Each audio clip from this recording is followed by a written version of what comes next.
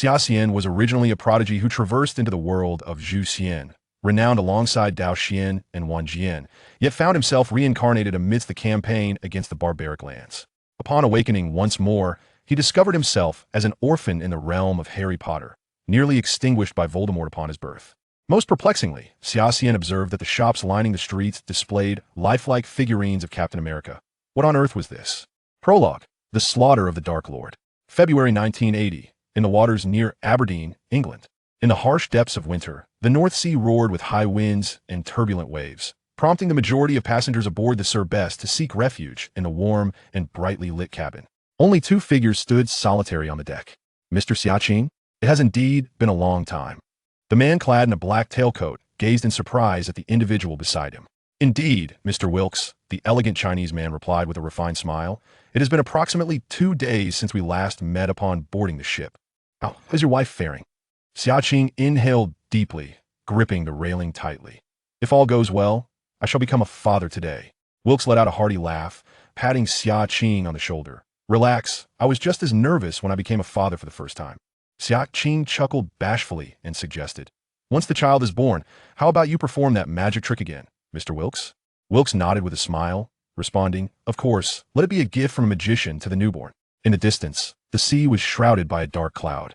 Lightning streaked across the sky with fierce intensity. Xia Xian furrowed his brow, complaining, the storms at sea have been relentless these past few days.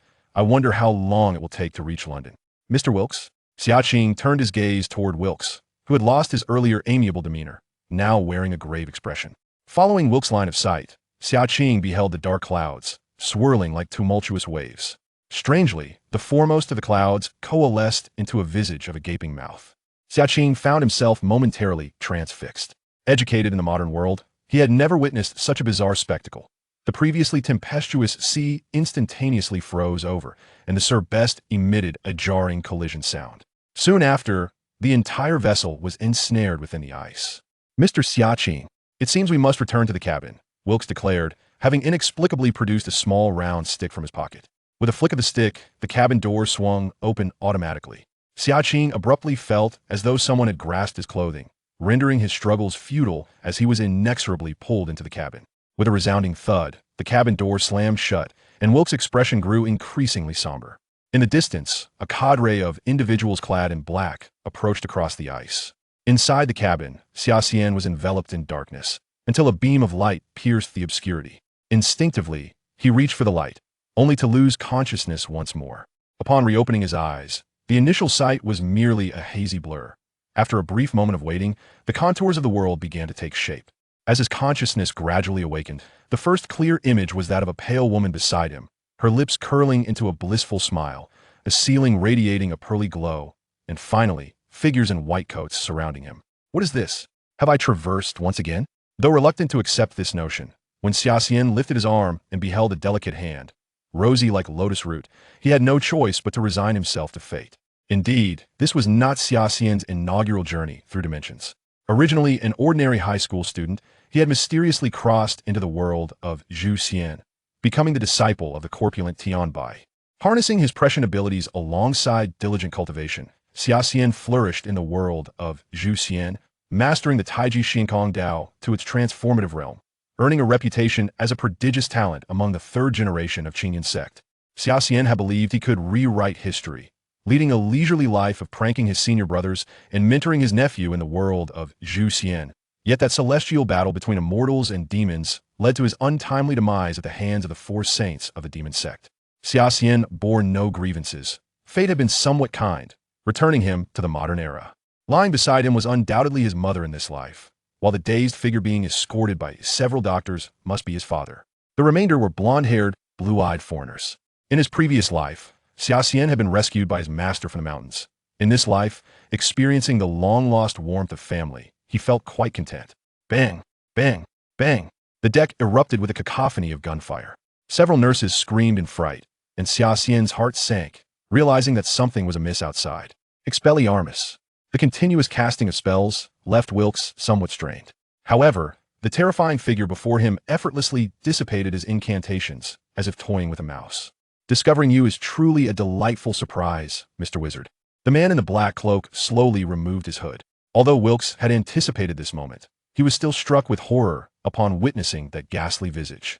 The cruise ship's security team, incessantly firing their weapons, was equally startled by the terrifying countenance. After a brief lull in the gunfire, it suddenly intensified once more. Yet before the man in black, an invisible barrier seemed to repel all the bullets with ease. Nagini, a giant python materialized beside the man, who wore a cruel smile. Those shall be your lunch. The air was filled with the sound of anguished screams as blood drenched the entire deck, rising like steam in the biting cold wind. Now that these noisy muggles are gone, we can converse properly, Mr. Wizard. Wilkes' complexion paled as he endeavored to conquer his fear, casting the disarming spell once more. Crucio, the adversary effortlessly nullified Wilkes' attack, and a scarlet beam of light struck him directly. Wilkes suddenly felt a searing agony wash over him, akin to countless venomous ants crawling upon his skin. He collapsed to the ground, curling up in pain, letting out a tortured scream. The Dark Lord. I am a classmate of Snape. Severus. Voldemort smirked enigmatically. He happens to be absent today. I am willing to serve you. Only then did Voldemort withdraw his wand with satisfaction. Bella, I have heard of a terrifying legend among muggles. Voldemort spoke to the disheveled and deranged woman behind him. Bellatrix prodded Wilkes' chin with her wand. I am not well versed in muggle legends, but I believe it is more fitting for the newcomer to demonstrate his loyalty, master. Voldemort stroked Nagini's head, who flicked her cold tongue, the ghost ship of the Atlantic. How about transforming this vessel into the next one? Bellatrix exclaimed excitedly. More Smordra! A colossal mark appeared in the sky above the North Sea, a serpent emerging from a skull, flicking its tongue. Not far from the scene, on the cliffs of Aberdeenshire, a young man wearing black glasses addressed an elderly figure in gray robes. Professor, it has appeared. The Dark Mark. If Xia Xian were present, or were he to witness the events unfolding on the deck, he would instantly comprehend the world in which he found himself. The elderly man in gray robes was none other than Dumbledore, who said to the young man beside him, Let us proceed. I hope we can still make it. At that moment, the cruise ship had already turned into a realm of torment. Eerie green light flickered incessantly, claiming the lives of passengers. The doctor and nurses in the infirmary had long since fled, leaving only Xia Xian and his wife, Xia Qing. Xia Qing, take our son and run. I can no longer escape. Xia Qing recalled the scene on the deck and bitterly smiled. It seems neither of us will be able to flee. The couple exchanged glances, initially filled with despair, which later transformed into resignation. Let's name our son. Since you enjoy playing the guitar, let us call him Xia Xian. At that moment, the door to the infirmary was abruptly kicked open. Xia Xian laid eyes on the terrifying face of the man at the forefront, a sense of inexplicable familiarity washing over him. It was only upon seeing the slender wand in the man's hand that he realized who he was, Voldemort. Xia Xian had no time for further contemplation as two beams of eerie green light shot toward his parents. The moment they were struck, their bodies stiffened, and they instantly lost all vitality. Xia Xian desperately wished to act, yet found himself utterly powerless. Although remnants of his past life's power lingered within him, in his current infantile form, he could only helplessly watch as the two who brought him into this life perished before his very eyes. I'm sorry that you must bid farewell to this world so soon, little one. Voldemort's lips curled into a cruel smile. Avada Kedavra. What was this?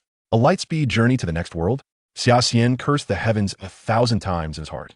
The eerie green light drew ever closer, while Voldemort's gaze remained cold, his lips curling into a sinister grin. In an instant, a small sword emanating purple lightning appeared in Xia Xian's mind, and then a bolt of violet energy surged toward Voldemort. Voldemort sensed something unusual and hastily raised his wand to deflect the purple light. Boom! Voldemort was hurled backward, and Bellatrix rushed to his side, exclaiming, Master, are you unhurt?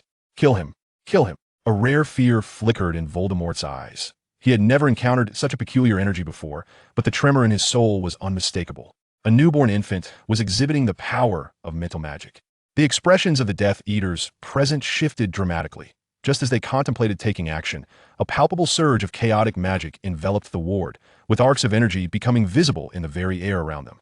The infirmary appeared to transform into the epicenter of a tempest, as all magical energy converged towards the infant lying there, causing a tumultuous disturbance across the entire sea.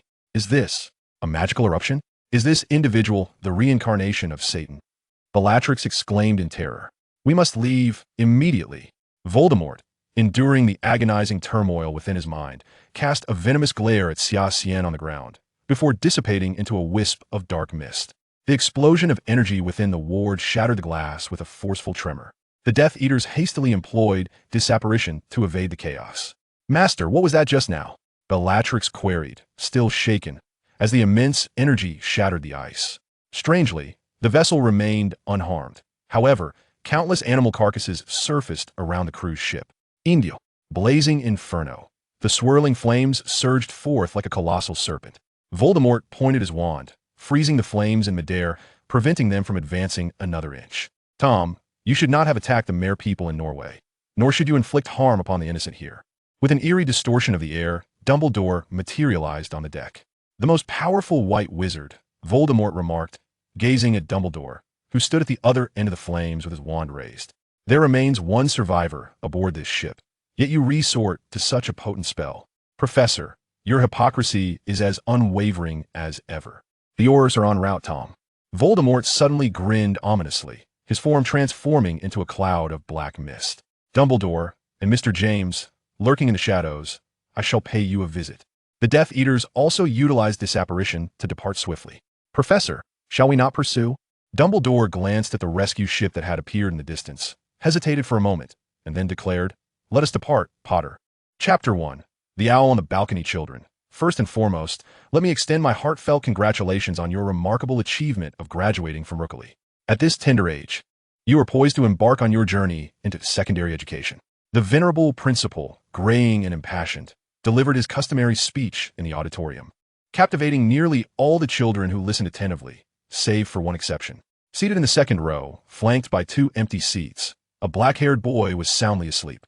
After an extensive discourse, the principal surveyed the audience, and the resounding applause indicated that his speech had been well received.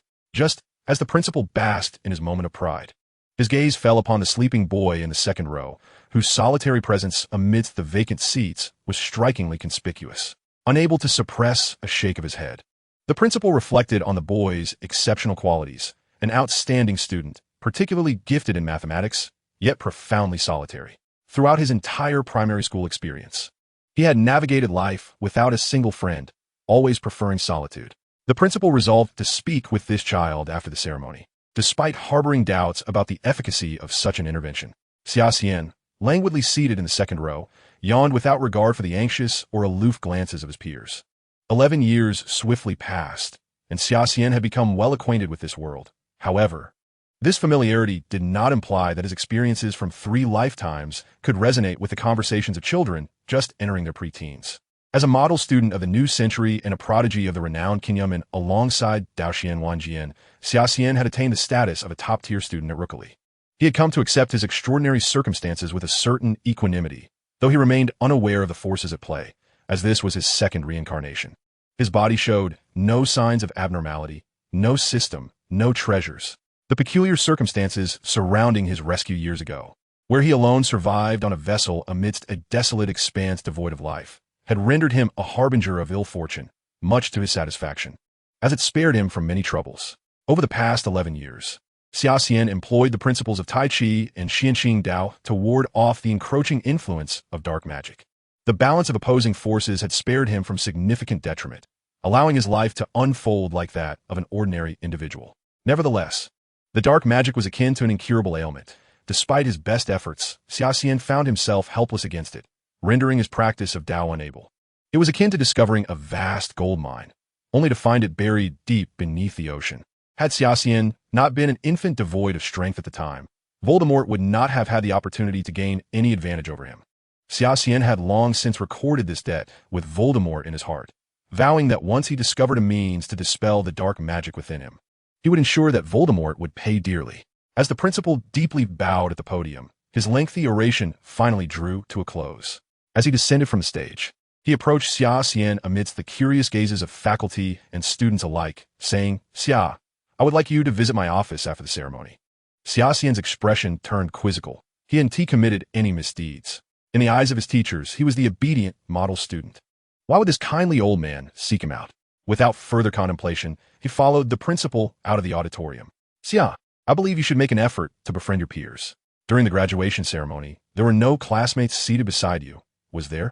The principal smiled as he sat down in his chair. Sir, I find little common ground with a group still engrossed in jigsaw puzzles and dolls. Xia Xian scoffed at what he deemed childish antics. The principal regarded the young boy thoughtfully, remarking, I have heard from your grandfather that you are quite mature and independent for your age, but it is still important to maintain social relationships with your peers.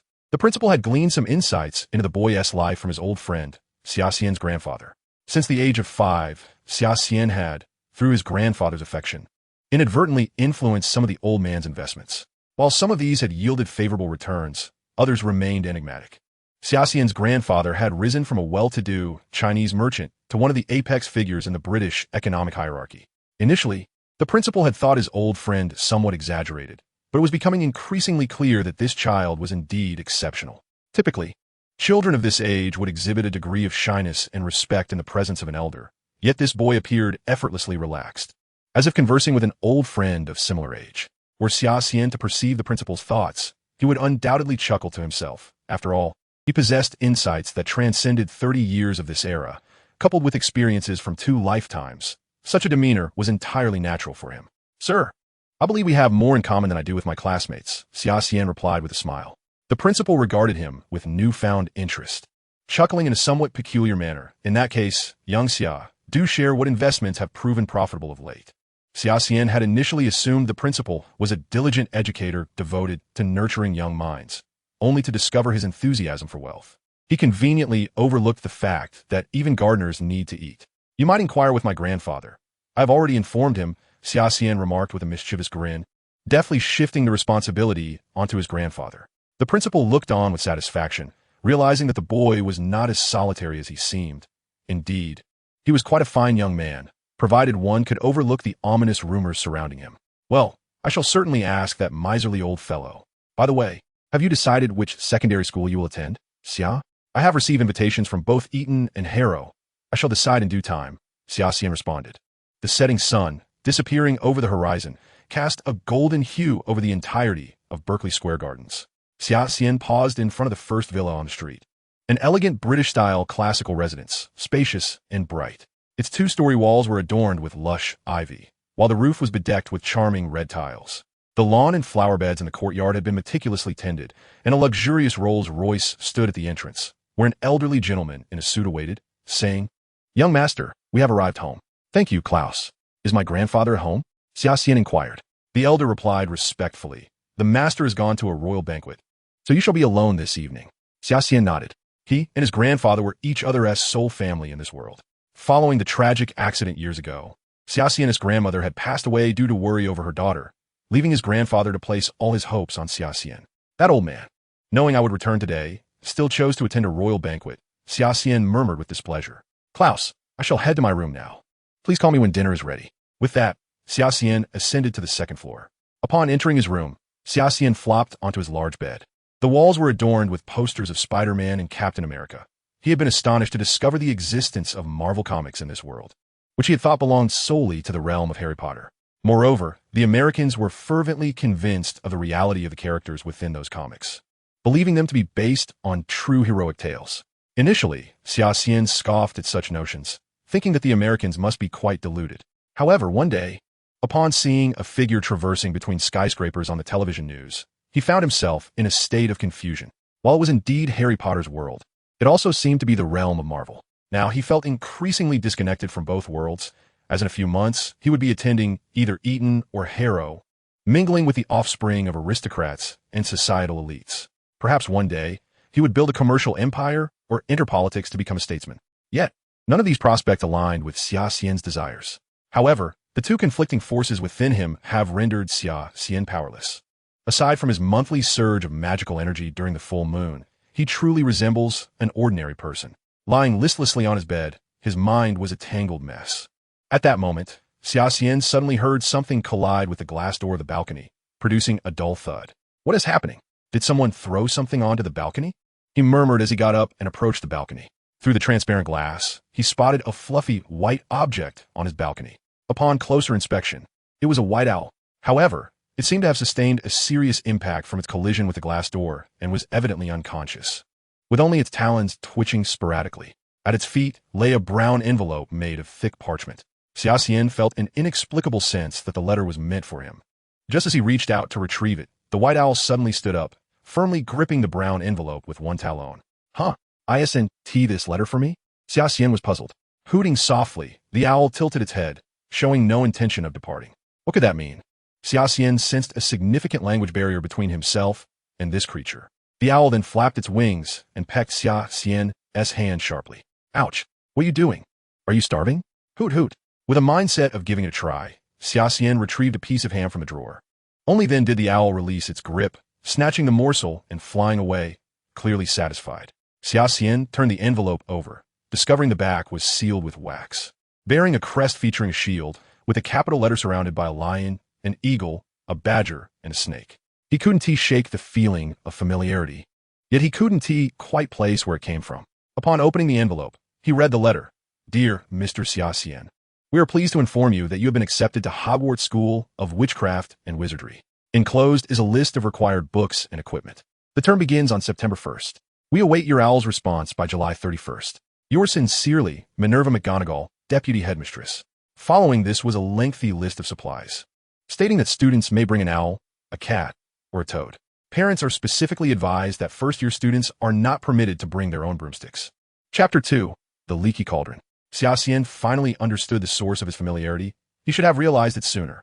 Who else but Hogwarts School would use owls for correspondence? For the past 11 years, he had been incessantly troubled by the dual forces within him, and now it seemed he had found the best solution. Since this was a matter of magic, it warranted a magical approach. In his previous life, Xia Xian had been immensely passionate about the Harry Potter series, and he was well acquainted with its content. Over the past 11 years, he had often tried to recall the stories from Harry Potter. Although he couldn't remember every detail, he could recollect the significant events to some extent. What kind of upheaval would this little butterfly bring to the world? After a surge of excitement, Xia Xian quickly regained his composure and pondered several questions. First and foremost, how would he convey this to his grandfather?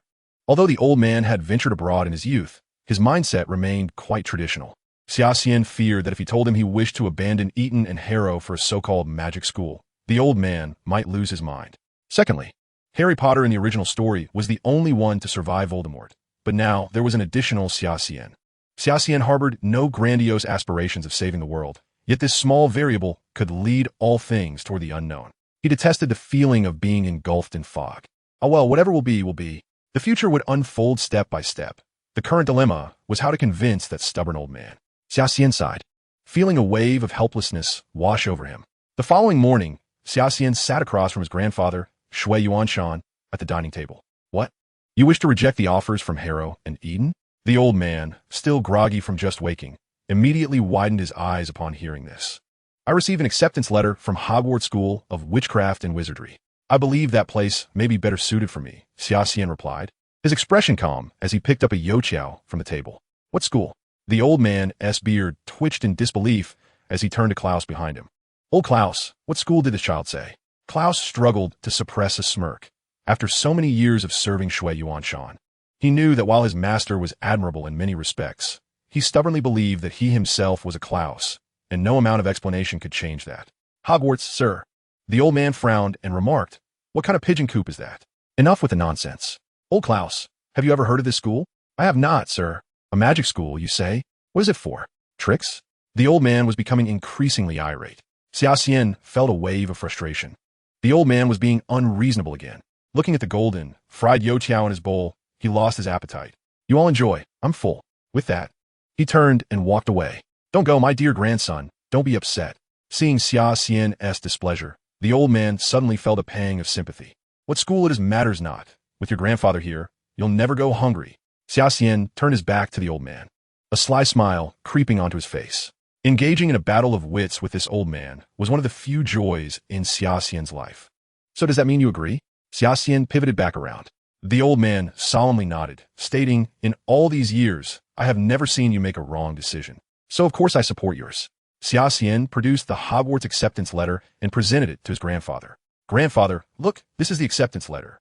The old man waved his hand, and Klaus handed over a pair of reading glasses. Standard spells, beginner's level, magical creatures and their habitats, beginner's guide to transfiguration.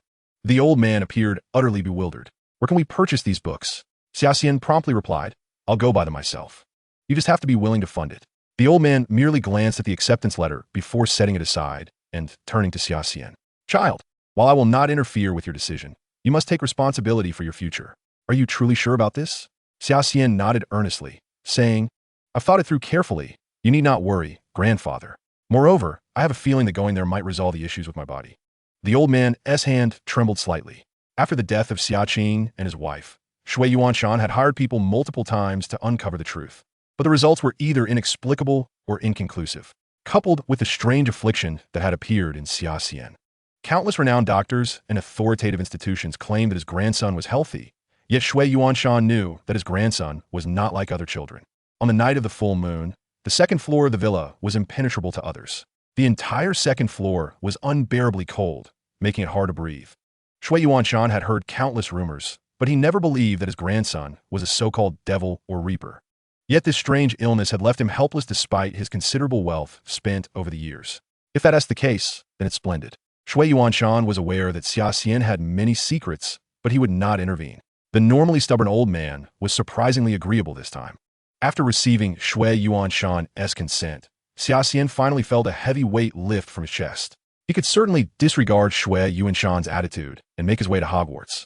Yet Xia Xian truly cherished this hard-won familial bond. These 11 years had been the warmest period of his 3 lifetimes. Soon, he would have to face the unknown life at Hogwarts and settle accounts with Voldemort, he mused. In the blink of an eye, 2 days had passed.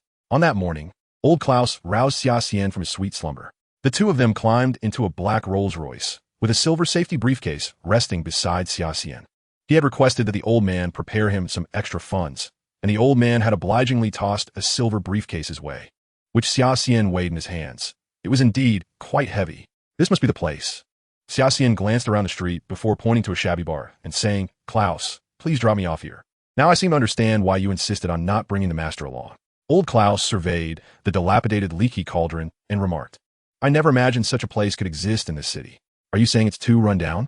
"No, I mean it resembles the buildings from my childhood." Evoking a sense of nostalgia, replied old Klaus, gazing at the leaky cauldron wedged between a bookstore and a record shop. "How shall I put it? It is a unique establishment. It is protected by enchantments and muggle-repelling charms, rendering it unmarked on any map. Ordinary people cannot see this bar even if they know the address." Over the past 2 days at home, Xia Xian had provided a basic introduction to the Wizarding World to his grandfather and old Klaus, and now he could converse with old Klaus on these matters. "All right, our future wizard, go about your business. I shall wait for you here." Old Klaus handed the briefcase to Xia Xian. It was indeed quite heavy. "Are you certain you don't need my assistance?" Xia Xian smiled and shook his head, carrying the briefcase towards the bar. As a well-known establishment in the wizarding community, the leaky cauldron did not leave a favorable first impression on Xia Xian. The place was dark and filthy, reminiscent of the grimy corners of cities from his previous life. In the dim candlelight, Xia Xian spotted several oddly dressed witches in black robes sitting in a corner, sipping sherry, while a bandaged figure lurked at the bar. Casting furtive glances, with a plate of raw liver before him, flies buzzing around. "Welcome." The bar's proprietor, a severely hunched old man, appeared silently behind Xia Xian. "Hello." Xia Xian turned around. At the moment their eyes met, the old man recoiled in terror, as if he had seen something horrifying, taking several steps back while exclaiming, "It's you! It's you!" The scattered wizards, sipping their drinks, turned to look towards the bar at the old man's cry. "It's him, the Grim Reaper." Several wizards whispered to one another, and a few hastily set down their drinks and left the leaky cauldron in a flurry. Xia Xian felt utterly bewildered. It seemed that the atmosphere of the bar had shifted strangely since his arrival. "Hey boss, could you tell me how to get to Diagon Alley?" Xia Xian politely inquired. The hunchbacked old man, now even more terrified, hurriedly replied, "What brings you here? You should behave like an ordinary person. You shouldn't venture into the wizarding world." The surrounding wizards murmured in agreement, their voices low. Xia Xian felt a surge of indignation. He had merely taken a single step into the wizarding realm. Why should these people bar him from entering? His awareness ceased to suppress the tumultuous energies within him. The temperature in the entire leaky cauldron plummeted, and the wine glass held by the middle-aged, which began to frost over with delicate ice flowers. Just then, Xia Xian felt a hand gently rest on his shoulder. "Tom, my student merely wishes to visit Diagon Alley. Why must you obstruct him?" A gentle voice resonated from behind Xia Xian. "Professor Dumbledore." The hunchbacked old man exclaimed in shock. Amidst the mix of patrons in the leaky cauldron, this figure was indeed a rare visitor. "Dumbledore?" Xia Xian recognized the familiar name and turned to see the kindly old man with a white beard. "Wait, Professor Dumbledore, did you just say he is your student?" The hunchback man finally grasped this astonishing revelation. The murmurs within the leaky cauldron grew louder. "Indeed, Tom. Every child with magical potential is entitled to attend Hogwarts. Xia Xian is now a prospective first-year student, and I trust you have already witnessed his magical talents, Dumbledore replied with a smile. Chapter 3. Observations in Diagon Alley. Tom cast a conflicted glance at Xia Xian and said, "But Professor Dumbledore, he is a first-year student at Hogwarts. Now, Tom, please lead the way," Dumbledore instructed. The three of them followed Tom as he guided them around the bar, arriving at a small courtyard surrounded by walls. Xia Xian continually observed the old wizard walking beside him. Dumbledore seemed to sense Xia Xian's gaze and turned to him, saying, "Are you curious about my identity?" "Young one, no, I'm aware of who you are, Professor," Xia Xian responded. "The proprietor just called you Dumbledore, and your name is also on the acceptance letter I received. You are quite astute, my child," Dumbledore remarked appreciatively, recognizing that such attention to detail was a vital trait for an exceptional wizard. Xia Xian smiled, thinking to himself that his approach was indeed effective. The courtyard was devoid of anything but some weeds and trash bins. Tom approached a nearby trash bin and said, "Mr. Xia Xian, though I am not particularly inclined, Professor Dumbledore has spoken, and the leaky cauldron welcomes your presence. Now, allow me to demonstrate the way to Diagon Alley. I hope you will remember it well." As Tom gestured, Xia Xian silently recited in his mind, "Count 3 bricks up from the bin, and then 2 bricks across, tapping the wall 3 times with your wand." The brick trembled slightly, revealing a small hole in the wall, which gradually morphed into an arched passageway. "Shall we go, Mr. Xia Xian?" Dumbledore said. "The headmaster will personally show you around Diagon Alley. Consider it a welcome gift for new students." "It is my honor," Professor Xia Xian said, his expression somewhat complex as he looked at the old man in gray robes stepping through the archway. Regarding Dumbledore, he was undeniably a great white wizard. Yet concerning Harry Potter's affairs, he had always protected Harry only to later inform him to face death with bravery. Dumbledore had once engaged in madness akin to Voldemort's. Although he ultimately withdrew, he was clearly not ignorant of the Deathly Hallows. Xia Xian was uncertain whether Dumbledore's friendly overture signified that he viewed him as another weapon against Voldemort. Following closely behind Dumbledore, Xia Xian stepped through the stone archway, and a blinding white light enveloped him, gradually clarifying the scene before him. Wizards sought out their desired magical items along the narrow Diagon Alley. And with the start of the Hogwarts term approaching, many Hogwarts students and prospective newcomers could be seen purchasing magical goods alongside their parents. "I believe we should first visit Gringotts Bank, Mr. Xia Xian," Dumbledore suggested, glancing at the silver briefcase in Xia Xian's hand. "It seems your family has provided you with ample funds." Dumbledore's presence evidently stirred a commotion throughout Diagon Alley. This renowned white wizard attracted attention wherever he went. However, when the wizards caught sight of the dark-haired boy following closely behind Dumbledore, they quickly averted their gazes, retreating as if in fear, mirroring the atmosphere in the leaky cauldron. Xia Xian once again encountered unfriendly treatment from the wizards in Diagon Alley. "I know what you wish to ask, Mr. Xia Xian." Dumbledore cast a glance at the reticent Xia Xian, for the matter at hand was intertwined with an incident from 11 years past. "I forgot. You were merely a child back then, and surely have no recollection of the events that transpired."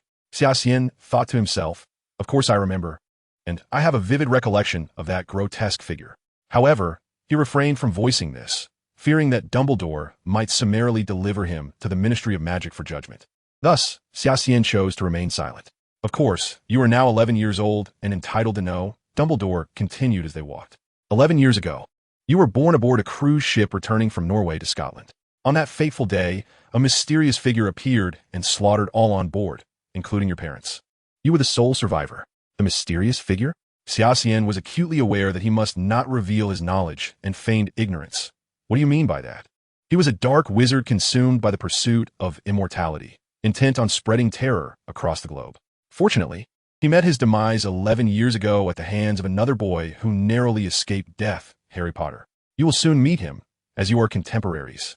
Suddenly, Dumbledore halted and pointed to a grand white edifice before them. "Mr. Xia Xian, we have arrived." 2 goblin guards clad in red and gold uniforms bowed to them. "Esteemed guests, welcome to Gringotts Bank."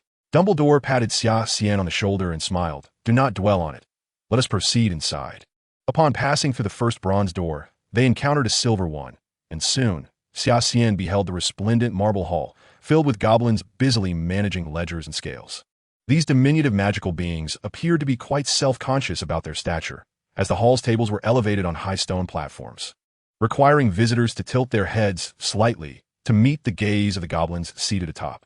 Counting, Xia Xian estimated that approximately 100 goblins occupied the hall, some weighing coins on scales, others inspecting gems with magnifying glasses, while recording transactions in large ledgers. The hall featured countless doors leading to various locations, with many goblins bustling about, guiding customers through the entrances. Griphook, "Is good to see you," Dumbledore said, placing his hands before him as he addressed the goblin seated at the center of the hall. "Professor Dumbledore?" The goblin adjusted his glasses, immediately recognizing the visitor. "What brings you here today?" "Take me to Vault 73. At that moment, Xia Xian comprehended Dumbledore's purpose for visiting Diagon Alley, to inspect the Philosopher's Stone housed in Vault 73. It seemed he had been overly apprehensive. Perhaps their encounter was indeed serendipitous, with Dumbledore inadvertently aiding him in resolving his troubles. Griphook hesitated momentarily before acquiescing to Dumbledore's request. Xia Xian recalled that the Philosopher's Stone had been retrieved by Hagrid when he accompanied Harry to Gringotts, with the intent of providing more effective protection against Voldemort's followers.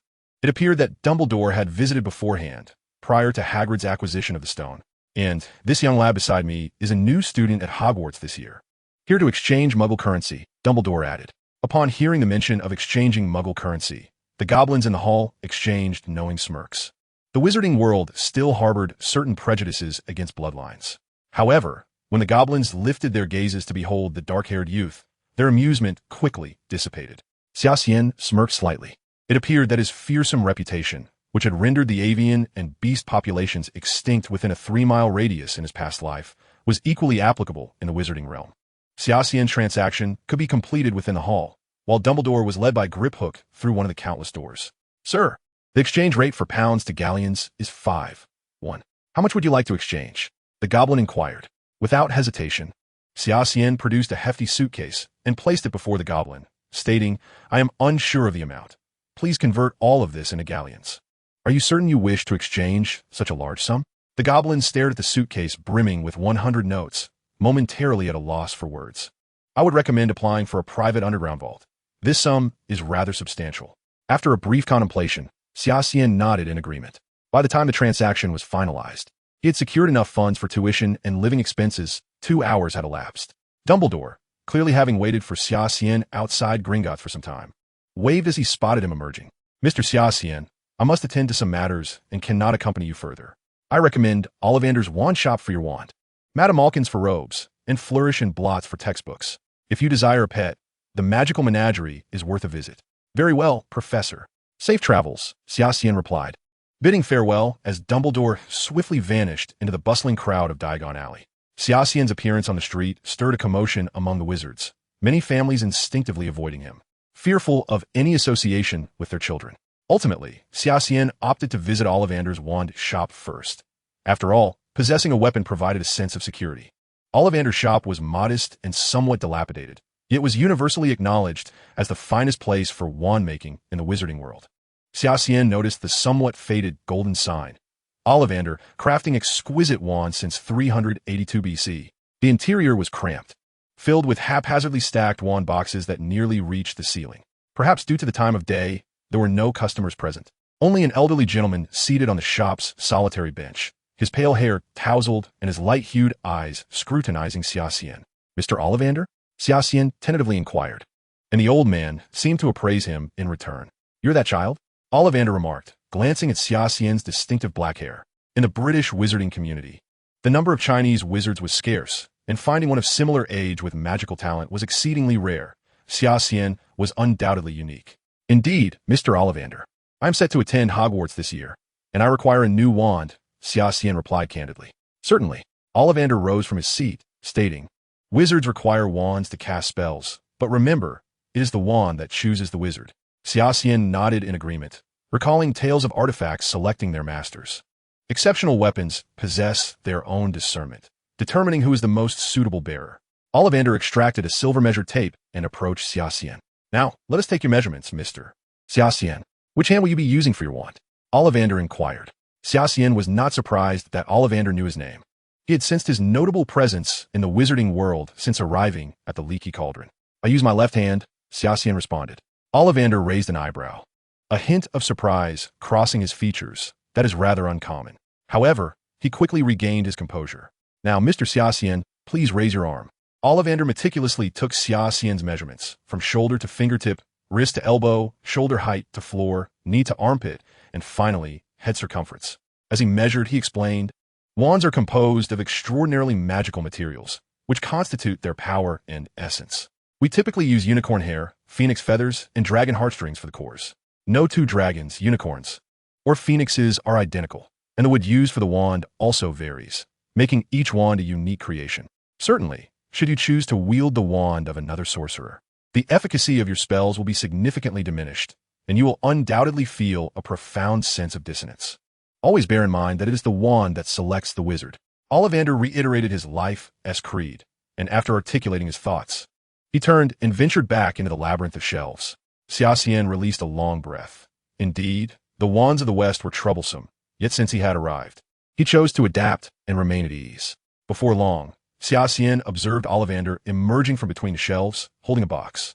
"Based on my measurements, Mr. Xia Xian, we shall endeavor to try each of these wands in succession," Ollivander stated. Xia Xian nodded helplessly. It appeared that selecting a wand was indeed a cumbersome task. "Let us try this one. 12 inches, composed of ivy wood, with a phoenix feather core." Ollivander handed the wand to Xia Xian, remarking that it possessed a high adaptability to spells, and hoped it would suit him. Upon grasping the wand, Xia Xian found it surprisingly light in his hand. He attempted to wave it a couple of times, only to be overwhelmed by an inexplicable sense of awkwardness. "I fear this one is not suited for me," he said, shaking his head. Xia Xian continued to try one wand after another, only to have each snatched from his grasp by Ollivander almost immediately. It seemed that the first wand remained the most fitting. "What a discerning customer," Ollivander murmured, shaking his head in resignation. "But fret not. You shall find the perfect wand here." After a moment of contemplation, Ollivander's face brightened with a smile. "I have thought of one that will surely suit you. Please wait a moment." With that, Ollivander returned to the shelves.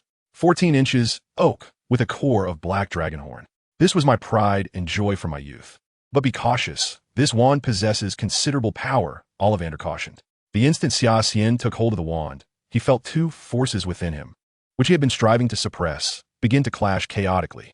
Alarmed, he realized that this was the first time in 11 years that he had experienced such a phenomenon while fully concentrated.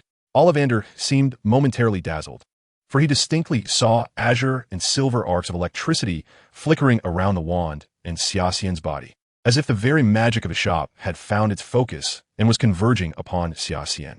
"Quickly release that wand," Ollivander exclaimed, sensing the gravity of the situation. Xia Xian was like a bottomless black hole voraciously absorbing the magic within the room. If this continued, it would surely lead to a severe magical backlash. Lost in the wondrous sensation, Xia Xian was jolted back to reality by Ollivander's urgent voice and hastily relinquished the wand. "Mr. Xia Xian, pardon my boldness, but what was that just now?" Ollivander inquired, frowning. The powerful, destructive aura emanating from the arcs of electricity had been quite alarming. The notion that an 11-year-old boy possessed such immense magical power caused Ollivander to reassess Xia Xian once more. "Mr. Xia Xian, I often say that wands choose wizards. However, my grandfather once told me that it is the wizard who wields the wand." Ollivander retrieved a deep purple box from the innermost shelf. 13 inches, you would, with a core of a thestral's tail feather. "This is the last work of my grandfather, entrusted to me before his passing." As Xia Xian took hold of this wand, a peculiar sensation enveloped him. It felt as though the wand had become an extension of his very being. Two orbs of light, one azure and one white, appeared at the wand's tip, slowly revolving around it. "It seems this wand is indeed a fitting match for you. What a marvelous sight," Ollivander observed, entranced by the display. "Though I am not fond of using thestral tail feathers, for they belong to creatures only seen by those who have encountered death, I must admit, Mr. Xia Xian, you and this wand are perfectly aligned." "Mr. Ollivander, if I heard correctly, you just used the word marvelous, did you not?" Xia Xian questioned. "Indeed," Ollivander replied, a nostalgic expression crossing his face. "Thestrals are regarded as omens of misfortune, and legend has it that only those who command death can wield such a wand. You symbolizes death and the transmutation of souls, while the number 13, unlike in your Easter traditions, is considered highly inauspicious here. This wand was crafted by my grandfather upon foreseeing his own demise. It is remarkable that someone could truly resonate with it." Xia Xian regarded the wand with a mixture of complexity. It hinted at his greatest secret, the mystery of his reincarnation. He pondered whether Ollivander had perceived something, yet the elder ultimately entrusted him with the wand. It is the wizard who commands the wand. I pass my grandfather's words on to you, Mr. Xia Xian. With it by your side, you are destined for extraordinary accomplishments, but I hope you will wield its power wisely. A chill ran down Xia Xian's spine. It seemed as though his secret had been laid bare before the elder. He resolved that he would not harbor any fondness for this old man, and, if possible, he would avoid returning to this wand shop ever again. After departing from Ollivander's, Xia Xian exhaled deeply. It felt as though he had exhausted all his misfortune within that shop. At the Leaky Cauldron and Madame Malkin's, he faced no undue trials. Although the wizards had regarded him with trepidation upon entering, the process of purchasing had been remarkably smooth. Xia Xian glanced at his meticulously curated list of items, noting that he was now nearly fully equipped. All that remained was to acquire a pet. Just as he contemplated which pet store to visit, his gaze was suddenly drawn to a narrow alleyway across from Gringotts. For Xia Xian, the bustling shops of Diagon Alley were already sufficiently crowded. Yet this side alley appeared even more constricted, the light obscured by the peculiar architecture, lending an air of eerie foreboding. After hesitating for a moment, and noting that it was still early, perhaps around 2 or 3 in the afternoon, Xia Xian decided to venture down that alleyway. The storefronts at the entrance were tightly shut, and a few strangely attired individuals lingered in the narrow passage, many cloaked in black, while a few toothless old crones grinned at Xia Xian with unsettling familiarity. As he approached the closed shops, he noticed they were draped in thick black velvet curtains, rendering the names above the doors nearly illegible, suggesting they had been unoccupied for quite some time. A few steps further in, he came upon a small shop called the Roaring Dragon, its door ajar. Inside, it appeared to house an array of peculiar creatures caged within. Suddenly, Xia Xian recalled that he still needed to procure an owl, a cat, or a toad from his shopping list. Since he was already there, he thought it might be worthwhile to take a look inside. After a moment's deliberation, he stepped through the shop's entrance. "Welcome, young guest," a sinister, rasping voice greeted him from behind the counter, belonging to an old witch with a pointed hat and wide-brimmed cloak. "Feel free to browse at your leisure." Xia Xian nodded, finally recalling that this alley was Nocturne Alley, a favorite haunt of dark wizards. While it harbored many fakes, it was also a place where one could find items entirely absent from Diagon Alley. Surveying the shop, Xia Xian noted that it offered not only the more common pets like owls and toads, but also giant spiders and snakes. Truth be told, he had little interest in such creatures. Since he had inadvertently wandered into Nocturne Alley, he felt compelled to seek out something truly unique. "Sir, what can I assist you with?" the old witch inquired, her sinister smile suggesting she saw an opportunity for business, noting that Xia Xian had come alone. "To be honest, I find myself rather dissatisfied with these options." After taking a stroll between the shelves, Xia Xian turned to the old witch and inquired, "Are there any particularly rare breeds of pets?" The old witch replied, "Those creatures come at a hefty price. The Ministry of Magic is quite stringent in their inspections, and since these beings are difficult to procure, their costs are exorbitant. Let me show you." With a generous spirit, Xia Xian thought it quite worthwhile to spend money on some exotic pets. Chapter 5. The World of Magical Creatures. The old witch, upon hearing this, turned and approached the counter, recognizing that the individual before her could potentially be a significant customer, or perhaps just a curious child. If it were the latter, she felt confident in having a myriad of methods to make this child regret their curiosity in Nocturne Alley. "Please follow me, sir," she said, producing her wand and giving a gentle wave, causing the pet shop's door to shut and the windows to be covered with thick curtains. From the outside, the sign on the door abruptly changed from open to closed. "Stand beside me." The old witch gestured, and without a second thought, Xia Xian complied. She pulled back the armrest of her rocking chair, and suddenly, the entire room filled with the creaking sounds of the wooden floorboards. The tiles surrounding the counter transformed into an elevator, carrying the old witch and Xia Xian downward. Xia Xian was taken aback, discovering that the shop harbored an intricate mechanism beneath the surface. As the elevator swayed and finally came to a halt, they arrived in an underground chamber, which was far larger than the shop above. It resembled a vast cavern. "Welcome to the Dragon's Roar, young sir," the old witch rasped. "The variety of creatures here is abundant, but they are all unregistered by the Ministry of Magic, and some can be quite dangerous. Therefore, once a pet is sold, we assume no further responsibility." "I understand," Xia Xian nodded, venturing deeper into the aisles. His gaze fell upon a peculiar creature enclosed in a glass case, a serpent with wings and the beak of a bird. "What is this?" he asked. "This is a 2-year-old bird snake, sir. It can adjust its size according to the dimensions of its enclosed space, perfectly filling it. If released, would it expand to a size similar to this cavern?" Xia Xian quickly grasped the old witch's implication and inquired further. She nodded in affirmation. In the ensuing moments, Xia Xian was nearly overwhelmed by the array of magical creatures surrounding him.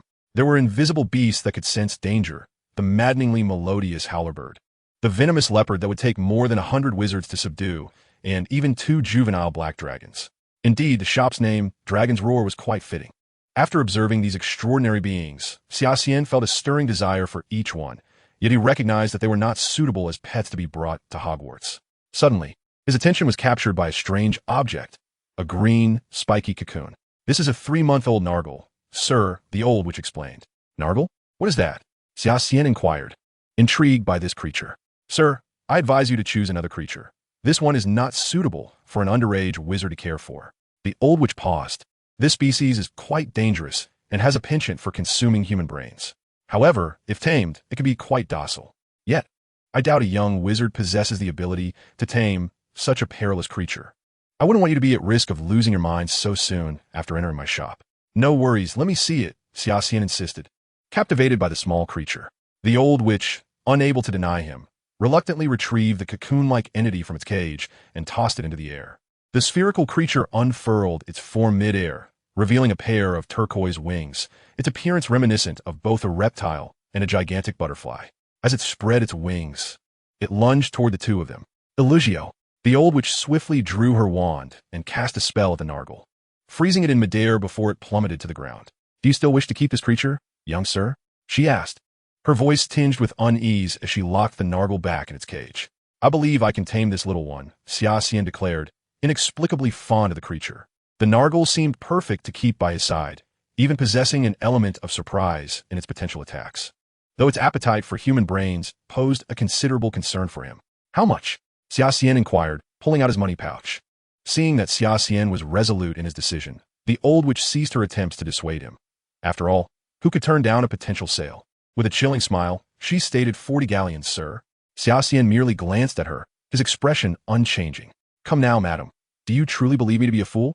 The old witch hesitated, scrutinizing Xia Xian from head to toe, then slightly raised herself, her expression softening ever so slightly.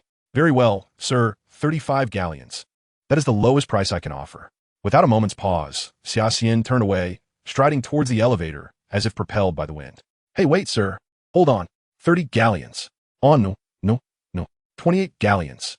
The old witch shouted in desperation as Xia Xian paused but did not negotiate further. Instead, he pointed to a collection of eggs on a nearby shelf, proclaiming, "Let us make it 30 galleons, and allow me to choose an egg as well." The old witch muttered, "Then there's no deal, sir." With a sly smile, Xia Xian countered, "How about 35 galleons?" A flicker of hesitation appeared in the old witch's eyes, prompting Xia Xian to press on. Such a dangerous creature as the Nargle won't be easy to sell. 35 galleons is a fair price. And thus, the deal was struck. Xia Xian placed 35 galleons on the counter, seized the Nargle's cage, and casually grabbed an egg, pulling the armrest of the rocking chair upwards. The elevator whisked him upward with haste. His swift actions were completed in an instant, and by the time the old witch regained her composure, the elevator had already ascended. "Wait, you little rascal. The egg's price is separate," she called after him, but found herself unable to catch this cunning youth.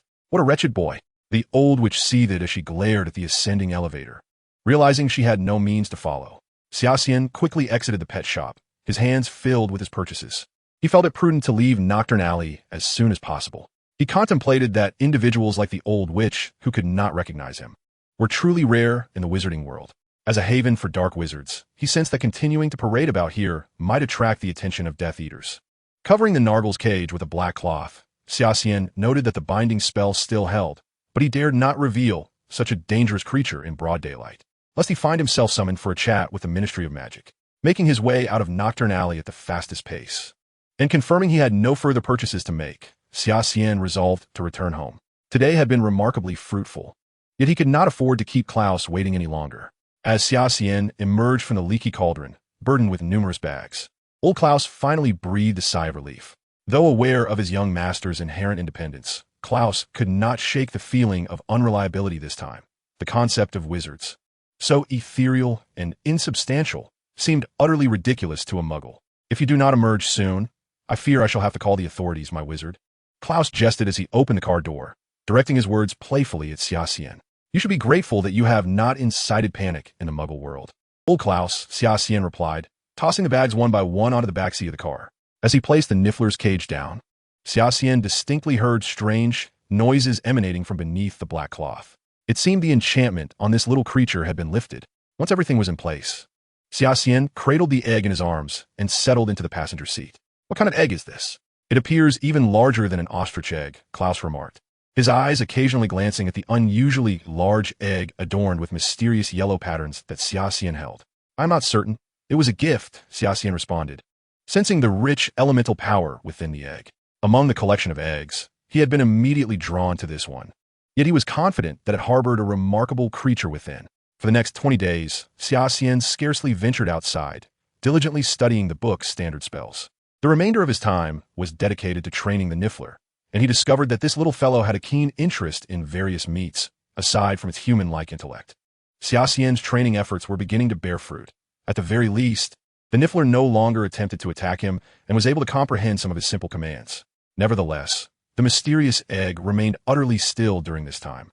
Xia Xian had initially believed it to be a dragon egg, but upon consulting fantastic beasts and where to find them, he realized that dragon eggs were significantly larger than this one.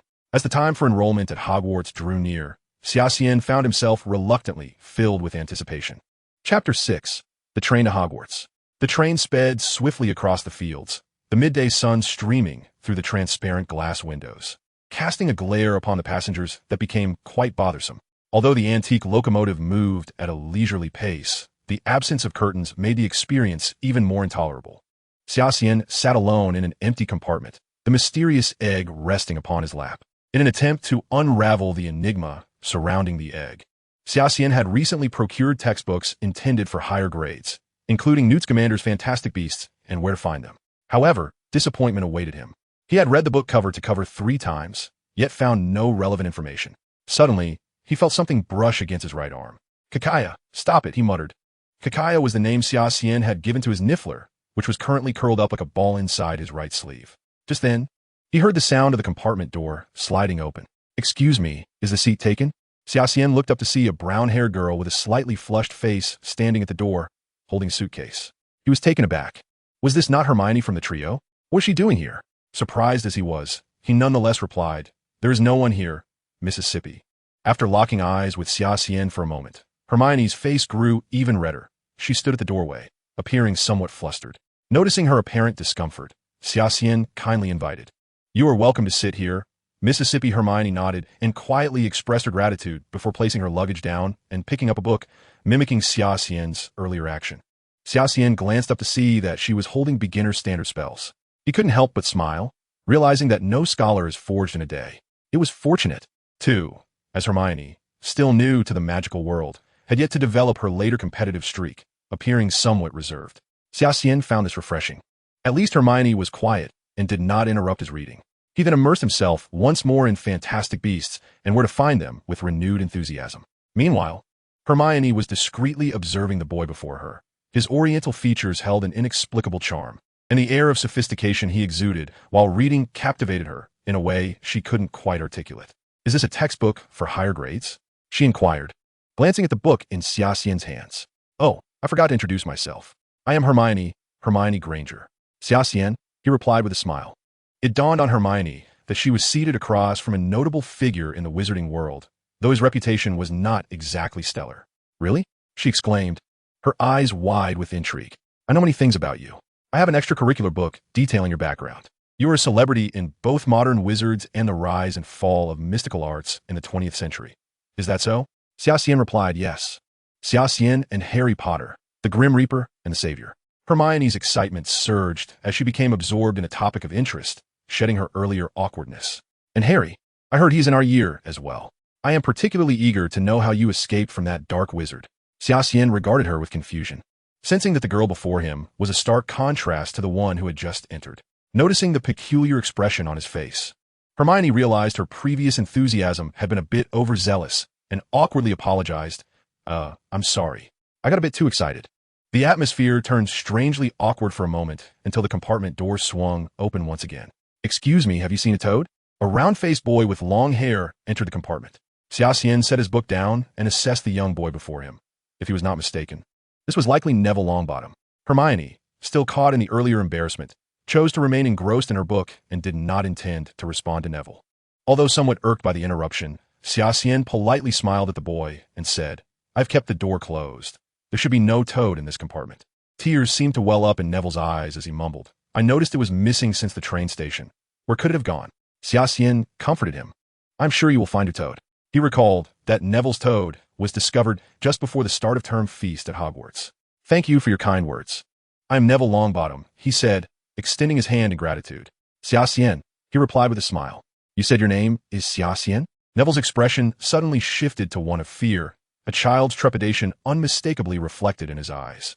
"Indeed, I am Xia Xian. You may be more familiar with my moniker, the Dark Reaper." Xia Xian nonchalantly gestured to his hair, seemingly unbothered. "Though others may speak ill of you, I believe you are a good person," Neville said, his eyes still tinged with fear but now imbued with sincerity. "It is a pleasure to meet you." Xia Xian was taken aback by Neville's response, but soon felt a sense of relief. Truly, he was a boy with a pure heart, capable of drawing the sword of Gryffindor from the sorting hat. "I am equally honored to meet you, Neville," Xia Xian replied. "This young lady is—" Neville finally noticed Hermione, who had remained silent beside him. "Hermione Granger," she stated directly. "I have nothing pressing at the moment. I will help you find your toad, Neville." Hermione's sudden offer to assist Neville was not lost on Xia Xian. He understood her motivation, likely to alleviate the lingering awkwardness. "I cannot thank you enough, Miss Granger," Neville said, nearly on the verge of tears. "And Xia, will you join us?" Xia Xian chuckled at Hermione and said, "No. I shall continue reading here while keeping an eye on Miss Granger's belongings." Hermione, in a huff, puffed out her cheeks and turned on her heel to leave. Neville promptly bid farewell to Xia Xian as well. Xia Xian thought to himself, hoping Hermione's cleverness would assist Neville in swiftly locating his toad. It was likely that during Hermione's efforts to help Neville find his toad, they would encounter the other two members of the trio, Harry and Ron. The protracted journey began to induce a slight drowsiness in Xia Xian, prompting him to lean against the window, swiftly drifting into slumber. Xia Xian, Xia Xian. In a hazy state, Xia Xian suddenly felt as though someone was nudging him. Rubbing his eyes, he opened them to find that the sky outside had turned pitch black. And it was indeed Hermione who was pushing him. "You said you would help me watch my luggage. And now you have no idea how your own belongings have gone missing," she remarked. Hermione had evidently moved past the awkwardness of the afternoon. "We've arrived," she announced. Stretching lazily, Xia Xian then noticed two individuals standing behind Hermione. "Xia Xian, this is Harry Potter, and this is Ron Weasley. I think you two should get acquainted," Hermione introduced. "Xia Xian? He's the Xia Xian?" Ron exclaimed. "I don't think Harry should be associating with him." Harry's expression bore a hint of hesitation. Clearly having heard of Xia Xian from Hagrid and Ron, the boy who had miraculously survived. "Hello, I am Harry Potter," he said after a brief moment, extending his hand towards Xia Xian. "Hey, Harry," Ron muttered under his breath, clearly irked by the mysterious connection between Harry and Xia Xian. Ignoring Ron's attempts to stir the pot, Xia Xian reached out to Harry, saying, "Hello, Harry, I am Xia Xian." Sensing the atmosphere growing a tad peculiar, Hermione suddenly regretted her cleverness. It seemed these two were not meant to cross paths. Therefore, she intervened. "All right, let us hurry off the train. Most people have already departed." The train's final stop was set at the opposite shore of the lake adjacent to Hogwarts, where the first-year students would board small boats to journey to the castle. A tradition of Hogwarts. Of course, those prone to seasickness could opt to walk around the lake to the front entrance, should they find the detour not too bothersome. Coincidentally, due to the slight delay caused by the four aboard the train, they found themselves sharing a boat. "Look, it's Harry Potter," one of the first years whispered, their gaze darting toward the last four to disembark. "Is that the Grim Reaper?" The newcomers murmured amongst themselves as they observed the arrivals. "Harry, hurry up with your friends." Xia Xian spotted the tall figure carrying a lantern. It had to be Hagrid, the half-giant and keeper of keys and grounds at Hogwarts. "They are not our friends," Ron muttered quietly, clearly excluding Hermione and Xia Xian from his circle. "Sorry, Hagrid. I'm a bit late," Harry said, scratching his head awkwardly as everyone regarded him with curious and eager expressions, making him appear somewhat uncomfortable. "Let us get on the boat. The feast is about to begin." Hagrid hopped onto the small vessel, his considerable bulk nearly filling the boat to capacity. As the first batch of boats approached the cliff, Hagrid turned and shouted, "Duck down." "Children." At his command, the first years quickly complied, the boat gliding through the verdant ivy that cloaked the rocky crag, revealing a hidden, expansive entrance. The vessel entered a dark tunnel, and Xia Xian felt as though they had descended into the castle's depths. Eventually, all the boats came to rest at a small dock, and the group stepped onto a pathway strewn with gravel and pebbles. Hagrid led the way, illuminating the path for the newcomers as they climbed a tunnel within a rock, ultimately arriving at a flat, grassy area beneath the castle's shadow. Following Hagrid up a series of stone steps, they gathered before a massive oak door. Hagrid turned, surveying all the first years, and seemed to ask himself, "Is everyone here?" Before they could respond, he spun back around and knocked thrice on the wooden door with his enormous fist. The door creaked open, revealing a witch clad in emerald robes. Xia Xian estimated her height to be over 5'7", though her face bore the marks of time. The contours suggested she must have been a striking beauty in her youth. With a serious demeanor, she appeared to be a rather stern and formidable figure. First years. "This is Professor McGonagall," Hagrid announced. "Professor, the first-year students are all here." "Thank you, Hagrid. I shall take over from here," Professor McGonagall replied. The first years followed her into the grand Hogwarts castle, their eyes drawn to the impressive structure before them, although they entered through the rear entrance. The hall within was astonishingly vast. Torches blazed along the walls, and the marble floor extended into the dark corridors above. From a large door on the right, muffled sounds of chatter could be heard, likely indicating that older students had already arrived and were awaiting the first years for the sorting ceremony. However, Professor McGonagall did not lead them directly into the banquet hall. Instead, she guided them into a vacant room across the hall. This chamber was not particularly spacious, and the first years were nearly shoulder to shoulder, nervously surveying the room's layout. Xia Xian, however, remained unperturbed, sensing that they were merely to wait here briefly before being ushered into the banquet hall. "First and foremost, welcome to Hogwarts, children." Professor McGonagall addressed the crowd from the forefront. "The opening feast is about to commence, but before you partake in dinner, we must determine which houses you will be entering. The sorting is a significant ceremony, as your house will serve as your home during your time at Hogwarts, and you shall share in its triumphs and failures." The first years appeared somewhat oblivious to the implications of their respective houses, yet Xia Xian understood that a house could indeed shape a wizard's future trajectory. It was this very system of sorting that enabled Hogwarts to cultivate a wealth of talent, solidifying its esteemed position within the wizarding realm. Professor McGonagall briefly outlined the house point system and essential guidelines, then stated, "Once the arrangements are complete, I will escort you over, but please maintain silence while you wait." "Trevor." Suddenly, a somewhat rotund boy burst forth from the crowd, and Xia Xian recognized him as Neville, the boy who had made a favorable impression on him aboard the Hogwarts Express. Neville lunged toward Professor McGonagall's skirts, collapsing there, prompting a disapproving glare from her. As she seemed displeased at the interruption, the other first years couldn't help but chuckle at Neville's predicament. "I'm sorry, Professor," Neville stammered. "Trevor went missing at the station, and I just found him." Professor McGonagall adjusted her skirt and said, "Return to your place, for the feast is about to begin." With that, she strode through the doorway. As soon as the professor left, the first years began to whisper amongst themselves. Leaning against a stone pillar in the corner of the room, Xia Xian observed the newcomers. It appeared that the students had already formed their own little cliques, gathered in small groups discussing topics of mutual interest. Clearly, what they had said earlier was indeed true. A sudden voice, one that Summer Xian found deeply unappealing, pierced through his ears. Within that voice, he discerned an air of arrogant superiority. The two boys who had narrowly escaped death had arrived at Hogwarts. Whispers among the crowd grew louder, as these two notorious figures of the wizarding world seemed to incite a considerable stir among the newcomers. "This is Crabbe and Goyle, and I am Malfoy," Summer Xian observed coldly, casting his gaze upon the golden-haired boy nearby, whose head seemed to be tilting skyward. He could not help but sneer. Malfoy continued, wearing an insufferably smug expression, "Draco Malfoy." Suddenly, laughter erupted from the crowd. Summer Xian and Ron, unable to contain themselves. "Do you find my name amusing?" Malfoy shot Ron a venomous glare. "I needn't ask your names to know who you are. With that red hair and tattered robes, you must belong to the Weasley family. And you, with your black hair and filthy muggle lineage, you won't be so fortunate next time." Malfoy cast a disdainful glance at Summer Xian before turning back to Harry. "You will discover that some wizarding families are inherently superior. Do not associate with those of dubious character. I can assist you." Malfoy extended his hand towards Harry Potter, but Harry seemed unimpressed. "I believe I can discern right from wrong on my own. Thank you," he replied, maintaining his composure. Malfoy's derogatory remarks about muggles stirred discontent among some of the first years, though they evidently lacked the courage to voice their anger. Summer Xian, however, resolved to teach this arrogant boy a lesson. With a smile, he drew his wand. Oh, our muggle gentleman is preparing to take action against me." Malfoy's taunt provoked laughter from Crabbe, Goyle, and their entourage of pure-blood wizards. Sage, Summer Xian silently incanted, subtly flicking his wand.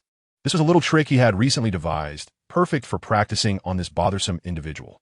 Malfoy soon found his mirth extinguished as his front teeth grew uncontrollably, landing with a resounding thud against the ground. Moaning in pain, he struggled to articulate his words. In our Muggle world, there is a tale that liars' noses grow long. Thus, it seems quite reasonable that one who lacks manners might find their teeth elongating, Summer Xian remarked leisurely. Frustrated, Malfoy quickly signaled Crabbe and Goyle, intending to retaliate against Summer Xian. Enough. Cease at once. Professor McGonagall suddenly appeared at the entrance. Summer Xian, remove your spell. Apologies, Professor. Summer Xian replied with a hint of mischief in his smile, but I've only just learned this charm, and as for undoing it, it appears I haven't mastered that yet. Malfoy, agitated, raised his fists, ready to confront Summer Xian. Professor McGonagall drew her wand and lifted the spell from Malfoy. Clearly unwilling to let the matter rest, Malfoy charged at Summer Xian. Malfoy, Summer Xian, you two had better pay attention, Professor McGonagall admonished sternly. Malfoy shot a venomous glare at Summer Xian before relenting. Professor, you saw it. This fellow has been seeking to trouble me, Summer Xian stated. Enough. Return to your lines. Everyone follow me, McGonagall instructed, surveying the room. The first years trailed behind her as she waved her wand, causing the grand doors of the banquet hall to swing open. The first years formed two lines, following McGonagall, with Summer Xian taking a position toward the back of the line, having just returned from that corner. Inside the Hogwarts banquet hall, students from other years were already seated at 4 long tables, countless floating candles illuminating the space above them, casting a warm glow throughout the hall. Summer Xian overheard Hermione explaining to a fellow newcomer, "Look at the ceiling. It's enchanted to resemble the sky. I read about this in Hogwarts, a history." He shook his head in exasperation, realizing this girl was once again showing off, unaware that this was precisely the reason she was not well liked. Summer Xian spotted the white-bearded old man seated at the center of the hall. It was none other than Dumbledore, whom he had encountered not long ago. McGonagall brought the first years to a halt in the hall, and the sorting ceremony was about to commence. Chapter 8. The Threat of the Sorting Hat. Glistening plates and goblets adorned the 4 tables, as older students watched the first years with keen interest, whispering about which ones resembled Slytherins and which looked like Gryffindors. After guiding the newcomers to stand in the center of the hall, McGonagall ascended to the elevated platform prepared for the professors. Now, before we begin the ceremony, your headmaster, have a few words to share, Dumbledore announced, adjusting his small spectacles and donning a richly patterned brown robe, his long white beard reminiscent of Santa Claus. Summer Xian listened as Dumbledore outlined several prohibitive matters at Hogwarts, such as the Forbidden Forest and the restricted section of the library. For Summer Xian, these prohibitions only heightened his curiosity, as he was not one to conform to rules. When your name is called, step forward. I shall place the sorting hat upon your head to determine your rightful house, McGonagall instructed, unfurling the parchment in her hand. Only then did Summer Xian notice a small table before the professor's dais, upon which rested the ancient, patched sorting hat, easily overlooked due to its dilapidated condition.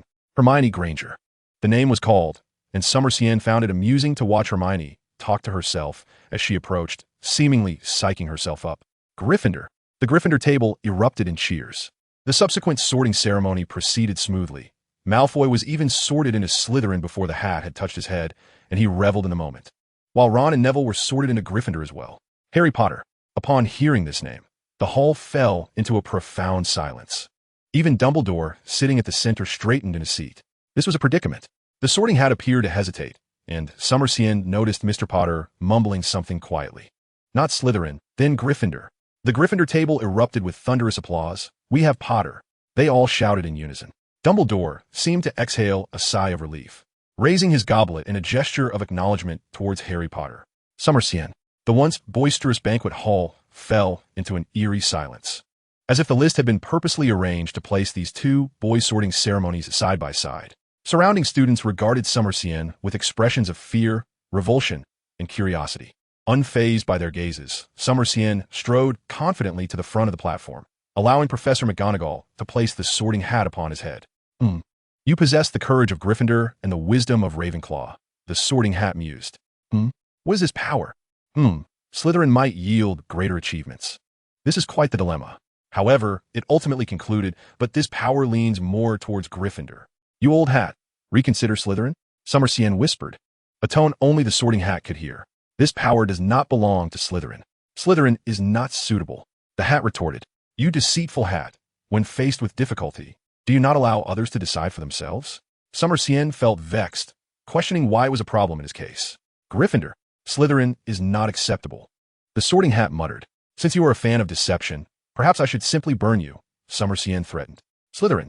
The moment those words escaped, the Sorting Hat did not hesitate for an instant before bellowing loudly. The previously relaxed expression on Dumbledore's face suddenly shifted, and he sprang up from his chair. Professor? What is the matter? McGonagall inquired, noticing Dumbledore's strange demeanor with concern. It's nothing. Please, continue. Dumbledore finally realized his lapse in composure and returned to his seat. As Xia Xian made his way to the Slytherin table, he stood in stark contrast to Harry. Not a single Slytherin rose to applaud him, and instead, he was met with a barrage of cold, piercing gazes. Unfazed, Xia Xian took his place at the Slytherin table, knowing that his choice of house was driven by his own considerations. Burdened with the deadly energy of the killing curse, Xia Xian sought to uncover any traces connected to Voldemort in order to unravel the ticking time bomb of energy within him. And it was Slytherin House that held the deepest ties to Voldemort within Hogwarts. During the days leading up to his enrollment, Xia Xian had managed to acquire some magical abilities through self-study. To his astonishment, he discovered that as he depleted the magical energy within him, the Tai Chi Xianxing path, which had been stifled by the death energy, began to show signs of loosening. Thus, a bold idea took root in Xia Xian's mind. If he were to exhaust his magical energy completely, could he perhaps practice the Tao? Though the death energy had formed another origin within him that could not be entirely eradicated, temporarily depleting it should be feasible. If one were to inquire which institution excels in dark magic, it would undoubtedly be Slytherin at Hogwarts. Xia Xian also developed a keen interest in a restricted section of the library, recalling that it housed numerous potent forbidden spells. The greater the power, the greater the consumption. And these forbidden spells seemed perfectly suited to help Xia Xian deplete the death energy within him. Furthermore, the Philosopher's Stone, protected by layers of enchantments set by Dumbledore, which balanced immense life energy against his own death energy, would also serve as an excellent means of consumption. Xia Xian understood that his primary task was to grow stronger swiftly. To think he could defeat Voldemort solely with magical prowess, Dumbledore had failed to accomplish that, let alone Xia Xian, who was caught in the turmoil of two conflicting energies. I hereby declare the feast to commence. Unbeknownst to him, the sorting ceremony was drawing to a close as Dumbledore raised his goblet and proclaimed loudly, Esteemed professors, I must excuse myself for a moment, he announced after declaring the feast open, abruptly addressing the professors beside him. Xia Xian also noticed Dumbledore leaving the banquet hall through side door. It appeared that his admission into Slytherin had caused Dumbledore some concern. Xia Xian's reputation in the wizarding world was indeed less than favorable, often linked to Voldemort. Unlike Harry, people tended to view Xia Xian from a different perspective, with some even suggesting he was a reincarnation of Voldemort. Of course, the Death Eaters would not buy into such nonsense. They were eager to eliminate Xia Xian, the one who had escaped their master's death curse, bringing shame upon their lord, and who had once been a muggle. Professor, are you all right? McGonagall, noticing Dumbledore's unusual expression, also found an excuse to leave the banquet hall. When she discovered Dumbledore, he was standing in the corridor, lost in thought as he gazed out the window. Minerva, do you think it was a mistake to summon that child to Hogwarts? Dumbledore asked, a hint of confusion in his voice. Perhaps so, Professor. Just earlier, while waiting to be seated, that Xia Xian got into a scuffle with Draco.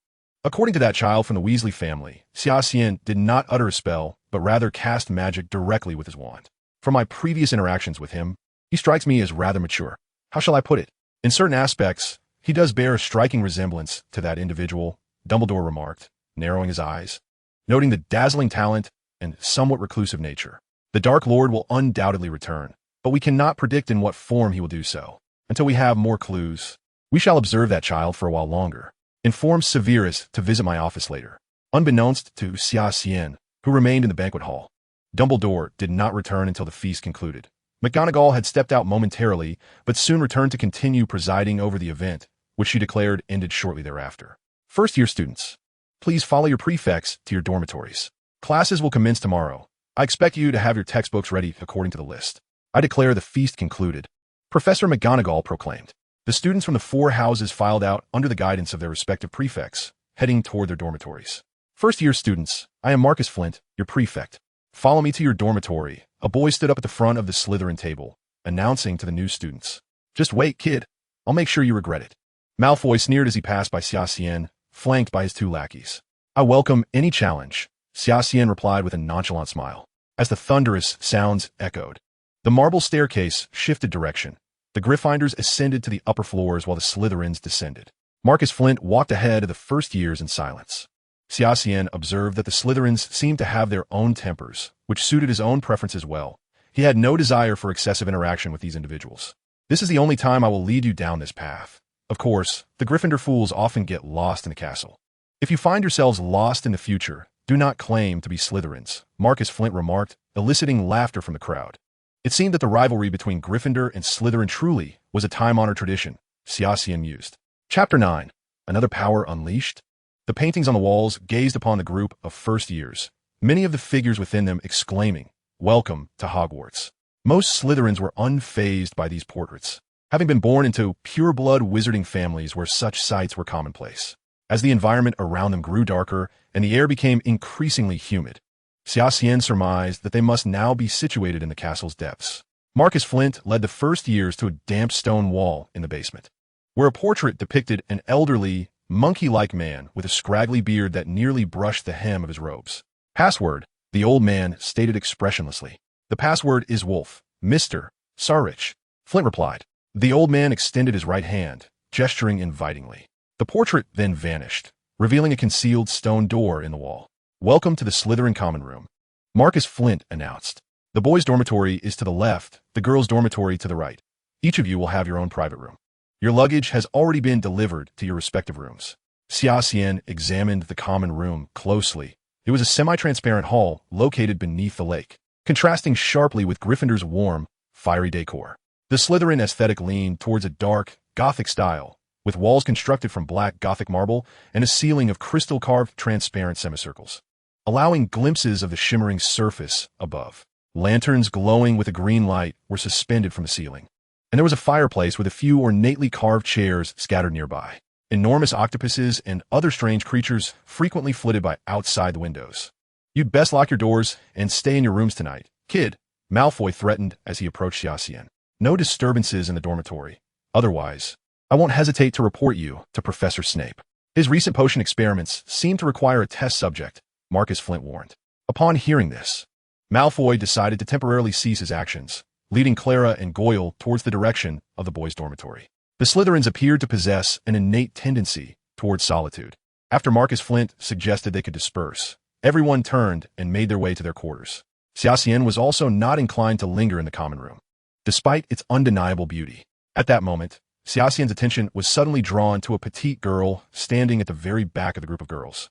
He was unsure why this girl had caught his eye. He had merely sensed a fleeting hint of unusual magic, which vanished almost as quickly as it had appeared.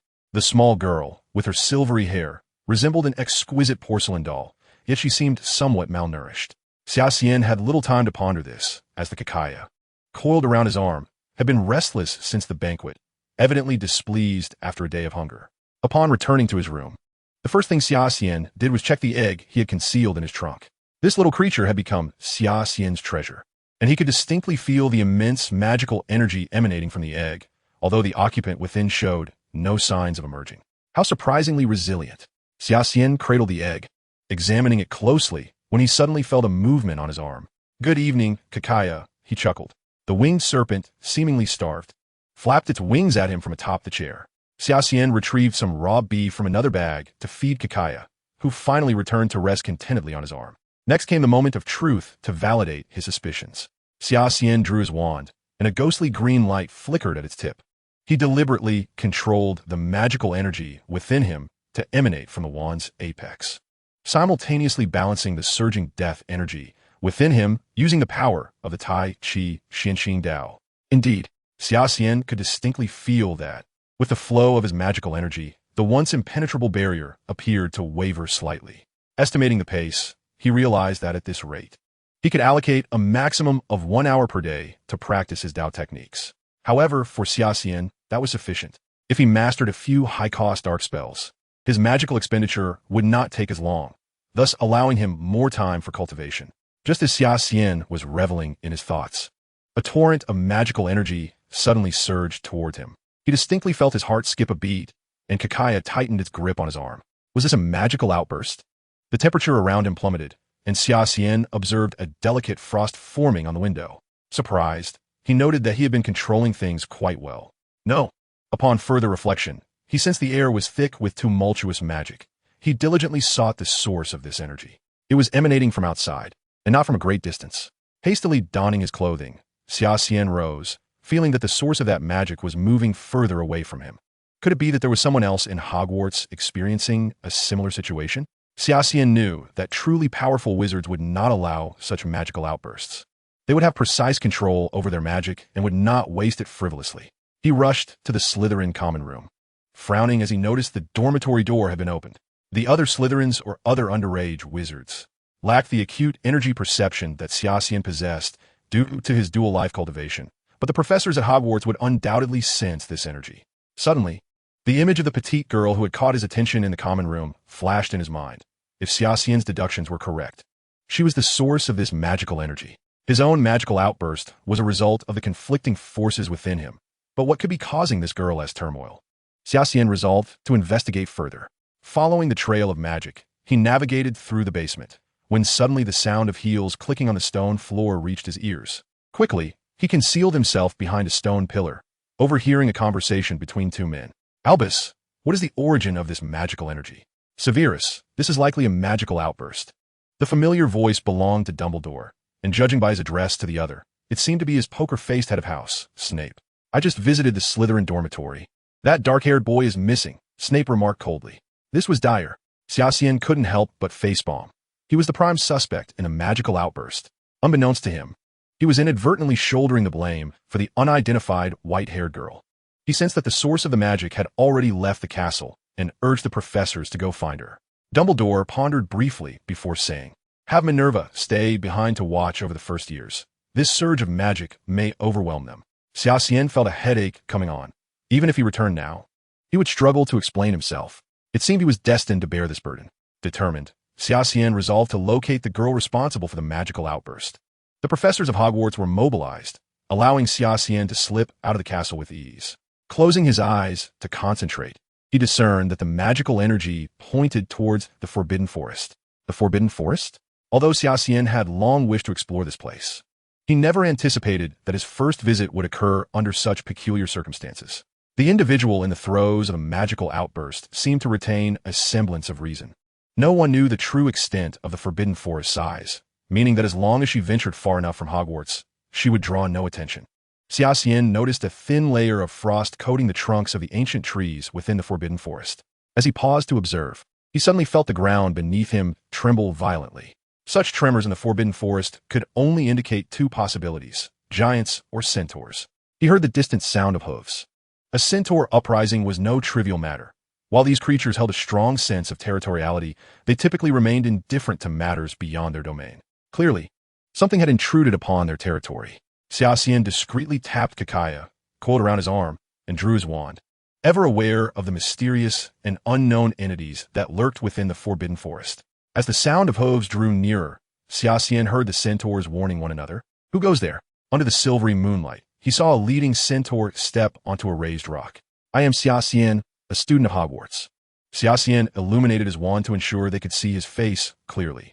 I do not recall Hogwarts students being permitted to enter the Forbidden Forest, the leading centaur replied, drawing back his bowstring. Firenze. That fellow ventured deeper into the territory. A centaur behind him suddenly exclaimed. Firenze? Xia Xian recalled this renowned centaur who had replaced Trelawney for divination class during his 5th year. Sensing the significance of the response, he inquired, is that fellow a small girl with silvery hair? The centaur raised his bow, stating, you ought to turn back. Ahead lies the territory of the centaurs, and a mere mortal cannot resolve the matter at hand. A mere mortal? Xia Xian felt the name sounded familiar, as if he had heard it before. Firenze. This child is in dire straits, one of the centaurs behind him said, supporting a massive branch, upon which lay a small, centaur-like figure, seemingly still in its youth. Xia Xian furrowed his brow, acutely aware that the centaur's body had already been torn to shreds by the rampant magical energy, rendering it beyond salvation.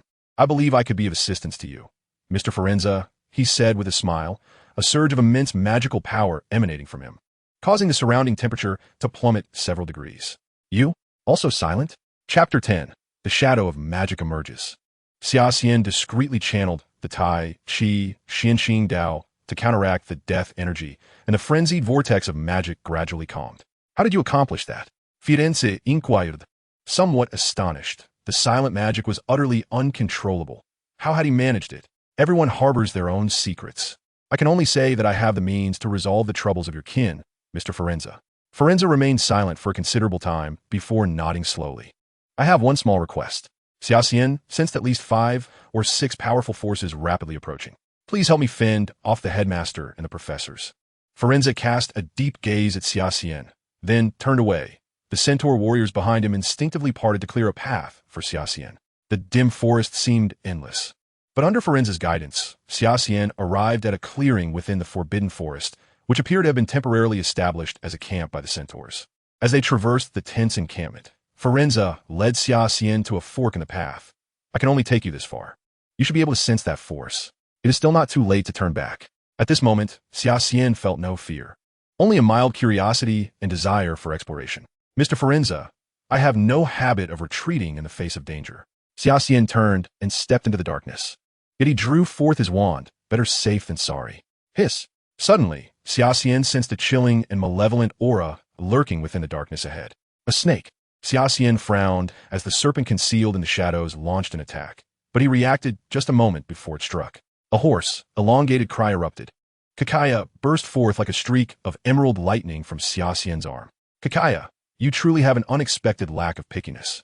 Xia Xian shook his head in exasperation while observing Kakaya indulging in a midnight snack. It was only then that he noticed the deceased creature before him, a remarkably large python. Estimating roughly, he found the creature to be nearly the same girth as his own waist. Kakaya swiftly delivered a fatal blow, tearing apart the serpent's head. Upon seeing the snake, Xia Xian's mind instantly recalled the considerable trouble posed by Voldemort aboard the cruise ship. Snakes are intelligent, cold-blooded creatures. They assess the size of their prey and evaluate their opponent's strength. Not all snakes in the world possess the magical immunity characteristic of Voldemort's pet, and Xia Xian was confident he had been standing at least 10 paces away from this serpent. There was no reason for it to leap forth and attack him directly. Xia Xian reached out to touch the cold serpent's skin, detecting a faint trace of dark magic. He was certain that, although this dark magical aura was quite weak, he was all too familiar with such energies. After over a decade of outsmarting and contending with this power, he could sense that chilling, malevolent essence almost instantaneously. As he ventured deeper into the forbidden forest, the oppressive presence of dark magic intensified, leading Xia Xian to suspect that he was not merely approaching the source of the rampant magic, but rather drawing closer to Voldemort himself. Countless acromantulas loomed before him. Thanks to Kakaya, Xia Xian felt he had narrowly escaped an endless quagmire of trouble.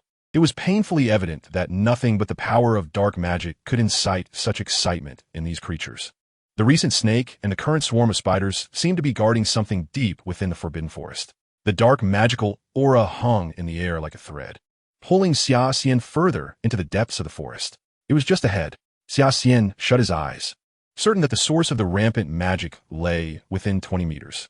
Yet, what intrigued him further was the presence of another dark magical force flickering beside the source.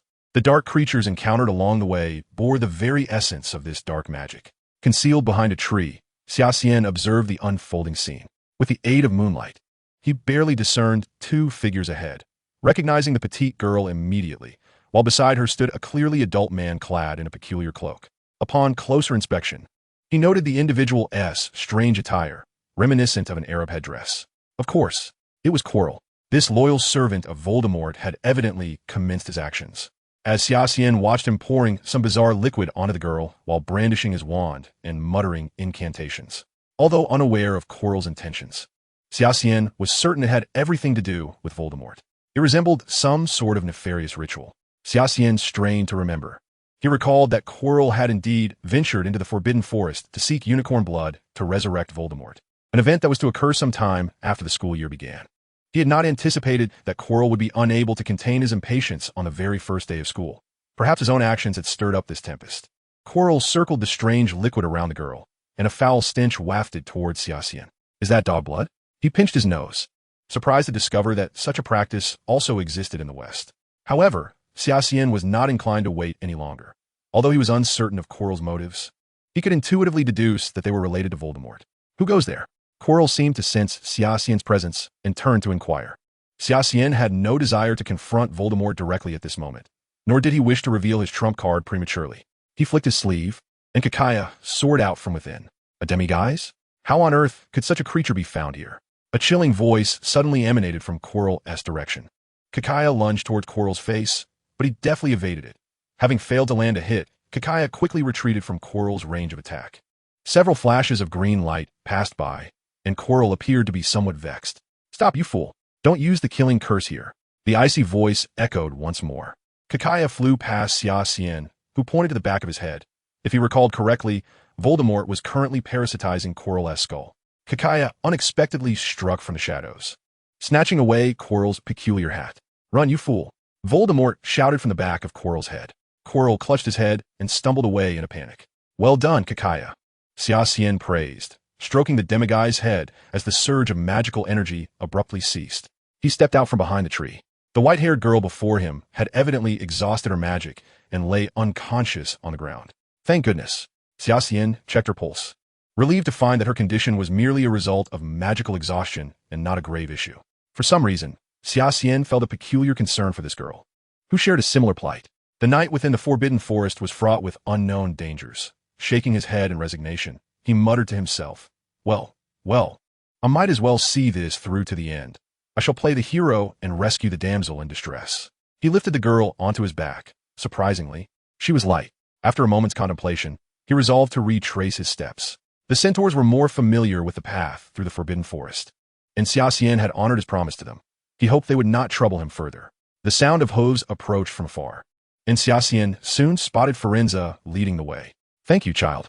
Firenze slightly bowed to Xia Xian and said, "From this day forth, you shall be a friend of our centaur tribe." Behind Firenze loomed the silent figure of another, while the two centaurs accompanying him appeared somewhat agitated, gripping their weapons tightly. "If I were to say that the mischief originates from another source behind you, would you believe me?" Xia Xian inquired. Firenze paused for a moment before responding. "I too sense that repugnant aura of dark magic. You may depart now. The centaur tribe believes in friendship." Amidst the surrounding murmurs of skepticism from the centaurs, Xian offered a slight nod to Firenze. "The professors of Hogwarts have returned to the castle. If you wish to avoid being caught in transit, take that narrow path over there." Firenze indicated toward a gap in the dense forest. "Thank you, Firenze. But are you certain this is a path?" Xian glanced at the so-called route and couldn't help but smile wryly. After approximately an hour of navigating through the Forbidden Forest, Xian emerged from behind a great tree, the girl behind him appearing somewhat flushed, a clear sign that the repercussions of her depleted magic were setting in. Xian speculated that though the professors of Hogwarts had been halted by the centaurs, they would not relent easily. Perhaps Dumbledore was lying in wait on the main road, preparing to apprehend him. Stealthily, Xian made his way into the castle, which was eerily quiet in the late hours of the night. Suddenly, the sound of polished shoes echoed in the distance, prompting Xia Xian to quickly conceal himself behind a marble column in the hall. A swaying figure passed by, carrying an old oil lamp. It was Filch. Evidently, he had not noticed Xian, who proceeded unobstructed to the Slytherin common room, successfully bringing the girl along. Since he had not been caught, Xia Xian found himself with ample excuses to explain his disappearance that evening. He gently placed the girl in a wicker chair in the common room and sighed. "I shall leave you here. The after effects of your magic depletion must be endured by you alone." Well, look who I have caught." A chilling voice resonated behind Xia Xian. He cursed internally, recognizing the voice without turning. It was Severus Snape, the head of Slytherin House. Chapter 11. The new term begins with a meeting with the headmaster. Xia Xian turned to see a gaunt figure standing behind him, with long black hair and a prominent hooked nose. He offered an awkward smile. "Good evening, Professor Snape." "I require an explanation, Mr. Xian," Snape stated, leaning closer. "What were you and her up to tonight?" Xia Xian sensed that something was amiss, but his survival instinct kicked in. "Professor, this young lady appears to be in poor condition. I intended to take her to see the healer." "Your lies will not deceive me. Come with me to the headmaster's office immediately," Snape replied coldly. Xia Xian sighed in resignation and followed Snape toward the headmaster's office. "I know what you wish to say, Mr. Xian." Snape fixed him with a serpent-like gaze.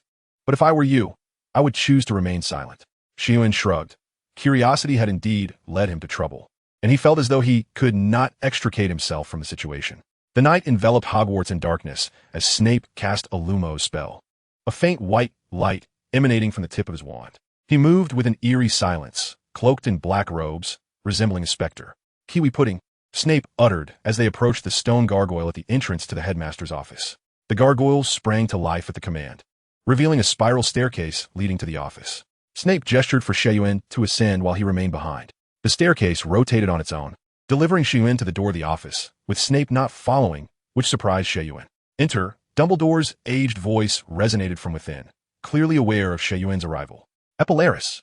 Before Xia Xian could greet the old man, Dumbledore suddenly drew the legendary Elder Wand and cast a spell at him. Xia Xian instinctively drew his own wand, Epilaris. Two silver beams collided in midair, dissipating into nothingness. Countering the same spell. "You are indeed different, Xia Xian." The young man felt an overwhelming pressure emanating from the other side of the desk. Realizing the gravity of the situation, he understood that Dumbledore's seemingly reflexive counter was a test. The surging magical energy was oppressive, causing Xia Xian discomfort as the two forces within him began to stir. Such proficiency in disarming spells was beyond the capability of a first-year student. Dumbledore's expression turned icy. "Should I call you Xia Xian? Or should I refer to you as Tom Riddle?"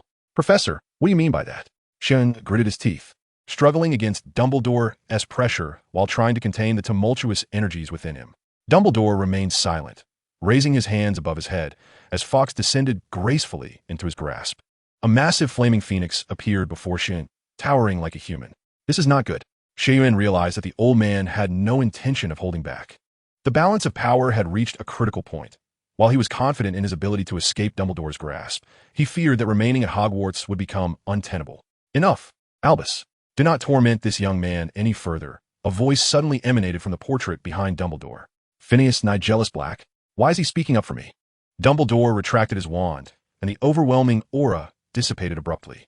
He turned to the portraits of former headmasters, stating, "It appears it was not he. Under such pressure, he would surely have experienced a magical outburst." Xia Xian exhaled in relief, narrowly avoiding a loss of control. Had that occurred, the consequences would have been dire.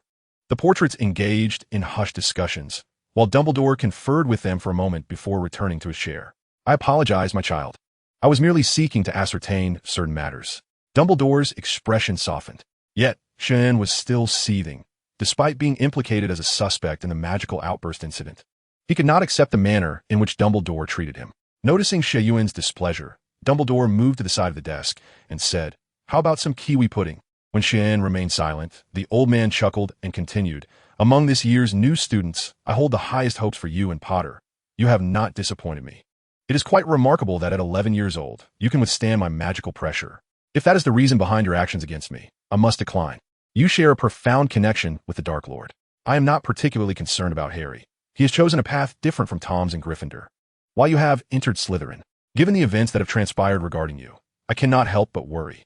Xia Xian grasped Dumbledore's underlying fear. He was concerned he might become the next Voldemort. "Also," Dumbledore pressed, "why were you not in your dormitory this evening?"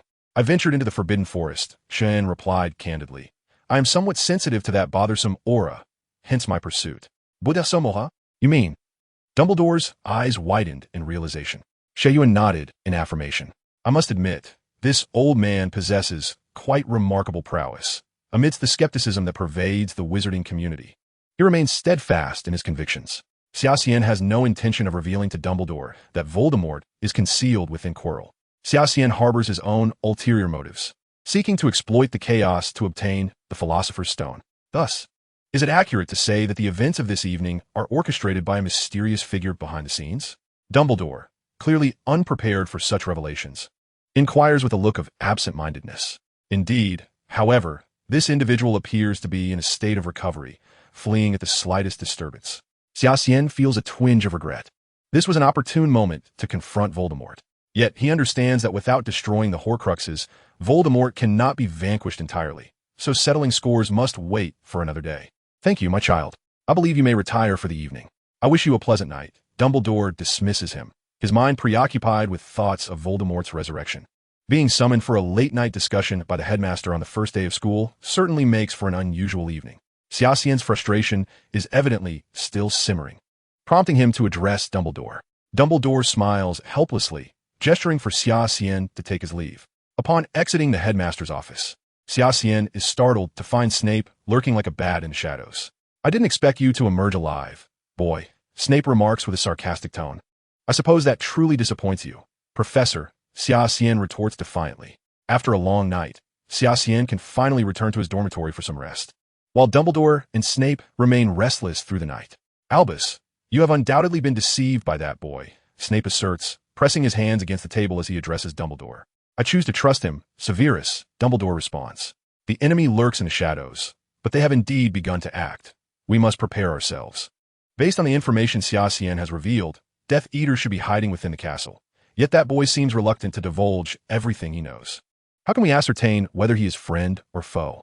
Snape continues to harbor distrust towards Xia Xian, analyzing everything with cold detachment. Knowing this much is sufficient, Severus. I need you to help me identify all suspicious individuals on campus. Suspicious individuals? Snape scoffs. The most suspect among them is that Xia Xian. Severus, do as I instruct. Dumbledore's gaze sharpens. Snape hesitates momentarily, but refrains from further protest, retreating from the headmaster's office in silence. Xia Xian pushes open the door to the Slytherin common room. Finding it eerily quiet, the white-haired girl is nowhere to be seen, and he surmises she has returned to her own quarters. The first day at Hogwarts has proven to be exceedingly eventful for Xia Xian. Upon entering his room, he suddenly notices a note on his desk, scrawled haphazardly in English with a message of thanks, accompanied by a smiley face. It is all too evident who the author of this note is. However, Xia Xian is left wondering how she managed to know and enter his room. Maman. Xia Xian suddenly recalls the centaur and Dumbledore's reference to the girl. But what exactly is she? Unable to resist, he opens the book Fantastic Beasts and Where to Find Them once more, only to find that the unscrupulous author has again failed to mention anything about Mermarin. Asking Dumbledore might arouse suspicion. So Xia Xian decides it would be prudent to seek out the centaurs in the Forbidden Forest to inquire further. With this thought in mind, he resolved to catch up on some much-needed sleep. However, upon glancing out the window, he notices that dawn is beginning to break. A wry smile crosses his lips. It seems sleep will elude him today. With Snape's potions class in the morning and having offended this formidable bat the previous night, Xia Xian is keen to avoid giving him any further ammunition. Slytherin's classes are mostly scheduled alongside Gryffindor's, while Hufflepuff's classes tend to coincide with Ravenclaw's. If all goes as expected, Xia Xian's class will likely include the trio and that bothersome Malfoy. Thus, it seems Snape's attention will not be solely focused on him. The Chosen One is undoubtedly the subject of the bat's keen interest, and Harry is unlikely to take well to it, as potions has always been his most detested subject. Without exception. Chapter 12. The Sleepyhead of Slytherin. Upon entering the classroom, Xia Xian indeed spots the unmistakable blonde head of Malfoy, who sneezes, seemingly having caught a chill from the magical disturbances at Hogwarts the previous night. The divide between Gryffindor and Slytherin is stark, with a narrow aisle separating the two rows of desks. Xia Xian scans the room and soon locates Harry and his two loyal companions. There happens to be an empty desk in the Slytherin row, so without a second thought, Xia Xian settles into it. The first-year students appear to be assembled, most engaged in conversation with their neighbors. Xia Xian occupies the last row of Slytherin, enjoying the peace that comes with solitude. Suddenly, he feels a grip on his arm. Initially, he assumes it to be Kakaya, but then recalls that she is on his other side. Setting his potions textbook down, he turns to see that the frail, white-haired girl has taken a seat beside him, her hands clutching his arm as if she might lean in closer. What is happening? Xia Xian feels a sense of awkwardness. In his first life, he was merely a timid, overweight recluse. In his second life, he devoted himself to cultivation, and dealing with girls seems to be one of the few areas where he lacks finesse. Just as he intends to greet the girl, the door suddenly swings open with a bang. Snape strides in, clad in his flowing black robes, his entrance as dramatic as a creature of the night. In my classroom, wands must not be waved recklessly, nor spells recited without purpose, Snape declares, his face a mask of disapproval. A palpable tension fills the room. Yet, the girl beside him seems unfazed by Snape's intimidating demeanor, continuing to cling to Xia Xian's arm. Xia Xian, now overwhelmed by a sense of helplessness, thinks, can we communicate without this awkwardness? He decides to ignore the girl beside him, as drowsiness begins to wash over him. Thanks to this girl, he lost precious time for his first cultivation in this world last night, and after being summoned by Dumbledore for questioning, coupled with the mental exertion from confronting the old man, Xia Xian feels his eyelids growing heavy. Perhaps a brief nap would suffice, he muses, surrendering to the allure of sleep. The girl, seemingly perceptive to his fatigue, kindly releases her grip, and Xia Xian expresses his gratitude with a smile. Folding his arms on the desk to create a makeshift pillow, Perhaps some of you arrived at Hogwarts already endowed with extraordinary abilities, possessing enough confidence to disregard my lessons. Snape steps forward, addressing the class. Mr. Potter, our illustrious celebrity. And you, Mr. Xia Xian. Harry, who had been scribbling at his desk, suddenly finds himself at the receiving end of Snape's scrutiny. Ignoring Hermione, who is nearly raising her hand to the ceiling, Snape glides over to Xia Xian. Well then, Mr. Xia Xian, he hovers ominously at Xia Xian's side. Just as Xia Xian drifts into a deep slumber, the bubbling sounds from the cauldron serve as a soothing lullaby. In a haze, he senses someone calling his name. Xia Xian groggily opens his eyes, only to be startled by the sight of Snape's waxy face looming before him. Mr. Xia Xian, I have a question for you, much like the one posed to Mr. Potter just now. Snape stood before Xia Xian, his expression as impassive as ever. Reiterating the earlier question, the combination of daffodil bulbs and wormwood produces a potent hypnotic substance, known as the elixir of life and death. The bezoars, extracted from a goat's stomach, serve as a powerful antidote, while the herbaceous aconite, colloquially referred to as foozy, elicited a pause from Xia Xian, who yawned deliberately. Malfoy couldn't suppress a chuckle, remarking to Goyle, who knows where this fool conjured all this from? Yet, what he stated was indeed identical to what was documented in the texts. Goyle stared at Xia Xian, seemingly in awe, as if beholding a monstrosity. Goodness, how is this even possible? Malfoy quickly flipped through the book to verify. You are correct, Mr. Xia Xian. Snape continued to fixate on Xia Xian. Why aren't you all transcribing this? He then turned and strode to the podium. Gryffindor, due to the insolence displayed by your classmate during the lesson, 5 points deducted. Slytherin, 4 Xia Xian slumber in my class, 5 points deducted, but 10 points awarded for correct answers. The atmosphere in Gryffindor was heavy with gloom. While the Slytherins reveled in the spectacle, their expressions brimming with self-satisfaction, as if those 5 points were their own hard-earned victory. Xia Xian shook his head in resignation, suddenly recalling the girl beside him. Upon waking, she had once again clutched his arm possessively. By the way, I still don't know your name. It dawned on Xia Xian that today marked their official introduction. Eliza, the girl murmured softly, her cheeks flushing as she lowered her gaze. Meanwhile, Hermione, seated beside Harry, cast a reproachful look at him, exuding an air of superiority reminiscent of a top student disdainful of their less accomplished peers. The good-natured savior repeatedly apologized, yet the girl before him seemed far from inclined to forgive. That fellow is truly a monster, Ron muttered, glancing at Xia Xian. Gryffindor, if you wish to avoid further point deductions, mind your tongues, Snape warned, and Ron sheepishly cast a glance at Snape, discreetly sticking out his tongue. The 2 potion classes concluded in the chilly underground classroom, devoid of any meaningful interaction. Xia Xian, seated at the back, stifled yawns, while Snape refrained from harassing him further, instead directing his attention towards Harry.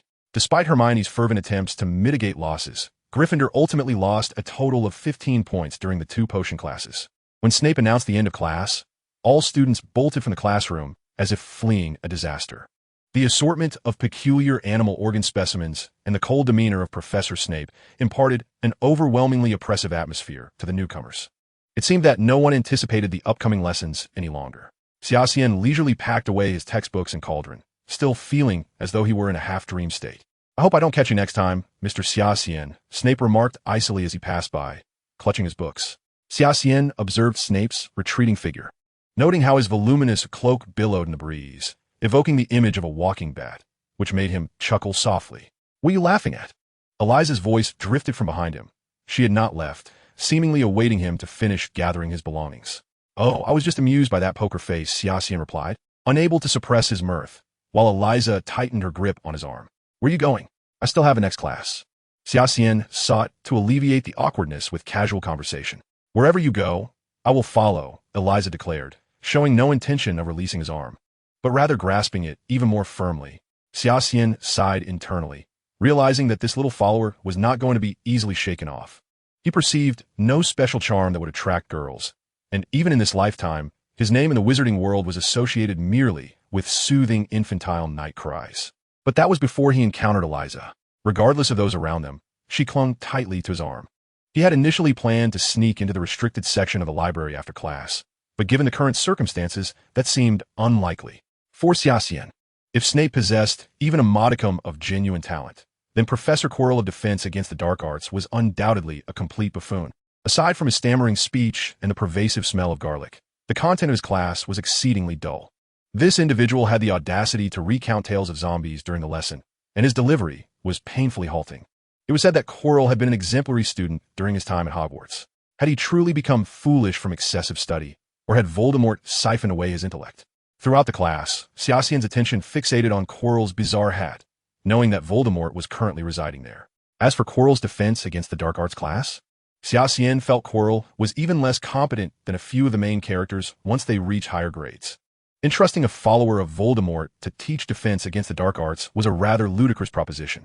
Following that was a charms class taught by Professor Flitwick who, despite his diminutive stature due to his fairy lineage, demonstrated remarkable expertise in charms. Xia Xian offered him a fair evaluation. He had nearly self-taught himself through the first-year curriculum at home and had garnered some unique insights into the magic of this world. For this realm, spells were akin to the laws of nature. As long as a wizard articulated the incantation, they could channel magical energy according to these laws to produce corresponding spells. Wands functioned as extensions of a wizard's arm and keys to unlock these laws. However, there existed some exceptionally powerful wizards capable of performing magic without incantations or wands, thereby breaking free from the constraints of these laws. At this moment, Xia Xian had only scratched the surface. His nonverbal magic was merely a playful trick akin to a practical joke, and he was still far from capable of performing powerful spells without incantations. Chapter 13. Out of Control. For Xia Xian, devising a way to access the restricted section and acquire a few forbidden dark magic spells had become an urgent matter. Following that, he intended to seize the opportunity during Quirrell's theft of the Philosopher's Stone, hoping to secure the stone for himself. The introductory courses of the first year held little allure for him. After a day of classes, Xia Xian turned to Eliza and suggested, "How about we grab a bite to eat first?" Eliza nodded, her eyes sparkling with a hint of anticipation. Suddenly, Xia Xian noticed a small tail trailing behind them. Xia Xian, long time no see. He recognized the brown-haired girl and had no intention of engaging with her, yet she stubbornly stepped forward, blocking their path. It seems trouble is unavoidable, Xia Xian thought, smirking slightly as he greeted, "Hello, Miss Granger." He assumed this distant formality would dissuade her. Yet he grossly underestimated Hermione's level of familiarity. "Your performance in potions class today was simply outstanding. I believe we will have many academic topics to discuss." Hermione's words flowed freely. "Although I think Slytherins are rather lacking, you are an exception. Perhaps, Miss Granger. I must take my leave. We have matters to attend to." Xia Xian was not keen on forming too close a relationship with this troublesome girl, especially since her remarks often seemed insensitive to others' feelings. "Xia, I don't like this person," Eliza said, glaring at Hermione, clearly feeling included in the disparaging comments about Slytherins. Xia Xian felt a headache coming on. Was this how straightforward young girls were nowadays? "Miss Granger, we are in a hurry to eat. We can chat another day." Xia Xian felt that it would be best to make a discreet exit, as the atmosphere on site was indeed rather peculiar. Observing the retreating figures of Xia Xian and Eliza, Hermione stamped her foot in frustration. "Look, that little Death Eater has mingled with that dark-haired fellow." As Xia Xian accompanied Eliza to the Slytherin table, he suddenly overheard a girl speaking to someone nearby. Frowning, Xia Xian distinctly sensed Eliza, gripping his arm, tremble slightly. Malfoy sat among all the first-year Slytherins, exuding an air of superiority akin to that of a star surrounded by admirers. With a look of disdain, Malfoy remarked upon Eliza, as expected. "Filthy bastards can only associate with filthy bastards." Eliza lowered her head, concealing her expression from view. "This is bad." Xia Xian furrowed his brow, sensing that Eliza's magical energy was beginning to spiral out of control once more. He quickly grasped her hand, forcibly pulling her back from that state. Malfoy's smug grin ignited a surge of anger within Xia Xian, leading him to draw his wand, the elder wand glowing with an eerie green light. "Xia, stop." Dumbledore suddenly rose in the center of the hall, admonishing Xia Xian. Xia Xian cast a cold glance at Malfoy, who shivered under his gaze, feeling as though he were plunged into an icy abyss. Malfoy, hands clutching his head, stammered, "That demon is going to use the killing curse on me. Save me." Dumbledore, his expression grave, approached the Slytherin table, firmly grasped Xia Xian, and led him out of the hall. "What just happened over there?" Ron asked, his mouth smeared with cream and crumbs. It seemed Xia was about to use the killing curse on Malfoy. Hermione whispered to Harry and Ron, "The killing curse? Oh, come on, he's just a first year," Ron scoffed. Yet the green light emanating from the wand was undeniable, and Professor Dumbledore had personally intervened. Hermione countered. Harry, however, remained silent, lost in thought as he watched Dumbledore and Xia Xian depart, uncertain of what to make of it all. What did you just do? Dumbledore halted in the corridor, turning to Xia Xian with a stern tone. I did what needed to be done, Professor, Xia Xian replied frostily. If that brat insults me, I wouldn't mind settling it privately. But insulting a lady like that? I believe he deserves a lesson he won't soon forget. Why did you resort to that particular curse? Dumbledore's expression darkened further. Your demeanor just now was eerily reminiscent of Voldemort. Why use that curse? Xia Xian suddenly realized, in a moment of rage, he had instinctively cast the killing curse. It appears you have been influenced to some extent, Dumbledore sighed. Xia Xian began to suspect the dark power within him, never anticipating it could affect one's mind. I was indeed angered by those words, but as for using the killing curse, I merely intended to frighten him. Xia Xian had no intention of divulging the truth to this old fox. It would remain his secret, regardless of your reasons. Refrain from using such mind-altering spells in the future. Both you and Harry are students I hold in high regard, and I do not wish to see you stray from the right path. Dumbledore paused, adding, and keep your distance from that white-haired girl. Why? Her parents were Death Eaters. Although they perished in the last Wizarding War, it is still possible she is one herself, Dumbledore replied. What kind of reasoning is that? Xia Xian felt a surge of anger. Dumbledore's words seemed somewhat fallacious. By that logic, would the child of a thief inevitably become a thief? Headmaster, whom I choose to associate with seems to be outside your jurisdiction, Xia Xian retorted coldly. It is merely a suggestion. I hope you exercise caution, Dumbledore stated. Xia Xian turned to leave, but then suddenly recalled something and turned back to ask, Headmaster, what is murmur? Dumbledore's expression became complex, easily caught by Xia Xian. Dumbledore paused before asking, why do you inquire about this? I overheard you discussing it with the former headmasters last night. Xia Xian had prepared a response. I found nothing in Mr. Scamander's writings. Murmur has nearly become extinct, and thus the Ministry of Magic removed this species from that book. Dumbledore's eyes seemed to reflect memories. When a wizarding child is subjected to physical or psychological abuse and is forced to suppress their magic, they may experience extreme emotional pain, resulting in a dark parasitic magical power known as murmur. This power is what constitutes murmur, and those who are possessed by it are termed murmurers. However, these wizards often do not survive past the age of 10, as they are consumed by murmur. Xia Xian contemplated, realizing that Eliza was now 11. He then inquired, are there no exceptions?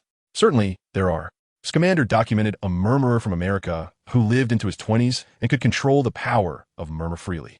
Dumbledore suddenly sensed that Xia Xian might have ulterior motives, questioning, do you know something? Xia Xian walked toward the banquet hall, without looking back. No, I was merely asking. Upon reaching his seat, he found Eliza patiently awaiting him, while the gazes of those around seemed to regard him as a dark lord. Xia Xian paid them no mind and sat down, gently stroking the girl's head. According to Dumbledore, children who suffer from magical harm and harbor hatred for their own power would transform into murmur. Eliza must have endured much injustice in her early years. In this regard, they were strikingly similar. However, unlike Xia Xian, who had developed considerable resilience over 3 lifetimes, Eliza had manifested murmur within herself. Perhaps Eliza sensed their similarities, which is why she felt such closeness to Xia Xian. Xia, what's wrong? Eliza asked, noticing a change in him. Xia Xian smiled and replied, nothing, let's eat. Almost killing someone yet appearing unfazed. This fellow is truly a devil, Ron remarked, glancing at Xia Xian from a distance. Harry, why are you so quiet? In the meantime, Harry was clutching his lightning-shaped scar on his forehead, which was pulsating with pain. Upon witnessing Xia Xian cast the killing curse, a flicker of anticipation emerged within him, as if a voice deep within was guiding him. Suddenly, Harry asked Ron, do you think I might become like him in the future? Ron was somewhat baffled, but reassured him, don't worry, that's impossible. Upon returning to the dormitory, Xia Xian encountered a rather inconvenient predicament. Eliza had followed him back to his quarters. All right, Eliza, I need a rest now. You should head back, Xia Xian said helplessly, as he intended to sneak into the restricted section later. To his surprise, Eliza lay down on his bed. What? Xia Xian found himself at a loss with the girl, as this was indeed inappropriate. After a moment of mutual gazing, Eliza finally got up, but as she walked out, Xia Xian clearly saw her face etched with discontent. Sighing in relief, Xia Xian believed he had finally dealt with this troublesome little tale, allowing him to venture into the restricted section tonight. However, he needed to avoid being discovered by Dumbledore and Filch. Xia Xian was confident his luck wouldn't be so bad. Chapter 14, Shadows in the Restricted Section. That night, Xia Xian estimated it was around midnight before quietly slipping out of bed and leaving his room. The Slytherin common room was still illuminated by eerie green lights. But as Xia Xian had anticipated, it was utterly deserted. Satisfied, he departed the dormitory and ventured into the dim, damp basement. However, Xia Xian remained oblivious to the fact that after slipping out of the Slytherin dormitory, a slender figure stealthily followed her. With her keen perception, it didn't take long for Xia Xian to notice this little shadow trailing behind her. With a hint of resignation, she realized that Eliza had indeed come along. Could it be that the Silent Ones possessed some unique aptitude in this regard? Xia Xian deliberately concealed herself behind a marble column, intending to surprise the little girl as Eliza approached. "Xia, what are you hiding here for?" Xia Xian rarely felt playful, yet Eliza wasted no time in shattering that opportunity with her voice echoing from behind. Feeling a bit embarrassed, Xia Xian scratched her head and replied, nothing much. "Isn't it late, Eliza? Should you be getting some rest? What about you, Xia? What are you doing here?" Eliza once again tugged at Xia Xian's sleeve. With a sigh of resignation, Xia Xian conceded. All right, I'll take you with me." Leading Eliza through a winding path, they finally arrived at a door. Naturally, it was locked at this late hour. Xia Xian glanced around, ensuring no one was in sight, before drawing her wand and uttering, "Alohomora," with a click. The door swung open. "Come in quickly," Xia Xian beckoned, stepping inside first. "What are you doing in the library at this hour?" Eliza inquired. It was remarkable that this little one had already learned the library's location on just the first day of school. Xia Xian had a vague feeling she was about to witness the emergence of yet another academic prodigy. In contrast, she had only remembered the library's password due to her familiarity with the plot. Yet she was well aware that she wouldn't encounter the fat lady at this hour. Rather, it was the erratic peeves who frequented the library at such times. "Keep your voice down," Xia Xian gestured for silence and promptly shut the door behind them. At this midnight hour, the library's outer hall was engulfed in darkness, with only the two of them present. Eliza instinctively tightened her grip on Xia Xian's arm, prompting Xia Xian to ask, "Are you afraid of the dark, Eliza?" After a moment of silence, Eliza replied, "With Lilith and you here, I'm not afraid." "Lilith?" Xia Xian searched the surroundings for any sign of another presence, wondering if there was indeed someone else. "I saw Lilith last night. She has been with me, but prefers to stay hidden," Eliza explained. Only then did Xia Xian comprehend that Lilith was the name Eliza had given to the silent presence within her. Suddenly, an idea struck Xia Xian, and she inquired, "Do you know where the books related to dragons are kept in the library?" The girl nodded affirmatively. Xia Xian realized she had inadvertently stumbled upon a hidden academic talent. Eliza led her past row after row of bookshelves until they finally paused in a corner of the hall. Xia Xian's wand emitted a faint glow. Eliza scanned the shelves, noting that most of the books were titled Encyclopedia of Dragons, the 28 Uses of Dragon Blood, and How to Find Dragons, all related to the subject. Xia Xian quickly skimmed the shelves, picking up Encyclopedia of Dragons, flipping through it, shaking her head in disappointment, and returning it before grabbing a nearby dragon care manual. "Are you thinking of raising a dragon?" Eliza asked, her beautiful blue eyes sparkling under the dim light. "But Xia, since 1709, it has been forbidden for any wizard to raise dragons without authorization."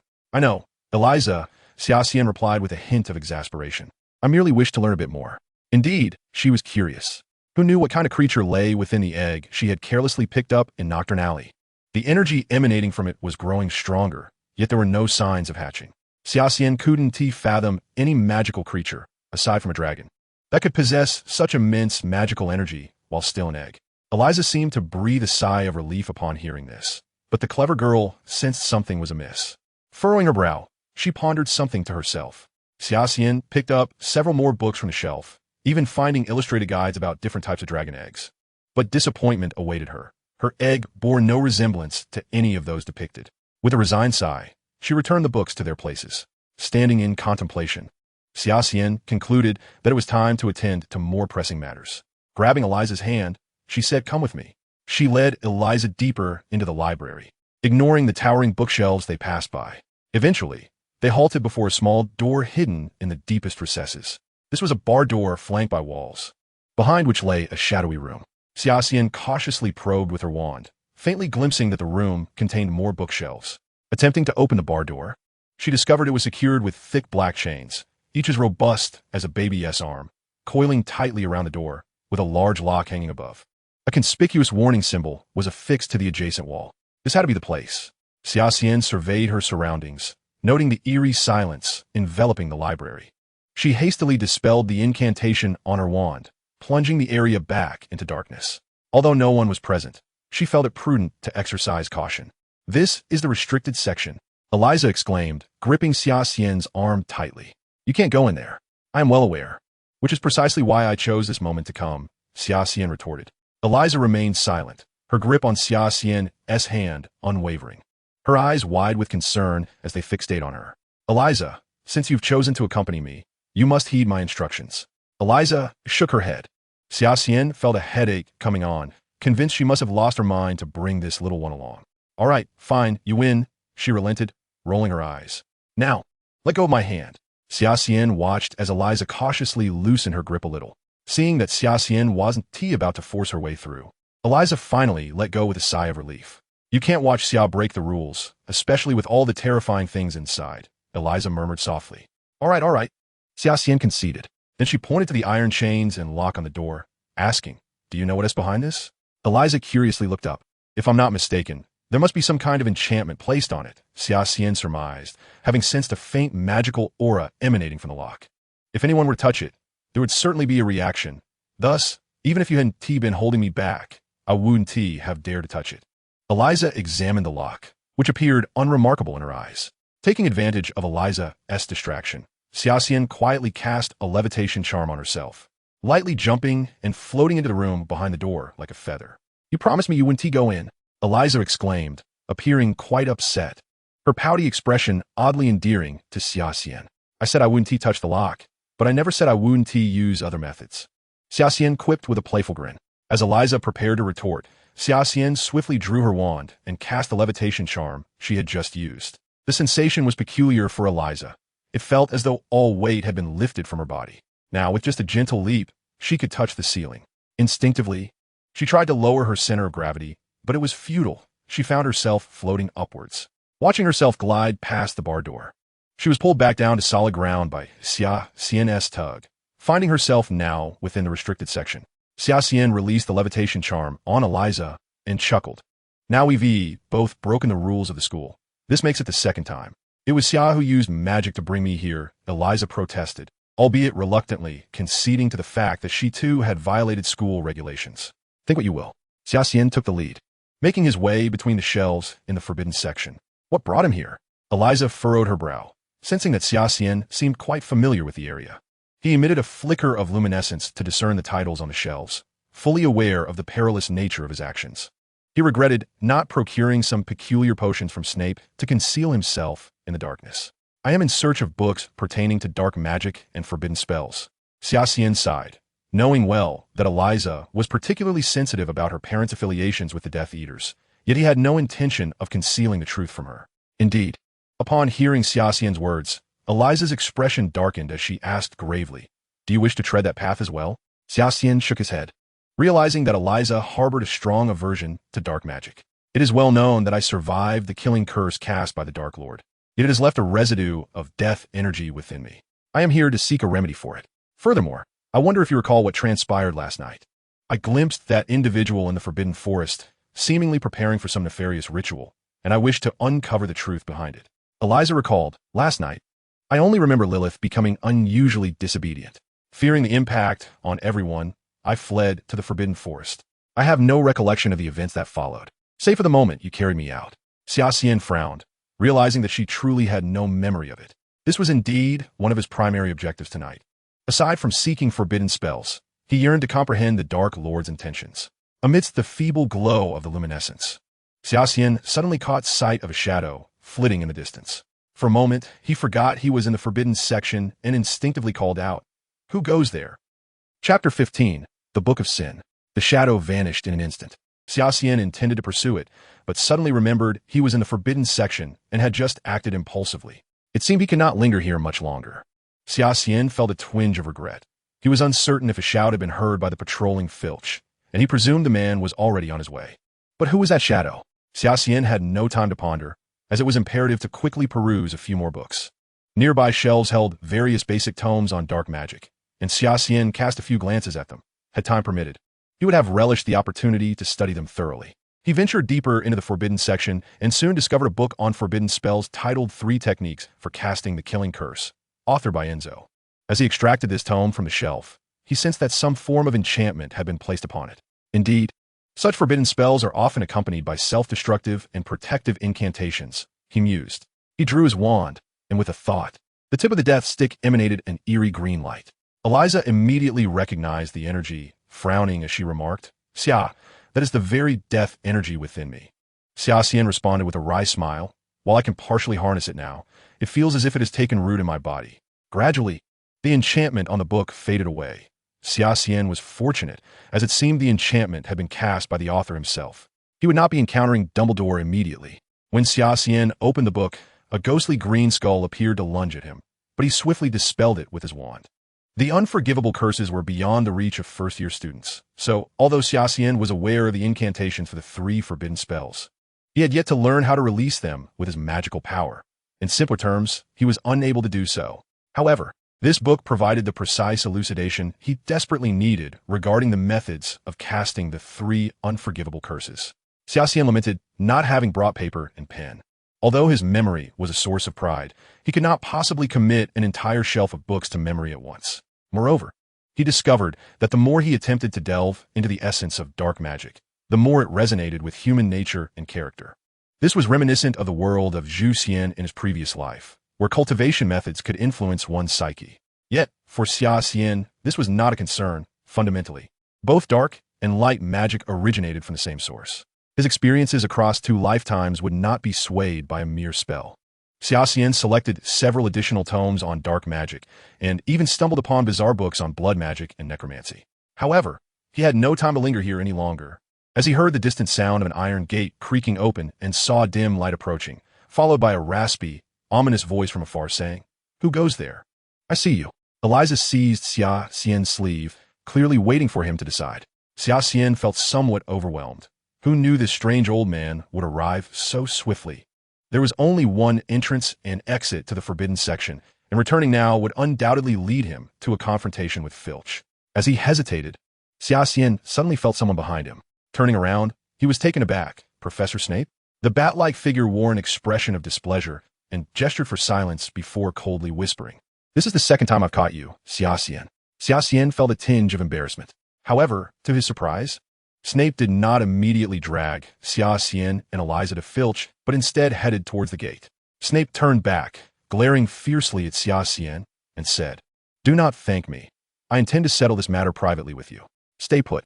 As Snape moved further away, Xia Xian hesitated but ultimately followed him, with Eliza in tow, hiding behind a shelf not far from the gate. "Professor Snape, what brings you to the forbidden section?" Filch inquired, waving a lantern in Snape's direction. Snape, somewhat annoyed, raised a hand to shield his eyes. "Professor Dumbledore sent me to retrieve some materials. I must be going now." Filch eyed Snape suspiciously, asking, "Are you alone, Professor?" As he spoke, Filch craned his neck to peer around Snape's figure, searching for anyone else. "It's just me, you fool," Snape retorted, turning to exit the forbidden section. Observing this, Xia Xian quickly pulled Eliza down and hid behind a shelf. Filch shone the lantern into the depths of the forbidden section for a moment before finally leaving and locking the iron gate behind him. Xia Xian exhaled in relief. Though he was unsure of Snape's motives in aiding him, he had indeed averted a significant predicament.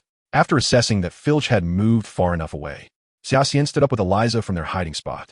However, as he did so, he accidentally knocked a book to the ground. Initially intending to retrieve it and return it to the shelf, Xia Xian found himself inexplicably drawn to the book, glancing at it intently. It was an old tome with a purple cover, adorned with several red gems, yet it was ensnared by a chain. The moment Xia Xian picked up the book, his heart skipped a beat. What was this peculiar and obscure sensation? He felt the death energy within him stir, attempting to gravitate towards the book. "Xia!" Eliza shook his arm, pulling him back from that strange state. Xia Xian realized that, whether through his current magical prowess or the overwhelming death energy within him, he was utterly incapable of unbinding the chains that ensnared the book. He cast a flickering charm on his wand, illuminating the cover, which bore an inscription. Eliza leaned closer, saying, "This is Latin. It translates to the Book of Sin." Xia Xian endeavored to recall that such an object had never appeared in the original text. This book, which could emanate an eerie energy despite being ensconced behind a cover and a layer of magically imposed chains, was entirely unheard of in this world, let alone seen. Could it be that something immensely powerful was sealed within? At present, this was the only explanation that made any sense. After a moment's hesitation, Xia Xian resolved to take the book back with him. although Eliza's gaze clearly conveyed her staunch disapproval. Xia Xian held firm to a personal principle. Why should good things be taken by others? Fortunately, as they made their way out of the library, they did not encounter Ferk again. Under the moonlight, Xia Xian discovered a trail of blood on the corridor floor. The two did not pursue the blood trail deliberately, as its path coincided perfectly with their own. It vanished only when they reached the entrance of the Slytherin dormitory, leaving them to exchange puzzled glances. Illuminating the common room with his wand, Xia Xian was once again confronted by that exasperatingly large bat. "I must ask, do you never sleep?" he mused, realizing that the creature had evidently not heeded his previous admonitions. Snape glared coldly at Xia Xian, demanding to know what he was doing in the restricted section at such a late hour. "Eliza and I had some questions that we could not resolve with each other, which is why we decided to consult the library. As for entering the restricted section, that was purely accidental, Professor," Xia Xian offered, attempting to craft a rather clumsy excuse, not anticipating that he would be caught in the act by this bat. "Return to your dormitory immediately, young lady. We shall discuss your infractions tomorrow. Xia Xian, you remain." Eliza cast a worried glance at Xia Xian, who reassured her with a steady gaze. "I do not believe a problem student would squander time in the library at such an hour. My boy, do not mistake my lack of disdain for you as admiration. I merely wish to see your talents in potion-making not squandered on irrelevant matters." Snape carelessly tossed a tattered book from his dark cloak to Xia Xian. Xia Xian received the book, perplexed, and opened the cover, revealing the inscription. "This book belongs to the Half-Blood Prince. Study this volume closely. I shall question you on its contents in class." Snape's expression remained as unchanging as ever, adding, "Now return to your chamber at once." Yet Xia Xian found himself captivated by the bloodstains on the floor. When he looked up again, he noticed Snape's left hand hanging limply at his side. "Professor, are you injured?" Xia Xian inquired, concern etched across his features. "That is none of your concern," Snape replied, his poker face betraying no hint of vulnerability. The bat continued to scrutinize him intently, leaving Xia Xian no choice but to turn and retrace his steps to his dormitory. On the way back, Xia Xian leafed through a few pages of the book Snape had given him. The pages were filled with potion recipes, each line marked with black ink annotations. Xia Xian recalled that in the 6th book, Harry had successfully brewed the Felix Felicis potion by following the annotations in this very book. A wry smile crossed Xia Xian's face. He owed Snape quite a debt of gratitude. Chapter 16, The Killing Curse. Upon returning to his room, Xia Xian locked the door behind him. Opening the annotated textbook on potion making, he discovered it was densely filled with various notes and markings. In some sections, Snape had even crossed out entire passages from the original text. The book contained potion recipes that only advanced students could access, and Xia Xian felt no rush. He intended to experiment with the recorded formulas gradually. After skimming through the book, his attention shifted to the tome he had retrieved from the restricted section. Just as he was about to set it aside, a yellowed piece of paper fell from Snape's book. The Killing Curse? Xia Xian picked up the paper, struggling to decipher the somewhat faded handwriting. Could this be Snape's original incantation for the Killing Curse? As he continued reading, the paper detailed various methods of channeling magical energy, accompanied by sketches of figures whose gestures likely illustrated the incantation's execution. Said Asipra, "This must be the incantation for the Killing Curse." Xia Xian drew his wand, pointing it at the door. Said Asipra, yet nothing happened. Scratching his head, he pored over the paper once more before aiming his wand at the door again to cast the Killing Curse. Bang! A large hole shattered the dormitory door, and Xia Xian gazed at his handiwork, realizing this was the first offensive spell he had mastered, and it appeared to possess considerable power. However, this singular moment of triumph was about to be overshadowed, as Xia Xian planned to experiment tonight with the 3 forbidden curses he had encountered in the restricted section. His gaze returned to the book he had brought from the restricted area. The Forbidden Book? This tome had not appeared in the original narrative. Nevertheless, Xia Xian understood that the Hogwarts library housed a vast collection, and such peculiar volumes were likely not unique. Yet he remained at an impasse, unable to unlock the chains binding the book, which surely required a special method of opening, not brute force. Setting the book aside for the moment, Xia Xian resolved to practice the 3 forbidden curses, the Killing Curse, the Cruciatus Curse, and the Imperius Curse. These spells were expressly prohibited by the Ministry of Magic. Yet Death Eaters and Dark Wizards were fervently drawn to them, even if it meant spending the remainder of their lives in Azkaban. Learning from the recent mishap of damaging the door, Xia Xian adopted a different approach this time. Instinctively tempering the power of his Tai, Chi, Xianxing Dao, he released the death energy from within, managing to keep the imbalance within controllable limits. Yet he felt a chilling, bone-deep force envelop him, casting a shadow over his emotions. Perhaps it was due to his relatively young age in this life, but Xia Xian had once been confident that he would not be swayed by this power. However, after this first complete mitigation of the Tai Chi Xianxing Dao's influence, he sensed his emotions slipping from his grasp. Aiming his wand at a potted plant in the room, he uttered Avada Kedavra. A ghostly green light shot forth from the tip of his wand, and the flower began to wither rapidly, ultimately succumbing to death. The sensation of casting the killing curse was peculiar. Xia Xian even felt an impulsive urge to obliterate the entire pot. Nonetheless, he restrained that thought. Approximately 1/5 of the death energy within him was expended, meaning that with the current accumulation of death energy, he could cast the killing curse 5 times before it would be temporarily depleted, allowing him time to practice. He just did not know how long that reprieve would last. With unseen enemies lurking in the shadows, Xia Xian recognized he could not afford to wait any longer, and he unleashed 4 consecutive killing curses at the pot. Sure enough, after casting 4 spells, he felt a void within. The energy from the Tai Chi Xianxing Dao surged into him, firmly suppressing the death energy. Freed from its influence, Xia Xian found his emotions returning to their normal state. Without hesitation, he sat on his bed and commenced his first practice since his rebirth. The Tai Chi Xianxing Dao, alongside the Dafa Prajna of the Tianyin Temple and the Incense Jade manuscript from the Incense Valley, ranked among the 3 premier cultivation methods in the Divine Land, forming the foundation of the myriad wondrous techniques of the Qingyun sect. Though Xia Xian's mind brimmed with the various techniques of the Qingyun sect, he had not had the opportunity to practice for over a decade.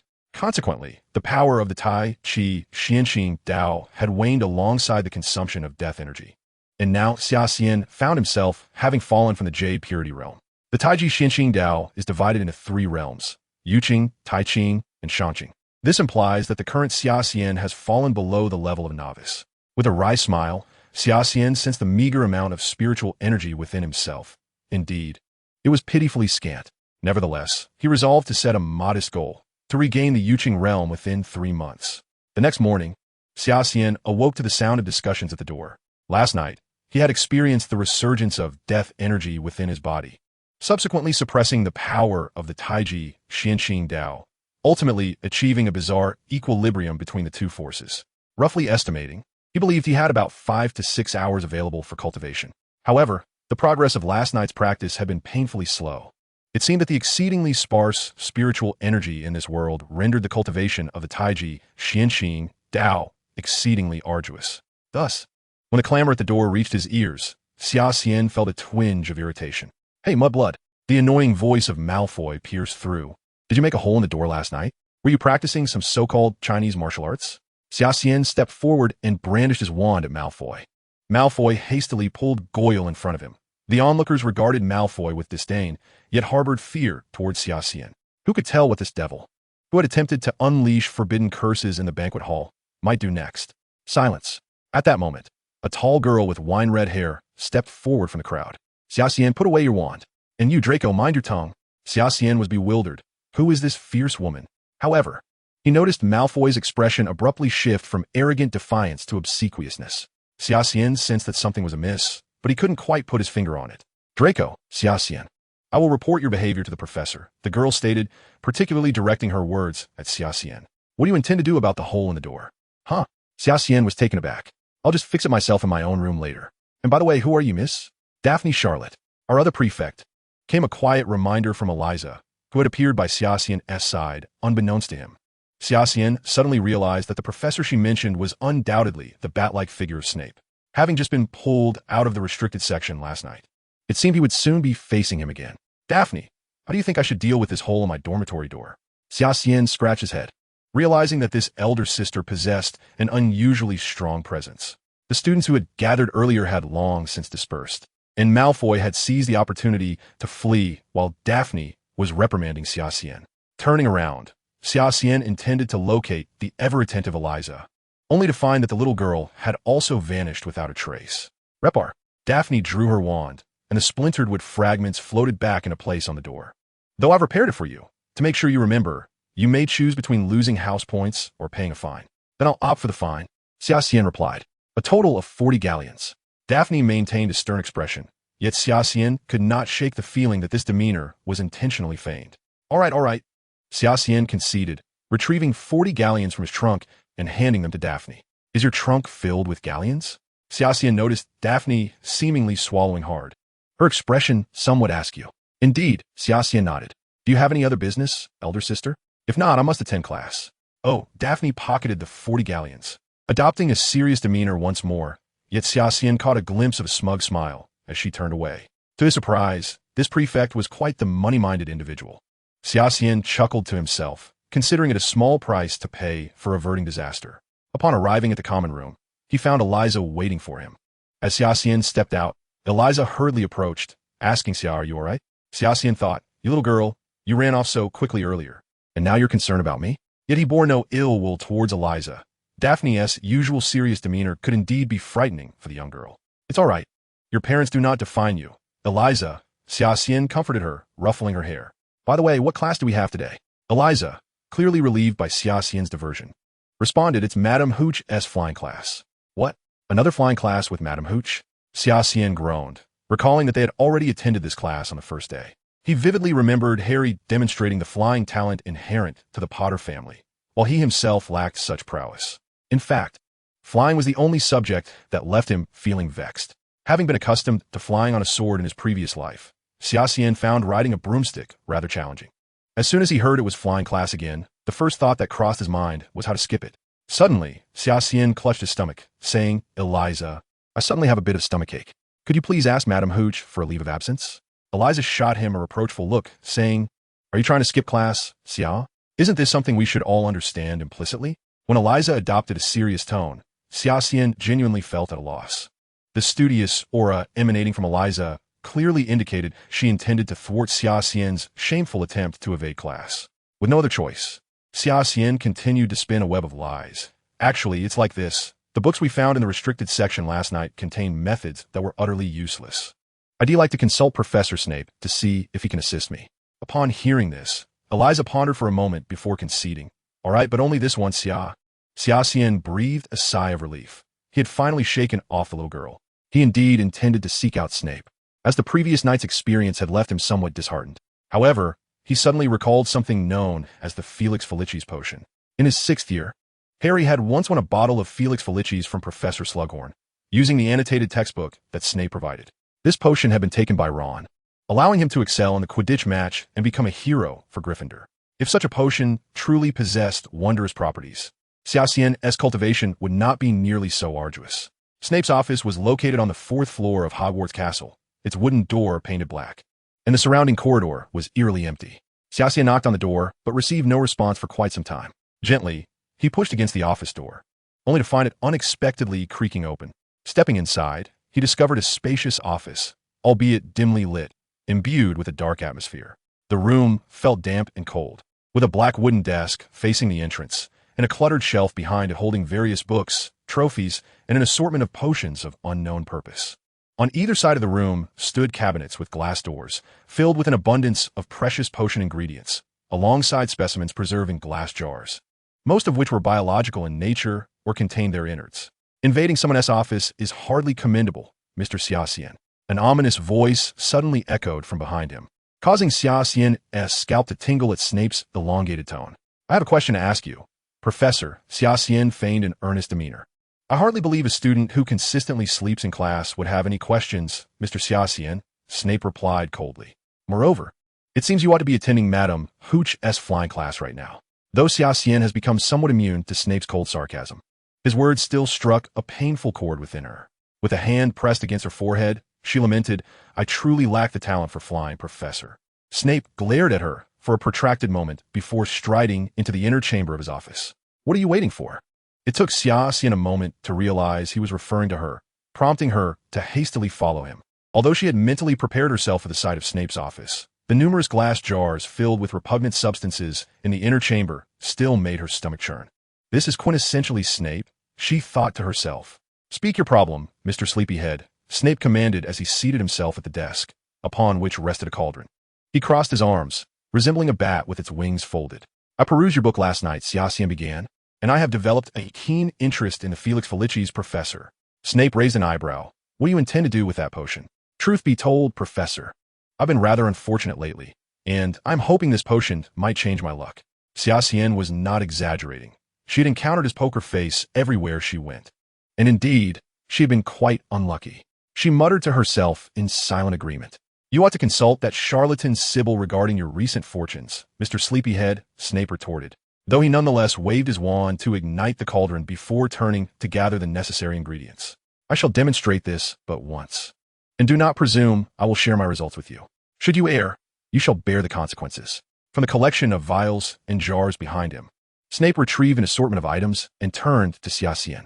According to your assertion, you have perused my notes. So, Mr. Sleepyhead, what is the recipe for the Felix Felicis? Powdered ashwinder eggs, shrivel figs, tentacula tentacles, thyme, the shells of bird snakes, and some common powdered ingredients, Xia Xian replied, having anticipated Snape's interrogation and prepared herself for the bat's challenges. Snape meticulously added each ingredient to the cauldron in the correct order, simultaneously stirring vigorously with a rod. Xia Xian endeavored to memorize Snape's every motion. Brewing potions was akin to conducting a perilous chemistry experiment. A mistake could result in severe repercussions, from disfigurement due to volatile reactions to risking one's very life. Observing a master potion maker at work was indeed a far cry from reading about it in books. Xia Xian noted many of Snape's subtle techniques throughout the process. After adding the final ingredient and stirring with great force, he pointed his wand at the cauldron. Felix Felicis. A plume of white steam rose from the cauldron, and Xia Xian knew Snape's potion was complete. You have but one chance, he stated as he transferred the potion into a small vial with his wand. Professor, I believe once is sufficient. Xia Xian selected the necessary ingredients from Snape's magical materials, then followed the steps to pour them into the cauldron. As the tip of her wand glowed, a mist identical to the one that had emanated from Snape's cauldron began to rise. Snape approached to inspect her potion. Barely usable, compared to the illustrious Mr. Potter. You may have a potion to salvage your fate. Xia Xian felt a sense of satisfaction as she bottled the Felix Felicis. Such praise from Snape's notoriously acerbic lips was a commendation indeed. Come to me at this hour every week henceforth, he instructed as she prepared to leave. But Professor, I have flying lessons at this time, Xia Xian replied, somewhat disheartened. Although she had skipped today's class, she didn't wish to forfeit the entire year, knowing Mrs. Hooch would not allow that. Now exit and turn left. You may attend your flying lesson. I trust you won't doze off upon your broom. Snape gestured towards the office door, signaling her departure. Compared to the vexatious flying lessons under Mrs. Hooch, Xia Xian preferred the occasional private tutoring from Snape. Having never been exposed to potion making in her previous life, Snape could undoubtedly assist her in navigating the complexities of the subject. Yet, the bat's biting sarcasm was indeed difficult to endure, though Xia Xian felt she was growing increasingly immune to it. With a flutter of apprehension, as she reached the lawn before the castle, she spotted the gray-haired, sharp-tongued witch, Madame Hooch. Xia Xian felt a wave of frustration wash over her, considering the time. Half a lesson had already passed, and explaining her absence to Madame Hooch would be quite challenging. She resolved to hide behind a holly tree to assess the situation. What are you all waiting for? She exclaimed, her tone as urgent and brisk as it had been the previous day, extending her hand to grasp a broomstick, now up. Xia Xian found this teaching method utterly ludicrous. Madame Hooch had not imparted any knowledge or theory regarding flying. Aside from Harry, who possessed a hereditary talent, and Draco, who had prior experience, numerous students remained floundering in the air, and this was already the second lesson. But who was she to question Madame Hooch's authority? A few students who had yet to grasp their brooms shouted, up. The brooms remained stubbornly inert on the ground, and Madame Hooch simply encouraged them to persist without offering any guidance. The students continued to repeat their calls like simpletons. Up, up. Xia Xian even began to doubt the necessity of this lesson. Madame Hooch appeared more as a cheerleader than a professor. Xia Xian, what are you doing hiding behind that holly tree? Madame Hooch paused in her work, turning to face her. All right. Xia Xian replied with a resigned shake of her head as she stepped out from behind the holly tree. I heard from Eliza that you were unwell this morning. Madame Hooch clearly did not believe Xia Xian's flimsy excuse. The girl appeared quite rosy and healthy. Yes, that is indeed the case, Professor. Xia Xian continued to weave her fib. Madame Hooch scrutinized her for a moment before stating, I hope this is the last time. Otherwise, I cannot guarantee you will pass your end-of-year flying exam. Now hurry along and practice over there. Xia Xian nodded reluctantly, though she did not divulge to Madame Hooch that her upcoming flying lessons would likely continue in this fashion. Glancing at the broom lying on the ground, she recalled how much trouble it had caused her the previous day. Up. To her astonishment, the broom acted like a petulant cat, rolling on the ground. Xia Xian sighed at the obstinate object. It had not been so compliant yesterday, having shot into the air and shattered several windows in the castle, resulting in Slytherin losing points due to Professor McGonagall's ire. Suddenly, Xia Xian felt a slight weight in her hand, the tactile sensation of wood grain distinctly registering in her consciousness. She gripped the broomstick firmly.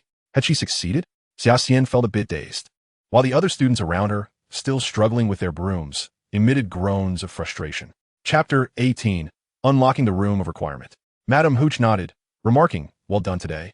Xia Xian examined her broom closely. It had a smooth, polished handle, though it was not perfectly straight, possessing a slight curve.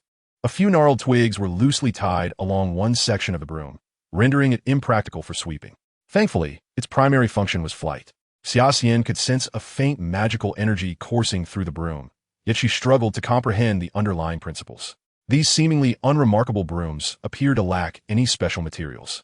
How then did they facilitate flight? Why was there such a significant disparity in speed among different brands of flying brooms? A profound curiosity compelled Xia Xian to consider disassembling the broom in his hands, though he merely entertained the thought. Noticing the peculiarity in Xia Xian's expression, Madame Hua Qi clapped her hands, summoning the students who had been suspended in midair to descend and gather around her. "Today, we shall discuss the flying brooms you hold," she announced, raising her own broom aloft. "The flying broom," she explained, "is a magical artifact imbued with a fixed spell. Its principle is quite straightforward. A wizard activates the enchantment within the broom using their mental power, gazes at the broom, and either silently recites or vocally intones the incantation. The remaining few students who had yet to succeed eagerly attempted the process upon hearing Madame Huichi's explanation, and indeed, it wasn't long before they achieved success. Approximately 10 minutes later, the last broom soared into the hands of a Gryffindor girl, inciting a flicker of superiority among the Slytherins. In truth, Xia Xian was the last Slytherin to successfully grasp a broom. Subsequently, Madame Huichi began instructing the students on how to fly. For instance, how to maintain their position atop the broom, which involved activating the adhesive charm embedded within it and gripping the handle with the correct gestures. Once again, Xia Xian became the example of what not to do. Madame Huichi admonished his grip multiple times. Xia Xian could only manage a wry smile, helpless in the face of his apparent lack of talent for such endeavors. He had contemplated soaring through the air like the other wizards, but at present, he lacked a wand and had much to learn regarding the use of the broom. Nevertheless, Madame Huichi's teaching style earned Xia Xian's respect. She was not the indifferent professor he had initially assumed, but rather one who encouraged students to explore independently before addressing their queries. The mere presence of a flying broom did little to assuage Xia Xian's apprehension about taking to the skies, despite his awareness of the magic contained within it. Conversely, Eliza displayed exceptional flying prowess, soaring through the air like a canary freed from its cage, not merely adopting the conventional straddle, but sitting sideways upon the broom. Among the first years, Draco Malfoy and Harry were the most adept flyers. Although many of their techniques did not meet Madame Huichi's standards, they indeed flew remarkably well, earning points for both Slytherin and Gryffindor. After instructing all the students, Madame Huichi granted them half an hour of free time, the final moments of the lesson, during which any dangerous maneuvers were strictly prohibited. Xia Xian yearned to dismount. Perched upon the broom felt precarious, and though he hovered merely a few feet above the ground, he still felt a sense of unease. The broom appeared far less reliable than flying on a wand, if riding a wand was akin to a smoothly operating train. This flying broom resembled a racing car in the hands of a reckless driver. Nevertheless, Xia Xian remained dutifully airborne. After all, this was a flying lesson, and he feared that Madame Huichi would mercilessly deduct points should he dare to land. Carefully, Xia Xian maneuvered his broom to hover above a tree, a feat that proved quite challenging as his broom swayed like a drunken sailor. Suddenly, a jarring collision jolted the broom's tail, causing it to lurch violently, startling Xia Xian into a tight grip on the handle. "Hey!" he exclaimed, turning with a hint of annoyance. It turned out to be a Gryffindor girl who had inadvertently crashed into his broom while attempting to fly in reverse, now clinging tightly to her own broom in fright. "Sorry, I was practicing going backward," she explained. "Miss Granger?" Xia Xian responded in surprise. Hermione, realizing she had collided with Xia Xian, acknowledged him. "Oh, it's you," she said. Xia Xian found a sliver of psychological comfort. It seemed even the Gryffindor academic elite had their moments. He glanced at Hermione's surroundings and remarked, "Miss Granger, you appear somewhat isolated. Are you not as well?" Hermione assumed Xia Xian was mocking her. Xia Xian smiled, non-committal. "I believe you might find your friends over there," he suggested, gesturing towards Harry and Ron. It seemed this girl had a tendency to appear near him, which Xia Xian deemed unfortunate. He preferred the narrative to unfold as originally intended. Them? Hermione cast a distant glance at Harry and Ron. I thought we were friends. Xia Xian mused that he did not wish to grow too close to her, concocting an ostensibly absurd yet reasonable excuse. Come on, Gryffindor and Slytherin have always been rivals. Hermione regarded Xia Xian with a hint of disappointment, then turned her broom towards her Gryffindor peers. At that moment, the castle bell tolled, and Xia Xian breathed a sigh of relief. This arduous flying lesson had finally concluded. Upon landing, Xia Xian swiftly reunited with Eliza, who wore a concerned expression and inquired, Xia, what did the professor say? Xia Xian clenched the Felix Felicis hidden in his palm and replied, the professor mentioned there are no significant issues. With time, such problems will resolve themselves. Despite his reassurances, he was already contemplating where to practice that evening. Casting the killing curse was too conspicuous. He did not wish to create chaos in his room, especially with a money-minded senior constantly watching him. After much contemplation, a brilliant idea struck him, the Room of Requirement. He recalled the many times it had aided Harry, and if he could locate it, he felt his training would be unencumbered, allowing for swifter progress. Noticing Xia Xian deep in thought, Eliza asked, Xia, what are you thinking? Do we have any more classes this morning? After a moment's reflection, Eliza replied, we have Professor Flitwick's Charms class this afternoon. This morning only featured the flying lesson. Eliza, I have some matters to attend to. You can return to the dormitory. Xia Xian suggested. Eliza regarded him skeptically, sensing his peculiar demeanor, yet accepted his proposal. I'll head to the library. This time, Xia Xian was more prudent. He watched as the young girl disappeared from his line of sight before confidently making his way deeper into the castle. He recalled that the Room of Requirement was concealed behind a tapestry depicting a troll. Hastening along the corridors, Xia Xian searched floor by floor, beginning from the first. His efforts bore fruit on the 8th floor, where he indeed discovered the tapestry. Standing before it, Xia Xian held his breath, cleared his mind, and focused solely on his need for a space to practice magic. After pacing back and forth 3 times before the tapestry, a door unexpectedly materialized before him. Xia Xian's heart soared. He had succeeded. He swiftly opened the door, ensuring no one was around before slipping inside. The Room of Requirement conjures diverse chambers based on the discoverer's desires, and as Xia Xian stepped into the room, he found himself enveloped in a world cloaked in darkness. Steadying his nerves, he thought, having traversed 2 lives, what storms have I not weathered? There is nothing to fear. With that resolve, Xia Xian drew his wand and cast a Lumos charm. Upon uttering the incantation, the entire dark space erupted in a ghostly blue glow, revealing lines that began to form and reshape in the air. Xia Xian discerned the faint outlines of massive objects. As the lines completed their design, the space burst into color. Before him unfolded a realm filled with surging magma and scalding lava, yet Xia Xian felt no heat.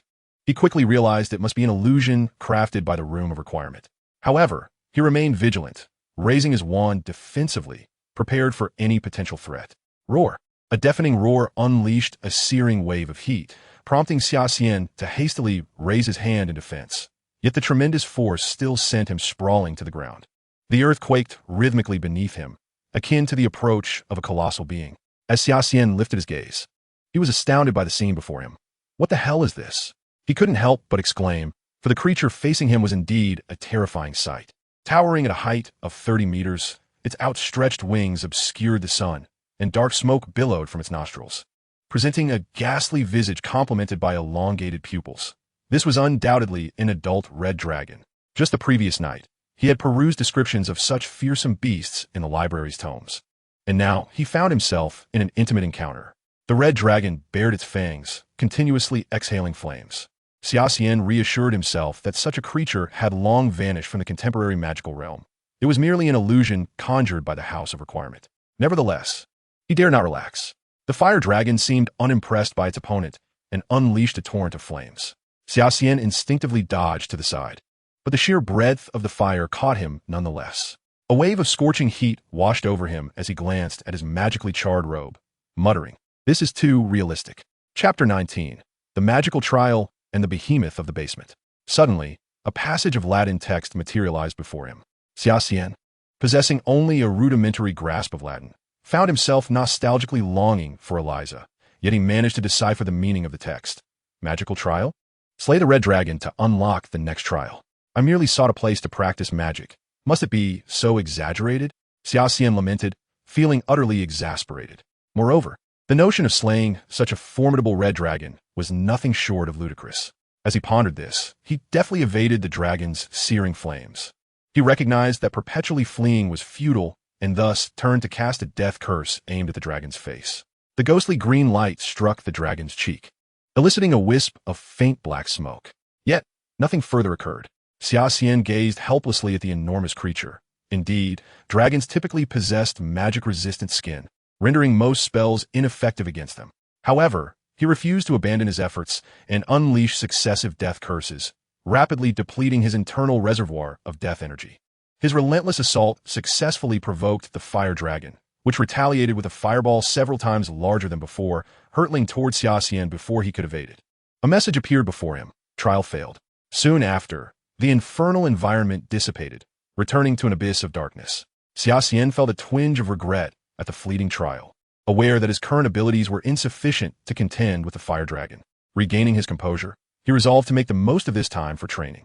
The skirmish with the fire dragon had not lasted long, and he surmised there was still ample time left in the day. He retrieved a bottle of Felix Felicis, scrutinizing it for a moment before downing its contents in one gulp. Despite its peculiar taste, he felt invigorated as soon as it coursed through him, his senses sharpening perceptibly. As he activated the Tai Chi Xianxing Dao formula within him, he noted a significant acceleration in his training speed compared to before. By lunchtime, having concluded his practice, Xia Xian silently appeared in the corridor of the 8th floor of the castle. The flow of time in the House of Requirement seemed to lag considerably behind that of the real world. The death energy within him would return in 6 hours, and he had just reached the zenith of balancing his two powers, while the reality was still barely past noon. Satisfied, he departed. After a brief lunch break, Xia Xian ascended to the 4th floor, where the charms classroom was located on the left side of the corridor. It came as no surprise to him to encounter the school caretaker, Filch, along with his cat, Mrs. Norris. He recalled that the right side of the 4th floor corridor was off-limits, as Dumbledore had warned during the opening feast. I must inform you all that anyone who does not wish to encounter unforeseen peril and meet a painful demise should refrain from entering the right side of the 4th floor corridor. No one wished to face detention, and they obediently veered left, awaiting Professor Flitwick's class. Professor Flitwick, remarkably short in stature, had to stand atop a stack of books merely to reach the lectern. As he took attendance and called out Harry's name, he let out an excited shriek and vanished from sight. Xia Xian found nothing amusing about this. He believed Professor Flitwick's exuberance was not merely due to Harry Potter's triumph over Voldemort, but rather from the sheer mystery surrounding both Harry and himself as the only two individuals to survive the unforgivable Avada Kedavra curse. This anomaly was the true source of Professor Flitwick's agitation. Xia Xian excelled, demonstrating precise spellcasting. Even the most elementary incantations were executed with remarkable speed and proficiency. Professor Flitwick regarded Xia Xian with an expression of incredulity, although Slytherin was renowned for its exceptional talents. Xia Xian's performance in just 2 sessions of charms far surpassed that of his peers. As time flowed like water, people often only realized the changes that had occurred around them in retrospect. Unbeknownst to him, Halloween Eve had arrived, and upon noticing the floating jack-o'-lanterns, Xia Xian was struck by the realization that nearly 2 months had slipped by during his time at Hogwarts. Throughout these 2 months, his days had been filled with intense dedication, primarily spent brewing Felix Felicis and training in the House of Requirement. Naturally, he had also faced off against the Red Dragon multiple times, though he had never managed to last more than 10 exchanges against the beast. Xia Xian had a premonition that his Tai Chi Xianxing Dao was on the verge of a breakthrough. However, what troubled him even more were the swirling rumors surrounding his relationship with Eliza, primarily due to her near-constant presence by his side. The gossip of the Grim Reaper and the daughter of a Death Eater had become the talk of Slytherin and even Hogwarts at large. As Xia Xian walked through the corridor, he caught a whiff of a sweet scent reminiscent of pumpkin. He had never been fond of pumpkin, nor the dishes made from it. The overly sweet flavor left him utterly disinterested. After the first period of the morning concluded, Xia Xian, like all the other students, navigated the crowded corridor toward his next class with Professor Snape in potions. He had endured considerable torment from the bat-like instructor over the past 2 months, and Madame Pomfrey had repeatedly expressed her dissatisfaction with his tardiness. No wonder everyone found her unbearable. He vaguely overheard Ron's voice nearby, remarking that she was like a nightmare. Just then, Xia Xian was bumped into and turned to see the brown-haired figure of Hermione. No doubt it was her. "I think she heard you." Xia Xian caught Harry's voice, though he could not discern their exact location. "Oh right, sorry." Hermione realized she had collided with someone and hurriedly apologized. Oh, it's fine. I mean, what's wrong, Hermione? Xia Xian glanced down at her, noticing her reddened eyes. He had already surmised the answer. This overly eager girl had likely incited jealousy among others. Xia Xian, it's nothing. Hermione quickly looked up at him before dashing away. Xia Xian watched her vanish into the throng, reflecting on how throughout his educational journey, he had encountered many like her, those who craved attention and were often met with disdain. Until the end of the day's study, when Xia Xian entered the banquet hall to prepare for the dinner, he inadvertently overheard a conversation between two Gryffindor girls. Did you see Hermione today? I just saw her. She has been crying in the girls' restroom and refuses anyone's comfort. Xia Xian recalled that during Halloween, Quirrell must have released the troll by now. Could it be the restroom near Myrtle? Sitting at the long table, his fork remained suspended in midair. What is the matter, Xia? Elisa, seated across from him, noticed something was amiss and couldn't help but ask. Oh, it's nothing, Xia Xian replied absently, his mind swirling with thoughts. What was Quirrell's intention again? Xia Xian struggled to extract fragments of memory from his previous life concerning this incident. As a devoted Harry Potter fan in his past life, he was well acquainted with the characters, yet after experiencing the trials of the Xinxia realm, some memories had grown hazy. Ah yes, the Philosopher's Stone. For the past 2 months, Xia Xian had been entirely absorbed in the study and concoction of Polyjuice Potion, coupled with the fact that Quirrell had been relatively inactive during this time, which had nearly caused Xia Xian to completely forget about the Philosopher's Stone. So, where would it be convenient to introduce a troll while also avoiding the crowd? After calming down and reflecting, Xia Xian quickly deduced that Hermione must be in the basement. All the clues interconnected. At last, Xia Xian remembered the gist of the matter. Quirrell had unleashed the troll in Hogwarts to seize the Philosopher's Stone from the third-floor classroom. However, the three-headed dog, Fluffy, was not so easily deceived, and Quirrell had failed this time. Professor Quirrell was a Death Eater.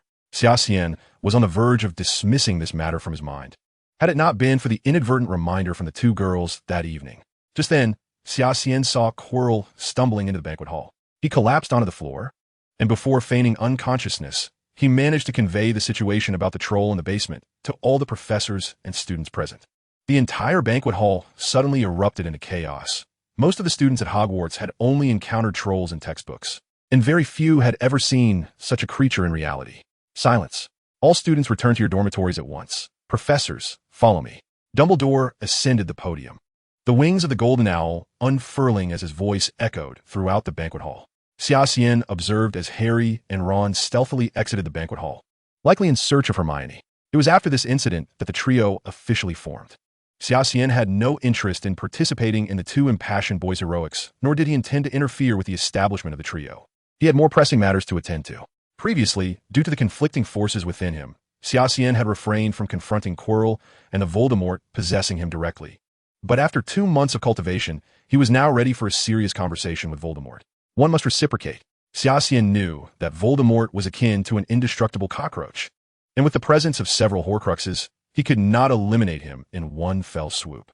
However, passive defense was not Xia Xian's style. He preferred to take the initiative, seizing opportunities into his own hands. The youth was not in a hurry. He understood that Quirrell would soon return to the third floor to steal the Philosopher's Stone. Xia Xian decided to wait for him there, planning to provide a surprise of moderate magnitude. Chapter 20. Confrontation. Quirrell was somewhat gleeful. He had deceived everyone, and now his plan was about to succeed. The professors had rushed to the basement, presenting him with the perfect opportunity to acquire the Philosopher's Stone. Professor Quirrell, where are you going? Quirrell was startled. He heard someone calling him, with the professors distracted by the troll and the students retreating to their dormitories. There shouldn't be anyone on the third floor at this time. Or should I say, Tom Riddle or Voldemort? Xia Xian emerged slowly from behind a pillar in the corridor. Black hair, so you're that mudblood rat? Quirrell's expression suddenly twisted into a snarl. Although he did not speak, a cold, hoarse voice unmistakably emanated from his direction. It seems your memory serves you well, Xia Xian said with a smile as he drew his wand. I believe we still have an account to settle. Master, your strength has not yet recovered. Allow me to deal with him. Quirrell raised his wand. Avada Kedavra. Quirrell mercilessly unleashed the killing curse, but Xia Xian effortlessly sidestepped it. The dragon's attack in the Room of Requirement was far swifter than Quirrell's curse. Xia Xian thrust his wand forward, unleashing an invisible surge of magical energy that sent Quirrell staggering backward. The disarming charm? Voldemort's voice, cold as a serpent, echoed once more. Severus has truly raised an excellent student. Perhaps we should not be so hostile. I believe we are kindred spirits. Voldemort's voice dripped with temptation. Xia Xian sensed that Voldemort had infused his words with alluring dark magic. Join me, and I will grant you everything you desire, in exchange for your loyalty and a small price. Xia Xian had no intention of continuing this futile dialogue. Sectum Sempra. This time, Xia Xian abandoned the nonverbal incantation and cast a full-fledged Sectum Sempra spell. The nonverbal version was something he had only recently perfected, and while its power was diminished, it still possessed the element of surprise. Quirrell clearly underestimated the potency of Xia Xian's spell and was sent flying by the force of it. Professor? McGonagall glanced quizzically at Dumbledore, who was leading a group towards the rotating staircase to the basement, but Dumbledore suddenly halted. Severus, Dumbledore turned to Snape. Please check upstairs for any students who have not yet returned to their dormitories. Very well, Albus. Snape exchanged a knowing glance with Dumbledore before heading upstairs. The rest of you, come with me to the basement to deal with that troll. Dumbledore adjusted his robes and instructed the professors behind him. Quirrell, somewhat disheveled, scrambled to his feet, clearly infuriated. You useless fool, don't waste time here. Quirrell was astonished that he had been knocked down by Xia Xian's attack and hurled several killing curses, all of which Xia Xian deftly evaded. Not good. Xia Xian felt a surge of alarm and quickly sidestepped, then flicked his arm. Karkaroff let out a hiss, appearing at Xia Xian's side. A massive python, over 10 feet long, was now poised before Xia Xian, flicking its tongue. Had Karkaroff not intervened, Xia Xian might have been bitten. Is that Nagini? Xia Xian was taken aback. What was this creature doing here? Nagini was immune to most spells, leaving Xia Xian momentarily at a loss. It was you that night in the Forbidden Forest? Quirrell glared at the coiled serpent beside Xia Xian, speaking with palpable resentment. Who is it and where? Snape's voice suddenly called out. I will remember this dead boy. Quirrell swiftly retreated down the corridor, and Nagini dissipated into a cloud of black mist, vanishing before Xia Xian. You again? What are you doing here? Snape approached from the staircase. Xia Xian had concealed Karkaroff before Snape's arrival, but the faint magical aura in the air was impossible to erase. After circling Xia Xian a few times, Snape's expression turned skeptical. Did you just cast a disarming charm? Xia Xian could only concede that Snape, as the spell's inventor, would not miss even the smallest trace. Immediately, Snape seemed to sense a faint aura of dark magic in the air. His gaze was fixed deep within the corridor. He turned sharply and said to Xia Xian in a stern voice, You, wait here for me. He then hurriedly pursued the shadows down the hallway. Xia Xian furrowed his brow, initially believing he could at least teach Voldemort a lesson. However, to his astonishment, Nagini had appeared at Hogwarts. The serpent's magical defenses rendered most spells ineffective against it, yet if he were to resort to his trump card, Xia Xian did not possess the confidence to deliver a fatal blow to Voldemort. He required more time. After approximately 15 minutes, Xia Xian finally saw Snape limping back from the depths of the corridor. Noticing the bloodstains on the floor, he inquired with concern, Professor, are you all right? Come with me to see Dumbledore. Snape maintained a cold demeanor. Observing Snape's limping figure, Xia Xian felt an urge to assist him. Yet, Snape brusquely turned away, coolly stating, Keep your distance. Xia Xian could only manage a wry smile. Even in such a disheveled state, the bat's proud nature had not waned in the slightest. Silently, Snape and Xia Xian proceeded to the entrance of the basement lavatory, neither uttering a word. Uncharacteristically, Snape refrained from mocking Xia Xian, who bore a heavy expression himself. The lavatory exuded a foul stench, jolting Xia Xian from his thoughts. A group of professors was reprimanding the trio, and he even spotted the loathsome green-skinned creature. Clearly, the trio had fortuitously resolved the crisis. Severus and Xia Xian? Dumbledore seemed somewhat surprised by Xia Xian's arrival, but the astute headmaster quickly grasped the situation. It appeared that there was more than one mischievous child involved. 10 points were deducted from Slytherin. Xia Xian, please visit my office.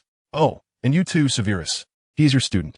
Ron chuckled softly, whispering to Harry, Looks like the poker face has dug his own grave, along with that sleepy head.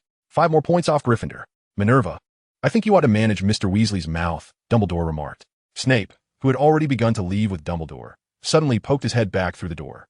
You're not mistaken, Severus, Professor McGonagall concurred, casting a knowing glance at Ron, whose face fell like a deflated balloon. Ice lemon juice, Dumbledore announced as today's password. Let's proceed inside.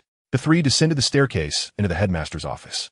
Aside from the first few days of the term, you have been quite well behaved these past 2 months, Xia Xian, Dumbledore commented. Frankly, I did not expect to see you on the 3rd floor. Would you care for something to drink? No, thank you, headmaster, Xia Xian replied, his brow furrowed as he contemplated the recent events. Albus. Someone attempted to steal the Philosopher's Stone tonight. I encountered him, Snape stated coldly. Xia Xian must have also crossed paths with that individual before me. Dumbledore frowned, but reassured. Do not be anxious, Severus. Everything remains under our control. With the three-headed dog guarding it, there should be no issues. Trust Hagrid and trust me. Dumbledore then curiously turned to Xia Xian and inquired, Mr. Xia Xian, how were you able to thwart that person and stand before us unscathed? Xia Xian replied, I utilized the disarming charm taught by Professor Snape, and fortunately, he arrived just as the assailant was about to strike, which spared me. After a moment's thought, Dumbledore asked, the disarming charm? That spell is rather advanced for a first-year student. Did you manage to see that person's face? Xia Xian had no intention of revealing the full truth. He still harbored thoughts of seizing the Philosopher's Stone amidst the chaos. If he disclosed everything to Dumbledore now, he feared that Dumbledore might eliminate Quirrell, thereby thwarting his plan. Thus, Xia Xian responded, Professor Snape has been tutoring me, and, with a bit of luck from the Felix Felicis potion, I barely managed to learn the disarming charm. As for that individual, he wore a black cloak, and I could not discern his face. Snape shot Xia Xian a sidelong glance, remarking, Your half-baked, disarming charm certainly allowed you to escape from his grasp. What luck you have. Xia Xian rolled his eyes. Snape never missed an opportunity to belittle him. Dumbledore's fingers gently tapped on the table, revealing his apparent anxiety. Severus, in your opinion, who might that cloaked figure be? Snape's expression hardened as he gravely replied, If my instincts are correct, Albus, it is that person. Dumbledore adjusted his glasses and stated, It seems our suspicions were correct. We will need to implement even stricter protections. Severus, please prepare some potions. He then turned to Xia Xian and said, Please keep today's events confidential, Mr. Xia Xian. Xia Xian nodded, realizing that perhaps it was after this troll incident that Dumbledore and several professors had collaboratively established the 5 challenges guarding the Philosopher's Stone. You may leave now. Dumbledore instructed the two, adding, and Mr. Xia Xian, do refrain from wandering the castle corridors at night. Although the points you earned for Slytherin may barely offset your misdeeds. Chapter 21. The Riddle of the Potion Challenge. Snape and Xia Xian exited the headmaster's office, and Snape said to Xia Xian, If you are free tomorrow night, come to my office to assist me in potion making. Also, do not showcase your disarming charm until you have perfected it. Xia Xian understood that Snape was asking him to help concoct the potions for the challenge. He was pleasantly surprised to find himself involved in the design of the challenge. Regarding the 5 challenges guarding the Philosopher's Stone, it was evident that Hagrid was responsible for the 3-headed dog. Professor Sprout had set the devil's snare. Fluffy's challenge was authored by Quirrell, and the wizard's chess was likely McGonagall's masterpiece. Now, with Xia Xian's involvement in the potion challenge, it seemed the final obstacle before him would be the wizard's chess. He thought he should seek out his grandfather for some extra tutoring during the Christmas break. Upon returning to the Slytherin common room, Xia Xian immediately spotted Eliza anxiously waiting for him. The little girl looked relieved when she saw him enter. Xia, where have you been? Professor Snape called me to discuss a few matters, Xia Xian replied. But wasn't there a troll in the school? Eliza recalled, still a bit shaken. The ugly, clumsy creature was handled by our savior, Xia Xian laughed. It's all over now. Hurry back and get some rest. After reassuring Eliza, Xia Xian stealthily slipped out of the Slytherin dormitory and entered the room of requirement to practice. 2 months of training had left Xia Xian feeling ill-prepared to face the Red Dragon. His only improvement was in his evasion skills. He was now confident that he could dodge all of the dragon's fireball attacks, provided it did not employ area of effect skills. After successfully evading the dragon's attacks 4 or 5 times, it indeed became enraged, unleashing a wide-ranging inferno that once again resulted in Xia Xian's failure. Having exhausted the death energy within him, Xia Xian seized the moment to begin his training in the Tai Chi Xianxing Dao. He felt he was on the brink of reaching the threshold of the Jade Clarity Realm, and once the Tai Chi Xianxing Dao fell into place, it would unlock many new skills for him, as it served as a foundational practice with undeniable efficacy. Stepping into the morning sunlight, Xia Xian emerged from the room of requirement. Although a qualitative change had yet to materialize from his quantitative efforts, he sensed that this transformation was tantalizingly close. Today seems to be the day to assist Snape in brewing potions. As Xia Xian recalled Snape's words from the previous night, she descended the stairs and made her way directly to his office. Professor, Xia Xian called out as she closed the door behind her. Snape, clad in a black robe with a green lining, sat at his desk, engrossed in writing something. He lifted his gaze, set down his quill, and beckoned her closer, saying, Come take a look at this. Well aware of Xia Xian's aptitude for potion making, and having observed her diligent study under his tutelage for the past 2 months, Snape did not regard her as merely a first-year student. Xia Xian approached his desk and noticed he was inscribing a message on a piece of parchment. Danger is imminent. Safety lies behind. Between us, referring to the potions, are two that can aid you.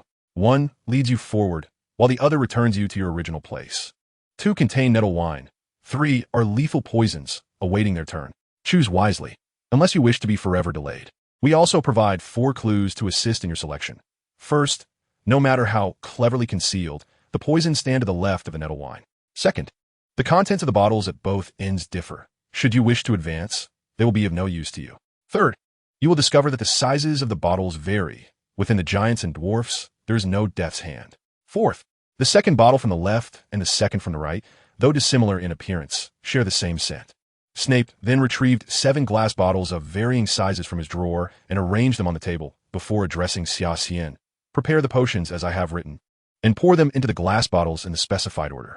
For a moment, Xia Xian felt bewildered by the riddle posed by Snape, but she reasoned that concocting 2 bottles of nettle wine, 3 of poison, and 1 each of the forward and backward potions would be a safe bet. In approximately 15 minutes, she had successfully brewed the 7 potions. However, she encountered difficulty when it came time to bottle them. Snape's instructions seemed as cryptic as ancient script, leaving her utterly perplexed. Observing her struggles, a rare smirk of satisfaction appeared on Snape's face as he remarked, "Place the potions here. You may return now."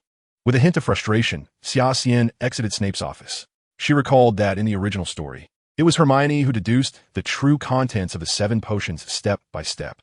Yet, since their altercation during the last flying lesson, Xia Xian felt too awkward to approach Hermione about it. Just then, she remembered Eliza.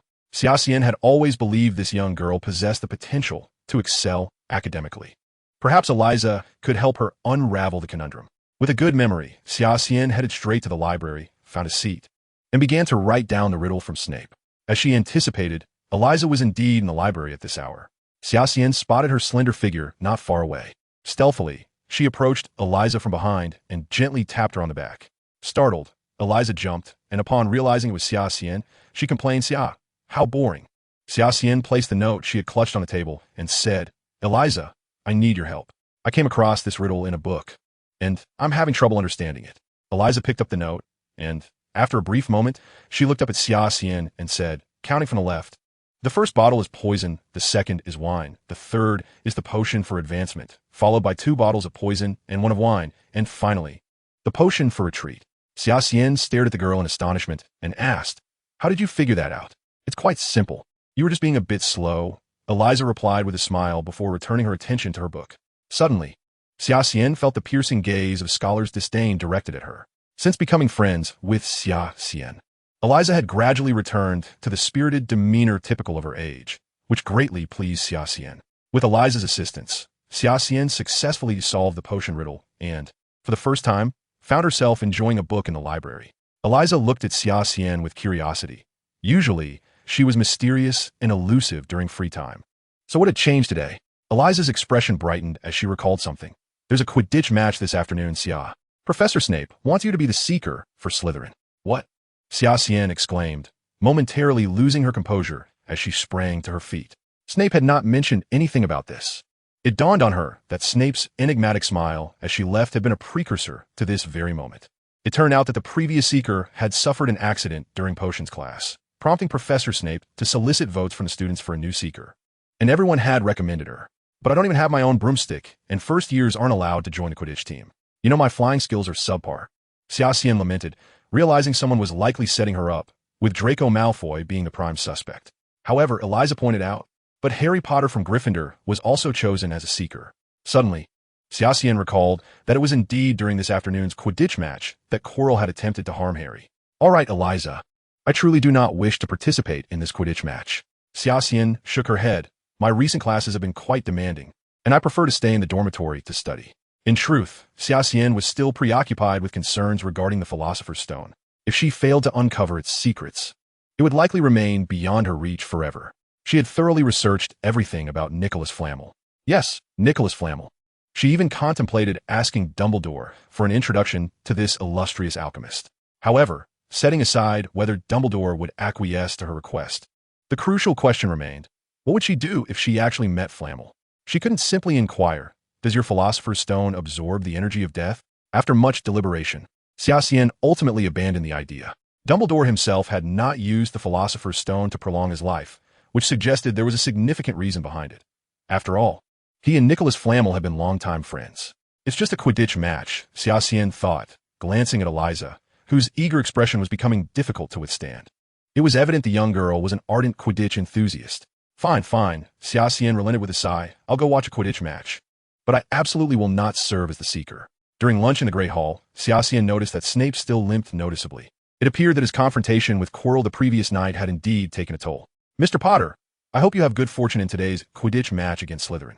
Snape remarked with an inscrutable smile directed at Harry, who remained silent, quietly eating his meal.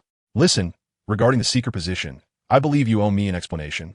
Snape said coldly as he approached Xia Xian from behind. My apologies, Professor, Xia Xian replied, rolling her eyes as she grabbed a piece of bread. I have a fear of heights. Eliza, seated across from Xia Xian, couldn't help but laugh.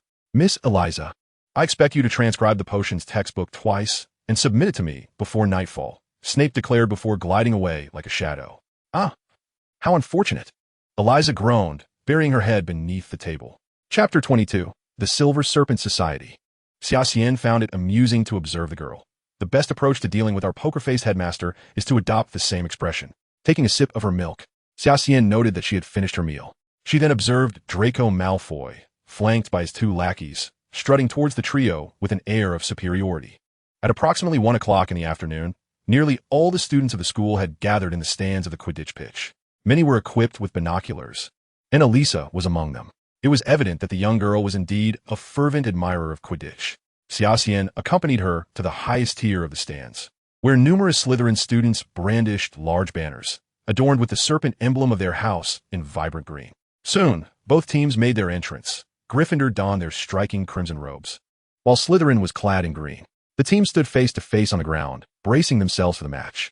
Madam Hooch blew the silver whistle, heralding the commencement of the game. 15 broomsticks soared into the sky as the contest began. Xia Xian sat listlessly in his seat, nearly succumbing to slumber, while beside him, Elisa's eyes sparkled with excitement, a rare display of enthusiasm. Xia Xian mused that if Elisa were in the Muggle world, she would undoubtedly be a passionate football fan. A stir rippled through the crowd as everyone turned their attention to Harry Potter, who was struggling to control his Nimbus 2000 as if an unseen hand were pulling him. Subtle tremors of dark magic were palpable in the air, suggesting that Quirrell had finally lost his composure. Elisa, lend me your binoculars, Xia Xian requested. Reluctantly, she handed them over. Peering through the lenses, Xia Xian observed the professor's stand, where Severus Snape's lips were moving incessantly. He was uttering a counter-curse, while the true instigator sat behind him, Quirrell. Xia Xian contemplated, with a wicked sense of amusement, how Hermione must be on her way to ignite the situation. He wondered what the expression of this poker-faced old bat would be when his robes were set alight. Before long, a plume of black smoke billowed from the professor's stand. Xia Xian saw Snape leap from his seat, inadvertently toppling Quirrell in the process. Simultaneously, Harry Potter regained control of his broom, and the match escalated into a fervent contest as both seekers vied for the elusive golden snitch.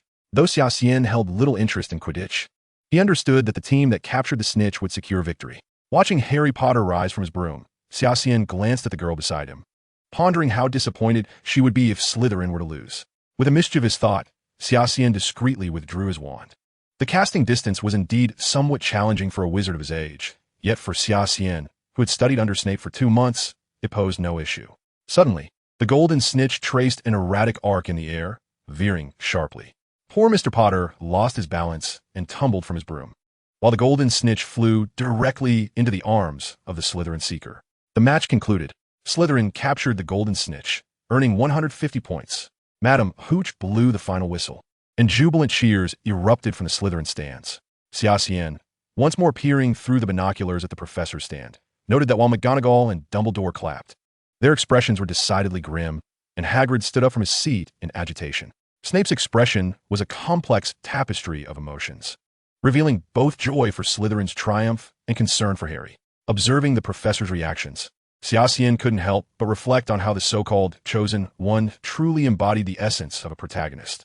The evening feast transformed into a celebration for Slytherin. In truth, Gryffindor had not triumphed over Slytherin in many years, be it in Quidditch or the House Cup. However, Defeating Gryffindor with Harry Potter on their team certainly bestowed a unique sensation upon the Slytherins. Elisa appeared still entranced by the joy of victory, a smile frequently gracing her lips.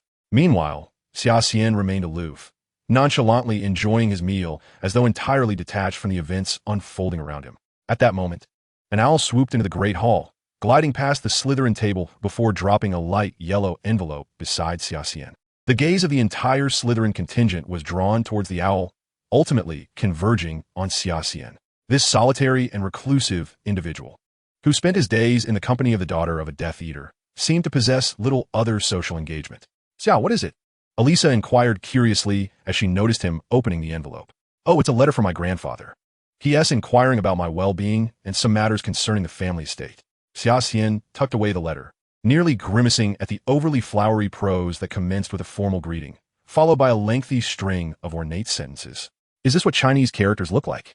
How beautiful," Elisa remarked, admiring the letter in Xia Xian's hand. It must be said, the old man indeed possessed exquisite penmanship. Xia Xian scrutinized the letter for a moment. "I initially wondered what this was about, only to discover it pertains to a muggle relative of a mudblood," Malfoy commented, running a hand through his golden locks. His words seemed to resonate with the Slytherin students, eliciting a faint chorus of laughter. Sitting beside Xia Xian, Elisa sensed a shift in his demeanor. The light-hearted banter that had characterized their conversation was now replaced by a serious expression, his grip tightening around his wand. Familiar with Xia Xian's temperament, Elisa understood that he was not one to adhere strictly to rules, and at that moment, it was clear he was preparing to retaliate in his own fashion. Elisa attempted to dissuade him, but Xia Xian was already in motion. "Petrius Talus." "Oi," he whispered, casting the petrification charm, followed by a curse of excruciating pain. Instantly, Malfoy collapsed to the ground like a stone slab. Malfoy writhed in agony on the floor, emitting heart-wrenching wails. The sudden upheaval stunned the entire Slytherin contingent, all eyes fixed on the writhing Malfoy, then darting to Xia Xian, who elegantly tidied his utensils, wiped his hands with a napkin, and approached Malfoy, looking down at him with a smile. "Mr. Malfoy, this is the consequence of an uncontrolled tongue." The once jubilant atmosphere of Slytherin was abruptly replaced by a profound silence, as everyone gaped at the icy demeanor of Xia Xian. The commotion attracted the attention of the Gryffindor table, and Xia Xian swiftly became the focal point of the entire banquet hall.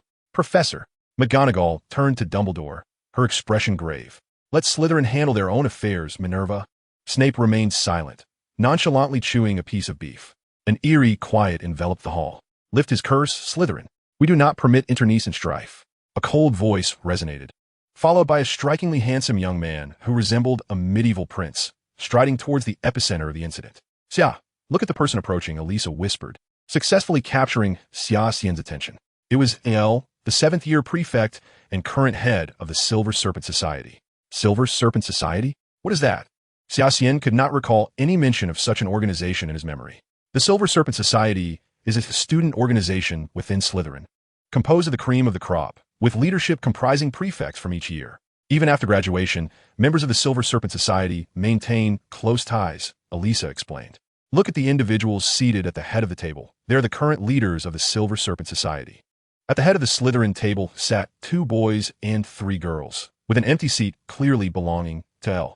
Xia Xian recognized Marcus Flint and the money-obsessed upper-classwoman. Elisa seemed apprehensive about this so-called Silver Serpent Society, but Xia Xian felt quite the opposite. He eagerly anticipated an opportunity to confront these self-proclaimed geniuses of Slytherin. "You will immediately lift your curse, first year." Xia Xian squinted slightly, lifting her gaze to the individual striding toward her from the front of the Slytherin table, exuding an air of arrogance and confidence, akin to a superior issuing commands to subordinates. "If you wish to avoid demise, then begone." Xia Xian raised her head, casting a glance at Ire, her eyes resembling those of a demon from the depths of hell. A murmur of astonishment rippled through the Slytherin long table. The last individual who dared to speak to Ire in such a manner seemingly withdrew from school shortly thereafter. The newcomer, indeed, was unaware of the gravity of the situation. Ire smirked coldly as a silvery, mercury-like glow suddenly flickered in his eyes, fixated intently on Xia Xian. The magic gaze of His Highness Ire has been unleashed. "This newcomer is in for a harsh lesson," remarked a Slytherin prefect with keen interest. Meanwhile, Eliza gazed at Ire in terror. Draco Malfoy continued to wail. while the instigator of the chaos regarded Ire with a faint, chilling smile. A mental attack, how intriguing. However, when it comes to this, he is but a mere descendant of my prowess. Xia Xian, who could stand alongside Dao Xuan and Wan Jian as the three prodigies of Qinyan, certainly possessed her own unique strengths, the most significant of which was her mental sea. Boom! Ire felt as though he had suddenly found himself before a vast, tumultuous ocean, and before him, a colossal wave towered, crashing down with a deafening roar. With a splatter, blood erupted from Ire's mouth, the silver light in his eyes vanishing in an instant, leaving him to gaze at Xia Xian in sheer terror. Enough, Xia Xian. Due to your actions, Slytherin shall lose 50 points. Dumbledore rose, waving his hand to lift the curse on Draco, speaking calmly. The crowd was left in a state of shock. Such a significant event had been dismissed so casually. Chapter 23, Loyalty. In truth, Xia Xian herself was continually testing the limits of Dumbledore's tolerance. Yet the headmaster appeared particularly lenient toward her. Over the past 2 months, Xia Xian had lost count of how many school rules she had violated, but Dumbledore seemed unconcerned. And Snape's change in attitude towards her was likely connected to the headmaster as well. With a flick of her wand, Xia Xian unraveled the curse on Malfoy, who curled up tightly before promptly losing consciousness. A mere petrification spell should not have rendered Draco unconscious. Professor, I believe he must have employed other dark curses on Draco, McGonagall remarked, her expression tense, sensing Dumbledore's indulgence of Xia Xian's perilous behavior. Dumbledore set down his knife and fork, gazing intently at Xia Xian before sighing. I always thought this child might be a Gryffindor, Minerva, using dark curses on one's classmates. I cannot recall Gryffindor ever having such a tradition. Professor McGonagall, clearly frustrated with Dumbledore's handling of the matter, exited the banquet hall in a huff. With Severus to guide him, I believe he will not stray from the path. Dumbledore muttered, shaking his head in resignation. Why did Professor McGonagall leave? Hermione inquired, puzzled, from the Gryffindor table. Surely, she is dissatisfied with Professor Dumbledore's handling of the situation. That Xia Xian is truly a devil. This is the second time she has unleashed such curses in the banquet hall, Ron replied. I remember when I first encountered Xia Xian on the train, she was not like this, Neville chimed in. People can change, Neville, Hermione sighed, especially in a place like Slytherin. Meanwhile, Dumbledore approached the podium, the golden wings of the owl statue unfurling as he addressed the hall. Silence, please. The specific repercussions for Xia Xian will be announced after the professors discuss and assess Draco's injuries. Additionally, with Christmas approaching, you shall have a few days to reunite with your families. Those wishing to remain at school must inform your head of house in advance. A wave of cheers erupted in the hall, dissipating the earlier tension. Having taught Malfoy a lesson, Xia Xian felt considerably uplifted. As for the punishment Dumbledore mentioned, since the beginning of the term, she had likely violated enough school rules to warrant multiple expulsions, yet Dumbledore had never imposed any serious consequences upon her, aside from deducting points from Slytherin. This time, Xia Xian surmised, it was likely just a show. The headmaster probably meant little by it. As Dumbledore spoke, Xia Xian noticed Eliza's expression dimming. Sensing something, she proposed, how about you come home with me for Christmas, Eliza? A flicker of joy crossed the young girl's face, and with a hint of disbelief, she replied, Really? I've never celebrated Christmas before. Indeed, I formally invite you to my home. Miss Eliza, Xia Xian playfully gestured an invitation. Seeing Eliza's radiant smile, glistening with unshed tears, warmed Xia Xian's heart. The idea of bringing the young girl home for Christmas had been spontaneous. Yet the primary reason for Xia Xian's return was to learn chess from the old man. The rules of wizard's chess closely resembled those of international chess. Among the 5 challenges before her, only this one left Xia Xian at a loss. If pressed, she might mention the key challenge set by Professor Flitwick. The flying lessons remained a source of considerable headache for her. The old man's letter also mentioned an intriguing matter regarding a partnership with the obscure groaning company that manufactured drilling machines. Initially, Xia Xian paid little heed to it, lacking interest in such an unremarkable company. However, upon seeing the name of the negotiating representative, she nearly burst into laughter. Vernon Dursley. Harry Potter's uncle was seeking collaboration with her grandfather. What a serendipitous twist of fate. As Dumbledore concluded his speech, students from various houses returned to their dormitories under the guidance of their prefects. The Slytherins subtly distanced themselves from Xia Xian, but she remained unconcerned. Only a few members of the Silver Serpent Society cast furtive glances her way, and she understood that these individuals would likely seek trouble with her in the days to come.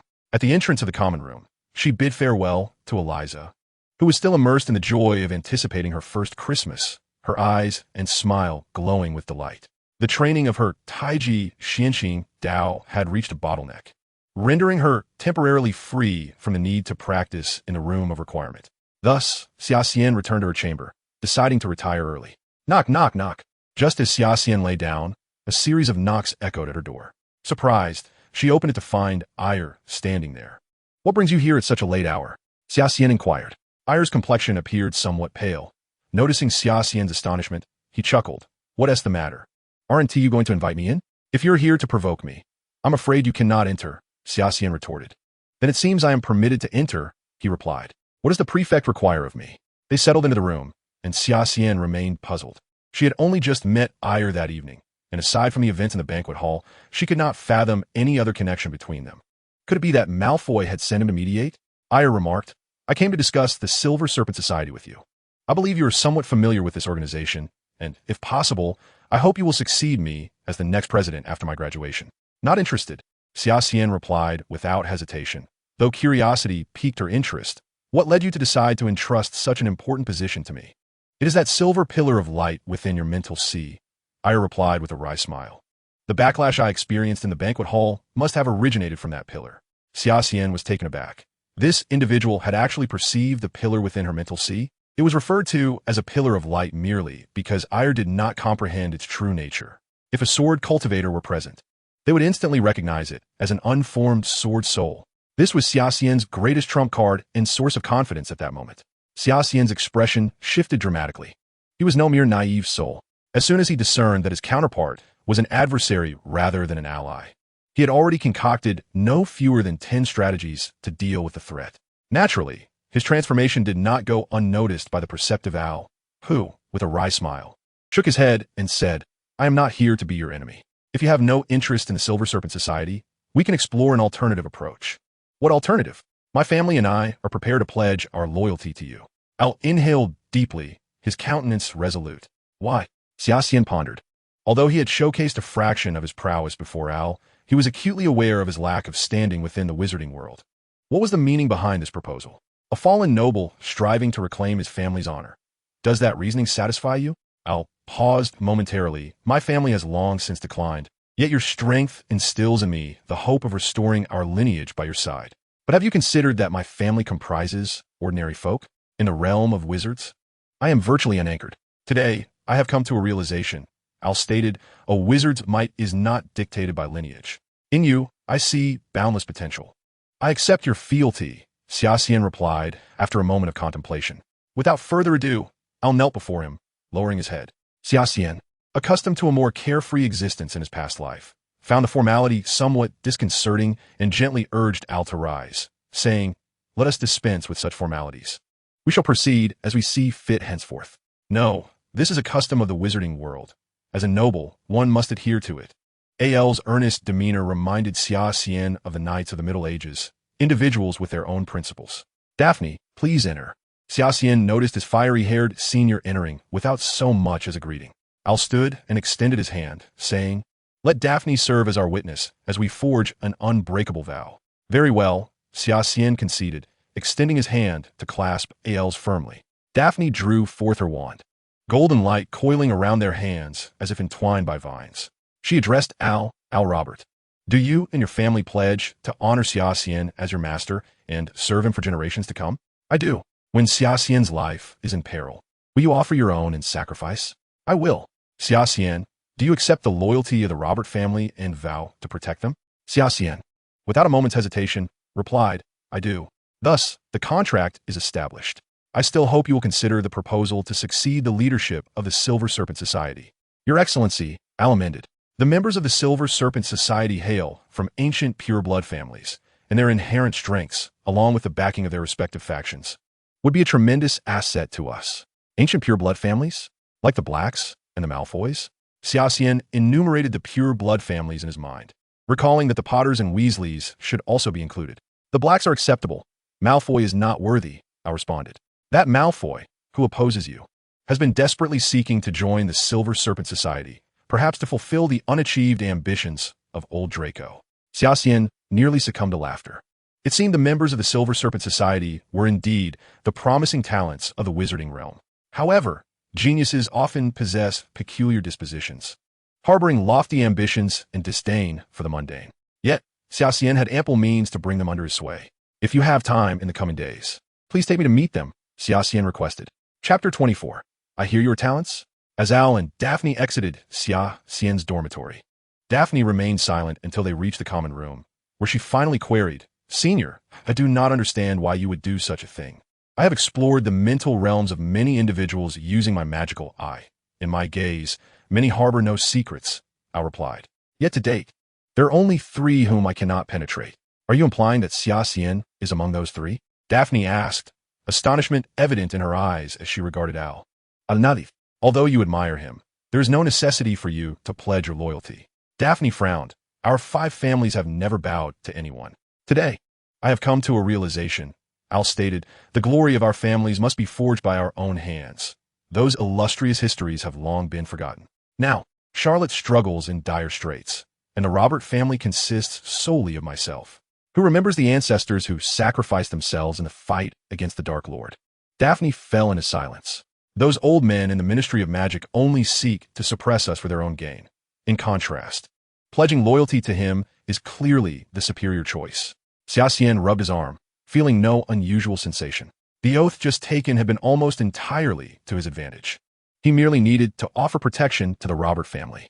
In his past life, Xia Xian, despite his prodigious talents, had grown accustomed to solitary endeavors, a tendency that ultimately led to his ambush by the 4 holy guardians of the dark sect. In this life, Xia Xian was determined to enact change, and Al represented the first move in his grand strategy. The night passed in silence. The following day, after concluding a private tutoring session with Snape, Xia Xian met Al in the corridor on the 3rd floor. Al had evidently been waiting for him for some time, while behind Xia Xian, Eliza appeared somewhat apprehensive upon seeing Al, hiding behind Xia Xian and peeking out with only half her head visible. Eliza, do not be afraid. Xia Xian reassured her with a smile. He is one of us.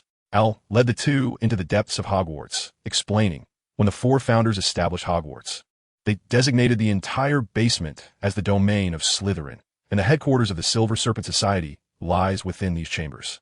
To be frank, Xia Xian was not particularly fond of the dank and chilly atmosphere of Slytherin. Water dripped incessantly from the ceiling of the basement, and the trio cast glowing spells from their wands to barely illuminate the path ahead. I have heard this was once a dungeon. Although it appears quite rudimentary and dilapidated on the surface, the internal facilities have been meticulously refined by generations of Silver Serpent Society predecessors. Al halted before a stone door. This was a moon-shaped stone door, which an adult would have to bend down to enter, adorned with the emblem of Slytherin, a serpent with its tongue flicking.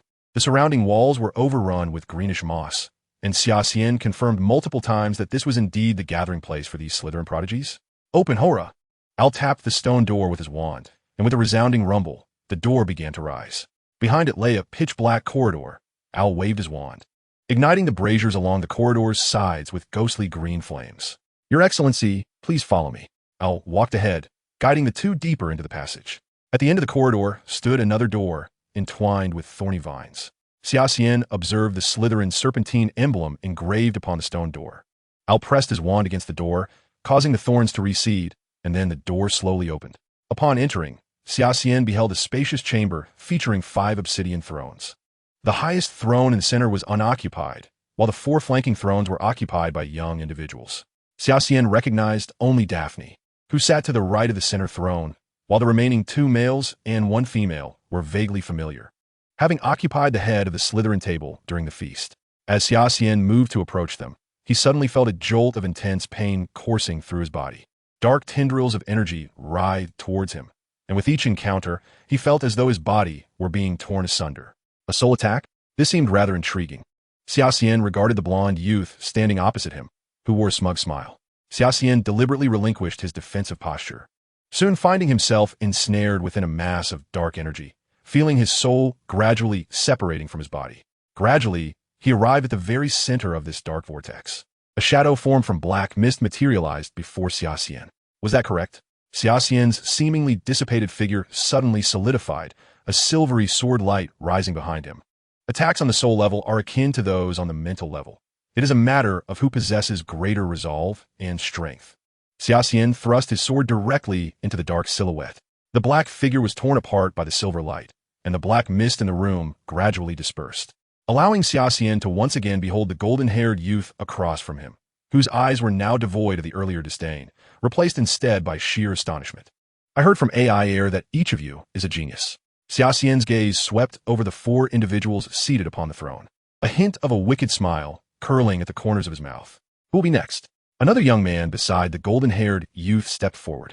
He was tall and robust, hardly resembling a wizard but rather akin to a warrior. I've heard of your exploits, lad. The tall youth drew a gleaming long sword from his side, yet that alone does not justify your leadership of the Silver Serpent Society. Xia Xian could distinctly sense a rich magical aura emanating from the opponent's sword. Was this an enchanted weapon? His gaze sharpened, recalling relevant entries from the alchemical tomes in the library, though this was the first time he had encountered the physical manifestation. So Xia Xian mused, this man is a rare breed of melee mage? Without further ado, the young man unleashed a roaring flame from his magical sword, charging straight at Xia Xian. Xia Xian smiled. To be honest, when it comes to swordplay, he had never truly feared anyone. Western swordsmanship places a greater emphasis on the suppression of power. Yet such a crude and straightforward approach appeared riddled with flaws in Xia Xian's eyes. To wield a sword before a Huaxiao individual is akin to flaunting one's ineptitude. Oh no, it is Xia's swordplay that is in question. The countless combat experiences Xia Xian accumulated in his previous life allowed him to deftly evade the young man's seemingly inevitable strike. After sidestepping the young man's slashing attack, Xia Xian swiftly grasped his wrist and twisted forcefully. The young man felt a sharp pain in his wrist, causing the magical sword to slip from his grip. With remarkable speed, Xia Xian caught the descending sword and, without any unnecessary movement, pointed it directly at the young man's throat. In the blink of an eye, having completed this maneuver, Xia Xian remained oblivious to the astonished expressions of those around him, instead feeling somewhat disinterested. Weighing the sword in his hand, he casually performed a flourish and remarked, this sword is not bad, though it feels a bit light. AI Air looked at Xia Xian with an odd expression. The longsword was nearly as tall as Xia Xian himself, creating a rather peculiar sight. How did you execute that move just now?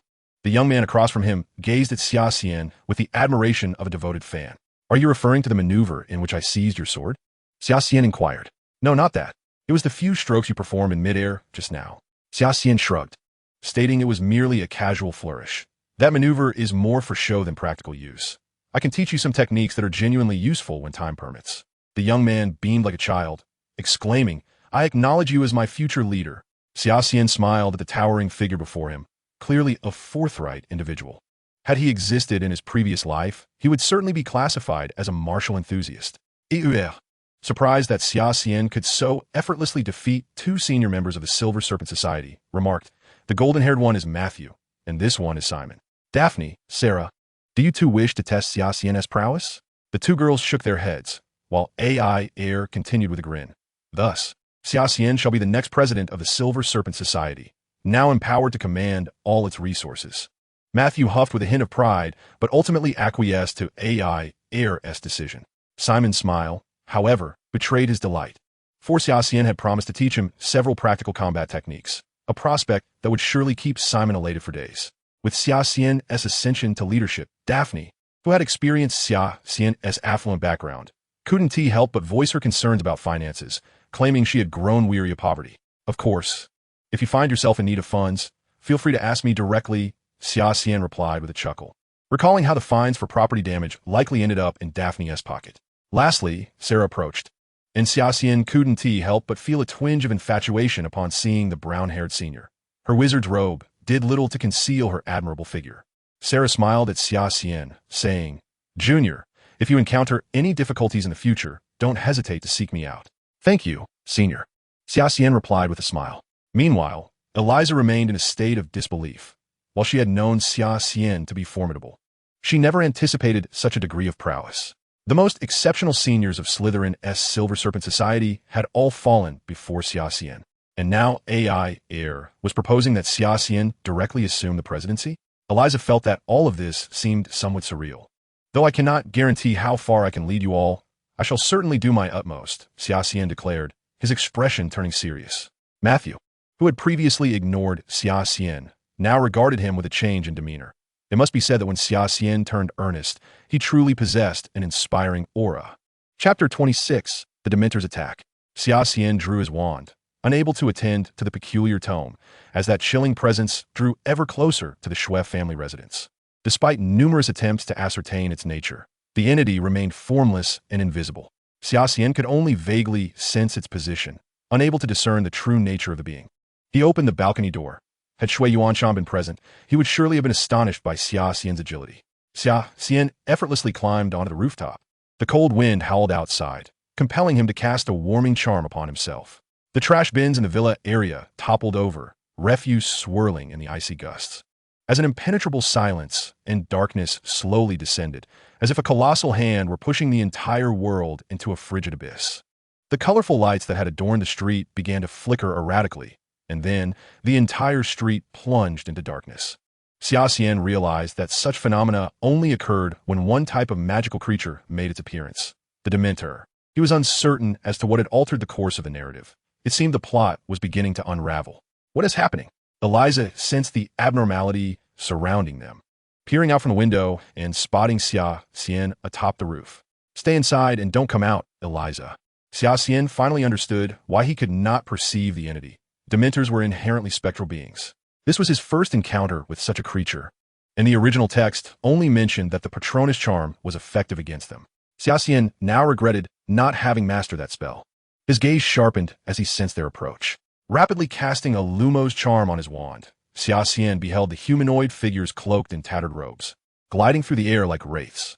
1, 2, 3. Xia Xian counted the number of creatures in the air, noting there were at least 5. The 5 creatures swiftly converged upon Xia Xian, extending their hands from beneath their cloaks, lunging directly at him.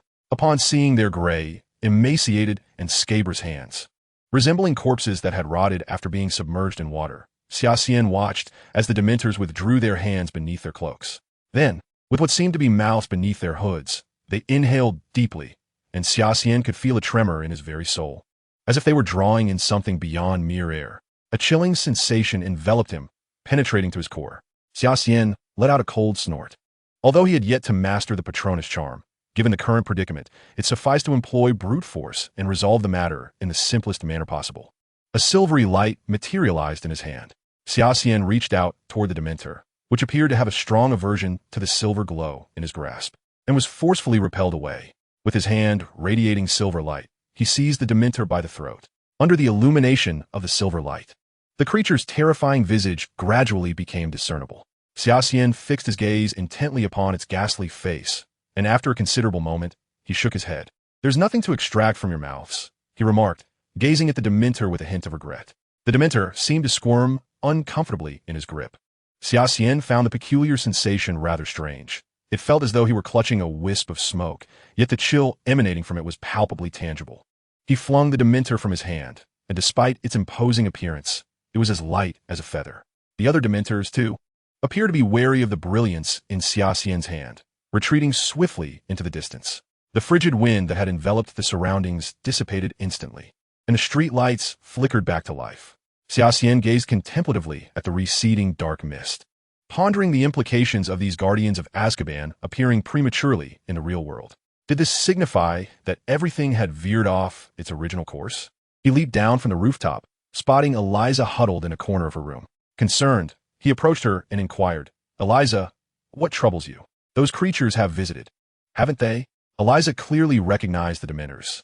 Xia Xian gently patted her shoulder, offering silent solace. "Do not worry, Eliza.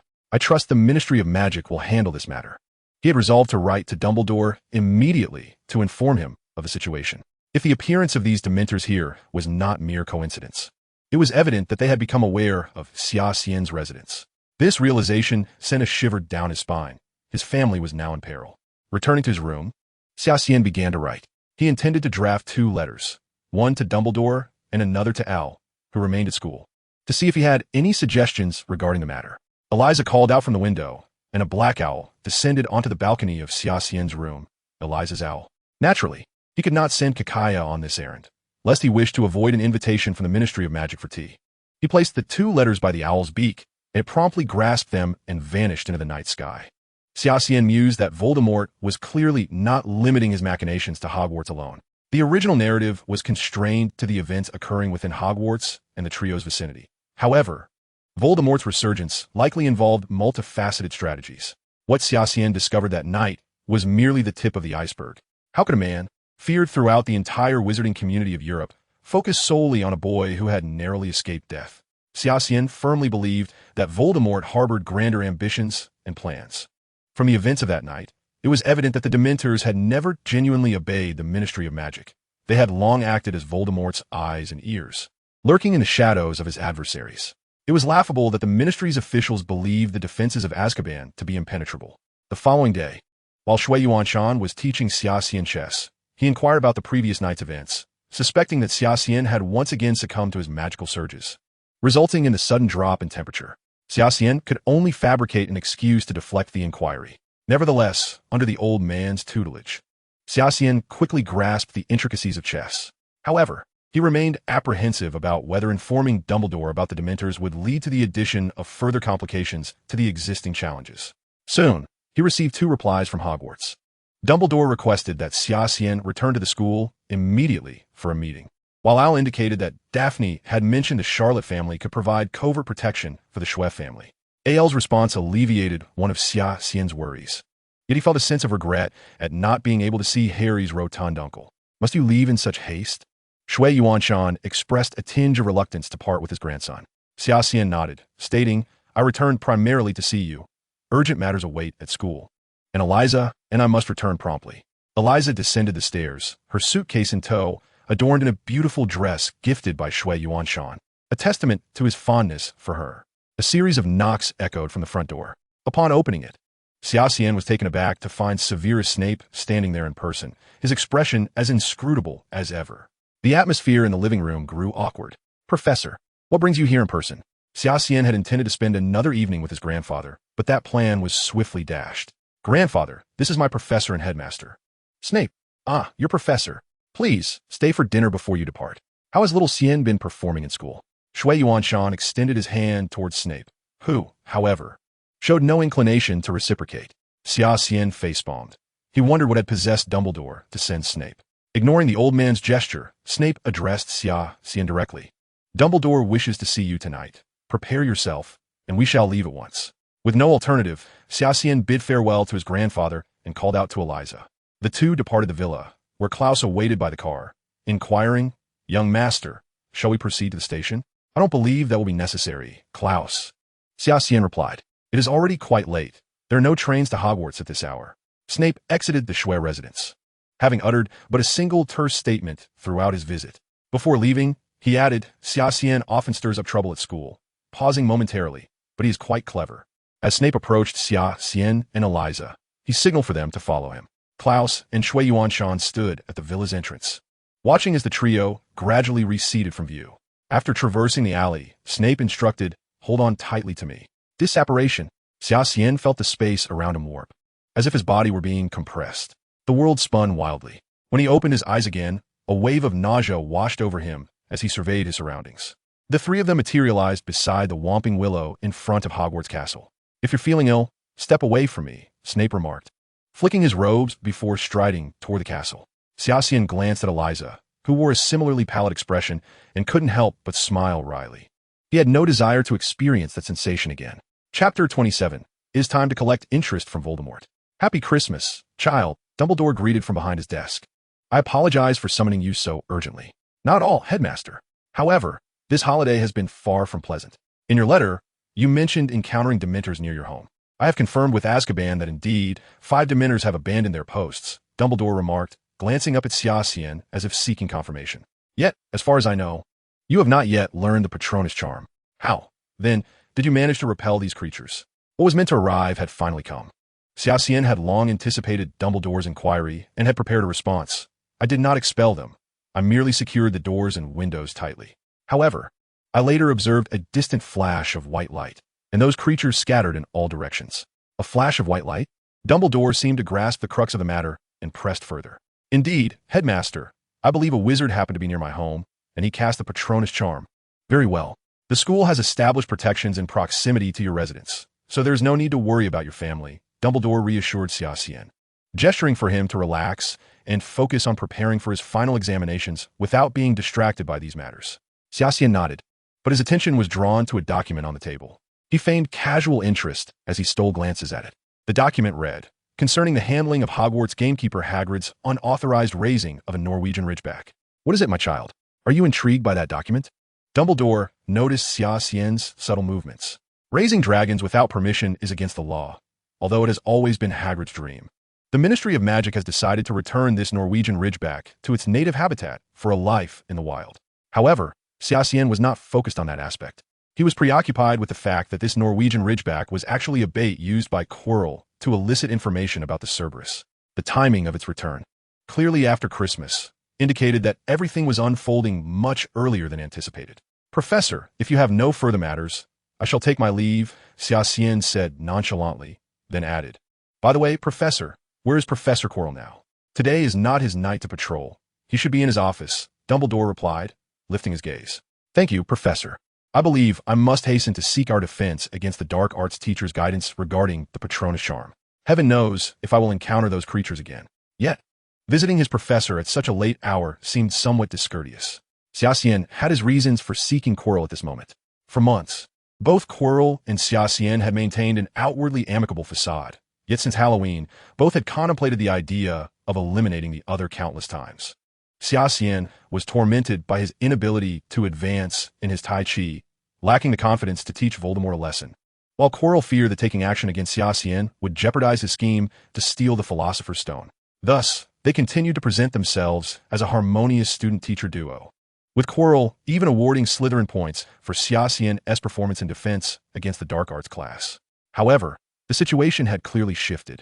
Quirrell had surely extracted the method to bypass the three-headed dog from Hagrid, and Xia Xian was uncertain whether Quirrell had already accessed the room on the third floor where the Philosopher's Stone was hidden.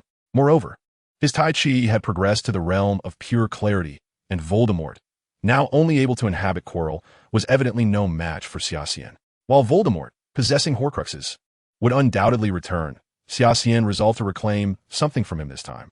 Arriving at the door of Quirrell's office, it was now midnight.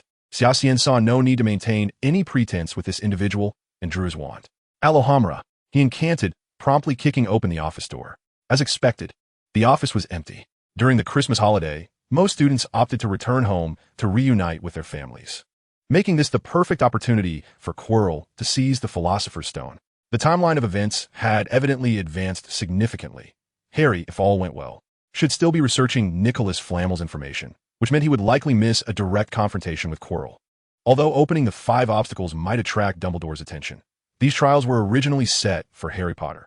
Xia Xian felt he could no longer afford to wait and hurriedly ascended the stairs to the 3rd floor. Upon entering the room where the Philosopher's Stone was concealed, he heard the enchanting music emanating from a harp. As anticipated, Quirrell had succumbed to temptation and had already taken action. It appeared he had not been there long.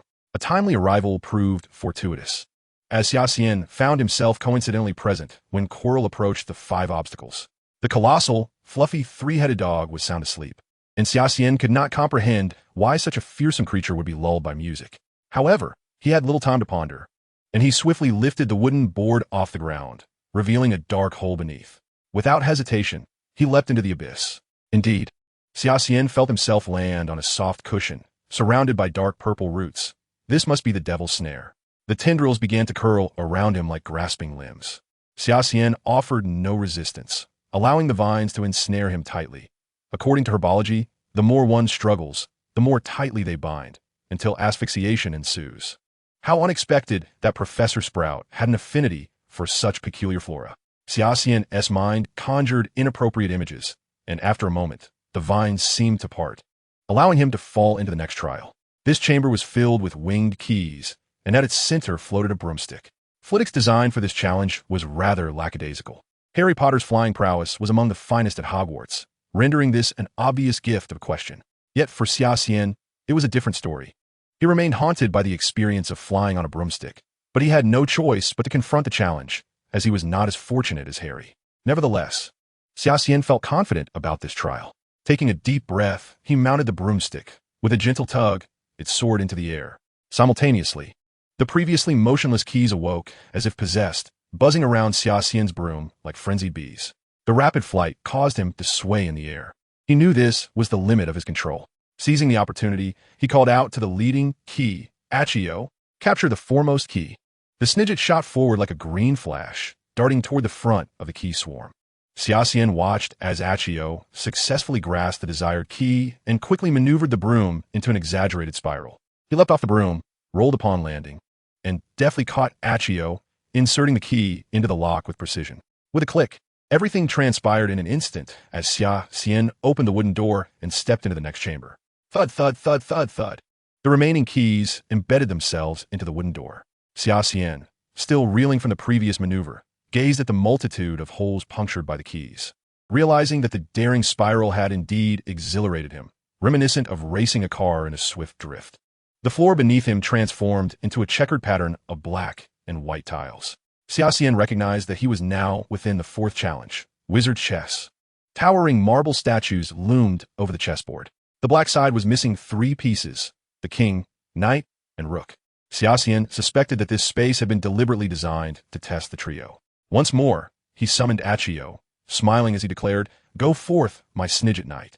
Accio alighted upon the marble steed, while Xia Xian positioned himself on the king's square. With this arrangement, he was merely 1 rook short of the opponent's side. Victory should still be within reach. "My king, at your service," he noted as another marble knight inclined its head slightly. Xia Xian returned the smile, stating then, "Let the game commence." The white pawns advanced steadily forward. Knight to d5. Xia Xian directed her gaze towards the soldier on her right, and indeed, the black piece advanced steadily by 1 square. Almost immediately, the white piece suddenly drew 2 long knives from its side and cleaved the black soldier into a pile of rubble. Xia Xian remained unfazed, continuing to engage in a tactical exchange with the opposing soldiers.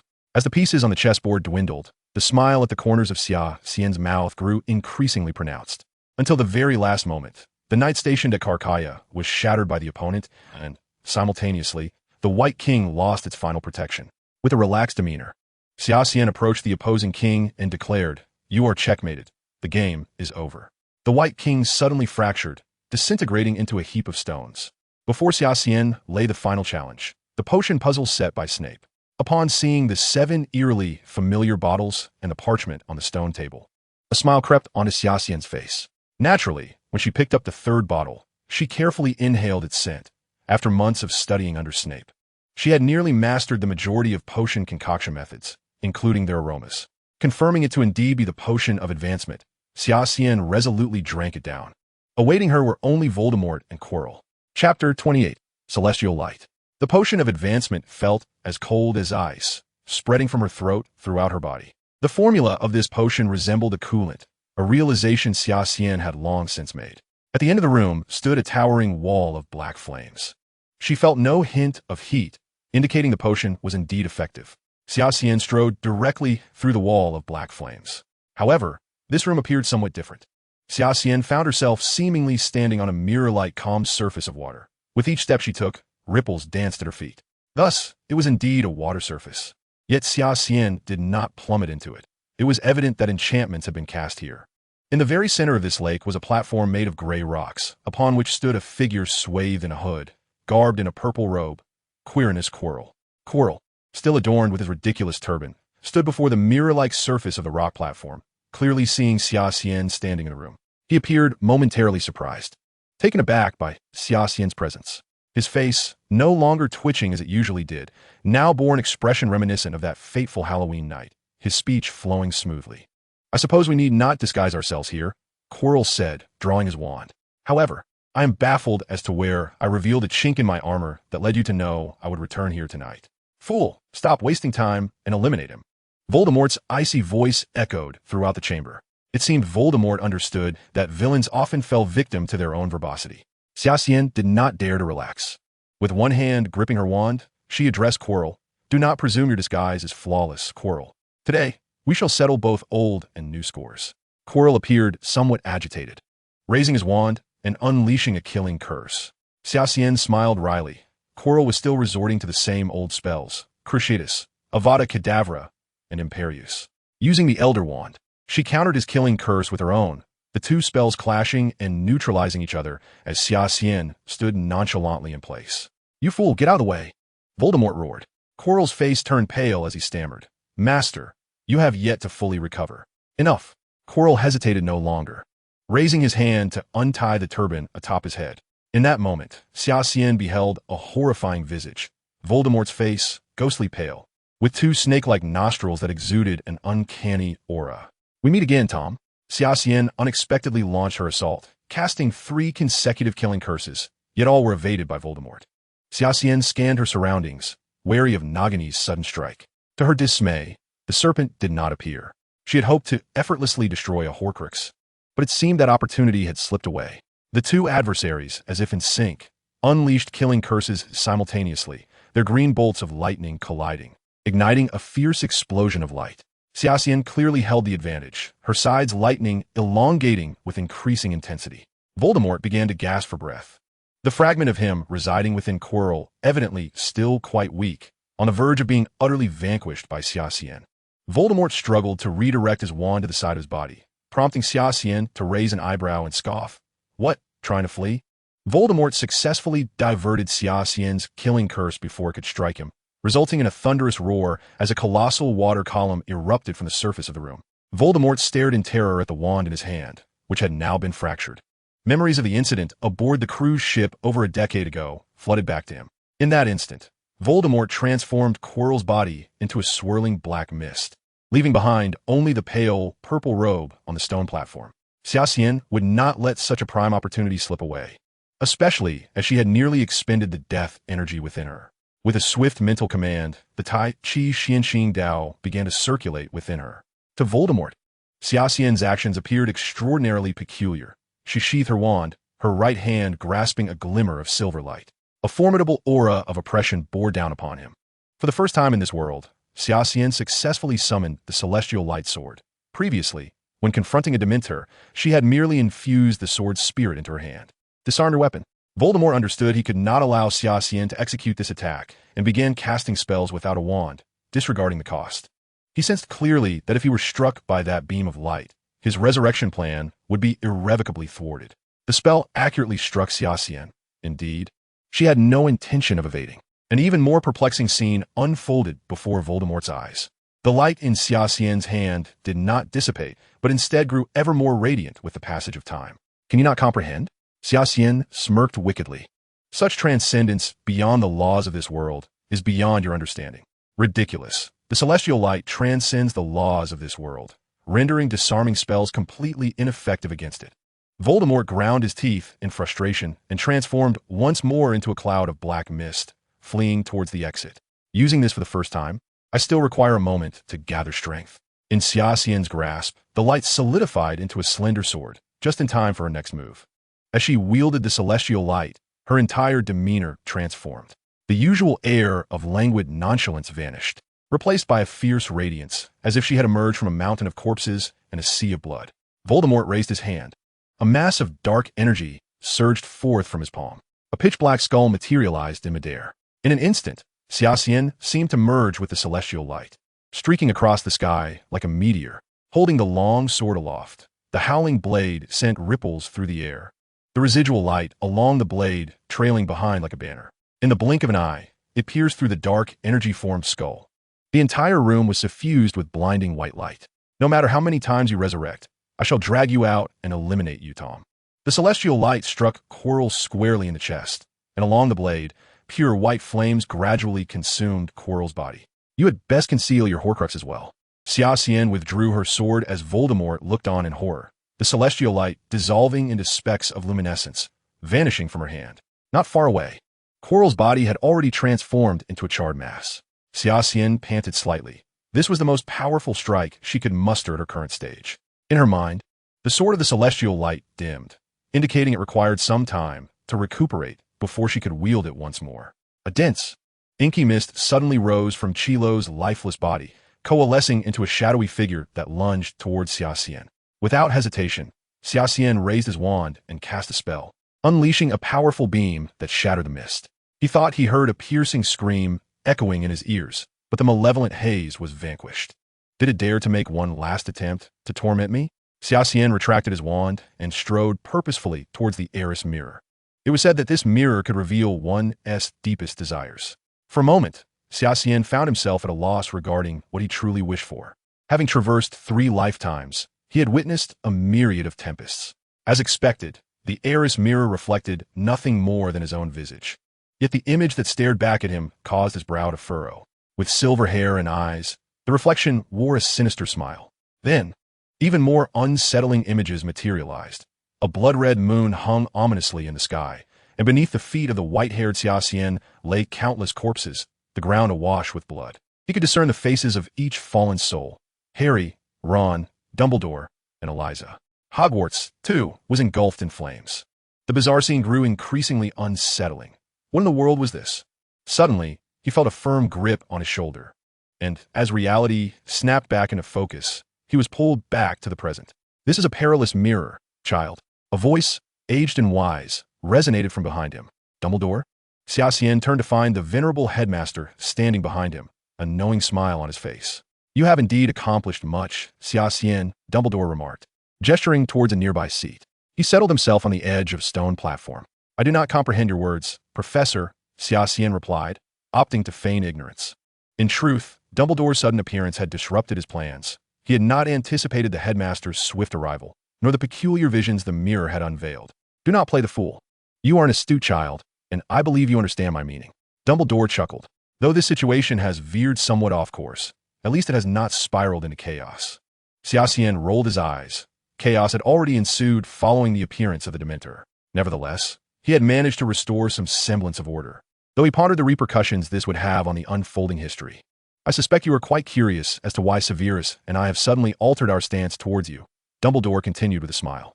"Both you and Harry share a certain connection with the Dark Lord. In my estimation, it is only the two of you who can ultimately thwart his return. Mr. Potter is the savior. Surely he is more suited for such a role," Xia Xian hastily demurred. "The reason Severus is willing to teach you privately is due to personal reasons. Harry holds a unique significance for him," Dumbledore explained. "Moreover, given your magical aptitude and rapid growth, you are, in fact, the more suitable candidate." "I must decline, Professor." Xia Xian had no desire to become a pawn in Dumbledore's game. His grievances with Voldemort were merely personal. Saving the Wizarding World? I'm not so noble. "Let's set aside these distant matters for now," Dumbledore suggested. "I notice your library borrowing records are filled with texts concerning Nicholas Flamel. I wonder if you have developed an interest in the subject." With that, Dumbledore produced a glimmering red gem, the Philosopher's Stone. Xia Xian could sense the immense life force emanating from the stone. It was undeniable that Nicholas Flamel, the stone's creator, was a genius, despite the gruesome methods employed in its making. Indeed, Professor, Xia Xian conceded, his borrowing history betraying his focus on Flamel, the Philosopher's Stone, and alchemical materials. To his surprise, Dumbledore placed the stone directly into Xia Xian's hands, leaving him momentarily bewildered. "Consider this your reward for navigating this crisis," Dumbledore said. "However, do not misuse it or disclose its presence. Otherwise, I shall retrieve it personally." Accepting the stone, Xia Xian recognized Dumbledore's intentions. The headmaster was gradually shifting his focus from Harry to him. Yet, Xia Xian would not be a mere puppet in this game. Nonetheless, such a boon was not something he would refuse, and he promptly tucked the Philosopher's Stone away, assuring Dumbledore, "Rest assured, Professor, I shall make good use of this stone. If time permits, I would like to pay a visit to Mr. Flamel." The life energy within the stone was not infinite. It would gradually diminish as it countered the death energy within Xia Xian. Ultimately, it would become nothing more than an aesthetically pleasing trinket. Xia Xian yearned to master the art of creating the Philosopher's Stone to fulfill his own training needs. Dumbledore scrutinized Xia Xian intently, as if attempting to see through him. Yet his efforts were destined to be in vain. The depths of Xia Xian's dark eyes held no hint of ulterior motives. After a moment's contemplation, Dumbledore finally nodded. "In truth, Nicholas and I had a thorough discussion, and we both concurred that the best course of action is to destroy the stone." Dumbledore glanced at Xia Xian. "Sometimes, the resolve to face death requires more courage than the decision to survive. So, Nicholas and his wife are to perish, then?" Xia Xian suddenly realized that possessing the Philosopher's Stone implied the imminent end of Flamel's life. They have stored sufficient elixirs to ensure they can settle their affairs. Yes, they will die. Seeing the dawning comprehension on Xia Xian's face, Dumbledore chuckled. "However, before that, we should have the opportunity to meet him. I understand. To someone of your youth, this may seem unfathomable," he continued, "but for Nicholas and Perenelle, death is akin to finally retiring to bed after a long day. Furthermore, for a mind as lucid as theirs. Death is merely another grand adventure. Xia Xian scoffed at this notion.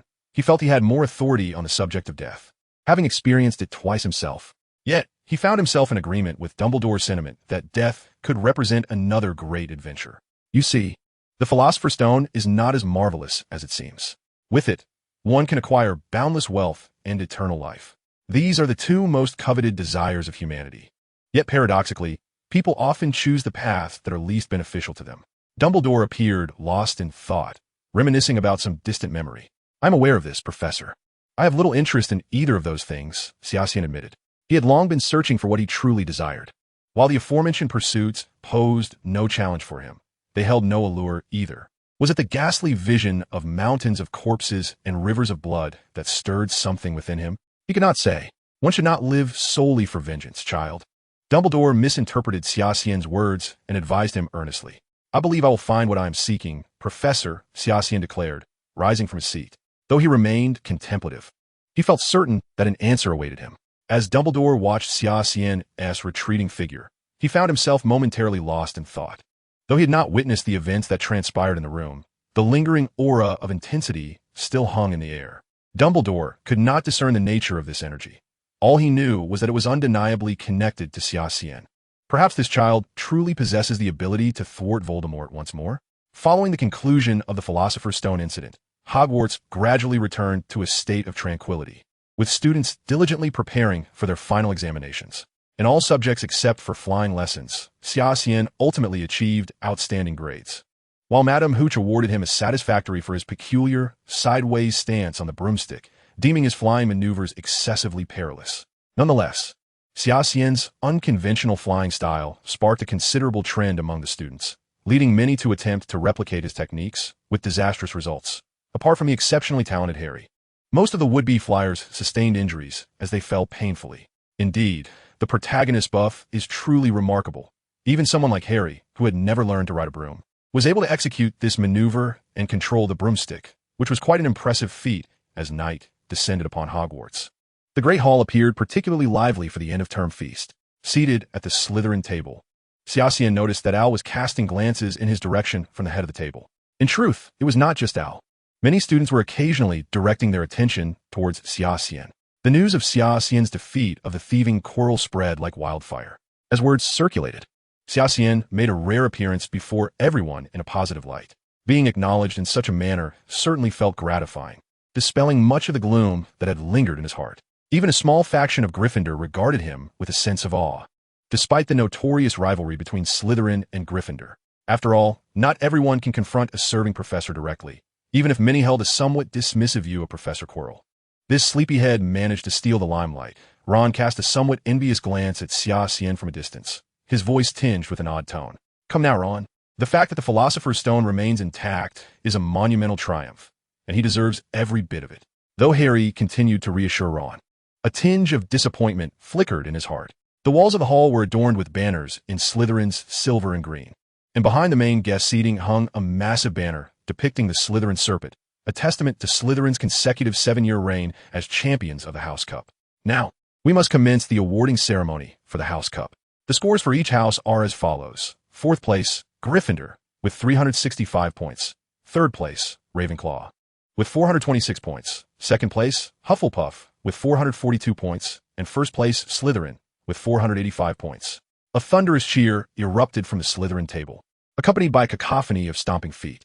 Traditionally, the competition for the House Cup had been a contest between Gryffindor and Slytherin, but this year, due to the troublesome trio from Gryffindor, they found themselves at the bottom of the standings. Furthermore, with Xia Xian having vanquished Voldemort, the professors had lost all rationale for awarding additional points to Gryffindor, ensuring their position as the definite last. Given Xia Xian's outstanding performance in safeguarding the Philosopher's Stone, I declare an additional 100 points for Slytherin, Dumbledore announced, before swiftly adding, however, considering Xia Xian's frequent infractions of school rules, I must deduct 80 points from Slytherin's score. Xia Xian pursed his lips. Was this a case of giving a sweet date only to deliver a slap? Fortunately, with the addition of those 20 points, Slytherin's lead became even more pronounced.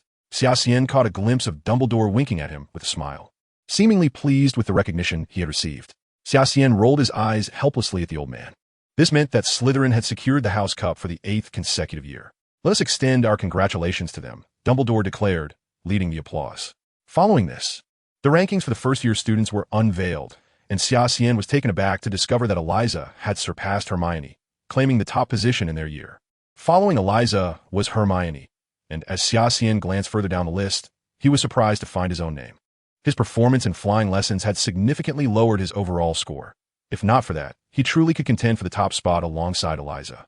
At this moment, Xia Xian was making his way towards the exit of King's Cross Station after arriving from platform 9 3/4. Ah, if only I had mastered apparition before I left. I wouldn't have to go through all this trouble, he lamented. He had learned the spell for apparition from Snape before the term ended, but due to his eagerness to return home, he had not practiced and had boarded the train for his journey back directly. Complaining to himself, he ambled along at a leisurely pace. Eliza was returning to the orphanage to gather her belongings. She would likely come to find him midway through the holiday. Good news also arrived from Daphne. The Charlotte family was willing to continue their contact with Xia Xian. Chapter 30. Paris and the Animagus. Klaus remained steadfastly at the station entrance, awaiting Xia Xian. As Xia Xian handed over his luggage to Klaus, the elderly butler was taken aback by the weight, nearly losing his grip upon receiving it. Allow me, Klaus, Xia Xian said, not wanting to burden the old butler, especially since his suitcase was filled with numerous potions. A peculiar egg and a strange book. He felt it was safer to carry it himself. By the way, young master, Klaus addressed Xia Xian. The master departed for Paris 3 days ago. He instructed you to go directly to him upon your return home. Paris? Xia Xian inquired. Indeed. The master seems to be there for a business matter. Klaus assisted Xia Xian in closing the car door. I purchased your flight ticket for this afternoon.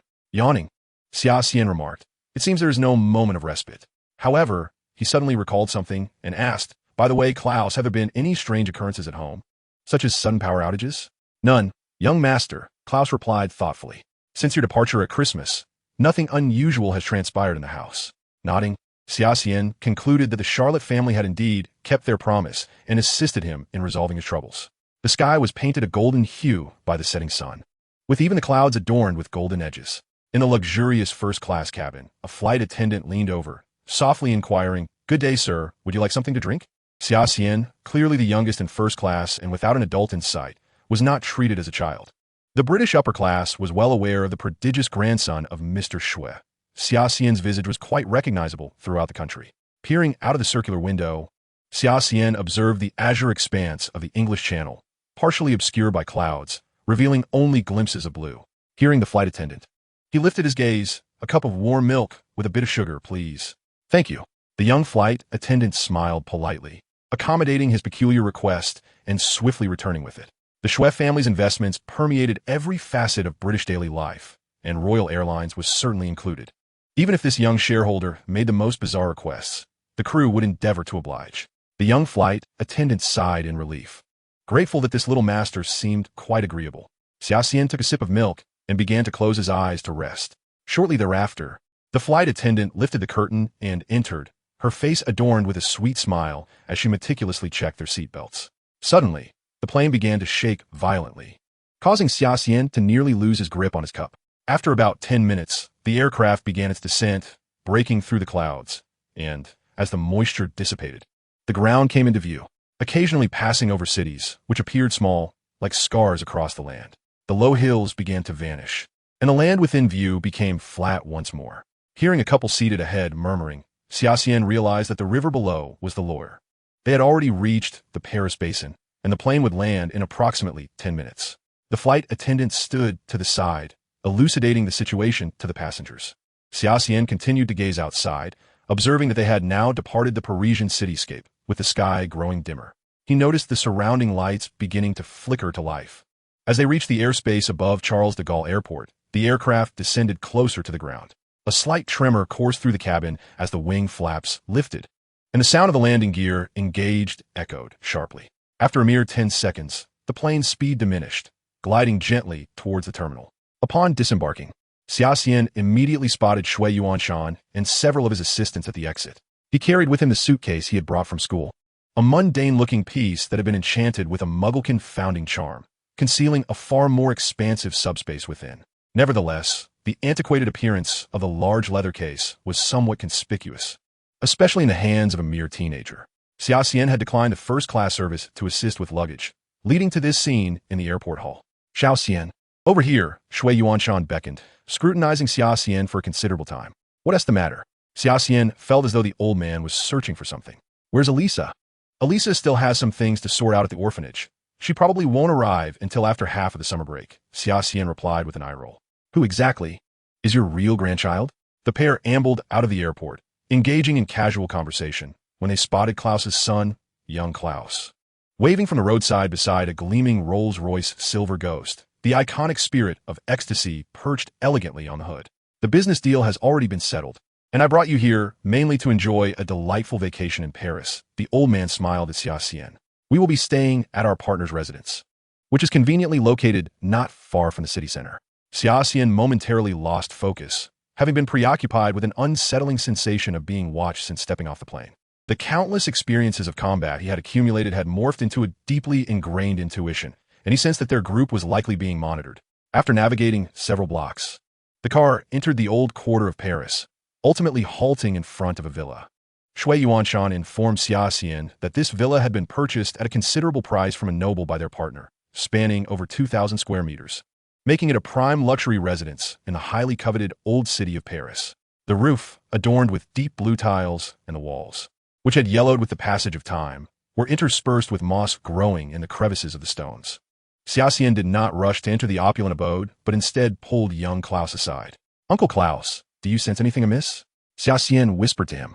The former British Special Forces officer looked at Xia Xian with confusion and replied, Everything seems perfectly normal, young master.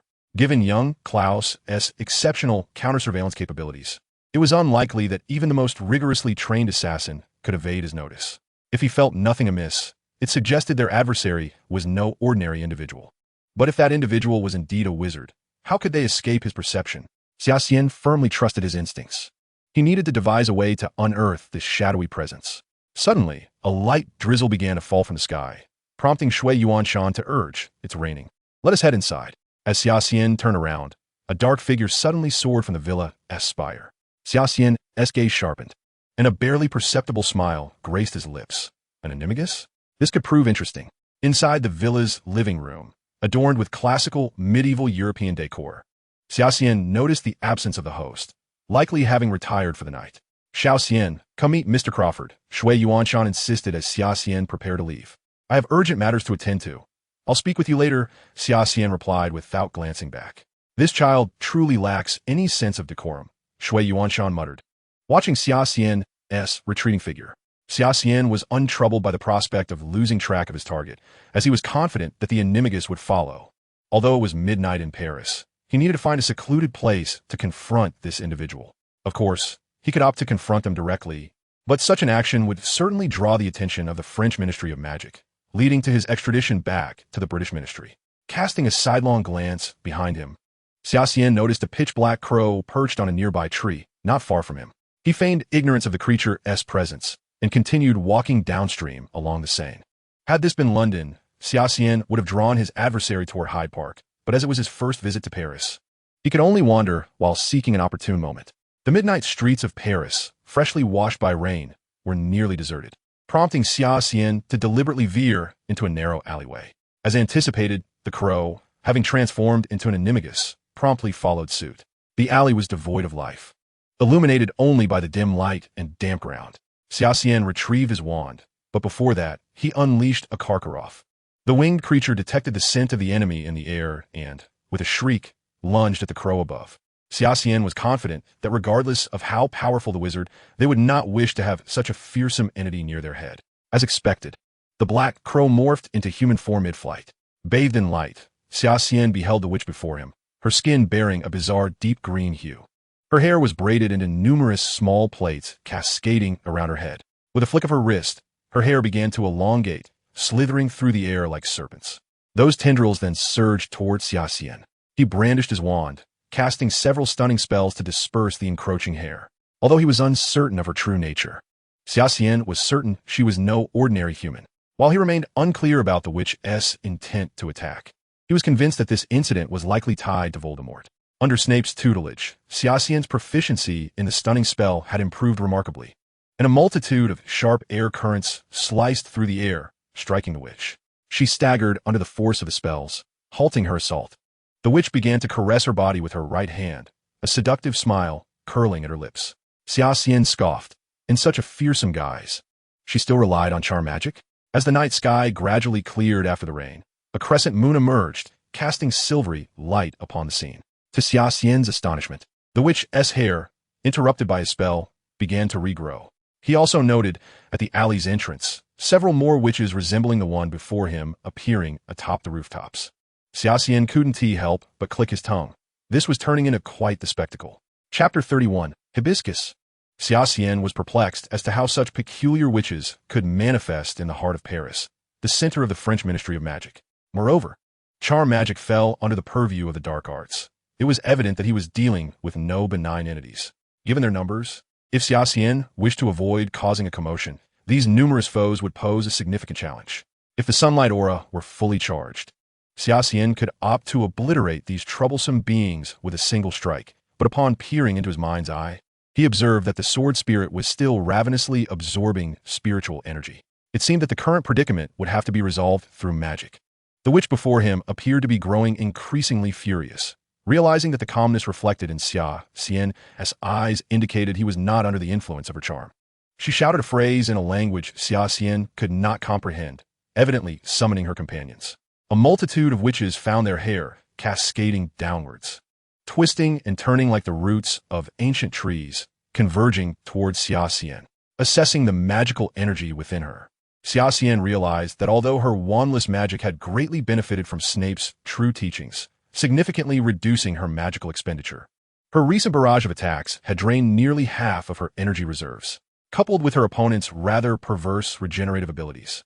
Xia Xian concluded that engaging in a war of attrition would be exceedingly disadvantageous. Yet, this was undeniably the territory of the French, and she had no desire to attract trouble with dark curses in this land. Fires blazed fiercely. Driven by instinctual combat awareness, Xia Xian reacted instantaneously. The roaring flames surged forth like a fiery serpent, coursing along the witch's hair. Clearly, her adversaries were not idle. They raised their wands to sever their own hair, which then rapidly regrew. Xia Xian felt a sense of helplessness. How was she to continue this fight? A barrage of red lights hurtled towards her as the witches unleashed disarming spells. In a flurry of urgency, Xia Xian conjured a protective shield, realizing that countering with the same spell would prove too taxing, especially with multiple disarming spells launched against her simultaneously.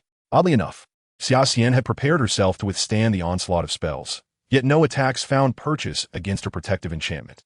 Suddenly, several witches materialized behind her without warning, their wands aglow with red light, as if conjuring multiple bolts of crimson lightning in the air. It was then that Xia Xian took a closer look at the group of witches before her. Without exception, they were all women, each possessing a striking visage beneath their silvery or golden locks. Xia Xian found herself unable to discern their exact ages. The witches swiftly overwhelmed their foe, following their disarming spells with a petrification charm that rendered the peculiar witches into rigid stone. Once assured that none had escaped, they began to encircle Xia Xian. "Present your identification," commanded the tallest among them, a blonde witch with piercing blue eyes. "Pardon?" Xia Xian responded, bewildered by the French spoken by the witch. "I do not understand French, ladies." The witches huddled together, seemingly engaged in hushed deliberation. Xia Xian remained patient, waiting for the outcome of their discussion. Moments later, the tall witch turned to beckon someone from behind as a striking girl approached. With azure eyes and cascading silver hair reminiscent of a shimmering waterfall, her smile revealed a set of impeccably white teeth. As Xia Xian observed the approaching girl, she felt a peculiar familiarity. "Present your identification, sir," the girl spoke, her voice slightly raspy, infused with a pronounced French accent that made Xia Xian feel somewhat uncomfortable. Retrieving her documents from her pocket, Xia Xian handed them over. The girl glanced over them briefly. "British? A student from Hogwarts?" "To be precise, a British-born Chinese, Miss," Xia Xian clarified. The girl turned to the tall witch, engaging in a whispered conversation. The witch scrutinized Xia Xian's identification for an extended period before conferring with the girl once more. "I am Fleur Delacour, Mr. Xia Xian. I believe you have violated the regulations prohibiting underage wizards from using magic outside of school. According to international wizarding protocols, you will be sent back to England." Xia Xian, intrigued, regarded Fleur with curiosity, surprised to find herself in the presence of this girl.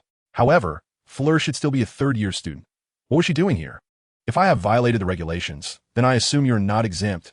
Miss Delacour, Xia Xian countered with a smile. I believe you must also be a student. How do you know that? Fleur inquired, her brow furrowing slightly. Possessing Vila heritage, she naturally bore an alluring face, often leaving even adult wizards uncertain of her true age. But Fleur quickly composed herself, asserting, as an intern within the Bureau of Vila Management of the French Magical Council, I am authorized to use magic. Bureau of Vila Management? Xia Xian frowned. Are those peculiar witches we just encountered Vila? Fleur, inform him that he will be escorted back to the Magical Council and then repatriated to England. The tall witch stated in French. Fleur translated the witch's words for Xia Xian, who shrugged, saying, Well, I acted in self-defense. Do as you will. Xia Xian appeared unfazed, confident that even if the Ministry of Magic deemed her in violation, her significance to Dumbledore would ensure his utmost effort to protect her. Keep an eye on him. I will report to the minister, the tall witch instructed before stepping into a nearby telephone booth. Miss Delacour, what exactly are Vila? Xia Xian could not help but ask. His curiosity piqued. His inquisitive nature was undoubtedly at play. Should he uncover the truth about these creatures, he might be inclined to seek them out in their lair. They are dangerous dark beings, Fleur explained hastily, her concern for the petrified Vila evident. She offered Xia Xian a brief explanation before departing. Moments later, the tall witch returned, her expression somewhat peculiar as she summoned Fleur for a whispered conversation. Fleur's face grew increasingly perplexed as she turned to Xia Xian, saying, You may leave now, mister. Xia Xian, we sincerely apologize for the events of this evening. Huh? Xia Xian was taken aback, having fully expected to be sent back to England, perhaps even causing a scene at the Ministry of Magic. The Magical Council has determined that you acted in self-defense, thus not violating any regulations. After discussions among several council members, it has been concluded that you did not disturb the order of the French magical community. Hence, the repatriation clause does not apply. Fleur elucidated. Is it truly so simple? Xia Xian mused. In England, the ministry would unceremoniously whisk me away, and this matter would make headlines for days. This truly is a land of freedom, he remarked with a hint of admiration. Additionally, we deeply regret the inconvenience caused by our oversight. To prevent any further incidents, I will accompany you home. That would be most appreciated, Miss Delacour, Xia Xian replied with a smile. Fleur, as the only English speaker among the group, naturally assumed the responsibility of escorting Xia Xian, who found himself quite fond of this girl, not solely for her enchanting appearance, but also for her brave and loyal disposition. Fleur, in turn, was equally intrigued by the mysterious young man who had held his ground against a dozen Vila, a feat worthy of admiration. As they walked along the Seine towards the old villa, dawn began to break in the east. The sun rose, casting its light upon the Seine, and the morning hues of Paris transformed from pink to gold, painting the clouds in similar shades. In the distance, the iconic Eiffel Tower, a symbol of France, stood tall at 300 meters, while boats in the river commenced their daily tasks, gliding leisurely along. Miss Delacour, you are quite remarkable to secure an internship at the Magical Council at such a young age, Xia Xian remarked with a smile. Fleur blushed slightly, responding, I owe it to my Vila heritage. Vila are the natural adversaries of dark creatures. My lineage has long been tasked with capturing and managing them domestically. To be honest, I'm unsure why I was targeted by these beings. I must find out the reason. Xia Xian, however, already had an inkling. Voldemort was likely lurking in some corner of the world, clinging to life, yet he would not miss any opportunity to eliminate Xia Xian. Mr. Xia Xian is already quite remarkable. Few can escape the clutches of those monstrous beings who possess an enchanting power. Fortunately, my resolve is rather steadfast, Xia Xian chuckled. The thought of being seduced by that grotesque group is simply unimaginable. Such leisurely moments of wandering are ultimately fleeting. Both individuals felt time slipping away rapidly, and before they knew it, they had arrived at the entrance of the old villa. Miss Delacour, our misunderstanding has been resolved. Let us reintroduce ourselves. My name is Xia Xian. Xia Xian smiled as he extended his hand to Furong, expressing his joy in sharing a stroll with her. Furong Delacour, she replied, grasping Xia Xian's hand. I am equally delighted, Mr. Xia Xian. Until we meet again. Chapter 32, The Riverside Murder Case. Little Xian, where did you go last night? Shui Yuanshan inquired, his face etched with concern, which warmed Xia Xian's heart. Having spent the entire day on planes and trains, coupled with a restless night, Xia Xian felt a tinge of fatigue. I merely went for a casual stroll. By the way, where's my room? Xia Xian yawned, feeling as though he could fall asleep the moment he touched the bed. Come with me to greet the host first, Shui Yuanshan said, pulling Xia Xian along. You are becoming increasingly impolite, my child. Shui Yuanshan sighed at his grandson's behavior, realizing he had spoiled him. At that moment, a plump middle-aged man emerged from the kitchen. Despite his altered physique, his attire exuded sophistication and meticulousness, and his eyes sparkled with shrewdness behind round spectacles. Having encountered countless individuals, Xia Xian could confidently assert that this man was undoubtedly a successful businessman. "Little Xian, this is your Uncle Crawford," Shui Yuanshan introduced, bringing Xia Xian before the man, who felt as though he were in a state of half-dream, and thus offered a perfunctory greeting. "I've heard much about you, young man." Crawford, unfazed by Xia Xian's rudeness, crouched slightly to meet his gaze. After exchanging looks with the portly man, Xia Xian yawned again and said, "I apologize, Mr. Crawford. I am indeed very tired." "Very well. Your room is the first one on the left at the top of the stairs. The windows offer a direct view of the Seine River," Crawford replied with a smile. "If you wish for something to eat, simply inform the servants." Xia Xian thanked him and returned to his room. When Xia Xian awakened again, he discovered the sun had begun to dip towards the west. He chuckled to himself, realizing his schedule was increasingly resembling that of a creature that only roams at night. After rousing himself, he retrieved 5 sheets of parchment from his suitcase and began to write fervently at the desk. He penned letters to several high-ranking members of the Silver Serpent Society, informing them of his current circumstances in France and the encounter with the dark creature known as a siren. After folding the 5 letters neatly, he placed them into the claws of Kakaya, his familiar. Seizing the opportunity as the sun set, he opened the window to release Kakaya, which might have appeared to onlookers as merely a rather large bat. Xia Xian had heard that Elle would be joining the Ministry of Magic after graduation. While Sarah was likely traveling in Eastern Europe, the others were presumably at home. He contemplated the route in his mind, considering whether Kakaya could manage it. Having completed his tasks, Xia Xian made his way downstairs. Upon reaching the staircase, he paused in surprise. What was this? A camel at dinner? "Child, come down," Crawford beckoned. "Me?" Xia Xian asked in astonishment, pointing to himself. If there was anything Xia Xian was not adept at, it would be attending such gatherings. Under Crawford's guidance, he approached the center of the soiree. "Ladies and gentlemen, this is Mr. Shue's grandson, the heir of the Shue group, Xia Xian." Crawford's words instantly placed Xia Xian at the heart of the gathering. The attendees were clearly the creme de la creme of French society. Xia Xian did not wish to jeopardize his grandfather's business in France due to his own presence, so he forced a smile and acknowledged the crowd. Taking advantage of an opportunity, he discreetly slipped towards the exit while the guests were preoccupied. "Young master, where are you off to tonight?" Young Klaus had noticed Xia Xian's attempt to escape and seized him, whispering the question.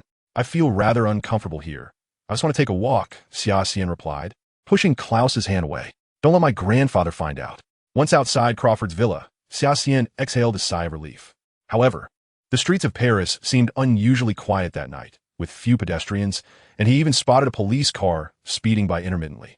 Intrigued, he decided to stroll towards the Seine, only to find that police had already cordoned off an area nearby. Approaching the scene, he was met with a prohibitive gesture from an officer, who muttered something in French. "What has happened up ahead?" Xia Xian inquired in English. "That is none of your concern, sir," the officer replied with a scowl, clearly unwilling to let Xia Xian pass. Pretending to comply, Xia Xian turned to leave. However, he had no intention of departing so easily. After rounding a corner, he found himself alone and promptly cast a disillusionment charm, vanishing into the alleyway. The imperfect execution of the disillusionment charm deviated slightly from Xia Xian's expectations. Nevertheless, it posed no significant issue as he glanced back at the 2 officers still stationed near the police line, a faint smile gracing his lips. Yet, Xia Xian quickly suppressed that sense of triumph, his expression turning grave as he regarded the Seine River before him. He sensed an ominous undercurrent beneath the seemingly tranquil surface of Paris these past few days, from last night's siren incident to the police lockdown that evening. The city appeared to be teeming with hidden turmoil. A sudden chill gusted through the air, causing Xia Xian to shiver despite it being midsummer. This unsettling sensation felt eerily familiar. A blood-curdling scream echoed from a distance, followed by a barrage of gunfire. Xia Xian's brow furrowed in alarm as he hurried towards the source of the commotion. Raoul felt as though his end was nigh. Before him lay the desiccated corpse of his comrade, resembling a mummy, while a creature with green skin remained unscathed after a relentless hail of bullets. Initially tasked with investigating a murder case, he never anticipated encountering such a monstrosity. "Third squad requests backup. Third squad requests backup." The radio crackled with chaotic static. In despair, Raoul glimpsed his dream goddess, a figure he had professed his feelings to on several occasions, now seemingly extending her hand in invitation. Don't go over there. Just as Raoul was lost in his daydream, he was yanked back to reality by a black-haired boy. Lowering his gaze, Raoul discovered that it was Xia Xian who had seized him. Do not be deceived by appearances, Xia Xian warned, surveying the ground littered with desiccated corpses. His face is cold as frost. You. Raoul felt a flush of embarrassment at being admonished by a child. As he opened his mouth to retort, Xia Xian shoved him aside. Stay out of the way. Raoul stared in disbelief at the black-haired boy, astonished by the seemingly incredible strength he possessed. Xia Xian had intended to cast a Muggle-kin fundus charm on the unfortunate officer, but the siren was not inclined to grant him the opportunity. As tendril-like hair lashed out towards him, Xia Xian nimbly dodged to the side and, emulating Furong's actions from the previous night, unleashed a Petri ficus totalis at the siren. Avada Kedavra! A sudden jolt of fear surged through Xia Xian as he realized someone had cast a killing curse from behind him. Hastily, he used apparition to evade the attack. Xia Xian? A somber voice emerged from behind Xia Xian. Turning around, he was indeed taken aback by the presence of Lucius Malfoy. What was this fellow doing here? Hey Lucius, it seems we've caught quite the big fish. Two more figures appeared behind Xia Xian, one of whom, a portly middle-aged man, chuckled. Avada Kedavra! The other middle-aged man unleashed a deadly curse aimed directly at the unfortunate policeman who had been merely spectating. The officer's body stiffened, and he fell silent. The middle-aged man laughed. Now it's much quieter.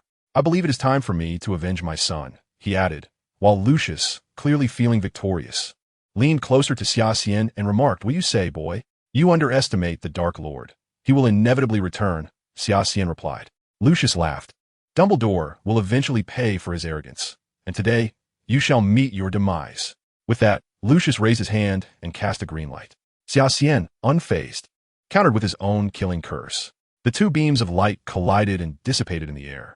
In China, we have an old saying, like father, like son. Xia Xian unleashed a precise spell, causing Lucius to stagger. The three adversaries formed an inverted triangle, shielding Lucius from Xia Xian's assault. As Xia Xian surveyed the trio before him, their appearances increasingly resembled the figures from his memory, Malfoy and his two cronies. The two middle-aged Death Eaters standing in front of Lucius directed their own curses towards Xia Xian, who raised his wand to counter the two green bolts of energy with another killing curse. The three streaks of light clashed in the air. You're out of the game, boy. Lucius slowly rose, unable to conceal the triumphant smile creeping across his face as he added another curse to the two green flashes. The tide of battle seemed to shift instantly, as Xia Xian's green bolt noticeably diminished in strength. Xia Xian covertly shaped his right hand into a sword-like gesture, the death energy within him rapidly depleting. He silently chanted the Tai Chi Xianxing mantra, feeling the silver glow intensify on his concealed right hand. He was biding his time for an opportunity. The moment the death energy was fully exhausted would be Xia Xian's chance to strike back. As his green bolt weakened further, Lucius wore a frenzied grin, eager to witness the despair on Xia Xian's face as he approached death, but disappointment awaited him. A smile widened on Xia Xian's lips. The moment had arrived. Xia Xian suddenly raised his right hand, and a silvery sword light streaked across the sky. At that instant, his killing curse was entirely consumed, and a green bolt surged toward him. Yet, Xia Xian seized the opportunity and executed a disapparition, evading the deadly curse's path. A piercing scream echoed from across the way. Lucius was drenched in crimson, his bloodied right arm severed and lying on the ground, still clutching his wand. The distance between the two parties widened as the two middle-aged Death Eaters, sensing the shift in fortune, hastily operated away with Lucius in tow. Xia Xian stepped forward to retrieve Lucius's wand, playing with it for a moment before carelessly tucking it into his pocket. At that moment, a ghostly green skull suddenly materialized in the night sky over Paris. More Death Eaters? Xia Xian furrowed his brow, pondering the purpose behind these outlaws' presence in Paris. First, they released a banshee, followed by orchestrating an assault within the city to incite chaos. Xia Xian surmised that such a grand spectacle must be concealing something more sinister. Just as he contemplated pursuit, a chilling wind swept through the air, accompanied by the sudden appearance of several wizards around him. They surrounded Xia Xian, wands raised, demanding, "Drop your wand." Although Xia Xian did not comprehend French, the expressions and gestures conveyed their intent. They were clearly orders dispatched by the Magical Congress, evident from the iris flower insignia on their robes, something Xia Xian had seen on Fleur's attire before. However, the timing of their arrival felt rather suspicious. Xia Xian, filled with doubt, reluctantly sheathed his wand, aware that they would not relent, and they immediately began to search him. Wait, yes, my friend. Xia Xian heard Fleur's voice nearby. The timing of the young girl's arrival was impeccable. He had been struggling without a translator, unable to grasp many of the discussions. He had numerous questions swirling in his mind now. Chapter 33, The Switch Speaker. Upon hearing Fleur's words, the Aurors momentarily lowered their wands. Clearly, they recognized the young girl from the Delacour family. Fleur, your timing couldn't have been better, Xia Xian remarked, gesturing to the stern-faced Aurors around them with a wry smile. Fleur nodded and began explaining Xia Xian's identity to the lead Auror. However, it seemed that her negotiation was not progressing smoothly. Xia Xian observed the lead, which dismissively waved her hand at Fleur, maintaining an expression of unwavering authority. Sorry. Xia Xian, Fleur said, her face tinged with regret. Given the current circumstances, you will need to accompany us to the Magical Congress. The lead Auror whispered a few more words to Fleur, and Xia Xian mused that he would need to brush up on his French. Annie Miller asks what you witnessed just now. A banshee slaughtering innocent people and 3 Death Eaters attacking me, Xia Xian replied after a pause. Among them, I only recognized Lucius Malfoy. He is quite a notorious figure in Britain. Fleur relayed Xia Xian's words to Miller, who wore an expression of disbelief. Don't believe me? Just look at the sky. Xia Xian pointed upwards, where the dark night was starkly illuminated by the ominous green dark mark. Gasps erupted among the Aurors. Xia Xian regarded the unfolding scene with indifference, confident that the Aurors had already seen the dark mark in the sky. They simply refused to acknowledge it. People are often like that. Some truths have become undeniable facts, yet they prefer to evade rather than confront reality. We must insist that you accompany us, Xia Xian, Fleur said apologetically as she looked at the boy 3 years her junior. It's no trouble at all, Miss Delacour, Xia Xian replied with a smile. I just anticipated that we would meet again so soon. Just call me Fleur, the girl said with a smile. I didn't expect to encounter you again either. The group departed from the riverbank. Naturally, before leaving, the Aurors first took away the petrified banshee and conducted a cleanup of the scene, ensuring that any muggles aware of the incident would be subjected to a memory charm. As was customary between the muggle world and the wizarding community, the Aurors transported Xia Xian and Fleur via apparition. Both of them belonged to that category of novice practitioners who had yet to master the nuances of apparition control. Fleur expressed her admiration for Xia Xian's ability to perform apparition in his first year. Xia Xian, however, was unfazed. Snape had never regarded him as a mere first-year student, especially not in potions, where he was already studying materials suitable for 4th and 5th years.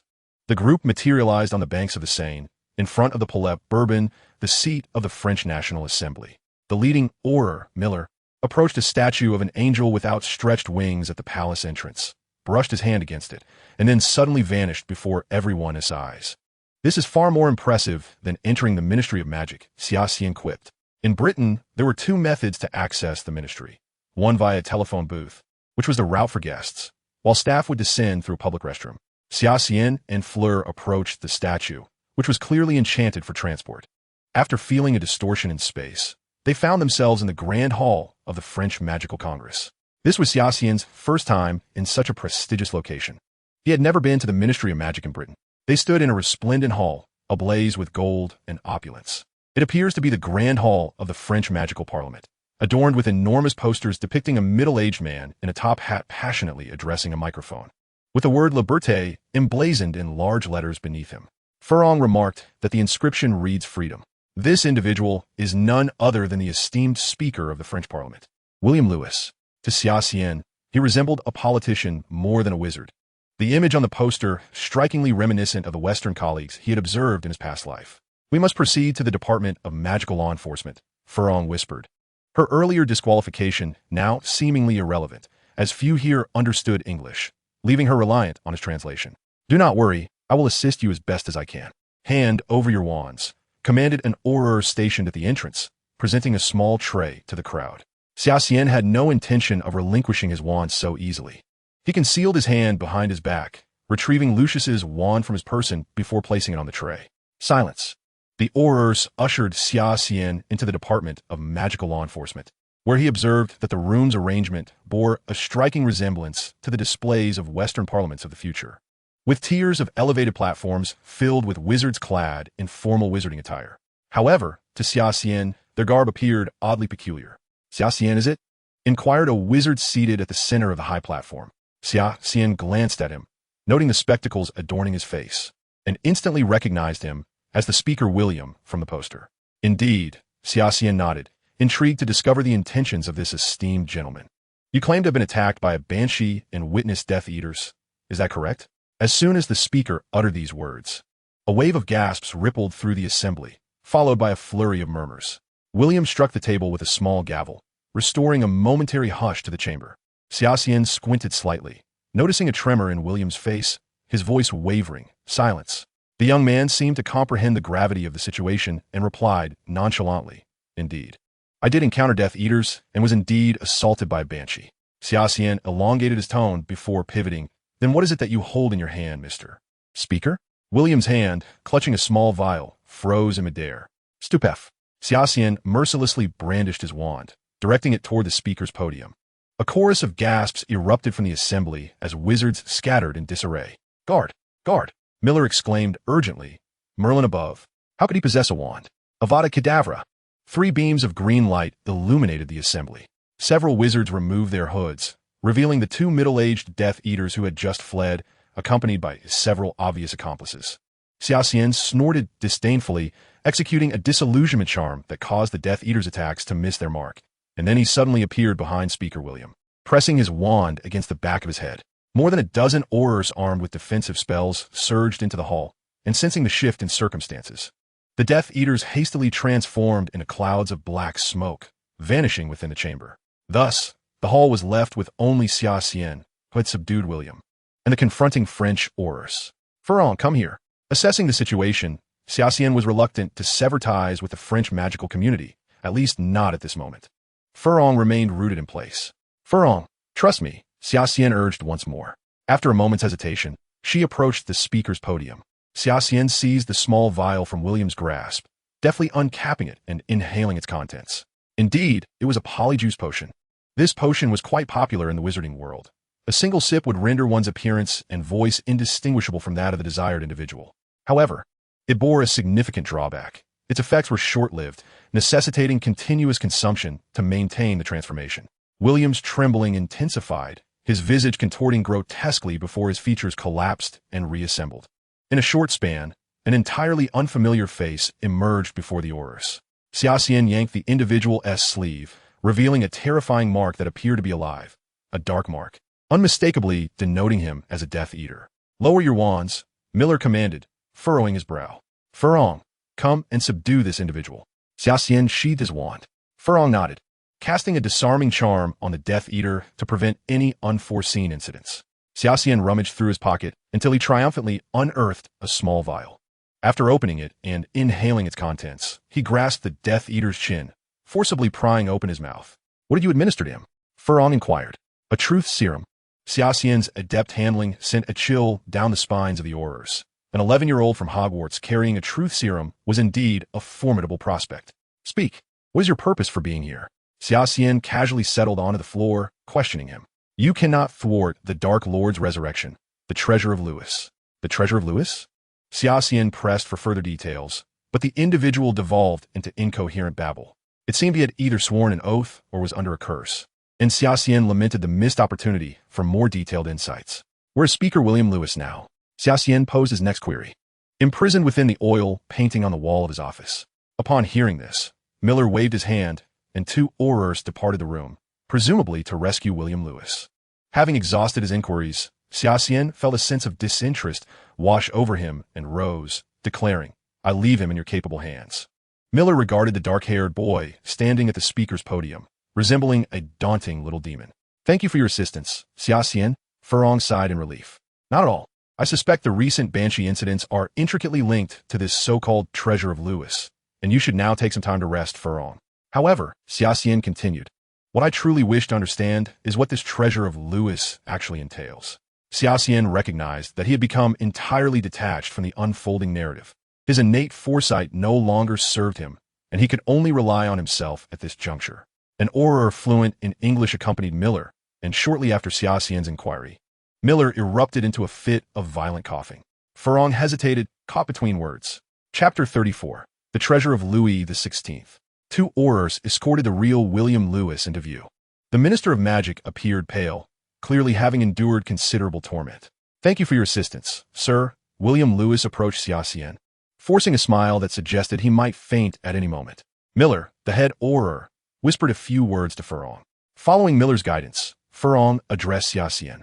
Aunt Miller says you may take your leave. We still have some matters to attend to, and we would like to invite you back to the magical parliament next time.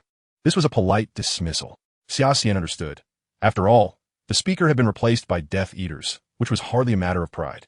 Yet the clues gleaned through the truth serum lingered in his mind, refusing to fade. The treasure of Lewis. This phrase echoed incessantly in Xia Xian's thoughts. The Death Eaters had gone to the lengths of infiltrating France, evidently for this so-called treasure, which surely contained something pivotal to Voldemort's resurrection. I shall escort you back. Furong's words snapped Xia Xian back to reality, and perhaps he could glean some information from this young girl. The two exited the magical parliament. After a month of toil, I can finally rest. Thank you, Xia Xian. Furong exhaled a long sigh of relief, as if a great weight had been lifted from her shoulders. A month? Xia Xian calculated roughly. Wasn't it precisely a month ago that she had vanquished Chilo? Voldemort was evidently orchestrating something. Yes, a month ago. The female spirits and werewolves in the forest had begun to riot, and the magical council had nearly mobilized all its forces to quell the insurrection. Even the Relic Guard had been summoned. The Relic Guard? Xia Xian had caught a peculiar term from Furong's lips, suddenly realizing she might have uttered something she shouldn't. The young girl stuck out her tongue and said, "Sorry, I can't say more." "I understand, Furong." The Crawford Villa loomed in the distance, and Xia Xian felt it was time to bid farewell to Furong. "I think we should say goodbye now." The soiree at the villa seemed to be drawing to a close. From afar, Xia Xian observed Crawford and her grandfather at the entrance, bidding farewell to the departing guests. This is troublesome, Xia Xian thought. She wondered if the old man had discovered her stealthy escape from the gathering. With no other option, she reluctantly cast a disillusionment charm to return to her room. A strange sound filled the space, and Xia Xian strained to discern it. It resembled the gentle trickling of water. Following the sound, she found herself at the wash basin, where she discovered it had inexplicably overflowed, gushing forth like a fountain. Xia Xian furrowed her brow, as she vaguely discerned that the water's surface seemed to be forming a human visage. "You have finally returned, child." Was that voice Dumbledore's? Xia Xian focused intently. The face indeed bore a long beard, as if it could soon emerge from the water. "Professor?" Xia Xian faintly recalled that Sirius had once employed a similar tactic, though he had used a brazier instead. "We have little time, so I shall be brief," Dumbledore stated. "I am aware of the events in France, but I still wish to hear your thoughts." Within 2 days of arriving in France, I was first besieged by the female spirits, then encountered Death Eaters, including one of your acquaintances. Xia Xian smiled. Lucius Malfoy. Dumbledore fell silent for a moment. Even with his visage unclear, Xia Xian could sense his hesitation. "Without sufficient evidence, we cannot accuse Lucius, my child. What I am about to say is of utmost importance." Dumbledore continued, redirecting his discourse towards Xia Xian. "The series of actions taken by the Death Eaters in France is all for one thing: the treasure of Louis XVI. A friend of mine at the French Magical Council inadvertently mentioned this. Yet, what could possibly attract Voldemort to it? The legacy of Nostradamus, Dumbledore replied. He was a renowned wizard, akin to Nicholas, and he and his descendants served the Bourbon dynasty until its downfall in the late 18th century, at which point Nostradamus's legacy vanished along with the treasure of Louis XVI. We must find those artifacts before the Dark Lord does. I am unable to travel to France, so it falls upon you, Xia Xian. Dumbledore continued. The world has long believed that the treasure of Louis XVI lies submerged in the Kilburf River. But the entrance to the relics is hidden in the basement of the Louvre, where Nostradamus's descendants concealed them and established complex protective enchantments. Xia Xian, come and play chess with your grandfather, came the voice of her grandfather from the doorway. All right, I'll be right there, Xia Xian responded. Yet when she turned back, the water basin had calmed to a serene stillness. Professor? Xia Xian attempted to call out twice, but the water remained as placid as a mirror. It appeared Dumbledore had lifted the communication spell. Exiting the washroom, Xia Xian pondered Dumbledore's recent counsel. She was unaware if the Death Eaters had dismantled those intricate protective enchantments, and relying solely on her own strength, she felt confident enough to evade them. However, to seize Nostradamus's legacy from the Death Eaters, she realized she was somewhat lacking in power. Descending the staircase, Xia Xian found Crawford engaged in a game of chess with her grandfather. It was now nearly midnight, yet the two elderly gentlemen showed no signs of fatigue. Mr. Crawford, I would like to visit the Louvre tomorrow. Do you have any suggestions? Xia Xian inquired. Oh, you wish to visit the Louvre, child? Crawford regarded her with keen interest, as this was the first time the boy had approached him to converse. Of course, if I do not visit the Louvre. I would consider my trip to Paris a wasted journey, Xia Xian replied with a smile. Crawford glanced at his watch and said, Fortunately, tomorrow is not Tuesday. I will have someone purchase your tickets. And remember to leave before 6 in the evening. Otherwise, you shall have to spend the night among the antiques in the Louvre. Thank you, Mr. Crawford, Xia Xian acknowledged, noticing that the two gentlemen showed no intention of retiring for the night as she turned to ascend the second floor. The grandfather, who had just called her down to play chess, didn't even glance in her direction, clearly engrossed in the game. Hey, Kakaya. Xia Xian spotted the curled wing creature by the window. How had it returned so swiftly? Xia Xian inspected the letter clutched in Kakaya's claws and confirmed that Sarah's letter had indeed not been sent. This creature had evidently been slacking off. Xia Xian retrieved a piece of dried beef from an old trunk and tossed it to Kakaya, who flapped its wings in satisfaction. Xia Xian then placed the letter meant for Sarah back into Kakaya's grasp. This time, you must not be lazy, my friend. Xia Xian released Kakaya from the windowsill, and it swiftly vanished into the dark night. Taking a seat at the table, Xia Xian began to read the replies from her correspondence. As expected, Al had successfully entered the Ministry of Magic and become an Auror, while Daphne expressed her family's desire to further collaborate with Xia Xian in her letter. Simon's handwriting was somewhat crooked, filled with musings about swordsmanship, but he expressed unwavering confidence in Xia Xian, asserting that she was certainly no match for their boss. Matthew's response was even more succinct. Upon opening the envelope, Xia Xian could scarcely believe her eyes as the parchment bore but a single word: understood. Subsequently, Xia Xian retrieved a vial of Felix Felicis and a philosopher's stone, guiding the death energy towards the stone with her wand. The stone emitted a faint red glow. Although her cultivation had stabilized within the realm of Yuqing, Xia Xian remained vigilant in her training, having resolved to enter the relics. She felt an even greater urgency to nurture her celestial light, ensuring she had a foundation to rely upon. Though unaware of the number of Death Eaters mobilized this time, Xia Xian hoped to involve the Aurors from the French Magical Council. Only with both parties in fierce conflict did she believe she could reap the greatest benefits from the relics. As dawn broke in the east, the long night finally came to an end. With the Philosopher's Stone in her possession, Xia Xian distinctly felt the death energy relinquish its grip on half her body. Its hold significantly delayed. The vast life energy from the stone provided considerable assistance to her training. Knock, knock, knock. A knock echoed at the door. Young master, Mr. Crawford has entrusted me with today's tickets to the Louvre. Young Klaus appeared at the threshold of Xia Xian's room. Do you need me to accompany you, young master? No need, Uncle Klaus. Xia Xian adjusted her backpack, and Klaus looked on in astonishment as she pulled a large egg and a book bound in chains from her suitcase, stuffing them into her bag. Oddly, despite the seemingly small backpack, it appeared far from full. Xia Xian sensed that the mysterious egg had finally absorbed enough energy and was now in a state of saturation. Xia Xian was uncertain if this was a prelude to hatching, yet he resolved to keep the egg close at hand. Should some monstrous creature emerge from it in his absence, it would undoubtedly provide a source of amusement. As for the Book of Sin, Xia Xian had carelessly tucked it away. Ever since the Dementor's attack, the book had remained eerily silent, and Xia Xian was determined to seek any opportunity to activate it, with exploring ruins being one of the options. Next, he contemplated how to incite a fierce confrontation between the Magical Association and the Death Eaters. Chapter 35. The Clam and the Heron Struggle. According to Furong's deductions, the Magical Association was evidently aware of the whereabouts of Louis the 16th treasure, and there was a cadre of dedicated wizards assigned to guard the ruins. The recent chaos in Paris caused by the Death Eaters had even forced these wizards to abandon their posts, yet Xia Xian harbored no concerns. After all, the Magical Association had failed to break the wards for generations, so how could the Death Eaters dismantle them in a mere 2 months? A plan began to crystallize in Xia Xian's mind as he pushed Klaus out of his room and locked the door behind him. He retrieved his cauldron from an old trunk, intending to brew a potion of transformation. The recipe for this potion was documented in the book Powerful Potions, which resided in the restricted section of the Hogwarts library, but Snape had taught Xia Xian the method of its preparation, and he had mastered it with ease. After filling a vial with the slightly pale potion and stowing it in his backpack, Xia Xian stepped outside, satisfied.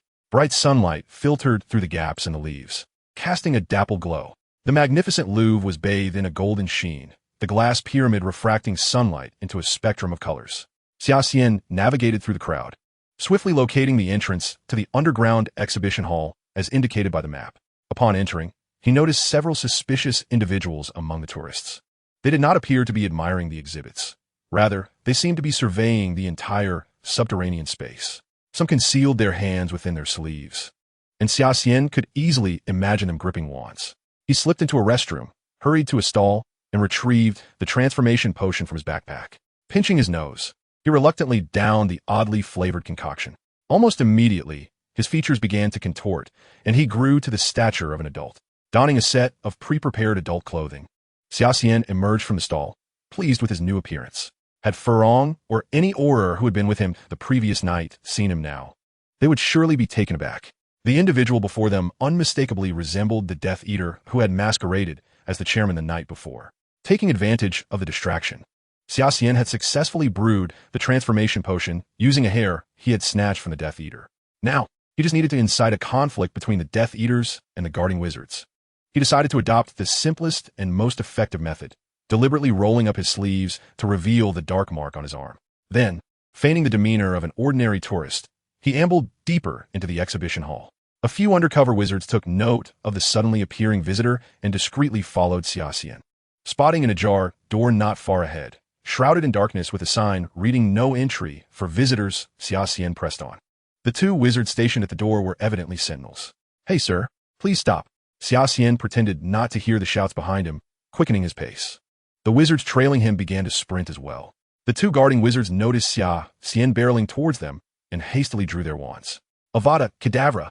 In an instant, Xia Xian brandished his wand and unleashed a killing curse toward the oncoming threat. However, the corner of his mouth curled into a subtle smirk as he deliberately misdirected the green bolt of lightning. "Death Eater, capture him!" Xia Xian's intentions were evidently realized.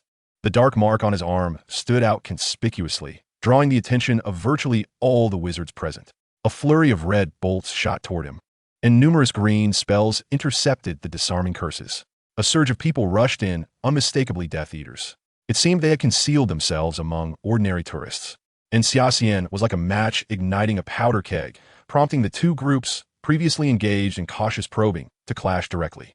The architect of this chaos simply cast a disillusionment charm and vanished from the scene. Both factions paused, momentarily stunned by Xia Xian's sudden disappearance from the center of the fray. Yet, it was not long before spells began to fly chaotically through the corridors of the underground exhibition hall. Xia Xian had now entered the dark door. The damp, shadowy surroundings were initially disorienting, but he quickly deduced that this door must function like a teleportation array, transporting him to this current location. As his eyes adjusted to the gloom, he was soon enveloped by a distortion of space, and over a dozen individuals materialized beside him. Xia Xian and the opposing wizards pointed their wands at each other. Yet he recognized the identity of the group before him by their attire. The Death Eaters had indeed charged in, and the guarding wizards were clearly overwhelmed by these desperate rogues. Xia Xian rolled up his sleeve, presenting the dark mark on his arm, and declared, "I'm one of you." The leading Death Eater lowered his wand, seizing Xia Xian by the collar. "You fool, who let you in?" In the dimness, the adversary's eyes had yet to adjust to the shadows, preventing them from discerning Xia Xian's face. Had they seen the Death Eater he had transformed into, his ruse would have been exposed. "Forgive me," Xia Xian feigned timidity. "I thought they had spotted me." "Useless, get to the back." The lead Death Eater flung Xia Xian aside, sending him stumbling to the rear of the group. "Everyone, stay close to me," the leader commanded coldly. The group ventured deeper into the darkness. Xia Xian lingered at the back, observing everything with keen interest. He doubted this was the final line of defense for the magical association. There must be even more stringent guards inside. Once the two factions were embroiled in chaos, he could take advantage of the confusion to approach the treasure's location. "There are newcomers," the lead Death Eater suddenly remarked. "From the sound of their footsteps, there are at least 5. Prepare yourselves and press on." The Death Eaters, adept at navigating the shadows, were evidently at ease in such an environment. They appeared to be in a cavern, with the lead Death Eater concealed around a bend, ready to ambush the approaching individuals. Avada Kedavra! A green light illuminated the entire cavern, and it was clear the opposing party would not remain passive. In the narrow tunnel, both groups engaged in fierce combat once more. It was likely that this was a patrol of the guarding wizards, and though the Death Eaters held a numerical advantage, they still left several bodies in their wake. From the depths of the cavern came urgent footsteps. The guarding wizards had discovered the encroaching Death Eaters. Blinding flashes of light flickered in the cavern, and Xia Xian sensed it was time for him to infiltrate. The effects of the transformation potion were waning, and he hid behind a rock to change back into his own attire before stealthily emerging from his cover.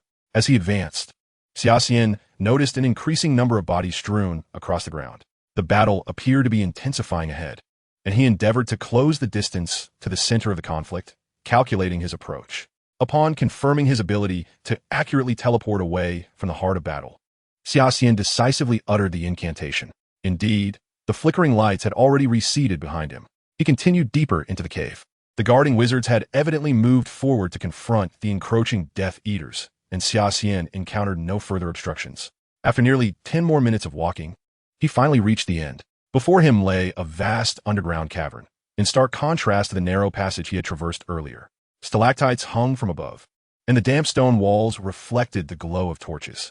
The pristine white stalactites and the seemingly endless stone vault above exuded an unparalleled sense of oppression from all directions, as if he were completely enveloped within it, with no means of escape.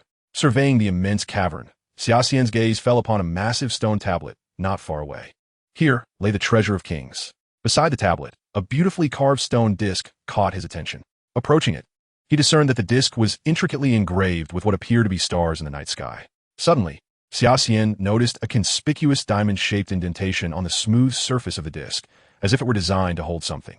This indentation felt vaguely familiar, prompting Xia Xian to open his backpack and rummage through it. After a prolonged search, he finally retrieved the only item in his bag with edges sharp enough to fit into the recess, a magical stone. Could it be this fortuitous? Xia Xian, astonished, placed the magical stone near the indentation, and to his greater amazement, it slid effortlessly into place without any resistance. The magical stone began to emanate a faint red glow, and the entire star map seemed to suddenly be infused with color, as stars illuminated one after another, causing the disc to spin rapidly. Xia Xian felt the cavern tremble violently, loose stones cascading from the stone ceiling above. To his astonishment, the stone wall before him swung open like a door. It was that child. Stop him. At that moment, the remaining Death Eaters finally entered the cavern, instantly recognizing the boy with black hair. They raised their wands in unison. "Pardon me, but I must take my leave," Xia Xian declared, withdrawing the magical stone from the disc. Behind the stone door lay an abyss of darkness. Yet without a moment's hesitation, he turned and leaped into it. Chapter 36. The Mirror Mist. In a gray, dim world, Xia Xian cast a Lumos spell, but the feeble light revealed only a 5-meter radius around him. A white mist quietly enveloped the area, gradually thickening. Xia Xian lowered his gaze, observing the cobbled stone pathway beneath his feet. He surmised that he was within a city. Gripping his wand tightly, he realized that the enchantments set by a renowned wizarding family were far from simple. This mist was undoubtedly not a natural phenomenon. Furthermore, black snowflakes began to drift down from the sky, blanketing the world in a grayish hue. Ding, ding, ding. A deep tolling echoed from afar. What was that sound? Xia Xian furrowed his brow and followed the noise.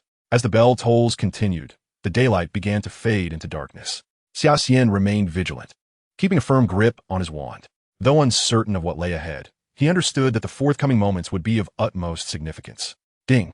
As the last toll rang out, an infinite darkness surged towards Xia Xian. In that instant, enveloped by shadows, he swiftly cast a Lumos spell, sending a silver orb of light soaring into the sky, illuminating the surrounding darkness. Is this Notre Dame de Paris? Xia Xian gazed in astonishment at the scene before him. As the darkness deepened, everything seemed to shift.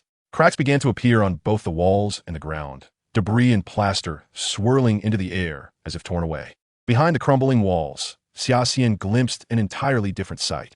In an instant, before he could fully comprehend, the world had transformed completely. The white mist dissipated, revealing an environment Xia Xian recognized all too well, the world he had seen within the mirror of Ariste. Hogwarts, stained with blood, lay strewn with corpses that flowed together like a river of crimson. Xia Xian lifted his gaze, and there stood his pale-haired self, wearing a peculiar smile. Although he understood this was likely an illusion, the vividness of the scene was too real. He could even detect the metallic scent of blood in the air. Suddenly, the ground began to roil as if boiling, and Xia Xian watched as the blood below coalesced into lines, gushing upward like a fountain. A deluge of red rushing toward him. Xia Xian dared not hesitate, immediately casting a disillusionment charm to distance himself from the sanguine barrier. Once the crimson tide crashed and missed him, it inexplicably vanished, as though it had never existed. Talp, talp, talp. The white-haired Xia Xian approached him, treading upon the blood-soaked ground. Isn't this version of Hogwarts beautiful? The white-haired Xia Xian smiled as he drew nearer, unburdened by remorse. Just eliminate them all. and the world will fall silent. The wand in his hand glowed with an eerie green light, prompting Xia Xian to instinctively prepare the killing curse to counteract his spell. To his astonishment, however, the death energy within him felt stagnant, as if it were a still pond, impervious to his attempts to harness it. Alarmed, Xia Xian realized that the immobilization of his internal death energy meant he could not tap into the power of the Taiji Xianxing Dao. Avada Kedavra! The emerald lightning struck swiftly, and a red glow ignited at the tip of Xia Xian's wand, forcing him to rely on a disarmament spell to temporarily fend off his adversary's assault. The two spells collided midair, unleashing a shockwave that sent Xia Xian tumbling to the ground amidst the rubble of the castle courtyard. The searing pain in his body and the warmth of blood trickling down confirmed to him that this was no mere illusion. An eerie scene unfolded. The blood surrounding the white-haired Xia Xian seemed to come alive, swirling in the air and gradually coalescing into a figure. Xia Xian's expression turned cold. The blood figure was none other than Voldemort. "You think you've won, boy?" Voldemort's voice dripped with malevolence, his arrogance palpable, wiping the blood from the corner of his mouth. Xia Xian acknowledged that he was at a disadvantage, yet he had faced countless adversities in his 2 lifetimes. Though the situation appeared dire, it was not without avenues for retreat. What perplexed him was how Voldemort had come to be in this place. However, his opponent was not inclined to grant him time for contemplation. A barrage of killing curses rained down upon Xia Xian, who could only narrowly evade, occasionally retaliating with spells of his own. Taking refuge behind a pile of rubble, he unleashed a disarmament spell toward Voldemort, then seized the opportunity to dash toward the Grand Hall of Hogwarts. At that moment, the white-haired Xia Xian, shrouded in swirling black mist, revealed a pitch-black longsword in his grasp. With a mere apparition, he intercepted Xia Xian, brandishing the sword menacingly at his throat. Unarmed, Xia Xian stood no chance against his opponent wielding the dark blade, his own self. The obsidian sword plunged into Xia Xian's left shoulder. Grasping the weapon, he recognized that despite its now pure black hue, it was the Ethereum light. "Kill him!" Voldemort bellowed from the sidelines. A torrent of death energy surged from the sword, disrupting the balance of the 2 powers within Xia Xian. The scales began to tip increasingly toward the side of death energy. Xia Xian felt the environment around him growing increasingly frigid as negative emotions gradually dominated his senses. 2 individuals, connected by a sword, seemed to merge into one. Yet, neither Voldemort nor the 2 Xia Xians grasping the ends of the sword noticed the faint purple glow emanating from the backpack behind Xia Xian. It felt as if he stood before an abyss of unfathomable depth. His consciousness began to blur, with only a sliver of the primordial energy from the Tai Chi Xianxing Dao remaining to safeguard his spiritual realm, while the rest was suffused with a ghostly green energy imbued with an aura of death and destruction. Darkness enveloped his awareness. Xia Xian sensed that his emotions were overwhelmed by coldness and the urge to kill. Everything appeared irretrievable. Suddenly, the death energy lingering within him found an escape. Like a surging tide, it receded swiftly.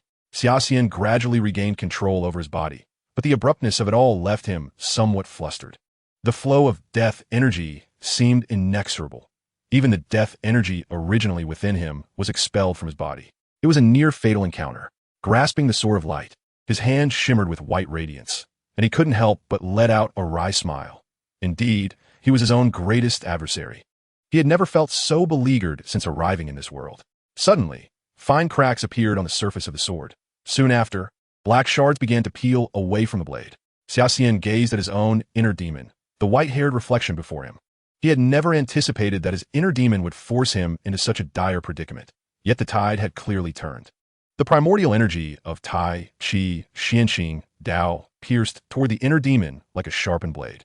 Xia Xian retaliated in a nearly identical manner, and it was evident that his adversary, like himself, would soon meet an end after being struck by opposing energies.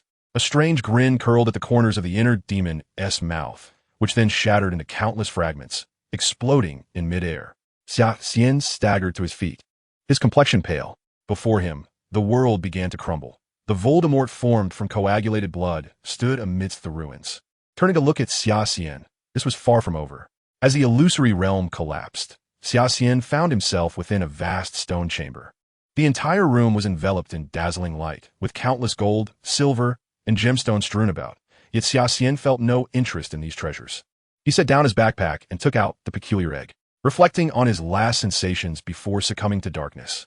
He recalled a massive vortex behind him siphoning the violent forces of death, and there was no doubt that this egg was the source of that siphoning.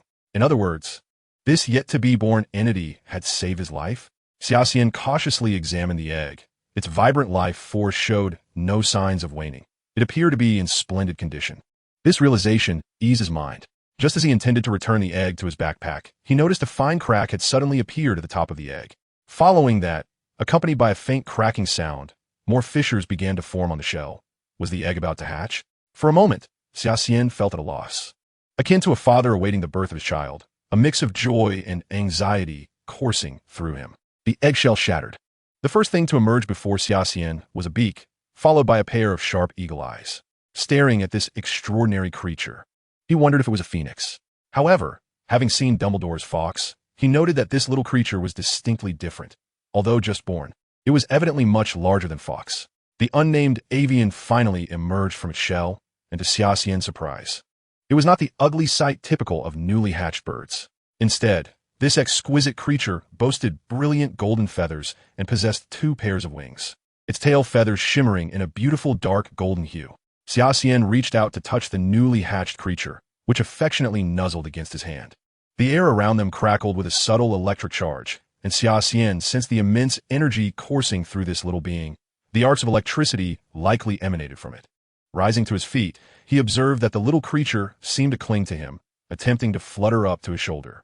However, it evidently had yet to master flight. After several futile attempts, it could only squawk and follow close behind Xia Xian.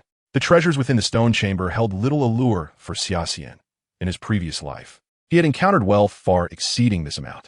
Yet, he found himself drawn to an inconspicuous stone door in the corner of the chamber, sensing a faint magical aura emanating from within. Chapter 37, The Wand and the Crystal Ball.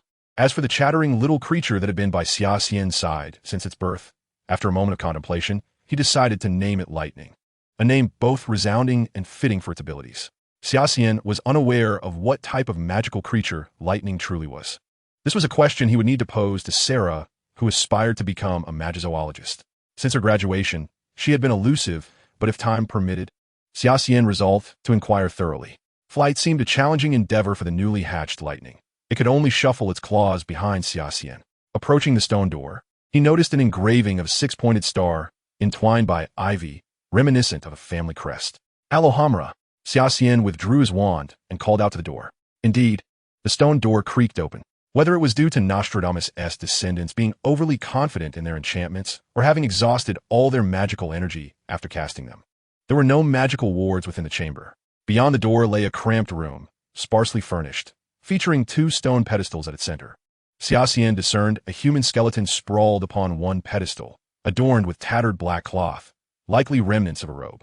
Approaching, he touched the fabric, confirming it was indeed the material of a wizardess robe. This skeleton was evidently a descendant of Nostradamus, the one who had cast the enchantment. Although this enchantment had caused Xia Xian considerable trouble, he held deep respect for the wizard. It appeared he had sealed the final secrets of the Bourbon dynasty with his own life. Xia Xian's gaze shifted to the 2 pedestals. Each bore a wand and a crystal ball, precisely what Voldemort sought. Xia Xian first picked up the wand, surprised to find that it did not elicit any discomfort. After all, his own wand had posed a considerable challenge for Ollivander.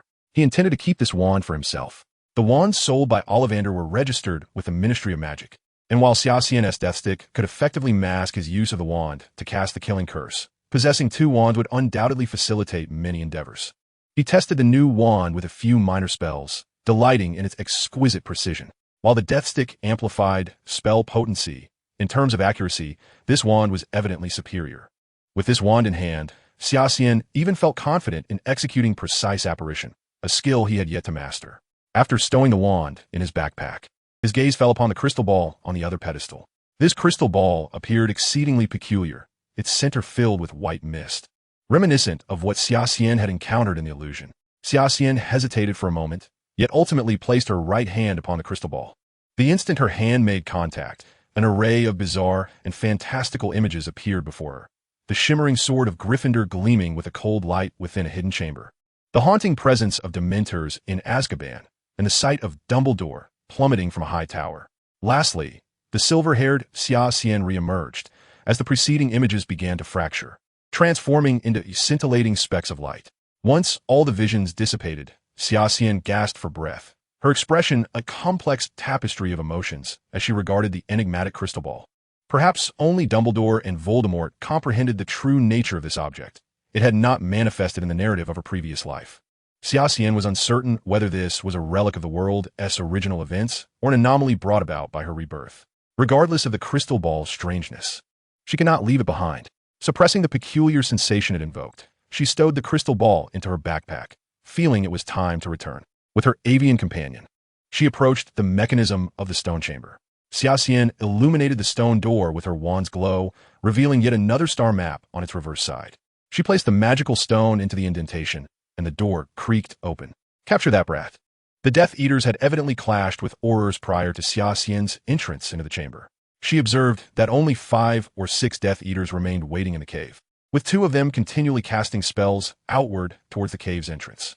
The peculiar duo of a girl and a bird appeared odd, yet the remaining Death Eaters were evidently undeterred. A barrage of killing curses flew towards Xia Xian, who drew the wand she had recently acquired.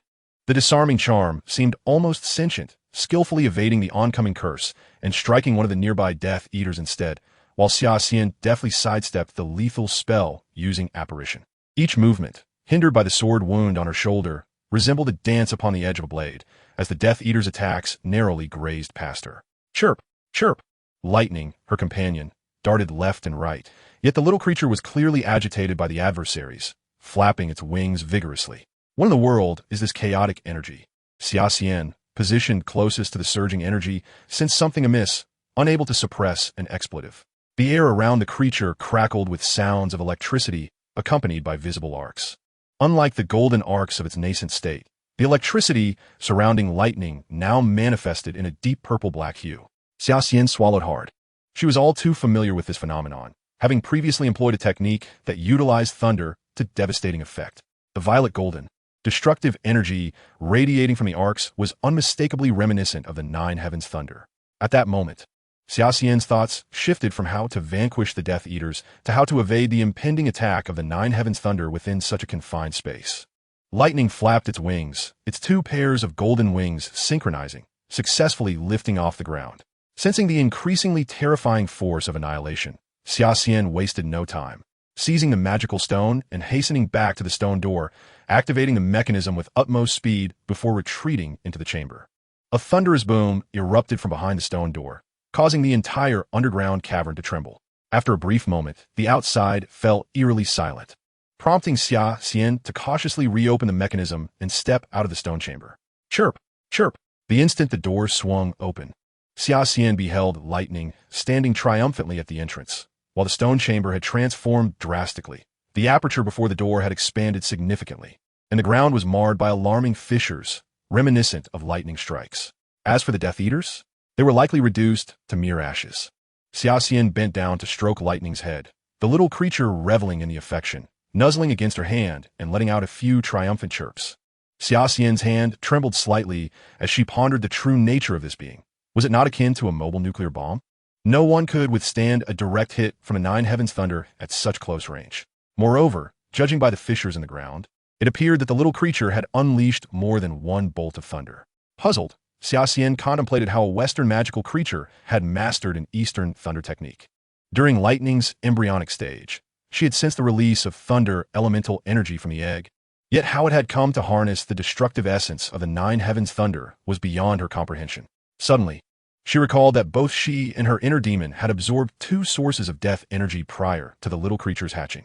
This might explain the emergence of such formidable energy within it. Realizing this, Xia Xian felt a sense of serendipity and misfortune. In the distance, she sensed approaching figures. Hastily, she tucked Lightning into her backpack. Moments later, several faint silver lights appeared at the cave entrance. Xia Xian immediately recognized familiar faces, Aura Miller and Fleur Delacour. Admittedly, Xia Xian's current appearance was rather disheveled. Blood continued to seep from her shoulder, and her dirt-streaked visage was pitifully tragic.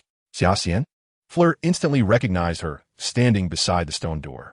What are you doing here? Xia Xian's mind raced as she recalled the countless Death Eaters and Aurors who had perished within this relic, while she, a mere first-year student from Hogwarts, had survived. She could foresee the trouble that awaited her. Although she had some ties to the French Ministry of Magic, this incident was clearly not something that would be easily overlooked. After a moment of contemplation, Xia Xian staggered forward a few steps before collapsing to the ground, feigning unconsciousness. The rest would be left for Dumbledore to resolve. As she pretended to be unconscious, Xia Xian heard Fleur's anxious calls and Miller's rapid-fire French. She was not concerned about them, searching her backpack. She had placed a confusion charm on it, a little trick taught to her by Snape. This spell was effective not only on muggles, but also on wizards, rendering them oblivious to the food and camera she had concealed inside. Of course, such tricks would be trivial in the eyes of a wizard of Dumbledore's caliber. Exhausted from the day's events, Xia Xian drifted into a peaceful slumber. When she awoke once more, she found herself lying on a pristine hospital bed. Professor?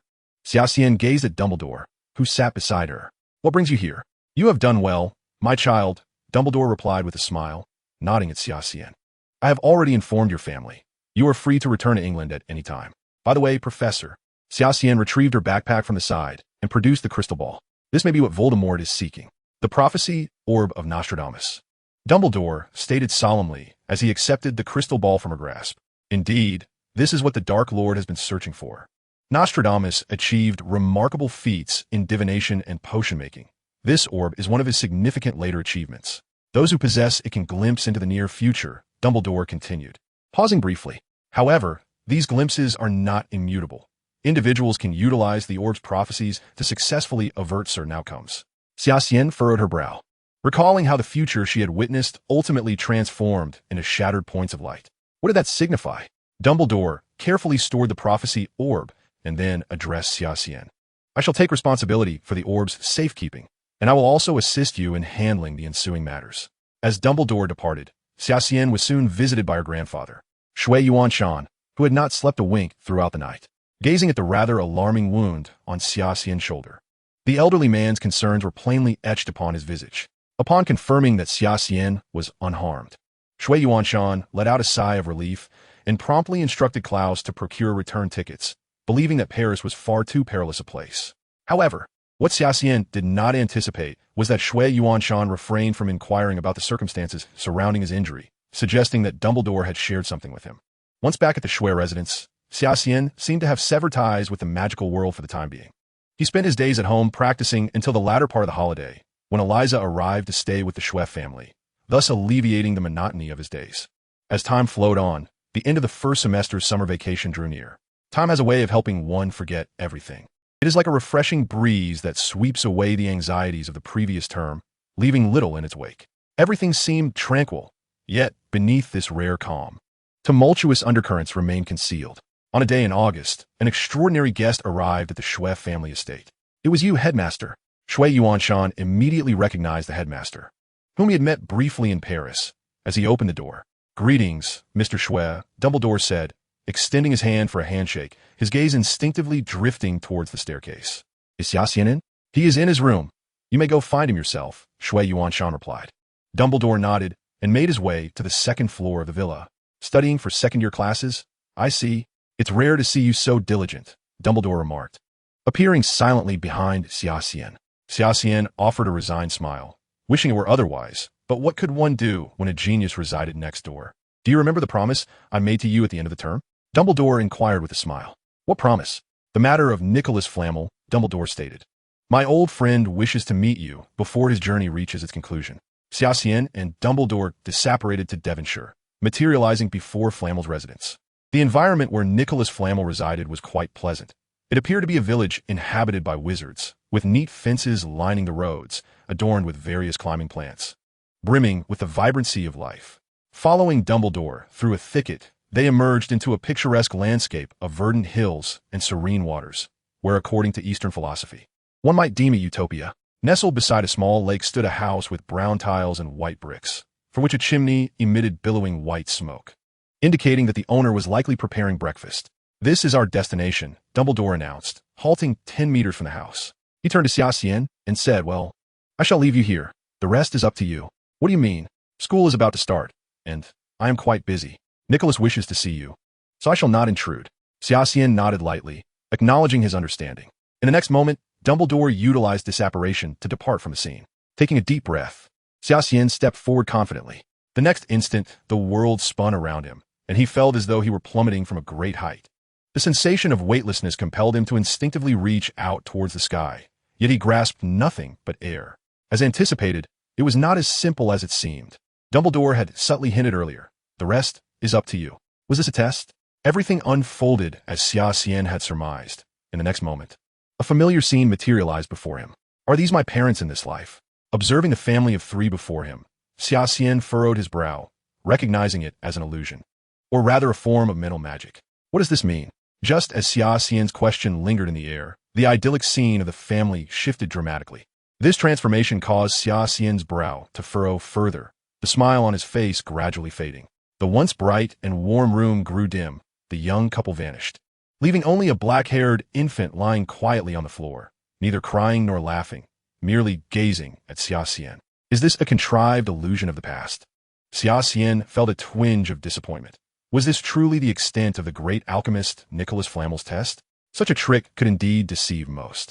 But surely Flamel could not have anticipated that Xia Xian was a reincarnate? Xia Xian raised his gaze to the heavens, chuckling softly, "Apologies. But such an illusion cannot deceive me." There was no reply. The space was devoid of sound, save for the cold gaze of the infant lying on the frigid floor. Gradually, the infant began to grow, or rather, mature, until he transformed into a silver-haired boy, standing before Xia Xian. The boy regarded Xia Xian with a chilling stare, devoid of any anger. Xia Xian frowned slightly, drawing forth his wand and making a gentle stroke through the air. A beam of silver light shot forth from his wand, striking the silver-haired boy squarely, causing him to disintegrate into dust that scattered across the space. "Mr. Flamel, is this your method of hospitality?" Xia Xian voiced his impatience. If this was all there was to it, then his presence here was utterly pointless, and he might as well return. Still, no response came. The silver-haired version of Xia Xian that he had just dispelled reappeared, coldly observing him once more, without any additional movement. Frowning, Xia Xian waved his wand again, reducing the boy to mere particles in the air. Yet, how long is this going to continue? Xia Xian incessantly waved his wand, vanquishing one iteration of himself after another. But for each one he dispelled, another would materialize. This was not a viable solution, Xia Xian thought to himself. He had begun to realize the peculiarity of the situation. Halting this futile endeavor, he chose to wait in silence. Then, Avada Kedavra, a chilling voice resonated, and a ghostly green light struck Xia Xian from all directions. Xia Xian attempted to harness the power within him to resist the onslaught of the killing curse. But to his astonishment, he felt as though he had become an ordinary person, experiencing the weakness in his limbs, the ebbing of life, and the frailty of his body. Xia Xian's eyes widened in horror, fixated on the version of himself before him. This is merely an illusion, despite his efforts to reassure himself that it was false. Merely a hallucination, the frailty of his body persistently reminded him that his life was gradually slipping away. Has Xia Xian awakened? Not yet. I did not anticipate that a test would nearly cost this child his life. The illusion constructed by Nostradamus's prophetic orb largely represented a potential future. In other words, this child could very well be doomed by his own hand. Xia Xian sensed someone whispering in his ear as he groggily opened his eyes, only to be met with a starry expanse. No, this was not a starry sky. It was merely a spell on the ceiling projecting the external environment. "Child, you have finally awakened. What happened to me?" Xia Xian felt a severe headache. "Welcome, Mr. Xia Xian," an aged voice rang out beside him. "I apologize. The little test I prepared with Dumbledore encountered an unexpected turn of events." "You are Nicholas Flamel?" Xia Xian was taken aback. He had expected a man who had lived for 600 years to either be frail and decrepit or youthful and vibrant. Yet Flamel appeared to be akin to an ordinary elderly man. The old man nodded and said, "I did not expect you to withstand my mental magic. You are the first at your age to achieve such a feat." Flamel expressed some regret. As for what transpired afterward, it was somewhat beyond my expectations. "If you're now recovered, then please follow me." Xia Xian followed Nicolame into his study, observing the surroundings. The study was utterly unremarkable. Devoid of the vast array of ancient tomes one might imagine belonging to a man of 6 centuries. It was difficult to fathom that this was the sanctuary of an individual who had lived for 600 years. Nicolame settled into a wicker chair, remarking, "Dumbledore speaks highly of you, and it is thanks to you that my old friend's relics have not fallen into the hands of the Dark Lord." "Old friend?" Xia Xian furrowed his brow. "You mean Nostradamus?" The elder nodded silently. Chapter 39. Tom Riddle's Diary. The weather was overcast, with clouds shrouding the sun. and a gentle drizzle washed away the usual clamor, leaving an unexpected tranquility. How could the dead utter any sound? Standing before a modest grave, Xia Xian wore a solemn expression. His lips moved several times, yet no sound emerged. Shall we proceed, Xia Xian? He nodded gently, casting one last glance at the lowly grave. Who would have known that resting here was Nicolaim, the most formidable alchemist of the last 6 centuries? Indeed, Nicolaim had passed away, having entrusted the Philosopher's Stone to another. After completing his final task, he could finally rest. The past 600 years had been an arduous journey for him. He needed to recharge before embarking on another journey, one entirely different from the last. Apparate. Dumbledore waved his wand with a soft motion, without a whisper or a flicker of light, and the graveyard bid farewell to its last visitor. For a long time to come, no one else would tread upon this ground. In the blink of an eye, Xia Xian found himself back at the entrance of the Schweff family villa. Nicolaim departed in peace, and thus I am unscathed. Dumbledore cast a final glance at Xia Xian, nodded, and with another wave of his wand, vanished once more. Exhaling heavily, Xia Xian took a slow step forward, his gait somewhat unsteady, akin to a toddler learning to walk, teetering precariously. Xia, what troubles you? Elisa appeared at the villa's entrance, her concern evident upon seeing Xia Xian's pale visage. He waved his hand dismissively, indicating his well-being. Aside from Xia Xian and Nicolaim, no one was privy to the details of their conversation that afternoon. Now, Nicolaim had finally completed his lengthy life, imparting the complete method for creating the Philosopher's Stone to Xia Xian during the final afternoon of his existence.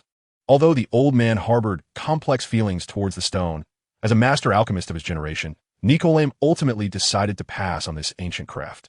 At that moment, Xia Xian held a glistening red gem, the fruit of an entire afternoon's labor. He had infused the stone with nearly all his magical energy and essence. It was the nascent form of the Philosopher's Stone, while it had begun to take shape. Transforming it into a true Philosopher's Stone would require a greater reservoir of magical power. In the presence of a dying elder, Xia Xian did not conceal the secret of the death energy within him. Nicolaim had even assisted Xia Xian in correcting the method of infusing death energy into the stone. Nicolaim's approach provided Xia Xian with a fresh perspective. He had previously been fixated on simply embedding death energy within the stone. Nicolaim suggested using the stone as a vessel to accommodate the two energies within Xia Xian, thus allowing him to integrate the newly generated power. Xia Xian's pallor stemmed from having exhausted his internal energy, and now the equilibrium within him seemed disrupted. He required time to meld the two energies gradually. The Philosopher's Stone was invaluable to Xia Xian. It had become a vessel for storing his surplus energy. He even contemplated a more extravagant use of the stone, hurling it at an adversary and detonating it. Days later, in Diagon Alley, upon encountering the Malfoy father and son, Harry felt the last remnants of his good mood dissipate. Though this summer had been abysmal, resembling a prisoner's life, his time with the Weasley family had provided some solace. Despite today's unexpected detour into the perilous Nocturne Alley, he had fortuitously run into Hagrid and Hermione. He found himself inexplicably posing for a photograph with Gilderoy Lockhart, only to be confronted by the detestable Malfoys. Draco needed no introduction. They had clashed throughout their first year, and although their relationship had slightly thawed during the dragon-rearing episode, their rivalry remained fierce. It was safe to predict they would continue their skirmishes. As for Lucius Malfoy, he appeared somewhat peculiar. His right sleeve hung empty, swaying in the breeze. The chilling aura surrounding him left Harry feeling distinctly uncomfortable, especially when Lucius brazenly mocked the Weasley family. Harry wanted nothing more than to sever all ties with Lucius. In response to Lucius's provocation, Arthur Weasley unhesitatingly ridiculed the mystery of Lucius's missing right hand. And in an instant, the two were embroiled in a brawl, turning flourish and blots into chaos. Hagrid strode through the scattered books, swiftly separating Arthur and Lucius. Arthur had a split lip, while Lucius bore a bruise from a book titled The Poisonous Mushroom. Still clutching Ginny's tattered Transfiguration textbook, he shoved the book into her hands, his eyes gleaming with malice. "Here, little girl, take your book. It is the best your father can offer you." Shaking off Hagrid's grasp, he beckoned to Draco and stormed out of the shop. Watching Lucius depart, Xia Xian, who had been standing in a corner, set down the book he held and approached the bewildered red-haired girl. "May I borrow your book for a moment?" The girl, with her fiery hair, hesitated before instinctively handing over her worn Transfiguration textbook to the boy before her. Taking the book with ease, Xia Xian squinted as he gently flipped through its pages, raising an eyebrow and nodding slightly. "A commendable book. The notes within are quite useful." "But it's an old book," the girl replied, casting a glance at her parents nearby. Engaged in conversation with others, oblivious to the exchange. Does that matter? Xia Xian returned the book to her, and for the first time, their gazes met, lingering for a moment before they both instinctively averted their eyes.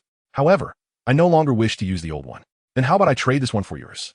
Are you willing? In a seemingly magical flourish, Xia Xian produced a brand new Transfiguration textbook, evidently intending to exchange it for the old one. The girl hesitated, clutching her tattered book tightly. She longed to trade her old book for the pristine new one. Yet after a moment of contemplation, she gently shook her head.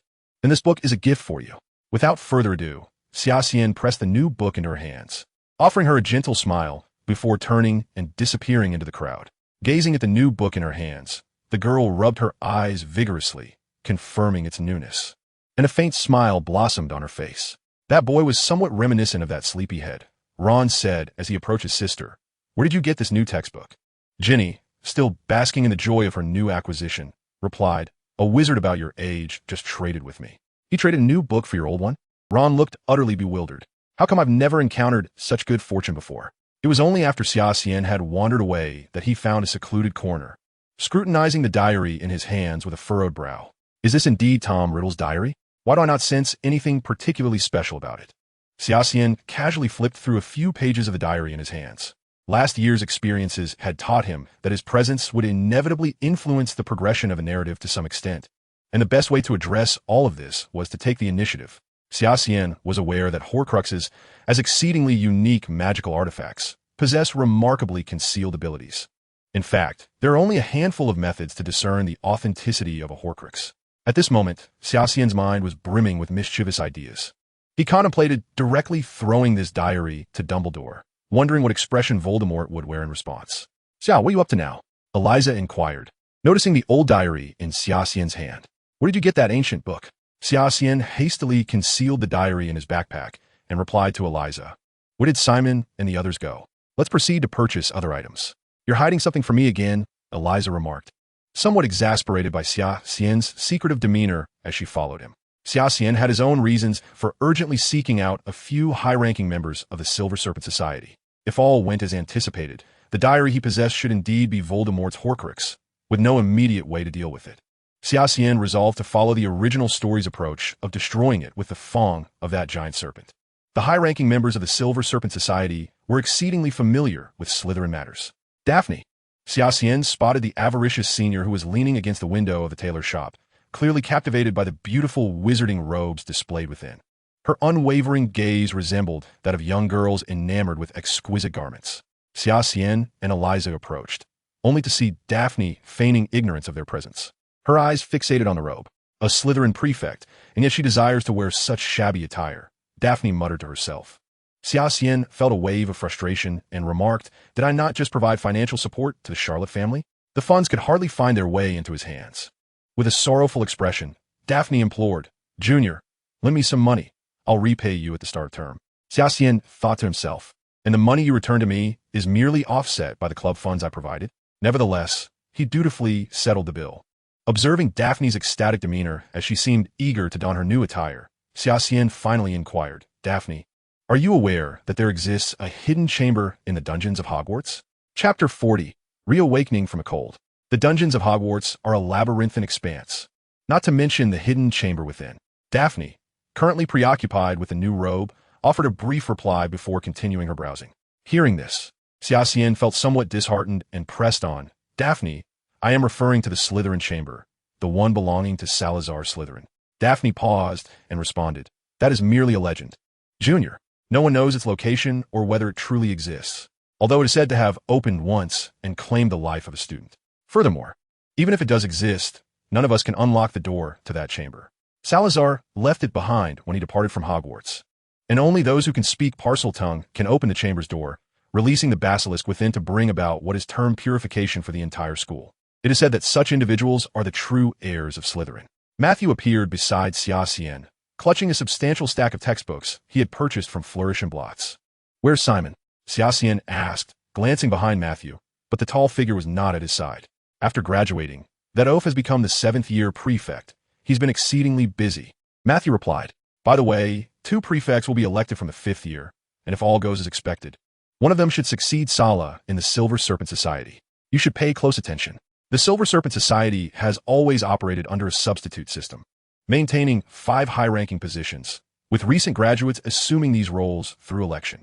Xia Xian could be considered an exception, as it seemed likely he might become the longest-serving president of the Silver Serpent Society. This matter should be discussed among you, Simon, and Daphne. Xia Xian intended to remain aloof, preoccupied with contemplating how to resolve the issue of the diary. As Xia Xian and Eliza emerged from Diagon Alley, it was already quite late. The two had spent the entire afternoon acquiring supplies for the upcoming term. Before departing, Xia Xian also withdrew a sum of money from Gringotts to provide Daphne as funding for the Silver Serpent Society's activities in the new term. They returned to the old Shui family residence. Suddenly, Xia Xian felt an overwhelming chill envelop him. "This is bad," he exclaimed in alarm. Ever since that day he encountered Nicolame, Xia Xian had begun to devise a plan to merge the two forces within him. In truth, he had done just that, channeling the relentless stream of death energy and spiritual power into the embryo of that magical stone, and then causing the newly generated energy within him to collide and fuse. However, it seemed that the side effects of this endeavor had now manifested. "I'll head back to my room." Xia Xian's face suddenly drained of color as he rushed upstairs. Shui Yuanshan watched Xia Xian's retreating figure and muttered in confusion, "What has gotten into this child?" Eliza, sensing something amiss with Xia Xian, hurriedly followed suit. She knocked a few times on Xia Xian's door. Only to her surprise, it was not closed. Inside, Xia Xian sat at a table, engrossed in a book. Although his appearance remained unchanged, the essence of this boy felt entirely different to Eliza. The Xia Xian she knew, while appearing to be of a similar age, had always cared for her like a brother, providing warmth and comfort. However, the individual before her now exuded an unsettling, chilling aura. It was summer, yet Xia Xian's room radiated an inexplicable coldness, akin to wandering through a frozen wasteland clad in mere summer attire. "Who exactly are you?" Eliza questioned. "I am Xia Xian," came the reply. The exchange seemed superfluous, yet Eliza found it difficult to believe that this person was indeed Xia Xian. Despite wearing a faint smile, there was a void of emotion in his eyes. What once sparkled like stars now appeared to brew a tempest, voraciously consuming all in its path. The room fell into silence, save for the soft sounds of breathing and the turning of pages, creating a tranquil atmosphere. Perhaps he had been weighed down by an abundance of recent misfortunes, causing him to transform in such a manner. She recalled that he had mentioned the passing of a respected elder. Could this be the reason? Eliza began to seek a suitable rationale to explain Xia Xian's abnormal state, ultimately using it to comfort herself. Observing Xia Xian, who sat with his head bowed in silence, Eliza resolved to remain quietly by his side. She recalled that day when Xia Xian's complexion had been utterly ghastly, pale to the point of transparency. Ever since he returned from that outing with Dumbledore, he had seemed somewhat disoriented, lost in a haze. Initially, she thought that in the days that followed, Xia Xian's mood had improved slightly, as there had been no peculiarities during their time at Diagon Alley with several seniors. Yet now, his state mirrored that of the day he had returned. Regardless of Eliza's musings, Xia Xian remained engrossed in the book before him, one of the artifacts left behind by Nicolame, containing insights into magic. Though somewhat obscure and challenging to comprehend, Xia Xian found it captivating. His fingers, which had been flipping through the pages, suddenly stilled, rhythmically tapping against the sheets. Eliza felt a cold breeze sweep through, instinctively wrapping her arms around her shoulders as she glanced at Xia Xian. She noticed a faint, almost imperceptible gray aura enveloping him, and the chilling, shadowy presence left her heart racing with unease. Suppression is not a solution that endures. The disruption of balance necessitates the attainment of a new equilibrium. Unwavering oppression only serves to incite a backlash. The harsher the suppression, the more terrifying the retribution you will face in the future. Understand. So, why not opt for integration? Integration? To harness the foreign power within you and ultimately transform it into something that belongs to you. Naturally, this process is exceedingly arduous and fraught with the peril of backlash. Xia Xian recalled a conversation he had with Nicolame on that day. He now found himself in a rather peculiar state. His perception of the surroundings and control over his own power seemed to have reached an optimal level. Yet Xia Xian felt devoid of any emotional fluctuations, resembling a cold-blooded creature. He slightly lifted his head and glanced at Eliza, who was curled up in a ball due to the cold, and a hint of warmth melted the chill in his gaze. Subsequently, he consciously reined in the icy aura radiating from him, containing it to the surface of his body. In Eliza's eyes, the grayish aura enveloping Xia Xian had become intensely pronounced, a despairing black mist swirling restlessly. like a black hole. A mere glance felt as though one's very soul could be drawn into it. Shaking his head heavily, when Eliza looked back at Xia Xian, nothing was visible on him anymore. The entire room had transformed into a warm haven, as if everything that had transpired before had never occurred. This sensation, Eliza had only experienced when surrendering her body to the silent control within herself, left her somewhat anxious about Xia Xian's state. Another failure, Xia Xian lamented, as the two forces within him once again confronted each other. Eliza's presence had, to some extent, interrupted Xia Xian's process of integration, a consequence of his own doing as well. The cold-blooded state he had just experienced sent a pang of anxiety through him. Moreover, it seemed that entering that state had left behind a trace of aftereffects. Xia Xian felt as if his spirits were perpetually low, even during dinner that evening. He bore a demeanor of icy solemnity. Shui Yuanshan wore an expression of concern, as if he could see the 5- or 6-year-old Xia Xian retreating into his shell, indifferent to the world around him. Only Eliza understood that the Xia Xian from moments ago was 100 times more terrifying than the current one. With the school year at Hogwarts fast approaching, Eliza couldn't help but worry about Xia Xian's present state. 2 days later, aboard the Hogwarts Express, Xia Xian and Eliza found an empty compartment to settle in, after which Xia Xian diligently pulled out Nakalm's manuscript to read.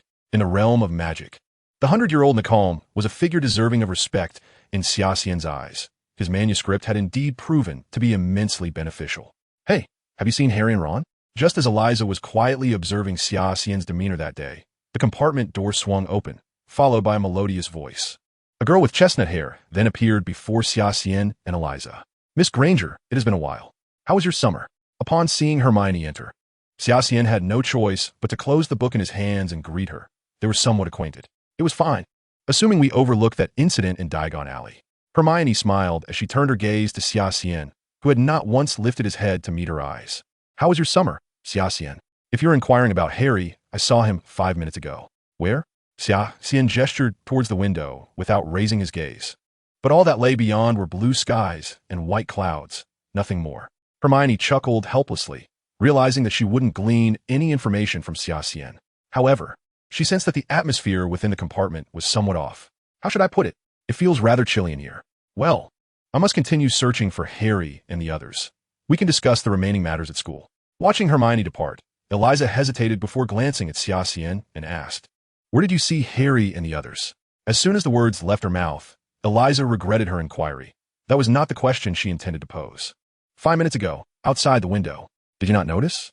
A car was flying through the sky, and I saw people inside, specifically Ron and Harry." His reply was still devoid of warmth, yet the tone was no longer as frigid.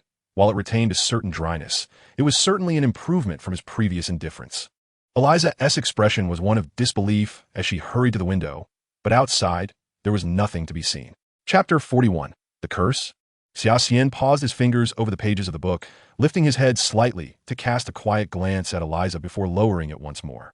Unbeknownst to Eliza, a look of anguish flickered across Xia Xian's face. "Damn it, it seems that the two forces have become unbalanced after beginning the integration. The situation is worse than anticipated." Before dusk fell, they finally arrived at the station preceding Hogwarts. This year, having shed their identities as newcomers, they no longer had to traverse the lake by boat.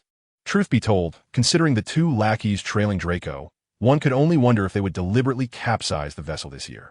Upon spotting Xia Xian, Malfoy averted his gaze. Yet Xia Xian distinctly perceived a glimmer of resentment in his eyes. It appeared that Lucius had shared the details of his trip to Paris with his son, leaving Malfoy to harbor a mix of hatred and fear towards Xia Xian. Students congregated in groups, making their way towards Hogwarts, frequently encountering familiar faces along the way, engaging in animated discussions about their summer escapades. It seemed their summer experiences had been quite intriguing, as their chatter was lively and spirited. Xia Xian and Eliza lingered at the rear of the group, eventually encountering Hermione, who still seemed to be searching for Harry and Ron. Her face was etched with concern. Both Harry and Ron had proven their penchant for mischief over the past year, leaving Hermione unable to quell her worries.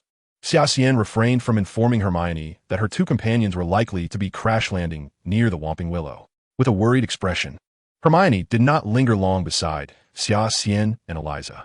She pressed on in search of her two friends while Xia Xian and Eliza ambled leisurely at the tail end of the group. Xia Xian slightly lowered his head, as if something on the ground were drawing his attention. A gentle breeze brushed against his face, momentarily alleviating his pain. In truth, The two forces within Xia Xian were in a relentless struggle, subjecting him to a constant state of suffering. Though the pain was not excruciating, it clung to him like a persistent specter. "It seems you are in considerable distress?" A soft voice floated by his ear, upon seeing the golden-haired girl before him. Xia Xian narrowed his eyes and inquired, "Who are you?" "Luna Lovegoth." Luna Lovegood, the girl who could see through Xia Xian's pain, was indeed Luna. A first-year student this year and a future member of Ravenclaw. The Loon Luna, with the root meaning of madness, aptly reflected her character. Her pale golden hair, somewhat disheveled, cascaded down to her waist. Her brows were delicate, accentuating her striking silver-gray eyes, which appeared slightly bulging and dreamy, as if she were in a perpetual state of reverie. "I see," Xia Xian responded with a gentle nod. This enigmatic girl possessed an uncanny ability to see into the depths of one's soul, as if she had mastered the art of legilimency. "I am Xia Xian." Upon extending his hand towards Xia Xian, Luna seemed oblivious, merely gazing blankly at his face. Silent as ever. Retracting his hand, Xia Xian touched his own face, finding no anomalies. What then was Luna truly observing? What lies beyond the veil of death? "I find myself utterly perplexed by your words," Xian remarked, feigning a look of bewilderment, though a tempest of emotions raged within him. This seemingly eccentric girl before him appeared to possess an unexpected depth of insight. "Have you ever encountered creatures from the other side? Perhaps nightmares?" Luna's thoughts indeed traversed a whimsical path, standing in stark contrast to Hermione's rationality, which remained steadfast and unyielding. Luna, however, measured everything by her own whimsical standards. "I have not seen them, but I believe I could." Xian paused before asking, "Luna, can you see them?" "I can. By the way, Luna, why did you not accompany the first years?" Xian noted that Luna had not joined the other newcomers on the boat to Hogwarts, but had instead stealthily mingled with the older students. "Are you not aware? There is a dragon in the lake at Hogwarts, along with merfolk and other creatures. Never tease a sleeping dragon. Indeed, it is said that a dragon lies dormant at the bottom of the lake, having slumbered for an indeterminate time. Perhaps it will continue to sleep, or perhaps it will awaken. So, you did not take the boat for that reason?" "Not for that reason." "Very well." Xian regarded the girl with a hint of exasperation. Her thought processes were utterly unconventional, often devoid of any semblance of logic, and her topics shifted with remarkable rapidity, leaving most unable to keep pace with her discourse. Meanwhile, Elisa quietly trailed behind the two, and after a short while, the trio from the Silver Serpent Society joined Xian as they made their way towards Hogwarts Castle. As a second-year student, Xian was finally able to sit back and enjoy the sorting ceremony of the first years. He recalled last year, when he had somewhat coerced the old hat during his own sorting, though he held no regrets about being placed in Slytherin. This year, however, his position at the feast had subtly shifted. He sat beside several high-ranking members of the Silver Serpent, nearly at the forefront of Slytherin's long table. Although the matter of Xian assuming the presidency of the Silver Serpent Society had not yet been made public, and despite the known closeness of his relationship with the higher-ups, Xian could not shake the sense of envious gazes that lingered upon him in the hierarchy-conscious Slytherin house. Trouble seemed poised to follow swiftly. While Xian was unperturbed by the prospect of Slytherins seeking to trouble him, the immediate concern lay in resolving the two surging energies within him. Xian's complexion had grown somewhat pallid, and Elisa was the first to notice his unusual demeanor, a state that had become increasingly common for him of late. "What is wrong, boss?" Simon and the others also observed Xian's anomaly, inquiring with concern. Xian hesitated, glancing at the warm milk in his hand before gradually setting the cup down. After a moment's contemplation, he reached for a cup of coffee, black and notably bitter. In the past, he would have shunned it entirely, under the astonished gazes of his companions. Xian took a tentative sip, his brows knitting in discomfort as he grimaced, yet he resolutely consumed the entirety of the coffee. A faint gray aura enveloped him, unnoticed by all save himself, but everyone could sense that Xian's condition was dire. "I must take my leave," Xian declared, rising from his Slytherin table and exiting the hall. "What has happened to him? Is he ill? He doesn't seem so. Could it be a poor appetite?" Upon returning to his dormitory and settling Kakaya and lightning, Xian collapsed onto his bed, only to spring back up moments later as if ignited by fire. He frowned at the soft bedside and retrieved his cauldron from an old trunk. Enduring the agonizing cramps, Xian ignited the cauldron, intent on brewing a potion of life and death. Without such a concoction, sleep would elude him. The first class for Slytherin on that morning was potions. After breakfast, or rather, after watching others finish their breakfast, Xian, along with Elisa and the others, made their way to the potions classroom. Xian appeared somewhat distracted, his gaze fixed on the ground, his complexion pallid and suggesting illness. He was uncertain how long this condition would persist. Perhaps there would be improvement once the two forces within him began to merge. Xian. Snape rapped his wand sharply against the table shared by Xian and Elisa, evidently displeased with Xian's drowsiness so early in the new term. Xian appeared dazed, and Snape, noticing the pallor of Xian's face, unusually inquired, "Are you well?" At Snape's concern, Xian's expression flickered slightly before he gently shook his head. "I am fine, Professor. Perhaps I simply did not rest well last night." Snape regarded Xian for a moment longer before reaching out to pat his head. Xian felt a warm sensation descend from his head, alleviating the throbbing in his temples. He recognized that Snape had cast a healing spell upon him. Just as Xian began to feel relief, a sharp pain pierced his head like a needle. He nearly cried out, but with Snape still observing him, he forced himself to suppress the urge. Snape seemed oblivious to Xian's distress as he turned back to the lectern to continue the lesson. When the bell signaling the end of class rang, Xian steeled himself to follow the other students out of the classroom. Snape tidied his desk before pausing, casting his gaze toward the particular spot in the classroom where Xian had been seated. With a grave expression, Snape exited the classroom and seized the recently dismissed Professor Flitwick. What curse could nullify healing spells or even cause them to backfire? "Release me, Severus!" Flitwick exclaimed, suspended off the ground, irritation evident in his eyes. Snape recognized his own reaction had been somewhat excessive, but given that Xian was his most promising student, and as long as Xian bore the burden of opposing Voldemort, Harry would not need to put himself in peril. Snape finally released Flitwick, who adjusted his tie and remarked slowly, "If what you say is true, there is only one possibility, a curse." Chapter 42. Heart of the Sword, Heart of Darkness. Summer. Elisa halted Xian, seemingly unwilling to depart. Observing Elisa standing before him, Xian involuntarily furrowed his brow, surmising her intentions. After a moment's reflection, he acquiesced with a nod. "Come with me." A few minutes later, the two found themselves on a grassy expanse outside the castle, a tranquil and open space devoid of others. Xian gestured for Elisa to sit. After a moment of hesitation, she resolved to forego any further circumnavigation. "Xian, I've noticed something has been amiss since that day you spoke with the headmaster. What is truly troubling you?" Xian's expression was inscrutable, concealing everything within, which left Elisa, who sought to glean something from his face, feeling somewhat disheartened. "There is nothing wrong," Xian replied, shaking his head as he regarded Elisa, who appeared skeptical. Xian understood that his explanation might prove futile. His abnormalities were far too conspicuous. Yet it was impossible to disclose the entirety of the truth.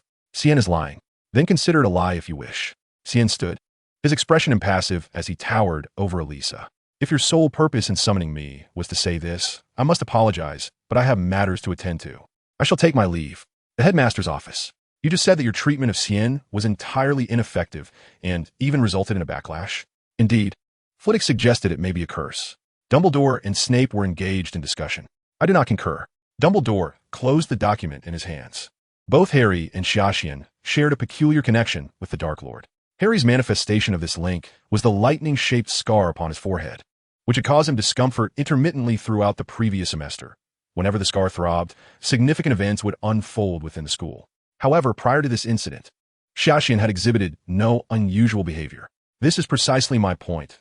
While Harry's connection to Voldemort is marked by the scar atop his head, Xia Xian, who also escaped the killing curse, must undoubtedly possess some form of connection to the Dark Lord as well. Yet, I'm uncertain about the specifics of what he and Nicodemus discussed that day, nor the visions he beheld within the prophecy ball. Should Xia Xian heed Dumbledore's insights, he would be compelled to acknowledge the accuracy of Dumbledore's conjecture.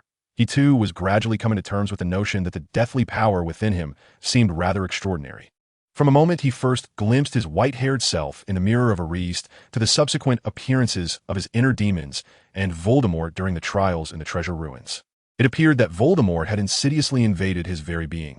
Xia Xian could not pinpoint when this transgression occurred. Perhaps it was when the remnant soul emerged after his confrontation with Quirrell, or perhaps it coincided with the moment he began to merge the two powers.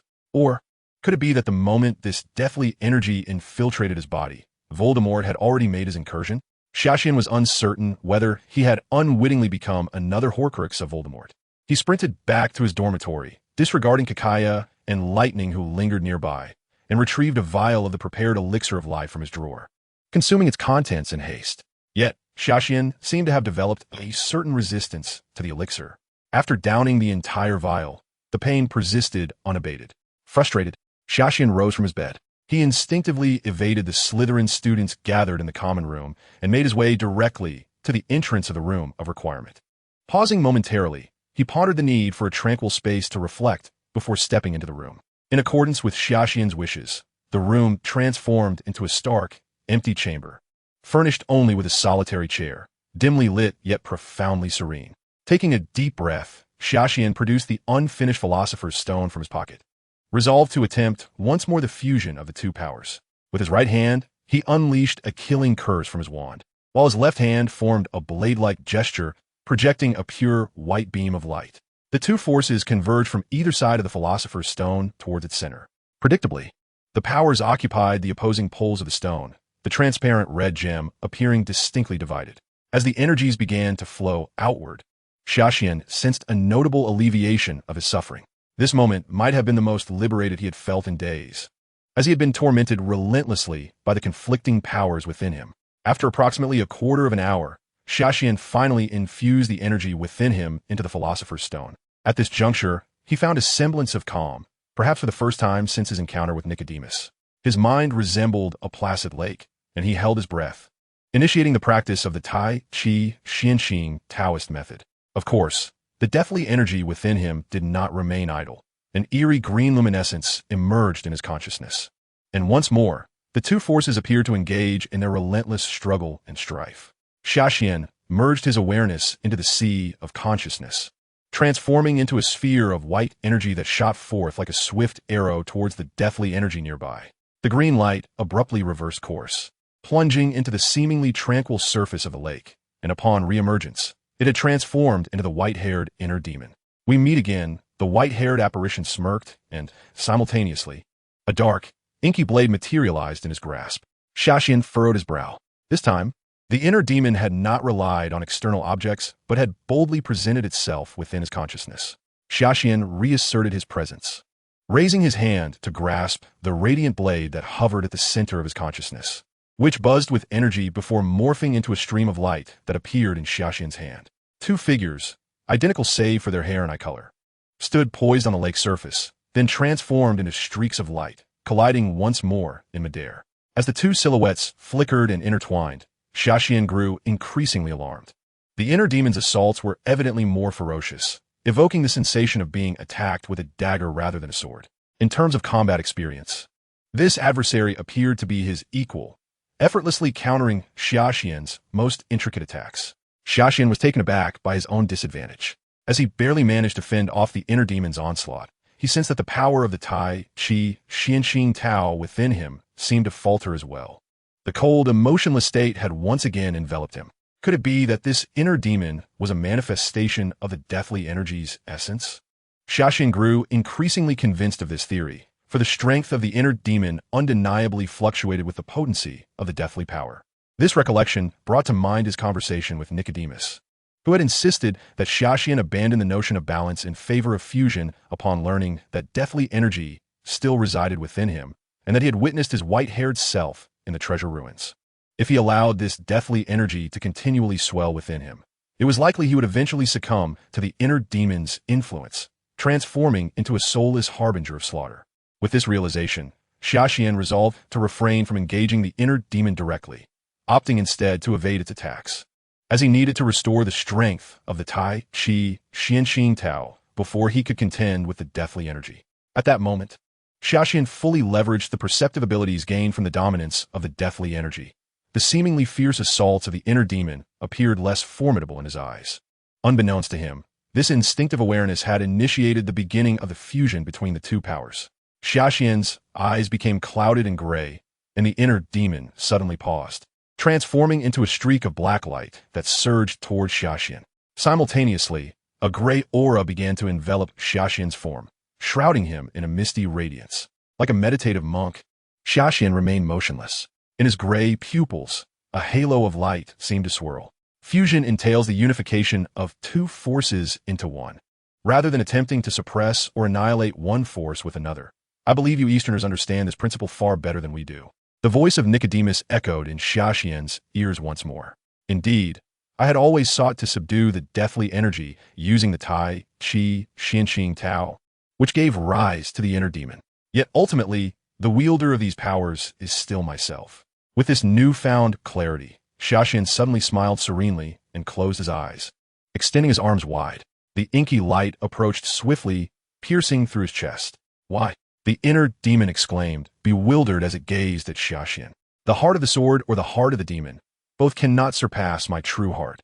Xia Xian opened his eyes, now devoid of their previous haze.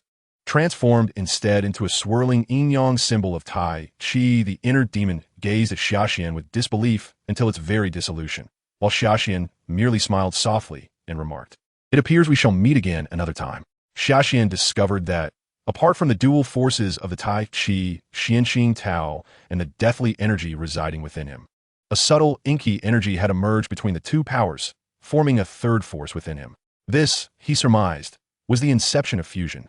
He felt the energies within him returning to a harmonious equilibrium, and the pain that had plagued him vanished entirely. Xia Xian opened his eyes, content as he picked up the unfinished magical stone from the ground. Uncertain of the potency of this newly fused energy, it appeared quite diminutive at present. Yet Xia Xian held firm in his belief that he would ultimately achieve a complete amalgamation of the Tai Chi, Xianxing Dao, and the energy of death. Just as he was poised to exit the House of Requirement, an inexplicable occurrence transpired once more. A chilling, malevolent voice whispered in his ear, akin to the murmurings of a demon. Xia Xian wagered that he had never before encountered such a language, but oddly enough, he comprehended it. Chapter 43. The New Professor of Defense Classes. I shall kill you, tear you apart. Xia Xian furrowed his brows. The voice seemed to emanate from the crevice of the wall. I have been famished for so long. It is time to kill. Hastily, Xia Xian dashed out of the House of Requirement, pursuing the source of the voice down the castle corridors. Descending the staircase, he pressed onward, his heart tempestuous. This voice was unmistakably Parseltongue.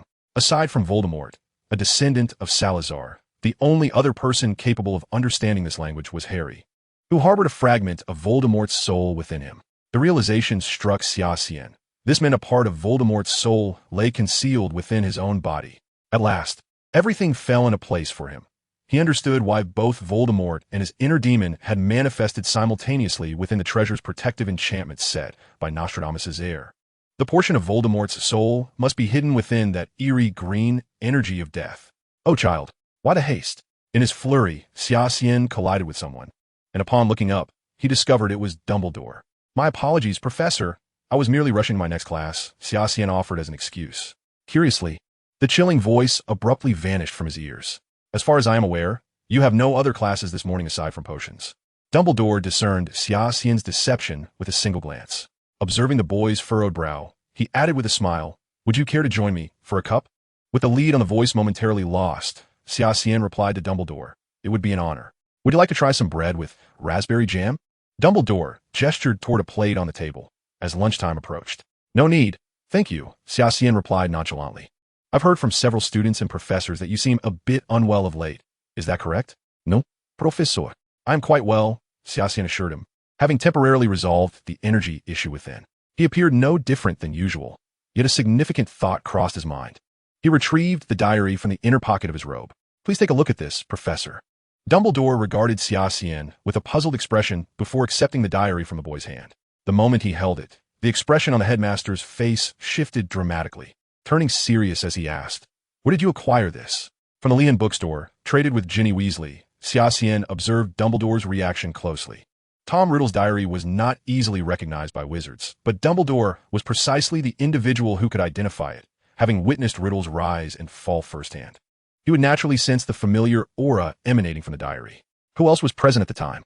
Harry, Hermione, the Weasley family, and the Malfoy father and son were also there. Lucius and Mr. Weasley even got into a scuffle outside the bookstore. Dumbledore appeared deep in thought, and Xia Xian refrained from interrupting, knowing that once he handed the diary to Dumbledore, the ensuing matters would be in the capable hands of the headmaster, who was willing to risk his life to destroy Horcruxes. "You may return now. I will keep this for the time being." "This matter must not be disclosed," Dumbledore instructed, his expression complex. Xia Xian nodded and exited the headmaster's office. Following the recent incident in Paris, Dumbledore must have begun to suspect Lucius, and with this Horcrux incident, the Malfoy family would likely soon face dire consequences. However, did Lucius truly hand the diary to Ginny? Xia Xian was not convinced. It was well known that Voldemort's paranoia was legendary, Even his most loyal follower, Bellatrix, was unaware that the object she safeguarded was a Horcrux. As for the fickle Malfoy family, how could Voldemort trust them? For individuals like them, Voldemort would never reveal such truths, as no one would gamble with their own life.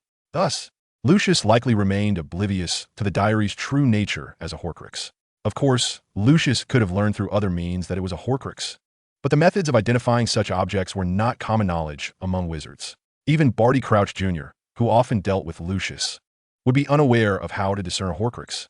While it was plausible that Lucius obtained the diary, he would certainly not recognize it as a Horcrux. According to the original story arc, Lucius seemed to be attempting to frame Ginny, believing the diary to be a powerful dark artifact. However, Xia Xian distinctly remembered that Ginny received the diary well before the Weasleys encountered Lucius at the bookstore. So who had placed the diary in Ginny's hands? And what was their intention? Xia Xian found himself increasingly perplexed by Voldemort's machinations. While he felt he had a grasp on the situation during the pursuit of the Philosopher's Stone, he now faced a fog of uncertainty. The Philosopher's Stone turned out to be the key to unlocking Louis the 16th treasure. He inexplicably understood Parseltone, and although Ginny had acquired the diary, the manner in which she obtained it seemed amiss. As Xia Xian traversed the corridors of the castle, his mind was a tangled web of thoughts. "Hey, what are you doing here?" Simon approached him, seemingly having sought out Xia Xian deliberately. Eliza was terribly worried. "We thought something had happened to you." Reflecting on his earlier cold demeanor towards the young girl, Xia Xian felt a pang of guilt and inquired, "Where is she?" In the defense against the dark arts classroom, the new professor is quite the celebrity. Even the 7th-year girls are flocking there. Is it Gilderoy Lockhart? Xia Xian recalled that Slytherin was about to attend their first defense against the dark arts class of the term, taught by the infamous charlatan Gilderoy Lockhart. To be fair, achieving such notoriety as a fraud, even earning the Order of Merlin, was quite an accomplishment.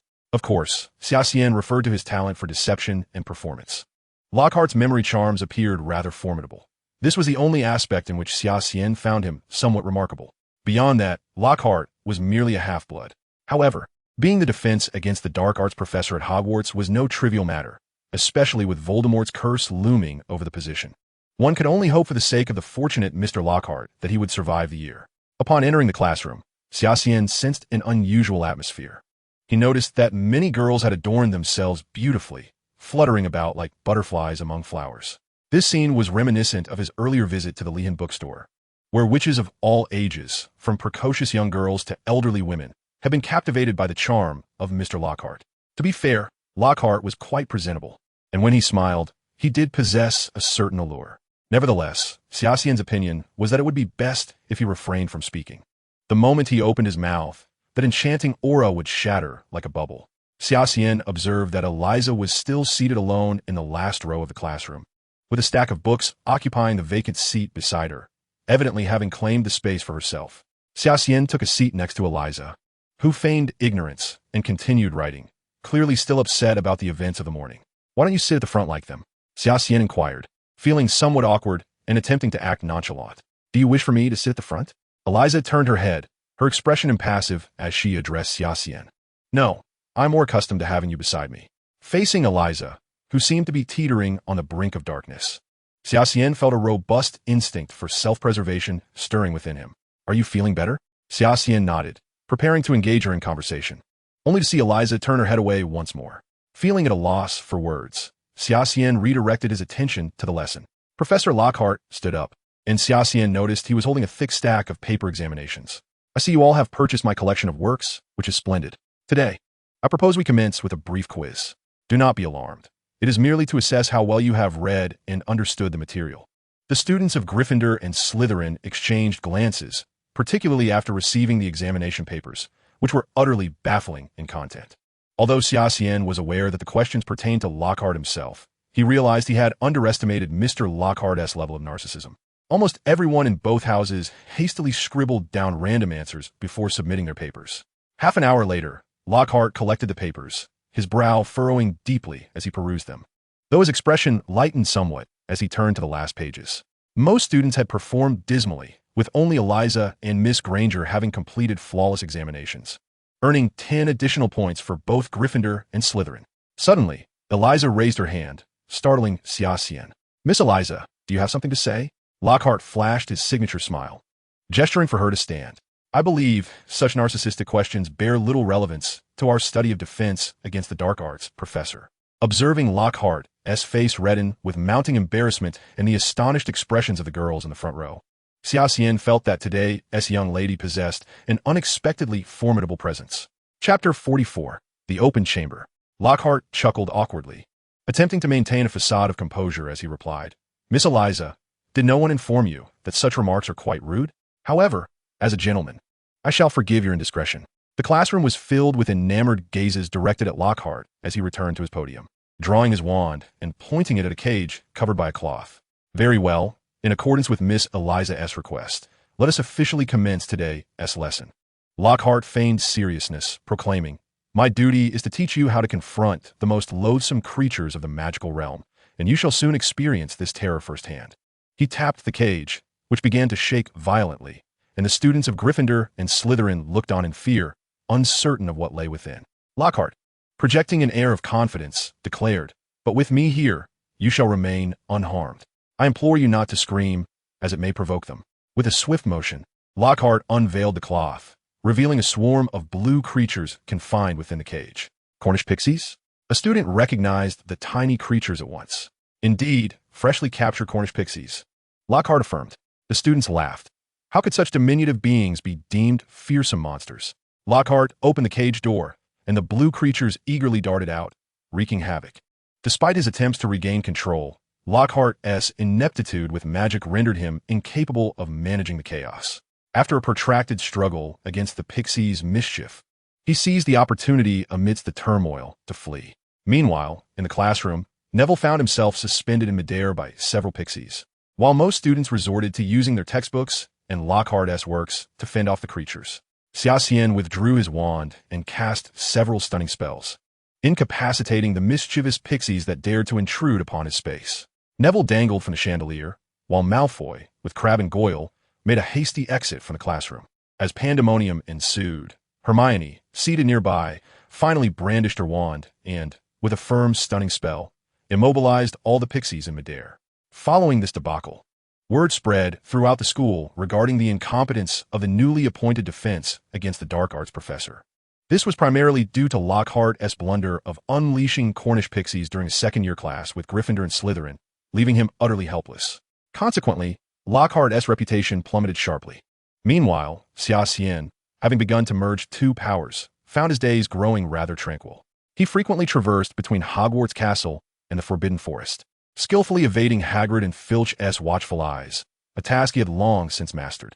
Most of the time, he was accompanied by Lightning, the little creature whose appetite was insatiable and whose growth rate was astonishingly rapid. Guided by the centaurs, Xia Xian ventured deep into the Forbidden Forest, where he could confidently unleash Lightning's formidable skills without drawing the attention of Hogwarts professors. In stark contrast to Xia Xian's leisurely existence, Harry was beset with troubles. Lockhart summoned him to his office almost daily to assist in responding to fan mail. This evening was no exception, yet after finishing the correspondence, Harry perceived a mysterious voice guiding him. He evaded Ron and Hermione, who had come to fetch him, and dashed down the corridor. Following the voice, Harry soon spotted a figure standing not far ahead. Upon closer inspection, he recognized the boy with black hair, Xia Xian. Xia Xian, too, felt drawn to the re-emerging voice. Having just concluded his training with Lightning in the Forbidden Forest, the serpent's whisper returned to his ears as he approached Hogwarts Castle. You heard that voice too? Xia Xian turned to Harry, who had just caught up with him. Harry remained silent, his gaze fixated on a cat hanging upside down on the wall. It was Mrs. Norris, Filch's feline companion, appearing to be beyond saving. I think you should take a look at this, Xia Xian pointed to the wall. Beware of the air's enemies. Harry read aloud the blood-written words on the wall, each syllable deliberate. Ron and Hermione soon caught up, and upon witnessing the chilling scene, Ron inquired of Xia Xian, Did you do this? Just as Harry was about to defend himself, he was obstructed by the throngs of students dispersing after dinner. Malfoy read the blood inscription aloud, then turned with keen interest to Xia Xian and Harry, glancing at Hermione beside Harry, and remarked, You're next, Mudblood. Xia Xian's eyes narrowed dangerously. Malfoy seemed to recall the previous encounters where Xia Xian had bested him, ultimately refraining from uttering the word. The gathering of students did not escape Filch's notice. The caretaker approached the crowd, his gaze fixated on the motionless cat before him, casting a murderous glare at Xia Xian and Harry. Fortunately, Dumbledore and the professors arrived just in time, informing Filch that his cat had merely been petrified and could still be saved, prompting the caretaker to relent. All students, return to your dormitories, Dumbledore called out. You four, stay behind. Dumbledore was clearly calling for Xia Xian and Harry, and the trio, who were about to turn away, were compelled to halt in their tracks. Xia Xian couldn't help but furrow his brow. It seemed that the Chamber of Secrets had indeed been opened at last. Although the identity of the perpetrator remained a mystery, the ancient serpent that had survived for over a millennium was likely about to wreak havoc within the castle. What on earth was happening? Hermione and I had intended to wait for Harry to leave together, only to arrive here and find Xia Xian and the petrified Mrs. Loris. I can attest to this. At that moment, Harry was assisting me in responding to a letter from a fan. Lockhart interjected. And what about you, Xia Xian? Snape inquired from the side. Xia Xian sighed, wondering why he was always subjected to such pointed questions. I just saw Xia Xian returning from the Forbidden Forest. Hagrid's voice echoed from behind everyone. The Forbidden Forest? Professor McGonagall appeared visibly displeased with Xia Yuan's actions. Why didn't you report or stop him? Hogwarts students are prohibited from entering the Forbidden Forest. It is against school regulations. Hagrid's gaze flickered as he stammered. Dumbledore permitted him to enter the Forbidden Forest. Very well. Now that there are no suspects among the individuals present, you should all hurry back to your dormitories. Recently, students are strictly forbidden from wandering the school grounds at night. Please ensure you adhere to this directive. Xia Yuan sensed that the latter part of the statement was directed specifically at him. Yet it was surprising that Dumbledore was aware of his frequent excursions to the Forbidden Forest. He wondered if the incident involving the lightning had also come to the headmaster's attention. Upon returning to the Slytherin common room, Xia Yuan was taken aback to see several individuals gathered there. What? You're all here? The three members of the Silver Serpent Society and Eliza were seated around a round table, and Daphne immediately rose from her chair, hands on her hips, approaching Xia Yuan with a skeptical expression. As she drew closer, Xia Yuan instinctively took a few steps back. You appear rather suspicious, Junior. Huh? Xia Yuan was somewhat bewildered by Daphne's inquiry. Remember, before school started, in Diagon Alley, you had asked me about the Chamber of Secrets. At the time, I dismissed it, but now it seems that everything may not be mere coincidence. Are you suggesting that you suspect I opened the Chamber of Secrets? Xia Yuan regarded the four individuals before him with amusement. However, they stared back at him with serious expressions before simultaneously declaring, Indeed. Setting aside whether I know the location of the chamber, consider this. Salazar was a staunch pure-blood fanatic. Would he choose a wizard with Muggle parents as his heir? Xia Yuan stated, adding that the blood inscription referred to the enemies of the heir, warning that only he and Harry were initially present. You mean to say that, Daphne? Looking astonished, Voldemort opened the Chamber of Secrets? Don't utter that name. Simon cautioned from the side. Daphne scoffed, saying, Humph, what is wrong with saying his name? Our 5 families have slain countless Death Eaters and ultimately forced that wretch into a corner. Who fears whom? Eliza suddenly appeared somewhat downcast, and the previously loquacious Daphne realized Eliza's discomfort, apologizing. I'm sorry, Eliza. I didn't mean it. All right, Xia Yuan said, since we have likely deduced who opened the chamber. The next step is to resolve this matter. Don't worry, boss, Simon assured him from the side. We will certainly support you. According to the legend, the monster unleashed from the chamber will target those it deems unworthy of learning magic, specifically half-blood wizards. Xia Yuan analyzed, with the enemy lurking in the shadows. We can only focus on defense for now. The events of tonight also indicate that their method is petrification. Thus, it is imperative that we prepare some antidotes to prevent any unforeseen incidents. You mean the mandrake? Eliza, showcasing her studious nature, interjected. Precisely, the mandrake. Professor Snape had once taught me how to brew related potions, and Professor Sprout's mandrakes are nearly ripe. I believe the school will respond accordingly. I will take charge of the potion brewing. After contemplating further, Xia Yuan added, once the potions are ready, each member of the Silver Serpent Society will be equipped with a vial. From today onwards, all members must work in pairs to avoid any mishaps. Then, we will identify 10 members skilled in potion making, and I will teach them the brewing methods, gradually distributing the potions throughout the entire academy and to the faculty. Xia Yuan also planned to employ another tactic to infiltrate the chamber and subdue the serpent. However, it appeared that no one knew the precise location of the chamber, leaving Xia Yuan to rely solely on his memory to locate it. Chapter 45, Xia Yuan's Plan. Xia Yuan recalled the first student to be attacked should be Colin Creevey of Gryffindor, a Muggle-born wizard whose parents were also Muggles, fitting the conditions outlined in the legend and the previous blood inscription. He was not the type of student to adhere strictly to rules. At the very least, he would not return to the dormitory as scheduled, making him a potential target. According to the book Advanced Potions, with Professor Sprout's mandrakes nearing maturity, Xia Xian estimated he would need approximately 10 days to gather all the necessary ingredients for that potion. Xia Xian was uncertain if such a timeline would suffice. Moreover, after his experiences in the first year, he no longer held unwavering faith in the original storyline, viewing the book more as a reference. Whether the serpent would target Colin was uncertain. It was equally possible that it would come seeking its own revenge. However, the professor's response to the urgent situation was somewhat beyond Xia Xian's expectations. The following morning, he was summoned to Snape's office, where the desk was cluttered with various materials. Snape emerged from an inner room carrying several pots, stating, "These are the mandrakes that Professor Sprout has specifically hastened to mature. I trust she has taught you how to handle them in class." Xia Xian understood Snape's implication. He himself was struggling to find the ingredients for brewing the mandrake potion. But the thought of two individuals attempting to brew potions was daunting. Professor, I just remembered that I have a defense against the dark arts class this morning," Xia Xian said, turning to make his escape. Just as he reached the door, it slammed shut behind him. "I trust you can see that aside from being forgetful and having that big mouth, Lockhart is utterly incompetent," Snape remarked, well aware of his pupil's tendencies. His talent was exceedingly rare in Slytherin's history, yet he was prone to laziness, and at that moment, Xia Xian was clearly succumbing to lethargy. "Return to your post. You must brew 50 vials of potion today, and I will explain to Lockhart." Very well, Xia Xian relented, raising his hands. By the time he completed the 50 vials of potions, it was nearly dinner time. Snape directly escorted Xia Xian to the banquet hall, but to Xia Xian's slight relief, the protective Snape reserved 20 vials for Slytherin, while each other house received 10 vials. He even handed 5 vials to Xia Xian as a reward for his hard work throughout the day. When Snape delivered the potions to Dumbledore, Xia Xian noticed the headmaster visibly exhale in relief. The incident of the chamber being opened had caused considerable unrest within Hogwarts, and the provision of potions now served as a much-needed morale boost for the professors. Xia Xian took his seat and distributed the 5 vials among Eliza and the 3 members of the Silver Serpent Society.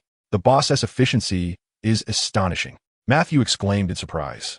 Fully aware of the difficulties associated with potion-making that had plagued him for years, it was remarkable that Xia Xian had managed to complete the task in just one day. "This was all out of necessity," Xia Xian replied with a bittersweet expression as he gazed at the potion vials. "In truth, we are all pure-blood wizards, unthreatened by the peril of petrification," Daphne remarked to Xia Xian. "Just to be cautious, if my conjecture holds true, then the enemies of the heir should also encompass individuals from the 5 prominent families. Although the initial batch of the depetrification potion has been prepared, the professors remain vigilant and wary. Only a select few have access to the potion, which has been distributed by the various colleges to those students deemed most likely to be targeted. Thus, the castle's stringent curfew remains firmly in place. Naturally, Xia Xian has no intention of adhering to this so-called curfew. In fact, he has disregarded it throughout the entirety of the first semester. Having obtained the depetrification potion, Xia Xian has other plans for the night. As midnight approaches, Xia Xian retrieves his backpack and allows lightning to burrow inside. Subsequently, he stealthily slips out of the Slytherin dormitory.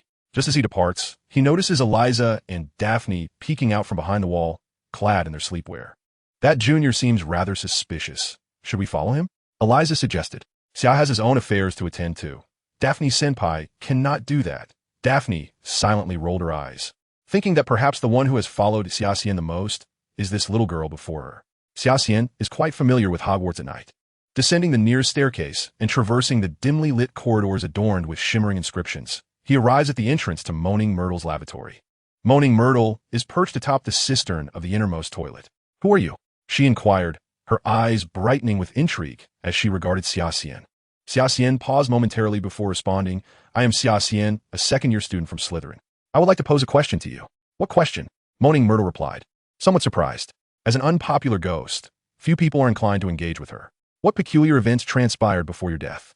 Xia Xian's eyes sparkled with curiosity. Moaning Myrtle's demeanor shifted instantly. It appeared that no one had ever asked her such an honorific question. "Before I died, I heard a boy speaking in a strange tongue outside, so I opened the door and scolded him to go away to his own boys' toilet. Then, puffing out my chest in self-importance, I died," she recounted, her expression glowing. "Just before my demise, I saw a pair of frightfully large yellow eyes. It felt as if my entire body was seized, and then I floated away." She gazed dreamily at Xia Xian. Upon hearing this, Xia Xian seized upon the critical detail and inquired directly, Where did you encounter those eyes? About there, I suppose, Moaning Myrtle said, vaguely gesturing toward the basin in front of her. Xia Xian hurried forward. The basin appeared quite ordinary. He inspected it thoroughly, inside and out, even examining the pipes beneath.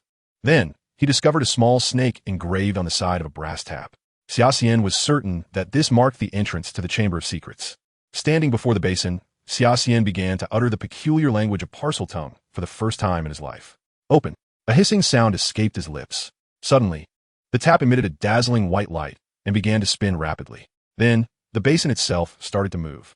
Xia Xian watched as the basin gradually vanished from sight, revealing a remarkably large pipe, wide enough for a person to crawl through.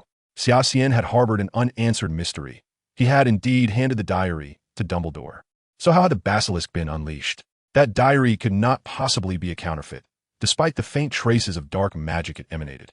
Xia Xian could still sense its authenticity. What could possibly explain this? In the darkness, Xia Xian ventured deeper into the pipe, which was exceedingly slippery, making it quite challenging to maintain his balance. Numerous tubes branched off in various directions, yet none were as large as this one. Xia Xian felt as though he had slid deep beneath the school.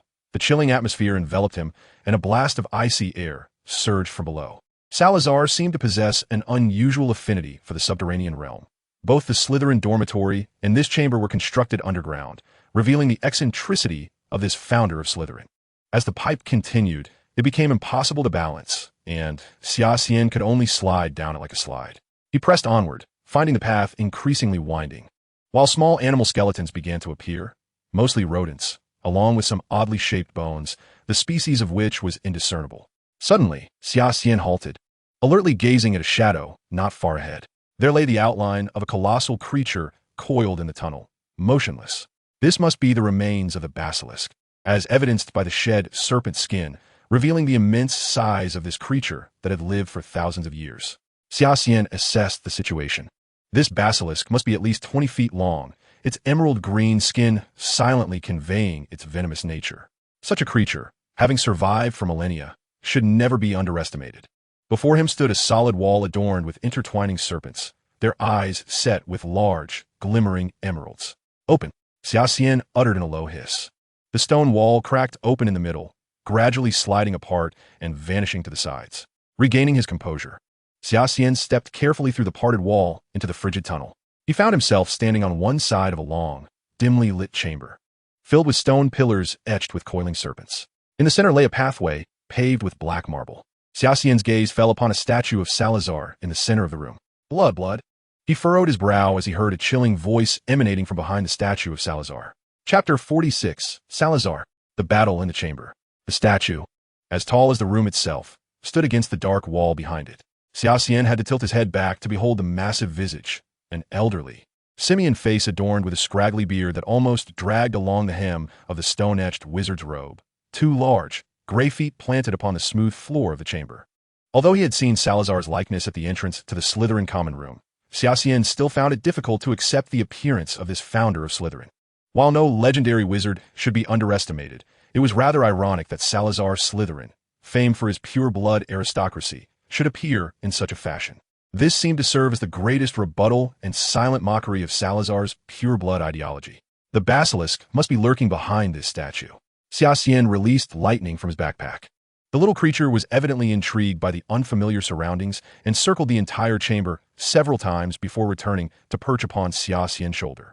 Now, lightning's presence upon Xia Xian's shoulder was becoming somewhat cumbersome. Xia Xian had no idea how large lightning might grow, but at the current rate, it wouldn't be long before his shoulder could no longer support the little one. The voice of the basilisk echoed in Xia Xian's ears, and he remained uncertain whether he could break the creature's seal, as legend states that only the heir of Slytherin could summon the basilisk through Parseltongue. Open, Xia Xian intoned towards Salazar's statue in the serpent's tongue. Yet, as he had anticipated, the statue of Salazar showed no reaction. Xia Xian's summoning had failed. Suddenly, lightning began to screech in midair. Having spent so much time together, Xia Xian understood this as a warning from his companion. I will kill you. As Xia Xian observed, a few drops of a transparent, viscous liquid suddenly fell before him, and he immediately realized the presence of the creature lurking behind him, the serpent beast. After a peculiar distortion of space, Xia Xian utilized apparition to reappear several meters away from his original position. It was then that he beheld the silhouette of the serpent beast, a colossal python, its entire body cloaked in a pitch-black hue, adorned with armor-like scales that made Xia Xian question whether it was truly a snake or rather a creature evolving towards a higher form of life. Hastily, he retrieved a pre-prepared potion of magical apple elixir from his robe and consumed it in one gulp. This potion, a product of Xia Xian and Snape's enhancements, was designed to prevent petrification for a limited duration, approximately half an hour. In other words, Xia Xian had to vanquish this monster within that time frame. The serpent beast, having missed its initial strike, quickly turned its massive body around. The two locked eyes for a moment, and Xia Xian discerned a distinctly human-like astonishment reflected in the creature's gaze, as if it were bewildered by Xia Xian's immunity to petrification. "What are you staring at, you ugly creature?"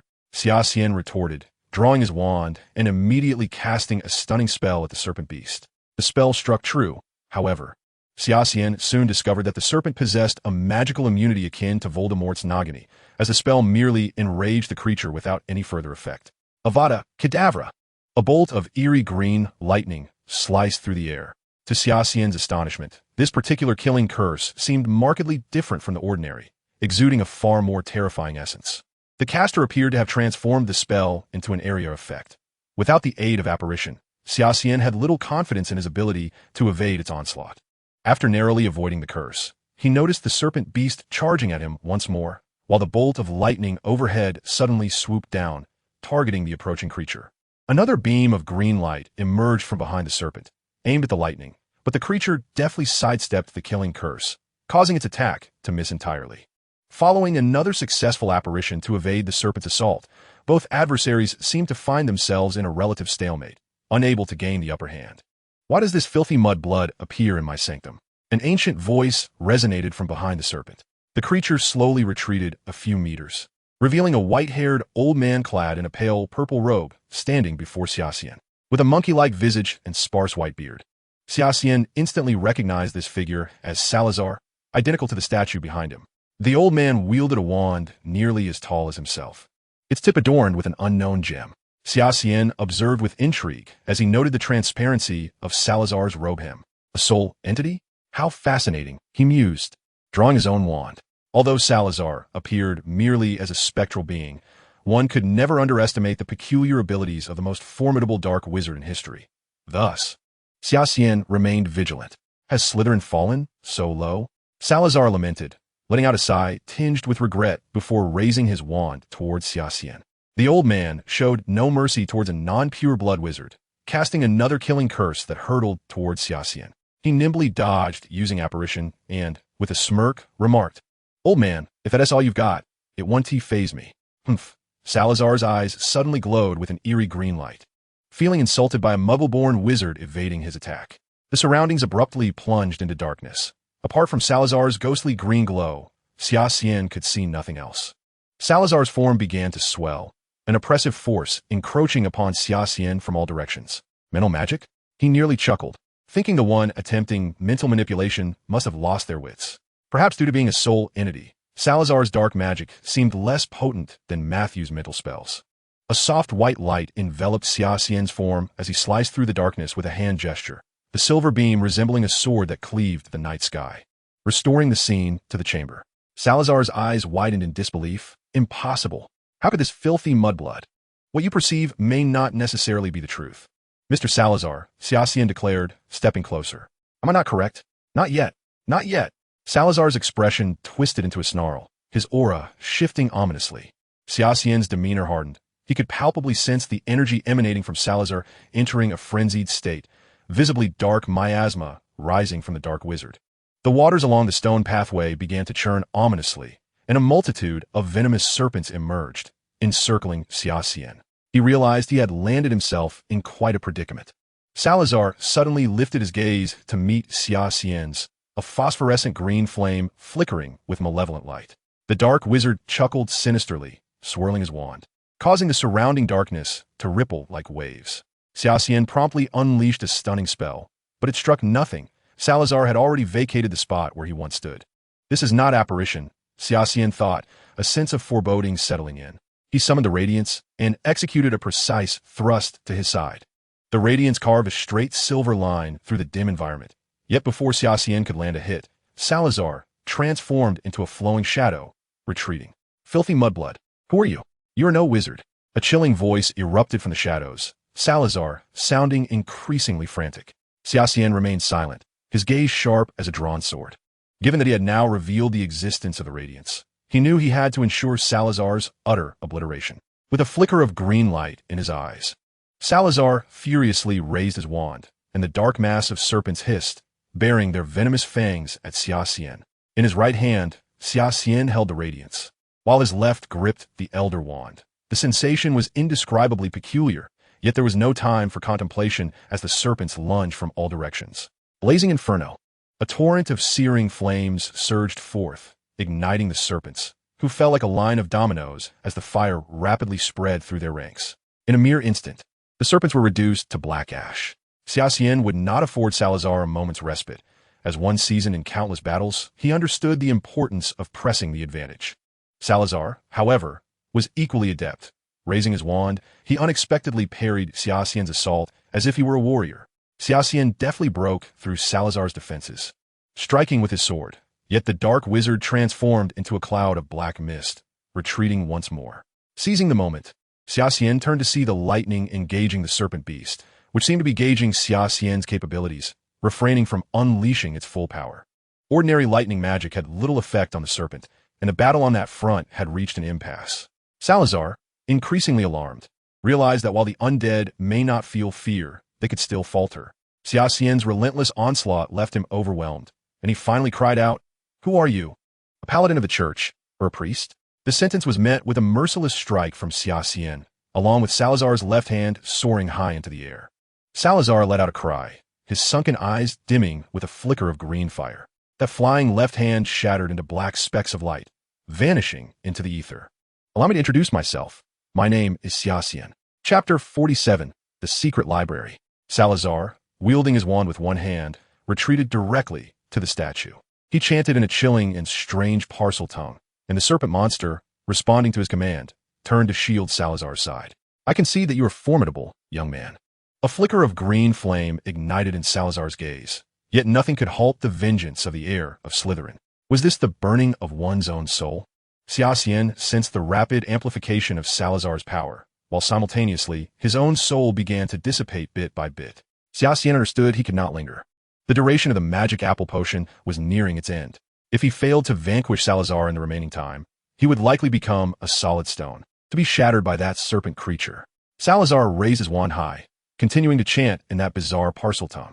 The serpent monster seemed summoned, coiling protectively around Salazar as the dark wizard, his eyes filled with malice, glared at Xia Xian and proclaimed, "No matter if you are a paladin or something else, today, you shall accompany me to the grave." The serpent glowed with an eerie green light, numerous sharp spikes emerging from its body, and its venomous fangs grew longer, rendering it even more fearsome. What was the necessity of this? Xia Xian sighed. A powerful wizard could transform into a wraith to persist in this world, but to burn one's own soul meant a complete disappearance from existence. Yet Salazar seemed resolute in his death wish, commanding the serpent to pounce upon Xia Xian. With a crack of lightning, a golden streak shot towards the serpent. Salazar realized the peril when Xia Xian's figure vanished from his sight, but it appeared too late. Xia Xian, having executed a shadowy displacement, materialized behind Salazar, leaving the one-armed wizard no option but to flee in panic. Xia Xian raised his left hand, wielding the Staff of Death, and unleashed two swift, deadly strikes. Struck in the back, Salazar cried out as he was sent reeling, his soul dimming further, on the verge of vanishing entirely. Alarmed, Salazar pondered the nature of this intangible magic, questioning how those paladins, mere muscle-bound men hiding in their iron shells, had learned to wield sorcery. At that moment, a different image unfolded in Xia Xian's mind. A series of faint gray lines appeared, intricately outlining a complex tableau: attack, defend, escape. Salazar's intentions laid bare within those lines. Each time Salazar crouched, the faint lines emanated from his intended actions, manifesting in Xia Xian's consciousness. This seemed to stem from the unfinished fusion experience in the House of Requests, granting Xia Xian an acute perception, albeit imperfect.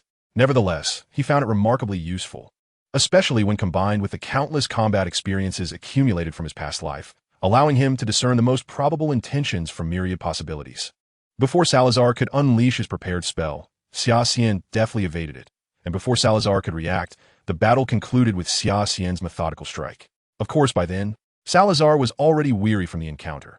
He roared in frustration, helplessly watching as the radiant blade pierced his chest. "I curse you, mudblood." Salazar seemed to expend his last ounce of strength, bitterly addressing Xia Xian. Following this, the dark wizard uttered a phrase in parcel tongue, and the serpent recoiled, having paid the price of a lightning strike that blinded one of its eyes, successfully retreating to the stone door of the statue.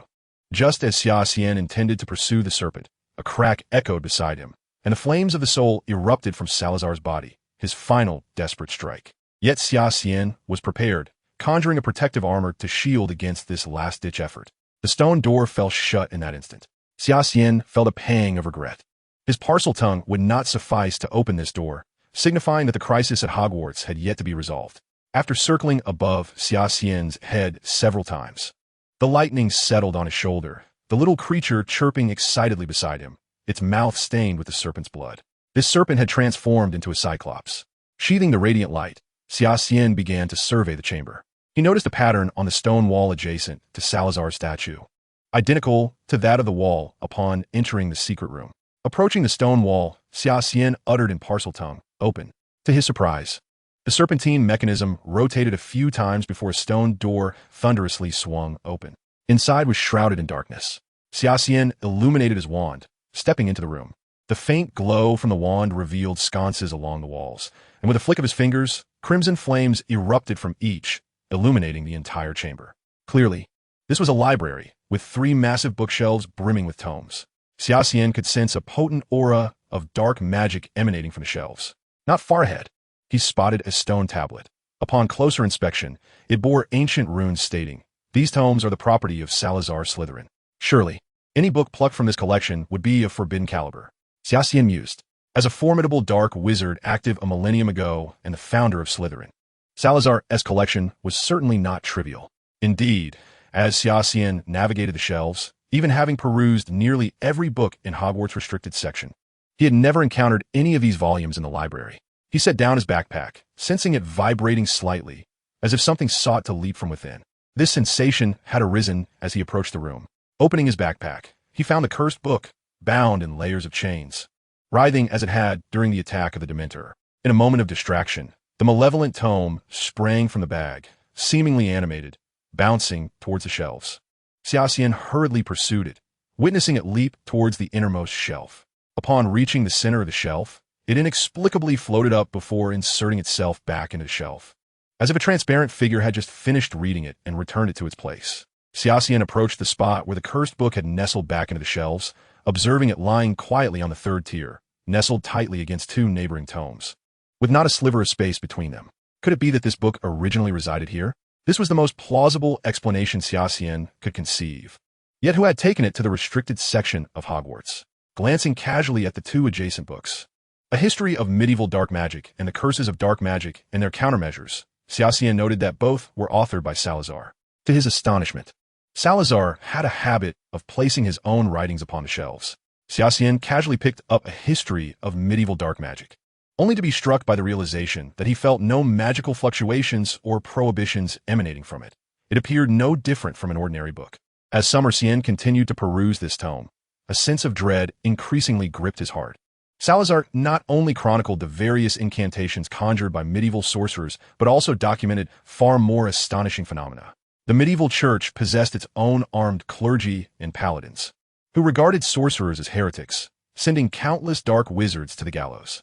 According to Salazar's accounts, the church's power far surpassed that of the Wizarding World, leading to a near extinction of sorcerers across Europe. Furthermore, the devastating Black Death, which ravaged the continent, was allegedly the work of a particular dark wizard, serving as a primary justification for the church's purge of sorcerers. Salazar also described a group he referred to as other kinds of humans, who were innately different from ordinary people, endowed with peculiar abilities. Most of these individuals were seized by the church in their youth as heretics and subsequently exiled overseas alongside criminals, left to fend for themselves. At this revelation, Summer Xian couldn't help but gasp. Could these other kinds be the ancestors of the mutants across the Atlantic? Salazar's entire narrative concluded with the Mongol invasion. His accounts indicated that during this invasion, secular kings and lords sought aid from the wizarding community, which dispatched some of its most formidable sorcerers, only to be vanquished by two strange figures clad in gray robes and wielding long swords. Summer Xian felt his understanding of this world being profoundly shaken. If Salazar's accounts were indeed historical truths, why had the once mighty church vanished into obscurity? In the distant East, could there exist others akin to himself? And what advancements had the mutants in America achieved by now? Summer Xian had previously been confined to the insular world of Hogwarts. Yet now he discovered that the world was vast, with countless enigmas awaiting his pursuit of truth. Taking a deep breath, he set aside the history of medieval dark magic and picked up the restrictions of dark magic and their lifting methods. He sensed that this book was ensnared in some clever tricks devised by Salazar, requiring decryption before it could be opened. Unbeknownst to Summer Xian, as he grasped the book, the red gem on the adjacent book of sin flickered ominously. Chapter 48, Unsealing. Summer Xian discovered that Salazar had embedded at least 3 curses within this volume. Although not malicious, the spells were extraordinarily intricate. He could only carefully unravel the layers of enchantments with his wand. 4 hasty attempts could easily trigger the book's self-destruct curse, resulting in dire consequences. After nearly half an hour of painstaking effort, he finally unraveled the curses. Upon opening the book, a wisp of black mist erupted from its center. This was evidently another of Salazar's tricks. The mist coalesced into a simian visage. Summer Xian shook his head in resignation and swiftly dispelled the black fog with his wand. As the mist dissipated, the book underwent a transformation, spinning rapidly in the air before morphing into a silver key that landed in Summer Xian's palm. What on earth is this?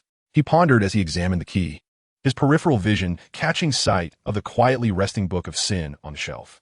Could this be the key to unlocking those chains? With a tentative resolve, he retrieved the book of sin from the shelf, noticing the red gem upon it flickering incessantly. He aligned the key with the lock affixed to the book. Click! To his astonishment, the key fit perfectly into the lock, and with a gentle twist, Summer Xian unlocked the class that had plagued him for an entire semester.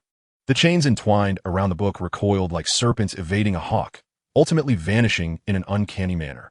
As the book of sin was liberated, it emitted a sanguine glow. The true form of the book was finally revealed to Summer Xian. It appeared as thick as a dictionary, yet surprisingly light as a feather in his hands. The dark, heavy cover bore a resplendent red gem at its center, radiating a deep crimson aura, with dark rings spiraling outward like the orbits of celestial bodies. Upon flipping the pages, Summer Xian discerned Salazar Slytherin's name inscribed at the top. In the center, a recess cradled a beautiful white gem, surrounded by an icy mist that imparted a chilling sensation. The front page bore the inscription, "When evil remains unpunished, when justice cannot prevail, only a necessary evil drenched in blood can suffice." Heaven and hell are but 2 sides of the same coin. A mist began to spread throughout the room, and as Summer Xian abruptly lifted his gaze, he beheld countless wandering souls drifting within the swirling chill. Their gazes were either frigid, vengeful, or numb, yet uniformly fixated upon him. Realizing these souls were undoubtedly linked to the book, he continued to leaf through its pages, seeking any clues. Though the undead may persist eternally, even in the wondrous cycle of eternity, death can indeed die. Summer Xian read aloud a passage with deliberate clarity. He continued to peruse the book. But aside from these 2 phrases, the rest of the pages remained blank. Attempting to close the book, he was astonished to see the wandering souls before him inexplicably vanish, as if they had never existed. Could it be that these souls were sealed within the pages? To validate his hypothesis, Summer Xian reopened the Book of Sin.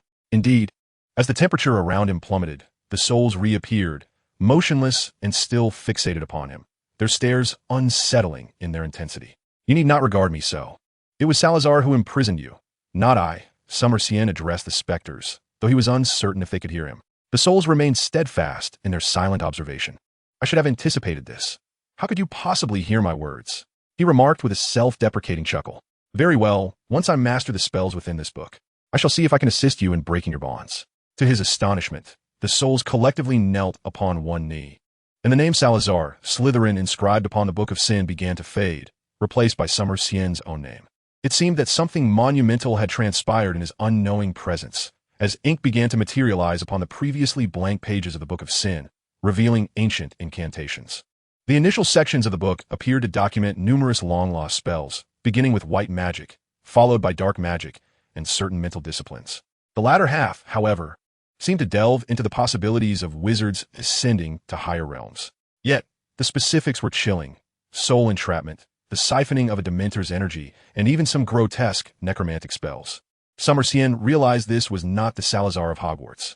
Though he had clashed with his 3 friends and exhibited a fixation on bloodline purity, he remained a responsible educator with a sense of justice.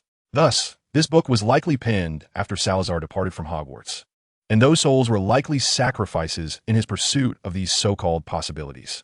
The once great wizard ultimately succumbed to corruption. Xia Xian could not help but exhale a sigh. This chamber is believed to have been established by Salazar after his secret return to Hogwarts, wherein he confined all his research, even leaving a fragment of his own soul to guard this library. By that time, Salazar's mind had become thoroughly twisted, consumed by thoughts of summoning his heir back to Hogwarts to achieve his so-called purification. The array of peculiar spells left Xia Xian somewhat bewildered: the soul-sucking curse, which enhances one's mental prowess through the absorption of Dementor energy, and the possession charm, which imbues dark magic upon oneself or other beings to amplify their strength. It is likely that this possession charm was the very technique Salazar employed against the basilisk. Xia Xian closed the book, filled with many magical texts he could not comprehend, realizing that the knowledge within would take time to master. This library could be considered Xia Xian's greatest gain from this venture. For knowledge is the embodiment of power for a wizard.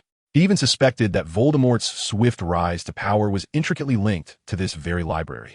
At present, Xia Xian felt a strong impulse to empty the library, yet the magnitude of such an endeavor was undeniably vast, compelling him to abandon the idea for the time being.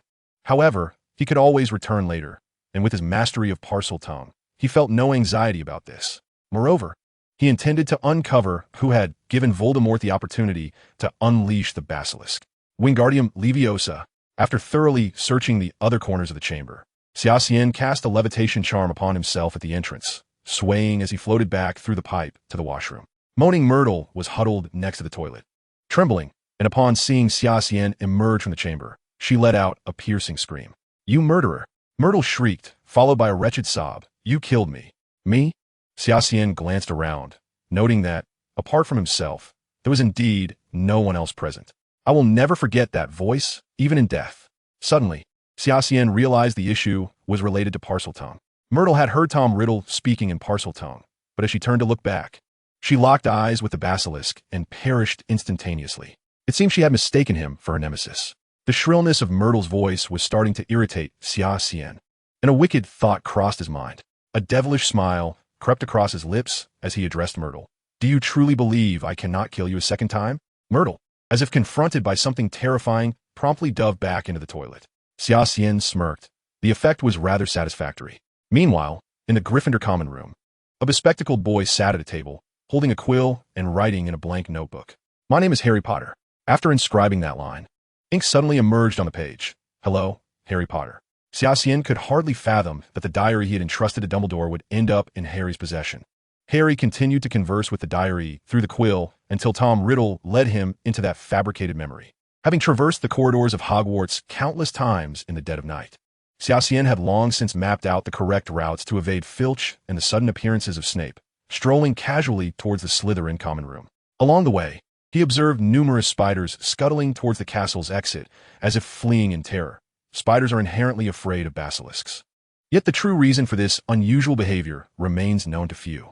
Xia Xian recalled that the Book of Dark Arts contained accounts of basilisks, stating that the first basilisk was bred by the despicable Herpo, a Greek dark wizard who could speak Parseltongue. After numerous experiments, he discovered that incubating a rooster's egg beneath a toad would yield this perilous creature, wholly emerald in hue. However, this basilisk was merely a byproduct of Salazar's casual experiment. Yet after Salazar had cast the possession charm upon it, the serpent seemed to undergo a significant mutation, becoming much more formidable.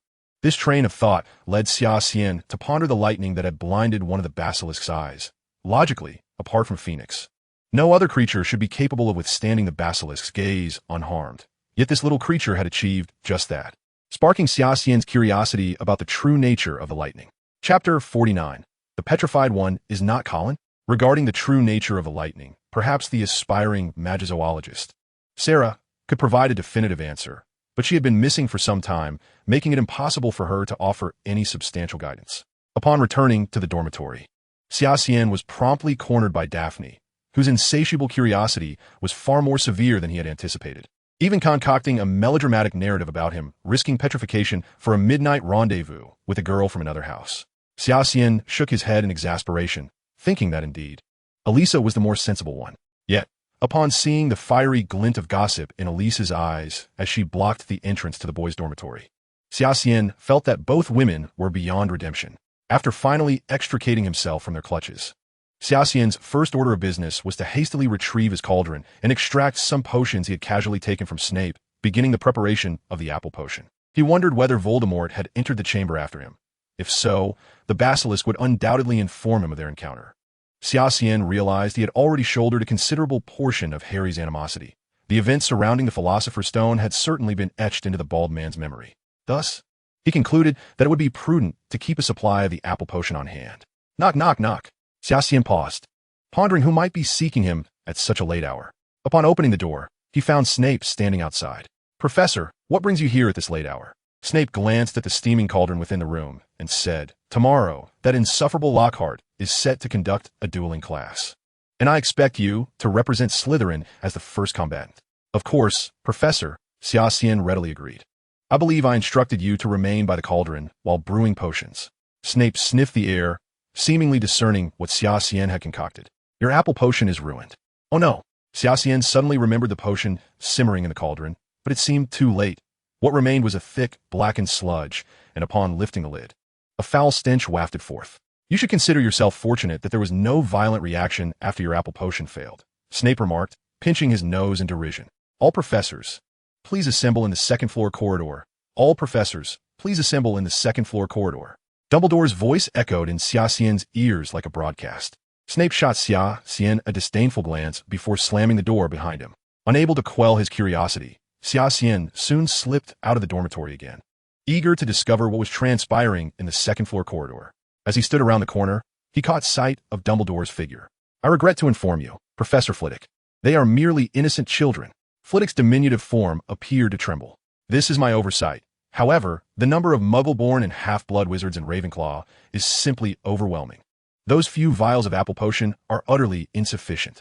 Sarah and I are already working diligently on the preparations. Slytherin should not be held accountable for this matter." "You." "Enough."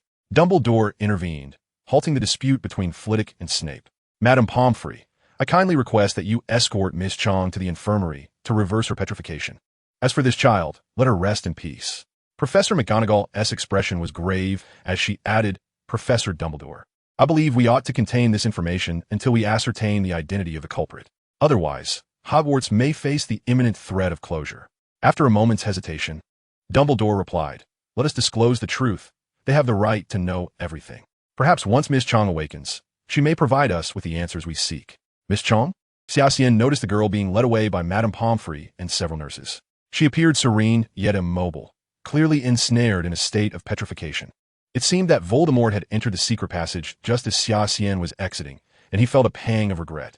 He had almost captured him directly.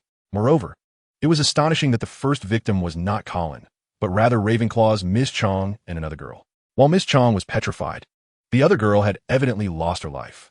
Based on Xia Xian's analysis, it was highly probable that Miss Chong and the other girl had been conversing face-to-face, with the girl directly meeting the basilisk's gaze, while Miss Chong inadvertently glimpsed the creature through the other girl's eyes. This tragic incident had propelled Hogwarts into an uncertain future. In the original narrative, no one had perished due to the basilisk's assault. Lucius might preemptively take action against Dumbledore now. Xia Xian observed a blood-written message on the wall. "This is merely the beginning." The professors followed Madame Pomfrey to the infirmary, all eager to unearth the mastermind behind this horror. Yet, if Xia Xian's suspicions were accurate, the professors might find themselves at a dead end. On the opposite side of the corridor, two individuals suddenly appeared in the previously deserted hallway. Harry clutched an invisibility cloak, his expression a mixture of fear and urgency. "Ron, I think we must inform Hermione about this. Indeed, if this continues, Hermione could be in danger. We must identify the heir of Slytherin. Who do you think it could be? Xia Xian or Malfoy?" By the following dawn, news of the previous night's attack rapidly circulated among the four houses, instilling a sense of dread throughout Hogwarts. It was rumored that the Board of Governors, led by Lucius, had convened twice overnight to deliberate on Dumbledore's alleged negligence as headmaster. Yet, even amidst such turmoil, Lockhart insisted on hosting a dueling club. According to him, it was precisely in such precarious times that Mr. Lockhart needed to emerge as a savior. The long dining table vanished, replaced by a gilded stage that emerged along one wall, illuminated by hundreds of floating candles. The ceiling once again transformed into a velvety black. Almost all the students attended, jostling closely together, each wielding their wands, faces alight with excitement. Xia Xian caressed his wand, his gaze fixating on a particular individual, seemingly having made a discovery. Who would have thought it was you? Indeed, this is somewhat unexpected. Hermione cast a curious glance at Xia Xian, who stood beside her, or rather, he was positioned at the edge of Slytherin, effectively becoming the dividing line between Slytherin and Gryffindor. Today marked Lockhart's dueling club, attracting numerous students, some eager for the spectacle, others to observe Lockhart, and some hoping to learn a thing or two. What followed was a farce, as Lockhart was effortlessly knocked aside by Snape, though he intended to boast further. A single glare from Snape rendered him instantly subdued. The demonstration ends here. I will now join you and select 2 participants for a duel. Professor Snape, if you would be so kind as to assist me. Potter, it's your turn. Lockhart beckoned Harry, who tightened his grip on his wand, his face brimming with exhilaration.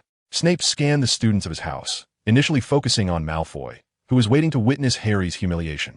However, after a moment's consideration, he shifted his attention to Xia Xian, standing between Slytherin and Gryffindor. Without uttering a word, Snape pointed at Xia Xian, signaling him to come forward for the challenge. Xia Xian felt exasperated. Did this bat truly believe his previous demeanor was impressive?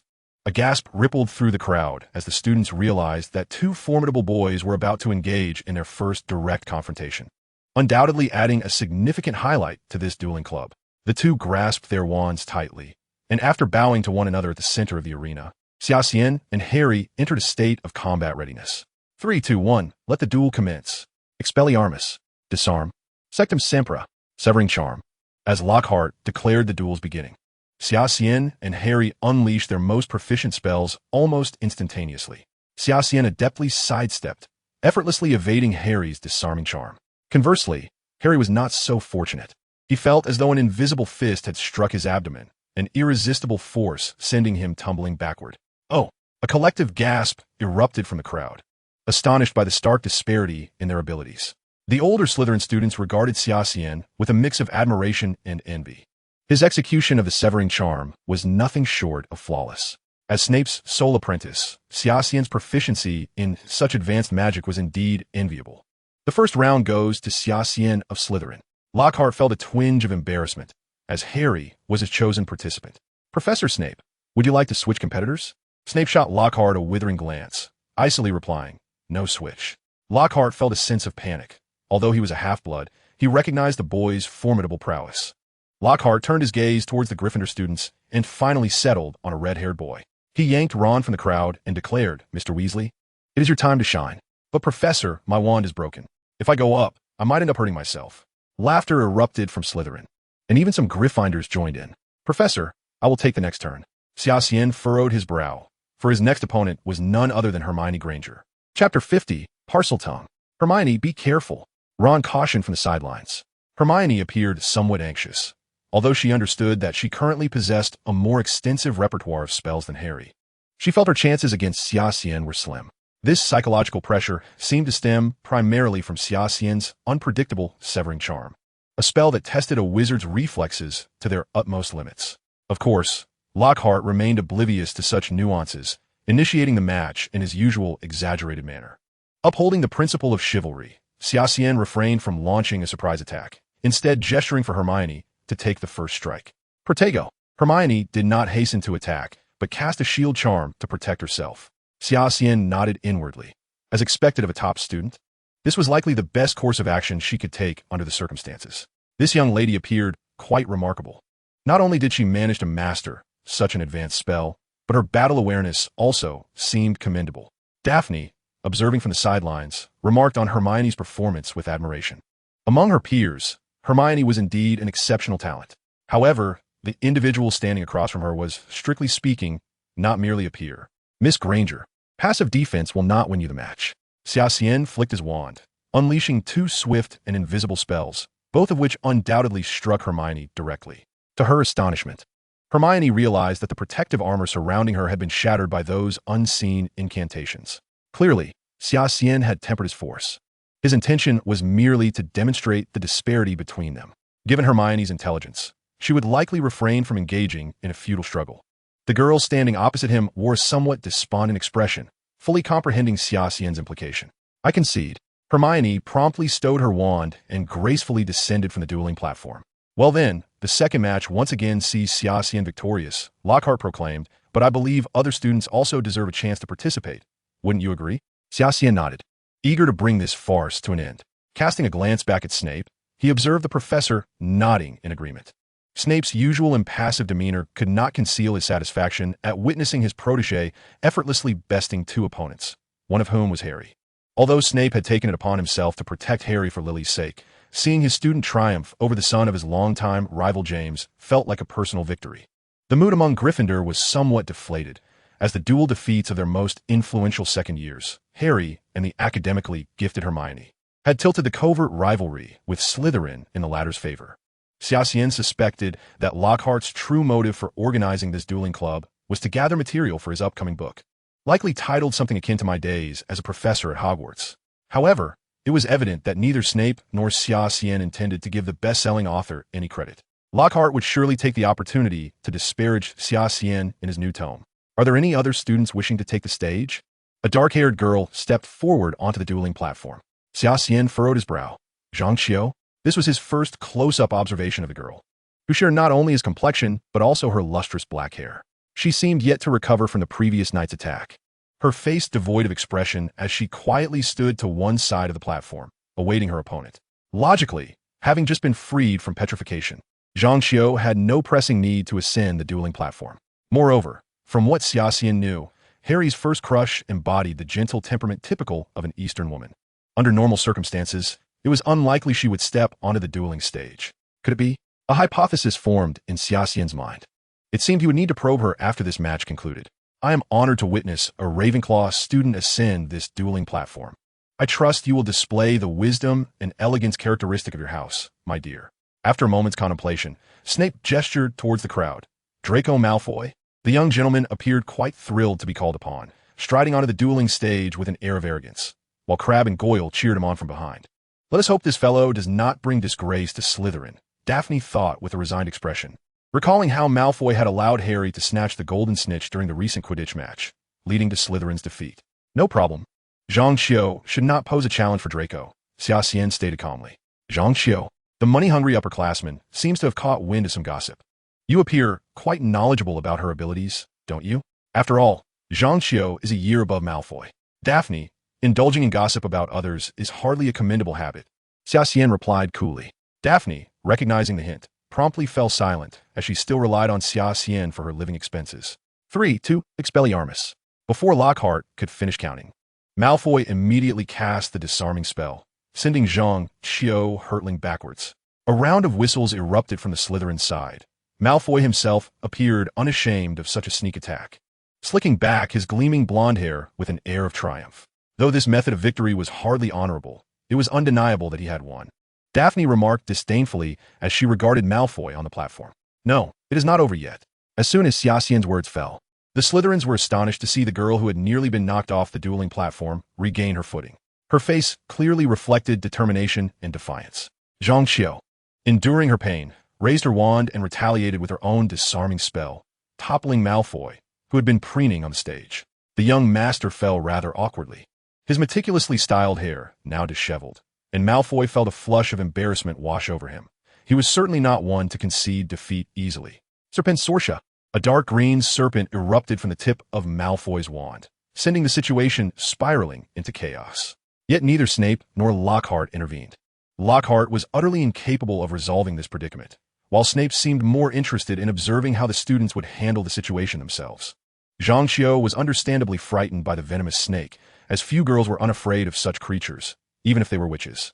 The serpent, initially slithering toward Zhang Xiu, suddenly halted at the center of the dueling arena. Malfoy, in a fit of frustration, attempted to direct the snake with his wand, but it remained still, raising its head defiantly in the middle of the arena. Then, all present heard a low, strange voice. Harry, his expression serious, faced the serpent, his mouth moving as he emitted a series of hissing sounds. The snake also reared up beside Harry, as if they were engaged in some form of communication. Beside them, Snape's expression shifted slightly. He raised his wand just as the serpent incited turmoil, and everyone watched in astonishment as the creature was reduced to a pile of ash. That was Parseltongue. Daphne looked at Harry, her expression a mix of astonishment and suspicion. Even the usually indifferent Eliza displayed an unusual look of doubt. Now the boy who lived is in serious trouble, Xia Xian mused. Among Gryffindor, Harry's situation was far worse than he had anticipated. Having always enjoyed the adoration of his peers, he now felt isolated, as the gazes directed at him were laced with distrust. Ron and Hermione practically dragged him out of the hall. As they exited, people instinctively stepped aside, as if wary of being associated with him. Harry could not comprehend what was happening, and Ron and Hermione offered no explanations, merely continuing to pull him along until they reached the empty Gryffindor common room. Then, Ron shoved Harry into an armchair, saying, "You're a Parselmouth. Why didn't you tell us?" "I'm a what?" Harry asked, bewildered. "A Parselmouth," Ron reiterated. "You can talk to snakes." He then explained the concept of Parseltongue, leaving Harry feeling quite upset and Ron feeling equally frustrated. "Well, it's not as dire as it seems," Hermione finally interjected. "Whether or not you are the heir of Slytherin, Harry, you know that better than any of us. Don't you? If you assert that you aren't, then, as your friends, we simply need to believe you. As for the opinions of others, we needn't concern ourselves with them." But Harry speaking Parseltongue, isn't that's something only the heir of Slytherin would do. Xia Xian from Slytherin can also speak Parseltongue. When Filch's cat was petrified, he and I arrived at the scene nearly simultaneously. Moreover, what he said at that time was rather strange. "What did he say?" Hermione inquired eagerly. "He asked if you heard it too?" Ron muttered.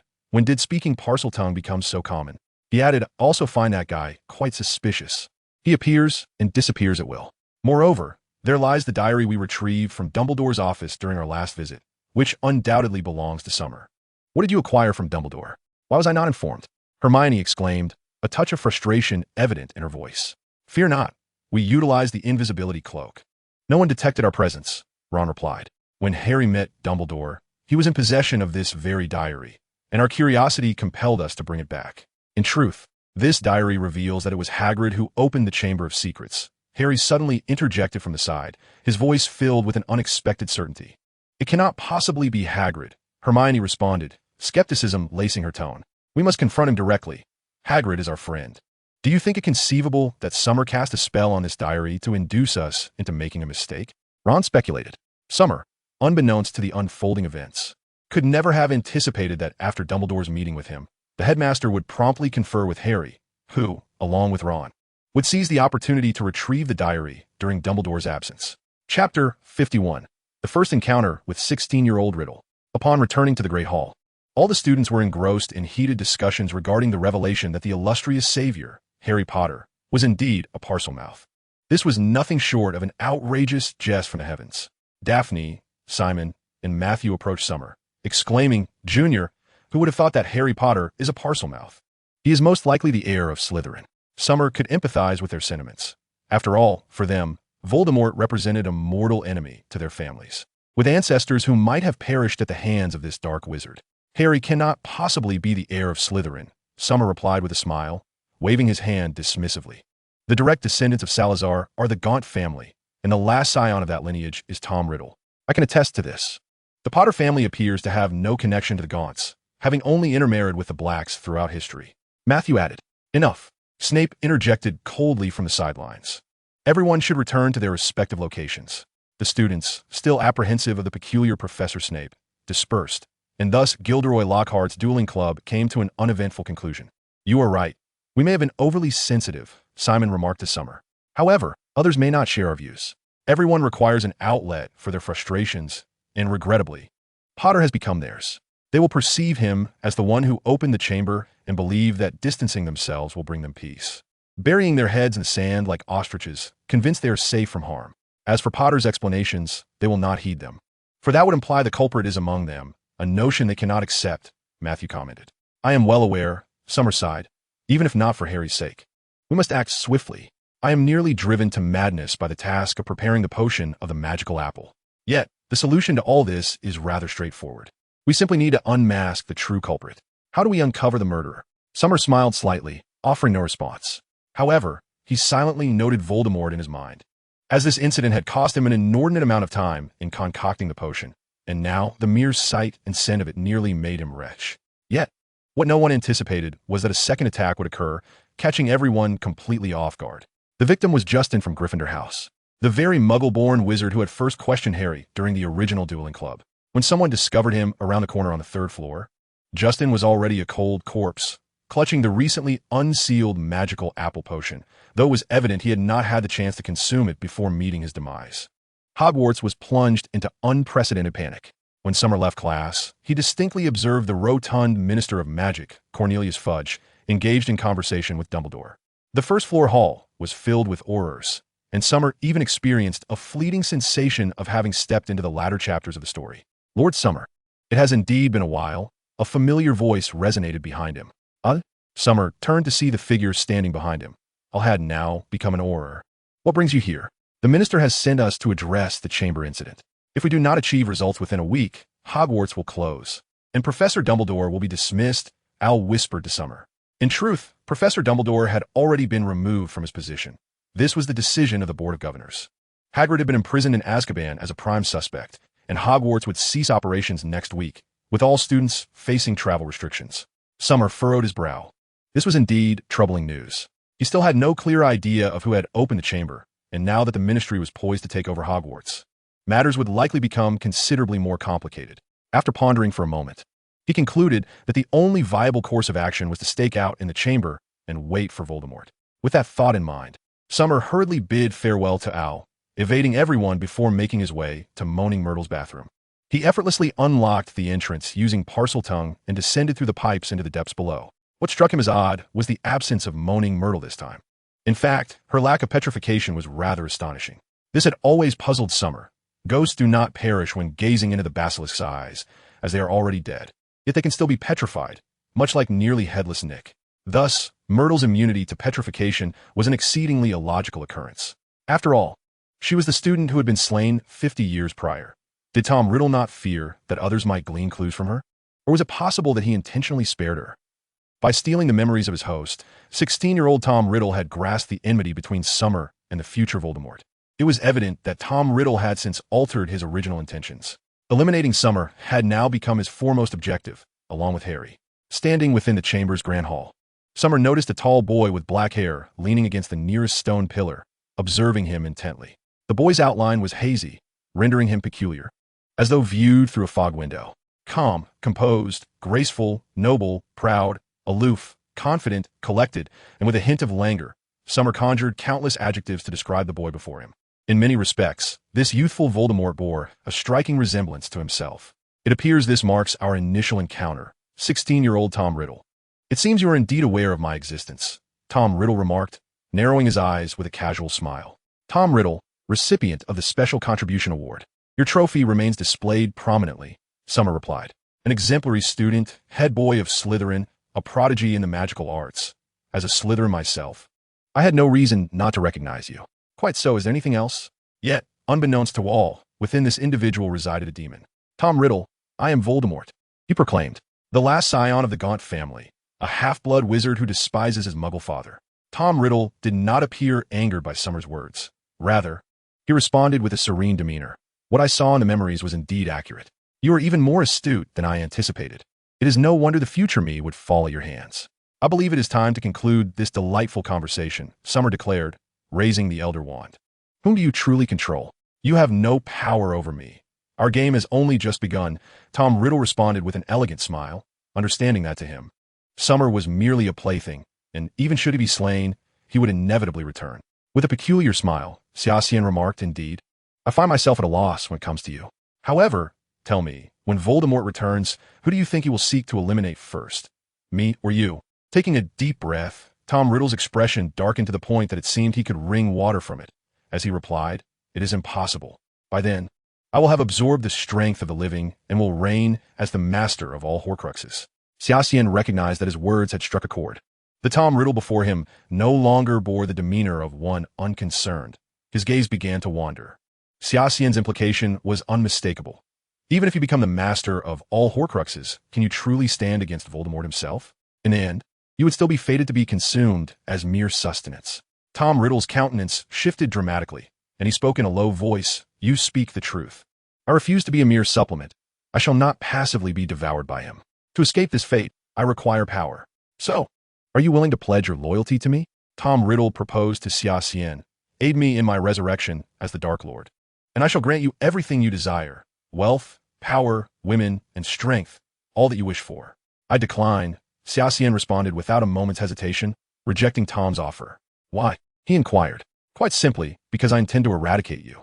Without looking back, Xia Xian turned away, recalling his words to the original Voldemort. No matter how many Horcruxes he possessed, no matter where he hid, he would drag him out and eliminate him. Xia Xian was a man of his word. "I swear, you will pay for your arrogance and disregard." Voldemort, having torn off his own facade, roared in humiliation towards Xia Xian. As a fragment of Voldemort, resorting to such petty tricks while lurking in the shadows, Xia Xian made one final remark before exiting the chamber. "What a disgrace." With that, he strode out, and Tom Riddle abruptly transformed into a swirling black mist, vanishing into thin air. Xia Xian had once thought that the youthful Tom Riddle bore some resemblance to himself. However, it became clear that this was merely a disguise. For the true Tom Riddle was still the cold, hypocritical, and cruel Voldemort. Yet, to Xia Xian's disappointment, this attempt to ambush Voldemort in the chamber had once again ended in failure. Calculating the days, he realized he had merely 1 week left to uncover the puppet master behind it all, lest he forfeit his Hogwarts tenure. Ironically, within mere hours of leaving the chamber, he and Harry had become the center of attention at Hogwarts. It was unclear who had leaked Harry's use of Parseltongue in the dueling club to Cornelius Fudge. As for why he had been exposed as a Parseltongue, Xia Xian remained baffled, as he had never used it in front of others. Who, then, was the informant? Now, wherever Xia Xian and Harry roamed, they were accompanied by at least 2 Aurors. Xia Xian was experiencing the sensation of being closely guarded. Although Dumbledore had protested to Fudge multiple times, it was evident that Dumbledore was struggling to maintain his own position.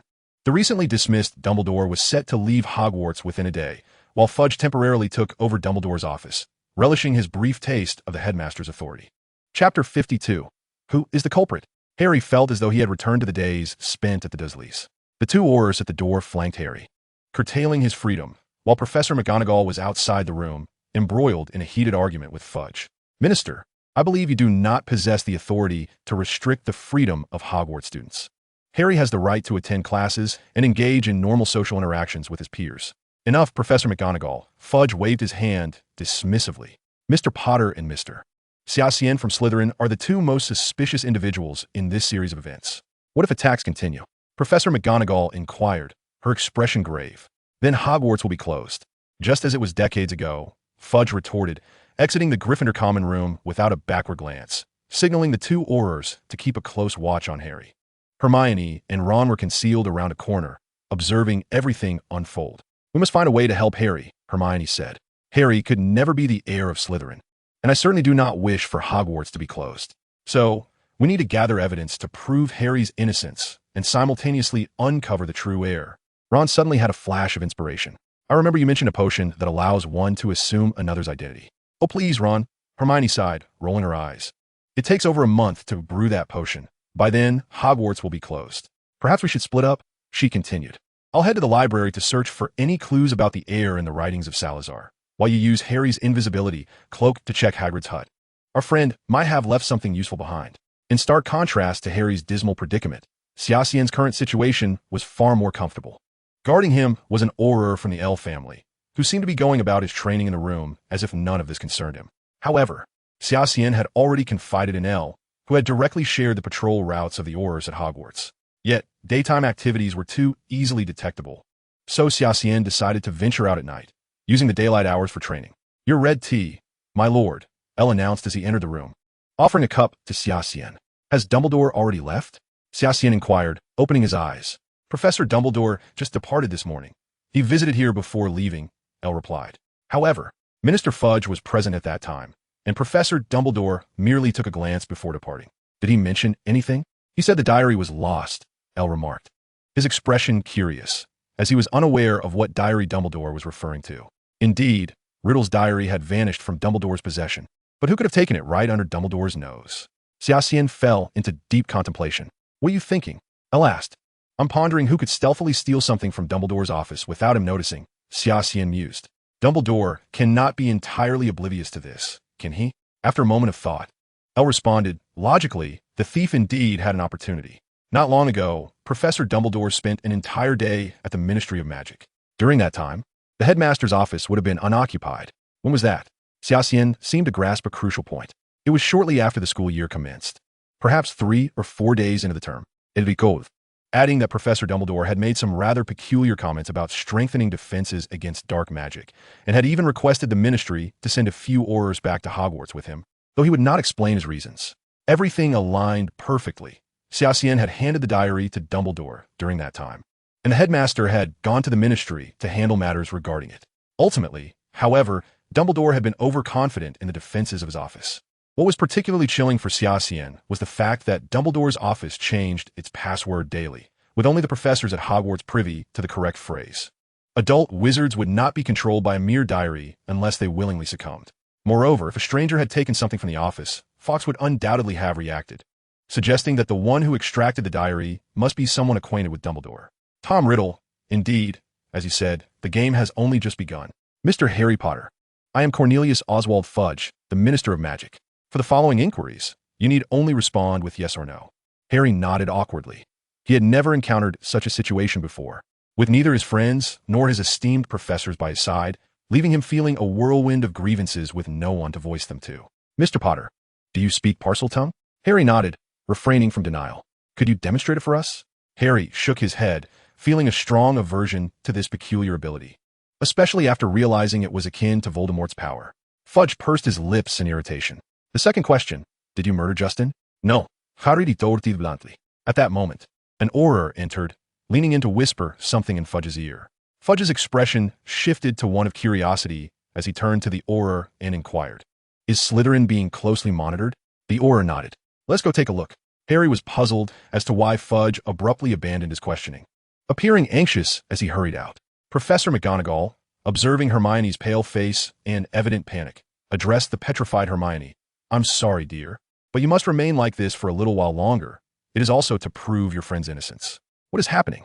Fudge approached with several Aurors. Has another person been petrified? I urge you to reconsider the situation of those 2 children. They were in their own rooms when Hermione was attacked, clearly indicating they are not suspects. Let us hear what the victim has to say. Fudge insisted, still unconvinced, attempting to mask his embarrassment. Snape produced a vial of mandrake draught from his robes and administered it to Hermione.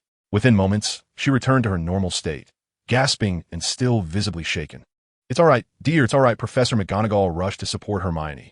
Can you tell us what you saw? Professor, I found information about that monster in the library. Hermione forced herself to calm down, retrieving a crumpled page from her hand. It's a basilisk. Isn't it? McGonagall nodded. Once I discovered it was a basilisk, I took precautions and used a mirror to reflect what was behind me. That's when I saw the monster. Did you see who released the basilisk? McGonagall pressed. Hermione shook her head. Both Autumn and Granger did not see who unleashed the basilisk. This complicates matters, Professor Flitwick remarked.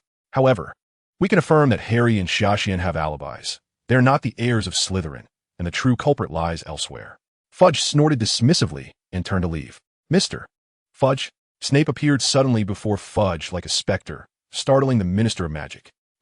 Release them, Fudge grumbled, ultimately deciding to free Xia Xian and Harry. Sir, we have received word from the minister. Your surveillance has concluded. The entrance of Al interrupted Xia Xian's thoughts. Has it finally ended? Xia Xian inquired with interest. Your minister must be quite furious. Actually, there's been another incident. Hermione from Gryffindor has been petrified, Al explained. Since neither of you were at the scene, it confirms your innocence. Now, uncovering the individual behind this is crucial. I believe I should seek out Professor McGonagall. Professor McGonagall? Indeed, as deputy headmistress. She must have the records of who has entered Dumbledore's office. What brings you to me? Professor McGonagall suddenly appeared at Xia Xian's door, accompanied by Snape, Lockhart, Flitwick, and others. I would like to request a list of individuals who have entered Dumbledore's office. Xia Xian said to McGonagall, I believe I may have found some clues. McGonagall promptly produced a scroll of parchment from her robes, stating, Everything you seek is here. Xia Xian sifted through the parchment until he found his name, Xia Xian Harry Potter. On the afternoon following Hermione's petrification, Harry returned to his dormitory early, not due to any pressing matters, for classes at Hogwarts had been suspended. However, with such an incident occurring, how could he find the mood for anything else? He had not rested well these past few days, constantly on edge. Sporting 2 prominent dark circles under his eyes, Harry made his way to the Great Hall, where he sat down to begin his dinner. It was then that he noticed Ron was not with him. Reflecting on it, he realized he had not seen Ron since that afternoon in the Gryffindor common room. Harry, Hermione was attacked too, wasn't she?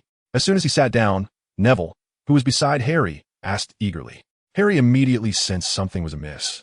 How had this news spread so swiftly? He glanced around, discovering that many were indeed discussing the attack that had occurred at noon. I heard it was Xia Xian from Slytherin who did it. Is that true? Neville pressed, his face betraying disbelief, for he knew Xia Xian. To him, Xia Xian did not seem like the type. Chapter 53, Tom Riddle's Challenge. Everyone noticed the dark-haired boy charging toward Harry and Neville, his expression frosty, instilling fear in many as they recalled the last time Xia Xian bore such an expression in this very hall, when Malfoy had nearly lost his life. Xia Xian said nothing, striding directly to Harry and yanking him up by his collar. Where have you hidden that diary? His voice was chilling, his forehead nearly touching Harry's as he demanded. I have no idea what you're talking about, Harry replied defiantly. Despite his usual mild demeanor, he had never bowed down to anyone in such matters. What are you doing? Xia Xian, let go. Hermione, sensing the impending confrontation, rushed in to pull Xia Xian away. I believe you understand what I mean. Tom Riddle's diary. Xia Xian hissed, leaning close to Harry's ear. Tom Riddle is Voldemort. You've caused trouble, you fool. Harry felt overwhelmed by this barrage of information, clenching his lips tightly and remaining silent. What were you just saying? Professor McGonagall finally caught up with Xia Xian, who, having glanced at the list, bolted from the room, his face contorted with rage, prompting McGonagall to follow. Tom Riddle? You should ask him. Xia Xian released Harry, having painstakingly sought out the diary, believing that handing it to Dumbledore would ensure its destruction. However, he found himself burdened by such a teammate.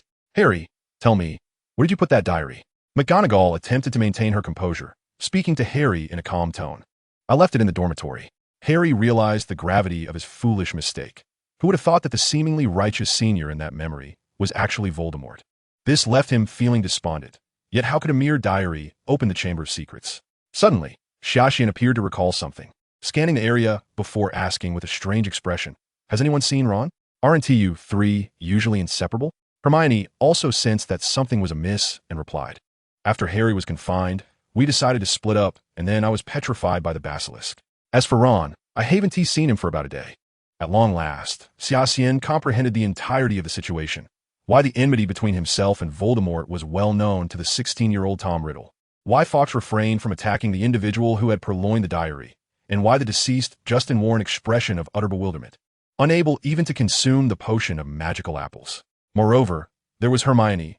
Why, at the precise moment she sought to consult the records of the heir, was she ambushed by the basilisk? Fortunately, this clever young lady had the wits about her, otherwise she might have found herself forever silenced. All these queries could be distilled into a single explanation.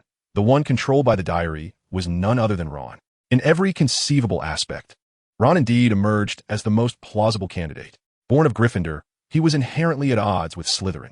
With a broken wand, he had inadvertently become the jest of Hogwarts this term, trailing behind Harry, which naturally cast all suspicion upon the parcel-tongued Harry, who was present at every pivotal moment. You had best pray that nothing untoward has occurred, Potter, Xia Xian coldly remarked as he dashed toward the Gryffindor dormitory. A cadre of professors followed in his wake toward the same destination. Allow me to open the door, McGonagall stated with a grave expression, assisting Xia Xian in unlocking the entrance to the Gryffindor common room. Xia Xian brandished his wand and surged into the common area, where the majority of Gryffindors appeared utterly astonished. How had a Slytherin breached their territory? Several older Gryffindors rose with unfriendly expressions. Stantazida, Professor McGonagall interjected, addressing the Gryffindors. Xia Xian, you and Harry ascend to find the diary. Harry, rummaging through his room, emerged looking rather dejected, announcing, The diary is missing. The faces of the professors darkened. When an object bore Tom Riddle's name, it commanded serious attention. At that moment, Al hurried into the Gryffindor common room, somewhat breathless. Yet without the luxury of time to catch his breath, he exclaimed, There's been another incident. Xia Xian and his companions gazed at the blood-written message upon the wall, each bearing distinct expressions. She shall remain forever within the Chamber of Secrets. Xia Xian's veins throbbed as he gripped the elder wand tightly. My child, I am aware of the close bond you shared with Eliza, Professor McGonagall said with a face of regret. This incident has transpired far too abruptly. It is also our fault. Eliza, that child, prefers to stay indoors with her books, and we have been exceedingly careless. Simon, sensing Xia Xian's distress, began to shoulder some of the responsibility. Xia Xian narrowed his eyes. This was a declaration of war issued by Tom Riddle. Yet what he despised most was the targeting of those close to him. I shall remember this debt. Riddle, Xia Xian coldly glared at the wall. It appears that at 16, you remain unaware that some individuals are not to be trifled with. Xia Xian had never anticipated that Tom Riddle would dare to strike at those within his immediate circle. Rather than Ginny, he had chosen Eliza to draw into the chamber. Professors McGonagall and the others seemed cognizant that Xia Xian would be unable to resist seeking out trouble with Tom Riddle. Thus, 2 professors accompanied him as he went about his daily routine. Even with a cadre of professors shadowing him, Xia Xian effortlessly slipped away from their watchful eyes. Naturally, his time was limited. He had to resolve everything within an hour and return to the dormitory. Should it take longer? He could not guarantee he would not be discovered by those professors. Utilizing disillusionment charm, he navigated the pre-recorded route, evading patrolling ghosts and teachers, and soon arrived at Moaning Myrtle's lavatory. Myrtle appeared to be absent. During this time, Xia Xian had not seen her, as though she were deliberately avoiding Hilda. After uttering a phrase in Parseltongue, the passageway opened, allowing Hilda to glide effortlessly through the pipe to the underground. After walking a short distance, he halted. "Good evening, Mr. Xia Xian." Faced with Dumbledore's gentle smile, Xia Xian exhaled softly.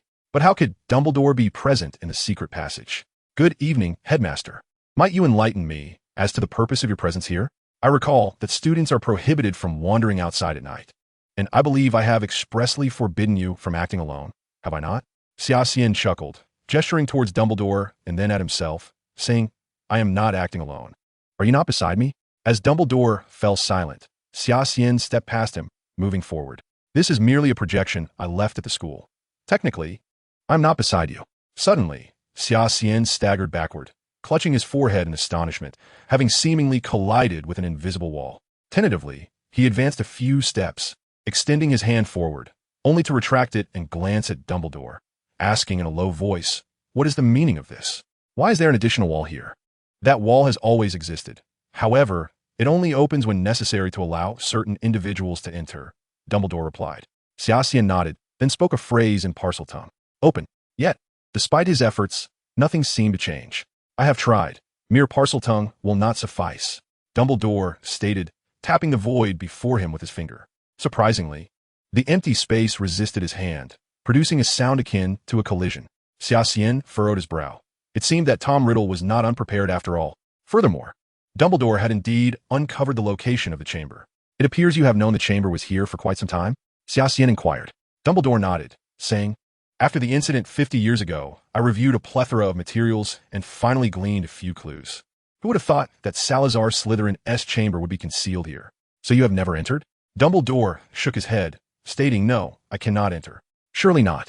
You are the headmaster of Hogwarts. How can there be places you cannot access?" Though it was somewhat expected, Xia Xian feigned surprise.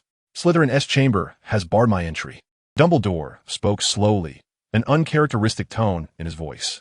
"Though I am the headmaster, I do not possess knowledge of all of Hogwarts' secrets. At least, the Slytherin chamber before us is a place I cannot tread." "Is that so?" Although it was rather embarrassing, I must confess that I can only control a little over a quarter of Hogwarts. The remainder eludes my grasp, Dumbledore admitted with exasperation. "The headmaster of Hogwarts is not omnipotent. There are many things beyond my capabilities. Slytherin's legacy. Salazar must have left behind something to assist his heir. Clearly, that individual has acquired the legacy and possesses the ability to control the chamber, preventing anyone he does not wish to enter from doing so. In other words, until he chooses to open the chamber, we can only passively wait outside, allowing him to walk away unimpeded, while I seethe with rage at his departure, powerless to act." Xia Xian's voice sharpened, his fists clenched. He could not accept such an outcome. "I believe that the worst possible outcome is indeed this." Dumbledore raised an eyebrow. "Hogwarts is a uniquely special school. The 4 founders implemented many innovative designs. This castle resembles a living entity. It is a wondrous school, a formidable fortress. Of course, I cannot accompany you, but if it is you, it should be feasible." Chapter 54. The Unraveled Quietude. "Me?" Xia Xian feigned astonishment. At this juncture, there is no need for concealment, the apparition of Dumbledore remarked with a smile. "I believe that saving lives takes precedence. You carry a fragment of the Dark Lord's power within you. The chamber's defensive enchantments will not bar your entry, but will regard you as the Dark Lord himself. Dumbledore stood at a short distance from Xia Xian, his form gradually becoming obscured. Should the need arise, Fox will come to your aid. Dumbledore waved his hand at Xia Xian, signaling the conclusion of the headmaster's apparition magic, as his figure dissipated into the wind, ultimately vanishing into thin air. Xia Xian raised his hand once more to test the air, and indeed, the invisible barrier had not reappeared. Everything reverted to the state it had been in the last time Xia Xian entered the chamber, eager to rescue Eliza. Xia Xian did not hesitate and spoke the serpent's tongue to activate the chamber's mechanisms. Just as he was about to enter, he suddenly heard the sound of stones shifting behind him. Who's there? Xia Xian turned around, finding nothing but emptiness behind him. Xia Xian, it is I, Harry revealed himself, having removed the invisibility cloak. Mr. Potter, what brings you here? To be honest, Xia Xian was somewhat reluctant to see Harry at that moment, as the boy had a knack for complicating even the simplest of matters. I believe I can be of assistance, Mr. Xia Xian, Harry asserted. Eliza's abduction is partly my fault, and moreover, Ron is my friend. Harry gazed at Xia Xian with unwavering determination. Xia Xian fell silent for a moment before turning away and heading toward the chamber. If you wish to help, then follow me, but be warned. I will have no time to spare for you later. Harry nodded earnestly and promptly followed. In the dim corridor, the temperature seemed to drop to freezing. The droplets that had previously fallen incessantly had now formed hanging icicles. Xia Xian furrowed his brow. He was all too familiar with this sensation. It was reminiscent of the night he first encountered Eliza at the beginning of the last school year, when Hogwarts bore a similar visage. If Xia Xian's instincts were correct, the entity known as the Moaning Myrtle had once again been awakened within Eliza. Harry trailed closely behind Xia Xian, curling his body tightly, realizing that in this corridor, he could already see his breath manifesting as white vapor. The two reached the final door before the chamber, and Xia Xian stepped forward, declaring in serpent's tongue, "Open." The chamber's mechanism slowly activated, revealing a long, dark marble corridor where a figure awaited them at the end. Ron? Harry rushed forward, oblivious to the peculiar expression that adorned his friend's face, a strange smile lingering at the corner of Ron's mouth. It dawned on Harry that something was amiss. He drew his wand, adopting a defensive stance. Ron, seemingly unperturbed, approached Harry step by step without a wand in hand. "Harry Potter, we finally meet." Harry understood that the entity before him was not Ron, but rather the dark wizard who had slain his parents that fateful night. Do not waste time conversing with him. Quickly drink the potion of the magical apple. Xia Xian had caught up, his gaze icy as he regarded Ron, who was under Tom Riddle's control, likely on the verge of summoning the basilisk. They both consumed the potion, while Tom Riddle merely observed the unfolding events with quiet amusement. Behold, the two renowned prodigies of Hogwarts. I shall proclaim the return of the Dark Lord through your demise. You, unarmed, dare to utter such threats? Xia Xian retorted coldly. Where is Eliza? Of course. I am but a fragment of memory. However, once I absorb the life energy of these two, I shall return in my most powerful form. The visage of Ron twisted grotesquely, and before this encounter concluded, let them entertain you with their presence, Xia Xian. A mass of black mist surged forward, revealing a vacant-eyed Eliza behind it. Tom Riddle, controlling Ron, began to utter that strange serpent's tongue. Xia Xian would not permit Tom Riddle to summon the basilisk. He raised the Elder Wand, prepared to cast a spell against Tom, but at that moment, Harry firmly grasped him. The spell veered off course, striking Salazar's statue instead. What are you doing? Xia Xian snapped, exasperated. Harry was indeed proving to be a hindrance. That is Ron's body. You must not act. Meanwhile, Tom Riddle's summoning had reached fruition. The once closed stone door of Salazar's statue creaked open with a resounding roar, and the ghostly green creature reappeared before Xia Xian, this time accompanied by Harry.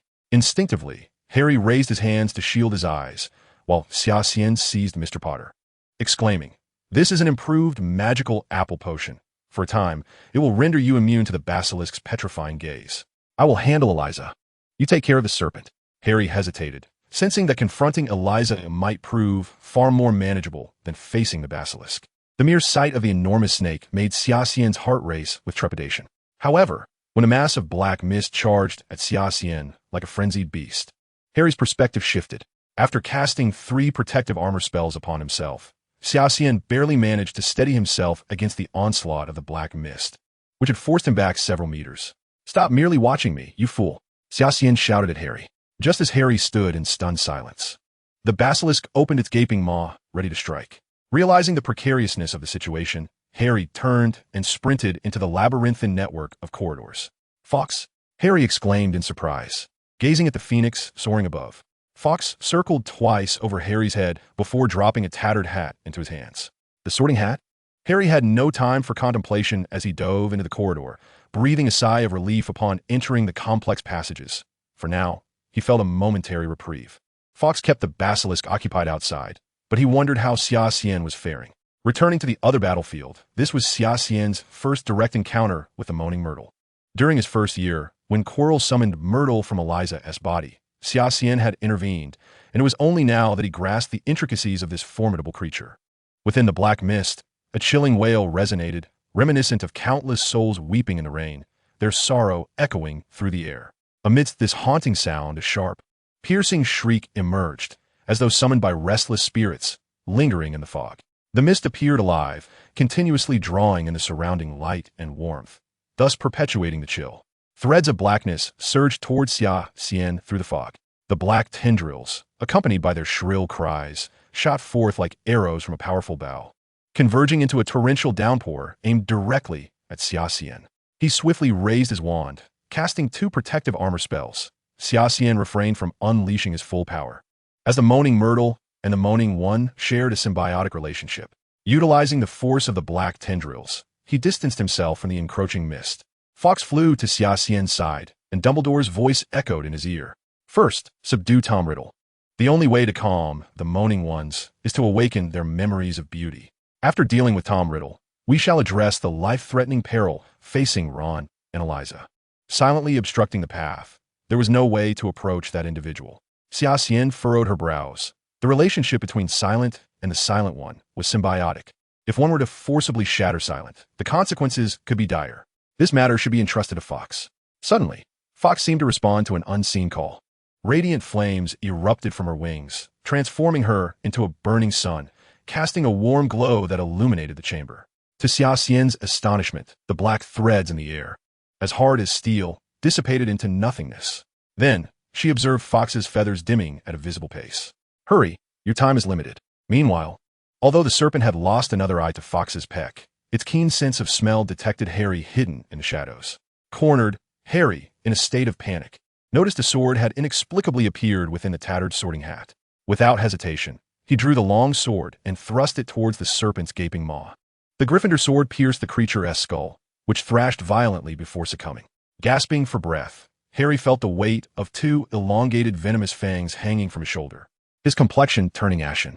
After staggering forward a few steps, he collapsed.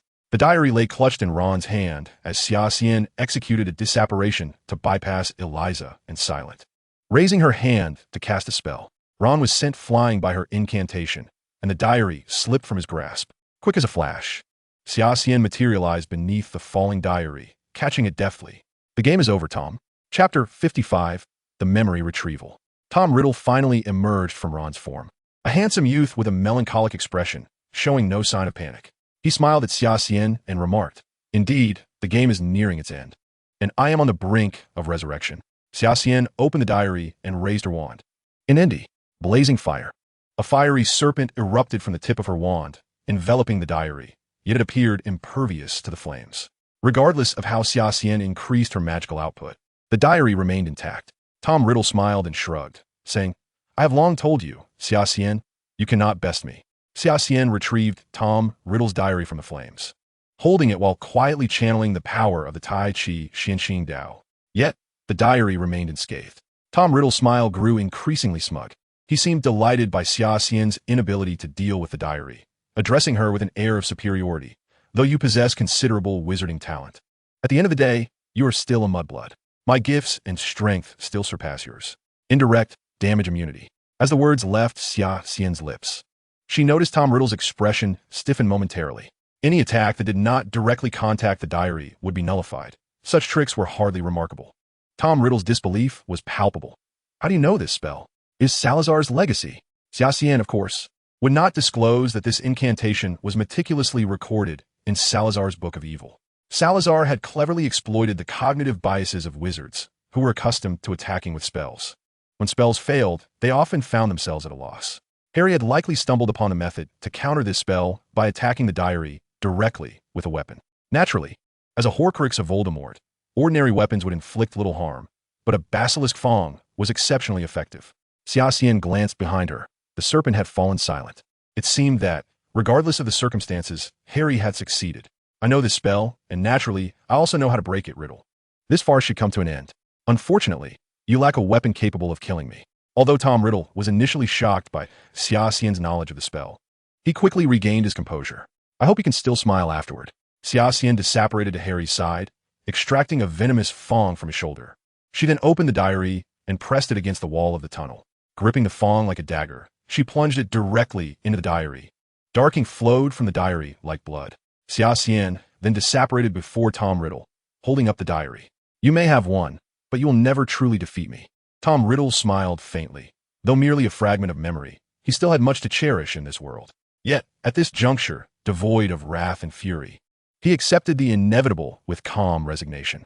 Voldemort's pride would not allow him to struggle uselessly like a weakling at death's door. For you are like me, Tom Riddle remarked enigmatically. To defeat him, you must first kill yourself.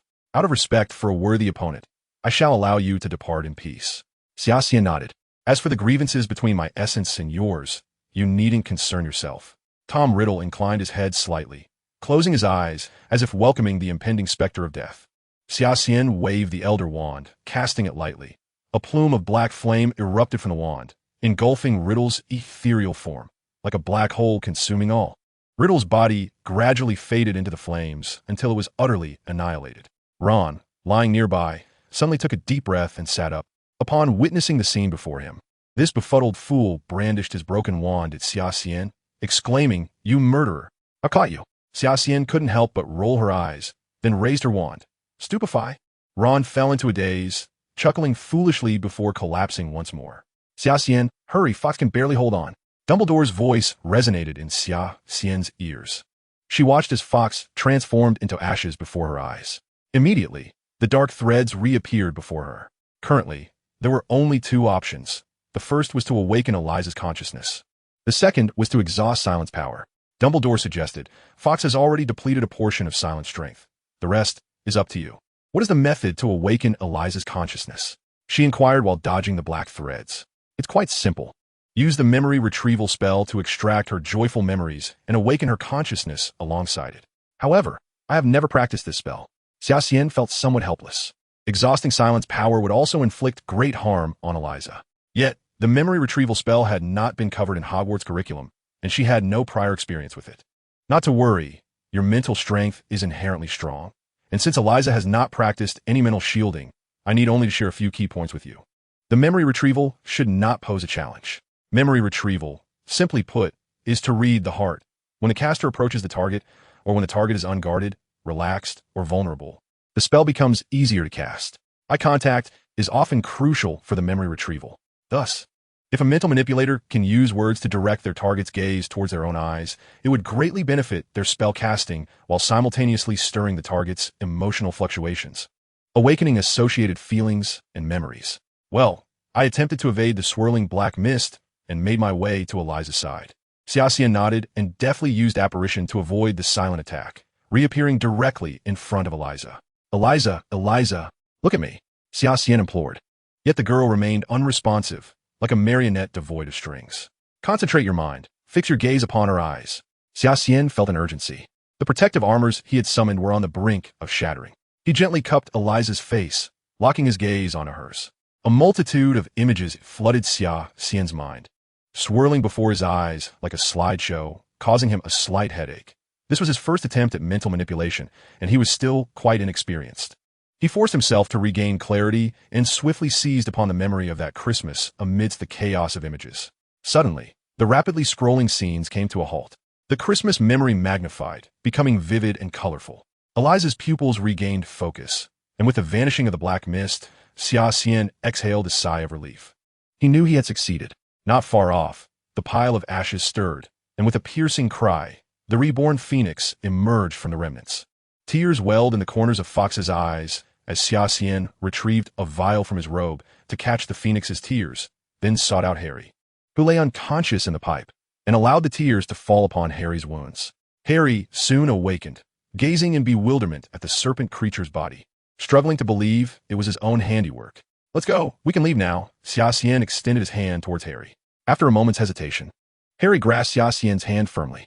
Xia Xian cradled the unconscious Eliza, while Harry supported Ron. Remembering the nearly vertical pipe, Harry inquired, "How do we get out?" "Speak to me." The greatest among the 4 founders of Slytherin Hogwarts, Xia Xian stood silently, gazing at the statue not far away. The colossal stone visage of Slytherin began to animate, its mouth widening until it formed a gaping black void. Something stirred within the statue's mouth, ascending from its depths. "How come you are so well acquainted with the chamber's secrets?" "Such knowledge is trivial for a Slytherin." Xia Xian could not disclose to Harry that he had been here before, so he improvised. In the washroom, Dumbledore, along with a cadre of professors, awaited them. It seemed the headmaster had managed to avoid dismissal due to the resolution of the incident, while Lockhart became the scapegoat for the whole affair. Thus the best-selling author was dismissed. The entire school hall erupted into a sea of jubilation as the 4 of them emerged, immediately besieged by their peers. Hermione, in a flurry of excitement, congratulated them for uncovering the key to the chamber, while first-year Colin seemed to have found another idol in his life. Preparing to take pictures of Xia Xian from various angles, though Simon was obstructed. Daphne and Matthew beamed at the scene from Slytherin's long table, watching Xia Xian surrounded by a throng of students. Everyone was clad in pajamas, celebrating throughout the night. It was only when Dumbledore and the faculty appeared in the hall that the crowd dispersed around Xia Xian. First and foremost, I must declare that the monster of the chamber has been entirely eradicated thanks to the efforts of Xia Xian, Harry, and the other students. Dumbledore waved his hand, and the hall erupted with cheers from the students. The shadow that had loomed over the school was finally lifted, and the weight upon their hearts had been alleviated. Thus, I shall award 200 points to Xia Xian and 100 points to Harry and Hermione. Dumbledore continued to gesture for silence, then announced the eagerly anticipated house points. As soon as he finished speaking, the students at Slytherin's long table erupted into applause. The hourglass for the Slytherin House Cup surged dramatically, leading the other 3 houses by a wide margin. Chapter 56, A New Plan. Harry's expression turned somewhat gloomy. It seemed this year would once again see them miss out on the House Cup. It could be said that his association with Xia Xian brought him both fortune and misfortune, with Xia Xian present, along with a host of Slytherin elites behind him. The competition for the House Cup had become a foregone conclusion. Snape's usually inscrutable demeanor revealed a hint of pride for the first time. Having a student like Xia Xian was a boon for any teacher. In terms of ability and talent, Xia Xian was undoubtedly the pinnacle of Hogwarts. This was evidenced by his performances in the previous dueling club and every class. Such a prodigy could not be overlooked in any school.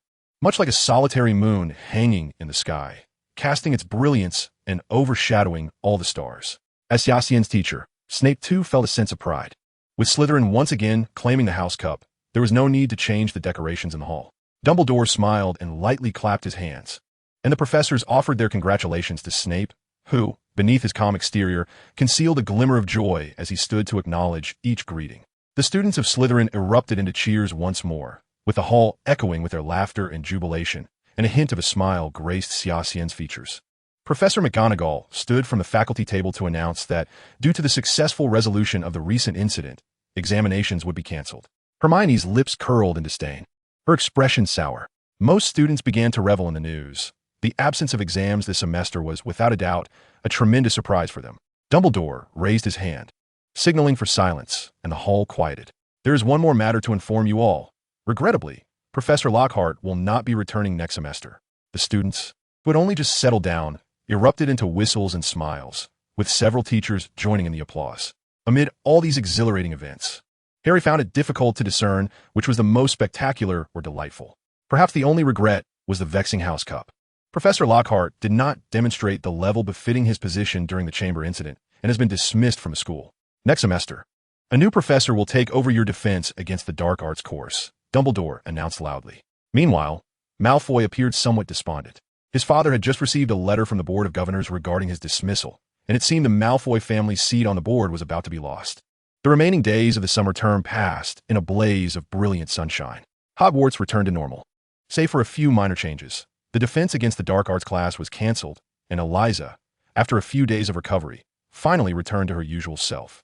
Lucius Malfoy, as Draco had feared, was expelled from the school board. His attempts to threaten the other board members into dismissing Dumbledore had sparked widespread outrage, leading to the approval of his ousting.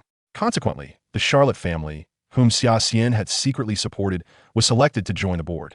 Upon learning that her family would return to the board after many years, Daphne was so thrilled she hardly knew how to contain herself. In the blink of an eye, they were set to board the Hogwarts Express back home.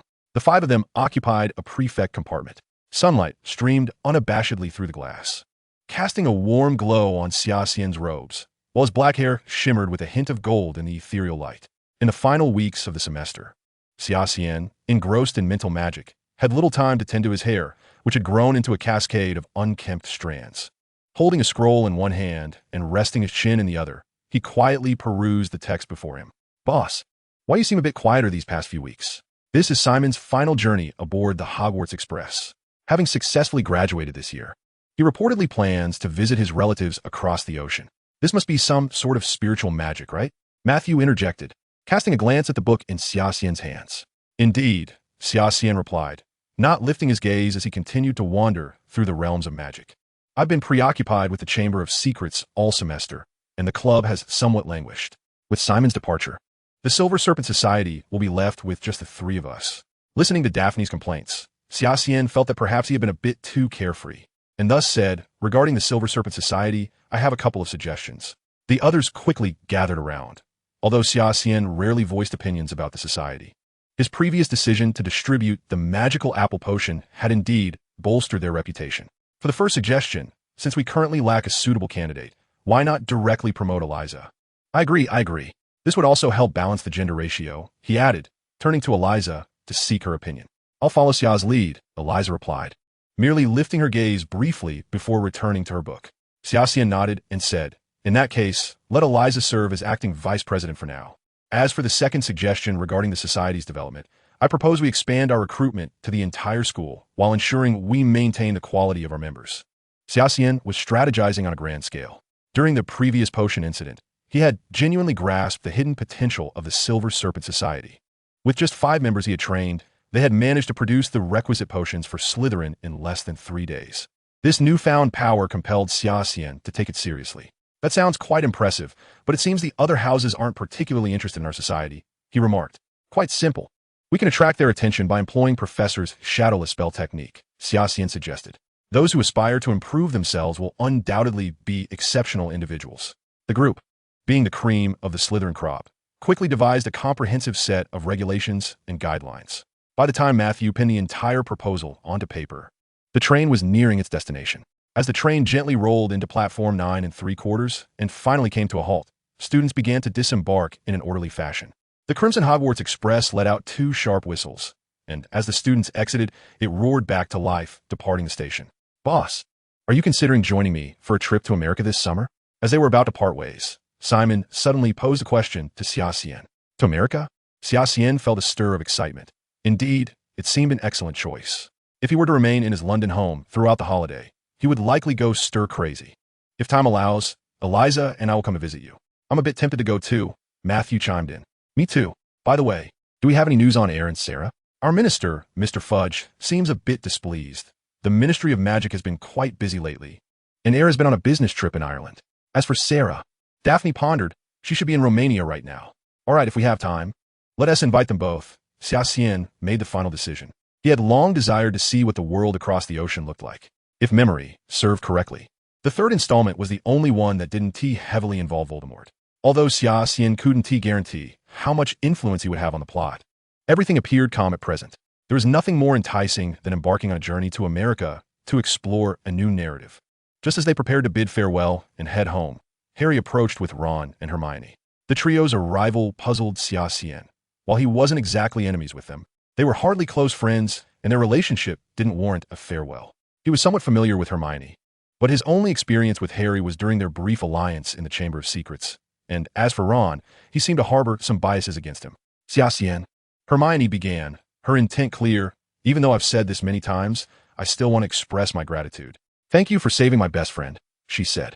Ron was present today, eager to express his thanks in person. Xia Xian noticed Ron lingering at the back of the group, seemingly reluctant. Harry and Hermione nudged Ron forward, and he awkwardly scratched his head before saying, "Sorry, I used to have some prejudices against you, but really, thank you for saving my life." "There's no need for thanks," Xia Xian replied with a smile. "I simply hoped you and Mr. Potter could restrain your curiosity." With that, Xia Xian turned and departed the station with Eliza and the others. Look at his icy demeanor, Ron scoffed. Hope you and Potter can restrain your curiosity. P.S. Just as infuriating as Snape. It seems I truly am incompatible with Slytherin. Enough, Ron. I think he has a point, Hermione interjected. If it weren't for you two, things wouldn't have gotten so complicated, and those two might not have died. Harry fell silent for a moment. Ron, however, piped up. Why do you always defend that Slytherin? I believe I'm right, he retorted. All right, enough arguing. Harry suddenly interrupted Ron and Hermione. After a brief pause, he continued. I think this time we were indeed in the wrong. Once home, Xia Xian swiftly finished his dinner before retreating to his room and locking the door. He retrieved the Book of Sin from his backpack. Recently, his practice of the Tai Chi Xian Kong Dao had hit a bottleneck, so he decided to switch things up, prioritizing spells related to the mind and soul. Soul-sucking spell. Chapter 57. A marvelous encounter with Iron Man, absorbing the power of Dementors to enhance his own spiritual strength. Xia Xian had long noticed this spell in the Book of Sin. Initially, he wasn't particularly interested, but it seemed there would be plenty of Dementors next semester to serve as practice material. Consider it a means to rid Hogwarts of a menace. His eyes swiftly scanned the usage method of the soul-sucking spell. There were two ways to cast this spell. One could counterattack while a Dementor was performing the Dementor's kiss, or one could cast the spell directly at the Dementor. However, given the speed of the Dementors, the former option had a higher hit rate. The best aspect was that it was an incantation-free spell.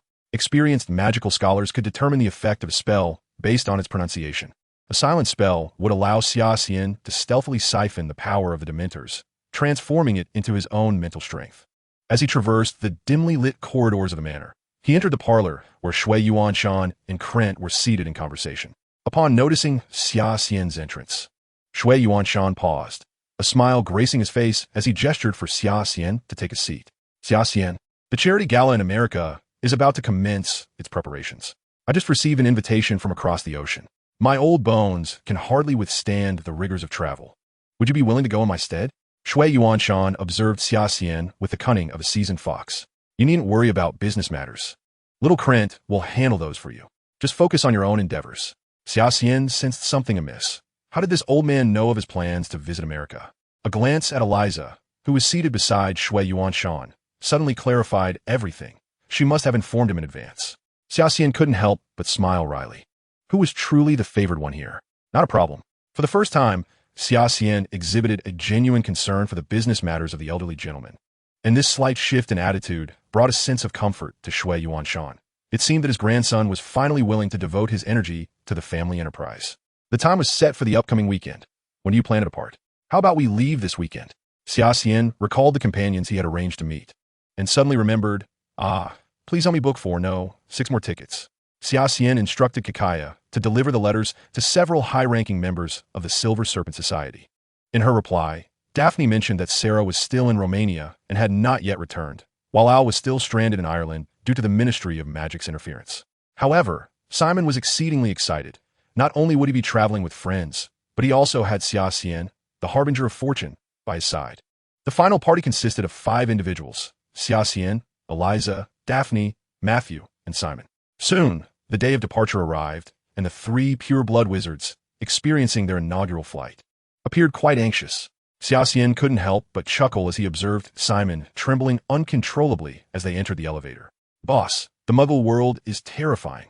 Simon finally managed to utter once he was seated on the plane. Matthew and Daphne were clearly equally frightened. Daphne even shrieked incessantly during takeoff. Xia Xian found this perplexing. After all, wizards could soar through the skies on broomsticks. Why were they so terrified of flying in an airplane? After several hours of flight, the plane landed smoothly at New York Airport. The group appeared somewhat drained upon arrival, and Xia Xian decided they would spend the night in New York before following Simon to the countryside to visit his relatives the next day. However, as they approached Manhattan, the 2 girls seemed to regain their spirits instantly. Gazing through the transparent glass doors, the brilliant crystal lights illuminated the immaculate floor, reflecting a dazzling array of vibrant garments, which appeared to Daphne and Eliza as if they had entered another realm. Xia WH, what are we doing here? Eliza exclaimed, hastily catching up to Xia Xian as he pushed the door to enter, pulling him back and whispering. Xia Xian glanced at the attire of his 4 companions and furrowed his brow, saying, your outfits are rather peculiar for the Muggle world. I suppose I should take you shopping for new clothes. Half an hour later, the 5 of them emerged from the clothing store, transformed in their new attire. Simon and Matthew, clad in their fresh outfits, appeared somewhat awkward. their limbs fidgeting as they were unsure where to place them, anxious about soiling their new clothes. Yet their eyes sparkled with excitement. In contrast, Eliza and Daphne maintained a more composed demeanor. Eliza had prior experience mingling in the Muggle world with Xia Xian, while Daphne was utterly captivated by her stunning new ensemble. The quintet meandered through the bustling metropolis, soaking in the vibrancy of human civilization. Suddenly, the air was pierced by the deafening sound of gunfire, followed by the screeching of tires and the panicked screams of the crowd. As they turned to look, chaos ensued before their eyes, with throngs of frightened people fleeing in all directions. New York, the epitome of urban splendor, was now engulfed in turmoil. The once serene streets filled with terror and cries for help. "Oh God, those damned robbers! Heaven help us, those thugs are attacking us! Help!" A truck careened through the bustling city, shattering the existing order as several bloodthirsty men emerged, brandishing machine guns and indiscriminately firing toward the crowd. Simon discreetly drew his wand. As the only adult wizard among them, he felt a sense of responsibility to protect his companions. Xia Xian subtly restrained Simon's hand and exchanged a knowing glance with the burly man nearby. Understanding Xia Xian's intention, Simon sheathed his wand. The fusion with the essence of death endowed Xia Xian with an icy perception, allowing him to see, despite hundreds of meters between them, the cold glint of the guns in the hands of the assailants, spewing forth fiery tongues of death as they swept through everything in their path. Naturally, the police were in hot pursuit, their sirens wailing through the streets.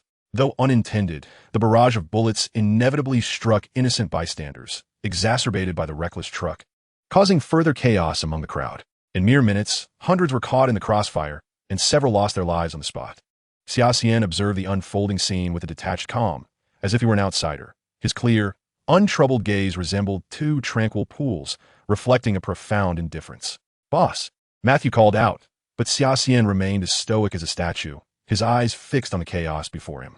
As he watched countless lives extinguish, Xia Xian felt no stirrings of emotion.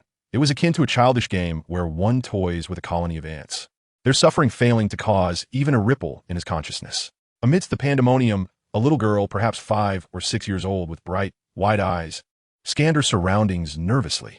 The occasional explosions made her uneasy, causing her to lower her head and walk along the street, her small, delicate hands tightly clutching the hem of her clothing, a clear indication of her anxiety. She seemed to have lost her parents. Suddenly, a high-speed car, propelled by the chaos surrounding it, veered off course and hurtled toward the innocent child.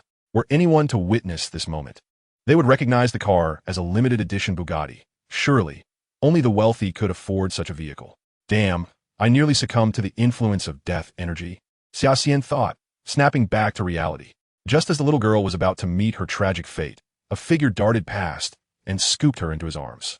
In a flash, he reappeared on the nearby street with the girl in tow. Xia Xian offered what he believed to be a gentle smile and softly inquired, "Little sister, are you all right?" Despite his efforts to appear warm, an odd expression lingered on his face, influenced by the chilling perception he had experienced. "I'm fine. Thank you, big brother. Are you all right, Junior?" Daphne, hastily making her way through the crowd, asked with concern. "I'm fine. I just wonder if using magic in America will attract the ministry's attention." Xia Xian jested. "I'll leave this little sister in your care." "What will you do, boss?" Matthew pressed. "I'm going to see if that reckless driver still has any fight left in him and take care of that trouble over there," Xia Xian replied. The once luxurious sports car now lay in ruin, unrecognizable among the wreckage, having collided with a fire hydrant, a true testament to the perils of speed. The car's door was crumpled, wedged in place.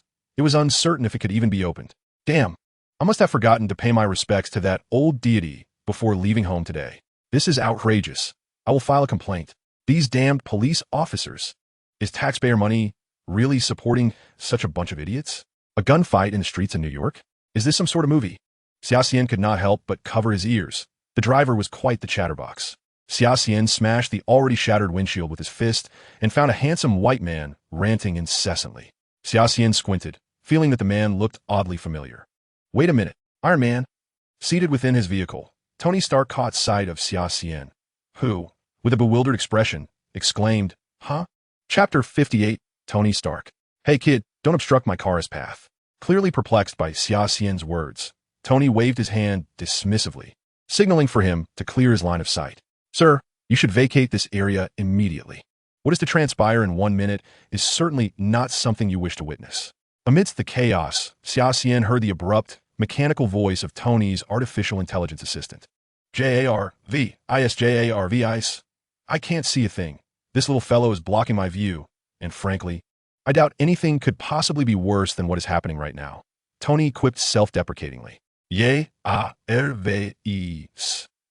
Make a note to cancel all future police sponsorships. A gunfight is unfolding in downtown New York. Heaven knows what these fools are up to. Oh, and remind my legal team to initiate a lawsuit against the NYPD for their inaction. We pay them a handsome salary each year. They can't afford to be idle. Sir, pardon the interruption, but before you proceed with those matters, it would be prudent for you to leave. The fuel tank within the vehicle is leaking, and in less than a minute, an explosion will occur. Damn it. Tony Stark's face turned ashen as the gravity of his situation dawned upon him. He began to pound on the car door in frustration, but despite his efforts, it remained unyielding. Curse car, he shouted, striking the steering wheel vehemently. Amidst the cacophony of gunfire, explosions, and panicking crowds, a dark-haired boy observed his car with a curious gaze, causing Tony to feel utterly despondent.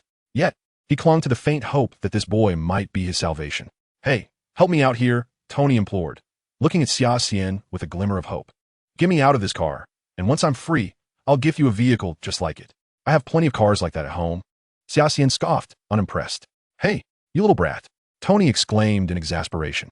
Are you really going to stand by and do nothing? Xia Xian shook his head, raising a finger. How about this? Treat me to a meal, and then I'll rescue you. Taken aback, Tony stared at the boy in astonishment. Sir, if I were you, I would accept this gentleman's proposal, as there are merely 20 seconds remaining before the vehicle explodes. Ice interjected, prompting Tony to snap out of his stupor. In such a life-threatening moment, there was no time for hesitation. All right, Fina, you help me out, and I will personally host you for dinner. Without further contemplation, Tony acquiesced to Xia Xian's rather unconventional request. As a businessman, Tony understood that the value of a meal paled in comparison to that of a limited edition car. Yet, for Xia Xian, extracting Tony from the vehicle would require little effort. However, the door was jammed. How exactly would he extricate Tony? Time was of the essence. With Tony's agreement, relief washed over him. But a quick glance around revealed his spirits plummeting. The car door was severely deformed, and the windows were riddled with cracks, clearly indicating that he was trapped within. Under immense pressure, even Tony felt a twinge of despair. He was still young, with ample time ahead of him to squander. Yet, now acutely aware of his predicament, he realized that the boy before him was unlikely to be able to assist in his escape. You should leave now. The explosion is imminent. If you wait any longer. Tony sighed, resigned to the notion that his life, which he had yet to fully enjoy, was about to come to an untimely end. All right, Mr. Stark. I have no intention of abandoning our agreement. You see, I haven't eaten since disembarking from the plane, and I'm quite famished, Xia Xian interjected, cutting off Tony's lamentations. When I was your age, I was just as competitive as you, but risking one's life is hardly worth it, Tony lamented, a hint of regret in his tone. Perhaps sensing the fragility of his own existence, Mr. Stark began to ramble on about his past experiences. Xia Xian, unfazed by Tony's incessant chatter, surveyed the wrecked sports car and sighed. I wonder if the wizarding community in America is as meddlesome as that of France. Tony looked at Xia Xian, utterly perplexed. The dark-haired boy was uttering terms that were beyond his comprehension. What on earth is this about Iron Man wizards? Xia Xian produced the wand he had acquired from the treasure trove of Louis XVI. This wand, unregistered with the Ministry of Magic, would likely go unnoticed in everyday use. However, he was uncertain how the American magical community might react amid such a violent incident. Tony regarded the boy with a curious gaze, realizing that something was amiss. Just moments ago, bullets had been flying towards Xia Xian, yet inexplicably, they now hovered in midair. The boy held a peculiar wooden stick, a faint smile playing on his lips. With deliberate motions, the boy tapped the wand against the car a few times, and to Tony's astonishment, the shattered glass and contorted door returned to their original state in an instant. This is unbelievable. Tony marveled at the spectacle before him. Jarvis. What on earth is happening? I'm not certain, Sir Jarvis, replied, his voice tinged with confusion. The vehicle is functioning normally, and the explosion warning has been deactivated. Tony exhaled deeply, his heart racing from the near brush with death. Thank you for saving my life. We should get going, he finally expressed. Ugh. A sharp intake of breath escaped Tony as his complexion drained of color. large beads of sweat erupting on his forehead as waves of excruciating pain surged through him. "Damn it, this hurts like hell," he cried out, hearing his anguished cries. Xia Xian turned his attention to Tony, who appeared far from well. His once stylish hair was now caked in dust, and his forehead was marred with dark red streaks of blood. Moreover, from Tony's awkward movements, Xia Xian deduced that his skeletal structure had sustained injuries, 3 broken ribs and a fractured arm, just moments prior, in the throes of a life-or-death scenario. His nervous system had masked the pain signals. Now, with his adrenaline subsiding, the reality of his injuries came crashing down. Xia Xian placed a hand on Tony Stark's shoulder. "Hey, what are you doing?" Ignoring Tony's protests, Xia Xian focused intently, sensing the changes in his muscles and bones. His hand firmly grasping Tony's shoulder as he explored downwards. His demeanor was serious and concentrated. Tony, not merely an ordinary individual, but a notable genius, quickly discerned that Xia Xian meant no harm. Realizing the boy's intentions were benign, he relaxed slightly and began to chatter incessantly. "You know, kid, you're quite fortunate. If those beautiful ladies knew you had encountered the dashing Tony Stark, they would surely be envious beyond measure." Xia Xian sighed inwardly. This man was truly incorrigibly narcissistic. "Be quiet. Hey, be gentler, kid. You must realize that every document I sign with this hand is worth billions of dollars," Tony remarked, his mouth never at rest as he spoke to Xia Xian. "Does this hurt?" Xia Xian pressed on Stark's arm, then shifted to another spot. "How about here?" Not painful." Tony was clearly distracted by Xia Xian, but then this. Accompanying Xia Xian's forceful tug was a deafening scream. "Ugh, that sound is quite unpleasant," Xia Xian said with a mischievous grin, reveling in Stark's discomfort. Then, brandishing his wand, Xia Xian addressed Stark. "This next part might hurt even more. Would Mr. Stark prefer my assistance in healing? Or should we head to the hospital?" "I choose the hospital," Tony quickly replied, still reeling from the previous pain. "Mr. Stark wouldn't be attempting to weasel out of this, would he?" "What did you say?" Tony Stark never shirks responsibility. Tony enunciated each word to Xia Xian. "Then take good care of your injuries. I shall go ahead and take a look." Xia Xian paused, "And don't forget, you still owe me a meal." With a wave of his hand, he made his way toward the area where the fighting was more intense. Tony, momentarily dazed, suddenly recalled a crucial detail and leaned out of the car window, shouting after Xia Xian's retreating figure. "Hey, I still don't know your name." It seemed Xia Xian didn't hear him and continued on his way. Tony scratched his head, a perplexed expression crossing his face as he muttered. "How does this guy know my name?" "Ot, ye, a, vis. "Yes, Sir Jarvis replied. "Investigate that boy from earlier. Also, remove Bugatti from future custom car orders. And call the police. Get those incompetent fools from the NYPD here immediately." "Understood, sir. I already alerted the authorities when the gunfire began." "Well done, Jarvis, Tony said, his face cold. Chapter 59. The matter is resolved. Gunfire echoed through the streets. The sounds of violent collisions and explosions reverberating across the chaotic thoroughfare as Xia Xian strolled leisurely down the desolate street. "You two, go stop him. This is America." Daphne suddenly realized the gravity of the situation. It was no longer just one person who had witnessed the bizarre phenomenon of bullets failing to reach Xia Xian. If he truly intends to proceed, who could possibly stop him? Matthew muttered beside her. The cacophony of noise, struggles, and the cries of children continuously filtered into Xia Xian's ears. He had already raised his wand, driven by his own intentions. Xia Xian did not wish for his American journey to be uneventful. However, if he stirred up some commotion in New York, his adventure might just become more vibrant. Closing his eyes, he immersed himself in that chilling perception, keenly attuned to the chaotic sounds that surrounded him. It was as though countless voices whispered in his ears, and he diligently sifted through them. "We need hostages. Over there, grab him." Tony Stark never anticipated such misfortune on this day. Not only had his car nearly exploded, but he now found himself in an even more perilous situation, confronted by 5 or 6 masked assailants brandishing firearms aimed directly at his vehicle. "Jarvis, what is happening?" Tony exclaimed, slapping the steering wheel in frustration. No matter how hard he pressed the gas, the car refused to budge. "The tires have been shot out, sir, but I have activated the emergency systems. With the vehicle's bulletproof glass, you should remain safe." Tony's car stalled again, and after several shots were fired at the window, the assailants found themselves momentarily at a standstill. At that moment, the leader of the gang shifted his focus to the other side of the street, pulling a 5 or 6-year-old girl toward them. The girl's mother desperately tried to intervene, but the assailant callously shot her, leaving the woman crumpled on the ground, uncertain of her fate. The girl struggled to reach her mother, but the thug clutched her hair tightly. "Jar, lower the window," Tony said, his expression cold as he observed the unfolding chaos. When his attempt to roll down the window failed, he instructed Jarvis again. "Sir, my assessment indicates that lowering the window would place you in considerable danger." "Lower the window," Tony insisted, his voice firm. Perhaps it was his inner heroism at play, or perhaps the plight of the little girl reminded him of his own past. Regardless, Tony Stark opened the window and addressed the gang leader. "Let the child go. I'll take her place. I am Tony Stark, and I believe you may have heard of me." The gang leader hesitated, realizing the vehicle contained a wealthy individual. But he hadn't expected it to be someone of Tony Stark's stature. "Get out of the car," the gang leader commanded, pointing his gun at Tony. All right. Tony relented, opening the car door and stepping out. Two assailants immediately closed in, striking him hard in the abdomen with their gun butts and pinning him down. "Hey, what are you doing?" Tony struggled fiercely, but the thug showed no intention of releasing the girl. Instead, they forced him and the child to the ground. Bang, bang, bang. The gunfire continued. The shootout between the criminals and the police persisted, but now the crowd had largely dispersed. Without the throngs of panicked onlookers, the once bustling street felt eerily quiet. The air was thick with the acrid scent of gunpowder and charred material. "Cease fire! Cease fire!"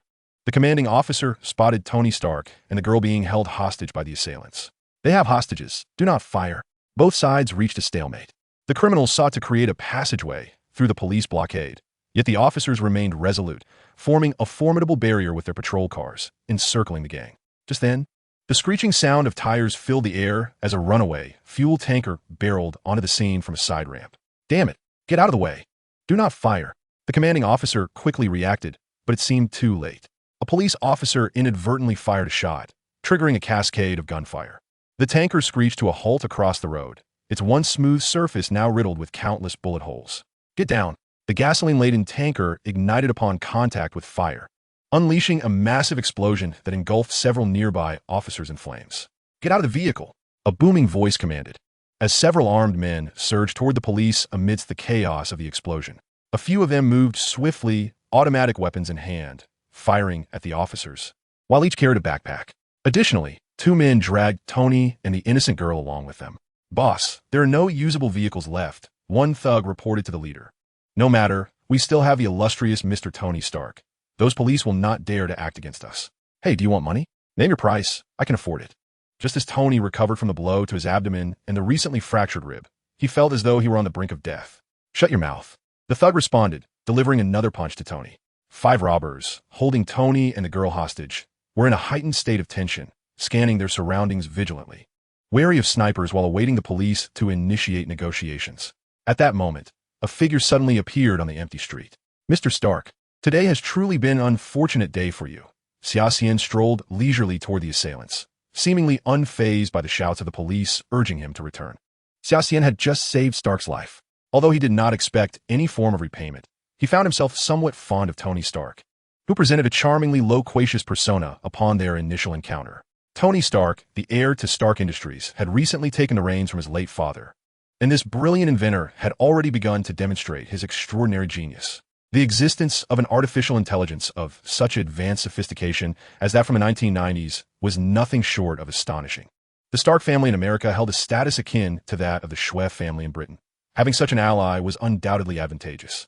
Xia Xian had a certain understanding of Tony Stark's character in the present context, not to mention abandoning a person alone on a rooftop overnight, ultimately compelling them to become a warrior in dire straits, revealed much about Stark's irreverent personality. Yet, there was a notable aspect to Stark. He would treat those he genuinely acknowledged with unwavering loyalty, were it not for the peculiar circumstances at hand. Xia Xian doubted that he and Stark would have much in common. "I wager a letter from the Ministry of Magic will undoubtedly land in the boss's hands by tomorrow." Matthew sighed. "I suspect it's from the American Magical Congress," Simon remarked, staring ahead in disbelief.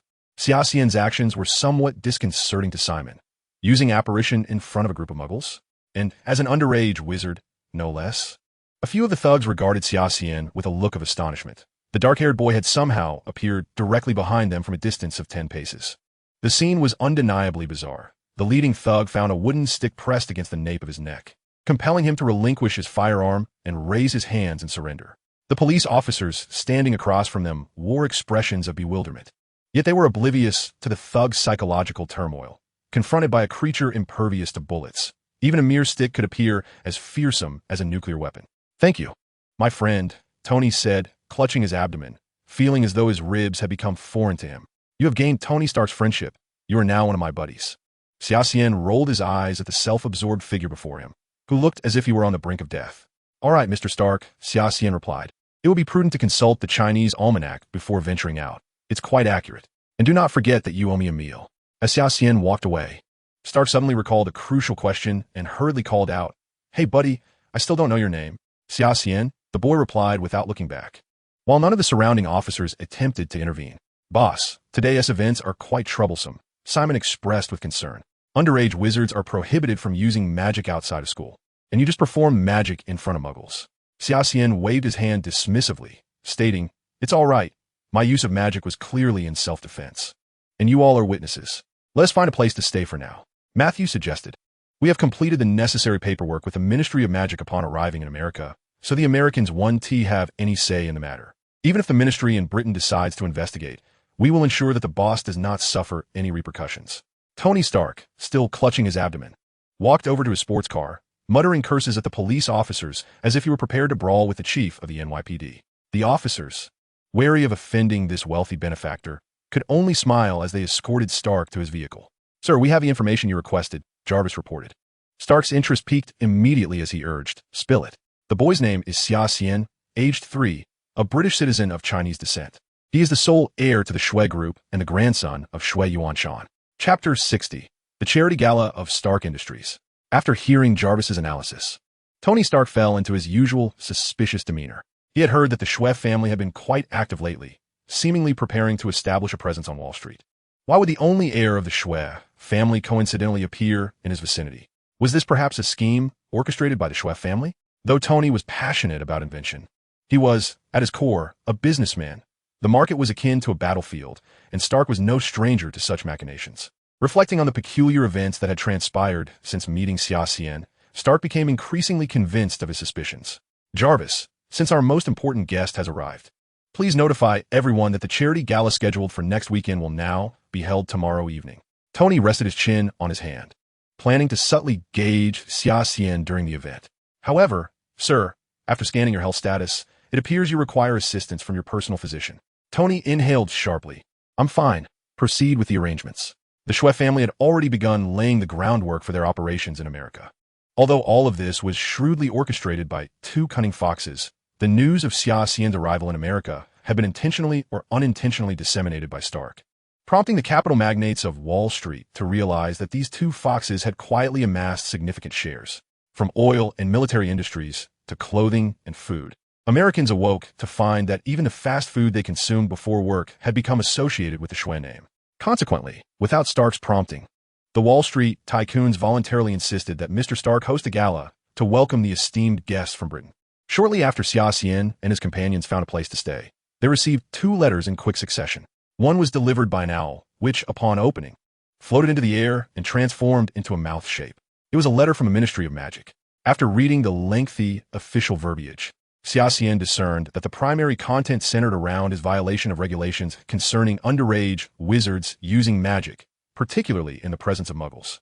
He was summoned to the American Magical Congress within 3 days to answer inquiries from a special commissioner from Britain. Xia Xian understood that it was not the exposure of his wand that had revealed his use of magic. There must have been witnesses from the Magical Congress observing his perilous maneuvers. The second letter was an invitation. Xia Xian opened it to discover that the charity gala hosted by Stark Industries had been rescheduled for the following evening.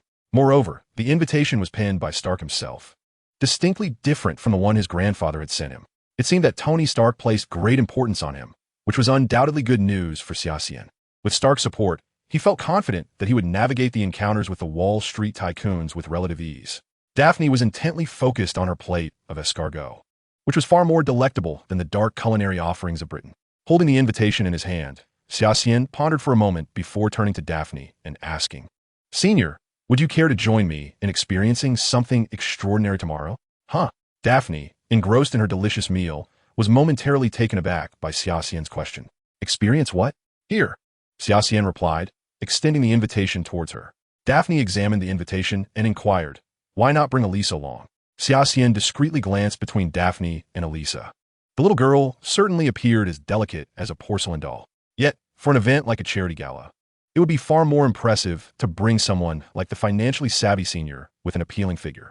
Elisa clearly noticed Xia Xian's subtle maneuver, feeling a flush of warmth on her cheeks as she quickly excused herself, saying, "I plan to read tomorrow. You and Senior Xia can go." "Senior, you usually live quite frugally.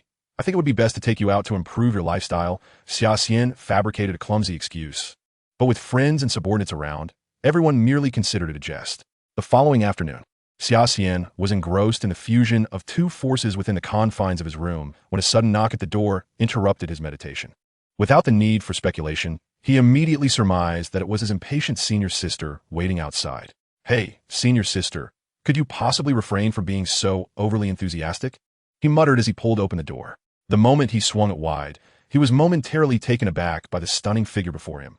Daphne, adorned in a fiery red gown that complemented her burgundy locks, left Xia Xian momentarily breathless. "I thought the time was right, so I came directly over," Daphne said, her cheeks flushing slightly under Xia Xian's gaze. "Well then, let's be on our way," Xia Xian said, taking a deep breath. At just 13 years of age, having a strikingly beautiful companion by his side felt somewhat akin to embodying the persona of a dashing young rogue. As Xia Xian stepped out of the hotel, an unbidden shiver coursed through him, his icy senses failing to detect that on the windowsill, Eliza stood vigilantly, her keen eyes fixed intently upon him. Had he known that upon his return he would be subjected to a harrowing trial akin to a battlefield, he undoubtedly would have thought twice about bringing Daphne along. A quarter of an hour later, a Rolls-Royce Phantom appeared before Stark Industries. As Xia Xian disembarked from the luxurious vehicle and cast a glance at the renowned skyscraper immortalized in film, he merely offered a faint smile before proceeding inside. Because this visit was at the personal behest of Tony Stark, Xia Xian and Daphne, upon presenting their identities and intentions at the front desk, did not have to wait long before a familiar figure emerged within their line of sight. Pepper, the diminutive Virginia Pepper Potts, the personal secretary to Iron Man, Tony Stark, was now a well-established presence by his side. Xia Xian had not anticipated that Pepper had become Stark's right-hand woman. It was clear that she had been by his side for quite some time. Pepper was regarded by many as the quintessential girlfriend, steadfastly standing by Tony Stark through thick and thin, willing to go to great lengths for him. Despite their frequent playful banter and occasional exchanges of exasperation, Xia Xian preferred to remain oblivious to the nuances of their affectionate sparring. To him, such teasing and displays of mock displeasure were merely expressions of their deeper bond.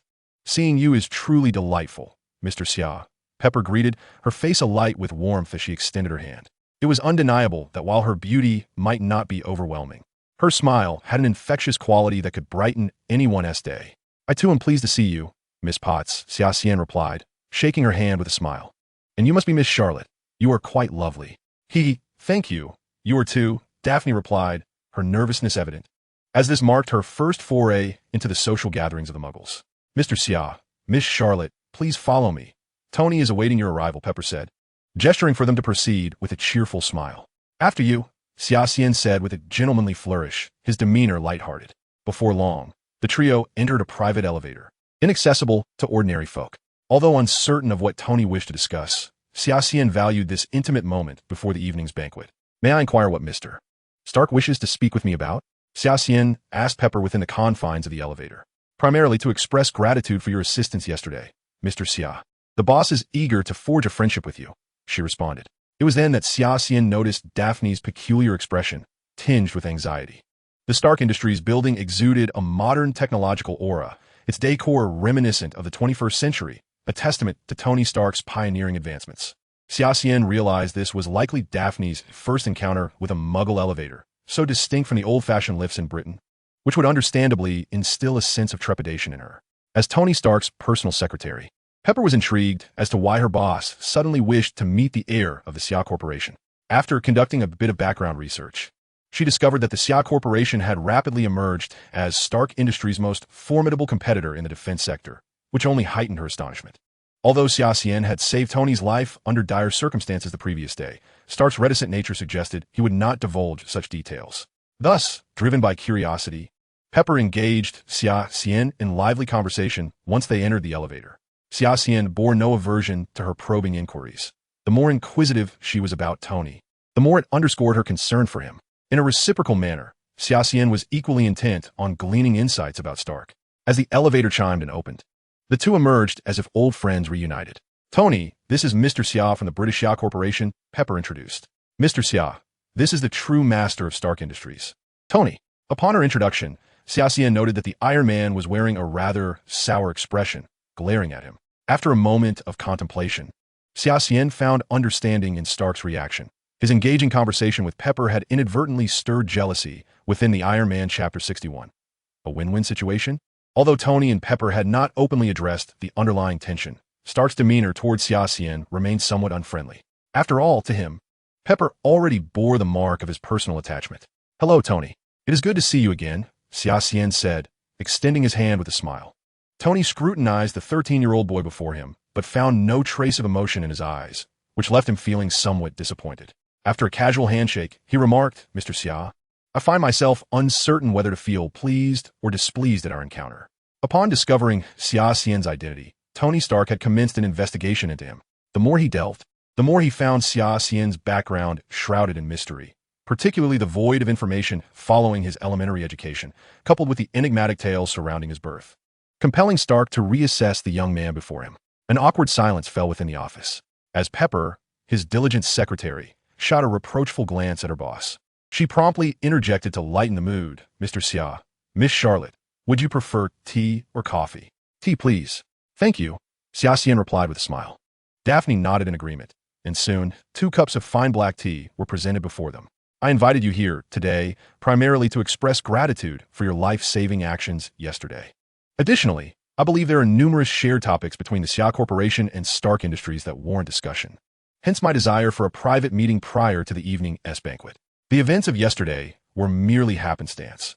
As for the business of the Xia Corporation, I am but an outsider, and ultimately, my grandfather holds the final say, Xia Xian replied, sipping his tea while maintaining an air of nonchalance as he engaged in verbal sparring with Stark. Come on, my friend, Tony said, exasperated as he shrugged his shoulders.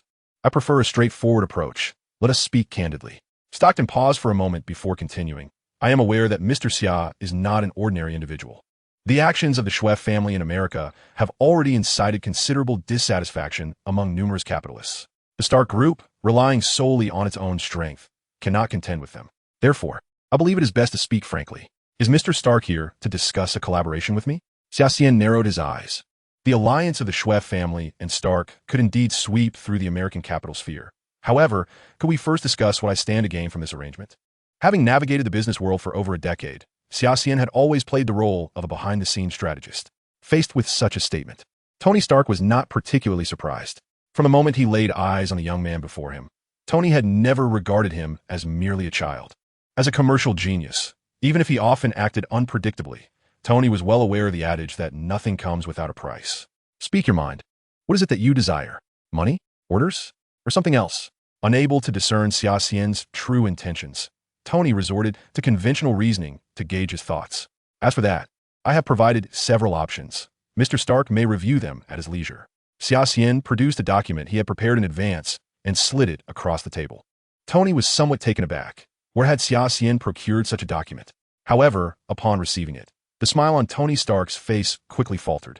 Initially expecting Xia Xian to make exorbitant demands, he soon realized, after a few glances at the document, that he had underestimated the other party's appetite. Artificial intelligence technology? How did you come to know about the formula for Edmund metal? Tony Stark nearly exclaimed, this is outright robbery. Mr. Xia, while I am uncertain how you obtained Stark Industries' trade secrets, I must assert that we possess the capability to sue the Schweff family at any moment. Tony Stark forcibly calmed himself, then expressionlessly tossed the document Xia Xian had presented into the wastebasket, ignoring the fury evident in Xia Xian's eyes. He smiled and made a calming gesture, saying, Mr. Stark, please do not be so agitated.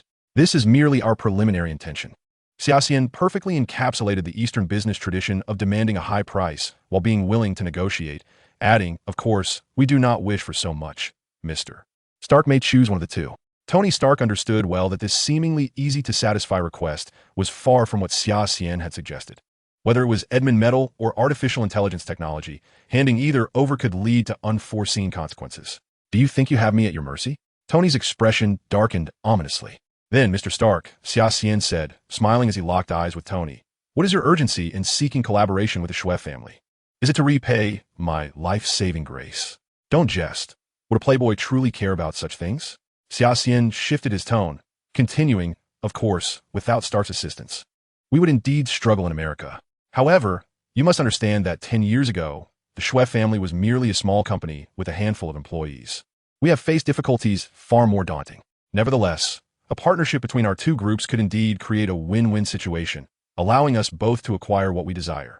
That is only fair. I do not perceive this situation as fair in the slightest.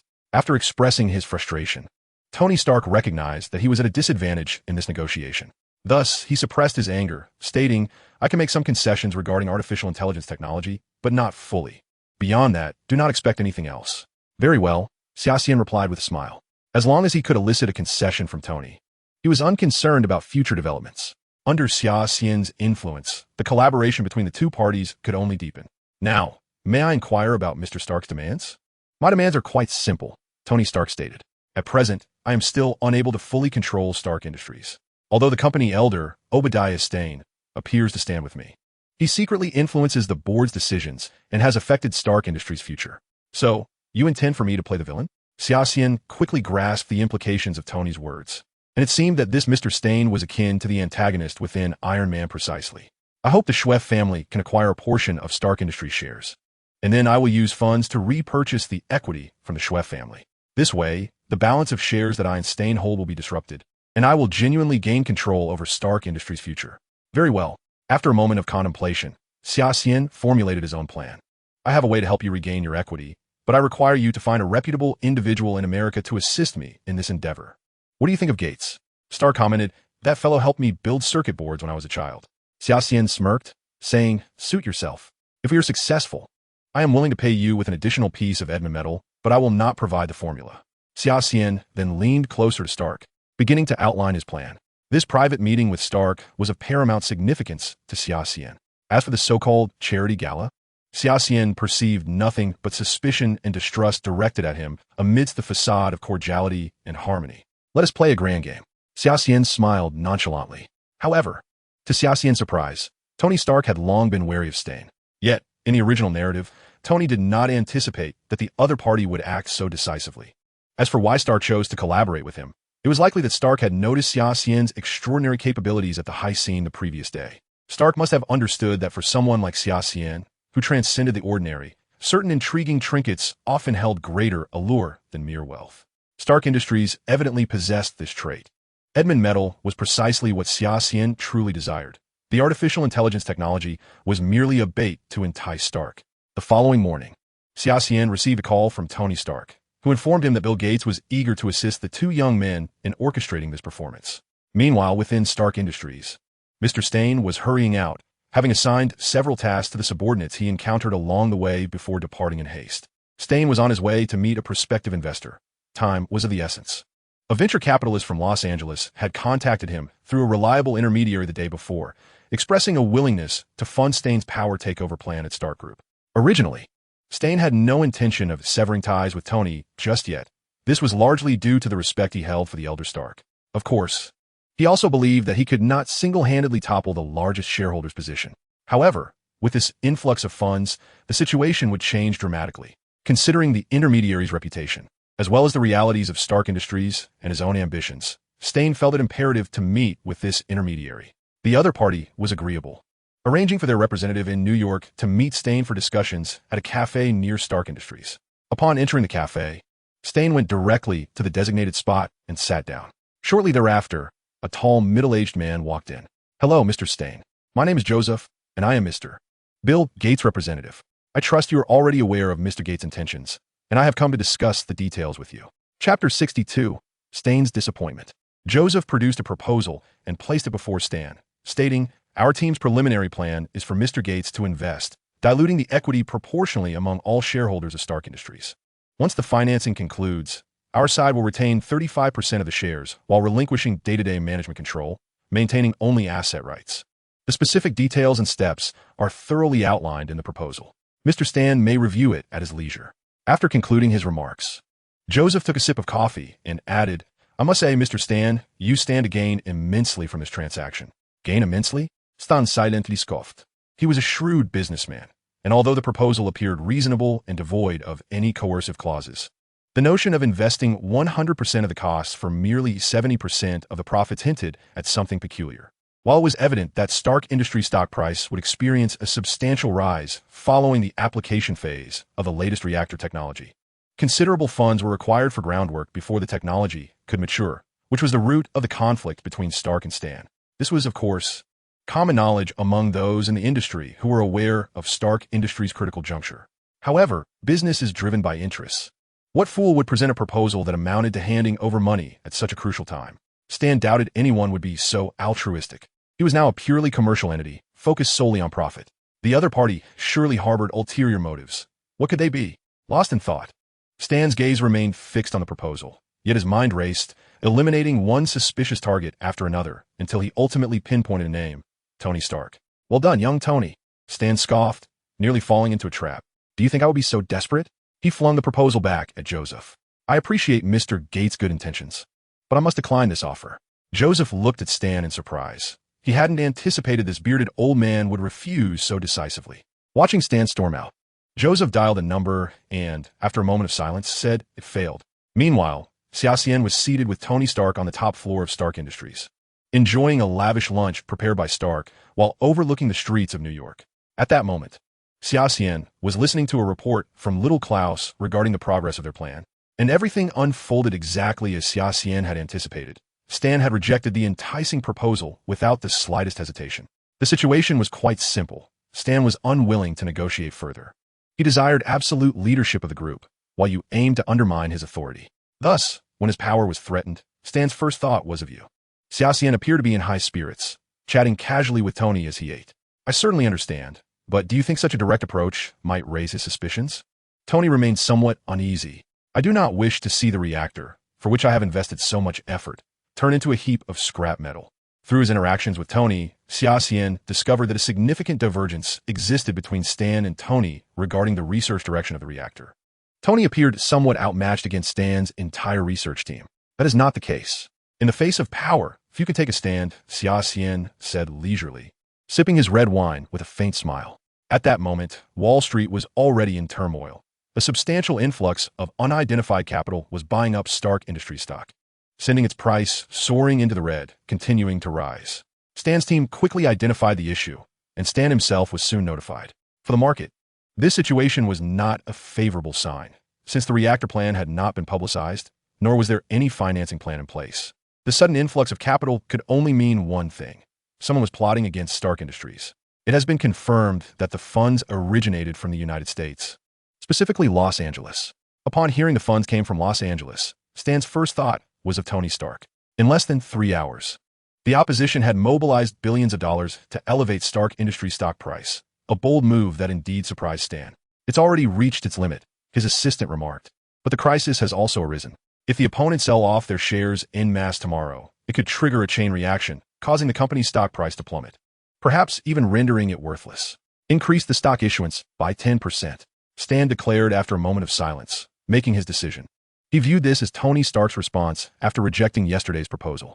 From his perspective, he would not retreat an inch at this moment. By evening, the Wall Street Journal prominently featured the news of Stark Industries' soaring stock price, prompting a flurry of rumors.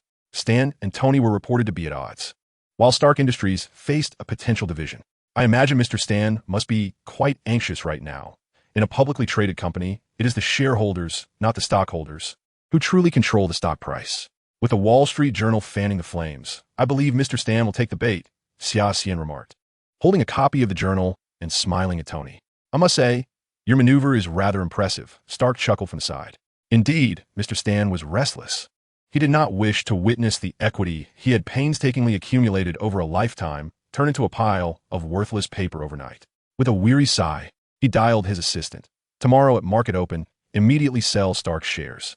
Do not ask why, just execute. After hanging up, Stan exhaled deeply, hoping this would minimize his losses. He found himself utterly perplexed by the situation. Young Tony had no reason to drag him down with him. Could it truly be that a third force had instigated this incident concerning Stark's stock price? The following morning in New York appeared no different. The sun rose as usual, and people busily attended to their work. However, an unusual atmosphere enveloped the stock trading floor on Wall Street. with all eyes fixated on Stark Industries stock. Many retail investors holding the stock were prepared to sell at the first sign of a downer. The market has opened. Many hearts raced. Sure enough, Stark Industries stock price exhibited volatility, surging briefly before commencing a steady decline. Although the drop was not severe, the trend was unmistakably clear. Sell. As if a chain reaction had been triggered, Stark Industries stock price plummeted within the hour. Yet, at this moment, Xia Xian, who wielded the power of the Shui Group, had yet to make his move. Stan scrutinized the analysis report presented by his analysts, his brow furrowed tightly.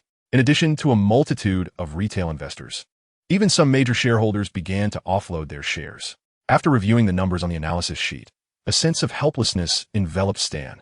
He could not absorb these stocks on his own. Was he truly nearing the final step? Stan hesitated. He had spent the previous night sleepless, scrambling for funds and analyzing the situation. Ultimately, Stan realized why this operation felt so familiar. It was the Shui Group. The Shui Group, forcefully entering the American capital sphere, had finally turned its sights on the giant that was Stark Industries.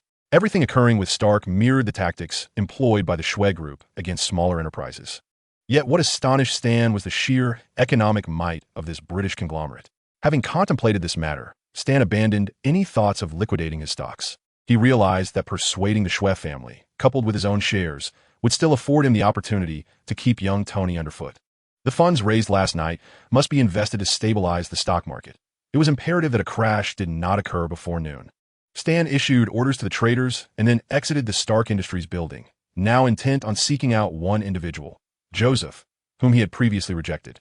Currently, it appeared that the Shui family was still biding their time while the shareholders were piling on the pressure.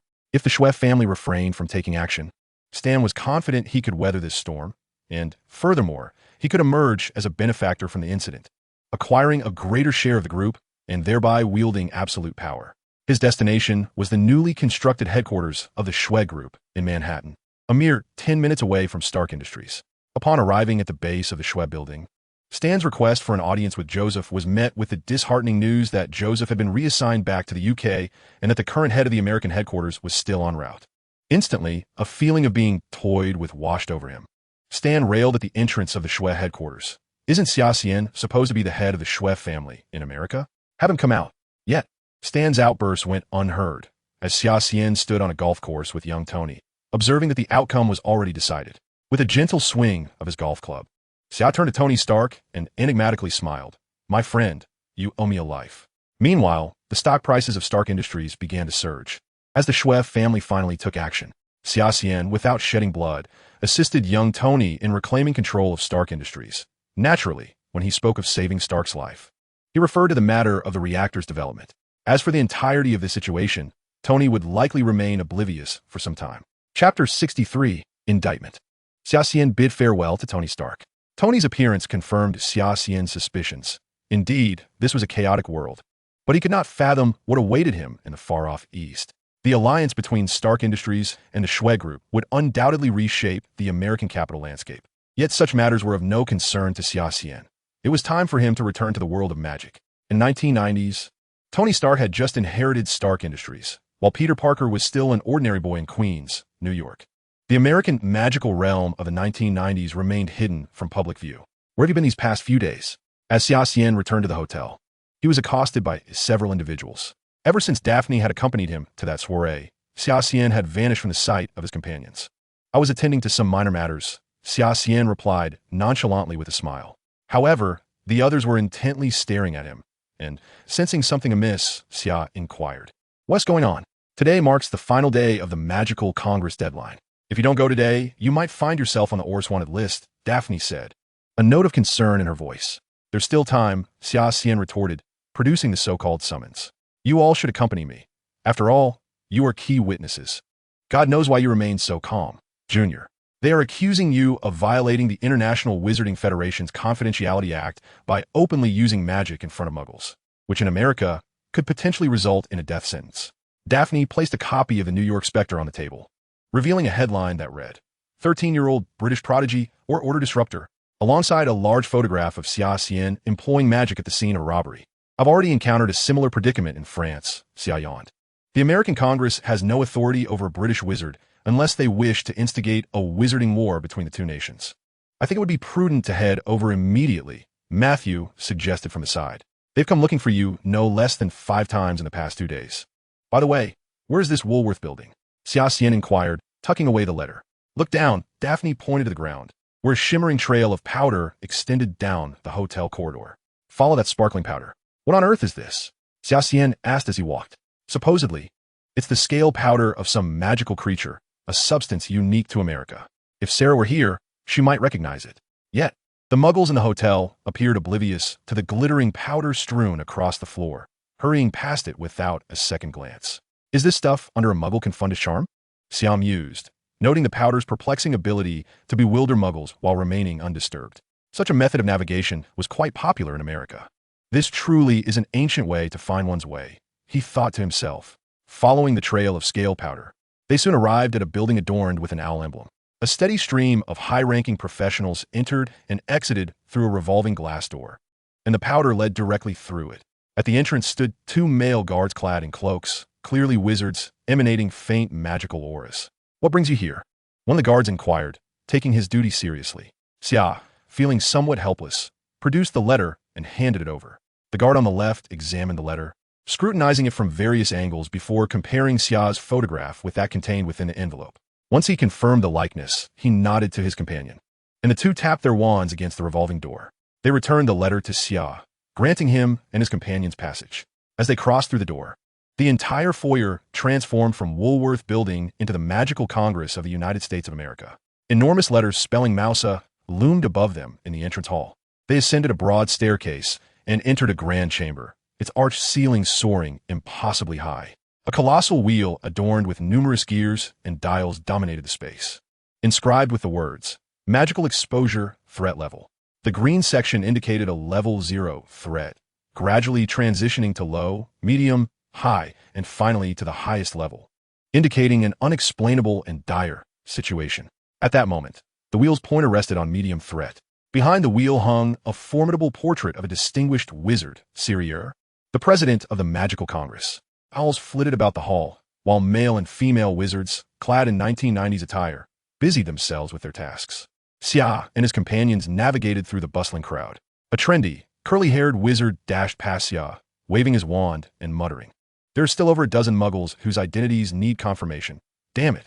Before long, a group of wizards in matching black robes hurried into view, discussing how to handle the muggles present at the scene. We must certainly use Obliviate to resolve this, but the issue remains that over a dozen muggles' identities are unverified. Was it 13 or 15? They debated, mentioning that they would have to wait for Minister Connolly and the president to finish their meeting, as it was rumored that representatives from the UK had also arrived, though the individuals involved had yet to appear. Are they referring to me? Xia thought, a smile creeping across his face as he approached. The wizards engaged in hushed conversation halted at the sight of the dark-haired boy, momentarily stunned, before hastily drawing their wands. It's him. Seize him. Relax, ladies and gentlemen, Xia Xian said, raising his hands in a gesture of peace. I am here to reason with you. Though the wizards lowered their wands, they formed a semicircle around him, still wary. Mr. Xia, you're facing 5 charges. Please cooperate with our investigation. The leading witch stepped forward and spoke. Sumerian walked into the midst of several male and female wizards, while Eliza and the others attempted to follow, only to be halted by the wizards of the Magical Congress. It's fine, just wait for me here. If necessary, I believe someone will come to summon you, Sumerian said, turning around and following the group of wizards as they departed. Before entering the elevator, Sumerian noticed several wizards seated in line, awaiting a house elf to polish their wands with a complex feathered apparatus. The elevator doors opened, revealing a fairy attendant who greeted them. Ladies and gentlemen, well, may I assist you? The Department of Magical Law Enforcement, replied the leading witch, her tone devoid of any fluctuation. The fairy attendant prodded the elevator button above his head with a clawed stick, and the elevator began its descent. The elevator descended at a rapid pace. Yet the shaft was exceedingly lengthy, so it took some time before they arrived at their designated floor. The doors opened to reveal a narrow, pitch-black corridor devoid of windows, presenting a stark contrast to the upper levels. Sumerian faintly heard sounds of an argument emanating from the depths of the corridor. Hogwarts believes that Sumerian's actions were purely in self-defense. Your accusations are entirely unfounded. Yet, Sumerian's actions have placed the American magical community at risk of exposure. Who will bear this responsibility? That is your concern, and it does not fall within my jurisdiction. All right, gentlemen, let us cease this bickering. At that moment, Sumerian pushed open the door to the room and was met by an impeccably dressed elderly man facing him. Upon seeing Sumerian, the man smiled knowingly and remarked, "Our defendant has arrived." The other three turned around. Two wizards adorned with the emblem of the Magical Congress were evidently high-ranking officials.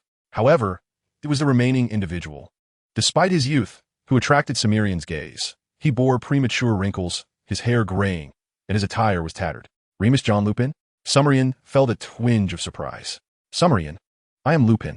I will be your defense against the dark arts professor next semester. This is Mr. Barty Crouch, a commissioner from the Ministry of Magic. And these two are Minister Connolly and Chairman from the American Congress." Old Barty?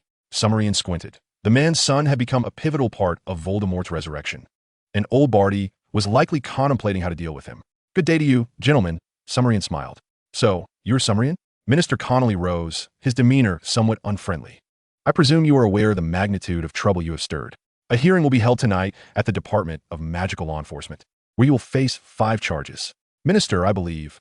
"Remus, since we are now in America, we must adhere to their regulations," Barty Crouch interjected. The two Americans arrogantly nodded and exited the room. Lupin now appeared somewhat anxious. He leaned close to Barty Crouch and whispered through clenched teeth, "Don't think I'm unaware of your intentions, Old Barty. Dumbledore will not allow you to have your way. I work for the Ministry of Magic, Remus." Barty Crouch replied, his composure unshaken. After a derisive snort, Lupin approached Sumerian and patted him on the shoulder. "Kid, Professor Dumbledore sent me to help you navigate this trouble. I know you are innocent. Just don't admit to anything." "Rest assured, Professor Lupin. They cannot do anything to me," Sumerian retorted with a smile. The last hearing was held in France. The Gallic Roosters did not even realize their chairman had been swapped. "I wonder what kind of farce the Americans will concoct this time." Sumerian expressed his anticipation. Chapter 64. The Hearing. Ding, ding, ding. "Ladies and gentlemen, silence." Sirius stood at the podium, striking a small wooden hammer. The rows of seats below formed a crescent shape, filled with witches and wizards clad in black robes. "The hearing regarding Sumerian's unlawful use of magic in New York is now in session," Minister Connolly announced. "Sumerian, under the International Confederation of Wizard Secrecy Act and 3 other laws, you face the following 5 charges." Sumerian stifled a yawn, the lengthy legal titles rendering him drowsy. However, Minister Connolly seemed utterly undeterred, and Old Barty, seated beside him, wore a faint smirk.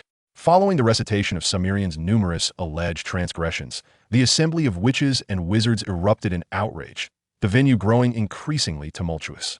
"Execute him, a traitor among us." It must be noted that British wizarding law is relatively humane. Even the gravest offenses typically result in a lifetime sentence at Azkaban. However, American wizarding law differs significantly, granting the Magical Congress the authority to execute wizards directly. Although in theory the Magical Congress lacked the jurisdiction to dispose of Sumerian, Old Barty, representing the ministry, clearly stood against him, likely wishing for Sumerian's demise more than any of the Americans present. If Old Barty had no objections, the Magical Congress would indeed possess that power. "Minister, I have something to say." Sumerian's expression was as calm as a placid lake, even carrying a hint of a smile. Upon hearing Sumerian's voice, the entire assembly fell silent, with Eliza, Daphne, and the others in the farthest corner nervously holding their breath for him. "If I did not mishear, Minister, you claim that I used magic in front of muggles, what you refer to as muggle chickens. Is there any evidence of that?" Sumerian paused. "My companions and I applied for wand permits and documentation for underage wizards before entering America. The Magical Congress must have a record of our wand usage, correct?" "Indeed," came a reply. "Then why, Minister, did you not disclose this record prior to the trial? At least 3 wizards witnessed you using apparition, and seeing is believing. Do not attempt to dispute it further." Minister Connolly nearly slammed his hand on the table in frustration. Sirius suddenly interrupted Connolly, stating, "Connolly, let us verify this to avoid errors." A stack of documents soared to the podium like a fleet of flying white swans. A middle-aged witch in black robes drew her wand, and with a flick, a thin sheet of parchment emerged from the documents. "Mr. Chairman, there are indeed no signs of spell casting on Sumerian's wand." "Oh no, how can this be?" A chorus of gasps erupted from the audience. "Minister," Sumerian said, a smile gracing his lips, "have you ever encountered a second-year student capable of casting apparition directly? Is there such a prodigy among the students of Ilvermorny?" Minister Connolly's face flushed, and he stammered, struggling to formulate a rebuttal. "Even without conclusive evidence of your spell casting, you have indeed disrupted the order of the American magical community." Connolly shouted. Sumerian fixed his gaze intently on Minister Connolly, sensing that the latter was excessively zealous in handling his case. He then glanced at Old Barty. Could there be some conspiracy at play between these two? Regarding this incident, I do have a resolution in mind, Sumerian proposed. Oh, the chairman's interest was piqued. You are likely aware that those who exceed the ordinary on this land are not solely wizards. While consulting ancient texts at Hogwarts, I discovered that a group of mutants was exiled overseas. They're likely hiding within American society now. Are you suggesting we lead the Muggles to believe that this incident was orchestrated by them? The chairman immediately grasped Sumerian's intent, precisely to manipulate the Muggles' perception. Sumerian merely outlined a broad concept. This tactic was reminiscent of diverting blame, yet Sumerian understood that the exposure of mutants to the American public was inevitable, and it was better to address this sooner rather than later. The acceptance of mutants may indeed catalyze a transformation within the wizarding community. Sirier swiftly organized his thoughts. The method proposed by Xia Xian stirred something within him, allowing the Aurors to cease their agonizing deliberations over how many Muggles remained unscathed by the Oblivion spell, and sparing him from the burden of resigning in shame over the matter. In a buoyant mood, the chairman rapped his small wooden hammer twice and declared, "Due to insufficient evidence, Xia Xian is hereby acquitted. We shall now adjourn." Minister Connolly, incensed, stormed out, while Old Batty's countenance darkened to an almost palpable gloom. Approaching Xia Xian, Old Batty remarked with a scowl, "You're fortunate, lad. Upon your return to England, I hope you can still muster a smile. By then, even Dumbledore won't be able to protect you." "I shall await that moment," Xia Xian thought, resolving not to allow this man to return to England alive. The escape of young Batty in the fourth installment was undoubtedly intertwined with this individual. Xia Xian would not foolishly wait for Voldemort to regain his full strength before confronting him. Denying this man the opportunity for resurrection and systematically dismantling his Horcruxes was the wisest course of action. As for Minister Connolly, Xia Xian had discerned his ambitions and objectives. Should this matter be mishandled, Sirier would be the one to resign in disgrace, and the next chairman of the Magical Congress would likely be Connolly, with the greatest probability of selection. In the face of power, few can maintain true composure. "My junior, you truly frightened me," Daphne exclaimed, throwing herself into Xia Xian's embrace. Behind her stood the relaxed figures of Matthew and Simon, along with the seemingly ice-cold Eliza. Xia Xian hastily pushed Daphne away, intending to offer some words of comfort to Eliza, only to be interrupted by Lupin's approach. "Fortunately, it was merely a scare, my child," Lupin sighed in relief. "Would you be so kind as to introduce me to your friends?" Xia Xian proceeded to introduce everyone to Lupin, also mentioning that he would be the defense against the dark arts professor next semester. "Now I can report back to Dumbledore," Lupin said, looking relieved. "By the way, you mentioned a book from Hogwarts. How come I've never seen it?" Xia Xian felt a bit awkward, scratching his head, pondering that he couldn't very well admit it was from a book of dark arts. Could he? "Well, if there is nothing else, I suppose we shall meet again next semester." Lupin waved his hand, preparing to bid farewell to the group. However, Xia Xian noticed that Lupin discreetly touched his pocket, his expression tinged with regret and helplessness. Xia Xian understood that as a werewolf, Lupin struggled to find work that offered remuneration, leaving him unable to afford even a decent set of clothes. His tattered robes were riddled with patches, and his few belongings bore the marks of wear and tear. Yet, despite this, Lupin had traveled great distances to assist him, which deeply moved Xia Xian. Xia Xian retrieved a bag of galleons from his robe and pressed it into Lupin's hand, but the somewhat stubborn man adamantly refused to accept it. "How about this? You teach me a spell, and consider the money as compensation for your instruction." Understanding Xia Xian's desire to help, Lupin conceded. "What spell would you like to learn?" "During the summer after my first year, I encountered a Dementor, so I wished to learn the Patronus Charm." This was a high-level spell, and Lupin found Xia Xian's request rather peculiar, as it was not even covered in the intermediate wizarding exams. "I made up my mind, Professor," Xia Xian stated. "Then come find me at the Leaping Horse Inn in Queens tomorrow at noon. I need to prepare some essential materials and tools tonight." Lupin replied, adding, "Also, take some time this evening to think of a truly joyful memory." "Queens in New York? Isn't that where Peter Parker lives?" Xia Xian hadn't anticipated Lupin residing in such a place. He wondered if the Leaping Horse Inn bore any resemblance to the Leaky Cauldron in London. Perhaps the proprietor looked just as intimidating. "Let me first explain the basic principles of the Patronus Charm. Most believe it serves solely to repel Dementors, but that is not entirely accurate. Originally, this charm was designed to counteract the mental magic of ancient dark wizards, which has largely faded from use. These spells could evoke feelings of sorrow and despair, much akin to the effects of a Dementor's kiss. The fundamental effect of the Patronus charm is to conjure a shield that protects wizards from dementors and mental-based dark magic. Nearly every tome states that joy facilitates the casting of this spell. Similarly, hope, determination, or the courage to protect others can also summon a Patronus, of course. When casting it, one must provide a strong mental prompt. Hope, determination, the courage to protect others? Xia Xian mused as he withdrew his wand, carefully contemplating Lupin's words. What was it he wished to protect? Xia Xian never considered himself a hero, nor did he feel an obligation to save the world. The only ones he truly wished to safeguard were those who had consistently stood by him and supported him. Suddenly, a ghostly blue light manifested at the tip of Xia Xian's wand. Yes, precisely like that, Lupin exclaimed, excitement radiating from him as he shouted, Expelliarmus. Xia Xian raised his wand high, the beam of light coalescing fervently at its apex. Passers-by, both male and female, gaped in astonishment at the unfolding spectacle. A 13-year-old wizard was on the verge of summoning his Patronus. The dazzling light seemed to stabilize, and as Xia Xian lifted his gaze amidst the interplay of light and shadow, he perceived a solid form, his Patronus. Chapter 65, Xia Xian's Patronus. The ethereal blue light at the wand's tip suddenly dimmed. Before Xia Xian could discern the nature of his Patronus, it transformed into a cluster of light and gradually dissipated into the air. Achieving such a degree of success on his first attempt at summoning a Patronus was commendable. Lupin patted Xia Xian on the shoulder, saying, however, I believe the memory you conjured may not have been joyful enough. Perhaps consider another. Perhaps it's simply the atmosphere here that is too dreary, Xia Xian chuckled, casting a meaningful glance at the surrounding onlookers. In response, he was met with a chorus of derisive snorts from the male and female wizards present. Very well, we shall meet again tomorrow, Lupin smiled, waving at Xia Xian. It's getting late. You and your friends should return to rest.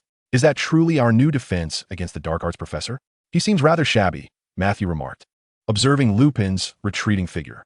Yet he appears to possess considerable strength. Simon judged a person primarily by their abilities, which was why he had come to respect Xia Xian. Privately, he had been educated by him on numerous occasions. This might be the most reliable defense against the dark arts professor in years, Xia Xian mused. Next semester, under Professor Lupin's tutelage, you may learn a great deal that will be of immense value. The defense against the dark arts classes in recent years may not compare to the wealth of knowledge you will gain next year. A mysterious smile played on Xia Xian's lips. Hidden around the corner in the corridor, old Batty was covertly observing everything that transpired. This time, it was Batty who had volunteered to represent the ministry in America. The reasons behind his decision remained known only to him. For the first time, he felt an inkling of trepidation toward another individual, a sensation he had never experienced even with Dumbledore. The timing and location were fortuitous, and he had successfully disrupted the plan. Crucially, this child was merely 13 years old. Not only was Xia Xian plotting against old Batty, but Batty, too, had set his sights on Xia Xian, resolved to ensure that this lad would be carried out of America horizontally. The following day, in Queens, New York, Xia Xian, following Lupin's instructions, located the whereabouts of the Galloping Horse Inn. Despite being labeled as an inn, its exterior resembled that of an unremarkable cottage. Surrounding the establishment was a Muggle-confundus charm, causing passers-by to perceive it merely as the dwelling of a family of modest means, when in fact, it served as a stronghold for American wizards. What business do underage wizards have here? Two ghostly pendants hanging on the wall bellowed at Xia Xian and his companions. We are here to see Mr. Lupin, Xia Xian replied, stepping forward to address the pendants. Oh, did you hear that? They seek the British fellow. By their accents, they too are a bunch of Brits. The pendants exchanged mischievous glances and sneers. Daphne stepped out from behind Xia Xian, striking one of the pendants with her wand, instantly silencing them. I recall a few pendants in some London pubs that were just as noisy as these two, Daphne remarked. All right, let us go inside and find Professor Lupin, Xia Xian declared, leading the way into the tavern. Inside the tavern's main hall, several rickety tables were haphazardly arranged, with wizards scattered about, most of them appearing ragged and embittered. Considering Lupin's financial situation, it was no surprise he had chosen such a gathering place of the downtrodden. Ascending the staircase, they noticed that although the inn appeared to have only one story from the outside, the staircase twisted and turned upward, seemingly without end. How many stories must there be? Simon exclaimed. By the way, how many floors did Professor Lupin say he lived on? Xia Xian sighed in exasperation. The top floor, the attic. While wizards possessed physical abilities beyond the ordinary, even they could not withstand the ordeal of climbing stairs indefinitely. As they reached the upper levels, the group had lost count of how many flights they had traversed, Even Simon, accustomed to close combat, was gasping for breath. How many floors have we climbed? Matthew leaned against a pillar, panting. Perhaps around 70? Daphne responded. These Americans not only love building skyscrapers, but it seems wizards have a penchant for lofty heights as well. Xia Xian turned back to find Elisa, who was still standing on the lower platform of the last flight of stairs, looking utterly despondent. Elisa, come on, Xia Xian urged. You all go find Professor Lupin. I'll wait for you here, Elisa declared, plopping down on the steps, unwilling to move another inch. Xia Xian and Elisa stubbornly refused to budge from the steps. With a resigned sigh, Xia Xian led Daphne and the others to Lupin's room. The group had to bend low to avoid colliding with the ceiling, and it was a mystery how the tall Lupin managed to fit into such a cramped space. After a knock, the paint-chipped wooden door creaked open, revealing Lupin, hunched over with disheveled hair. It's a bit too low here, but I suppose it will suffice, Lupin said with an awkward smile. I had hoped to spend more time with you all last night, but as you can see, the height of this place. Nous voyez, professeur. I must thank you for your assistance, Xia Xian responded with a smile.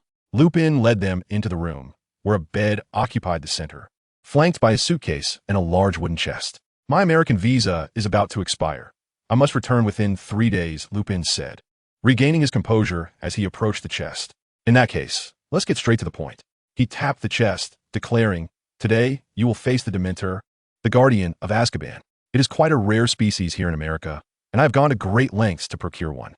This will serve as my first lesson as a defense against the dark arts professor.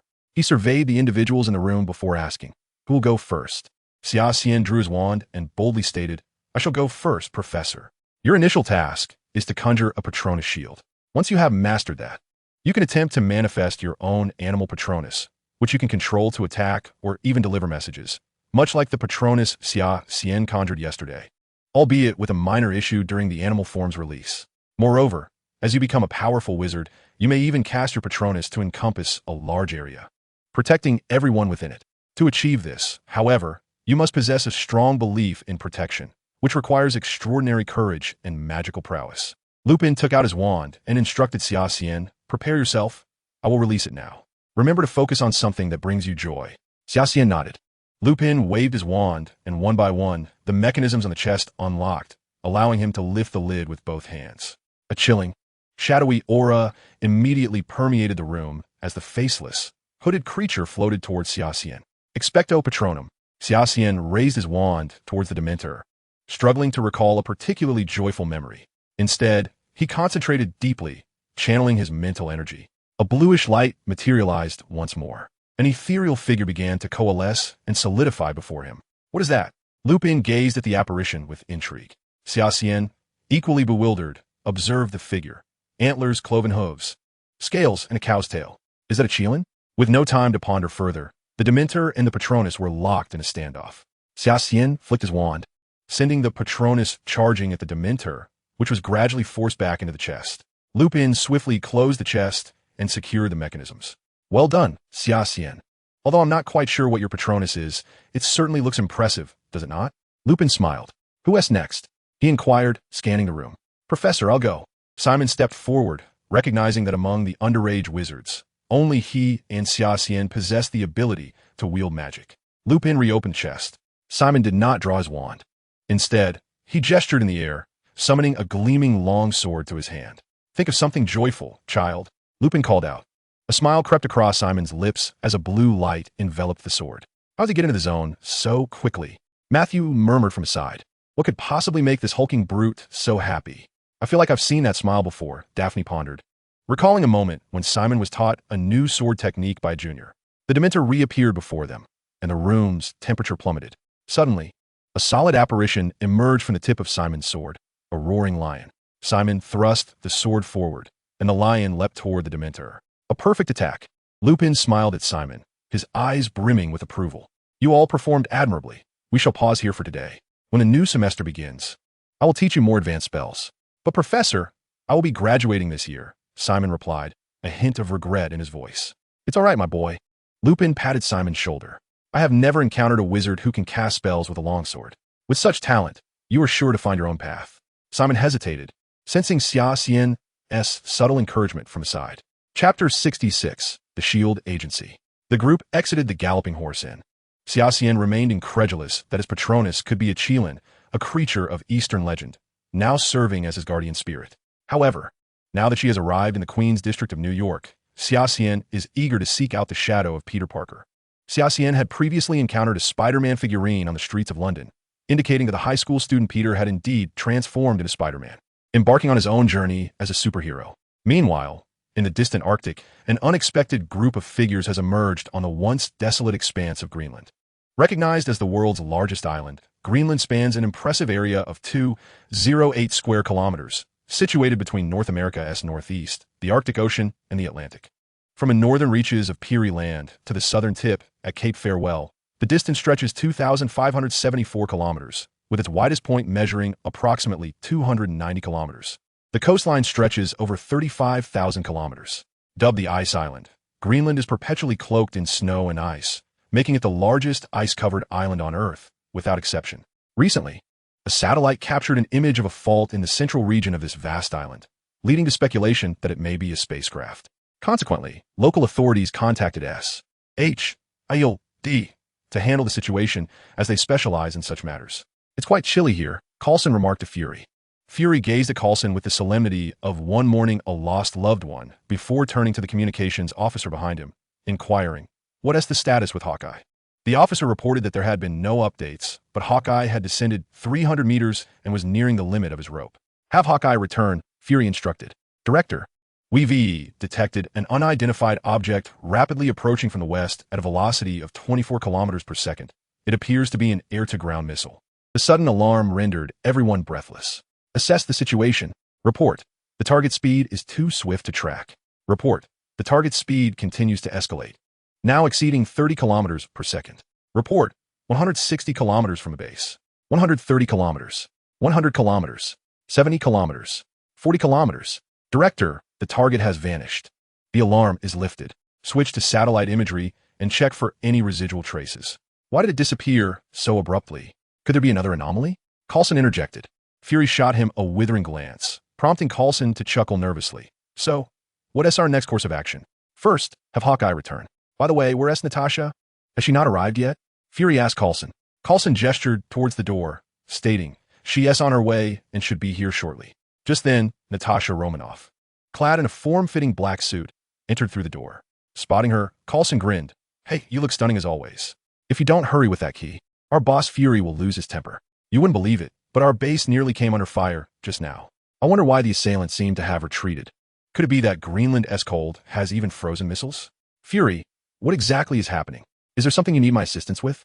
Natasha chose to disregard Coulson's chatter, who had a tendency to be rather out of tune. Fury, too, was unperturbed by Coulson's remarks. He turned to Natasha, saying, "All right, take a look at this footage and see if you can discern anything." As Natasha scrutinized the images displayed on the computer screen, she pondered aloud. "It resembles a former Soviet nuclear submarine. However, to my knowledge, the Soviet Union never dispatched any submarines to Greenland. Director, the analysis of the surrounding ice fault is complete. Based on the data, this should not be a Soviet nuclear submarine, unless, of course, the Soviet Union existed 17,000 years ago. In that case, it might be a possibility." 17,000 years? Natasha echoed. Indeed, the age of the glaciers surrounding this area dates back to that period. Yet, it remains uncertain whether the object within is from that era. We will need to analyze the samples brought back by Agent Hawkeye. Speaking of which, has he not returned yet? Are you looking for me? A figure clad in a purple bodysuit, military boots, and a quiver of arrows appeared behind the researchers. "Ah, Agent Barton, welcome back. What are the samples I requested?" "Here you go," he replied, tossing a jar to the researcher, who eagerly scurried away with it. Hawkeye glanced at Black Widow, who acknowledged him with a nod. "Fury, can you elaborate on the situation over there?" Barton inquired. "My preliminary assessment suggests it resembles a fortress externally, while the interior remains obscured. I descended 300 meters and still couldn't ascertain what lies within. I may need to prepare some longer ropes. Give me some time. Well then, I leave it in your capable hands. Natasha, if you wish, you may accompany Hawkeye," Fury suggested, glancing at Natasha, who nodded in agreement. "I'll go prepare. My room is still available, right? It's always reserved for you," Coulson replied with a smile. Natasha then turned to leave, followed by Hawkeye. Fury observed their departing figures in silence before redirecting his gaze to the screen, fixated on that dark object buried beneath the ice. "I believe you should take a look at this as well," Fury said, producing a document and presenting it to several agents. Natasha's eyes fell upon a photograph of Xia Xian, prompting her to comment. This young man is rather handsome. He is precisely my type. Fury shot her an exasperated glance, retorting, knowing what he has done, you might not find him as appealing. All bullets are ineffective against him, and he appears to possess some form of teleportation ability. Another individual with extraordinary abilities? Hawkeye remarked glumly as he studied the document. So, which trouble should we address first? Certainly this one, Fury replied, his expression laden with concern as he regarded the enigmatic object beneath the glacier. Heaven knows what lies beneath. Suddenly, a violent tremor shook the agents stationed on the ice, causing them to look around in alarm, eager to uncover the source of the disturbance. To their astonishment, a spacecraft emerged from a crevice, hovering momentarily before streaking across the night sky and vanishing. Director, did you see that? Hawkeye said, his expression one of disbelief as he gazed at Fury. Forget it. Dispatch agents worldwide to locate any traces of this object. We need to investigate further. Fury remained silent for a moment, then turned to Natasha, seeking her input. I think, Director, local agents in New York have reported an incident on the Brooklyn Bridge, where a giant lizard was engaged in battle with a figure clad in a blue bodysuit. The colossal lizard fled after causing chaos, while the one in the bodysuit rescued several individuals before departing. New York City has dubbed him Spider-Man. However, it's evident that the police are not fond of him. They have officially issued a warrant for his arrest. Look, another anomaly has emerged. SCHIELD certainly has its work cut out for it, Coulson remarked. Hawkeye, Natasha, I'm tasking you with heading to New York. Ensure you bring this Spider-Man into SHIELD. Also, I want all available information on that mysterious dark-haired boy. Hey, Director. Natasha looked at Fury with a hint of exasperation. How outdated is your intelligence network? That boy is the recent heir to the Shui family fortune, Xia Xian. Upon receiving their orders, Natasha and Hawkeye promptly departed in a helicopter bound for New York. The agents of SHIELD boarded the helicopter in waves, officially departing from the scene. However, this did not signify that SHIELD had relinquished the search for the mysteriously vanished spacecraft. Fury remained steadfast in his belief that they would encounter it once more. Naturally, this also included the individuals aboard, elements that posed significant uncertainty for humanity. The role of SHIELD was to ensure that all instability was transformed into stability. At that moment, Xia Xian held a copy of the New York Times. The front-page headline featuring none other than Spider-Man, accompanied by a large lizard. The setting was a New York bridge. This American news seemed far more exhilarating than the mundane coverage seen in the Muggles' times. Matthew remarked, Do you not find it odd? Xia Xian set the newspaper aside, pondering why, given that these American Caucasians hailed from Europe, there existed an abundance of mutants in America, while their native continent showed none. Xia had previously asserted that it was Europeans who had driven these mutants to America. Yet the book Xia referenced was one that Eliza had never encountered in the library. Eliza, exuding an air of academic prowess, chimed in, What I said is indeed correct.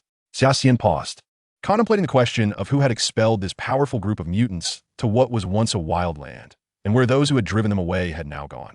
The group fell into deep thought, reflecting on Xia Xian's analysis. Chapter 67, A Favor for Spider-Man. In comparison to the United States, Europe as society appeared notably tranquil and harmonious. Daphne commented that the wizards were solely preoccupied with their own world, a situation that could be seen as either beneficial or detrimental. Isolating oneself from the entirety of the world is undoubtedly a negative trait, Xia Xian remarked, folding the newspaper.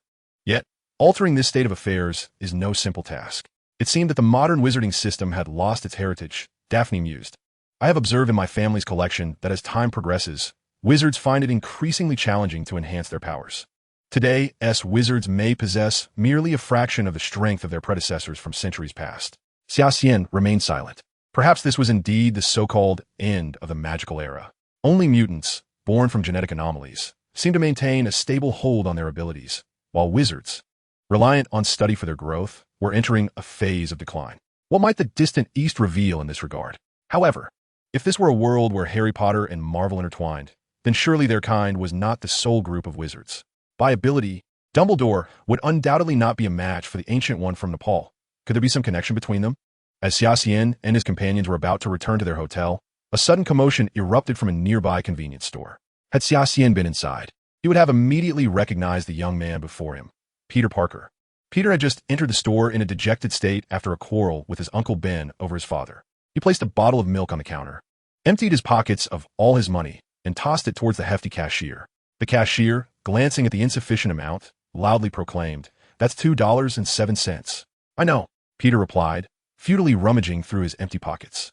Spotting the coin tray on the counter, he hastily grabbed 2 cents and tossed them towards the cashier. But this was evidently in vain. The cashier, having witnessed the entire exchange, denied Peter his milk and berated him. "You're blocking the line. Go home and ask your dad for milk money, you little brat." "Don't bring up my dad," Peter retorted angrily, though his slight frame lacked the intimidation factor against the cashier's bulk. Suddenly, a case of beer sailed past him, landing on the counter as he glared at the cashier. Realizing he was indeed obstructing others, Peter begrudgingly pocketed his remaining cash and turned towards the exit, only to be startled by the sound of items crashing to the floor. Looking back, he saw a long-haired man in sunglasses who had been behind him, seizing the opportunity while the cashier was distracted to snatch money from the register and slip it into his pocket. The items that had fallen were clearly the result of this man's actions. Noticing Peter's gaze, the thief tossed the milk Peter had intended to buy at him before hastily exiting the store. Grasping the milk, Peter chose not to alert the distracted cashier, instead feeling a sense of vindication from the man's actions. With this thought, he stepped outside, a smirk on his face. Just as he exited, the flustered cashier burst out, shouting, "Hey, kid, help me stop him." Upon hearing this, Peter shrugged and replied with a smirk, "What is it to me?" The cashier, left with no choice, chased after the fleeing thief, shouting in desperation. Watching the cashier bounce down the street like a rubber ball, Peter felt a sense of satisfaction, as if he had avenged the earlier insult. He opened the milk and took a hearty swig, then turned to continue on his way. Bam! A gunshot rang out, capturing Peter's attention.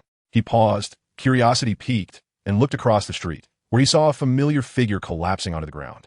Stricken with disbelief, Peter trudged over, only to find his Uncle Ben lying on the ground, having come searching for him.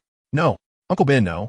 Someone help him," Peter cried, kneeling in panic as blood pooled from his uncle's wound. Xia Xian immediately recognized Peter Parker before him. The fallen figure was undoubtedly Uncle Ben. "Boss, we should not involve ourselves in this matter," Simon cautioned, gripping Xia Xian's arm.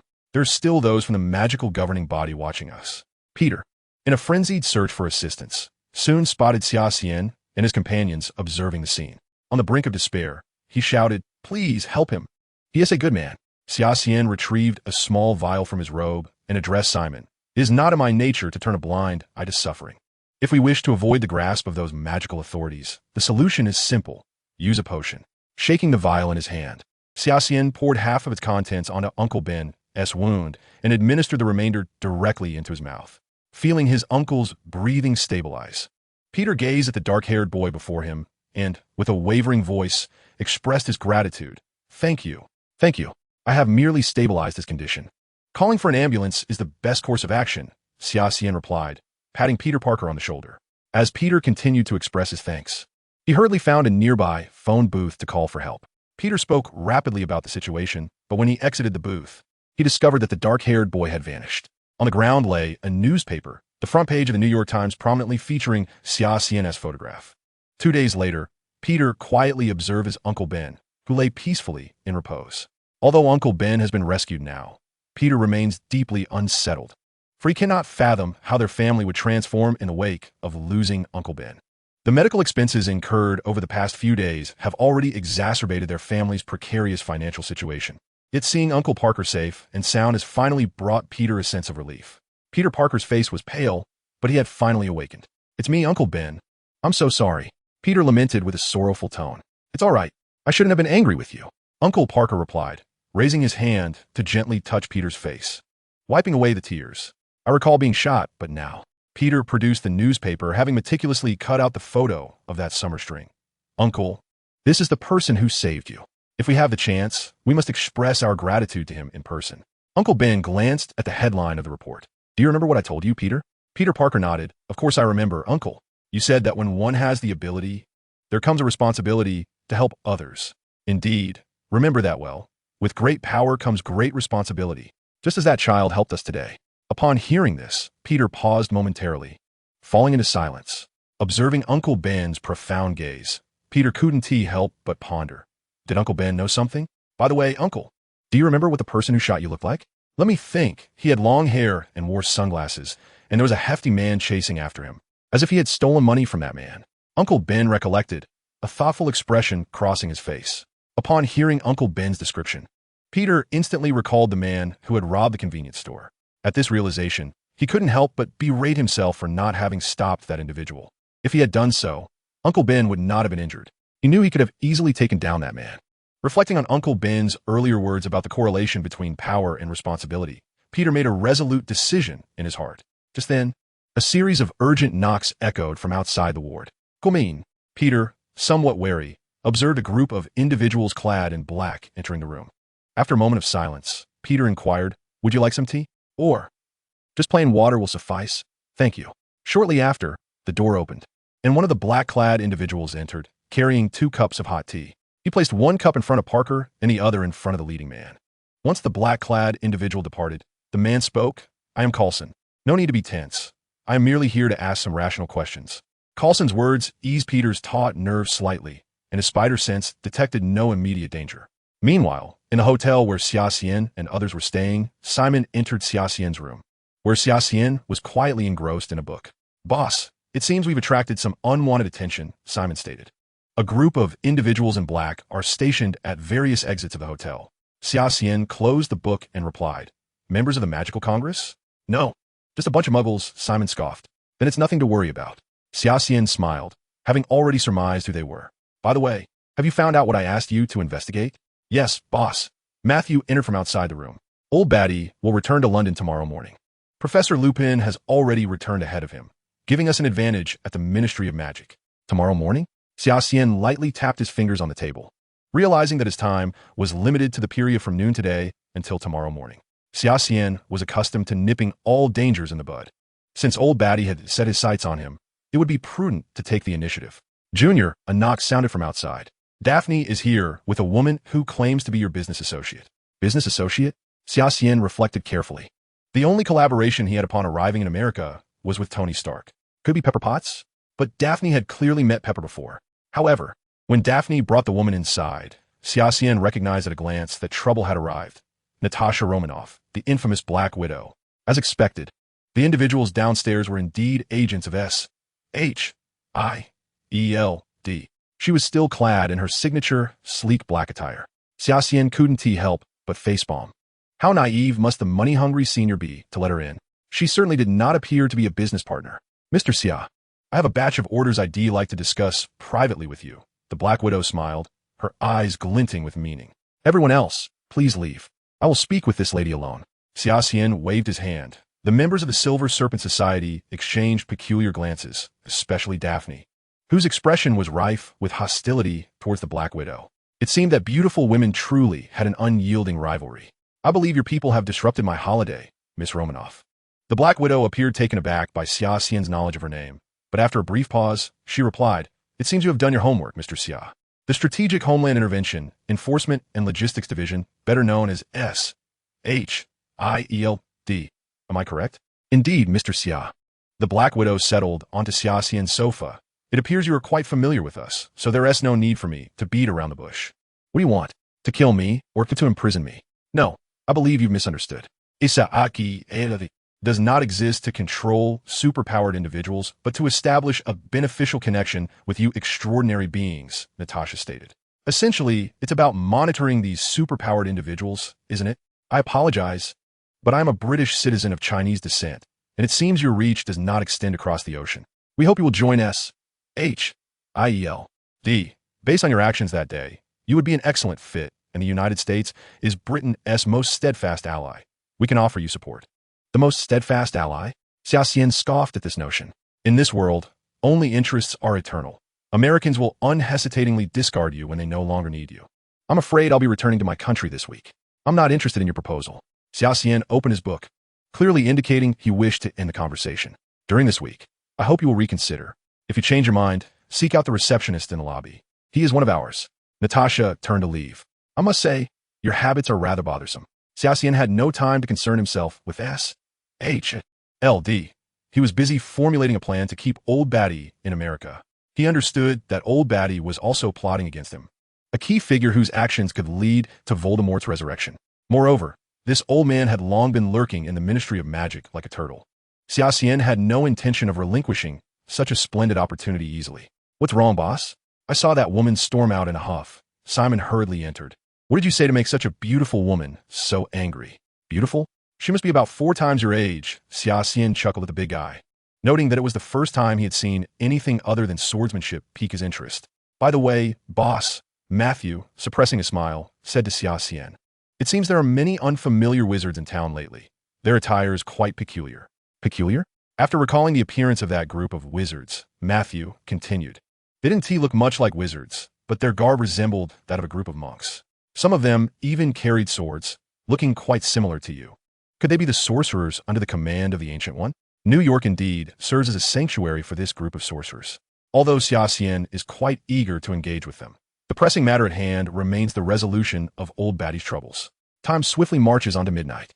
Xia Xian stealthily descends from the hotel balcony, and after the agents of S.H.I.E.L.D. have departed, he senses at least 5 or 6 magical auras encircling the hotel. It appears that not only does he wish to take action against Old Batty, but the adversaries also desire to silence him permanently. Before stepping out, Xia Xian hastily convenes a few companions, as they are evidently surrounded by their foes. After contemplating all possible scenarios, they settle on a final plan. Xia Xian directs his wand towards Central Park on the map. Central Park, the largest park in all of New York, is not particularly favored by tourists even during the bustling daylight hours. Clearly, the upscale hotels and residences further south attract more attention from visitors and socialites. Xia Xian deliberately maintains a pace that is neither hurried nor sluggish. The pursuers trailing him from the city center appear to be utterly fatigued. Disapparition. At this hour, Central Park is closed to the public, necessitating unconventional means for entry. With a peculiar distortion of space, Xia Xian's figure vanishes before the park's railing. The nocturnal Central Park, a haven for criminals in New York, is largely deserted. This desolation suits Xia Xian perfectly. Old Batty, convinced of his impending victory, has summoned all the Death Eaters in New York to lay a meticulous trap around the hotel where Xia Xian and his companions reside. However, Old Batty soon observes that the behavior of the hotel's occupants is quite peculiar. First, Xia Xian leaps from a window, followed by several others exiting the hotel in succession. Left with no choice, Old Batty divides his forces to track each individual. He personally trails behind Xia Xian, believing this task to be a mere formality. After all, despite the myriad tales of the boy from Hogwarts, he is merely a 13-year-old descendant of Muggles. Several times, he nearly succumbs to the urge to strike early, yet he retains a sliver of restraint. The current circumstances are not favorable for the Death Eaters, particularly within American territory, and he is reluctant to invite trouble. He feels his patience is not in vain, although he senses his legs tiring from the pursuit of the insufferable boy. Xia Xian foolishly ventures into such an uninhabited place. When the time comes, he will ensure the boy suffers. Old Batty sneers, envisioning Xia Xian pleading for mercy at his feet. It is then that Old Batty realizes his target has inexplicably vanished. A 13-year-old capable of the disapparition spell? Old Batty cannot fathom such absurdity. While the boy had exhibited similar abilities in the previous incident, Old Batty remains unconvinced. Perhaps Dumbledore has bestowed some magical artifact upon him. He muses, reassuring himself that once he dispatches this boy, the treasure will be his. Without further contemplation, Old Batty and a few followers promptly follow suit with the disapparition spell. "Long time no see, Mr. Batty." The black-haired youth stand by the riverbank, arms crossed, gazing at him with an expression of amusement. "Avada Kedavra!" Old Batty fumes. This insufferable boy has clearly realized he is being followed, and his circuitous route through the streets must have been intentional. A sickly green light flickers from Old Batty's wand, the killing curse. Xia Xian has no intention of absorbing this curse head-on. With a surge of mental energy, he instantly employs the disapparition spell to evade the oncoming attack, which he knows to be inevitable. Seeing his initial attempt thwarted, Old Batty unleashes several more killing curses in rapid succession towards Xia Xian. Xia Xian retaliates, using the stunning spell to push Old Batty back a few steps. "What are you waiting for?" Old Batty bellows at his subordinates. After casting a series of killing curses, Old Batty finds himself slightly breathless. Xia Xian, utilizing the disapparition spell to continuously shift his position, struggles to find an opening against the tightly knit formation of foes. The situation seems to have reached a stalemate. An eerie silence envelopes both parties. Xia Xian glances back to see a tranquil lake behind him. Faced with the blockade of over a dozen adversaries, he must take the matter seriously. In the distance, a silvery glow emanates from the trees, indicating that Simon and the others are approaching. The wands of several opponents once again emit a sinister green light, coalescing into a beam of lethal energy. This curse nearly grazes Xia Xian's face. Suddenly, the night sky is illuminated by flashes of lightning. Old Batty stares in bewilderment at the heavens, under the full moon. How could there be such a display of lightning? A peculiar smile plays on Xia Xian's lips as he faintly hears the call of the lightning.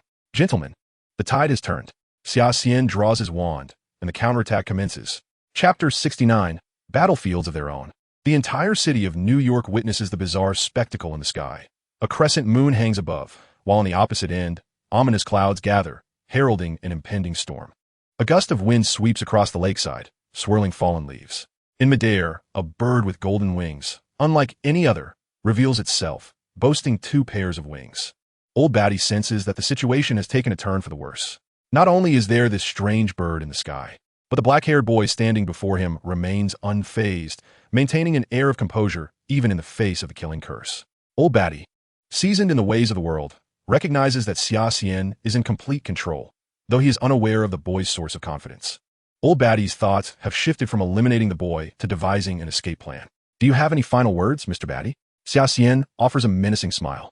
Old Batty gestures with his hand, prompting a swarm of Death Eaters to close in on Xia Xian.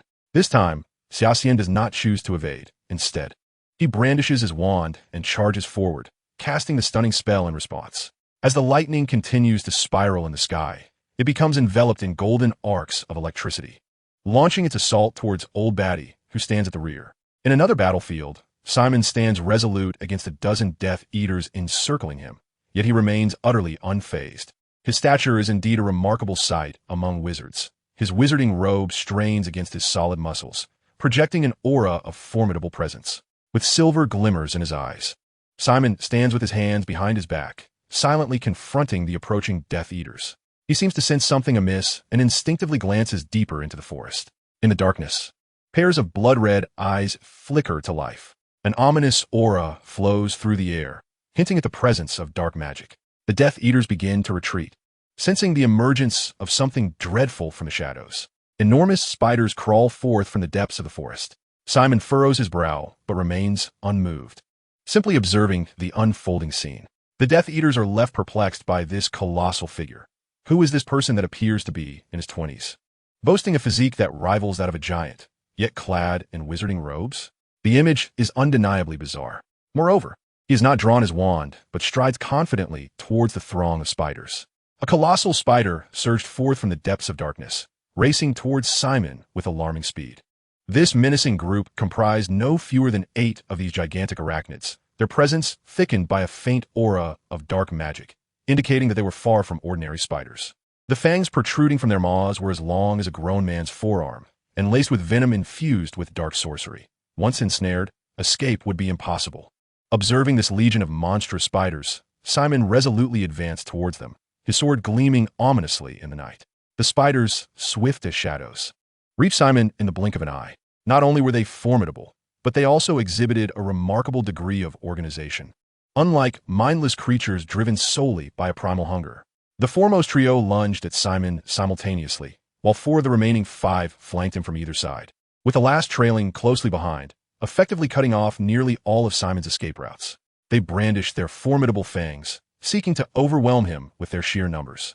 Meanwhile, the Death Eaters raised their wands, underestimating Simon's prowess, believing that as long as these beasts could ensnare him, victory was assured. Little did they realize that any spells cast would merely seal their fate. What unfolded next sent a jolt of fear through the Death Eaters, causing them to almost drop their wands. As the 8 spiders charged, Simon remained unfazed, as if oblivious to their approach. When the monstrous creatures leaped before him, he halted, a glimmering azure light manifesting upon his right fist. With a single, decisive blow, he shattered the heads of the 3 spiders directly before him. Calmly, he drew his sword from his back, executing a sweeping arc that claimed the lives of 5 additional spiders in a single, fluid motion. Unperturbed, Simon regarded the grotesque remnants of green ichor and dismembered bodies strewn about, before striding towards the Death Eaters with determination. Their demeanor shifted to one of palpable anxiety, hands trembling uncontrollably around their wands.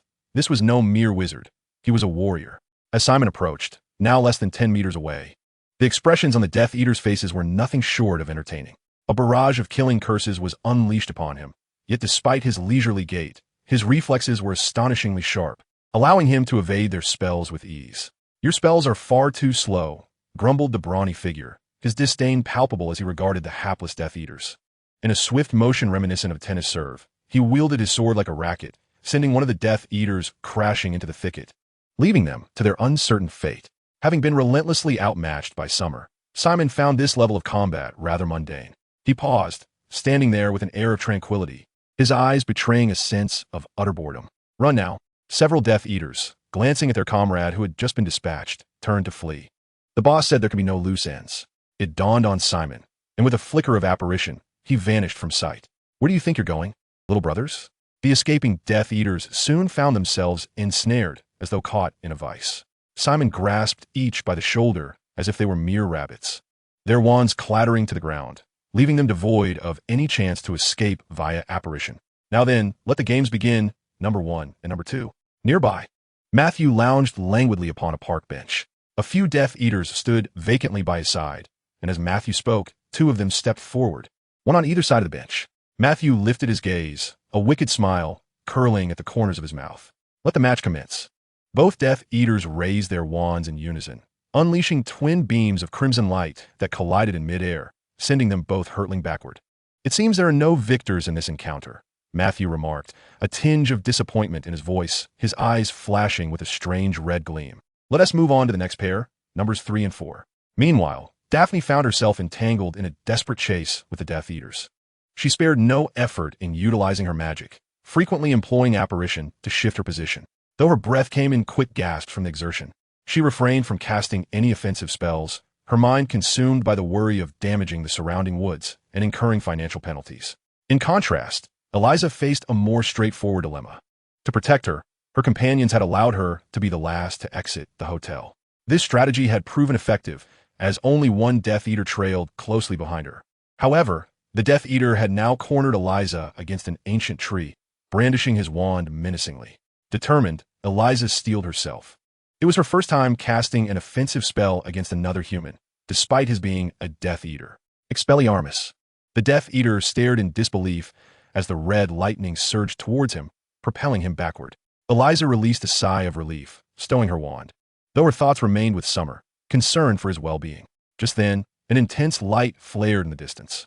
The grass along the lakeshore had been reduced to charred earth. Summer gazed at the devastation before him, feeling a tinge of exasperation. The lightning had once again proven uncontrollable. The thunderous roars faded as torrential rain began to pour. Observing the faint, silver glow encasing Old Batty, Summer mused that the Ministry of Magic indeed possessed some advanced technology for life preservation in dire situations. Yet, it was evident that Old Batty was beyond escape. The glow dimmed, ultimately vanishing altogether. Old Batty collapsed, coughing violently. Summer materialized before Old Batty, pointing his wand threateningly at his throat. "It's over, Mr. Batty." One hand held the wand poised at Old Batty's vital point, while the other tore away the tattered sleeve of his shirt, revealing a dark mark on his arm. Summer smirked. "I believe the Ministry will be quite eager to take you back, though your destination is Azkaban." Chapter 70. The new term begins, Harry's dream? Old Batty's capture sent shockwaves through the entire British wizarding community, prompting renewed skepticism and a crisis of trust directed at the Ministry of Magic, led by Fudge. However, this turmoil had little bearing on Summer. Despite some unpleasantness during their trip to America, bolstered by Summer's commendable suggestion and the discreet efforts of Dumbledore and others, Summer and his companions returned to London as scheduled. Accompanying them were 4 Aurors, tasked with escorting Old Batty to Azkaban to reunite him with his son. Before departing America, Tony Stark fulfilled his promise, delivering a piece of adamantium to Summer. Summer's preliminary plan was to forge this metal into a sword. However, in matters concerning Stark Industries, Tony's heart softened. After reclaiming absolute control of the company, he retained Stan's position on the board and ensured that his shares remained intact. Time swiftly passed, and soon the day of a new term approached. On this morning, Xia Xian awoke to the refreshing sense of dawn, opened the half-closed window, and a fragrant blend of earthy aromas wafted from the garden. Eliza's pure white owl flew onto the windowsill, meticulously grooming its feathers with its sharp beak. The sultry summer was imminent, and the air was already imbued with a gentle warmth. Xia Xian donned a black robe, greeted Shui Yuan Shan. and set off with Eliza to Diagon Alley to procure the books required for the semester. Upon entering the back courtyard of the Leaky Cauldron, he produced his wand and tapped the third brick from the left atop the rubbish bin. Stepping back, he watched as the entrance to Diagon Alley opened up in the wall. Perhaps due to the impending school term, Diagon Alley was particularly bustling today, thronged with a multitude of witches and wizards who stopped and started, selecting their desired items. The Quidditch specialty shop was already teeming with customers, and on a newly erected pedestal rested a broomstick. Its aerodynamic design and exquisite appearance drew a crowd of onlookers. A wizard with a square jaw was enthusiastically informing his companions about this newly released broomstick. "Isn't this the fastest broom in the world?" a boy exclaimed, his voice piercing as he swung from his father's arm. "The Irish national team has just ordered 7 of these magnificent brooms," the shopkeeper announced to the crowd, highlighting their popularity in the Quidditch World Cup. A tall witch stepped aside, allowing Xia Xian to read the description beside the broom. Firebolt.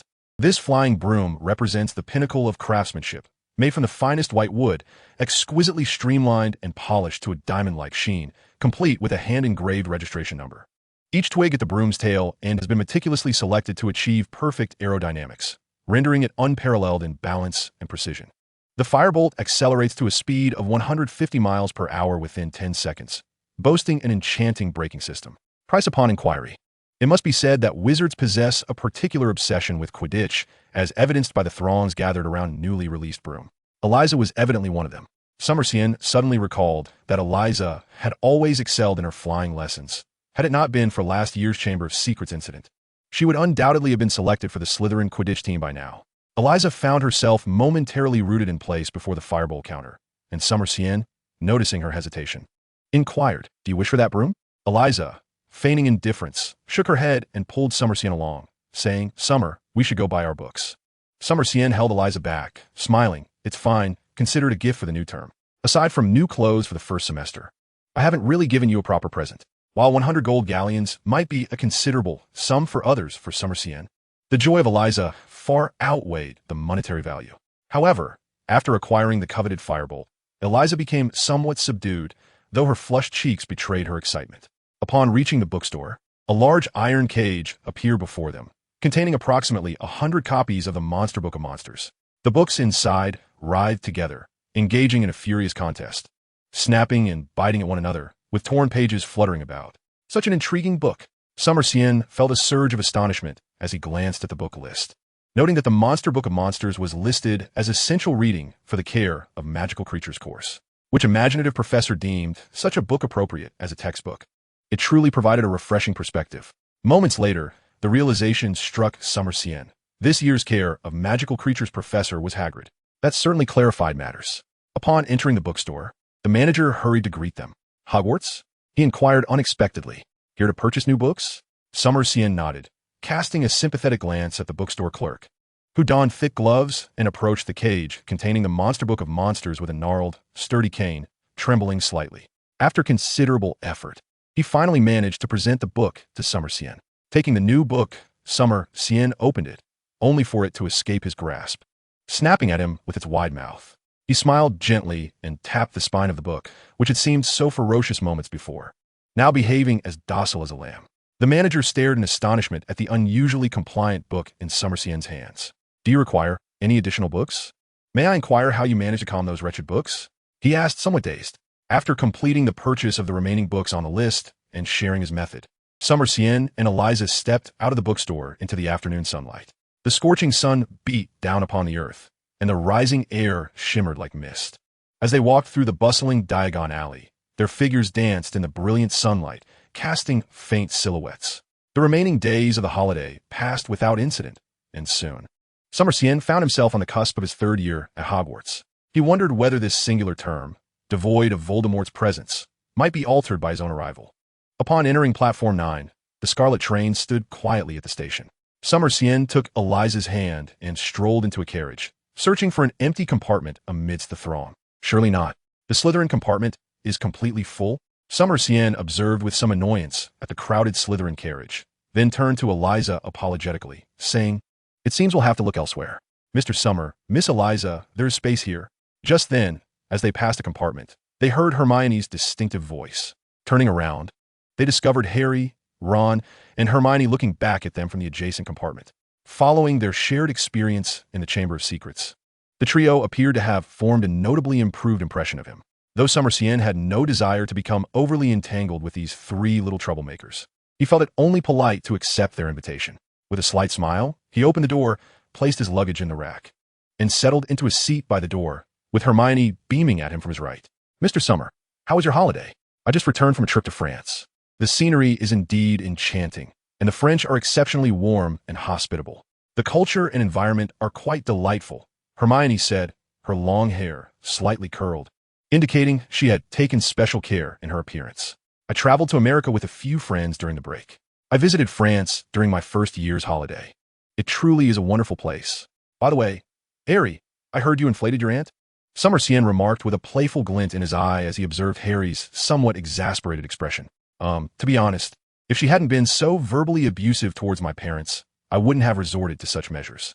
Her behavior was rather excessive, so I felt a slight reprimand was warranted.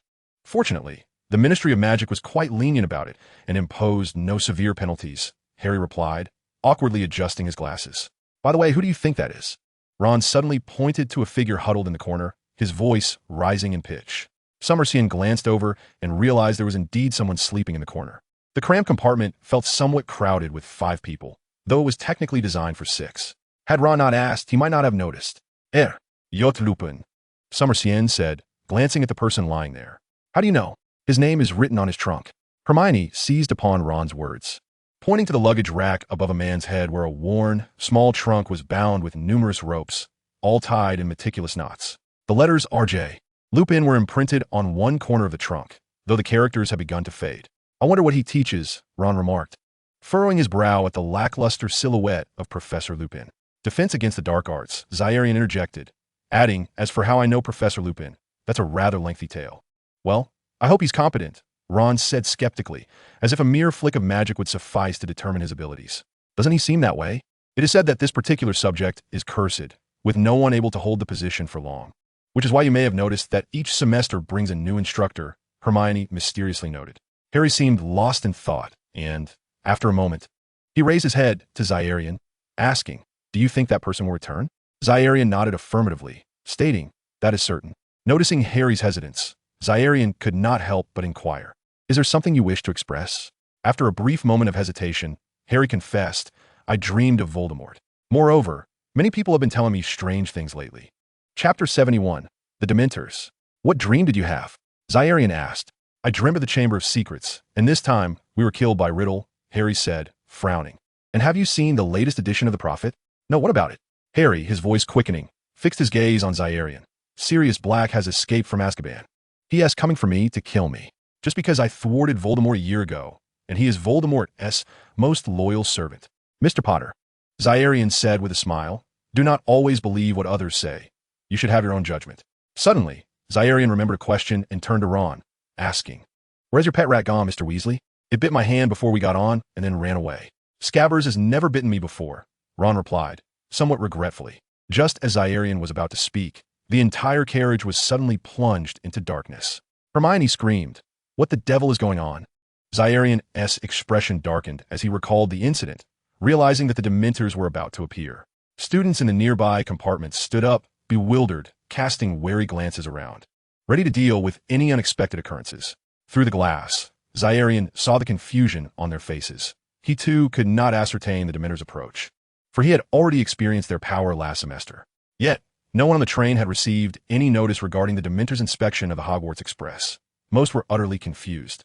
Xia remembered that it was the Ministry of Magic that had unilaterally dispatched the Dementors for a surprise check, targeting none other than the Sirius Black whom Harry had just mentioned. With a rumble, the entire Hogwarts Express shook violently, coming to a halt on a viaduct. The screams of Hogwarts students echoing all around. Ron suddenly pointed out the window, exclaiming, "I just saw something float by outside." "Calm down," Xia coldly replied. Ron immediately shut his mouth, intimidated in his silence. Hermione and Eliza appeared equally terrified. If faced with a formidable enemy, they might not have reacted this way, but the fear of the unknown was the most dreadful. Hermione pointed out the window, screaming, "It's freezing." Everyone watched as a layer of ice gradually formed on the window, spreading across the entire exterior of the train at a visible rate. Xian stood up abruptly, realizing what they were about to face, and warned, "Whatever you see shortly. Do not panic. I am still here." He drew his wand and positioned himself in front of the others. Seeing Xian stand up seemed to reassure them. However, Harry suddenly began to convulse, clutching his head as if possessed. Why is he reacting so severely? Xian squinted. Harry's condition was even more critical than he remembered.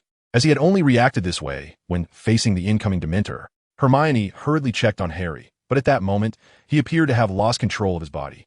Convulsing wildly. Creak! The door of the carriage slowly opened, a dried, scabbed hand gripping the doorknob, as a faceless figure draped in a cloak gradually extended into the compartment. "Indeed, it is a Dementor," Xian stated coldly. Before them stood an extraordinary creature, cloaked and appearing as if it had been submerged in decay. Dementors! Xian heard several students nearby scream in recognition, clearly familiar with the lore surrounding them. Hermione, seeing a Dementor glide into the opposite compartment, quickly urged, "Use the Patronus charm. The Patronus can drive away Dementors."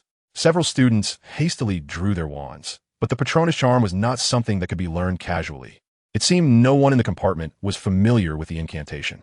Yet, before they could cast the Patronus, 2 more Dementors slipped into the carriage. No wonder Harry's reaction was escalating. It turned out there was not just one Dementor approaching.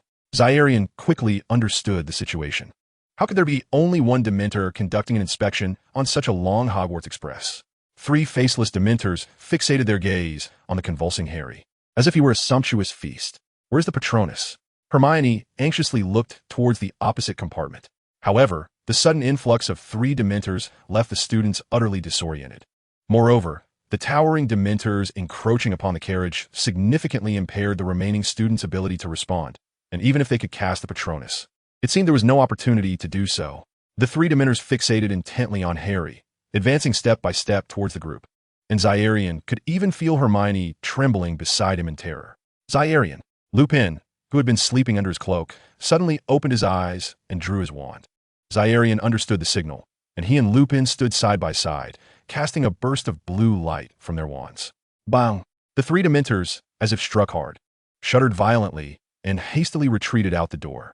Once the Dementors withdrew, the train lights flickered back on, and the ice layer outside began to slowly melt. Xian supported the pale Eliza and cheerfully asked, "Were you frightened?"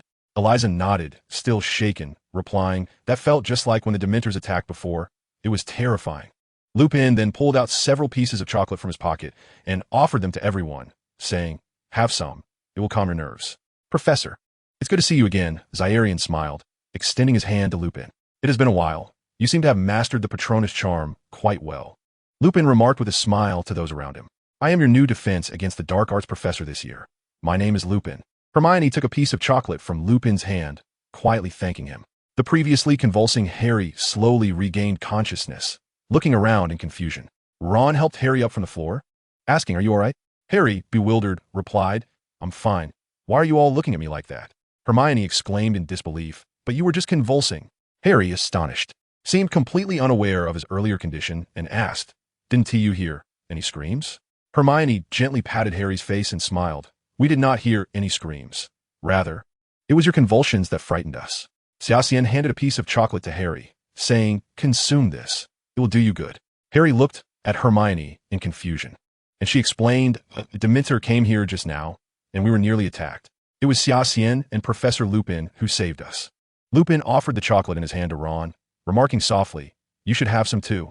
Do not dwell on this matter. After all, Dementors are creatures that guard Azkaban, and it is only natural to be caught off guard." Ron gratefully accepted the chocolate from Lupin and said, "Professor, you truly are remarkable. How is it that you're not afraid at all when facing a Dementor? I am filled with deep terror at the mere thought of such a creature." Lupin chuckled and replied, "Dementors are peculiar beings. Wherever they go, they drain happiness, forcing one to recall their most dreadful memories. As long as you focus on joyful thoughts, you will not be affected by them." He smiled, adding, "This carriage is now free of danger. I will check the other carriages." At that moment, the passengers had returned to their seats, yet Harry remained in disbelief. He continuously insisted that there had clearly been screams, and that he had never exhibited convulsions before. How could he suddenly behave in such a manner? Hermione kept comforting Harry, and although his emotions had somewhat calmed, Xia Xian could still sense the tumultuous unease and restlessness within him. Xia Xian fell into deep thought, This semester, Dementors would occasionally appear at Hogwarts. He recalled that within Salazar's cursed book, there were spells related to devouring Dementors. Faced with so many subjects for experimentation, although the notion was rather repulsive, Xia Xian could not bring himself to abandon such a substantial amount of research material. Harry, still troubled by the recent events, had completely forgotten about seeking help from Xia Xian, and Xia Xian similarly did not mention it to Harry. Hermione, however, cast worried glances at Harry, fearing that he might relapse into his previous state. Yet considering that Xia Xian was nearby, whose Patronus had shown as brilliantly as Professor Lupin's, Hermione felt a slight sense of relief. Xia Xian, how did you master such a profound spell as the Patronus charm? Hermione inquired with curiosity. Oh, Professor Lupin taught me. Xia Xian replied succinctly, not wishing to elaborate further. This spell is not particularly difficult. Just think of happy thoughts as you cast it. To prevent further inquiries from Hermione, Xia Xian directly stated, these Dementors are here to capture Black, aren't they? Harry suddenly interjected. It seemed that the esteemed savior could not escape this issue, and Xia Xian nearly divulged the truth to Harry. However, after a moment's consideration, he decided against revealing Sirius's identity to him. Xia Xian increasingly realized that Voldemort was not as simple as he appeared on the surface. His presence could be traced in both America and France. And Xia Xian felt that observing Voldemort's movements in secret was far more imperative than watching the familial drama between Sirius and Harry unfold. Chapter 72. The Prophecy of Conclusion. Hogwarts Great Hall. The students of the Hogwarts choir, each holding a large toad, sang the hymns loudly under Flitwick's direction. Below, the students at the 4 long tables joyfully feasted on the food laid before them, embodying a spirit of festivity. Welcome back to the Hogwarts campus, everyone. Let's embrace a brand new semester, Dumbledore announced from the front. Just as the choir finished their performance and stepped down, all eyes turned to Dumbledore. First, let us welcome Professor R.J. Lupin. He will be assuming the role of our defense against the dark arts professor this semester. The Great Hall erupted into enthusiastic applause as a rather disheveled, aged-looking, and slender man stood up and bowed slightly to the students. Xia Xian observed Lupin, recalling his appearance from their first meeting in America. Yet who would have thought that such a frail exterior concealed a fierce spirit within? After Lupin took his seat, Dumbledore continued, our care of magical creatures professor has also honorably retired this year, so replacing him is Rubeus Hagrid.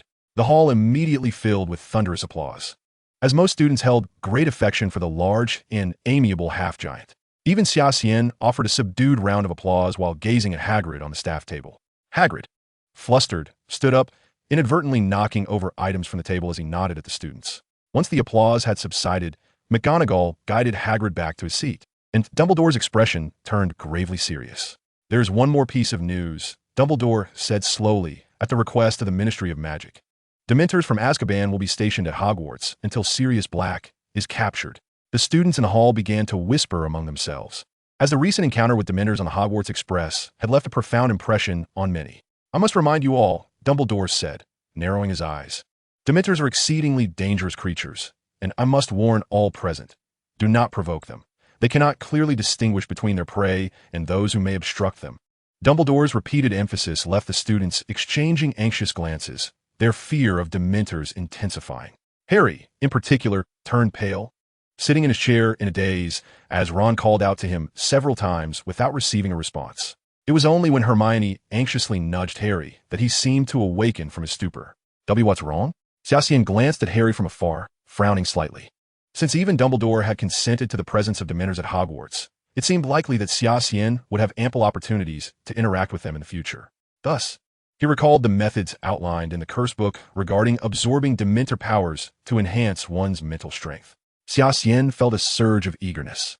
Although such spells clearly fell within the realm of dark magic, he had long since transcended the simplistic notions of good and evil magic. After the opening ceremony, Xia Xian headed directly to divination class with his book in hand. The divination professor, Trelawney, was an eccentric woman, notoriously unreliable in her actions. Yet, even she had made several remarkably accurate predictions. As someone who had traversed through time, Xia Xian understood that Trelawney's few precise prophecies were merely a result of her seer bloodline, unrelated to her scholarly knowledge. Therefore, Xia Xian had no intention of paying close attention to her lesson. Instead, he brought along Gilderoy Lockhart's latest novel, Teaching Defense at Hogwarts, intending to observe Lockhart's writing style once more. Speaking of Lockhart, due to Xia Xian's presence, he had not descended into the madness depicted in the original narrative. On the contrary, after being dismissed from Hogwarts, he lived a more carefree life, and this newly published book had set a new sales record. Although Dumbledore was aware that the Chamber of Secrets incident had been resolved by Xia Xian and Harry, and that Lockhart had been expelled for his inaction, it did not diminish Lockhart's extensive readership. His experiences as a professor at Hogwarts only served to bolster his popularity. And with Dumbledore's recognition as a prominent figure in the wizarding world, Lockhart now possessed even more material to boast about. Thus, the title of Lockhart's new work was Teaching Defense at Hogwarts, which once again sparked a frenzy among wizarding book enthusiasts. Xia Xian's initial intention in reading this book was to regard it merely as a source of entertainment, particularly during the tedious divination class. As Xia Xian gazed at the tome titled Teaching Defense Against the Dark Arts at Hogwarts, he found it filled with descriptions of Lockhart's flamboyant exploits at Hogwarts, his clever discovery of the Chamber of Secrets, and ultimately his resolution of the crisis surrounding it. Xia Xian couldn't help but marvel at Lockhart's remarkable ability to conjure vivid and captivating narratives, despite his own lack of true talent. Suddenly, a loud bang erupted on Xia Xian's desk. He looked up in displeasure to find Trelawney glaring at him with fiery indignation. "Mr. Xia Xian, how dare you read a novel in my solemn and sacred divination class? This is a grave disrespect to the art of divination." Xia Xian replied coolly, "I was merely seeking inspiration for divination within the pages of this book. Did you not say, Professor, that the practice of divination stems from all aspects of life? But not for novels, not from such contaminating thoughts." Trelawney exclaimed passionately, "Divination is sacred and exalted. Your actions may invoke calamity from the divination deity." Xia Xian retorted nonchalantly, "Then pray tell, Professor, what calamity might I face?" Seeing Xia Xian's defiance, Trelawney angrily seized the teacup from his desk, shrieking as she slammed it down, producing a resounding crash. "You shall be shrouded by dark forces, consumed by the terror of death, and face irreversible doom." Xia Xian gazed at Trelawney, who was dramatically gesticulating, and remarked, "Professor, do you not think it morally questionable to constantly predict disaster and demise for others?" Trelawney slammed her hand on the table, her voice rising. "Mr. Xia Xian, you are questioning divination. You are protesting and rejecting the divination deity." The students present held their breath, observing Trelawney's escalating emotions, aware that Xia Xian was not one to provoke lightly, anticipating a clash of sparks between them. Growing weary of the outrageous accusations, Xia Xian fixed Trelawney with a cold stare, poised to speak, when she suddenly lowered her flailing arms, her eyes widening behind her oversized glasses. Fixating on him as if transformed, Xia Xian furrowed his brow. Trelawney's status as a seer stemmed not only from her knowledge of the craft, but also from her genuine ability to foresee the future, albeit only in rare, altered states. Presently, it was clear that her heightened emotions had plunged her back into that peculiar state. A thought flickered in Xia Xian's mind. Could a prophecy regarding himself be emerging? Trelawney gazed at him, her eyes vacant, lips slightly parted, her voice taking on a gravelly, profound tone. "The day of reckoning draws near. The one who unseals the storied past shall be slain by another version of himself." A stunned silence enveloped the room, all present, including Xia Xian, staring blankly at Trelawney. Xia Xian recognized that her previous state was indicative of her authentic prophetic abilities. Whatever she foretold in that condition was bound to manifest in reality. Yet Trelawney appeared oblivious to what she had just uttered, taking a considerable time to regain her composure before once again waving her arms and reprimanding Xia Xian. However, at that moment, Xia Xian lacked the inclination to debate with her. He was slightly shaken by her words, slowly processing Trelawney's prophecy. What could it possibly mean? Would he be killed by himself? The enigmatic nature of her statement left him perplexed. Around him, the students buzzed excitedly in hushed tones. Having never witnessed Trelawney in such a bizarre state, especially when predicting for the illustrious Xia Xian, they speculated over the meaning of her prophecy. After class, this prophetic utterance spread like wildfire among the students, given that the school's most renowned seer had chosen to prophesy about a prominent figure like Xia Xian, making it an explosive topic of discussion. Countless interpretations arose concerning her words, even catching the attention of the professors. "The day of reckoning draws near" was the most straightforward phrase, undoubtedly indicating an important day approaching for the wizarding world, or perhaps the entire realm. Yet what precisely would culminate? An individual's demise, the end of a particular event, or the world's conclusion? While it sounded ominous, it felt as intangible as the concept of an apocalypse. The one who unseals the storied past sparked various conjectures. Some believed it referred to Xia Xian, poised to unveil history, while others speculated it might pertain to Harry, as he was foretold to save the Wizarding World. There were also those who thought it referred to Dumbledore, as only he possessed such capability. "He shall be slain by another version of himself," was perhaps the most baffling statement, leaving nearly everyone utterly confused. In a fleeting moment, rumors began to swirl. Speculation predominantly revolved around Xia Xian, Harry, and Voldemort, even intertwining with Dumbledore. To quell the burgeoning tide of gossip, Xia Xian enlisted the aid of the Silver Serpent Society. On one front, he sought to disseminate within Slytherin House that Professor Trelawney's prophecies were largely exaggerated nonsense, a conclusion many had come to accept, given her track record of infrequent accuracy. On another front, he portrayed Trelawney's predictions as mere attempts to intimidate disobedient students, mere figments unlikely to materialize. In truth, Trelawney herself was often oblivious to her own state. She remained hazy about the rumors circulating about her on campus, unable to mount any rebuttal. Moreover, several professors who held disdain for Trelawney, likely due to her penchant for predicting their misfortunes, were understandably reluctant to endorse her credibility. Though none openly criticized her prophecies as worthless, they subtly indicated that students should not heed her ramblings. Thus, the rumors surrounding Trelawney's predictions gradually subsided within school. Yet Xia Xian remained deeply concerned about Trelawney's prophecy, aware that while most of her predictions were unreliable, those made in her altered state carried a certain weight of truth. Every prophecy she delivered in that condition had come to pass, suggesting that her words regarding him might also hold some veracity. Yet, what could Trelawney's statement truly signify? Even Xia Xian found himself at a loss. Contemplating the nebulous nature of prophecy, he set aside these thoughts, focusing instead on the more pressing matters at hand. On his desk lay the piece of Edmund metal gifted by Stark, as Xia Xian slowly sketched the outline of a long sword on the parchment. At this juncture, Stark Industries has likely only developed the initial iteration of the Edmund alloy, the very material used in Captain America's first shield. Subsequently, through Tony Stark's relentless enhancements, the alloy was infused with vibranium, significantly augmenting its hardness. Xia Xian's intention is to forge a sword from this Edmund alloy. Currently, his mastery of Tai Chi and Xianxing Dao is still evolving, and he predominantly relies on sorcery, which, as is evident, possesses its weaknesses, namely, a lack of close-quarters defensive capabilities. In such situations, he must resort to the art of apparition to evade threats. Simon's combat style has inspired Xia Xian. While the bulky figure may lack ranged attack power, Xia Xian possesses a unique advantage that sets him apart from other sorcerers. He excels at both close and distant combat. The Edmund alloy stands as the optimal choice for weapon crafting at this stage, as no other magical material known to him boasts greater hardness.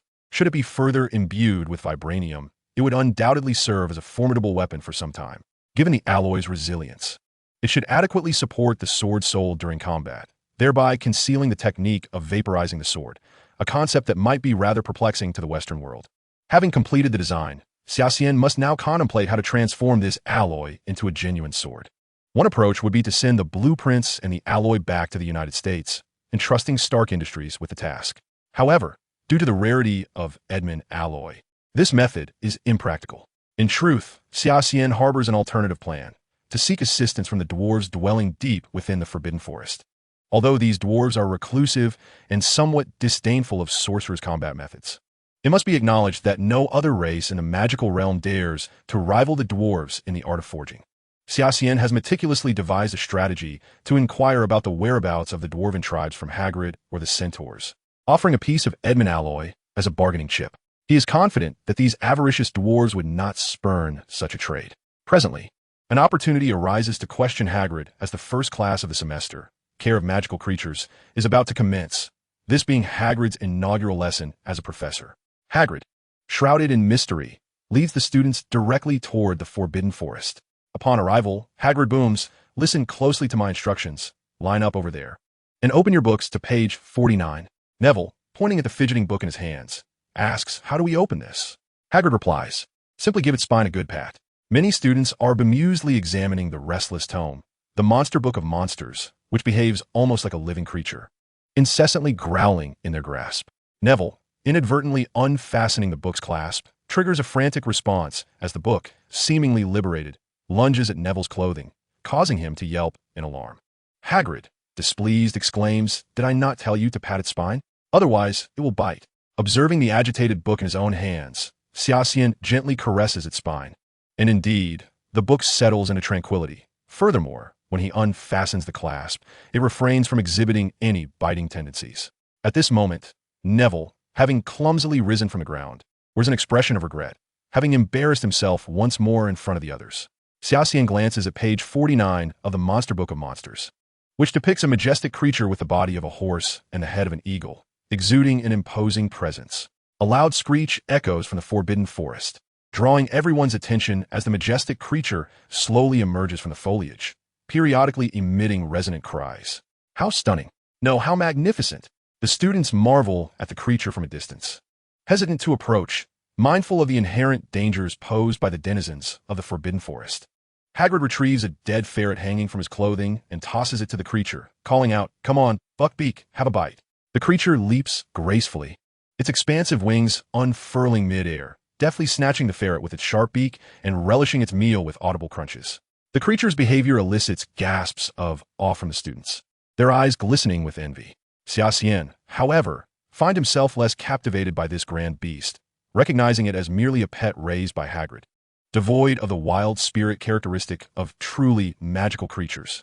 Having witnessed the power of lightning, this creature appears rather ordinary in comparison. Contemplating this, Xia Xian absent-mindedly touches the golden lightning mark on his hand, a testament to the bond he shares with lightning. Upon returning from the United States, lightning has grown at an astonishing rate, nearly matching the size of the creature before him.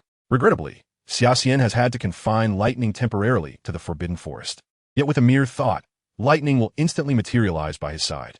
As for Kakaya, the nocturnal winged serpent now prefers to dangle in the dim corners of Xia Xian's room, basking in slumber.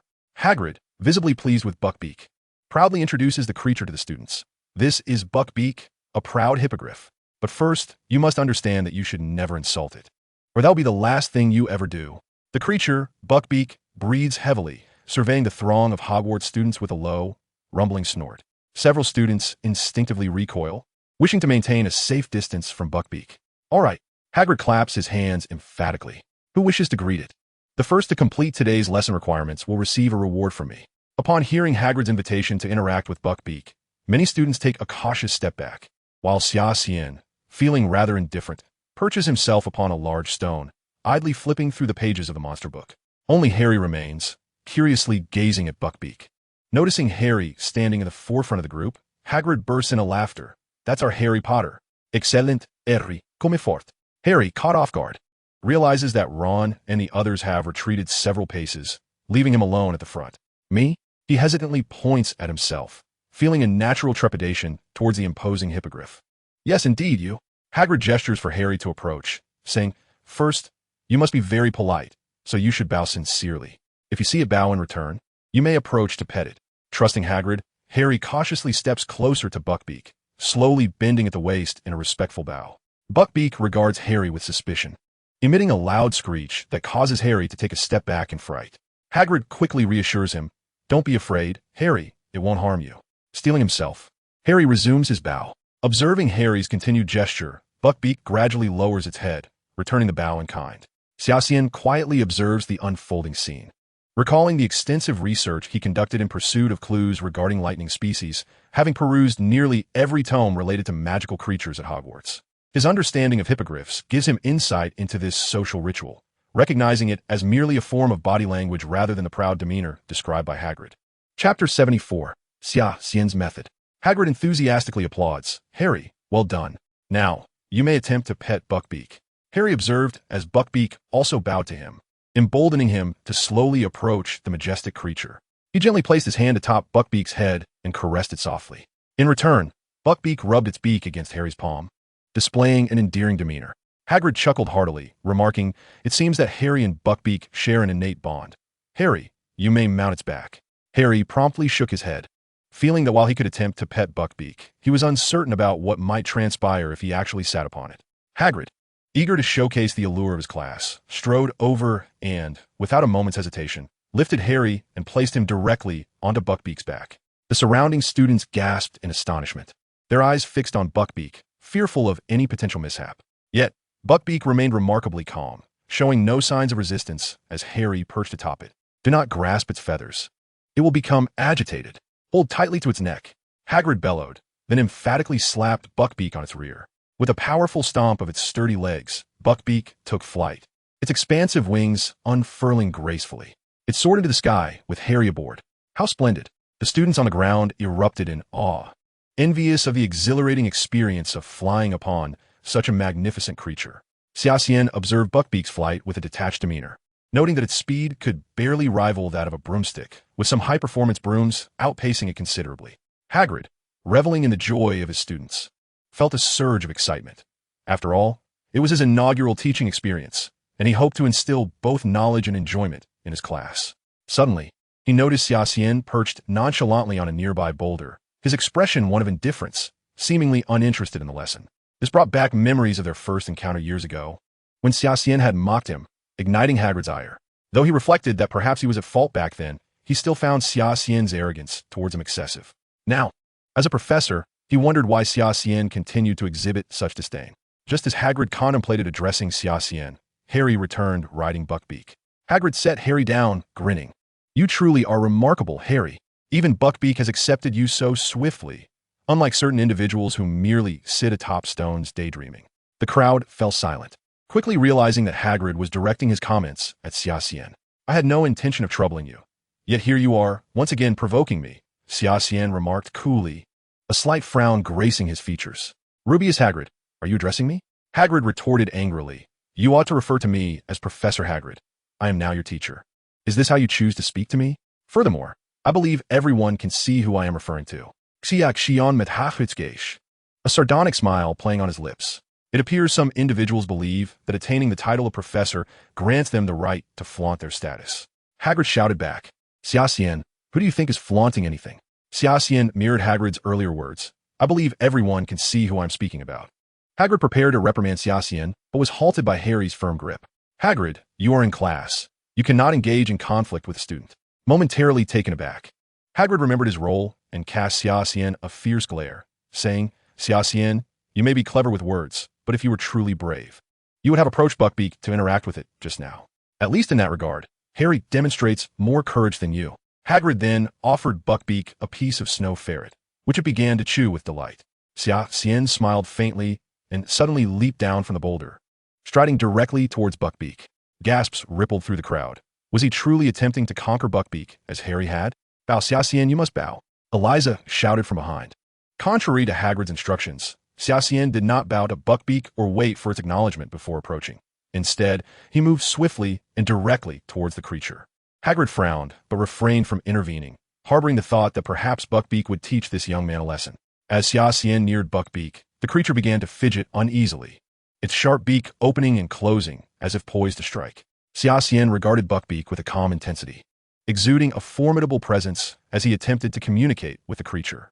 However, due to the inadequacy of the language system of the hippogriff, their exchange consisted of Xia Xian merely maintaining a steady gaze upon Buckbeak, without uttering a single word.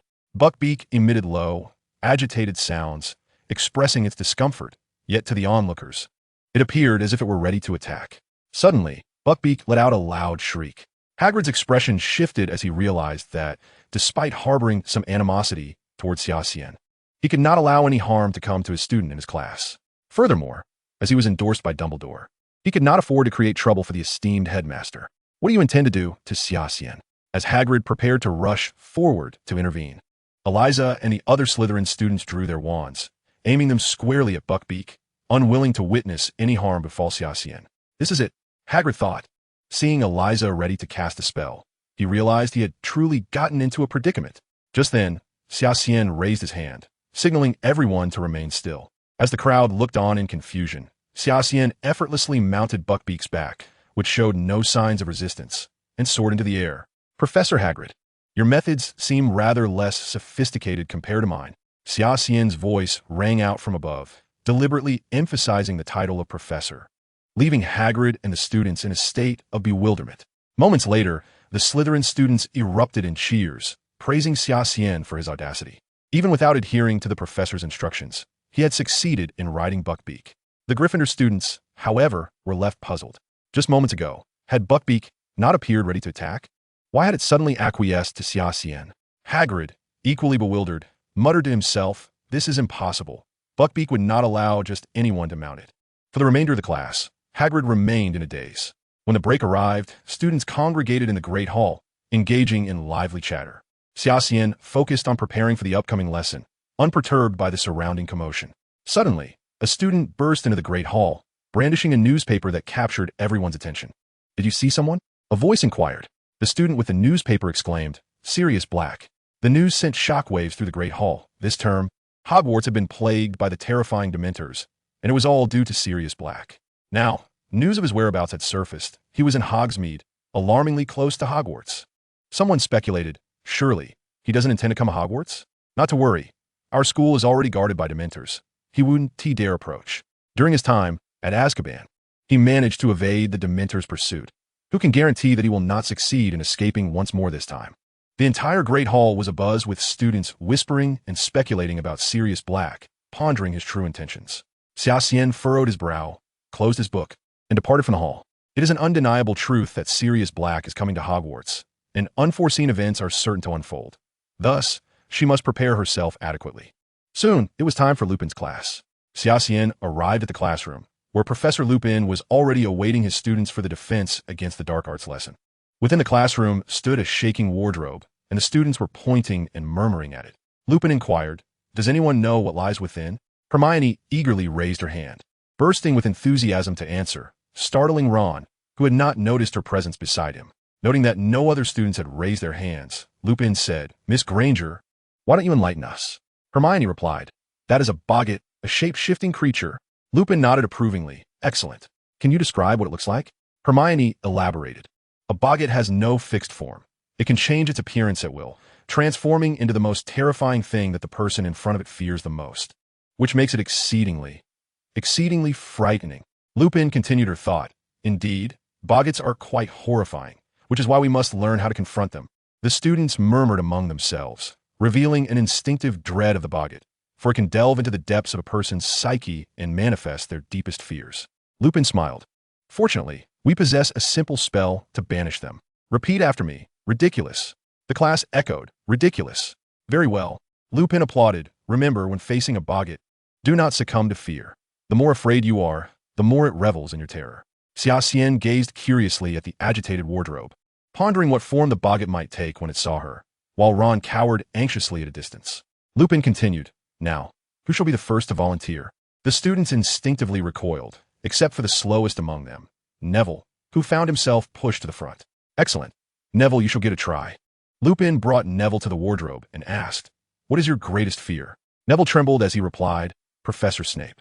Upon hearing this, the students behind him burst into laughter. "Do you live with your grandmother?" Neville, now even more frightened, exclaimed, "I don't want to turn into my grandmother." "Not to worry," Lupin reassured him. "I simply want you to imagine your grandmother's attire." Okay. Lupin whispered in Neville's ear, "Do not be afraid. A boggart cannot harm you." Gathering his courage, Neville stood before the wardrobe. "Ready?" Lupin drew his wand and gently uttered a spell toward the wardrobe's door. The wardrobe began to tremble violently, and a hand slowly pushed open the door, revealing Snape, clad in black, stepping forth with a serious demeanor, indistinguishable from the real man. Neville quivered at the sight of Snape, his wand trembling in his grasp. "Do not be afraid. Recite the spell." "Ridiculous," Lupin quietly urged from the side, summoning his bravery. Neville pointed his wand at Snape and shouted, "Ridiculous." Bang! The somber figure of Snape transformed into a rotund old woman, a stark contrast to Snape's usual stern expression, rendering the scene utterly ludicrous. The classroom erupted in laughter, as even Xia Xian couldn't suppress a smile, imagining how furious Snape would be to witness such a portrayal of himself.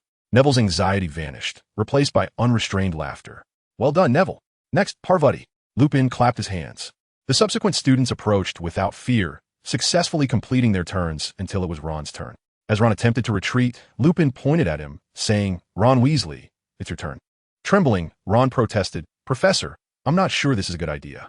Lupin smiled. "I told you, the more you fear the boggart, the more it enjoys your terror. So you must conquer your inner fears." Shaking, Ron stepped forward, apprehensively gazing at the wardrobe. His face flushed crimson, tears threatening to spill. Observing Ron's distress, Lupin quickly reassured him, "Calm down, Ron. Take a deep breath. There's nothing to worry about." As the boggart sensed Ron's fear, it began to shift and transform. Ron, unable to maintain his composure, felt his wand slick with sweat. Suddenly, a gigantic spider appeared before him, sending him tumbling to the ground. fear evident in his eyes. His greatest fear, indeed, was a giant spider. Lupin urgently prompted, "Recite the spell." The spell. In a panic, Ron grasped his wand, aimed at the monstrous spider, and shouted, "Ridiculous!" Bang! The spider's legs sprouted roller skates, its massive body collapsing uncontrollably to the floor, rendering it a comical sight and eliciting laughter from the class. Ron, too, found himself laughing, a mix of tears and joy on his face. Lupin helped Ron to his feet, encouragingly stating, "Mr. Weasley, you have displayed remarkable courage, haven't you? Let us applaud Mr. Weasley." The students clapped and laughed, as Ron quickly wiped his tears, declaring, "That thing wasn't scary at all, really." Of course, the students would not forget the sight of Ron sitting on the ground in fright just moments before, and they jeered at him. Ron, indignant, retorted, "What's there to jeer about? I passed the Boggart test, didn't I? What do you have to criticize me for?" Next, Draco Malfoy. Malfoy approached, and the Boggart, upon seeing him, began to change form. In an instant, Xia Xian appeared before Malfoy. The classroom erupted in laughter as Malfoy's face turned beet red. It was unexpected that Draco's greatest fear was none other than his classmate, Xia Xian. Xia Xian, intrigued, observed Malfoy. It was a rather amusing twist. The Boggart, now taking the form of Xia Xian, glared ominously at Malfoy, who trembled, unable to steady his wand. "Draco, return," Lupin said, disappointment etched on his face. Amidst the laughter of his peers, Malfoy, feeling humiliated, hastily retorted, "What nonsense is this? Am I afraid of Xia Xian? Do you truly believe Boggarts are easy to deal with?" All eyes turned to Xia Xian, who remained unfazed by the Boggart challenge. The students were certainly curious about what the renowned Xia Xian might fear. Initially, at the back of the line, he had been eagerly observing the fears of his fellow students, until Malfoy's pointed remarks darkened his expression. It seemed that Mr. Draco had forgotten the lesson of humility. Xia Xian narrowed his eyes, prompting Draco to stutter, "I shall report this pointless lesson to my father at the Board of Governors meeting." With that, Malfoy stormed out of the classroom, accompanied by Crabbe and Goyle. Malfoy felt that he had fallen into a streak of misfortune these past few days. First, during the Care of Magical Creatures class, he imitated Summer and failed to bow to Buckbeak, resulting in an injury from a kick. Now, he had humiliated himself in defense against the dark arts. Summer slowly stepped out of the line and said, "Would you mind if I went first?" The students of Slytherin immediately replied, "We don't mind." The students from other houses, filled with curiosity, did not hinder Summer's initiative to test first. Summer turned to Lupin and asked, "Professor Lupin, may I step up to test now?" Lupin, unconcerned, responded, "Since this class involves each student testing one by one, it will eventually be your turn. As long as no one objects, there is no issue with you going ahead." "That's good," Summer replied calmly, weaving through the crowd to stand before the Boggart. Upon seeing Summer, the Boggart began to shift violently, and everyone watched curiously, wondering what form it would take. It continued to morph in midair, yet failed to solidify into any recognizable shape. The students below whispered among themselves, puzzled as to why the Boggart had not transformed into anything. Lupin furrowed his brow. Logically, the Boggart should reflect the deepest fears of anyone it encountered. Its continued formlessness suggested one reason. The individual before it possessed such formidable mental strength that the Boggart could not breach its defenses to discern their innermost fears. Could Summer's mental prowess truly be that overwhelming? Lupin had indeed witnessed Summer's magical talent. He had summoned his Patronus with just 2 attempts. An enviable feat for a third-year student. Lupin slightly frowned and declared, "Well, the test is complete. Next student, please." The classroom erupted in confusion. How could Lupin declare the test finished when the Boggart before Summer had not transformed at all? Lupin replied nonchalantly, "Since I have stated that Summer's test is concluded, it is so. Do any of you have unique insights regarding the Boggart?" The students fell silent collectively. After experiencing Summer's brief episode, the subsequent tests proceeded smoothly. Each student's deepest fears were perfectly manifested by the Boggart, yet fortunately, they managed to control their nervousness and accurately cast the Boggart banishing charm, until it was Harry's turn. Harry slowly approached the Boggart, gripping his wand tightly. The Boggart began to whirl rapidly before him, poised to take on a recognizable form.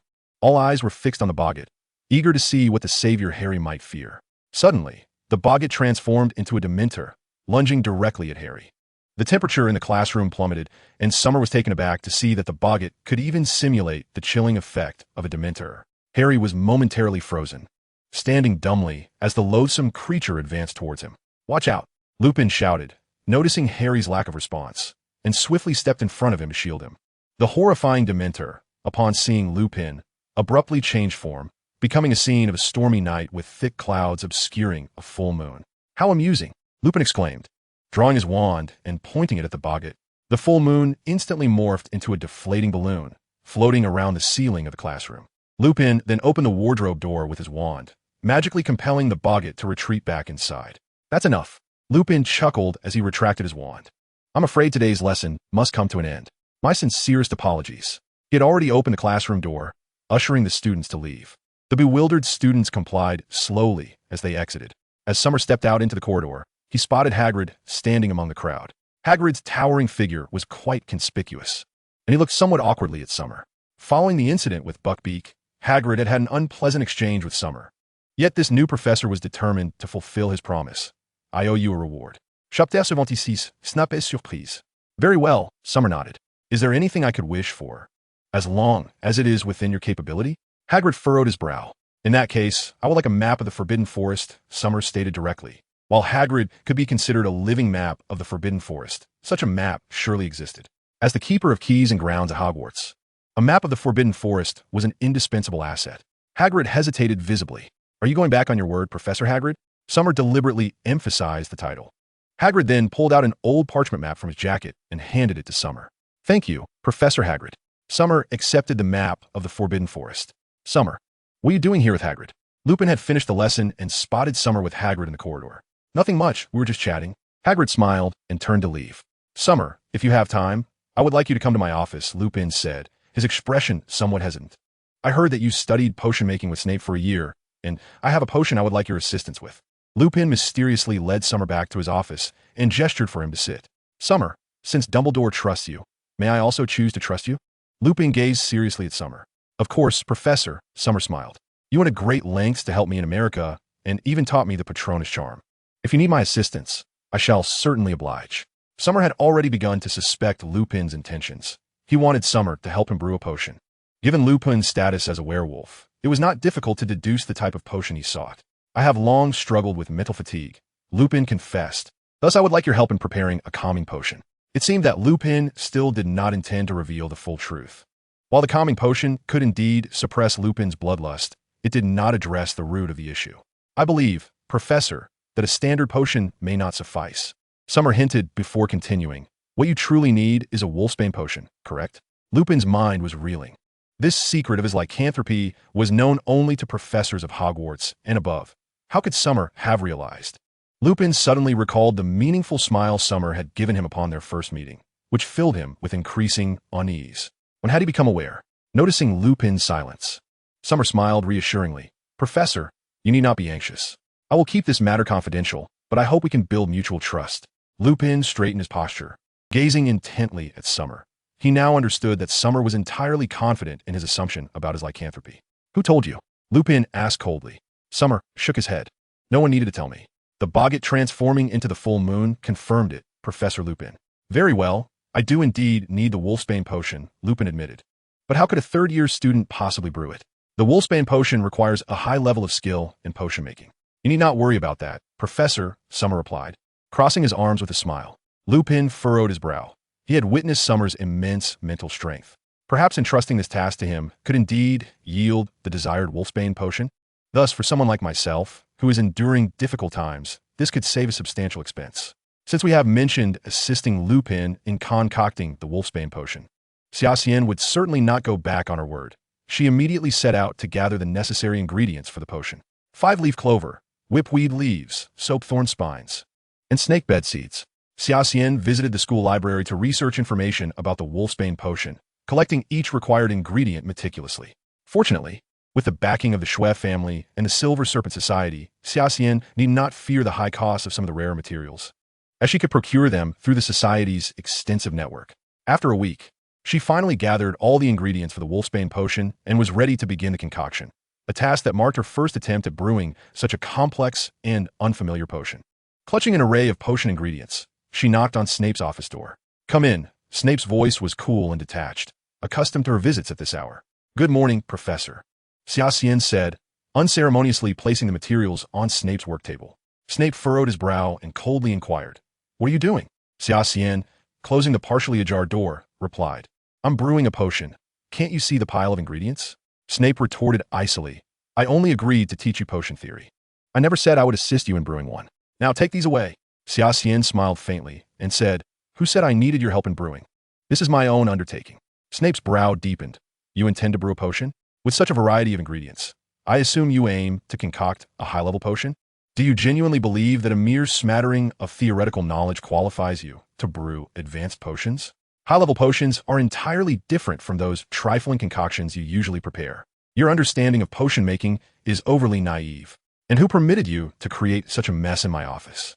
Xia Xian shrugged. "I'll handle the brewing myself." "You need to interfere, Professor." At this point, she began arranging the hard-earned potion ingredients neatly on the table, a fundamental step in potion making, as classifying the ingredients effectively is essential for the brewing process. Snape paced slowly to Xia Xian's side, scrutinizing the materials she held: 5-leaf clover, whipweed leaves, soap thorn spines, and snake bed seeds. The more he observed, the more puzzled he became. It seemed these ingredients were indeed for the wolfsbane potion, wasn't it? He promptly asked, "What are you planning to brew?"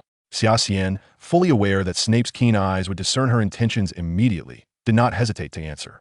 "I promised Professor Lupin I would brew the wolfsbane potion for him. Surely, Professor Snape, you possess at least this basic insight?"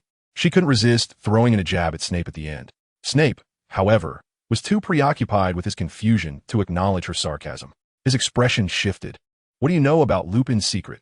Did he ask you to assist him?" Snape was filled with doubts. The fact that Lupin was a werewolf was known only to those of professorial rank and above. How could Xia Xian have discovered this? Though Snape harbored a deep-seated disdain for Lupin, Dumbledore had already set him on the path to brewing the wolfsbane potion. Why would Xia Xian still assist Lupin? Xia Xian had little patience to clarify Snape's internal turmoil. She simply stated, "Some things are better left unsaid. We all understand them well enough." Snape inwardly cursed, bewildered by her vague response, feeling utterly clueless. At this moment, Xia Xian had completed the classification of the potion ingredients, and it was time for the next stage, processing the materials. Snape, of course, did not voice his thoughts, maintaining a stoic facade while beginning to critique Xia Xian's technique.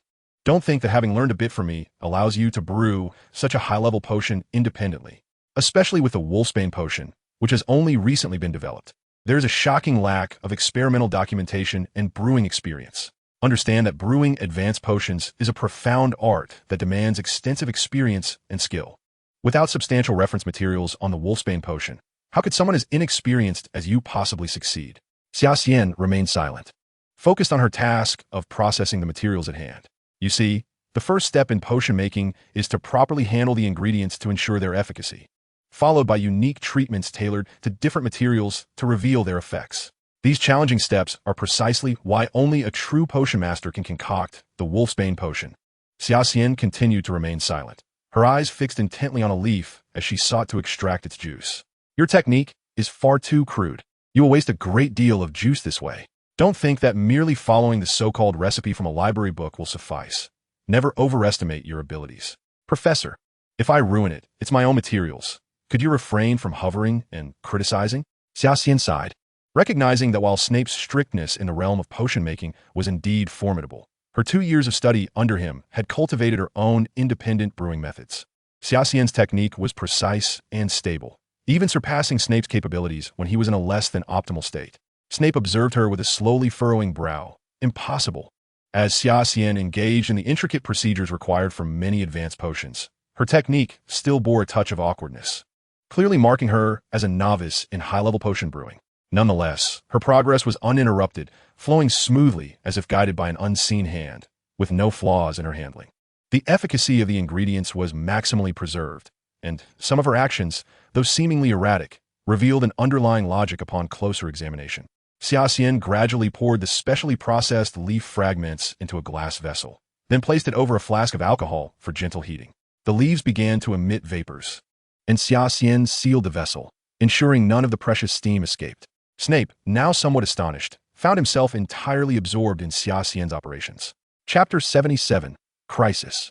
At this juncture, Xia Xian had nearly completed the processing of all the materials and found herself with a moment's respite. Snape finally regained his composure, coldly asking, "Where did you learn these processing methods? I have never taught you anything of the sort." Xia Xian yawned. "Professor Snape, would you believe me if I said I was born with this knowledge?" Snape disdainfully pursed his lips, clearly skeptical of Xia Xian's claim. With a resigned shrug, she replied, "Whether you believe it or not, it is the truth." Xia Xian had indeed learned about these processing methods from Salazar's library, so claiming innate knowledge wasn't entirely untrue. Snape, however, felt that Xia Xian's reluctance to divulge her sources suggested she had sought out a skilled potion master elsewhere to learn these techniques. Yet, he knew most potion masters in the wizarding world and could not recall anyone employing such methods. As Snape pondered this, Xia Xian began a new round of material fusion. If previously she had Snape's reminders at her back, now the true essence of potion brewing relied entirely on Xia Xian's innate talent and skill. Fortunately, Xia Xian had previously conducted extensive research and had obtained the formula for the wolfsbane potion, which had been verified as accurate. Now, all that remained for Xia Xian was to add the meticulously prepared ingredients to the cauldron in accordance with the prescribed steps. First, he added Markbond solution, followed by rue, and then the remnants of red grass. Reciting the formula from memory, Xia Xian placed the ingredients into the pot of boiling water, observing as each component dissolved or was agitated by the bubbling liquid. Finally, he added the essence of whipwillow leaves, and his task was complete. At that moment, Snape regained his focus, noting the pot simmering vigorously before Xia Xian, the office now infused with an unusual herbal aroma. Snape stepped forward, took the ladle from the pot, and stirred it gently, watching as the murky potion and boiling water released a flurry of bubbles. Recognizing the scent wafting from the cauldron, Snape confirmed that this was indeed the wolfsbane potion, astonished that Xia Xian had managed to concoct it entirely on his own. All that remained was to wait.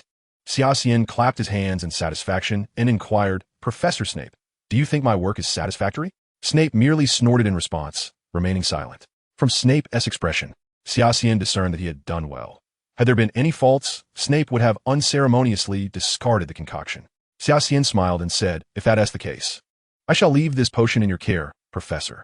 Although Snape harbored a strong aversion to the wolfsbane potion, given the sensitive nature of Lupin's identity, he felt compelled to conceal the truth of the werewolf from the students, despite his disdain for Lupin. Furthermore, Dumbledore had requested his assistance in brewing the wolfsbane potion for Lupin, and this situation spared Snape some time. Thus, he had no intention of sabotaging it. "That will be all for today. I shall take my leave now," Xia Xian declared. Snape responded with a cold grunt, indicating he had heard. Xia Xian then pushed open the door to Snape's office and stepped outside. The moment Xia Xian left, Snape approached the wolfsbane potion Xia Xian had brewed. Meticulously examining the materials Xia Xian had processed, he pondered over several of Xia Xian's techniques, noting that some were unfamiliar yet intriguing. After exiting Snape's office, Xia Xian returned to his dormitory and spread the Forbidden Forest map he had obtained from Hagrid across his desk. This indicated the territory of the Centaur tribe. While the giant's dwarfs were likely situated nearby, Xia Xian scrutinized the map and quickly pinpointed his destination. After some consideration, it appeared that only around Christmas would he have the opportunity to venture deep into the Forbidden Forest. Soon, the annual Quidditch match at Hogwarts was set to commence. The stands were filled with students from all 4 houses, all eagerly gathered for this opening match. However, the weather was less than favorable, with heavy clouds looming over Hogwarts, and a fine drizzle began to fall even before the match had commenced, suggesting a looming downpour. This match featured Slytherin against Ravenclaw, and given Ravenclaw's previous year's dismal performance against Slytherin, this year's outcome was unlikely to differ. Ladies and gentlemen, welcome to the annual Quidditch match at Hogwarts.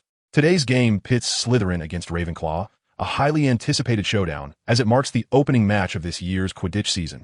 There have been no significant changes to either team, except for Slytherin, which has introduced a new seeker, Eliza. With Eliza joining the team, I believe our seeker position now rivals that of Gryffindor, Matthew remarked as he sat beside Xia Xian, while Daphne beside him hoisted a large banner cheering for Eliza. Now, let both Quidditch teams take to the skies and await the start of the match. Madame Hooch stepped to the center of the field, announcing the commencement of the game. The players from Slytherin and Ravenclaw mounted their broomsticks and ascended into the air. Xia Xian observed as Eliza, undeterred by the torrential raindrops and fierce winds, also rose steadily into the sky. Yet, for reasons unknown, a sense of unease settled over Xia Xian as he gazed at the thick, ominous clouds above, an unsettling premonition that something bad was about to transpire. With this thought, he heightened his alertness, cautiously scanning his surroundings. With both teams prepared, I declare the match officially begun. Madame Hooch's spirited voice resonated from the center of the field, and 3 balls of varying colors and shapes soared simultaneously into the air. All eyes were fixed on the seekers of both teams, as Zhang Xiu dashed forward, while Eliza remained motionless after the match was declared open. The Ravenclaw players sprang into action, determined not to allow Slytherin to freely score, despite their belief that defeat was inevitable. Thus, both teams began to engage in a fierce contest for the quaffle in midair, the match gradually descending into a stalemate. Sitting in the Slytherin stands, Xia Xian's sense of foreboding intensified, an inexplicable anxiety enveloping him. What could it be? He glanced up at the thick cloud cover, suddenly noticing a gray, ribbon-like object emerging from behind a dark cloud.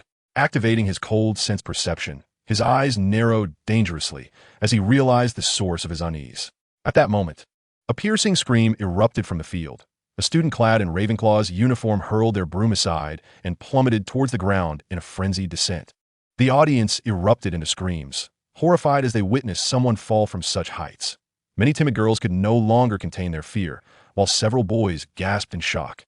"It's a Dementor," Xia Xian exclaimed, realizing that the sheer number of them had overwhelmed the regulations against their presence. Xia Xian raised his gaze, fixating on the torrential rain. He was convinced that a swarm of Dementors lurked just beyond the clouds, and this was the root of his distress. If what emerged was not just one or two, but a multitude, then his suspicions would be confirmed. The Dementors had gone rogue. Xia Xian immediately focused his mental energy toward the sky to investigate. In that brief moment, due to the overcast weather, no one aside from Xia Xian, who was employing his mental prowess, noticed the existence of the Dementors. Another scream echoed across the field as yet another individual fell from the sky. Similar to the previous Ravenclaw student, this one discarded their broomstick, seemingly resigned to their fate, though this time, the student wore Slytherin's colors. What was happening? Chaos erupted in the Quidditch stadium as two players suddenly lost control, discarding their broomsticks and hurtling towards the ground, prompting a wave of gasps from the audience. Xia Xian furrowed his brow. Eliza. At that moment, Eliza was preoccupied, chasing after the golden snitch, her whereabouts unknown. "Matthew." Xia Xian turned to Matthew. "Does the team have a spare broom?" "Of course, boss." Matthew suddenly realized something. "What do you need it for?" "Bring one to me." "Wingardium Leviosa." Dumbledore rose from his position at the lectern, casting a spell with one hand in an attempt to rescue the two innocent students suspended in midair. Yet, even in his present state, Dumbledore remained only partially aware of the tumultuous situation unfolding before him. The dense clouds concealed the forms of the Dementors, simultaneously disrupting the flow of magic. Amidst the throng of students and professors present, only Xia Xian, who had awakened his cold perception, accurately discerned the unusually large army of Dementors lingering high above. Was it truly as he suspected? At this moment, Xia Xian fully comprehended why the Dementors had surrounded the Quidditch pitch so densely. In fact, from a moment he first sensed the presence of the Dementors to his current realization of the vast legion they constituted, Xia Xian's prior conjectures had been entirely validated. Chapter 78, Breaking the Enemy. Dementors possess a consciousness of their own. Under the Ministry of Magic's directives, if one or two Dementors were to transgress regulations, it could be deemed an anomaly. However, if they appeared en masse over the Quidditch pitch, the only plausible explanation would be that they had lost control. These creatures thrive on consuming the happiness of others, and today's Quidditch match at Hogwarts had drawn a significant number of students to witness the event. The sheer volume of spectators, coupled with the exhilarating atmosphere, stimulated the Dementors' instincts to feed on these joyous emotions. Nevertheless, they remained hovering at a distance, only daring to siphon the emotions of isolated Quidditch players soaring high above, clearly wary of the match itself. Within the entire Quidditch arena, the only one capable of intimidating the numerous Dementors with mere presence was Dumbledore. Thus, while the formidable legion of Dementors lurked ominously in the sky, their predatory gaze fixed upon the spectators of the Quidditch match, they dared not approach them. Moreover, given the tempestuous weather conditions, even someone as powerful as Dumbledore was oblivious to the hidden threat above. Yet, Xia Xian, leveraging his superior mental acuity, had managed to perceive this danger, marking the sole advantage he currently held over Dumbledore. The two unfortunate students had presumably ascended too high, their emotions drained by the Dementors, resulting in their uncontrollable descent from their broomsticks, spiraling into madness as they plummeted downward. After consuming the emotions of the two players who had soared into the heights, the Dementors grew increasingly agitated, their collective desire for the intense emotional fluctuations present in the Quidditch arena urging them to descend, poised to swoop down at any moment.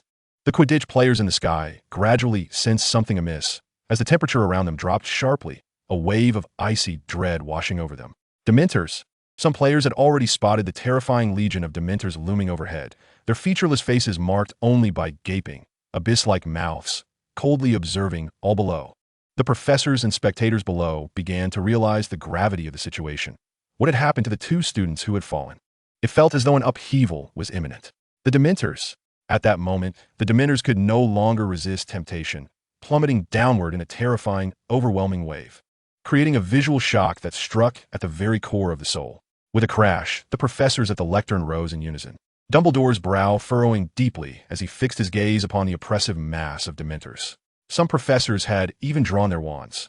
Yet they were confronted with a harsh reality. Their proximity to the high-flying Quidditch players was simply too great. At such a distance, their Patronus charm would be of no assistance to the students, not even for Dumbledore himself. The students in the stands could clearly see the multitude of Dementors above, a sight that sent shivers down their spines, their hearts gripped with anxiety. They did not fear for their own safety, as the professors were nearby. But what of the Quidditch players in the sky? Many students observed the professors' helpless expressions, their hearts sinking in despair. Were the Quidditch players doomed to fall? Hey, do you see who that is? Lupin pointed toward a figure leaping from the Slytherin stands into the arena. Oh my goodness, McGonagall gasped in astonishment. Is that Xia Xian? This is utter madness. Snape scoffed, just as he raised his wand, only to have Dumbledore press his hand down to halt him. Calm yourself, Severus, Dumbledore said, watching the figure soaring into the clouds on a broomstick. When did this boy become such an adept flyer? In the sky, the Dementors were diving down in a frenzied assault, the chilling dread they instilled enveloping all the Quidditch players, many of whom were rendered speechless by the bone-chilling cold. Even some of the older students capable of casting the Patronus charm found their courage and joy, essential for invoking the spell, drained away in the face of such a vast horde of Dementors. The Ravenclaw players fixated on the terrifying visages of the Dementors above, their eyes filled with terror.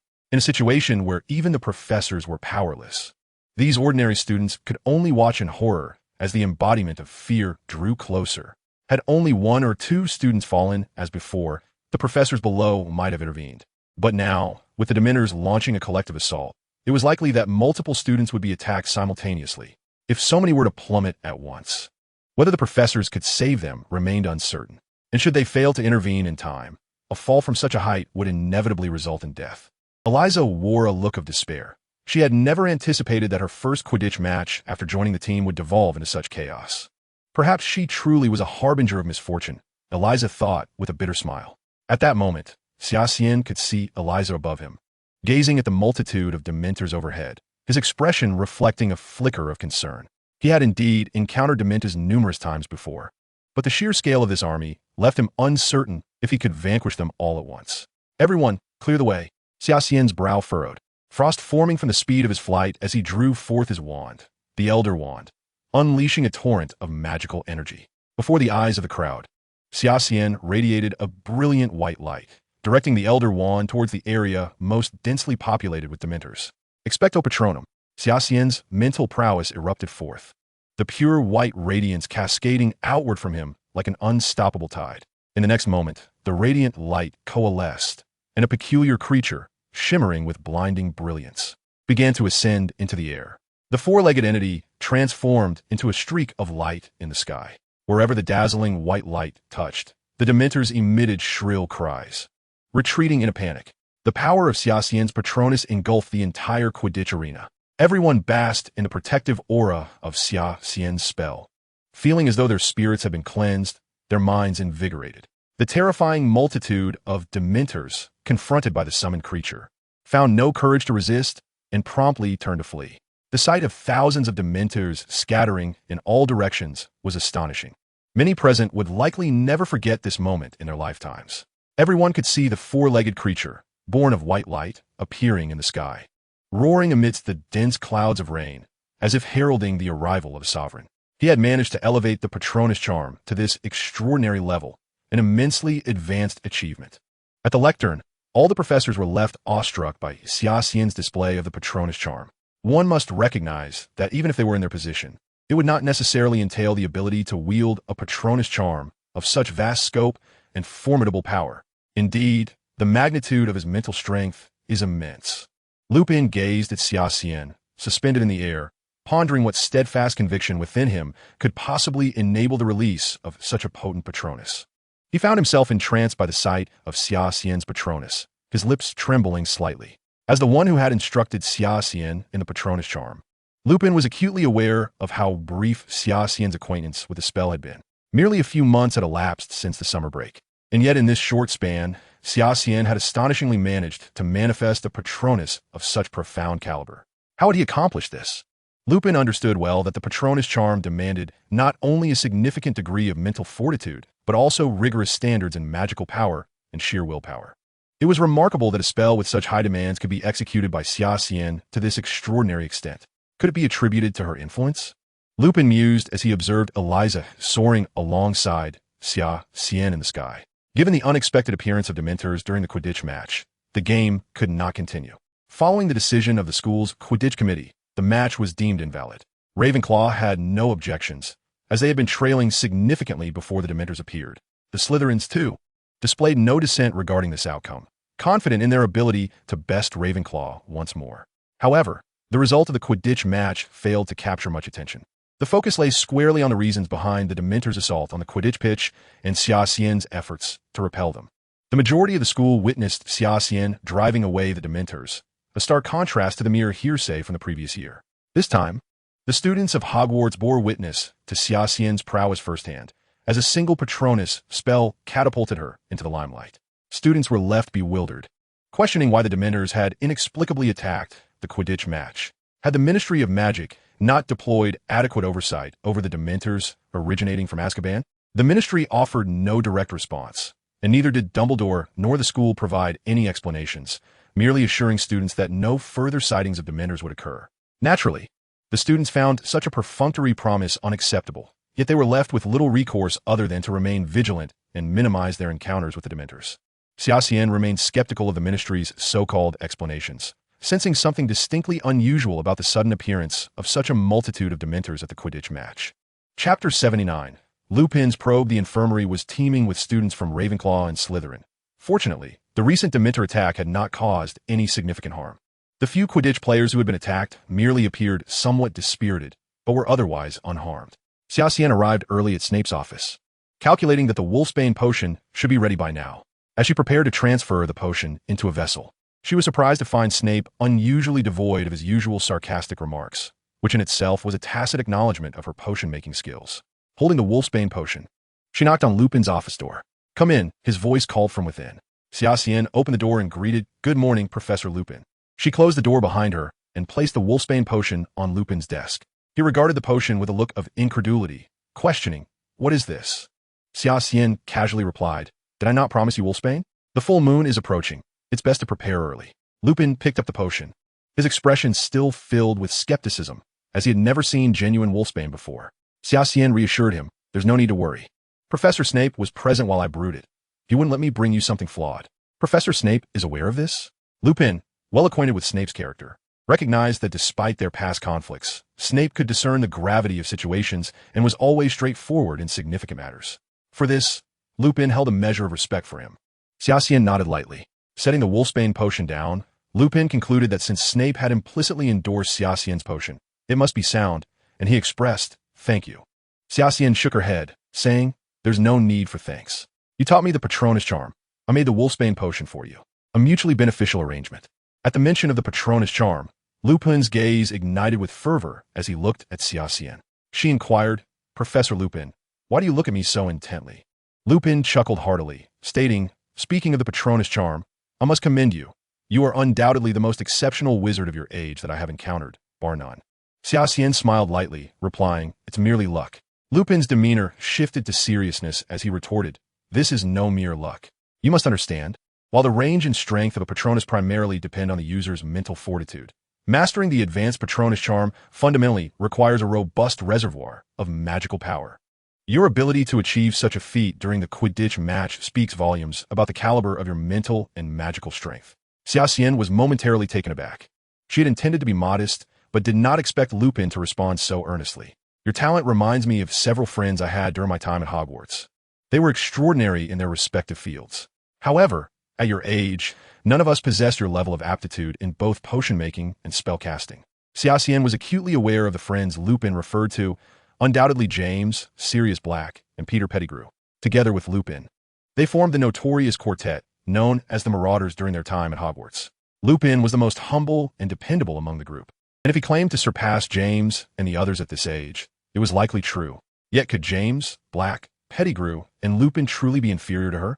Xia Xian remained skeptical. For the Marauders map, a magical artifact capable of evading even someone of Dumbledore's caliber had been created by them, while Xia Xian believed herself to possess comparable mental and magical faculties, as well as an edge in potion-making.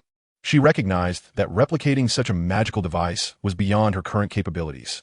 Xia Xian smiled and asked, "Professor Lupin, have you heard of the Marauders map?" Lupin hesitated for a moment. He was certainly familiar with the map, but what was Xia Xian implying by this question? She continued, "I heard the Marauders map was originally crafted by former Hogwarts students, but it was confiscated by Filch." Lupin chuckled, feigning ignorance. "Is that so? I must admit, I had never heard of such a tale." Xia Xian persisted, "Professor Lupin, you truly have not heard of it? The creators of the Marauders map were likely your contemporaries when you attended Hogwarts, possibly even your classmates." As Lupin suddenly recalled Xia Xian's awareness of his identity as a werewolf, he realized she might have inferred a connection to him. But he resolutely refused to acknowledge any association. Lupin stated, "What a pity. I have never heard of such remarkably talented classmates." As Xia Xian observed that Lupin was unwilling to divulge any information regarding the map of hotspots, she had no choice but to abandon her attempts to extract information from him through this avenue. After all, the map of hotspots was not akin to proving Lupin's status as a werewolf, and Xia Xian lacked concrete evidence linking the map to the quartet. Currently, the map of hotspots was likely in the possession of the Weasley brothers or Harry. Suddenly, a thought struck Xia Xian. On nights of the full moon, Lupin would uncontrollably transform into a werewolf. To accompany him, James and the others had all learned to become animagi, transforming into various animals to spend time with Lupin. After mastering Animagus transformation, the four of them had flouted school rules by wandering the Forbidden Forest and Hogsmeade for 7 years, a period that could be considered the most glorious chapter of Sirius's life. Hence, might they possess knowledge about the dwellers of the Forbidden Forest? Regarding the dwarven tribe in the Forbidden Forest, Xia Xian resolved to venture into the Forbidden Forest during her visit to Hogsmeade at Christmas. She hoped to gather as much information as possible that might be related. Xia Xian inquired, "Professor Lupin, I wish to know about the dwarven tribe within the Forbidden Forest." This time, Xia Xian asked directly, her gaze firmly fixed on Lupin's expression. Upon hearing the mention of the dwarves in the Forbidden Forest, Lupin's face visibly twitched. He had not anticipated that Xia Xian was privy to such knowledge. Observing Lupin's reaction, Xia Xian immediately realized that he must possess some familiarity with the dwarves in the Forbidden Forest. Realizing that his expression had betrayed him, Lupin could only manage a wry smile and say, "Where did you learn so much?" Xia Xian remained silent, merely gazing at Lupin with a calm demeanor. Lupin shook his head and replied earnestly, "Concerning what you speak of, I can only tell you that I have no information to share. Moreover, I advise you against attempting to delve into the Forbidden Forest. It is a violation of school rules. The dangers lurking there far exceed your imagination." Xia Xian furrowed her brow slightly. Seeing Lupin's resolute expression, she understood that she could not extract any further information from him. She pondered how Lupin might react if he were to discover that she had a pet residing within the Forbidden Forest. "Although you may disagree, I must go to the Forbidden Forest," Xia Xian stated to Lupin. "You are being reckless. While I acknowledge your talent and prowess surpass those of your peers, the Forbidden Forest is a place that even adult wizards must approach with caution." Xia Xian countered, "One cannot always play it safe. Such individuals cannot achieve great things. Wouldn't you agree, Professor Lupin?" Lupin discerned the sarcasm in Xia Xian's tone and responded coldly, "Xia Xian, do you not consider your decision to be rather impulsive? How much do you truly know about the Forbidden Forest? Are you aware of what awaits you there?" Xia Xian set down the wolfsbane potion in her hand and met Lupin's gaze directly, saying, "Then I wonder if Professor Lupin has any insights that I might consider?" Lupin shook his head, stating, "I have none." Xia Xian replied coolly, "Since you, Professor Lupin, have no objections, please do not hinder my actions." Lupin looked at Xia Xian, who met his gaze defiantly, and the two fell into a brief silence. Suddenly, Lupin spoke, "You cannot go. No one knows where that group of dwarves might be, and you will encounter countless dangers before you find them." His voice sounded somewhat hoarse. Xia Xian was momentarily taken aback. She detected the concern embedded in Lupin's words. Although their acquaintance was relatively new, she sensed that Lupin was unwilling to let her undertake such a perilous endeavor alone, fearing for her safety. "I understand the risks, but I must go because there are things I need to accomplish," Xia Xian asserted, her tone softening. For reasons unknown, she did not wish to speak harshly to Lupin at that moment. Very well. Lupin sighed heavily, drawing his wand. If you truly intend to go, you must first get past me. Disarm you. Lupin was the first to strike, casting a disarming spell with full force. This disarming spell was markedly different from the one Xia Xian had faced against Dumbledore in her first year. At that time, Dumbledore had clearly held back, deliberately controlling the intensity of his magic. Now, however, Lupin unleashed the spell with explosive power. After all, disarming spells are not considered offensive. Even if struck, one would not suffer severe harm. Lupin's primary aim was to ensure that Xia Xian experienced some difficulty and recognized the disparity between their abilities. Disarm you. Xia Xian, of course, was not one to back down. She too unleashed her magical power, retaliating with a disarming spell of her own. The two disarming spells collided fiercely, generating a small whirlwind of magical energy that instantly wreaked havoc in Lupin's office. Papers, books, and various odds and ends swirled chaotically in the air, while the sturdy desk between them was violently shoved against the wall, producing a resounding crash.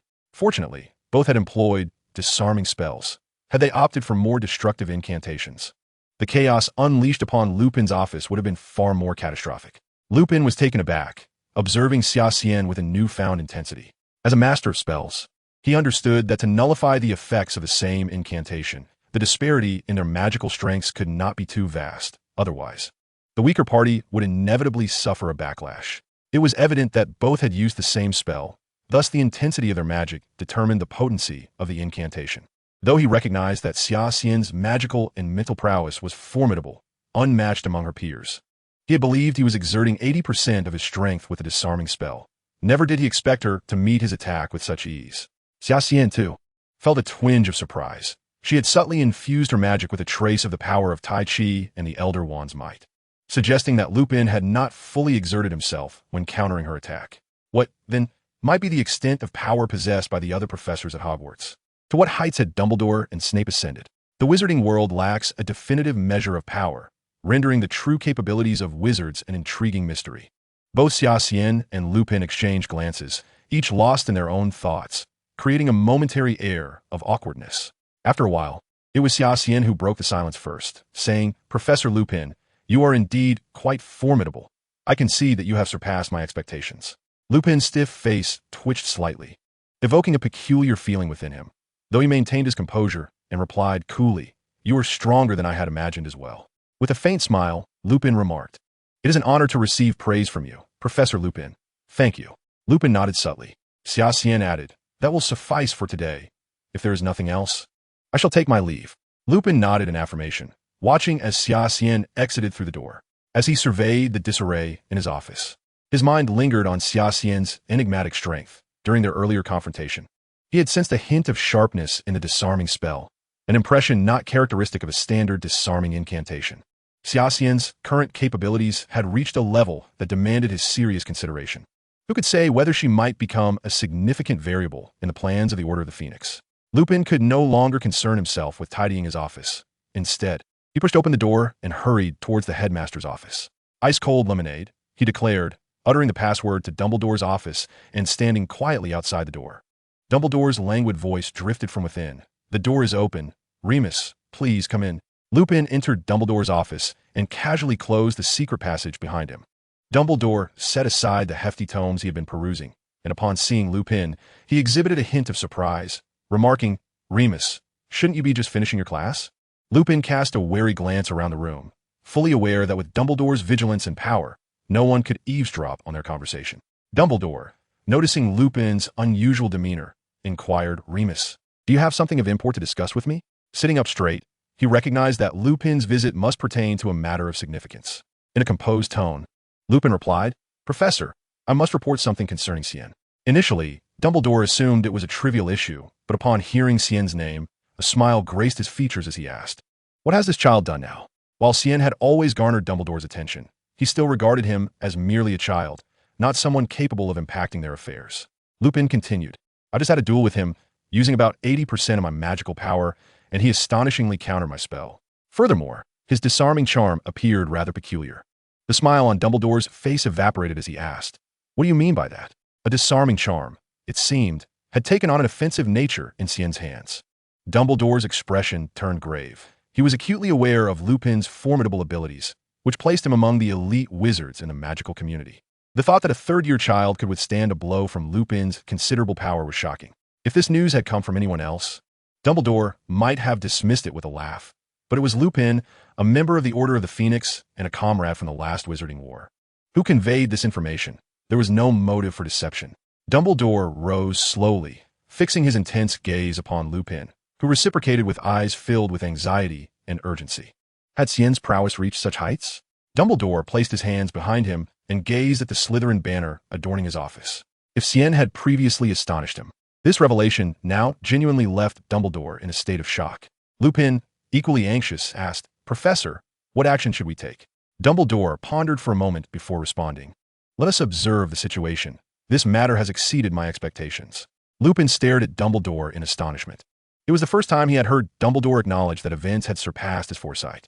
Compared to the usually unflappable Dumbledore, he seemed like an entirely different person. While Lupin knew that Xian's strength would eventually grow, he had not anticipated that such a day would arrive so swiftly. Meanwhile, at the headquarters of the Silver Serpent Society, Matthew remarked, "It seems our leader has been a bit absent-minded lately. Do either of you know what is going on? Perhaps our junior is troubled about the vice president selection?" Daphne speculated, though she noted that he rarely showed interest in society matters. "What are you all talking about?" Xian entered through the stone door, curious if they were discussing him. "The two seniors were just mentioning how you've been acting strangely lately," Eliza said, setting down her book. "But haven't you always been a bit odd?" Xian responded, "By the way, look at this," as he unfurled a map on the table. "This is what I've been busy with recently. Centaur, werewolf, vampire? What are these?" Daphne asked, frowning at the map. "Wait, this map looks familiar," Matthew remarked, scrutinizing it. "The Forbidden Forest," Eliza stated matter-of-factly after a quick glance. "Indeed, it is the Forbidden Forest," Xian confirmed with a smile. "I hope none of you have plans to return home or travel during the Christmas holiday." Everyone shook their heads. However, didn't the school organize a visit to Hogsmeade? Daphne inquired. "I wonder if any of you would be interested in accompanying me for a stroll through the Forbidden Forest this Christmas? That sounds rather thrilling," Matthew said with an eager grin. "Wherever Xian goes, I shall follow," Daphne readily agreed, having endured the disappointment of window shopping in Hogsmeade far too often. Xian replied, "However, once we enter the Forbidden Forest, all actions must be under my direction." This stipulation posed no burden to them, as Xian was their steadfast leader, and following his guidance was entirely acceptable. Daphne promptly stated, "I'm in. I will heed your instructions." Matthew nodded in agreement. "Me too. I have complete faith in our leader." Eliza, of course, would unconditionally support whatever Xian decided. "Very well. When Christmas arrives, we must first deceive Professor McGonagall, and then we will proceed as planned," Xian whispered, outlining everything as they gathered around the table. "Shall we set off now?" "Now," Eliza exclaimed, surprised, as she had made no preparations. Daphne also looked astonished and said, "Isn't it a bit rushed to go now?" "I am ready," Xian asserted. "We'll rehearse the route tonight to avoid any mishaps later. If you're unprepared or unwilling to go, I won't force you." Upon hearing Xian's insistence to depart immediately, Matthew became eager. "Let us go. There is nothing to prepare." Daphne and Eliza exchanged glances, resigned to follow Xian. Together, Xian led the trio directly out of Hogwarts, heading towards the Forbidden Forest. "Junior, you seem quite familiar with the route to the Forbidden Forest," Daphne remarked, eyeing Xian curiously. "Could it be that he often wanders there mysteriously?" "Familiar? I say, I know it like the back of my hand, boss," Matthew chimed in. "It seems you've accomplished this milestone years ahead of me." Xian glanced at Eliza beside him. He had ventured into the Forbidden Forest with her during their first year, a feat many Hogwarts students could not achieve in 7 years. That night, whether it was the patrolling Filch or the Forest Keeper Hagrid, they each spotted shadowy figures darting past, but when they turned to investigate, the shadows had vanished as if they had never existed. Chapter 81. Delving into the Forbidden Forest. Christmas was swiftly approaching. The heads of the various houses gathered in the large courtyard in front of Hogwarts, where Professor McGonagall stood at the center of the assembly, addressing the third-year students about the forthcoming trip to Hogsmeade. The third years buzzed with excitement, eager not to miss this outing. The Slytherin third years submitted their permission slips signed by their parents or guardians to Daphne, who, as she passed by Xian, kept exchanging knowing glances with him. All the students donned comfortable attire suitable for travel. Xian noticed Harry, Ron, and Hermione nearby, the latter two trying to console Harry, who appeared somewhat disheartened. However, Xian chose not to approach them, and instead walked over to Eliza. Filch stood by the entrance, meticulously checking a lengthy list. keeping a vigilant eye on each face in the courtyard, determined to prevent anyone who should not be leaving Hogwarts from slipping away. "Stay here, Potter," Malfoy called out, standing in line with Crabbe and Goyle.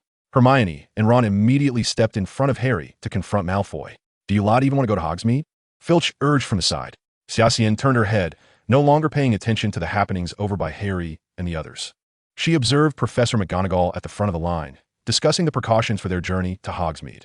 In accordance with the Ministry of Magic's orders, Dementors would patrol the village after sunset until Sirius Black was apprehended, and all students were required to return to the school before dusk.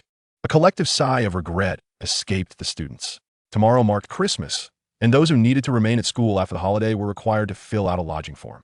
At that moment, Daphne casually strolled over to Xia Xian's side. "Where's Matthew?" Xia Xian inquired softly. "He went ahead to Hogsmeade. He'll wait for us to join him," Daphne replied, pretending nothing was amiss as she continued past Xia Xian. After confirming everything was in order, Professor McGonagall led the young witches and wizards out of the square, leaving Harry alone to watch the departing group with a sense of melancholy. The snow-laden Hogsmeade village appeared exceedingly festive from a distance. After guiding the students to Hogsmeade, Professor McGonagall walked alone toward the pub. "Over here, boss," Matthew called from behind a fence, waving to the trio. The three made their way directly to Matthew, while the surrounding wizards seemed preoccupied with celebrating the holiday or exchanging pleasantries in small groups, oblivious to Xia Xian and her companions as they climbed over the fence and dashed into the depths of the forest. "By the way, boss, where exactly are we headed?" Daphne asked curiously. "To the Forbidden Forest," Xia Xian replied. "Of course I know we're going to the Forbidden Forest, but it's so vast. What's our destination?" Daphne said, somewhat exasperated. Xia Xian glanced at Daphne and noticed both Eliza and Matthew were staring at her, equally curious about their destination. Since Xia Xian had promised to embark on this adventure with them, she felt no need to conceal anything. "The Dwarven tribe," she stated. The three gasped in astonishment, with Matthew immediately questioning, "Boss, the Dwarven tribe has always existed in legend. Your map only indicates a rough area. If we were to search the entire marked area, we might have to spend half a month in the Forbidden Forest." "Truth be told, I have no idea where the Dwarven tribe actually is," Xia Xian chuckled. The three were taken aback. If Xia Xian didn't even know the way, how could they possibly find the Dwarven tribe? Were they to wander aimlessly? "However, I do have a few acquaintances within the Forbidden Forest," Xia Xian added. Standing at a fork in the path, she discerned the direction and pointed towards a overgrown trail. "Let us go this way." Xia Xian led the group deeper into the Forbidden Forest, knowing they had only 3 days to search for traces of the Dwarven tribe. Her plan was to first visit the Centaur tribe to gather information about the Dwarven tribe. Under Xia Xian's guidance, they quickly approached the Centaur tribe, where they could see numerous centaurs galloping around the outskirts. "Is this the Centaur tribe?" Daphne hastily drew her wand, her expression vigilant. "Centaurs are highly territorial creatures. We might be in trouble." Xia Xian smiled lightly. In the past, the centaurs owed her a favor, and she had thus become their friend. Whenever she visited the Forbidden Forest, she would always stop by the Centaur tribe, and she even entrusted them with caring for Lightning. Although they were already old friends, Xia Xian deemed it polite to greet them. While the Centaur's magical aptitude ranked low among the creatures in the Wizarding World, there were exceptions like Firenze within the tribe. Xia Xian extended her mental energy, hoping to greet Firenze. However, as she did so, she suddenly sensed an immense and eerie magical response emanating from a certain area of the Forbidden Forest. This magical energy was the most formidable she had felt since her rebirth, surpassed only by Dumbledore and Voldemort. Yet, this cold and obscure energy was neither dark magic nor a product of living beings, but rather resembled the power generated by some form of ritual or magical array. Xia Xian immediately sensed something was amiss. This magical force was unlike any dark or light magic, and she quickly signaled for Eliza and the others to crouch down. Meanwhile, she intensified her mental perception to explore the source of this unfathomable magical response. Her perception soon revealed the source of this power to be 4 individuals, 3 men and 1 woman. Their presence exuded a chilling stillness. Yet Xia Xian distinctly sensed an overwhelming vitality within them. Not good. Xia Xian suddenly felt a gaze locking onto her direction. She had been discovered. Startled, she realized that those beings had detected her mental probing. After her rebirth, Xia Xian had always been confident in her mental prowess. She had even believed she could deceive Dumbledore. Yet this time, she was directly exposed. But there was no time for her to ponder. She abruptly sensed an extremely malevolent aura beginning to erode her expanding mental energy. The death energy within her seemed to awaken. surging within her body for the first time since its integration process began. This is bad. Xia Xian hastily retracted her mental energy to expedite her withdrawal. She resolutely retaliated against the malevolent force that was encroaching upon her mental energy. The spells concerning mental attacks recorded in Salazar's Book of Evil became crucial at this moment. With a mere thought, Xia Xian unleashed a sharp mental shock towards the direction of the dark energy. Perhaps her adversaries had not anticipated her sudden mental assault, allowing her to retrieve her mental energy with relative ease and swiftly halt her exploration. Although it was daytime, the towering trees of the forbidden forest obscured the sunlight, casting the area in shadow. The whispers of the wind in the darkness were sharp and swift. Zolfast! Xia Xian's gaze hardened as she drew the Elder Wand. Exclaiming Protego, a faint white light enveloped her, revealing a figure in a black robe before her. This man bore no significant difference from an ordinary Western man. Yet two traits were glaringly evident: blood-red eyes and sharp fangs, coupled with a pallid complexion. Vampire. The word immediately surfaced in Xia Xian's mind. A wizard? The vampire before her pressed a hand against her protective charm, a cruel yet elegant smile spreading across his face. Soon, 3 clouds of black mist dissipated behind him, revealing 3 additional vampires. Judging by the opulence of her attire, the young blonde female vampire clearly held a higher status, supported by a male vampire who was assisting another. Seemingly dazed, vampire, clearly affected by Xia Xian's mental attack.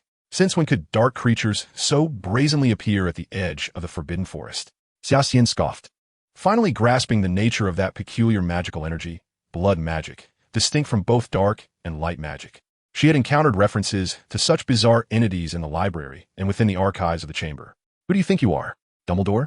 The male vampire regarded Xia Xian with disdain, his right hand curling into a claw as he increased the pressure. You've disrupted Lord Esme's array. Today, you shall all remain here.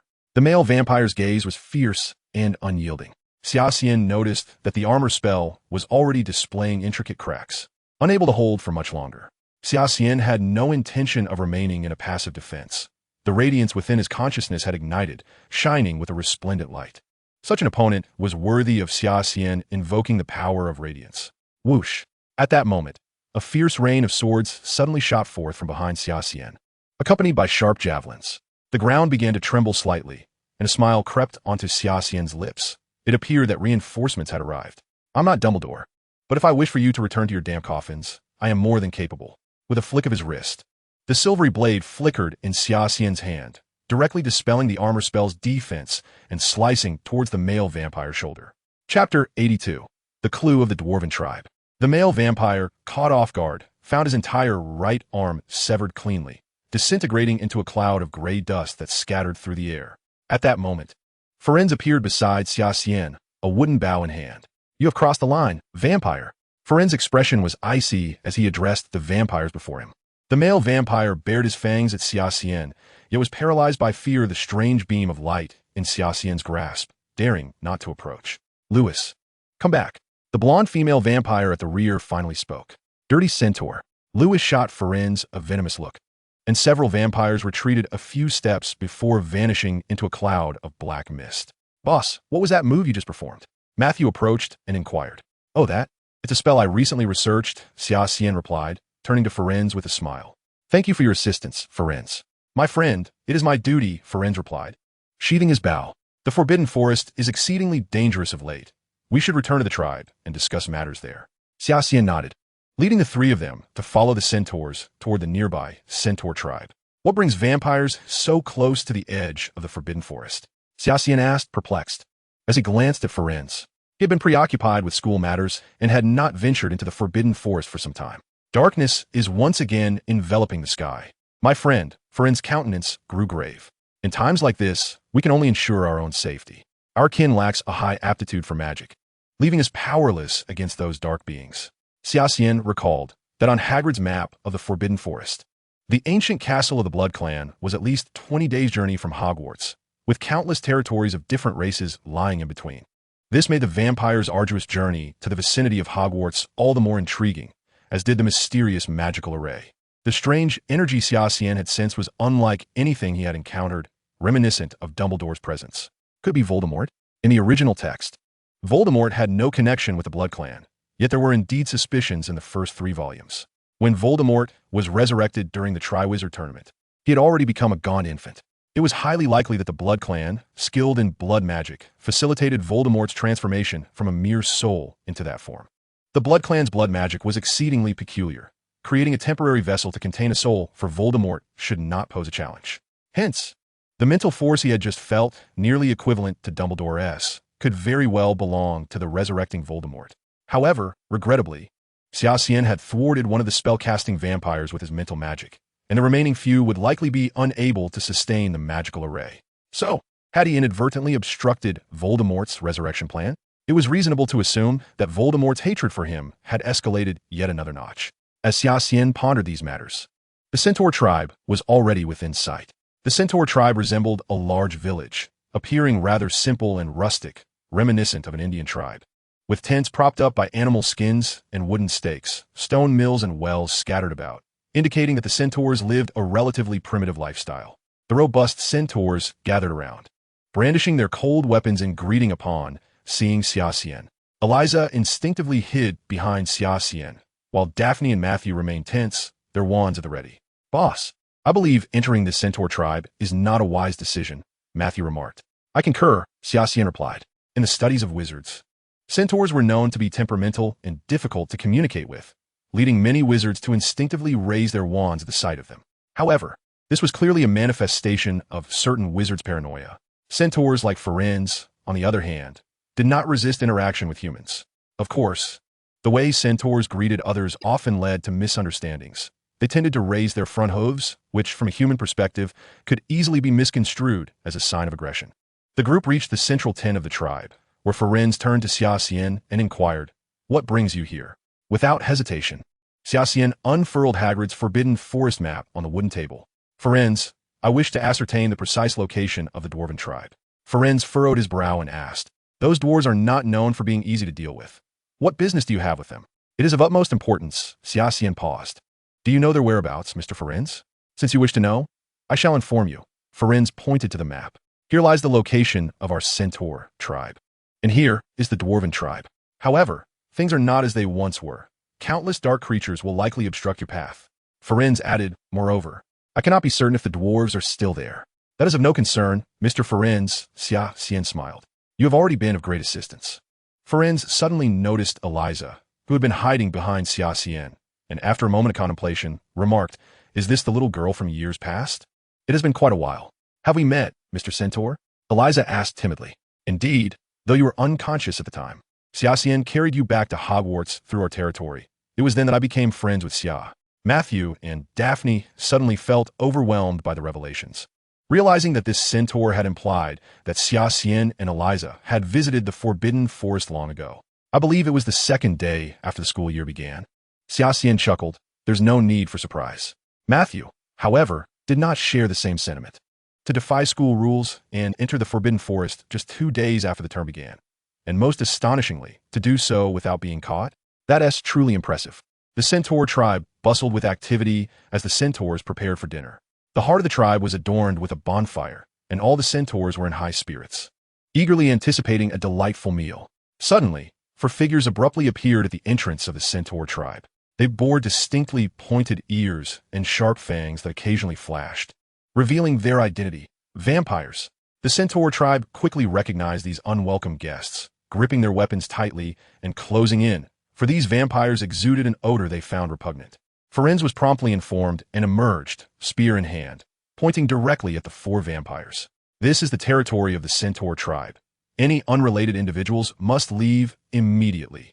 All the centaurs emitted low, threatening growls, their eyes fixed menacingly upon the quartet of vampires. The centaur tribe held a strong sense of territoriality, showing disdain not only for humans, but even more so for vampires, creatures that thrived only in darkness. As Lewis narrowed his eyes at the scene before him, he stepped forward with an icy demeanor and remarked, "Firenze, have you given due consideration to my proposal?" The self-healing abilities of this group of vampires were indeed extraordinary. Despite having lost an arm, they appeared to be unfazed. Suddenly, a slender hand intercepted Lewis, belonging to the female vampire, Esme. Although Lewis had initially been seething with anger, upon seeing Esme stand in his way, he immediately tempered his demeanor, taking a respectful step back to regard her with deference. "Fiance, observing Esme's intervention, recognized her superiority over Lewis, who had visited a few days prior, and swiftly directed his gaze towards her. Esme looked at Firenze, a gentle smile gracing her lips as she revealed her distinctive fangs, saying, "Dear friend of the Centaur tribe, there is no need for such hostility. We do not come here to oppose you." Firenze sneered. "The Centaur tribe has had no dealings with your kind. Who knows what nefarious intentions you harbor?" Upon hearing Firenze's words, Lewis stepped forward, glaring at him with indignation. "You lowly centaur, dare to say that again." Before Firenze could respond, Esme shot Lewis a fierce glare and declared, "Do you think this is your decision to make or mine?" Lewis, glancing at Esme in trepidation, could only reply begrudgingly, "Of course, I shall heed Lady Esme's words." Firenze, not one to be trifled with, issued an ultimatum. "Listen closely, you vampires, regardless of your motives for being here. You are not welcome, so be gone. Are you not willing to reconsider?" Esme's lips curled into a mysterious smile. "Submit to that person?" That person, Xia Xian, concealed within the ranks of the centaurs, furrowed his brow at the mention of those words. Surely, the person the vampires referred to must be Voldemort. At that moment, Xia Xian stepped out from behind Firenze, smiling. "What a resilient pack of bats. You fled earlier to tend to your wounds, did you not?" "You." Lewis faced Xia Xian as if confronting a formidable foe, baring his fangs. A surge of bloodlust emanated from Lewis, yet Esme restrained him once more. "Do not engage here." "Lewis," she cautioned. Xia Xian was acutely aware of what these vampires feared. The Centaur tribe was too close to Hogwarts, and a full-blown battle here would inevitably draw Dumbledore's attention. "Do you wish to avoid conflict?" Xia Xian drew his wand. "In that case, it seems you shall be at my mercy. Do not overstep, human wizard." Esme frowned. "If we wish to end your life, the headmaster within the castle would hardly arrive in time to save you." Chapter 83. The Crisis of the Centaur Tribe. Firenze brandished his spear in front of Xia Xian. "My friend, while we greatly appreciate your assistance, this matter lies solely between us and the vampires." Xia Xian nodded, choosing to respect the centaur's traditions and taking a step back. Firenze gestured, and 3 centaurs emerged from the fray. Xia Xian frowned. These centaurs could be stubbornly foolish at times. In such circumstances, did they truly believe in fairness against these dark beings? The 3 selected centaurs brandished their weapons, and Lewis faced off against the leaner centaur wielding a large sword. "A bird in York," Esme instructed, indicating the 2 male vampires beside her. One was matched against a robust centaur wielding an axe, while the other faced a centaur brandishing a mace. Lewis launched the first attack, relying on his mental prowess, knowing that his physical strength paled in comparison to that of his kin. His dagger gleamed with a cold light as it lunged toward the face of the centaur holding the sword. Dismissive of such a tactic, swung his sword back towards Lewis. Lewis scoffed inwardly, knowing these centaurs were but muscle-bound brutes. There was no way his dagger could withstand the might of their sword. Such an endeavor would be akin to striking a stone with an egg. Suddenly, with agile finesse, Lewis dodged the centaur's sword and, with a sweeping motion, aimed his dagger at the centaur's throat, the angle exceptionally devious. Lewis counted on the centaur's unpreparedness. Aware that his true strength could not match that of the centaur warriors, he sought victory through cunning. Although the centaur he battled appeared frail, he was still a battle-hardened warrior and did not let his guard down. As Lewis's dagger shifted direction, the centaur swiftly adjusted, narrowly evading Lewis's calculated strike. Simultaneously, a bird in York sprang into action, confident in their physical prowess, opting for direct confrontation rather than tactics like Lewis. However, their weapons were merely small daggers, considerably more agile than those of the centaur tribe. Firenze squinted, observing the chaotic clash before him, his brow furrowed deeply. He was acutely aware of the warriors' strengths. They were among the best of the centaur tribe. The vampire warriors sent to battle were no less formidable, particularly a bird in York, whose physical prowess clearly surpassed that of their centaur opponents. With their combat experience evident, it was only a matter of time before the centaur warriors faced defeat. The only variable was Lewis, whose frail body, now missing an arm, stood against a centaur whose physical abilities, while not the strongest among warriors, were still far superior to Lewis's. The odds of victory for Lewis were slim. Esme recognized Lewis's inferior melee capabilities, thus keeping a watchful eye on him. He was essential for their return to the vampire stronghold, as his formidable mental strength served as their shield against imminent danger. As Lewis engaged in fierce combat with the sword-wielding centaur, the gleaming dagger and sword clashed repeatedly, with Lewis's initial strategy proving ineffective, placing him in a clearly disadvantageous position. Nevertheless, aware of his mission, he persevered, seeking an opportunity to overcome the centaur. Suddenly, one centaur was struck fiercely and sent flying. A massive and sharp axe soaring into the air before crashing down before Firenze, the dazed centaur collapsing nearby, gasping for breath. A bird had defeated his opponent. Firenze regarded a bird coldly, who defiantly returned the gaze, even gesturing in mockery, as if to say, "If you find me displeasing, come at me," before Firenze could react. Another centaur fell, a colossal mace soaring through the air, smashing into an unknown part of the tribe. York had also bested his adversary around the same time. A bird laughed heartily. "York, how could you take so long to dispatch your opponent?" York retorted disdainfully, "Humph, please. That was only because your opponent was too weak. Had I been in your place, it would have been resolved swiftly." The two vampires brazenly debated whose opponent was weaker, seemingly oblivious to the increasingly grave expressions on the faces of the centaur tribe. Firenze shifted his gaze back to Lewis, given that the other two centaurs had already fallen. If Lewis were to lose as well, the centaur tribe would indeed suffer a severe disgrace. Fortunately, the sword-wielding centaur was relentlessly pressuring Lewis, who could only rely on his agility to evade the centaur's onslaught.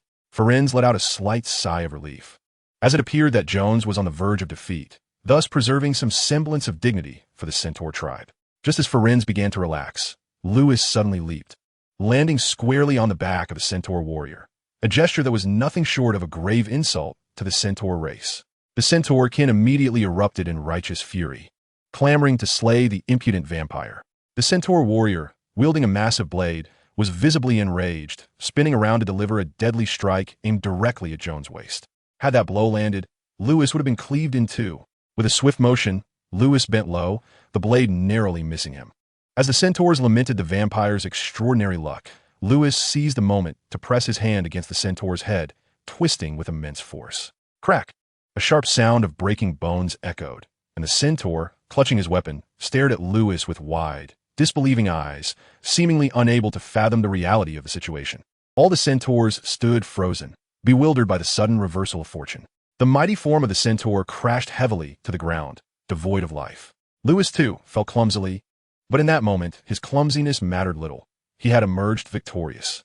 Esme smiled at Lewis, nodding in approval of the outcome, and took a step forward, stating, "The duel among the centaurs is a matter of life and death, so I trust you won't mind this unexpected turn of events." Esme was clearly well aware of the centaur customs, exuding confidence. The centaur tribe erupted in outrage, eager to rush forward and annihilate the audacious vampires, while York and his companions tightened their grips on their daggers, readying for a counterattack. Surrender or death. A cruel smile played on Esme's lips. Firenze glared intensely at Esme and said in a low voice, "Those three may have won the duel, but you have not." Esme replied with a cool smile, "Then it is quite simple. My opponent is none other than you. Defeating you will resolve everything, won't it?" Firenze inhaled deeply, aware that the vampires before him were formidable and certainly not to be underestimated. He responded slowly, "Indeed, but let us see if you can utter that phrase after you have defeated me." Firenze tightened his grip on his sharp spear and stepped forward as the centaur warriors unleashed a thunderous roar, demanding retribution for their kin. Esme regarded Firenze with a calm smile, saying, "We are pressed for time, so let us hasten." Firenze's expression twisted into a snarl as he raised his axe high, declaring, "I will end this by piercing you through." Esme regarded the furious Firenze with an indifferent gaze, gently raising her hand as if to block the massive axe. The sharp spear sliced through the air with a ferocious whoosh toward Esme. In an instant, she stepped forward, placing her delicate palm against Firenze's chest, creating a striking visual of beauty confronting brute strength. Bang! Firenze's colossal form was sent flying, crashing into a nearby tent, while the centaurs looked on in shock, their faces etched with disbelief. Firenze was among the pinnacle of centaur warriors. Yet at that moment, a seemingly fragile female vampire had dispatched him in an instant. This scene would forever be emblazoned in the minds of the centaur tribe. The other two centaur leaders, Funli and Bane, emerged from the tent, having been informed of the vampire's challenge. However, their primary concern had been the situation with Xia Xian, which had delayed their intervention until they learned that 4 vampires had defeated the centaur warriors and even killed one. Xia Xian sensed it was time for him to take action. Suddenly, rhythmic battle cries echoed from beyond the centaur tribe. Esme furrowed her brow, realizing that events were unfolding unexpectedly. She raised her hands, and an uncountable number of dark mists coalesced behind her, as a legion of zombie-like vampires materialized, signaling that the vampires were about to launch their assault. Xia Xian raised his wand, the sudden emergence of a third faction heightening the tension between the two confronting sides. Yet neither chose to strike first.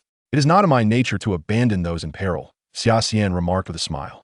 "It seems I owe you yet another favor," Ferenz replied with a resigned chuckle. Chapter 84. The Dwarven Fortress. In the distance, dust clouds billowed ominously. Esme quickly recognized the battle song emanating from the opposing side. A heavily armed formation appeared before the Centaur tribe, and while these warriors were somewhat diminutive, the axes they wielded were undeniably formidable. Dwarves. Esme frowned. Should a conflict erupt here between the centaurs and the dwarves, she suspected Dumbledore would undoubtedly intervene. Dumbledore was among the few human wizards capable of instilling fear in dark creatures. "Filthy bloodsuckers, come forth and meet your demise," bellowed a dwarven general clad in golden armor, brandishing his hammer. "How dare you appear here, dwarves?" Esme retorted indignantly. "You violated the agreement first. Why should we not be here?"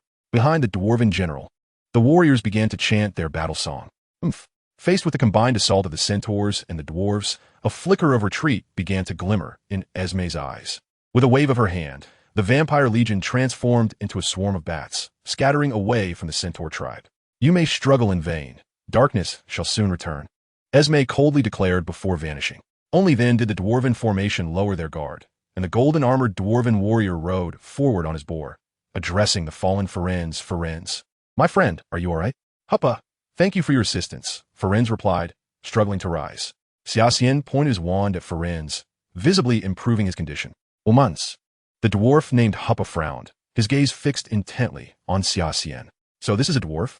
Xia Xian mused, equally puzzled. Never anticipating an encounter with dwarves in the centaur tribe, it seemed they had come to assist.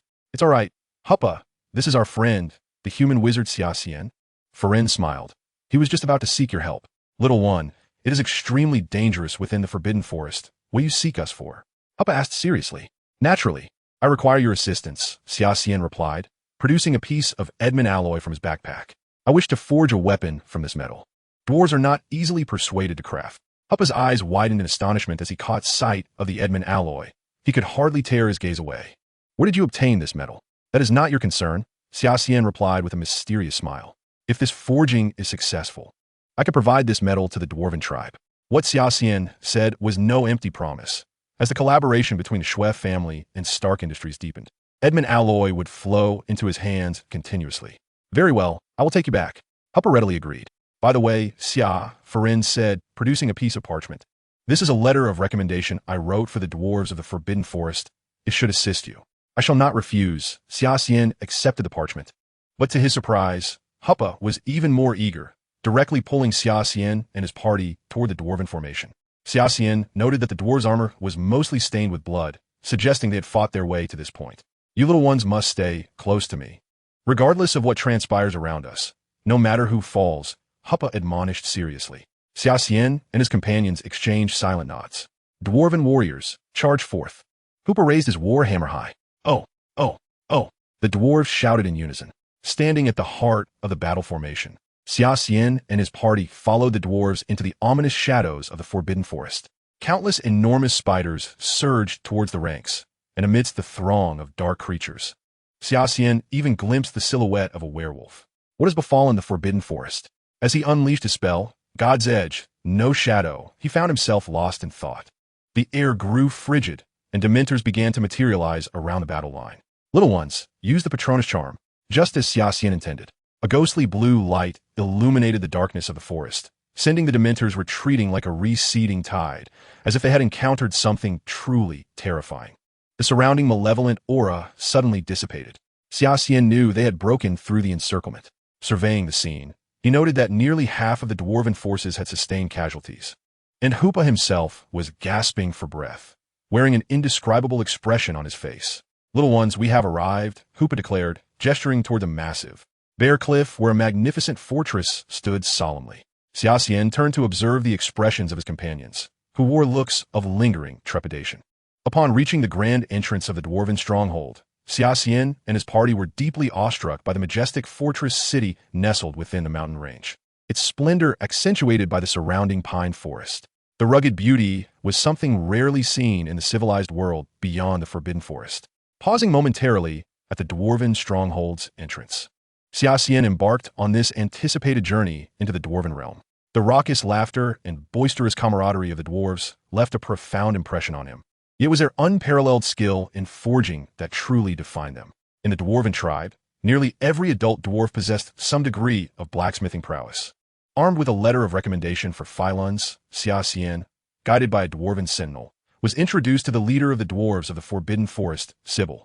Xia Xian found it difficult to articulate his impression of the dwarven leader's appearance. To him, they all bore similar bearded visages, making it nearly impossible to distinguish one from another. Their eyes gleamed a pale blue, akin to sapphires, while their hair shimmered like spun gold.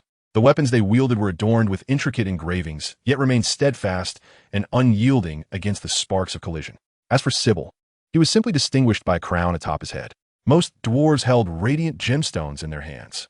Once Xia Xian and his companions, Eliza and Daphne, traversed the hall, the dwarves of the Forbidden Forest finally acknowledged their presence, halting to gaze in their direction. Sybil emerged from among the dwarves, clad in a white robe trimmed with gold, and upon spotting Xia Xian, seemingly recognizing his identity, he addressed him, "Greetings, distant guests. I am Sybil, the master of this fortress." His voice was gentle, exuding refinement and courtesy. Nevertheless, Xia Xian could still sense the formidable aura emanating from him. "Hello, it is my honor," Xia Xian replied. "I am Xia Xian from Hogwarts, and these are my companions." "That is Sybil," Daphne exclaimed in a hushed tone. "He is one of the most distinguished craftsmen and leaders in the history of the dwarves of the Forbidden Forest. And behind him are Babu and Firehammer, both exceptional artisans among the dwarves." Although Xia Xian was unfamiliar with these names, the tone of Daphne's voice made their significance clear. They must be amongst the highest echelons of dwarven craftsmanship. "Few remain who can recognize us in this present age, young lady. Might I inquire your name?" Sybil asked. "I am Daphne Charlotte, esteemed Sybil." Daphne responded with utmost respect, a demeanor Xia Xian had never witnessed from her before, even in his presence. "Ah, the Charlotte family. I have heard of you," the dwarven craftsman remarked, his expression betraying a moment of realization. "I recall the conflict involving your 5 ancient wizarding families and a mysterious figure from over a decade ago. Seeing you brings back memories of the past. Ultimately, we were defeated." Daphne sighed with a hint of regret. "It was that boy named Harry Potter who brought an end to the dark reign of the Dark Lord." Sybil paused, then sighed. "The ancestors of the 5 families are indeed worthy of admiration as heroes. But tell me, what brings you here today?" Xia Xian retrieved a piece of Edmund alloy from his satchel and unfurled the design he had crafted with his other hand. "I have come to request your assistance in forging a sword of the same style as depicted in this drawing. I am willing to offer any excess materials as a gift to the dwarven tribe." Sybil waved his hand, and the parchment seemingly floated from Xia Xian's grasp to his own. The dwarven leader furrowed his brow, pausing in contemplation before speaking. "Is this the design of an Eastern sword?" "Indeed," Xia Xian affirmed with a nod. "Please, take a look at this material." Babu stepped forward to accept the Edmund alloy from Xia Xian's hand, examining the metal with keen interest, excitement flickering in his eyes. "This is a metal unlike any I have ever seen. Where did you acquire such hardness?" "That need not concern you, good dwarf," Xia Xian replied with a smile. "Rest assured, I possess several more pieces of the same metal. I have encountered this type of Eastern sword during the Mongolian invasions. It should pose no problem," Sybil declared. "This metal is indeed unprecedented. We accept your terms, human wizard." Xia Xian felt a jolt of surprise. Mongolian invasions? How long has this dwarf lived? The fact that this ancient being was willing to forge a sword for him was undeniably a fortuitous opportunity. Once the sword was completed and infused with the soul of the Sword of Dawn for nurturing, it would likely become his first magical artifact in this lifetime. "One thing intrigues me, young man," Sybil said, observing Xia Xian with interest. "As a wizard, why do you seek to forge this sword?" "My swordsmanship is quite commendable," Xia Xian replied. "In these times, having a sword for self-defense seems a prudent choice, does it not? Yet, Sybil, I am puzzled as to why the dwarven race permits the encroachment of dark forces upon the Forbidden Forest. The dwarves cannot intervene in such matters. We are powerless." Sybil chuckled softly. "This time, the dwarves of the Forbidden Forest act solely because those blood-sucking fiends have violated the rules." Chapter 85. The Sword is Forged. "This accord was established among various magical races," Sybil explained, noticing the confusion on Xia Xian's face.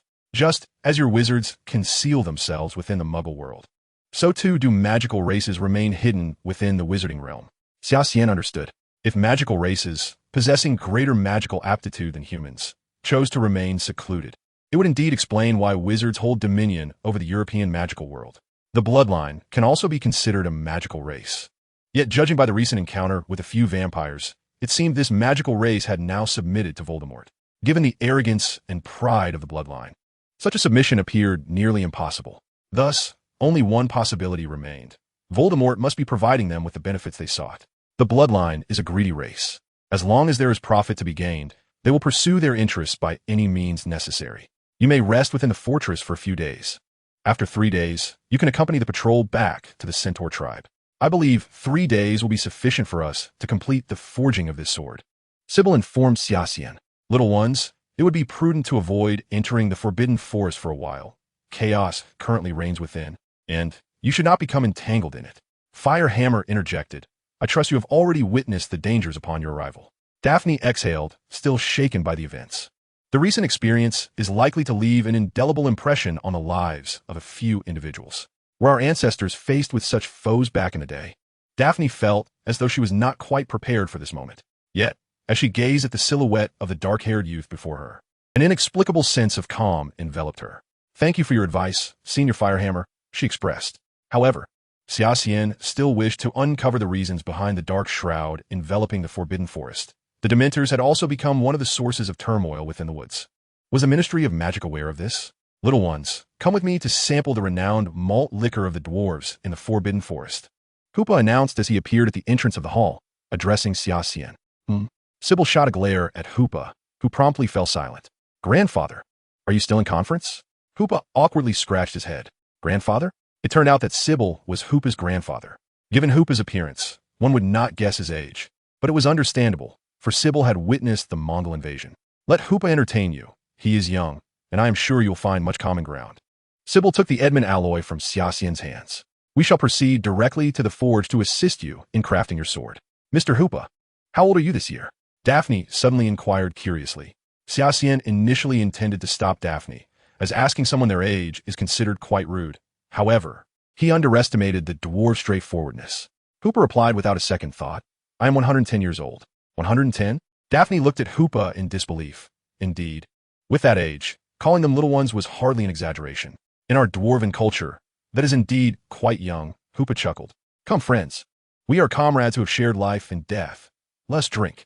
Xia Xian nodded in agreement, genuinely appreciating the dwarf's hearty nature. As the veil of this world gradually lifted before him, he found himself unable to discern the future. If greater challenges awaited, having the dwarves of the Forbidden Forest as allies would certainly be a prudent choice. As for the so-called treaty, Xia Xian deemed it nothing more than a mere scrap of paper. The vampires who violated the treaty roamed freely in the Forbidden Forest without facing any repercussions. Xia Xian was already contemplating how to arm the dwarves. What a breathtaking sight it would be if each of these dwarven warriors donned vibranium armor. However, the dwarves' enthusiasm was somewhat overwhelming. While Xia Xian was fine, the two ladies in his company clearly could not partake in alcohol, yet the dwarves' hospitality was hard to decline, leaving Daphne and Eliza in a rather awkward position. As for Matthew, when Xia Xian found him in a corner of the wine cellar, he was already inebriated beyond recognition. Who would have thought Matthew harbored such a penchant for drink? Yet Xia Xian could understand. Matthew's formidable mental prowess inadvertently allowed him to glimpse into the thoughts of others, which likely brought him considerable mental strain. Just as everyone was immersed in merriment within the wine cellar, a guard of Sybil approached Xia Xian, informing him of some troubles with the sword forging. Upon hearing this, they immediately set off for the forge. Upon entering the forge, Xia Xian felt the entire environment become intensely heated. 3 dwarven craftsmen stood beside the furnace, seemingly in discussion. Little one, you have arrived. Sybil was the first to notice Xia Xian from afar. We've encountered a small issue. What sort of issue? Xia Xian thought to himself, aware that he was practically clueless when it came to forging. Even if the dwarven craftsman explained the problem, how could he possibly resolve it? We have completed the mold for the sword, but the problem lies in our inability to melt the metal you brought, Sybil remarked. Its hardness is unprecedented. I have never encountered such resilient metal. If we cannot liquefy it, the subsequent forging and shaping will be impossible. Indeed, melting Edmund alloy requires extremely high temperatures, and the dwarven clan evidently lacked the advanced technology of Stark Industries. Xia Xian felt a pang of regret. Initially, he had focused solely on the dwarves' exceptional skills, neglecting the matter of equipment. I apologize, this is my oversight, Xia Xian stated. Even if we fail, I will leave behind a piece of Edmund alloy as a gift for the dwarves. This material is called Edmund alloy? Sybil's expression turned contemplative, revealing his age and wisdom. But you need not worry about the melting process, little one, Sybil said with a mysterious smile. The secret to success lies right beside you. Beside me? Xia Xian glanced around with suspicion. At that moment, Daphne appeared to have an epiphany, stepping forward from behind Xia Xian. Surely Master Sybil refers to my judgment fire? Sybil nodded, affirming, indeed, it is the judgment fire. If someone from the Charlotte family were present, today's forging would pose no issues. Judgment fire? Xia Xian recalled that the senior members of the Silver Serpent Society each possessed their own unique talents. Ael's magical eye, Sarah's innate charm, Matthew's mental magic, and Simon's fusion of magic and swordsmanship. Yet, he had not witnessed any remarkable abilities from the money-obsessed senior sister beyond her avarice. With such a sturdy material, combined with the dwarves' forging techniques, what we create will surely be a near artifact, possibly rivaling the Sword of Gryffindor. Though I do not wish to compel you, I must ask, when wielding this sword, can you uphold justice? Sybil inquired, acknowledging his strong attraction to the Edmund alloy, but still seeking confirmation. Rest assured, Senior Sybil, Xia Xian replied earnestly, meeting Sybil's gaze. Everything will unfold as you wish. That is reassuring, Sybil nodded with satisfaction. Little girl, you may begin. Daphne held her right hand in a loose grip, and a ball of white flame materialized in her palm. Sybil placed the Edmund medal into a stone basin, and then, with a thought, Daphne sent the white flame into the basin. The pale flame blazed fiercely within, and a plume of white smoke billowed upwards. When she looked down again, the Edmund medal had transformed into a crimson liquid. Sybil opened a valve beneath the basin, allowing the crimson liquid to flow into the pre-prepared mold. Koopa waved his hand, splashing water onto the sword blank. As steam rose and a hissing sound filled the air, Sybil nodded in satisfaction. Now comes the forging stage, Sybil said with a smile. We have progressed much faster than anticipated, thanks to the little girl's assistance. 3 days later, Xia Xian received the obsidian-hued longsword early in the morning. The blade was adorned with intricate patterns. Xia Xian hefted the sword, perhaps in an effort to conserve Edmund alloy. The dwarves had employed the lightest design possible. This was quite unlike traditional dwarven craftsmanship, but it serendipitously aligned with the characteristics of his past life as Qianhuang. Overall, Xia Xian was exceedingly pleased with the results of this forging session, thus leaving the remaining Edmund alloy for the dwarves. He also agreed to return once the recent turmoil in the Forbidden Forest had subsided, allowing Daphne to assist them in forging some weapons. Before long, it was time to return to Hogwarts. Koopa had been waiting for them at the entrance of the dwarven fortress, accompanied by his entire legion.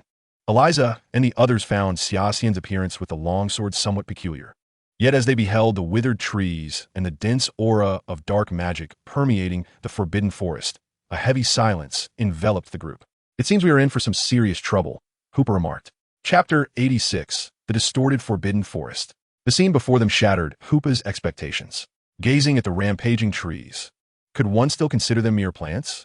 Hoopa firmly believes that they are a newly emerged race of tree folk in this world, and that should suffice. What to do? Suddenly feeling a sense of helplessness, Hoopa could only turn to Xia Xian for guidance. What else can we do but charge in? Xia Xian replied with a disdainful smirk. With no other option, Hoopa raised his war hammer and shouted, "Warriors of the dwarven clan, charge!" The stark contrast between the towering trees and the diminutive dwarven army was evident, and it soon proved to be a futile endeavor, akin to throwing eggs against stones. Yet, it was the best course of action available at the moment. Xia Xian frowned slightly, his mental perception once again locating the powerful vampire, Lewis, who was also within the Forbidden Forest and appeared not to have ventured far. Enough of this. Everyone, follow me. Xia Xian called out to Eliza and the others. The chaotic melee with the tree folk had led to utter disarray, and Xia Xian had to protect his companions while sprinting deeper into the Forbidden Forest. After a strenuous escape from the scene of the tree folk, they found themselves entirely devoid of dwarves. Matthew suddenly halted, whispering urgently, "Wait." Everyone stop. Xia Xian immediately ceased his movement, grasping Eliza and Daphne, and inquired Matthew, "What is the matter?" "Something feels off," Matthew replied, his voice tinged with fear. "There is something amiss in this vicinity." Xia Xian quickly scanned the surroundings, but saw nothing unusual within his line of sight. Daphne, assuming Matthew was merely anxious, reassured him. "You need not fear, Matthew. We are here. With our strength, there's nothing in this place that can threaten us." Matthew shook his head vigorously. No, I sense faint mental fluctuations nearby. Xia Xian's brow furrowed. Matthew's mental prowess was indeed enigmatic, capable of perceiving details that often eluded Xia Xian. Usually composed and dignified, Matthew's current state of panic was a first for Xia Xian. What do you mean by mental fluctuations? Daphne asked, perplexed. Matthew's hands trembled slightly, shaken by his astonishing discovery. Mental fluctuations are a phenomenon only sentient beings can emit, although the magical plants here possess life. They are fundamentally different from humans, and these mindless magical flora cannot emit such mental signals. Yet, Matthew distinctly felt various eerie mental waves emanating from all directions, and this revelation rendered him unable to maintain his composure, leaving no time to explain the situation to his companions. Suddenly, Daphne screamed, pointing ahead in horror. What is that? Her scream startled the others, and they all turned their gaze forward. A fruit tree bearing black fruits was inexorably uprooting itself, its roots tearing from the ground, wielding its thick branches and leaves as if intending to charge at them. Although Daphne prided herself on her worldly knowledge, witnessing a plant uproot itself was an unprecedented experience. Eliza stared intently at the tree with black fruits, puzzled. Isn't that a chibra fruit tree? Yet, it seemed somewhat different from my recollections. Just as Eliza pondered this, Xia Xian sprang forward, tackling her to the ground as a massive, thorn-covered vine whip swept past them, chilling the air with its passage. The trees in this area have gone berserk. Everyone, be careful, Daphne shouted. Eliza, startled, peered through the gap between Xia Xian's arms, witnessing a scene she had never encountered before. Countless towering trees were violently uprooting themselves, severed roots flailing in the soil, while the liberated trees swung their enormous branches and charged madly toward the group. With no time to explain, Xia Xian hastily hoisted Eliza onto his back and sprinted away. Despite being elite Slytherins, neither Daphne nor Matthew believed they could contend against such a multitude of colossal, moving trees, so they followed closely behind Xia Xian, desperately fleeing. The sight of countless trees in motion was nothing short of spectacular. The entire misty forest seemed to awaken from a century-long slumber, intent on hunting down the four intruders. Eliza, jostled on Xia Xian's back, was filled with astonishment as she beheld the trees that seemed to possess their own consciousness, unsure how to react. Magical plants indeed differ from ordinary flora. However, the distinction lies solely in their extraordinary uses and effects. Some magical plants exhibit movement, yet their range of motion is generally limited, as they remain fundamentally plants. Suddenly, Xia Xian felt a tug at his feet, causing all three to tumble. Glancing down, he saw black thorns retreating like a venomous snake withdrawing its fangs. These are black thorns. Avoid vigorous movement, or will only hasten the spread of the poison. Xia Xian observed their surroundings with calm precision. Among the four, only Eliza remained unpoisoned. Eliza, retrieve the materials I indicate and keep watch around us, he instructed. Matthew and Daphne writhed in pain, their faces beginning to turn pale. Xia Xian gritted his teeth against the agony as he dealt with the materials. Eliza drew her wand, vigilantly scanning the perimeter. Meanwhile, Xia Xian managed to concoct an antidote for the black thorns. Lacking proper alchemical equipment, he ingeniously utilized nearby stones and lotus leaves, ultimately successfully preparing the antidote. After the three consumed the antidote, they gradually felt the pain subsiding, bringing them immense relief. Matthew stretched languidly and exclaimed, "Ah, how delightful!" Daphne laughed heartily, proclaiming, "Now I understand what true comfort is in this world. It isn't about indulgence, but simply the absence of ailments. This is the most blissful existence." Matthew eagerly nodded, relieved that the tormenting poison had finally dissipated.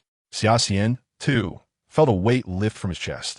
After all, he had improvised with local materials, uncertain of its efficacy.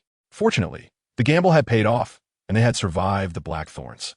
Xia Xian sighed softly. Although the poison had been resolved, their journey had been delayed. Previously, he could still sense the mental probing of the vampire master monitoring his location. But now, that surveillance had ceased for quite some time, likely because they believed Xia Xian and his companions could not escape this mutated forest, leading them to relax their watch. Xia Xian shook his head, realizing there was no choice. The vampires were the elite of their clan, while he had three companions who were burdens. The fact that they had managed to traverse this far at such a pace was already a miracle. Matthew sighed contentedly, saying, "Since we've cleared the poison, let us take a moment to rest here. The journey has been exhausting, and we need to recuperate. Otherwise, we may not be able to keep up later." Upon hearing Matthew suggest resting, Xia Xian's expression darkened. No, we have already squandered too much time. If we continue like this, who knows when we will reach the Centaur tribe. But boss, I'm truly exhausted. Matthew protested, while Eliza also felt some fatigue. She sensed that they had already significantly delayed Xia Xian's progress and felt a pang of guilt for prolonging their journey. Daphne was aware of the urgency in Xia Xian's heart and said, "Indeed, since we have resolved our matters, we should hasten our journey." Xia Xian nodded subtly and replied, "Let us proceed." With that, Xia Xian led Eliza and the others deeper into the Forbidden Forest, continuously reminding them to be cautious of the nearby magical plants to ensure their safety. Suddenly, Daphne inquired, "Xia Xian, I have a question for you." Xia Xian turned to her and asked, "What is it?" Daphne pointed to a delicate pink flower nearby and asked, "Is that a mist flower?" Xia Xian, caught off guard by Daphne's sudden inquiry, glanced at it distractedly, his mind preoccupied with their need to move forward. The mist flower is a common bloom, easily identifiable by its tender petals and round leaves. Xia Xian confirmed, "Indeed, that is a mist flower." "Why do you ask?" Daphne shook her head in response. "However, the mist flowers here appear rather peculiar. Look, there are distinct saw-like marks around their leaves. I don't recall encountering such a case in my readings about mist flowers." Xia Xian initially intended to dismiss these details and encourage Daphne to focus on their journey. Yet this particular mist flower did indeed seem odd. He crouched down to examine the flower that had piqued Daphne's curiosity. As he scrutinized it, Xia Xian's brow furrowed. Being well-versed in potion-making, he quickly discerned that this was a mist flower, but it was not as straightforward as he had presumed. According to various herbology and potion texts, this flower was evidently a mutated variant. Observing the mist flower closely, he noted, just as Daphne had stated, that its leaves, which should have been perfectly rounded, were instead jagged, a fact that, while not immediately alarming, was nonetheless strange. Rising to his feet, Xia Xian remarked, "This mist flower has undergone some mutation, but there is nothing inherently wrong with it." Upon hearing this, Daphne could only nod in acquiescence, refraining from further questioning. Yet, the sight of this mist flower stirred a hint of unease within Xia Xian. He continued to lead Eliza and the others forward while meticulously observing the magical plants around them. As anticipated, Xia Xian was astonished to discover that the surrounding magical plants exhibited various degrees of mutation. Some were only slightly altered, akin to the mist flower, while others displayed significant changes, like the plant currently before him. Chapter 87, The Bewitched Tree. The four of them ceased to regard the anomalous mist flower, for the sights before them were far more disconcerting. Xia Xian maintained a composed demeanor as he gazed at the scene ahead, though he was acutely aware that the chaos within the Forbidden Forest must have a source. Eliza and the others, now pale with fear, could only gape in disbelief as they pointed toward the distance. They found themselves on a high ridge, affording a view of a forest in a state of turmoil. A dense mist enveloped the woods, which had now been thrown into disarray, revealing countless trees whose roots writhed and moved as if animated. To the unknowing, one might mistake it for a celebration of giants. Daphne trembled as she gestured toward the chaos, asking, "Am I seeing things? Are those trees moving?" Eliza stammered in response, "It appears so." Matthew, gazing at the spectacle, exclaimed, "Have the trees become sentient? This terrifying upheaval could obliterate the entire Centaur tribe. We cannot possibly venture through that." Eliza swallowed hard, looking to Xia Xian to gauge his reaction. Xia Xian, however, remained unfazed, observing the forest in turmoil, as if merely gazing at a lush thicket. Daphne's gaze shifted to Xia Xian. The sight of the upheaval had sapped her motivation to continue. She firmly believed that should they encounter such a scene, they would be ground to pulp without a chance of escape. From a distance, the tumult appeared both magnificent and horrifying. Xia Xian watched as the chaos gradually subsided, his expression grave. The danger that lay ahead was evidently far more perilous than the trials they had previously faced. Eliza and the others looked to Xia Xian, awaiting his decision in silence. Xia Xian addressed them, saying, "Let us advance a little further to ascertain the situation." Matthew cautioned, "We have lost our bearings. Could continuing forward lead to trouble?" Eliza and Daphne hesitated, the memory of the earlier upheaval still vividly terrifying. Eliza raised her head and quietly asked, "Xia, do you truly wish to proceed?" Daphne also looked to Xia Xian, hoping he would shake his head in denial. Yet, Xia Xian gently nodded and affirmed, "Indeed." Eliza took a deep breath and said, "Then let us move forward a bit more and see what lies ahead." Daphne's expression fell, but she nodded in agreement. "We have encountered numerous dangers over the years. Let's press on. If we feel we can push through, we shall continue. If not, we will retreat. After all, We have expended considerable effort to arrive here, and it would be disheartening to leave without further exploration. Xia Xian turned his gaze toward the distance, seemingly oblivious to Daphne's words. Matthew nodded resolutely and stated, "Then it is settled. We will advance, but if it becomes too perilous, we will retreat immediately." Daphne looked at Xia Xian, who offered no response, simply stating, "Let us go." With that, Xia Xian stepped forward into the unknown territory. Daphne waved her hand, signaling Matthew and Eliza to follow, as she quickly took her place behind Xia Xian. He paid little attention to their conversation, his focus fixed on the magical plants in their vicinity. Here, the magical flora had clearly undergone significant mutations, not merely in form and size, but also exhibiting a ferocity and a hint of awareness. In other words, Xia Xian perceived that these magical plants had evolved into something more advanced. At that moment, a thick tree root suddenly burst from the ground, obstructing Eliza's path.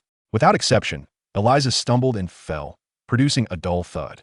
Xia Xian and Daphne looked up to see a towering tree bending slightly, as if it were a giant surveying a diminutive creature. Daphne swallowed hard, her voice trembling as she asked, "Is that tree watching us?"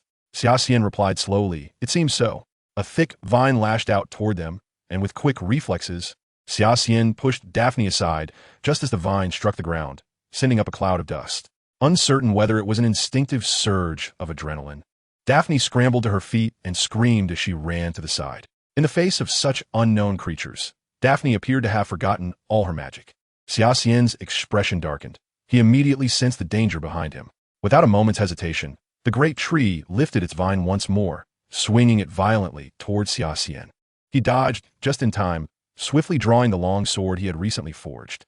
The Edmund alloy sword struck the massive tree, cleaving it in two. The tree paused momentarily before the severed trunk slowly toppled to the ground. The Edmund alloy sword, renowned for its exceptional hardness, proved to be a formidable weapon, sharp even without the infusion of soul. Before Xia Xiansong could catch his breath, the vibrant flora and towering trees before him suddenly erupted, resembling a horde of treants emerging from their lair. The sight of these tree spirits mobilizing was nothing short of spectacular, akin to a pack of famished wolves, with Xia Xian and his companions becoming the succulent lambs targeted for slaughter. Over here, Daphne's voice rang out unexpectedly from a distance. Turning his head, Xia Xian noticed that Daphne had discovered a small cave, just tall enough for them to enter while stooping. For them, it was undoubtedly the best refuge from the onslaught of the tree spirits. The assault from the tree spirits was ferocious. Should they charge toward the cave in a frenzy, they would surely be caught. Reluctantly, Xia Xian shouted, "Eliza, you must go to the senior sister at once. I will hold them off." With that, he raised his wand against the surging horde of tree spirits. Summon Guardian. Xia Xian was determined not to let these beings approach his person. Recalling Matthew's earlier sensation of the tree spirit psychic waves, he devised a plan to thwart their advance using psychic abilities. While a psychic shock would undoubtedly yield greater results, the sheer number of tree spirits was overwhelming. Thus, Xia Xian resolved to employ a different deterrent. A creature radiating white light ascended from behind Xia Xian, its powerful psychic energy cascading outward. In an instant, the tree spirits found themselves momentarily incapacitated by his mental force. Xia Xian was indeed taking a gamble, wagering that these tree spirits possessed a faint consciousness, easily swayed by external psychic energies. Observing the tree spirits frozen in place, Xia Xian realized that his summon guardian had proven effective. Theoretically, all dark forces should be susceptible to the influence of the summon guardian, and the protective spell he invoked was a confluence of immense psychic energy, sufficient to intimidate even the meager spirits of the tree beings. Matthew grasped Eliza's hand, hastily leading her into the cave. Seeing them escape peril, Xia Xian exhaled in relief, retracting the summon guardian and swiftly making his way toward Hermione. However, the tree spirits, affected by Xia Xian's influence, soon regained their mobility and began their frenzied pursuit. Just as Matthew and Eliza entered the cave, Xia Xian followed closely behind, the tree spirits only a hair's breadth away from him. The enormous forms of the tree spirits, attempting to squeeze into the diminutive cave, were an impossibility. They swung their robust branches, relentlessly battering the cave's rocky walls, causing numerous stones to tumble down, rendering the fragile cave precarious. Xia Xian hunched over, breathing heavily, feeling the tremors of the mountain. Daphne and the others paled, each finding a corner to sit weakly, still reeling from the recent upheaval. The small cave endured the onslaught of the tree spirits, with several stones falling. Yet fortunately, The mountain's hardness prevented catastrophic damage, forcing the tree spirits to retreat reluctantly, emitting a rustling sound as they returned to their positions. After a considerable pause, Xia Xian spoke slowly. The flora here cannot simply be dealt with through knowledge of potion making. They are far too ferocious, and worst of all, they possess the ability to move, truly an upgraded version of the Whomping Willow. Indeed, the Whomping Willow, known for its violent nature, exhibited strong aggression and territorial awareness, while these tree spirits were even more terrifying, capable of locomotion, justifying their classification as an evolved form of the Whomping Willow. The crux of the matter lay in their overwhelming numbers. It was impossible for them to eliminate each one. Xia Xian continued, as for Daphne's judgment fire, it would be best not to invoke it within this forbidden forest. Xia Xian had his reasons. They were currently ensnared by the enemy's encirclement. While Daphne's judgment fire could indeed combat these animated tree spirits, it would inevitably incite a conflagration, leaving them with no means of escape. After a moment of silence, Daphne remarked, "The most pressing issue is that we have lost our sense of direction. Everything looks the same in all directions. How we find our way back to Hogwarts?" Xia Xian remained silent. Daphne had articulated his greatest concern. Just as Xia Xian wore a troubled expression, he inadvertently caught sight of the faintly glowing golden lightning rune on his arm. A subtle smile crept across his lips. Perhaps it's time to create a commotion. Chapter 88, The Ultimate Battle. Xia Xian gently caressed the lightning rune. The lightning should have sensed his summons by now, and he could feel it drawing ever closer. Yet, outside the cave, an eerie silence had fallen. Why are those strange trees so quiet? Daphne inquired, puzzled. At that moment, Xia Xian and Matthew exchanged a solemn glance, each recognizing the gravity of the situation. The vampires had returned. Talp, talp, talp. Xia Xian heard the sound of approaching footsteps and immediately signaled for caution. Matthew and Daphne, hearing the footsteps, swiftly drew their wands and eyed the source of the sound warily.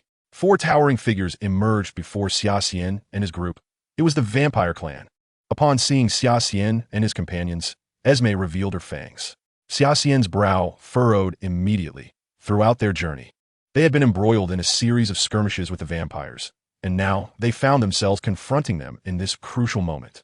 Harry, gazing at Esme and her companions, was oblivious to their identity and was about to voice a question when Esme coldly commanded, "Attack. Leave none alive." Xia Xian quickly grabbed Eliza, calling out, "Protect yourselves."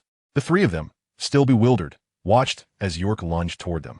Daphne was the first to react, chanting, "Shield charm." York charged at them, but was met with an invisible barrier. However, in the next moment, York reached out, and with a resounding crack, the barrier shattered into fragments. Esme and Lewis purposefully advanced towards Xia Xian, sensing that he was the one who had previously assaulted Lewis's mind, making him the most perilous among their group. As Xia Xian faced Esme and Lewis charging at him, he felt a slight sense of relief. Yet, he was confident in his abilities, though he harbored doubts about Eliza and the others. If one of the opponents occupied him while the other 2 targeted Eliza and the others, it wouldn't be long before they became corpses, a sight Xia Xian dreaded to witness. However, the current situation was decidedly unfavorable for Xia Xian. These vampires were not mere amateurs but elite members of their kind. As Xia Xian engaged with Esme and Lewis, any semblance of relief vanished. The pressure they exerted was unprecedented. Both Esme and Lewis wielded wands, instruments typically reserved for human wizards, unleashing powerful spells with devastating effects. Xia Xian's reflexes were keen, among the best of humans, but against the combined might of these top-tier vampires, evading their attacks was exceedingly challenging. He narrowly avoided several strikes. Xia Xian would not simply allow himself to be struck. He retaliated with a barrage of spells, yet time and again, his incantations missed their mark, crashing against the floor and walls, failing to graze even the fabric of their sleeves. Xia Xian kept a vigilant gaze on Esme and Lewis, ever ready to dodge their magical onslaught while contemplating the underlying motive behind the vampire's actions. This question lingered in Xia Xian's mind. The vampires must have a grand scheme, a colossal conspiracy. A spell was suddenly cast at an exceedingly awkward angle, striking Xia Xian's face. With an extraordinary reflex, Xia Xian narrowly avoided the curse, which instead collided with the stone pillar behind him. Bang! The pillar shattered instantly, sending countless stone fragments flying and striking Xia Xian's body. A cold sweat broke out on Xia Xian. This was not the time for idle thoughts, as he faced 2 elite vampires. Even the slightest oversight could lead to his utter defeat. Without hesitation, Xia Xian unleashed a swift spell, but it failed to hit either adversary, instead creating a gaping hole in the floor. Cursed be his luck. Xia Xian gritted his teeth. These two vampires proved far more formidable than he had anticipated. Lewis's magical prowess was only slightly inferior to Xia Xian's, leaving little room for error, while Esme was the true menace, her power nearly on par with his. What was even more alarming was Esme's speed, which was beyond Xia Xian's ability to track. He could only aim at Lewis. While even attempting to target Esme was a daunting task. Yet even against Lewis, Xia Xian found it impossible to land a spell. Not only due to Lewis's impressive speed, but also because the immense pressure of being attacked drained his energy, leaving him struggling merely to defend and counter. Suddenly, Lewis lunged forward, his wand pointed squarely at Xia Xian's face. Caught in the awkward moment of casting a spell, Xia Xian could only awkwardly attempt to evade. Lewis seized upon this vulnerable moment, refusing to let Xia Xian escape unscathed, his wand closely following Xia Xian's movements, ready to unleash a powerful curse at any moment. Esme, too, would not let this opportunity slip by. The fact that Xia Xian had managed to injure Lewis with his mental prowess indicated that the young wizard was no ordinary foe. Esme had no intention of holding back. She was determined to deliver a fatal blow. Utilizing her ghostly speed, Esme swiftly maneuvered behind Xia Xian, prepared to strike him down should Lewis's attack fail. Xia Xian found himself in a perilous situation, with deadly attacks looming from both the front and back, leaving no room for escape. Gritting his teeth, he realized that most ordinary wizards would have perished under such a dual onslaught. However, Xia Xian was not one to yield easily. He drew his second wand and, with remarkable speed, aimed it at one vampire while simultaneously casting a spell. 2 shadowless strikes. The 2 spells erupted from the tips of his wands, targeting Esme and Lewis directly.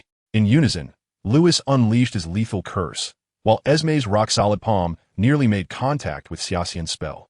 Boom! Boom! The spells collided with tremendous force. Yet compared to Lewis's well-calibrated magical power, Xia Xian's hasty cast was overwhelmed, the sheer impact of the clash sending him reeling. Meanwhile, Esme, witnessing Xia Xian's last-minute burst of magic, was also taken aback, her own resolve faltering as she abandoned her attack. It was clear that had Esme engaged directly, facing Xia Xian's spell head-on, she would not have emerged unscathed. Nonetheless, Esme's reflexes were impressive at such close proximity. She managed to evade the retaliation spell that should have been her undoing, redirecting it harmlessly into the ground. Xia Xian, propelled by the explosion's shockwave, struggled to regain his footing. Fortunately, his enhanced physique prevented injury. Had it been the old Xia Xian, he would have suffered greatly from the blast. The recent offensive from Esme and Lewis had yielded little result, both of their expressions darkening. Their meticulously orchestrated attack had inexplicably allowed Xia Xian to escape unscathed. Lewis, observing Xia Xian, recognized the remarkable timing of his escape. Any ordinary wizard would have been trapped. The extraordinary display of Xia Xian's evasive skills revealed not only his extensive combat experience, but also his remarkable prowess. Esme noted even more than Lewis. Xia Xian's evasion was not solely attributed to experience, but also to his exceptional abilities. Despite being caught in an awkward moment, he had managed to transform his predicament into an advantageous maneuver. The seamless coordination of drawing 2 wands at lightning speed, the rapid incantation, and the simultaneous casting of dual spells had enabled Xia Xian to evade disaster. It appeared deceptively simple. Yet any misstep in this intricate process would have led to his demise under such a concentrated assault. Esme silently marveled. This human wizard's displayed strength ranked among the most formidable she had ever encountered. His spell-casting speed, silent incantation techniques, and physical reflexes were all of the highest caliber, rivaling even her own magical potency, marking him as a significant threat. Just as Xia Xian regained his balance, a chill crept down his spine. He had been reckless, momentarily overwhelmed by the pressure of facing 2 powerful vampires, leading to a lapse in his spellcasting. This opening had nearly cost him dearly. The vampires poised to exploit his vulnerability. Drawing a deep breath, Xia Xian fixed his gaze intently on Esme and Lewis, determined not to allow even the slightest hint of negligence. He recognized that these 2 foes were the most formidable he had ever faced. Any minor flaw could spell his doom. The specter of Voldemort, still in the process of regaining his strength, paled in comparison to the ancient vampires before him, who had lived for centuries, even millennia. Xia Xian understood the necessity of approaching this confrontation with utmost caution. Meanwhile, on the other side, Eliza and her companions battled York, navigating a perilous situation. Despite being elite among their peers, they lacked the experience to contend with such dark creatures, especially as they had just been afflicted by the poison of the Blackthorn. As the youngest, Eliza could barely manage to cast a few spells under the protection of her more seasoned allies, leaving Daphne and Matthew to bear the brunt of the pressure. Chapter 89. Instant Kill. Daphne and Matthew, who bore the primary responsibility for the battle, wielded their wands with haste, launching spell after spell at York. However, the efficacy of their magic against the vampire was disappointingly limited, their casting speed insufficient to inflict any real harm. Fortunately, Daphne and Matthew had developed a strong synergy over their years as partners in the Silver Serpent Society, preventing York from easily subduing them. Realizing he could not capture Daphne and Matthew, York quickly assessed that Eliza was the weakest link among them, striding purposefully toward her with the intent to eliminate the most vulnerable opponent first. Matthew, recognizing York's intentions, shouted urgently, "Daphne, he's going for Eliza. Cover me."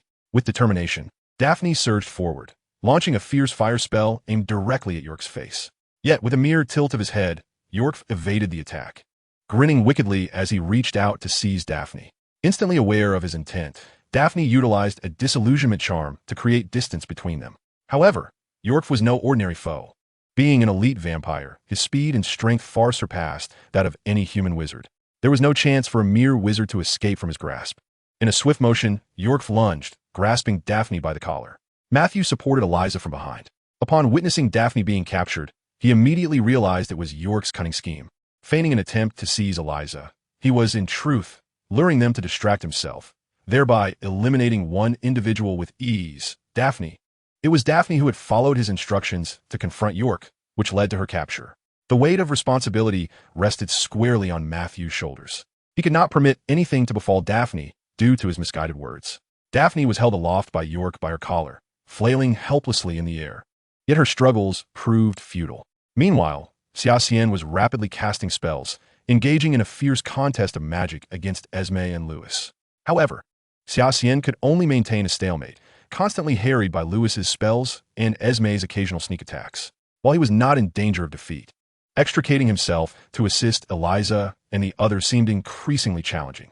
Out of the corner of his eye, Xia Xian caught sight of York restraining Daphne, and his heart sank. Matthew and Eliza would undoubtedly prove no match for York. If the trio faced peril, he too would find himself in dire straits. Confronting two vampires simultaneously was already a formidable challenge. The addition of a fresh vampire would render any victory within the foreseeable future utterly elusive. He had to rescue Daphne, for their sake and his own. Xia Xian's mind raced with numerous thoughts on how to free the incapacitated Daphne while maintaining a facade of composure. Skillfully maneuvering around Esme and Lewis, York had raised his wand, aimed at Daphne, and in the next heartbeat, she might be struck down where she stood. Suddenly, Xia Xian's gaze hardened with resolve. He had formulated a plan. To contend with these three formidable vampires, he must defeat them individually. With this in mind, Xia Xian summoned his mental energy, channeling it wholly towards the three elite vampires of their clan. Esme immediately sensed Xia Xian's intent to employ a mental attack and swiftly warned her subordinates. Lewis, York, focus. Lewis, his expression cold, was unwilling to suffer further humiliation after having been bested by Xia Xian in front of his kin. When Xia Xian's mental power surged toward Esme and Lewis, it was met with their formidable psychic barriers. Xia Xian was taken aback. It was no surprise that Lewis, a master of mental prowess among the vampires, could erect a shield against his attack. However, he was astonished by Esme's unexpected strength. This female vampire's mental capacity was surprisingly on par with his own. Consequently, even without any defensive techniques, Xia Xian's mental energy failed to inflict any harm upon Esme, as their powers were nearly equal. Xia Xian had honed his mental abilities over 3 lifetimes. How could this vampire rival him? Esme smirked at Xia Xian, believing he merely sought an opportunity to overpower her and Lewis. Now that they had successfully countered his mental assault, she anticipated Xia Xian would reveal signs of panic. Yet, contrary to her expectations, he wore a faint smile. Esme's heart raced in alarm as she shouted, "No, his target is York." What? Lewis was equally astonished. Despite being besieged by 2 elite vampires, Xia Xian still had the audacity to target another. Both Esme and Lewis turned their gazes toward York. Indeed, York stood frozen in place, his wand still pointed at the ground where Ron lay, yet the magical fluctuations had dissipated, and he stood there, seemingly dazed. York's mental fortitude paled in comparison to that of Lewis and Esme, and under Xia Xian's unexpected assault, he fell victim instantly. Xia Xian smiled faintly. His plan had succeeded. He had been entangled with Esme and Lewis for so long that no one would have anticipated he could focus on York as well. But in fact, he had accomplished just that. Xia Xian tightened his grip on the death stick, pointing it directly at York. These vampires were immensely powerful, and engaging them in a straightforward battle would likely prove futile. However, if one would be influenced by his mental prowess, York stood there like a living target, and surely any competent wizard could strike him down, let alone Xia Xian. York's mental strength, though formidable, was momentarily weakened. Xia Xian had to seize this fleeting opportunity. Shadowless Blade. The spell, sharp as a spear, sliced through the air and struck York's chest, piercing through him as effortlessly as if it were mere parchment. A spray of crimson erupted into the air. Xia Xian had infused the Shadowless Blade with the essence of heavenly light, directly impaling York's heart. York's towering form was sent soaring before crashing heavily to the ground. This sudden turn of events left Matthew and Eliza in shock, as they could only watch helplessly as the once fearsome vampire was sent flying like a mere ragdoll. Daphne, who had been grasped by York's collar, was also flung away. Yet she remained blissfully unaware, absorbed in the shock of witnessing York's swift demise at Xia Xian's hands. The elite vampire York had been vanquished in an instant. Even a vampire, endowed with remarkable resilience, would be rendered powerless in the face of such a grievous wound to the heart. York, oblivious to the impending doom, merely felt a blinding pain in his mind, followed by a loss of sensation, culminating in the piercing agony that caused him to lose consciousness. Xia Xian's lips curled into a smile. Everything unfolded as he had anticipated. Yet, he had little time to revel in his triumph, for he knew that Lewis and Esme would not idly stand by while he dispatched York. Turning back, he was met with the furious expressions of Esme and Lewis, their faces twisted with rage, as two powerful spells surged toward him. They were blood magic. Xia Xian raised his wand, casting a protective shield.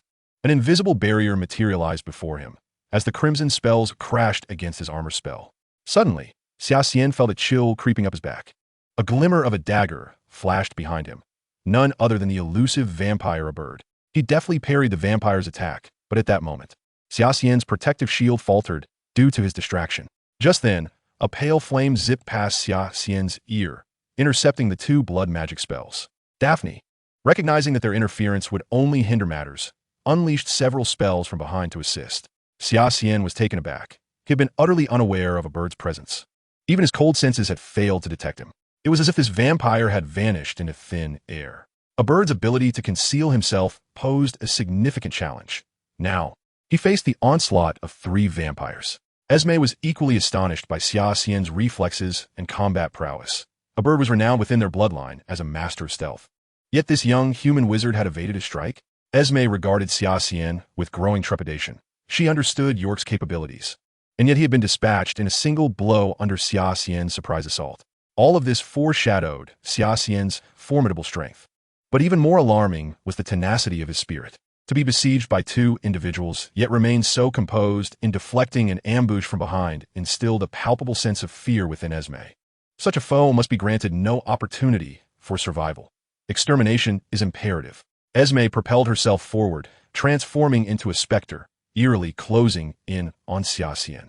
Since you dare to risk our assault to eliminate Yorkfu, how could I possibly allow you to escape unscathed? Xia Xian, be cautious. This is a vampire prince. Daphne's heart raced as she beheld Esme's almost signature strike, the ghostly apparition that epitomized the vampire prince. Xia Xian was momentarily confronted by Esme's austere visage, her hand lunging directly toward his chest. Esme's eyes seemed to convey, "Since you pierced Yorkfu's heart, I shall return the same agony to you." Xia Xian executed a phantom shift, deftly evading Esme's assault. The skies above the forbidden forest were now shrouded in ominous clouds. Thunder rumbled and lightning flashed. Yet the strange juxtaposition of it all felt particularly eerie as it was Christmas. Chapter 90, My Ultimate Move is Ready. Through the gaps in the branches, Xia Xian glimpsed the gloomy heavens, realizing that the moment he had long awaited had arrived. The female vampire before him was indeed somewhat unexpected. Yet if she possessed princely prowess, it was hardly surprising. In terms of mental acuity, she was undeniably his equal, and her recent speed rivaled that of the vampire known as Abode. She seemed to embody the unique strengths of her three clans. Faced with such an ancient creature, endowed with immense battle experience accrued over millennia, Xia Xian was determined to avoid any missteps. If he were to strike, it must be a decisive blow. Meanwhile, his reinforcements were drawing near. Esme appeared to sense the bizarre atmosphere surrounding them, and resolved to eliminate the human wizard before her at all costs. Kid, you want to be so fortunate this time. Esme's voice suddenly resonated in Xia Xian's ear, but as the words echoed, he had already turned to confront her, who was poised to stab him with a dagger. Xia Xian merely raised his long sword to collide with the dagger, redirecting its trajectory before stepping back to stand before his three companions. Engaging in a contest of physical strength with a vampire was evidently an unwise choice. Xia Xian deftly neutralized Esme's attack with finesse. He then retreated and gracefully waved his wand, sending a flurry of spells hurtling towards Esme. His series of actions appeared effortless. At that moment, Louis rushed in to support Esme. As his wand unleashed a spell towards Xia Xian, 3 or 4 spells immediately retaliated in his direction, causing him to hastily evade. Esme found her opponent exceedingly troublesome. Engaging him in close combat revealed an unexpected strength within his diminutive frame, while his reflexes and combat awareness rendered him a formidable adversary. However, once distance was established, an array of peculiar spells would rain down upon them, contradicting the expectations of a mere human in his teens. With each encounter against Xia Xian, Esme's astonishment at this human wizard grew ever more profound. From employing mental assaults against her kin to severing Louis's arm with bizarre spells, and now his seemingly insurmountable combat style. Were it not for the unbreakable pact with a mysterious figure, she would have been reluctant to oppose someone so potent. Rather, she would strive to forge an alliance with Xia Xian on behalf of her vampire lineage. Yet, that remained a mere figment of her imagination. Esme was compelled to become Xia Xian's adversary, determined to extinguish him in his infancy. Xia Xian's wand relentlessly unleashed spells, a torrential assault directed at Esme and Louis. Both Esme and Louis retaliated with spells of their own, the situation once again becoming a stalemate. Abode continued to lurk in the shadows, attempting to launch an attack on Xia Xian. This vampire assassin understood that if he could eliminate Xia Xian, the remaining trio would be like birds in a cage. Currently, he was merely distracting them, seeking to divert Xia Xian's attention and uncover a vulnerability. Yet, Xia Xian clearly afforded him no such opportunity. Abode discovered that from any angle of attack, he was met solely with Xia Xian's longsword. Esme furrowed her brow, observing Xia Xian's composed demeanor. He left an indelible impression of awe upon her, igniting an intense desire to slay him. However, alongside that fierce longing, a flicker of thought emerged within Esme, contemplating a resolution to transform hostility into camaraderie, wishing to avoid becoming mutual adversaries. Louis grew increasingly agitated. The fact that this human child could contend with both himself and Princess Esme was astonishing. The ability to dispatch Yorkfu while under duress was an affront to the dignity of their vampire lineage. Yet, this was not the crux of the matter. The most pressing issue was that someone who should have been utterly subjugated had not only resisted, but had done so with remarkable flair. This gnawed at Louis's insides, intensifying his murderous intent towards Xia Xian. Xia Xian faintly heard a melodious cry from the clouds. Despite the rumbling thunder, he instantly recognized that familiar voice. A subtle smile crept across his lips. Xia Xian unleashed a barrage of spells, compelling Esme and Louis to evade, while he sheathed his wand and pointed his longsword skyward. The obsidian blade aimed directly at the heavens, surging with spiritual energy that radiated a silvery luminescence, as though Xia Xian were summoning a divine miracle. "What is that?" Daphne gasped, covering her mouth. She had never witnessed Xia Xian wield such a spell. Could it be yet another of his original incantations? "Boss, what is he doing? Is that a spell? I've never seen anything like it," Matthew exclaimed, suddenly feeling as though he were fighting alongside Simon. Yet Xia Xian's action was undeniably more spectacular. A beam of silver light piercing the sky as if to part the clouds. "This might be Xia Xian's new original spell," Daphne murmured. "Could it be that the boss has created another new spell? We're in a life-and-death struggle with vampires. We should rush in to provide cover for him." Upon hearing this, Daphne felt that it made sense. Who knew if Xia Xian's spell required charging? What if those vampires attempted to ambush him, just as Daphne considered aiding Xia Xian? Abode reappeared before the three of them. Daphne halted in her tracks, a profound sense of helplessness washing over her. Indeed, what could they achieve with their limited power? They could hardly assist Xia Xian.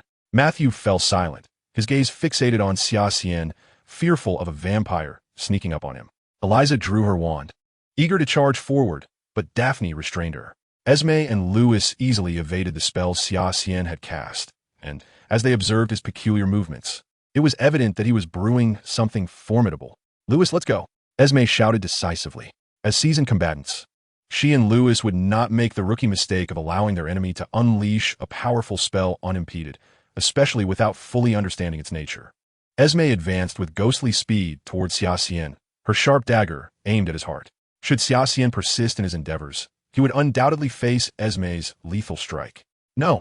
Daphne screamed, watching as Esme approached Xia Xian like a wraith. Even if they wished to rush to his aid, it would be too late. Golden arcs of electricity seemed to flicker ominously around Xia Xian's form. At this moment, Esme and Louis found themselves utterly unable to comprehend the unfolding events. Their attacks were mere inches away from Xia Xian, yet their hands could muster no more strength. A wave of numbness surged from their fingertips, and in a moment of despair, Esme and Louis realized, to their horror, that they were utterly immobilized. The celestial force of the nine heavens transformed into divine thunder, a brilliant heavenly might summoned by the sword. A golden bolt of lightning cascaded from the clouds, and Xia Xian grasped his sword, crackling with electric energy, firmly in hand. This sensation was truly a long-lost feeling. From the very onset of battle, Xia Xian had been invoking the lightning with his mind. However, this little fellow seemed a tad distant. Xia Xian had been entangled with the vampires, biding his time for the perfect moment to deliver a lethal strike. The true technique of thunder control. This was Xia Xian's inaugural use of this move in this realm. Since his breakthrough, Xia Xian had attempted this technique countless times. Yet the thinness of spiritual energy in this world rendered it ineffective. Until today, when he inadvertently noticed the lightning inscription on his hand. It appeared that this little spark possessed the ability to summon wind and thunder, and with the aid of the lightning, Xia Xian successfully unleashed the technique. Feeling the violent, thunderous energy coursing through the sword, Xia Xian was overwhelmed with emotion. The toil of over 2 years had culminated in this moment of divine thunder. Slowly, he opened his eyes, arcs of electricity flickering within his gaze. "Apologies, I believe I perfected my ultimate move." Sensing the heart-stopping aura of destruction attached to the sword, Esme gritted her teeth and managed to regain control of her body, hastily retreating. However, Louis, as a member of the lineage, was not so fortunate. He was ensnared by the golden arcs and could only watch helplessly as his body crumbled like shifting sands. First, it was the dagger, and then his remaining right hand. Louis had never imagined he would meet his end in such an abrupt manner. Esme was acutely aware of the terrifying nature of this technique.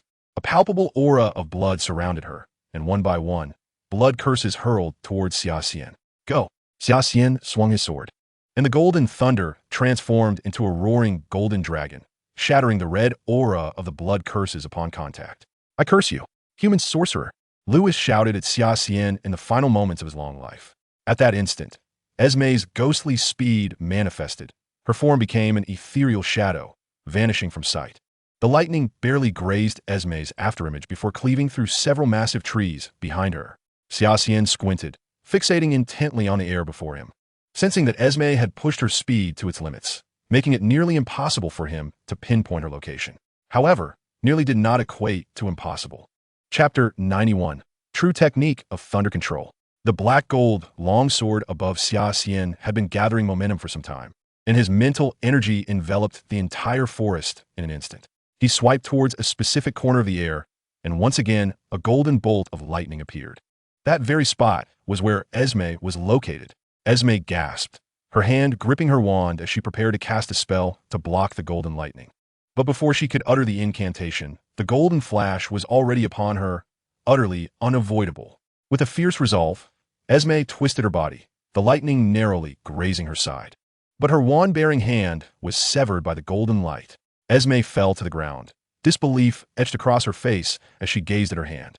That hand, along with her wand, had been reduced to charred remnants by the golden lightning. "Apologies, it seems I miscalculated the force and struck a bit off target," Xia Xian remarked, frowning at Esme. Esme's expression flickered between rage and despair as she transformed into an ethereal shadow, reappearing behind a bird. With a sickening sound of blood gushing, a bird turned in shock as Esme's hand pierced through his chest. "Your Highness, I shall remember you," a bird. Esme's voice was devoid of emotion, a faint blood aura flowing from a bird's body toward her. Miraculously, new flesh began to sprout from Esme's severed arm, while a bird transformed into a lifeless husk. Matthew, take them both back. Xia Xian's expression turned grave as he regarded Esme, realizing that this vampire possessed a bizarre ability to resurrect. If her revival relied on the blood of the living, then in the ensuing conflict, her targets would undoubtedly be his 3 companions behind him.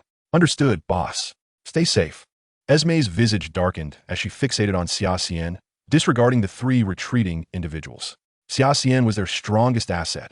Once he was dealt with, she could handle the others at her leisure. Xia Xian understood he could not afford to waste time. The energy expenditure of the true technique of thunder control was immense, and he needed a chance for a decisive blow. Suddenly, both combatants moved simultaneously. Xia Xian's wand pointed directly at Esme as he unleashed the true technique of thunder control once more. To maintain the technique's operation, Xia Xian intentionally reduced its power, but this also had the advantage of eliminating the need for build-up time. Esme, in an instant, lunged before Xia Xian, her claws morphing into a fist, crashing heavily towards his chest. However, this played right into Xia Xian's hands.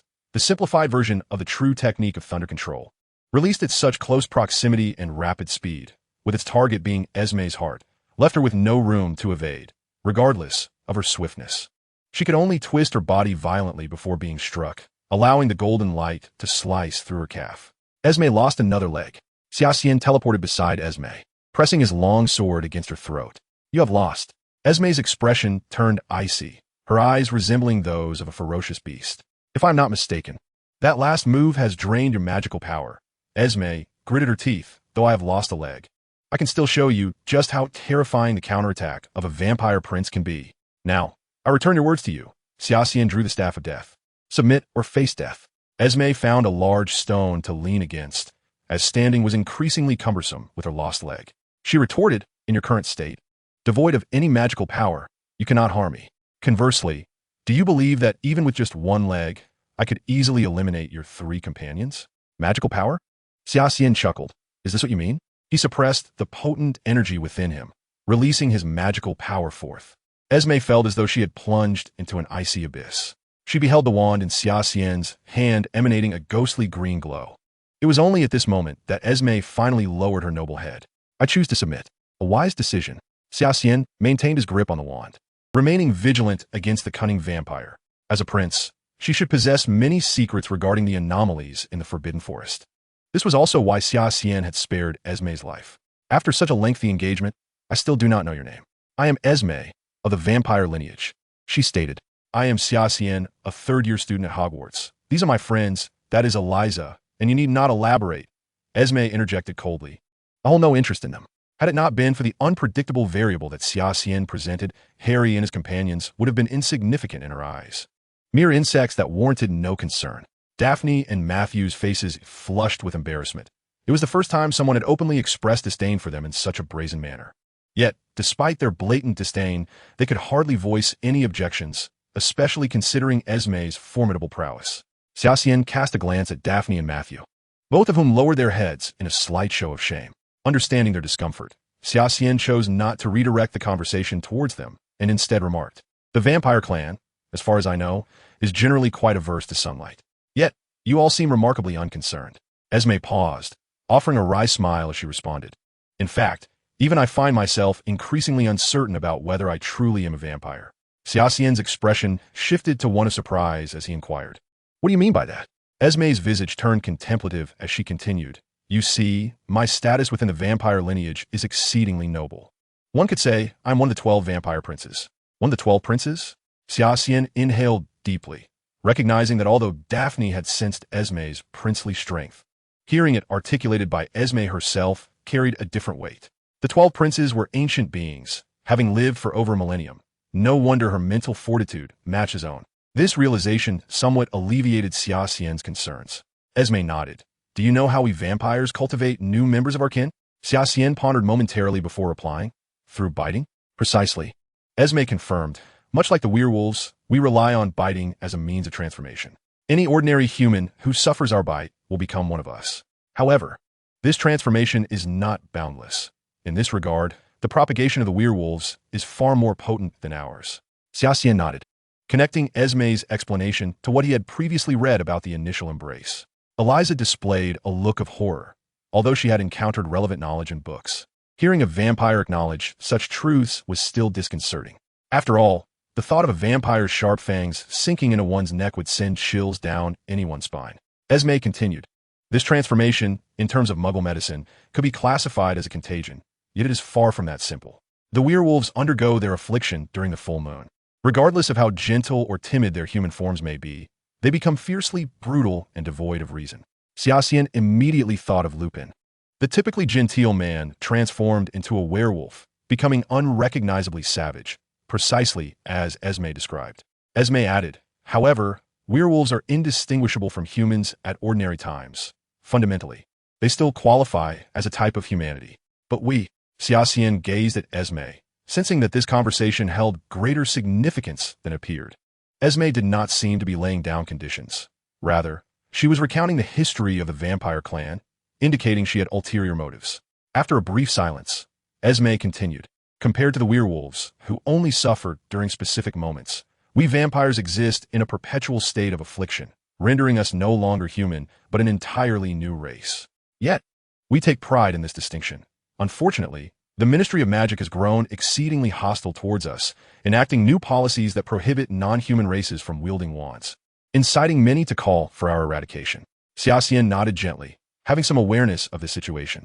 Numerous articles and publications like the Daily Prophet detailed the terrors associated with vampires and the threats they pose to humanity, fostering a deep-seated animosity towards them. Yet, at the time, Xia Xian felt little direct connection to the matter and thus paid it scant attention.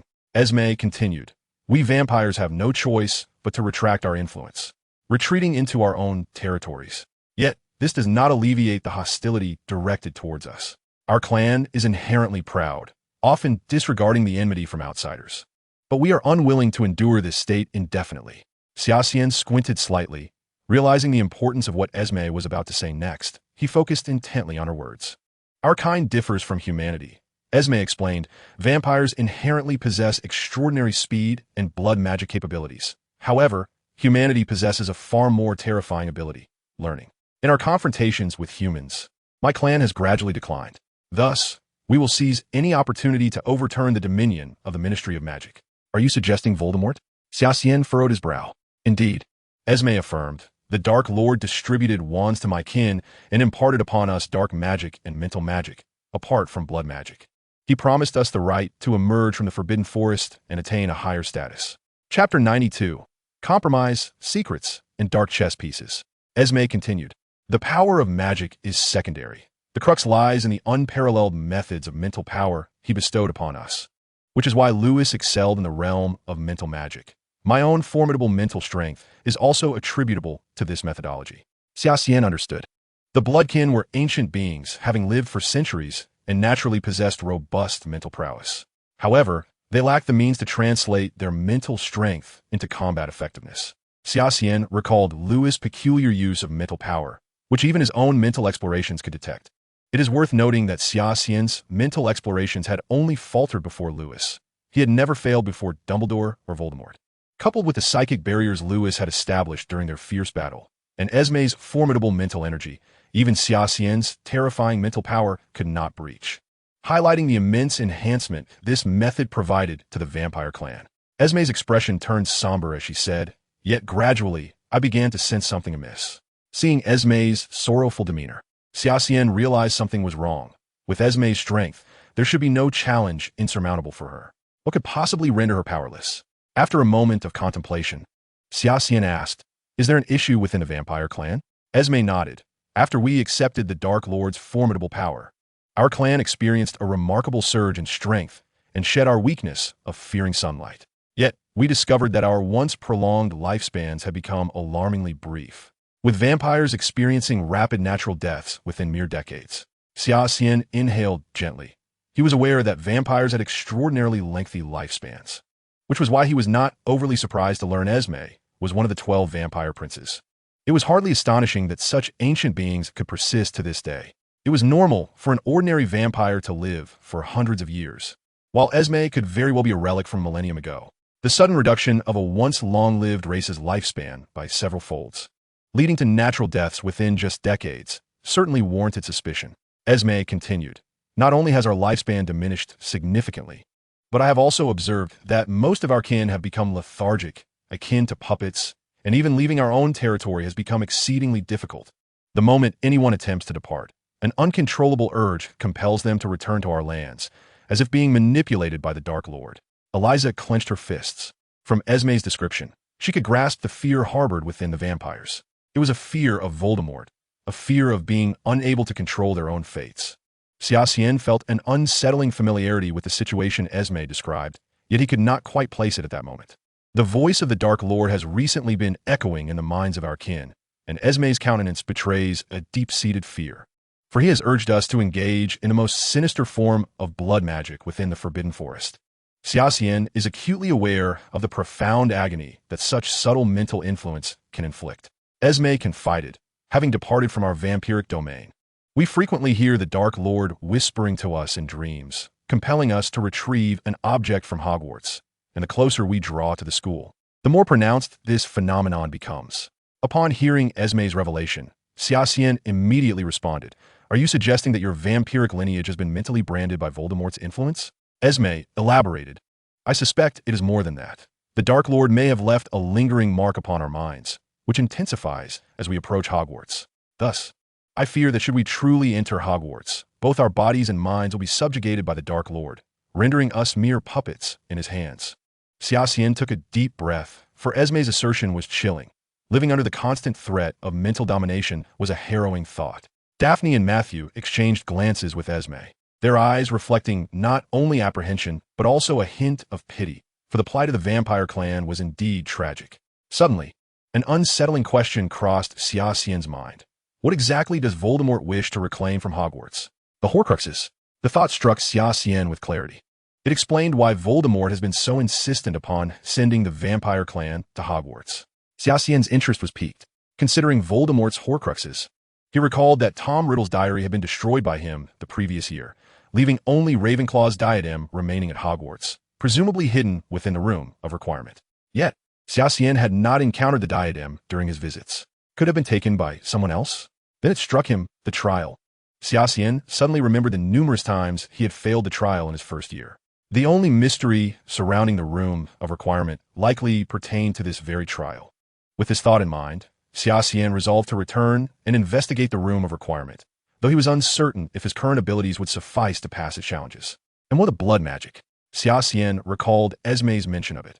Was it also connected to Voldemort's summons to Hogwarts?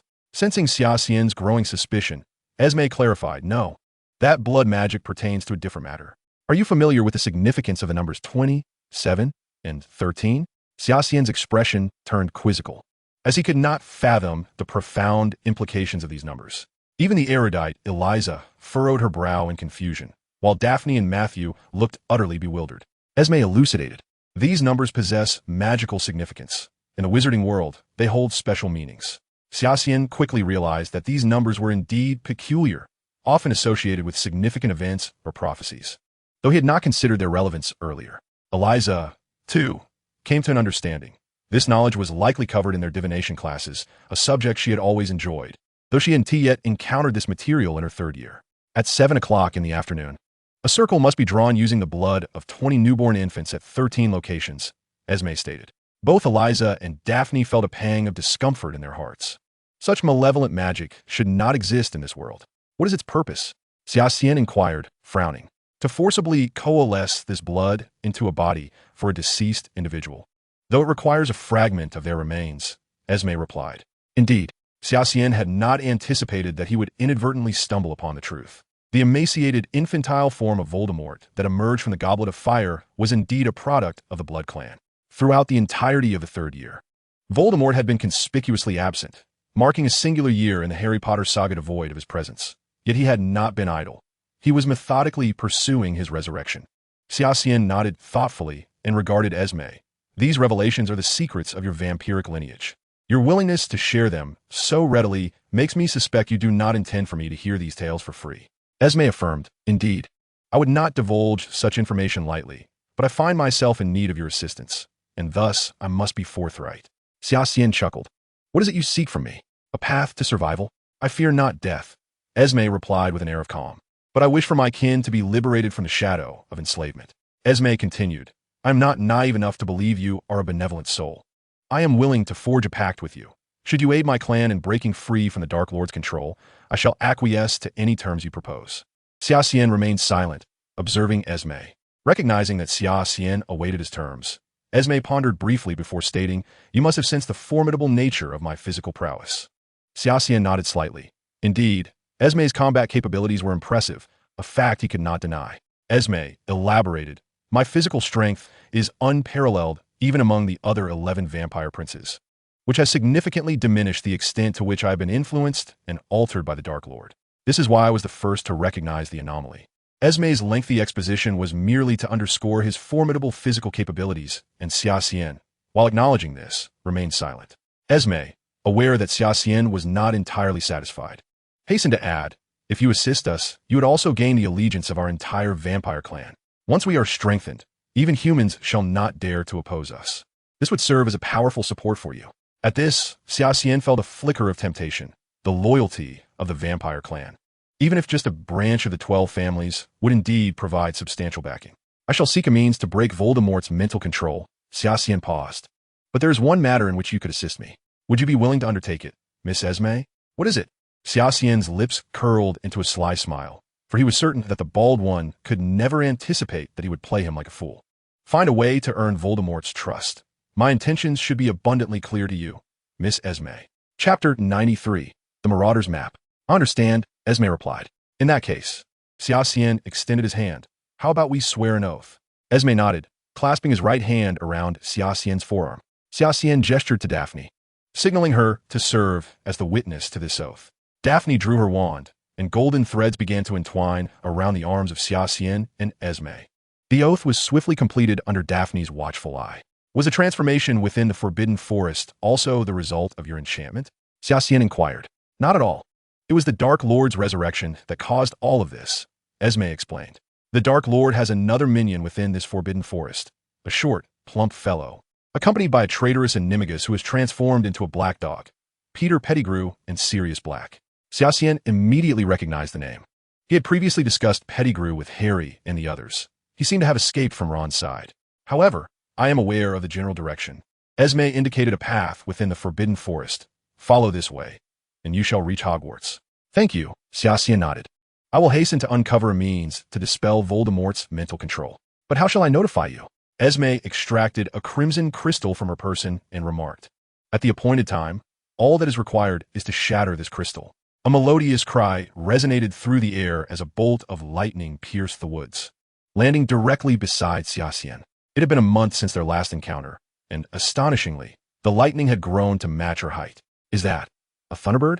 Esme gazed in astonishment at the magnificent golden bird before her, seemingly reminded of her two companions. With a hint of melancholy, she mused, "So, you possess such a trump card. A thunderbird?" Xia Xian thought. Indeed, it was no surprise that the ancient creature, having lived for a millennium, could recognize something he had found elusive despite perusing countless tomes on magical creatures. Indeed, it was a legendary being said to command thunder and control the weather, a divine bird in Native American totems. Esme paused. "However, they're only found in America. This one appears to be juvenile, and its tail feathers seem rather peculiar. How did you come by it?" Xia Xian merely smiled in silence. This would explain the absence of any records concerning thunderbirds in the library. After bidding farewell to Esme, Xia Xian and his companions set off towards Hogwarts. The vampire prince declared that he would remain in the vicinity to feed and restore himself before returning. Xia Xian's imagination conjured an image of Esme during her feeding, prompting him to think it best to depart swiftly. Lightning soared above the group, and Matthew, incredulous, remarked, "Has that little fellow grown so large in just a few days?" Although they encountered some dark creatures along the way, their presence was deterred by the formidable lightning overhead, allowing Xia Xian and his companions to encounter little trouble on their return journey. Upon reaching the Centaur territory, Xia Xian requested Firenze to dispatch members of his clan to assist in locating Hoopa and his guard, as they had gone missing while safeguarding the group. And Xia Xian held a favorable impression of the dwarf. The four returned to Hogwarts only to discover they had arrived a full day before the end of the holiday. Xia Xian resolved to take full advantage of this last day of respite, planning to swiftly seek out the next Horcrux in the Room of Requirement and to refine the sword into his own magical artifact, infusing it with the soul of the Sword of the Sky. Yet, while aspirations are often splendid, reality can be harsh. The following morning, as Xia Xian lingered in bed, he was abruptly pulled to the library by Eliza, who insisted that with the final exams approaching, she could no longer watch him descend into such a state of lethargy. Bored, Xia Xian picked up a potions book, and to his surprise, found Harry seated across from him. When had the savior become so studious? Xia Xian pondered, casting furtive glances at Harry to discern what the chosen one was up to. After surveying his surroundings, Harry produced a folded map, placing it on the table. Xia Xian, intrigued, recognized it as the fabled Marauder's map. Potter, where are you? Professor McGonagall suddenly appeared in the library. Alarmed, Harry hastily tucked the map within a book and pressed down upon it with both hands. Mr. Potter, it has been reported that you were seen in Hogsmeade. Professor McGonagall declared with a grave expression. Come with me to the headmaster's office.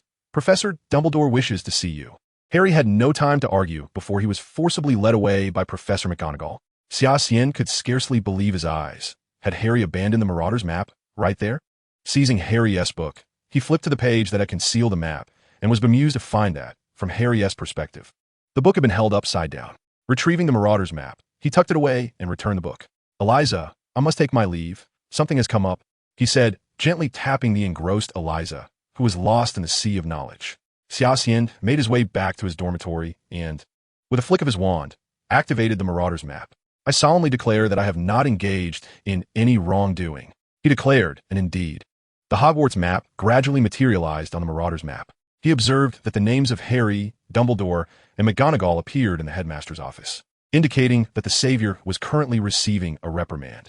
Xia Xian continued to search the map until he spotted the names Sirius Black and Peter Pettigrew. Sirius had escaped from Azkaban in pursuit of vengeance against Pettigrew, who harbored secrets regarding the disturbances in the Forbidden Forest. Xia Xian was uncertain whether the plot would unfold as it had in the past, but he hoped to seize Pettigrew for himself.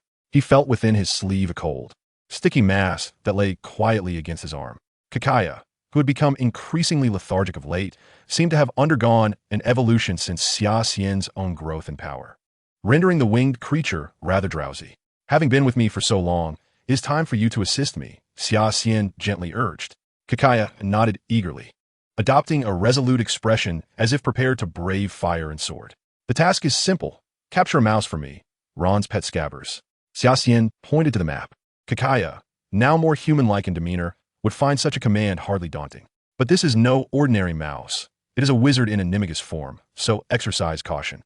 Proceed tonight, he instructed as Kakaya retreated back into his sleeve. Gazing at the map, Xia Xian was surprised to find Sirius hiding so near, though his canine form would certainly elude suspicion. After all, stray dogs were commonplace. Who would suspect a dog in pursuit of their quarry? Nevertheless, Xia Xian was determined that this vengeful soul would not capture Pettigrew, even if they ultimately failed to do so.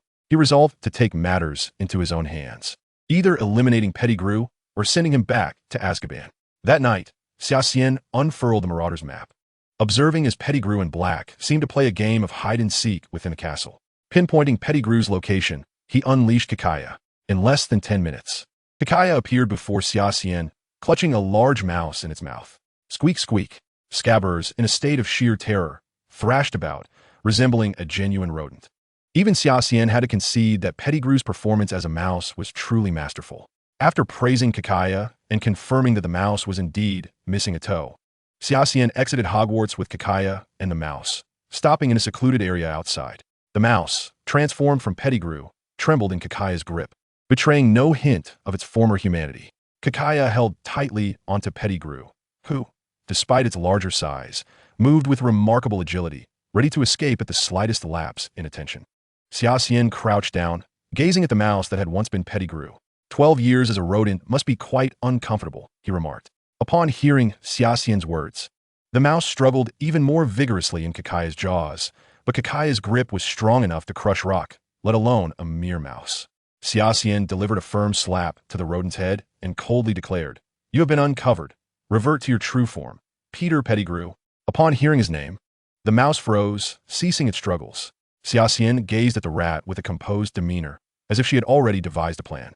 The rat, displaying a human-like expression, cast a glance at Xia Xian before reluctantly reverting from its animagus form to its original state. Kakaya set aside the diminutive creature and stepped back. The little rat, Peter, was clad in tattered and filthy garments, his body smeared with ash and grime. His nails were long and dark, and his left ring finger was missing. His two prominent front teeth were glaringly apparent, revealing to Xia Xian why Peter's animagus form had taken the shape of a rat. Peter regarded Xia Xian with palpable fear, curling up as if the 12 years spent as a rat had ingrained the creature's habits in him. "Hello, little rat Peter," Xia Xian said softly.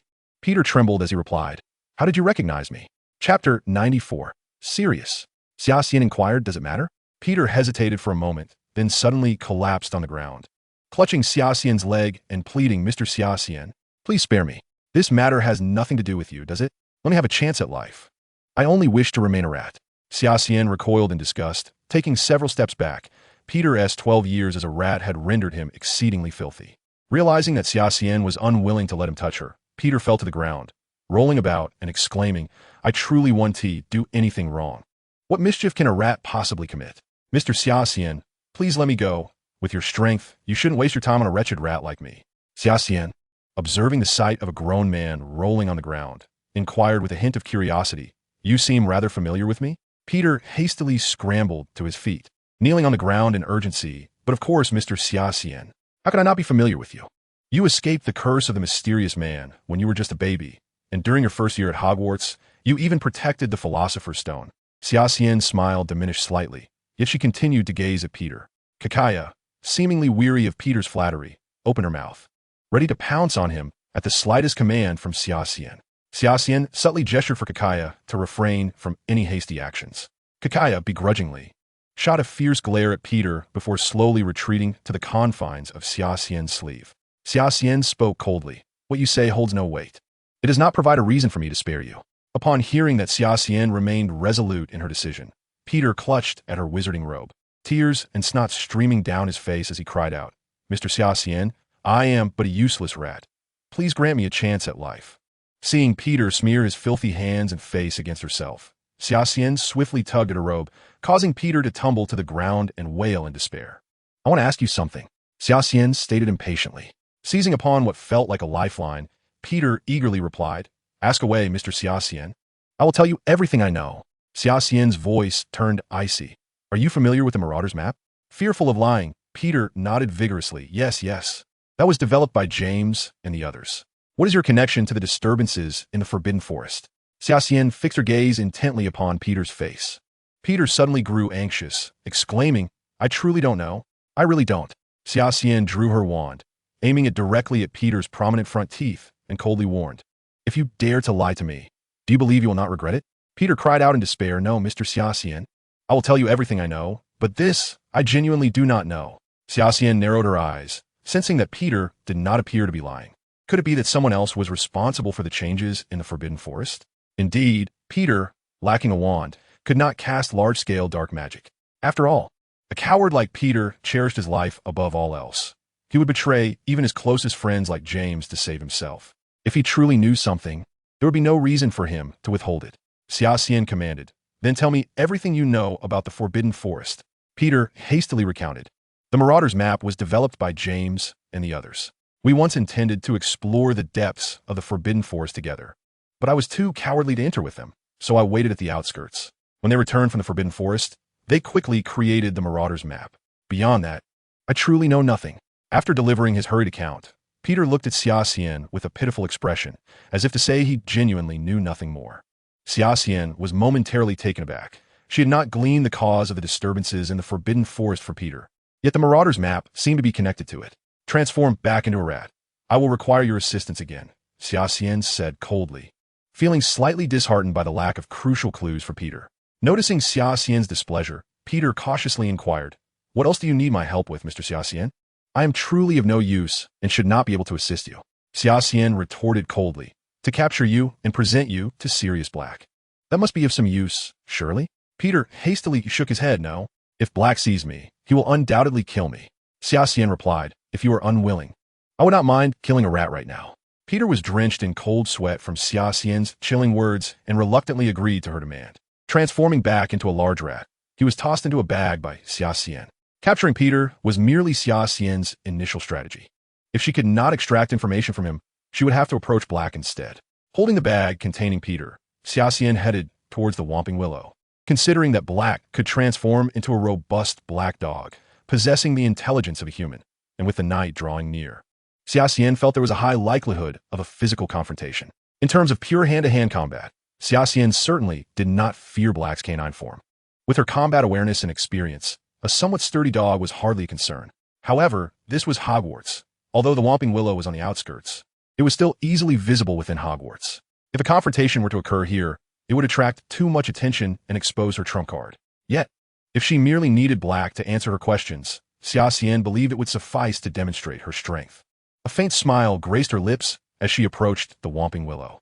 However, before she could enter the attack range of the tree, it swayed gently in the wind, as if it too were observing Xia Xian.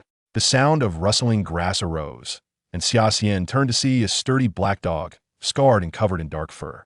Watching her from a distance with a wary gaze, Xia Xian quietly regarded the black dog, recognizing it as Sirius Black. From afar, Black observed Xia Xian, initially puzzled as to why anyone would approach the Whomping Willow at such an hour. Had a trap been set here as well? Thus, he concealed himself at first, but soon realized that the figure before him was merely a student, and he felt there was little to fear. He stepped out, intending to intimidate Xia Xian. The sounds of Peter's squeaking in distress echoed from Xia Xian's hand, as the rat form of Peter was quite uncomfortable in her grasp, squealing incessantly. Yet, upon spotting Black in the distance, Peter instinctively shrank back into Xia Xian's hand, as if seeking refuge. Black had intended to growl a few times, feigning aggression to scare Xia Xian, but upon seeing Peter in her grasp, he lost all composure. Little rat Peter. Black immediately recognized Peter's true identity. This was the very person he had risked everything to escape Azkaban to eliminate. Blake charged recklessly towards Xia Xian, his gaze fixated solely on the Peter in Xia Xian's grasp. He was determined to seize Peter and tear him to shreds. Xia Xian was of no concern to him now. As Blake barreled towards him like a madman, Peter screamed in terror, desperate to escape Xia Xian's grip.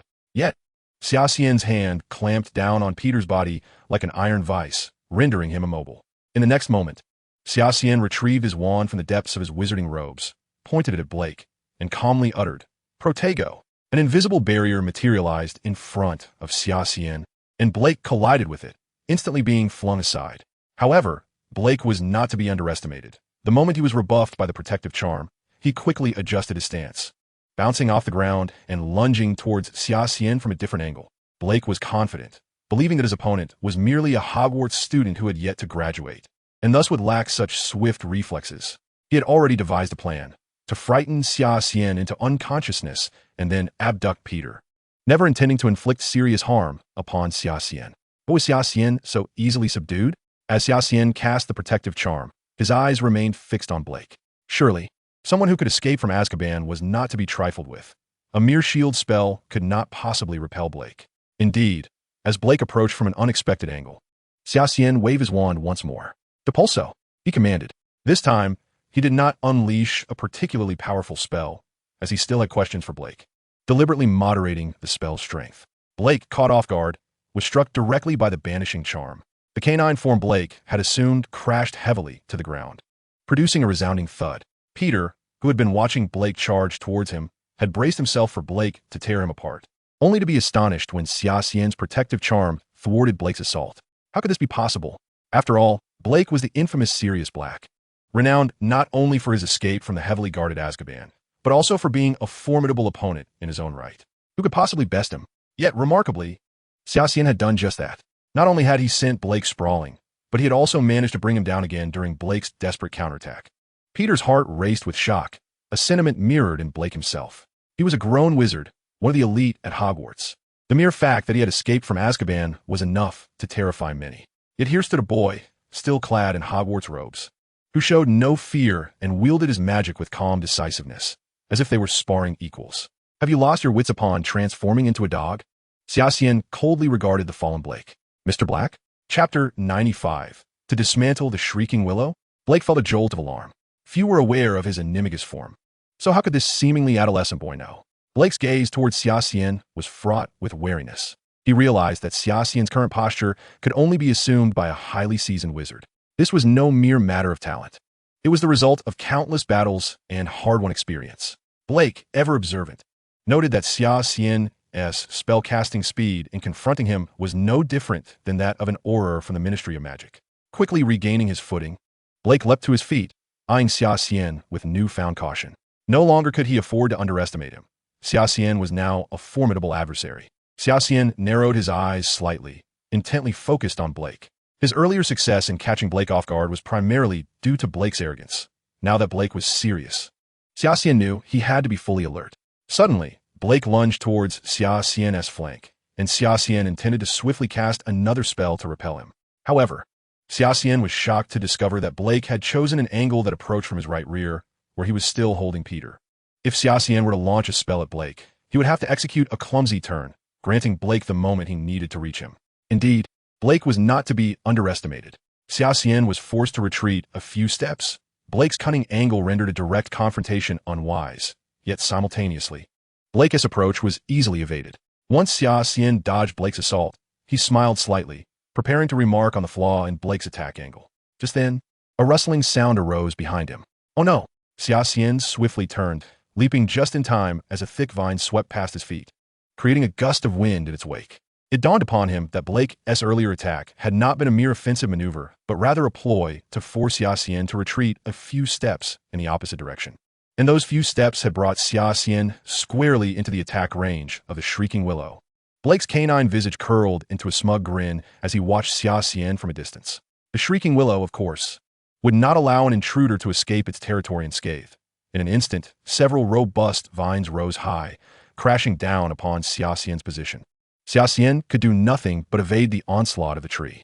The force of the Shrieking Willow's strikes was formidable, leaving deep indentations in the earth upon impact.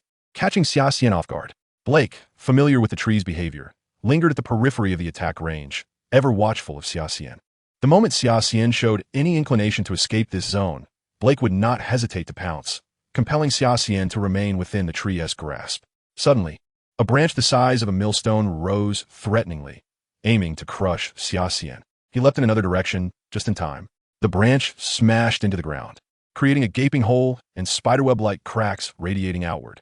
As Xia Xian breathed a sigh of relief for narrowly avoiding such a powerful strike, a vine emerged silently from behind, whistling through the air toward his unprotected back. Relying on his instinct for danger and impeccable bodily control, Xia Xian narrowly evaded the Shrieking Willow's vine, but not without a price. His exquisite wizarding robe was torn, leaving a conspicuous gash.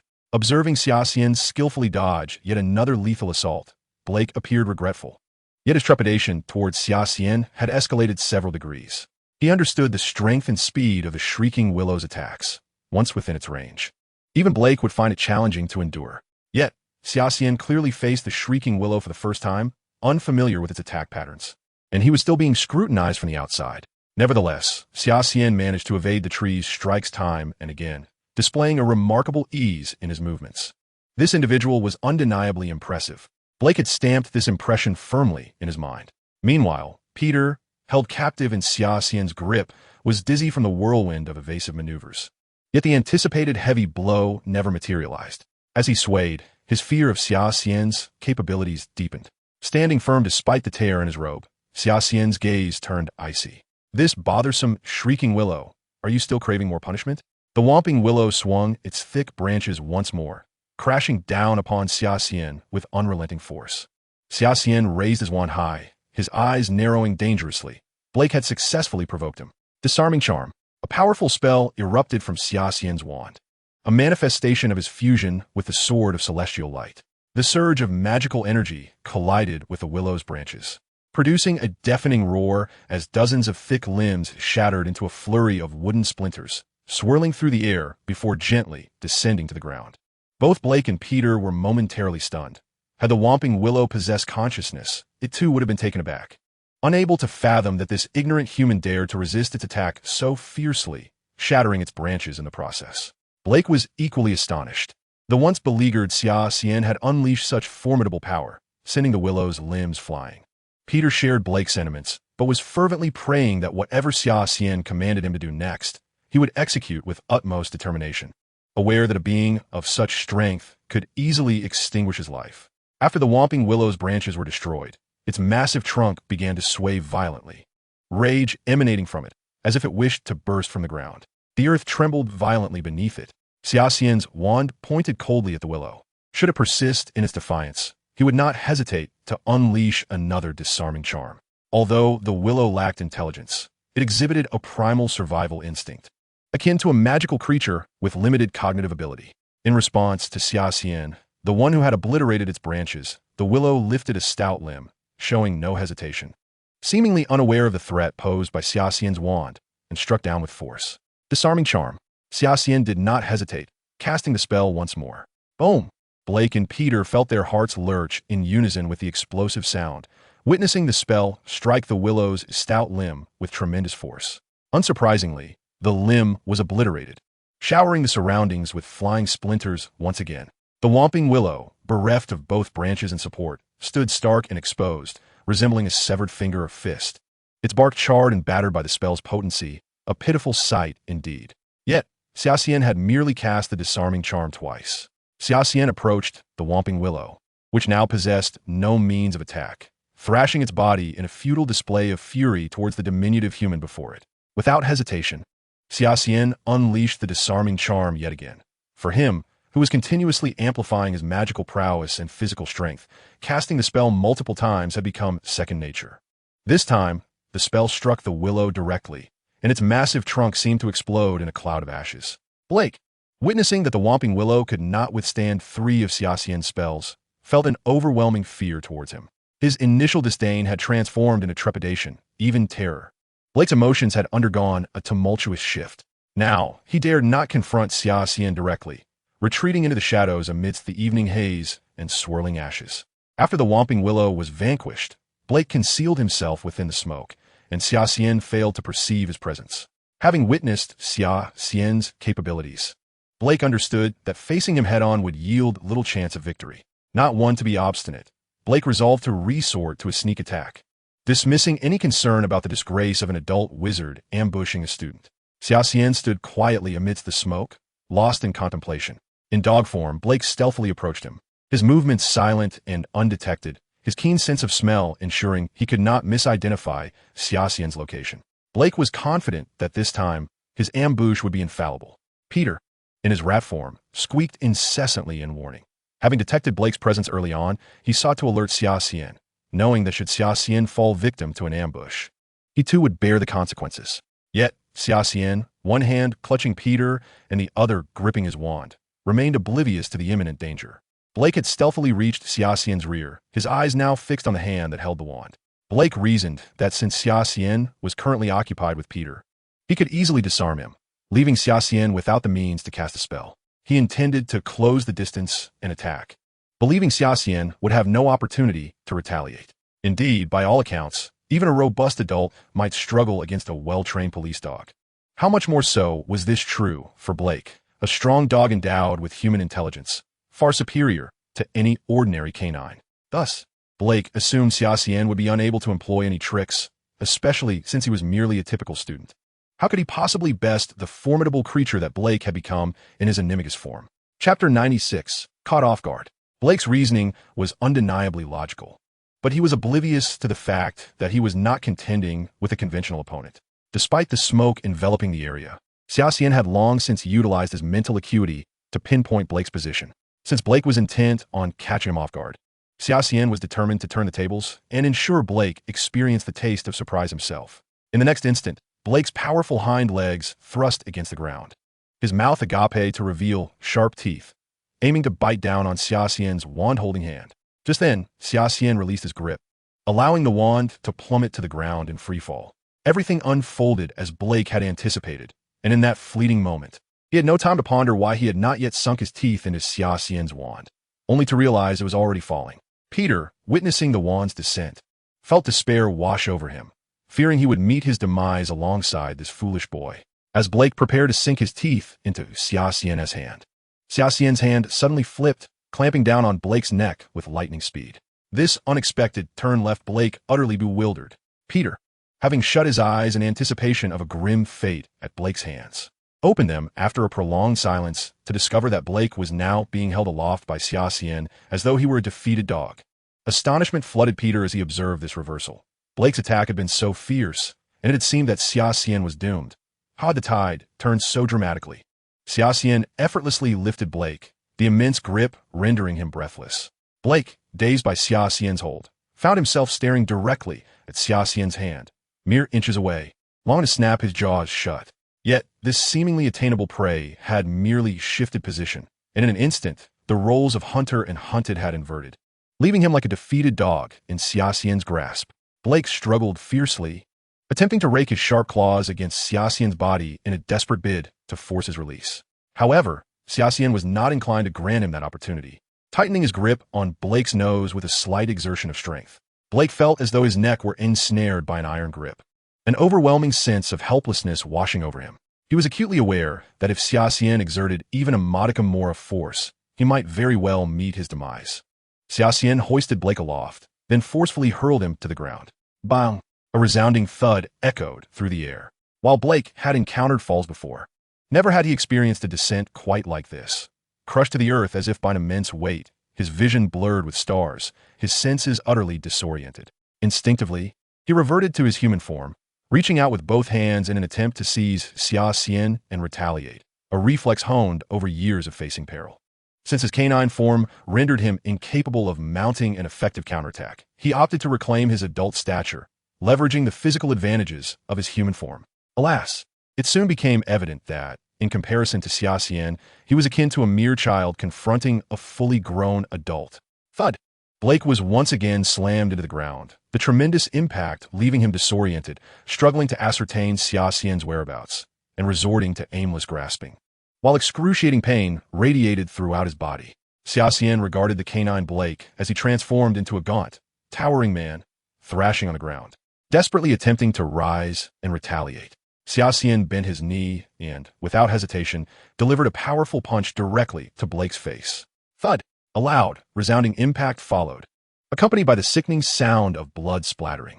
Xia Xian's fist struck Blake's visage with such force that it propelled his head away from Xia Xian's punch, sending it crashing into the unforgiving ground, leaving a conspicuous bloodstain in its wake.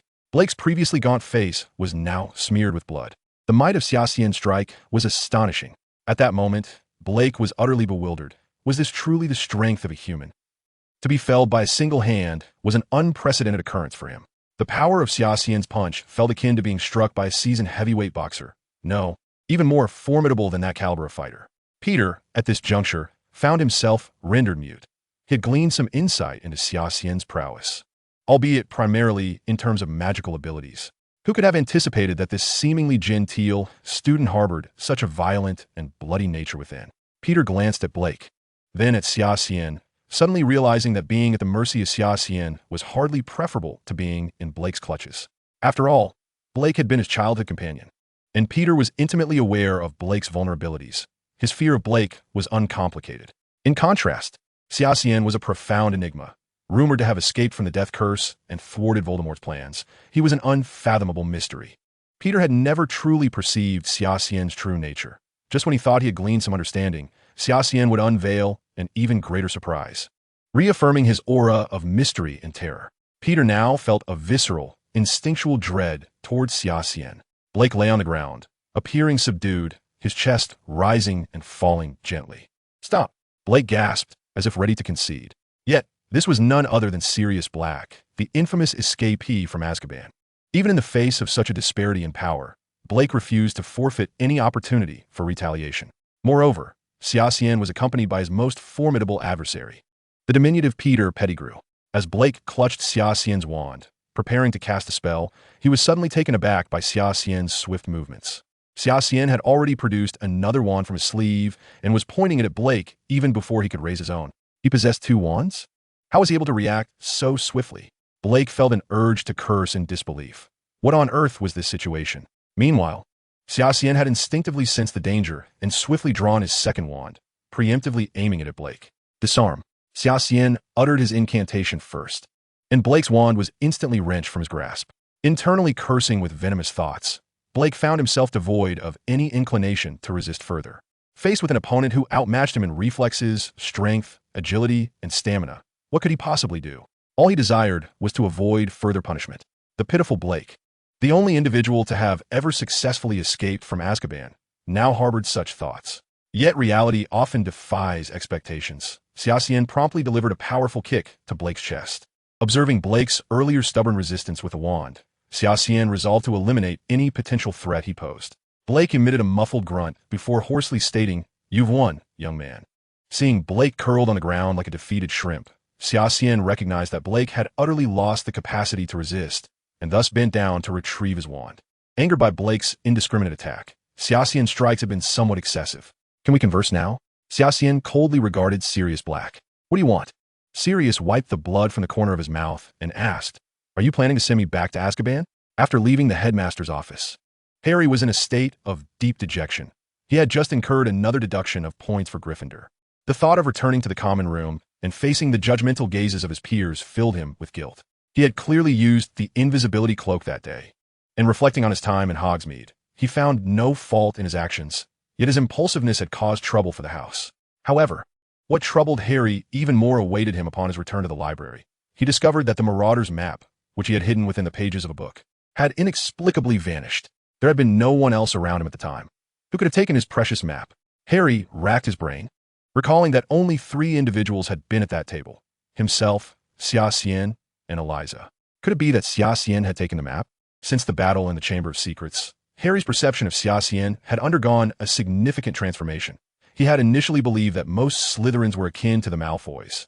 Yet he later discovered that Xia Xian and Eliza were not as difficult to get along with as he had presumed. In fact, Harry felt that he and Xia Xian shared many similarities and could even become friends. Perhaps he would take the opportunity to inquire about the matter with Xia Xian in the morning. Just then, he heard some peculiar sounds outside the window.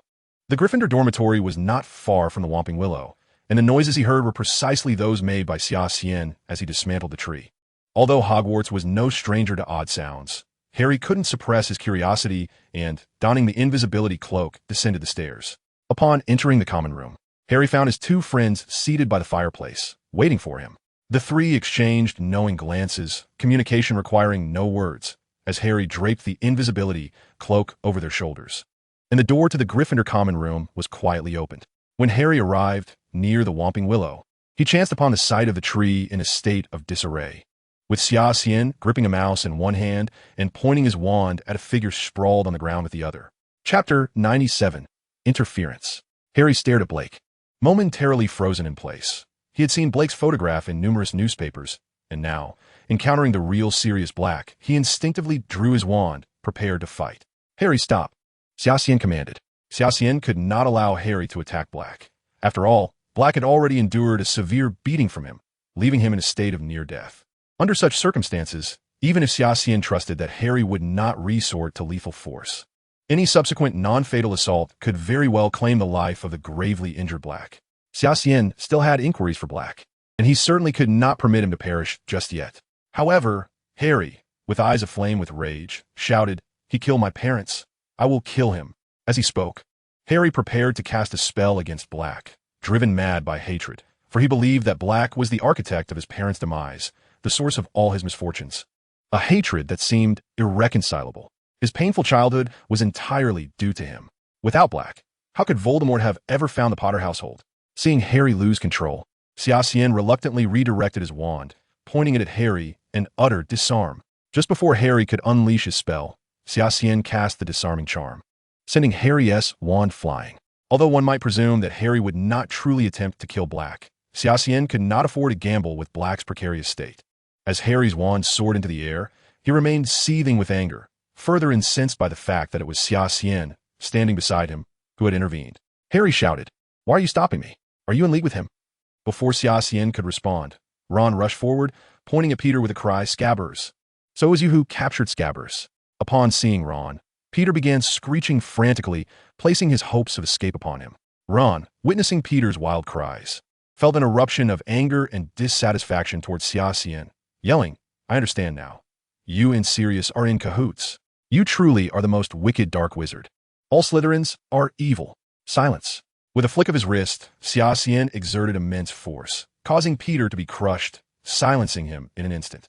Furrowing his brow deeply, Xia Xian coldly inquired, "Ron Weasley, do you comprehend what you are saying?" Taking a deep breath, he sneered, "Then please explain how this wretched old rat I specifically captured is related to a fugitive." He was entirely unaware of the connection between Scabbers and Sirius, and could assert that his trivial pet was inconsequential compared to the notorious murderer Black. The two matters bore no causal relationship whatsoever and could not be linked in any conceivable way. At this moment, Harry was engulfed in extreme fury. His sworn enemy, the murderer of his father, stood before him, just as he sought to exact his vengeance upon this harbinger of his lifelong misfortune. His most revered Xia Xian intervened to thwart him. In Harry's eyes, Xia Xian had become entangled with the villain Black, amplifying his distress, which only fueled his anger further. "You two are exceedingly loud." With a casual flick of his wand, Xia Xian immobilized Harry and Ron as if held fast by invisible hands, leaving them helpless on the ground. "Cease this." A voice suddenly rang out from a distance. Lupin was hastening towards them. Lupin, the true ally of Black, had facilitated Black's smooth infiltration into Hogwarts. It was through Lupin's assistance that Black had found refuge near the Whomping Willow. Hearing the commotion from that direction, Lupin had rushed over, concerned for Black's safety. Upon reaching the Whomping Willow, he found Black lying bloodied and powerless on the ground, while Xia Xian stood before him, wand in hand, exuding an air of calm. There was no doubt that Black's defeat was intimately tied to Xia Xian. Meanwhile, Harry and Ron glared at Xia Xian with fury, while Hermione stood awkwardly in the middle. Lupin, lacking time for contemplation, assumed Xia Xian intended to attack Harry and Ron, and thus took preemptive action, drawing his wand and shouting, "Disarm." His motives for targeting Xia Xian extended beyond merely witnessing him incapacitate Black. He was also concerned about potential harm to Harry and Ron. Furthermore, Lupin found Xia Xian profoundly enigmatic, as if he could seize control over everything, while remaining entirely inscrutable to others. Therefore, he resolved to disarm Xia Xian, seeking to gain the upper hand. Hermione watched in shock as Lupin acted without hesitation against Xia Xian. After all, Lupin was a professor at Hogwarts, whereas Xia Xian was merely an ordinary student. It was utterly unprecedented for a professor to turn upon a student. Realizing the situation was amiss, Hermione struggled to comprehend the unfolding events. Xia Xian had captured Black, yet Lupin was moving against him. It appeared that Lupin should have been the one facilitating Black's escape. Yet why was Xia Xian obstructing Harry? Ron felt an inexplicable sense of satisfaction seeing Lupin confront Xia Xian. He yearned for Lupin to deliver a well-deserved reprimand to this arrogant student. Meanwhile, Harry's feelings were conflicted. On one hand, Xia Xian had saved him during last year's Chamber of Secrets incident, and he recognized the trouble he had caused Xia Xian. On the other hand, Xia Xian had indeed thwarted his attempt to attack Black, placing himself squarely in opposition to Harry's desires. Lupin's gaze was fixed fiercely upon Xia Xian, fully aware of how unpredictable he was. He harbored no naive illusions that a mere disarming charm would suffice to subdue him. A person of Xia Xian's caliber could not be underestimated. One must not let their guard down until they had truly bested him. Petrificus totalis. Without a moment's hesitation, immediately after casting the disarming charm, Lupin followed up with a stunning spell, targeting none other than Xia Xian. Lupin's assessment was correct. Xia Xian would never surrender his fate to another, not even to a Hogwarts professor. Just as Xia Xian's wand was airborne, his hand swiftly plunged into his robes, producing a second wand. Typically, Xia Xian used only one wand for casting spells, concealing the other within his garments. The existence of his second wand was a closely guarded secret known only to a select few at Hogwarts, making it unlikely that Lupin, who had only been at the school for less than a year, would be aware of it. Thus, Lupin, like Black before him, made the grave error of assuming that Xia Xian wielded but a single wand. Yet, even if Lupin were aware of Xia Xian's hidden wand, he would still have attacked with a disarming charm followed promptly by the stunning spell, a perfect ambush for a seasoned wizard. Xia Xian would seemingly have no opportunity for resistance. However, Xia Xian merely tilted to the side, his hand moving with astonishing speed, casting a spell from his wand that collided fiercely with Lupin's petrification charm in midair, unleashing a dazzling display of magical energy. Having executed the spell, Xia Xian broke into a cold sweat. Had it not been for his honed reflexes cultivated in a past life, combined with the chilling perception granted by the fusion of death energy and the principles of Tai Chi, he would not have been able to draw his wand in time, let alone unleash a counterspell with such swiftness. Had he faltered even slightly in any of his actions, he would have already succumbed to petrification. The trio of Harry, Ron, and Hermione stood in astonishment as they witnessed Xia Xian's astonishing ability to counter Lupin's ambush while in such a vulnerable state. The very fact that Lupin had managed to launch a surprise attack on Xia Xian was already a source of considerable shock. But the latter's ability to withstand it was nothing short of incredible. What the trio was oblivious to, however, was that a similar event had transpired in Lupin's office previously. Yet, without a doubt, it was Lupin himself who was the most taken aback. This encounter differed from the last. This time, burdened by concerns over Black, Lupin resorted to ambush tactics himself. His execution of the surprise attack on Xia Xian was flawless, every step meticulously calculated. Except for the unforeseen factor of Xia Xian possessing two wands. Such a seemingly insignificant oversight, one that should not have impacted the outcome, ultimately led to the failure of his ambush. In an instant, Xia Xian, wand in hand, exchanged spells with Lupin in rapid succession. A myriad of incantations colliding and neutralizing one another, their duel seemingly balanced.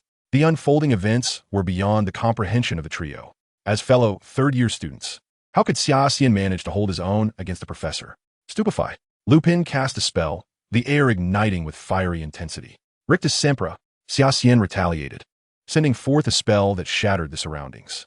As the duel continued, Xia Xian remained focused, realizing that without employing his enhanced version of the stunning spell or the Thunderbolt technique, neither he nor Lupin could gain the upper hand. Crucially, Xia Xian's exceptional mental acuity led him to sense that Lupin, adhering to the principle of not harming students, was deliberately restraining a portion of his magical power during their clash. Perhaps it was Lupin's inherently gentle nature that caused him to subconsciously hold back. Yet this greatly facilitated Xia Xian's efforts. Neither combatant was willing to resort to lethal force, resulting in a standoff. Xia Xian couldn't help but reflect that those who could legitimately become professors at Hogwarts were certainly not to be underestimated. On Lupin's side, the fight only intensified his unease. After their previous encounter, he had sought counsel from Dumbledore, and his earlier words now rang true. He had underestimated Xia Xian. The speed with which Xia Xian cast spells, his profound magical power, and his quick reflexes, each of these attributes was characteristic of a top-tier wizard. Lupin approached their duel with utmost caution. He could not afford to let his guard down against someone of Xia Xian's caliber.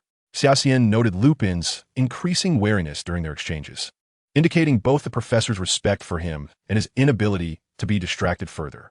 This state of affairs presented an opportune moment for Xia Xian to execute a surprise attack. Chapter 98. I Seek Only the Truth. Although Xia Xian was reluctant to resort to such tactics, he was eager to bring this farce to a swift conclusion.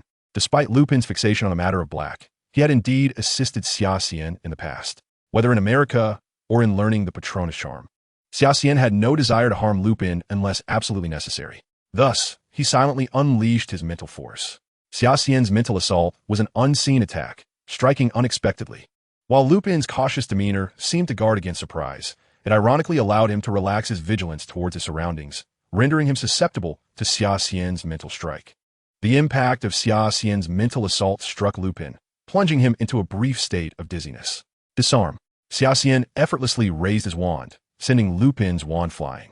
In the culmination of their contest, it was Xia Xian who emerged victorious. How could this be? The trio found this outcome hard to accept, especially Harry, who idolized Lupin as one of his most admired professors. How could he be disarmed so effortlessly by Xia Xian? Enough! Remus, Black suddenly shouted, scrambling to his feet in disarray. Lupin gazed at Black, blood streaming down his face, lowering his head in dismay. He had intended to return with Black to seek vengeance against Peter, yet had come to this. Black had thought his prolonged confinement in Azkaban had left him physically weakened, but after witnessing Lupin subdued by Xia Xian, despair overcame him. What manner of monstrous student was this? After years of isolation, had the children of the outside world grown to possess such perverse strength? However, the two found themselves in a precarious situation, with no viable options remaining. Black glared at Xia Xian with bloodshot eyes, reluctant to admit the truth that lay before him. This mere Hogwarts student had bested them both. What do you intend to do with Pettigrew? Speak, Black demanded harshly. Xia Xian replied with a mild smile. Wouldn't it have been better to be forthright from the beginning? You both could have avoided such suffering. Lupin, maintaining a stern expression, approached to assist Black, having noticed the extent of his injuries, making it difficult for him to stand. Their exchange left Harry and the others bewildered. It seemed as though the situation was taking a turn. Particularly troubling for Harry was Lupin's apparent camaraderie with Black, causing him to clench his fists. Clearly, Lupin was allied with Black, yet here he was battling against him.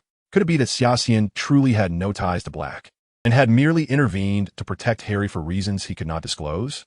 Both Harry and Hermione arrived at this conclusion simultaneously, exchanging glances before turning their attention back to Xia Xian, eager to see how events would unfold. Black and Lupin regarded Xia Xian with cold silence. Xia Xian addressed them. I seek the answer to a singular question. If I receive it today, I will act as though nothing has transpired. And I shall also forget what I should not know, such as Professor Lupin aiding Sirius Black in infiltrating Hogwarts. At this statement, Harry and Hermione's expressions shifted dramatically. Hermione furrowed her brow. According to Xia Xian's assertion, he was not aligned with Black. Furthermore, Xia Xian's confrontation with Lupin now had a seamless explanation. After all, Lupin had aided the escape convict. The implications were chilling. Could it be that Hogwarts' new professor was colluding with an escaped prisoner? Black and Lupin exchanged troubled glances, evidently contemplating Xia Xian's words, their silence suggesting tacit agreement with his claim. Are you certain it is that simple? Black inquired, as Lupin attempted to intervene, only to be halted by Black. Xia Xian nodded slightly. Indeed, it is that simple. After a moment of contemplation, Black replied, then ask your question. Xia Xian smiled faintly, relieved that the tangled web of his inquiries was finally unraveling. I wish to know the nature of your connection to Harry's father and the Forbidden Forest. On that day, when you left Peter outside the forest, what transpired deep within? Both Black and Lupin tensed simultaneously, taken aback by Xia Xian's desire to uncover this matter. Black erupted into manic laughter, while Lupin offered a cold smirk. You aimed to discover this all along. Black laughed, seemingly deranged. Lupin shook his head gently. You should abandon this pursuit. We will not divulge anything. Their resolute stance on the secrets of the Forbidden Forest left Harry and the others in a state of confusion. What was the Marauders map? Even Hermione, the most knowledgeable among them, had never heard of it. Witnessing their unwavering resolve, Xia Xian's earlier sense of relaxation tightened once more. Could it be that they were unwilling to reveal the truth even at this juncture? Black, observing Xia Xian's furrowed brow, felt his pride surge anew. While they might be unable to defeat him, attaining anything from them would likewise be impossible. Xia Xian could only raise Peter in his hand and say, If you remain unwilling, then I have no choice but to. Must I kill the little rat, Peter? Black interrupted Xia Xian's words, saying, I truly apologize. If you were to do that, I would sincerely thank you, for my sole purpose in life at this moment is to exact vengeance on the little rat, Peter. Xia Xian shook his head and replied, What are you talking about? I would never threaten you with Peter's death. What I intend to threaten you with is Peter's freedom. The smile on Black's face froze, and Lupin's expression turned grim. Meanwhile, Peter, who was grasped tightly by Xia Xian, was frantically screaming in distress. He had realized that both parties were scheming for their own interests, and he had become a bargaining chip in their transaction. However, in his helplessness, he could only scream desperately in Xia Xian's grip, as if pleading for mercy. Black, with a stern face, asked, What do you mean? Xia Xian replied with a faint smile, If you refuse to tell me, I shall release Peter right here. Believe me, if I let him go this time, you will never find him again in your life.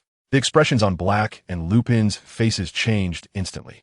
They had endured countless hardships to arrive at Hogwarts solely to seek revenge on the little rat Peter. If Xia Xian truly let Peter escape, it would be a regret they would carry for a lifetime.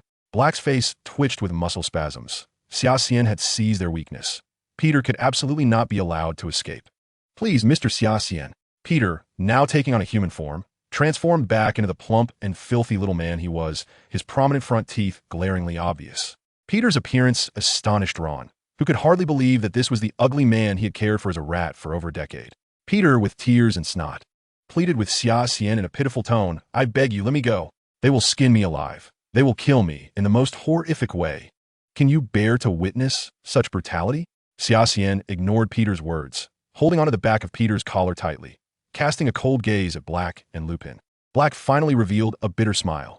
Xia Xian's maneuver forced him to yield. He did not wish to embark on a life of wandering again in his later years. If the little rat Peter did not die, he would bear the guilt of betraying James for the rest of his life. Lupin, too, lowered his head in resignation. Xia Xian's condition was far too lethal for them. They would agree to anything, even if it cost them their lives, for the little rat Peter must die. Seeing the expressions on Black and Lupin's faces, Peter instantly realized the gravity of the situation and increased the volume of his cries, hoping to evoke a sense of pity from Xia Xian.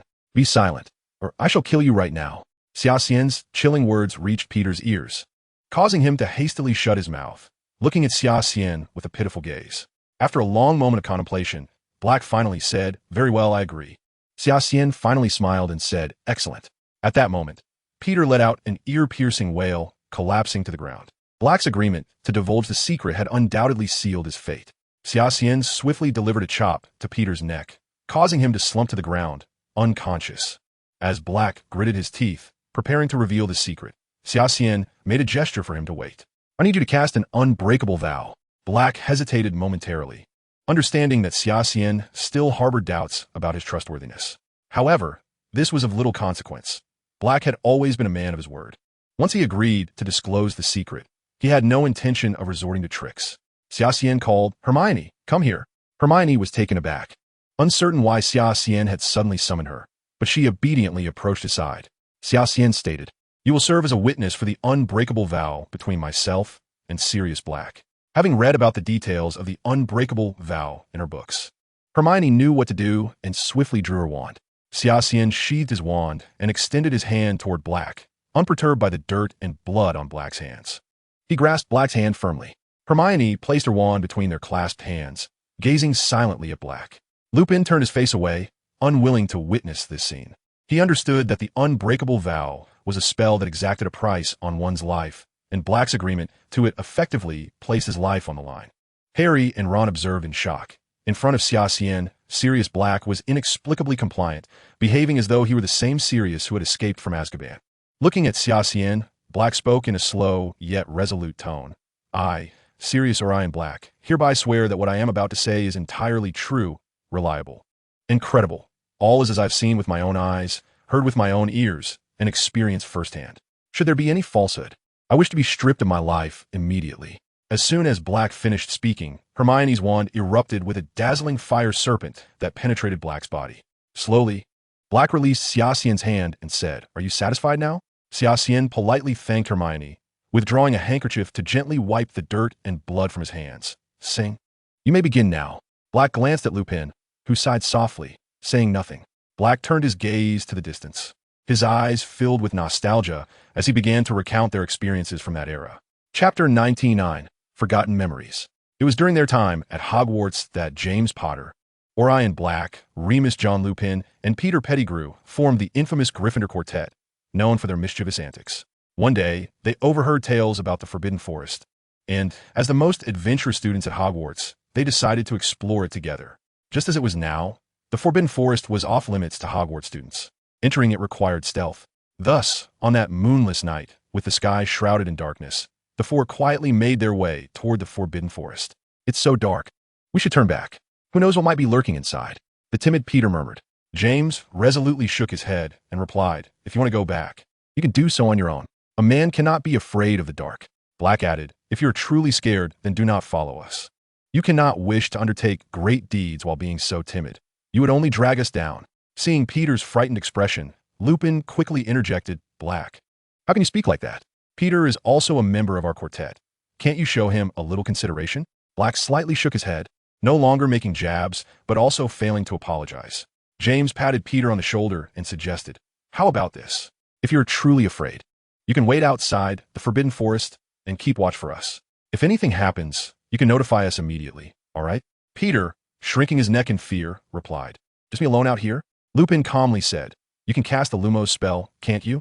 Just keep the light on here and wait for us. We'll be back soon."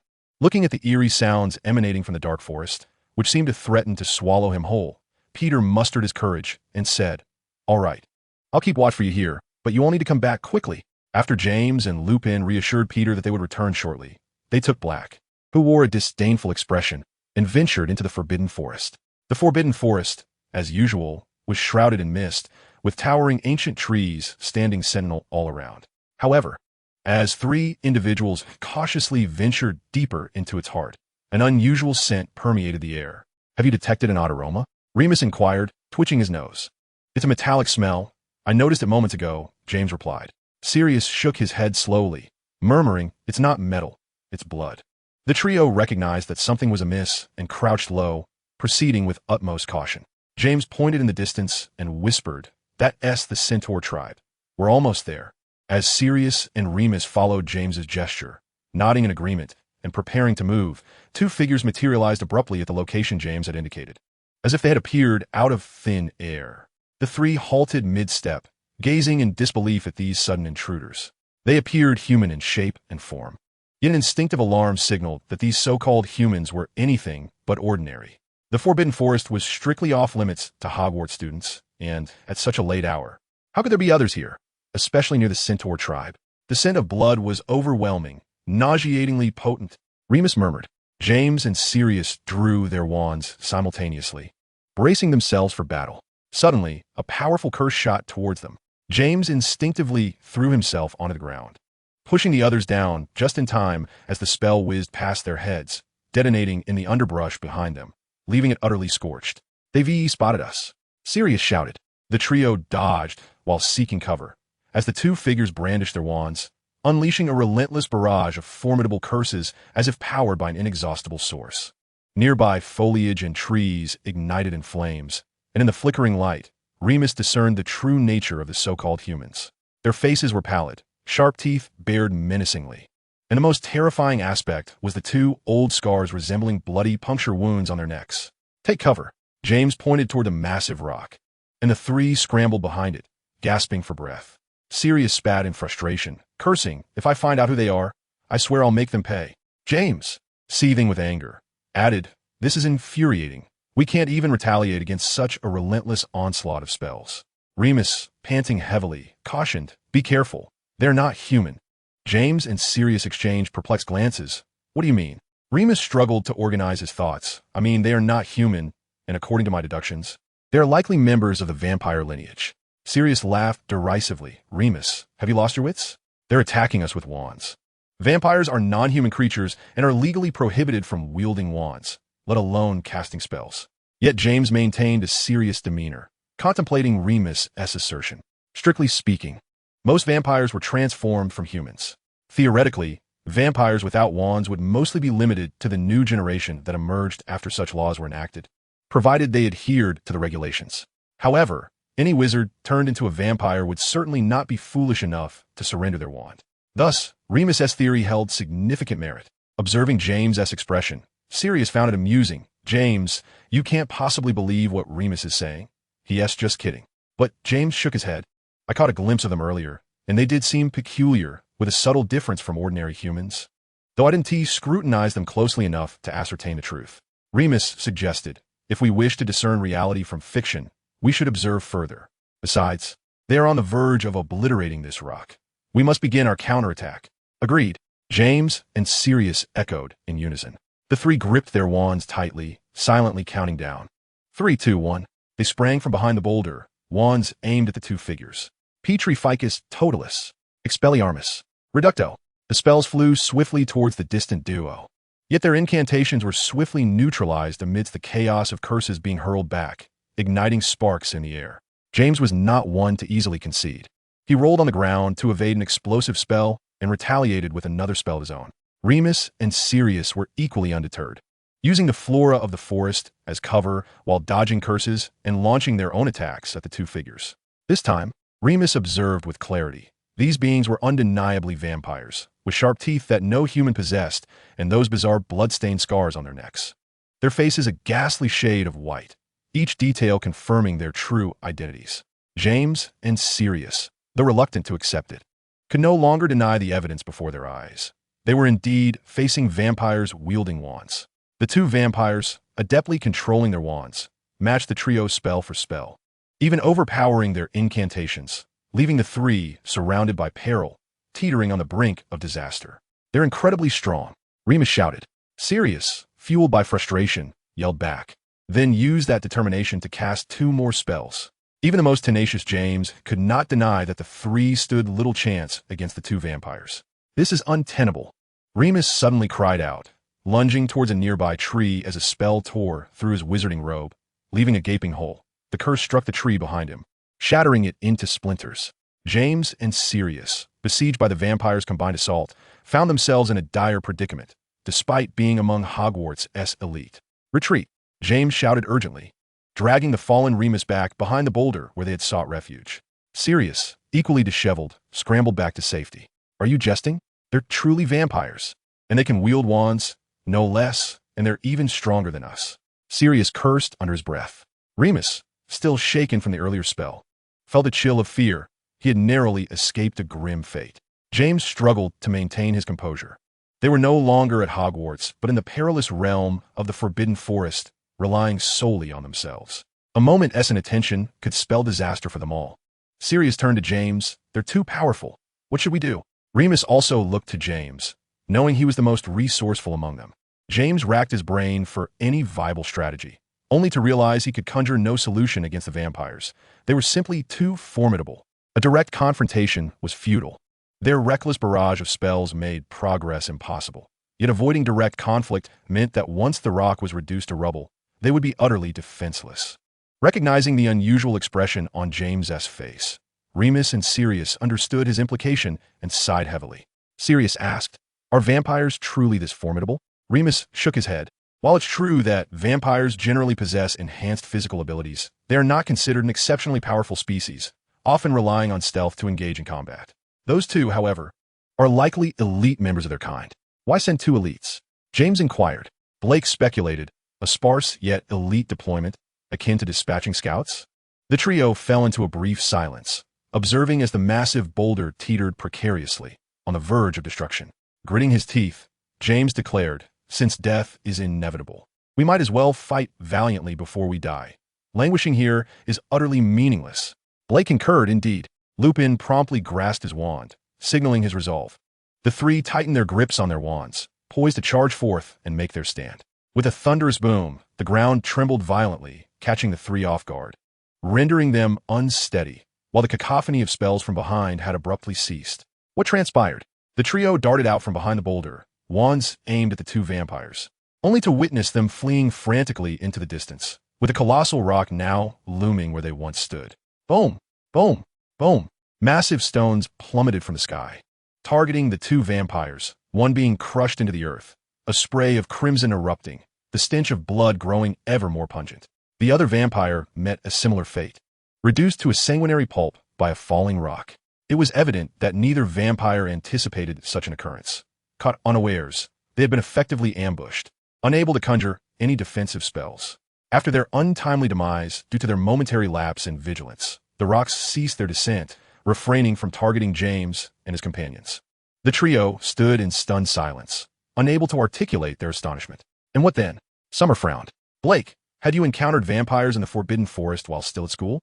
It seems the forest harbors something dreadful, akin to what we witnessed that day, and now it is unfolding within its depths." Blake continued, "Moreover, it has been precisely 20 years since we last ventured into the Forbidden Forest and witnessed such sights." Chapter 100.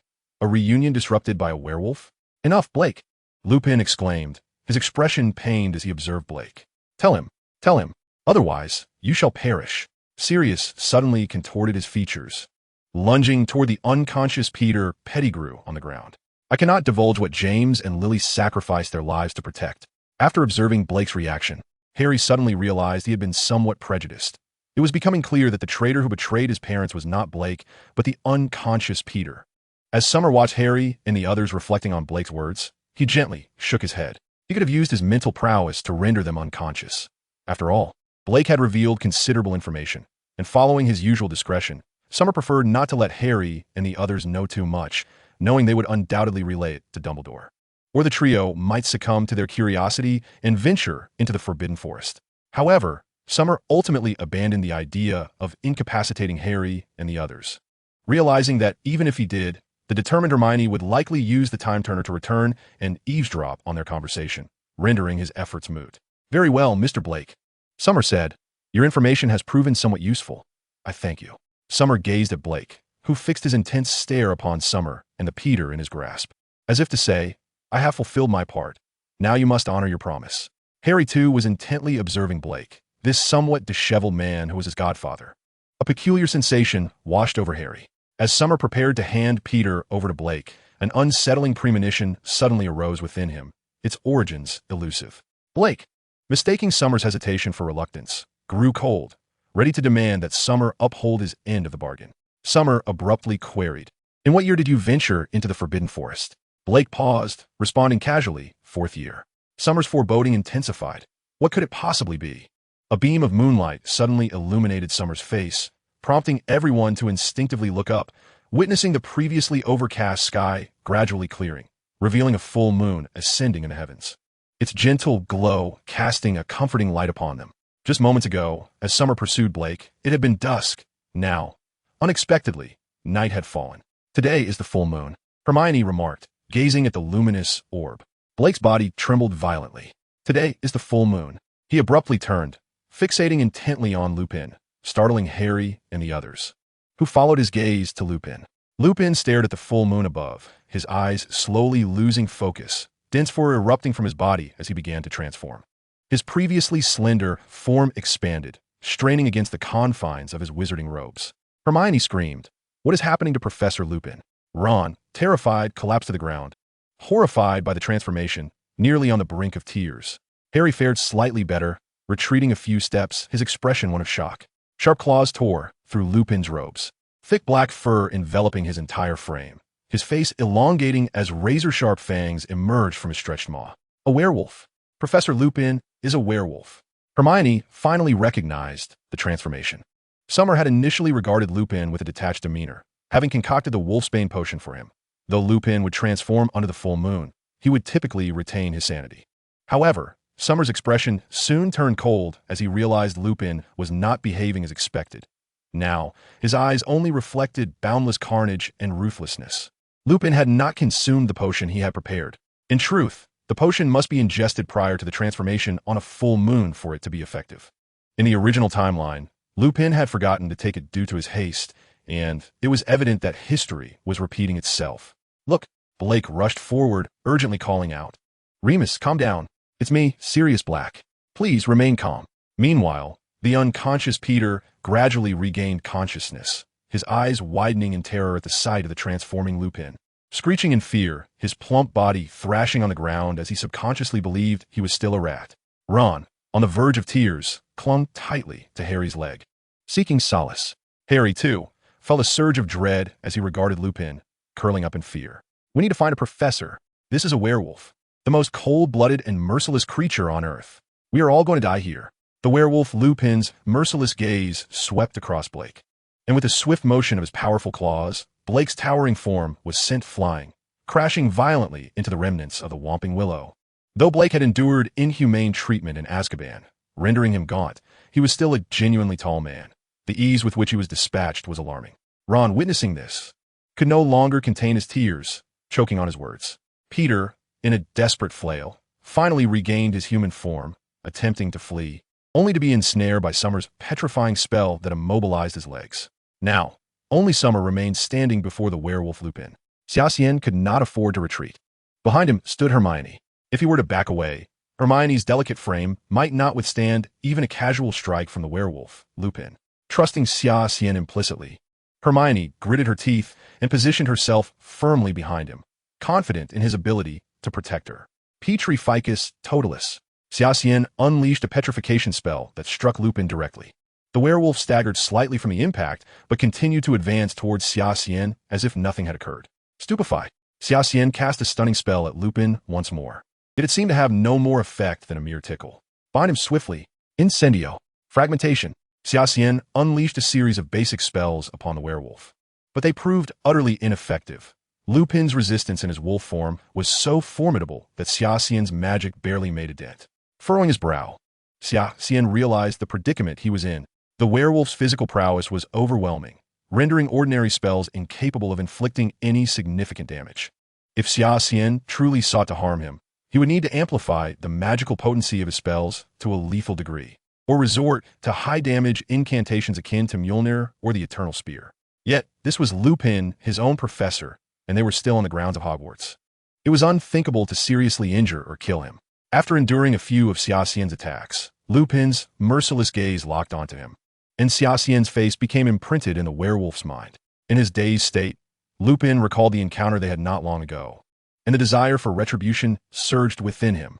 The fury buried deep within Lupin seemed to ignite in an instant.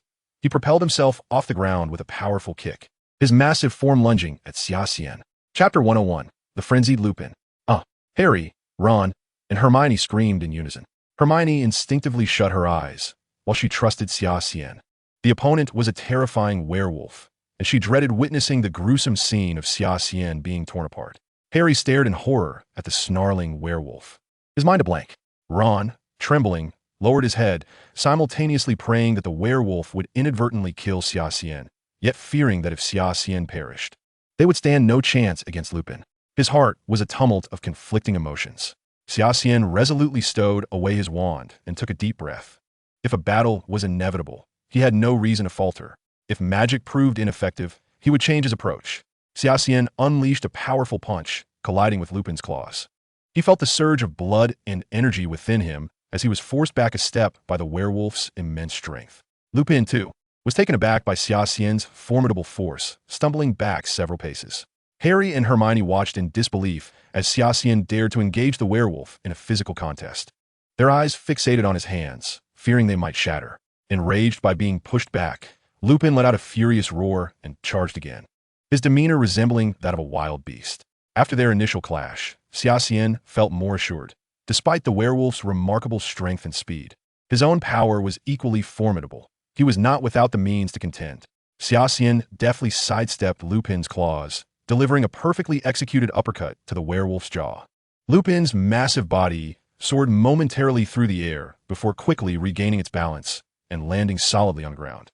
Harry and the others were utterly astonished. This was a werewolf, one of the most vicious creatures in existence, and Xia Xian had executed a flawless uppercut. With 2 failed attacks, Lupin's primal ferocity was fully awakened.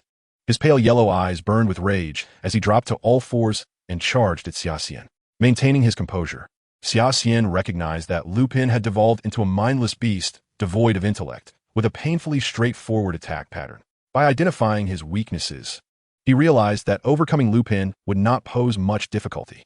Xia Xian seized the werewolf's claws as they lunged at him, driving his right foot forcefully into Lupin's abdomen, delivering a punishing blow. The werewolf was sent flying once more, and this time Xia Xian took the initiative, employing various combat techniques, turning every part of his body into a weapon of offense. A punch, a kick, an elbow, a knee, Lupin was utterly incapable of defending himself, allowing Xia Xian to mercilessly batter his soft underbelly. It was evident that Xia Xian's strength and speed were on par with those of a werewolf, and such relentless attacks would surely leave Lupin severely wounded. Harry was left speechless by the spectacle. Was Xia Xian even human? Werewolves were not mere punching bags. How was Xia Xian able to treat Lupin as if he were one? Hermione was filled with awe. Were they not wizards? Which wizard possessed such extraordinary physical prowess? To her, Xia Xian resembled a champion fighter from the Muggle world, each punch and kick executed with an artistic flair, all while leaving the werewolf in a state of utter disarray. Ron, having heard no cries of agony from Xia Xian, finally dared to lift his gaze, only to witness the extraordinary scene of Xia Xian dominating the werewolf. This was more terrifying than witnessing the werewolf kill Xia Xian. Xia Xian raised his fist high, delivering a powerful blow to Lupin's wolfish face, leaving a distinct mark of blood as the force of the strike caused Lupin's face to split open.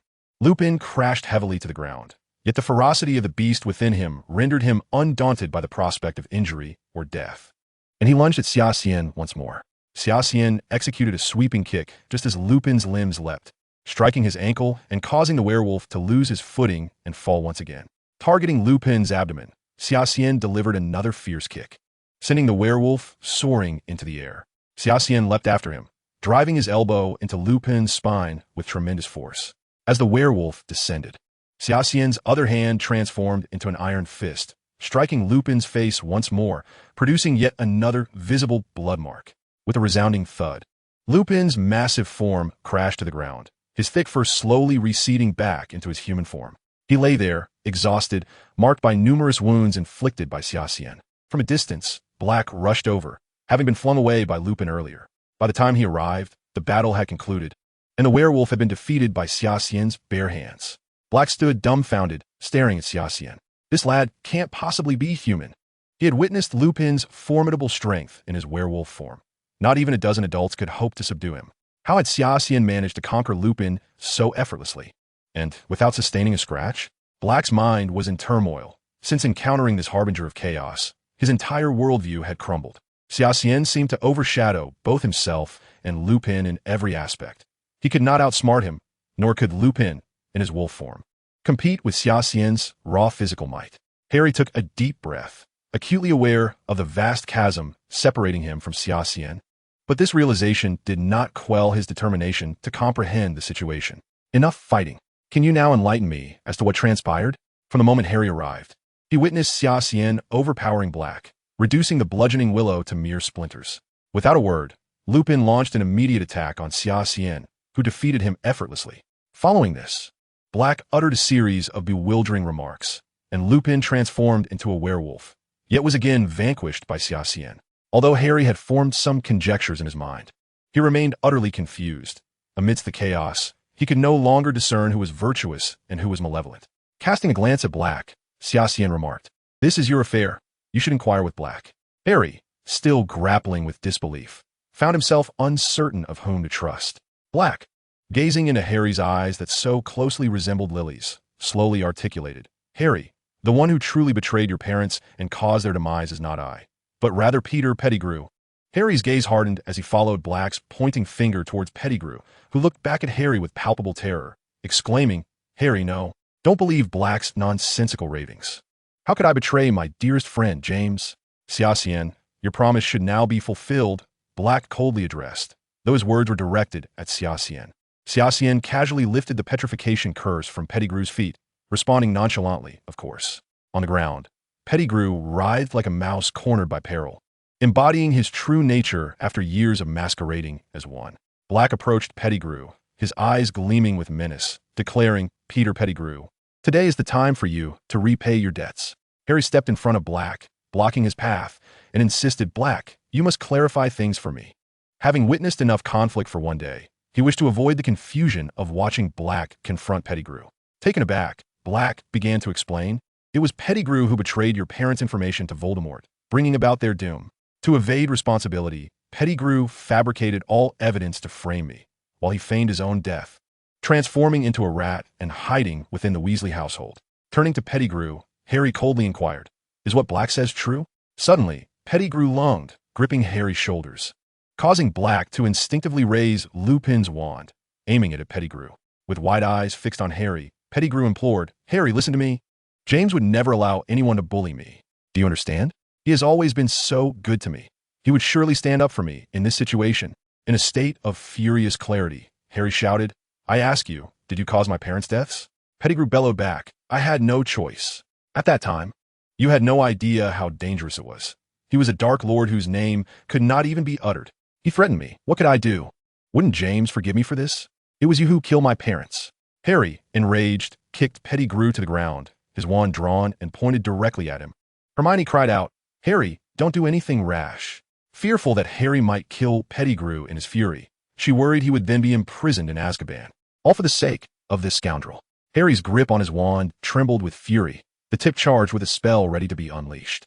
Xia Xian observed Harry with a cool gaze, confident that he would not act foolishly. Black called out, "Harry, stop. If you kill this scoundrel, you will taint your hands." As he stepped forward to push Harry aside, he pointed his wand at Pettigrew. Pettigrew stared at Harry, incessantly muttering, "You cannot do this to me. I was forced. James would never allow you to treat me this way. I am innocent." With a cold smirk, Black retorted, "You repulsive wretch, it's time for you to die." Just as Black was about to unleash a spell from his wand, Harry shouted, "Stop." Everyone turned to look at Harry, and Black halted his spell, barely contained. Harry fixed a frosty gaze upon Pettigrew, who immediately rushed to cling to Harry's leg, crying, "I knew it. I knew it. You truly are James's son. You would never force me.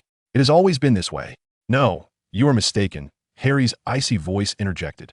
"I intend to send you to Azkaban, where you'll be kissed by Dementors every day. I want you to live the rest of your life in regret and sorrow. Only then can I avenge my parents. Furthermore, if you die, wouldn't that undermine Sirius's innocence?" "Well done, Harry." Hermione cheered, relieved that Harry had managed to suppress his murderous impulse. Black gritted his teeth, but ultimately lowered his wand, though he desperately wished to exact vengeance upon this scoundrel. Harry's decision to send Pettigrew to Azkaban, an existence more torturous than death, was something Black understood deeply, leading him to acquiesce to Harry's judgment. Xia Xian remained silent. The boy had made the same decision as he did in his original world. Chapter 102, The Sudden Arrival of Dumbledore. Clap, clap, clap.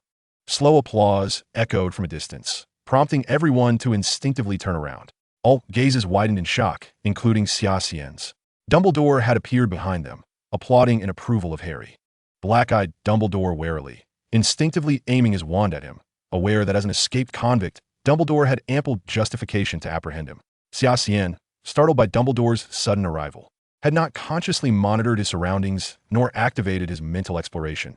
Yet due to his heightened spiritual power, his perception had also improved significantly. Sneaking up on him undetected was an exceedingly difficult task. Yet for Dumbledore, this seemed hardly a challenge. Dumbledore spoke slowly. Harry, today you have demonstrated the courage and magnanimity that one ought to possess, and you have shown an understanding of how to navigate feelings of hatred. I'm quite pleased with your performance today.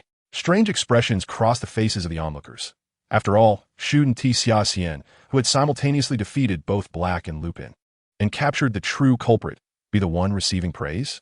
Compared to Xia Xian, Harry had merely spoken a few words and made a single decision. Xia Xian regarded Dumbledore with indifference, accustomed to his habitual favoritism towards Harry. Dumbledore then turned his gaze towards Xia Xian, saying meaningfully, "And you, Xia Xian, I am quite astonished by your performance today." A chill coursed through Xia Xian as he sensed Dumbledore's underlying apprehension regarding the power he had exhibited, an anxiety stemming from something beyond his control. Xia Xian inquired, "Professor Dumbledore, how long have you been here?" With a faint smile, Dumbledore replied, "I just arrived." His demeanor suggested sincerity, yet for reasons unknown. Xia Xian felt a flicker of unease upon hearing those words. Dumbledore turned his attention to Black, who tensed up, the wounds inflicted by Xia Xian earlier reopening painfully, causing him to grit his teeth in agony. Dumbledore remarked coolly, "Mr. Black, now that the truth is laid bare, what are you still anxious about?" Black, taken aback, quickly grasped Dumbledore's intent. He would help clear his name and restore his innocence. After years of wrongful imprisonment in Azkaban, he finally had someone willing to believe in his innocence, liberating him from a life filled with terror and hatred.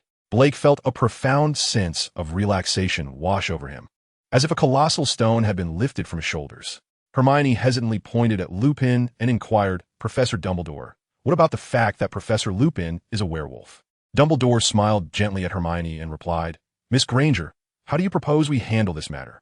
Hermione quickly interjected, "Although Professor Lupin is a werewolf, he has been exceptionally kind to us, and all of us students hold him in great affection. Please do not." "Ha." Dumbledore laughed heartily and said, "I have known about Lupin's condition for quite some time." Hermione was taken aback, gazing at Dumbledore in confusion, knowing that Professor Lupin was a werewolf yet still allowing him to teach defense against the dark arts. Was this a deliberate arrangement by Dumbledore? Dumbledore continued, "Lupin possesses a fundamentally good nature. Transforming into a werewolf on the full moon is beyond his control, given his extensive knowledge and ability to educate students. Why would I squander such a remarkable professor? Just as if an individual possesses the potential to be a wizard, even if they come from a Muggle family. We at Hogwarts would welcome them, wouldn't we?" Hermione beamed and nodded in agreement with Dumbledore. Harry hesitated and asked, "Then how do we resolve the issue with Peter?" Dumbledore responded, "Harry, did you not just articulate a solution?" Harry and Blake exchanged glances, realizing that with Dumbledore present, they need not worry about the punishment of Wormtail. Dumbledore declared, "Let us conclude tonight's events here.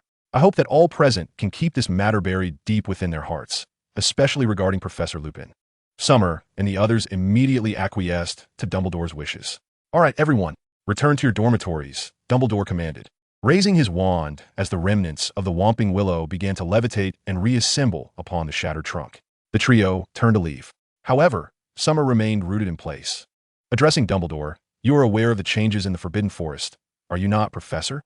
Dumbledore's retreating figure suddenly halted. "Child, I advise you to refrain from probing into the secrets of the Forbidden Forest." Summer shrugged, realizing that Dumbledore indeed knew something.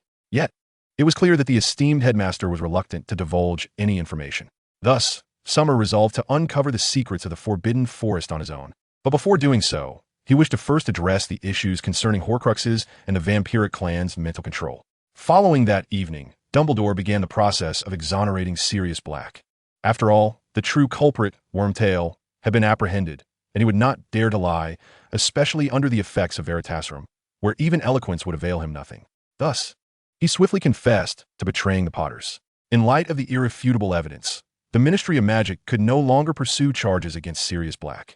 Although reluctant, they ultimately declared him innocent, and the news graced the front page of the Daily Prophet. Meanwhile, Summer intensified his training. The diadem of Ravenclaw lay hidden within the Room of Requirement, but to locate it, he needed to ensure he could pass the trials of the room.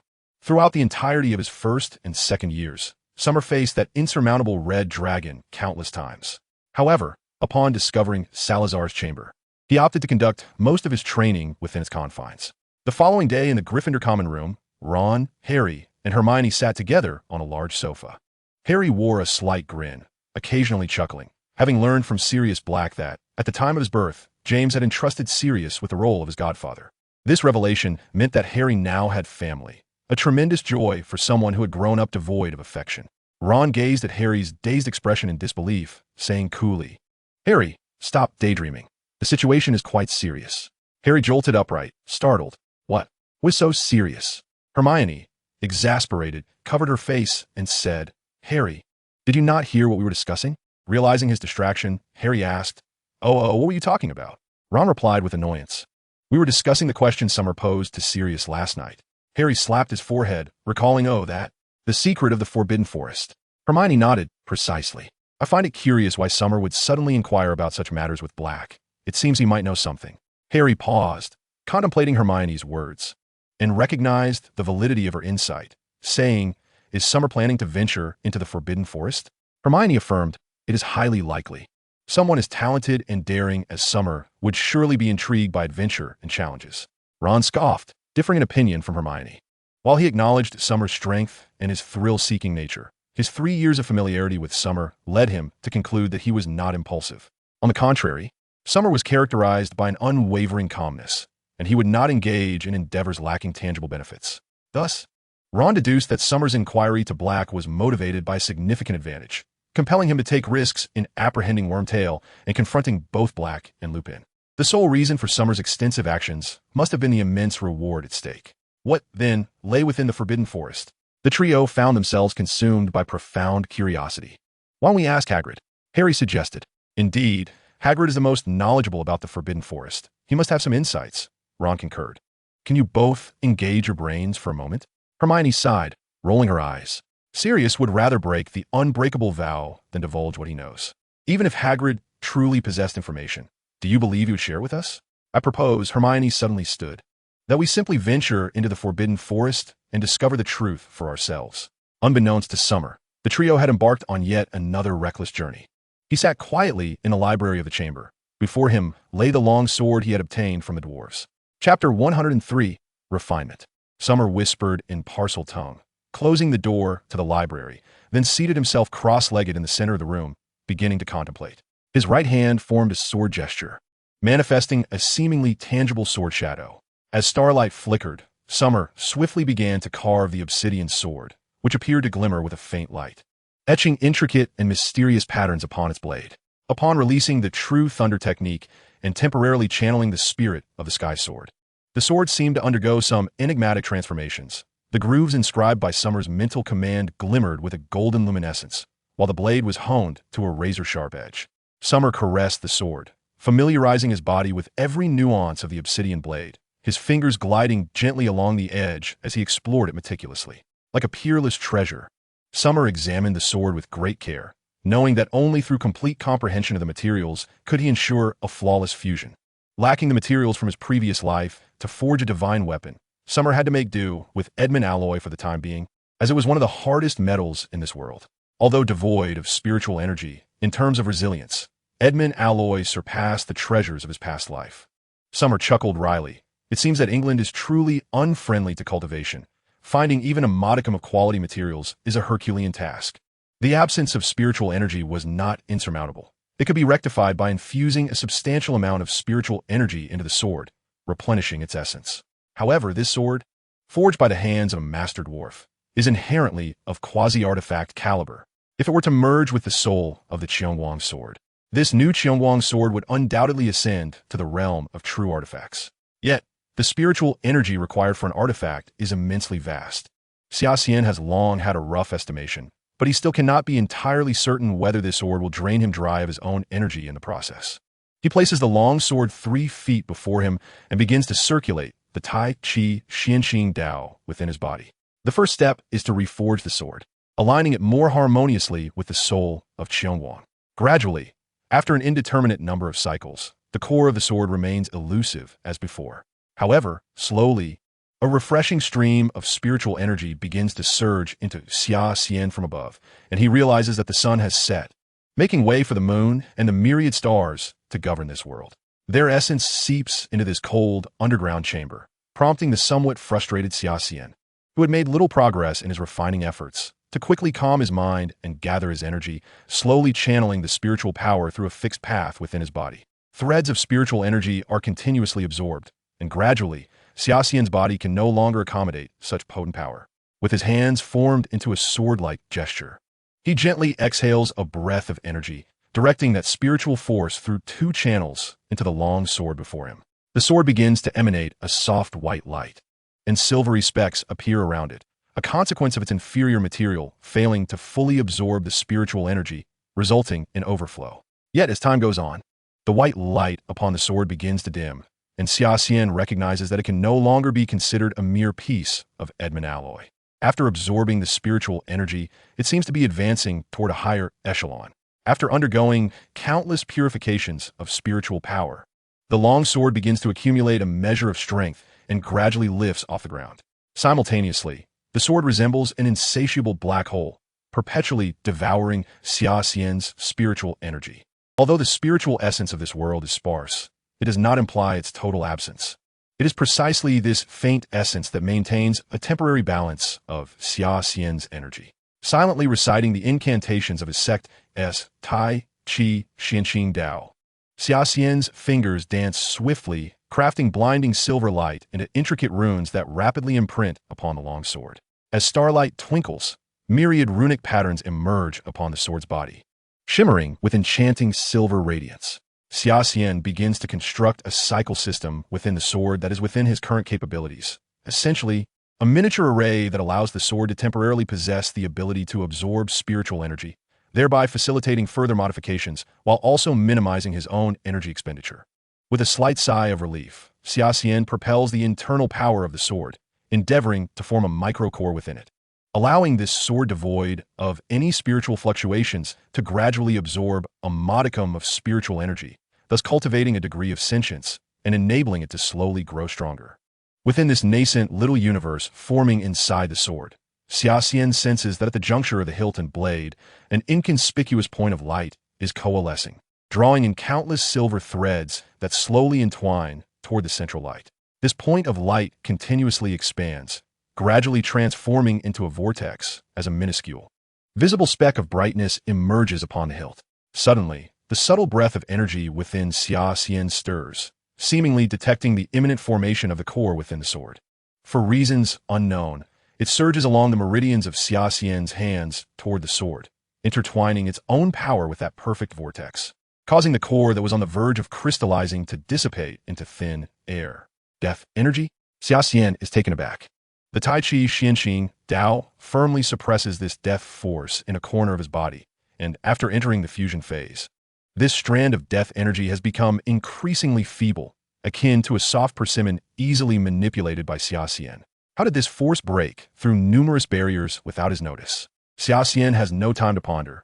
If he hesitates any longer, his previous efforts may very well be in vain. In a moment of urgency, Xia Xian's mind jolts, and as this force strikes at the core of the long sword, he concentrates his spiritual energy, condensing it towards his dantian. Silver light flickers as powerful spiritual energy is drawn into his being. Inwardly, a sword, entirely silver and surrounded by countless miniature stars, takes shape. It is the soul of Qiongguang. Subsequently, a mighty sword aura surges throughout Xia Xian's body, sweeping away that strand of death energy. Xia Xian suddenly rises, extending his hands as the long sword gently ascends into the air. With a flick of his fingers, streams of silver sword energy shoot forth, showering the sword in a cascade of light. Xia Xian is drenched in sweat, powerful energy erupting from every pore of his body, while tendrils of ethereal, mist-like spiritual energy flood in from all directions.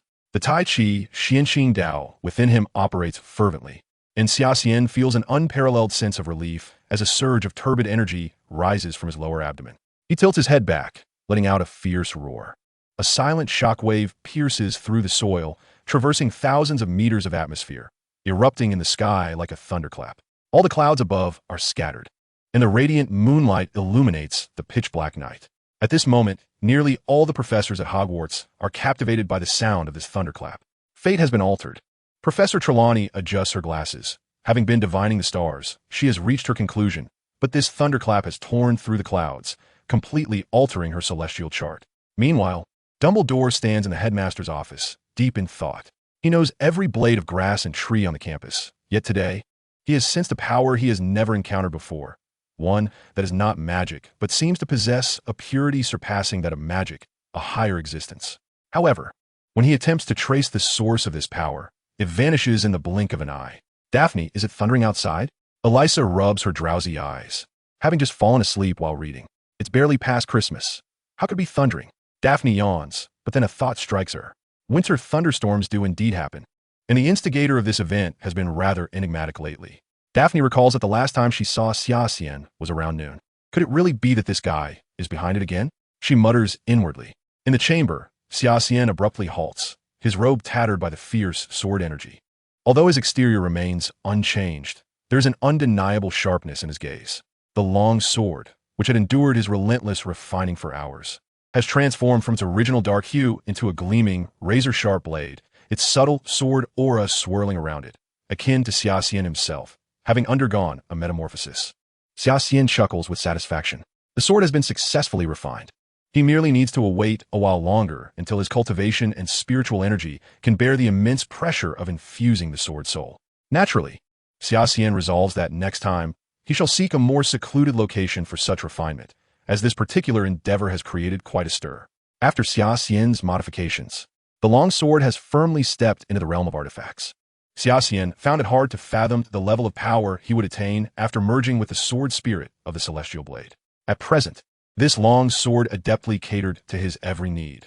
The weapon was an extension of his very being, and its forging signified that Xia Xian could now wield many of the techniques of the Azure Cloud. Even more delightfully, this refinement had significantly elevated his cultivation level. Though he had nearly expended all the energy within him, his mental state was remarkably invigorated. Regaining his strength would require time, and only then could he use the levitation charm to exit the secret chamber.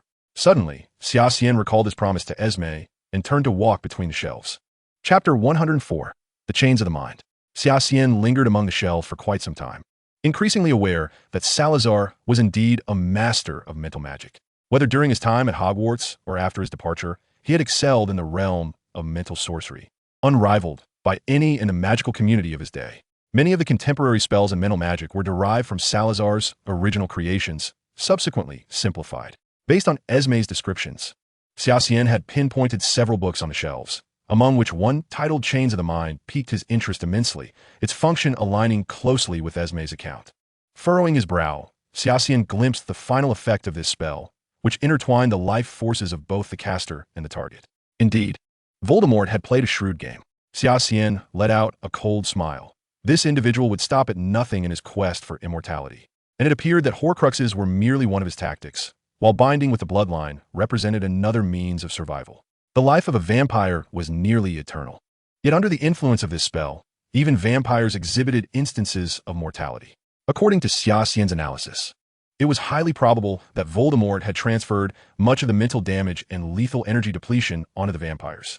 Now, Voldemort was intent on resurrecting himself, and his desire grew ever more fervent. Since his first year, the greatest obstacle to Voldemort's revival had been the damage to his soul. It seemed he had resolved this issue, which explained his urgency to reclaim Ravenclaw's diadem. The vitality required to resurrect an individual was immense, and this was the reason so many vampires had succumbed to death. Their life essence had become fodder for Voldemort. However, most of the vampire clan remained oblivious or were lost in the dark magic and mental sorcery Voldemort had imparted to them. Upon exiting the secret chamber, Xia Xian continued to ponder the matters of mental magic, still uncertain of a concrete solution. Of course, the most effective approach would be to eliminate Voldemort. If the spell's caster were to perish, the incantation would naturally become void. With the enemy lurking in the shadows, Xia Xian felt utterly at a loss regarding Voldemort's affairs. In the original narrative, Voldemort seemed to have vanished during the third year, yet Xia Xian understood that he could not have been idle during this time. He must have been hiding in a dark corner, waiting for the opportune moment to revive himself. Xia Xian had initially thought he had finally unearthed some clues related to Voldemort, but the situation in the Forbidden Forest still appeared shrouded in mystery. Dumbledore was evidently in the know, yet he remained tight-lipped. Consequently, Xia Xian's plans to trace Voldemort's whereabouts had been temporarily thwarted, as he had no idea where to seek out Voldemort's troubles. Thus, he had no choice but to resort to a second method, using magic to forcibly sever the connection between the spell's caster and the mental chains. After careful deliberation, Xia Xian ultimately resolved to proceed with this alternative plan. Next, he would have to face the trials of the Room of Requirement, with the end-of-term examinations fast approaching. Xia Xian was among the few who remained unconcerned about his grades. However, he found himself troubled by the upcoming trials. In the previous years, he had been utterly helpless against that adult red dragon, whose magical immunity rendered him powerless. All he could do was attempt to evade the creature's area attacks. Over the 2 years, he had managed to endure longer under the red dragon's onslaught, but its magical immunity left him utterly defenseless. Xia Xian thought of his companions, but recalling their sluggish performance against the vampires, he felt they would undoubtedly struggle to adapt to the red dragon's rhythm. Meanwhile, the trio had clumsily escaped the Forbidden Forest, with Harry and Hermione supporting Ron, anxiously waiting at the entrance to the hospital wing. Ron was promptly taken to the hospital wing, where Madame Pomfrey diagnosed him with severe injuries. Not only did he have numerous abrasions, but a mysterious toxin relentlessly ravaged his body, causing significant blood loss that required extensive potion therapy for recovery. According to Madame Pomfrey, Ron's condition would take at least 1.5 years to heal. While the physical wounds and blood restoration were manageable, that enigmatic toxin proved the most challenging. Although it would not be fatal until an antidote was found, Ron would be tormented by it. However, for Ron, the most agonizing aspect was not the physical pain, but his inner turmoil. After finally seizing the opportunity to explore the Forbidden Forest, he found himself afflicted with hidden ailments and reaped no benefits, let alone any gains in strength. With such a frustrating mindset, Ron struggled even more to recuperate. To show their concern for Ron, Harry and Hermione had initially visited him at the hospital wing, but Ron's sour demeanor dissuaded them from returning frequently. Moreover, after Snape examined Ron's condition, he deduced that the trio had indeed ventured into the Forbidden Forest, based on the toxin found in Ron. Now, the trio found themselves in a predicament. Even Dumbledore, who typically favored Harry, wore a stern expression and imposed a punishment of detention while deducting points from Gryffindor. The following day, at the Slytherin table in the Great Hall, Matthew produced a copy of the Daily Prophet, exclaiming, "Look at this, something has happened." Xia Xian immediately composed his expression and turned to Matthew, inquiring, "What is it?" Knowing that Matthew had received an aristocratic education and always maintained a genteel demeanor, he would never easily raise his voice in Xia Xian's presence. Thus, Matthew's agitation signaled that something significant had transpired. Holding up the newspaper, Matthew exclaimed, "Peter Pettigrew has escaped from Azkaban. He was imprisoned by the Dark Lord. Now that he has broken free, do you think he will come back to trouble us?" Xia Xian's brow furrowed deeply. He was uncertain of Pettigrew's capabilities, but the fact that someone could betray a friend over a decade ago and then patiently infiltrate an ordinary household for years as a rat indicated that Pettigrew was a highly cunning individual. If such a person sought revenge against Xia Xian, they would indeed find themselves at a disadvantage, which explained Matthew's panicked demeanor. Taking the newspaper, Xia Xian examined it closely and confirmed that it reported on Pettigrew's escape. Although Xia Xian was not intimidated by the relatively weak and cowardly Pettigrew, he found it perplexing how someone of his caliber could manage to escape from Azkaban. There must be some hidden scheme at play. Yet, merely from the article, Xia Xian could not discern the details. Nevertheless, he was certain that given Pettigrew's abilities and audacity, it was utterly improbable for him to have escaped Azkaban without assistance. Matthew and Daphne were evidently quite anxious and repeatedly urged Xia Xian to be cautious. Xia Xian himself was equally astonished. He had not anticipated that only a few days after sending Pettigrew to Azkaban, someone would orchestrate his escape. Strangely enough, none of the notorious criminals attempted to escape, save for the diminutive Peter Pettigrew. The walls of Azkaban had crumbled from within. Surrounded by vast, treacherous seas, the only route to freedom lay through internal breach. It remained uncertain whether Pettigrew would return to Hogwarts to exact vengeance upon Sirius Black, as well as Harry. Yet the Dementors were granted the authority to remain at Hogwarts as guardians. This time, however, their purpose was not to capture Sirius Black, but rather to pursue Peter Pettigrew.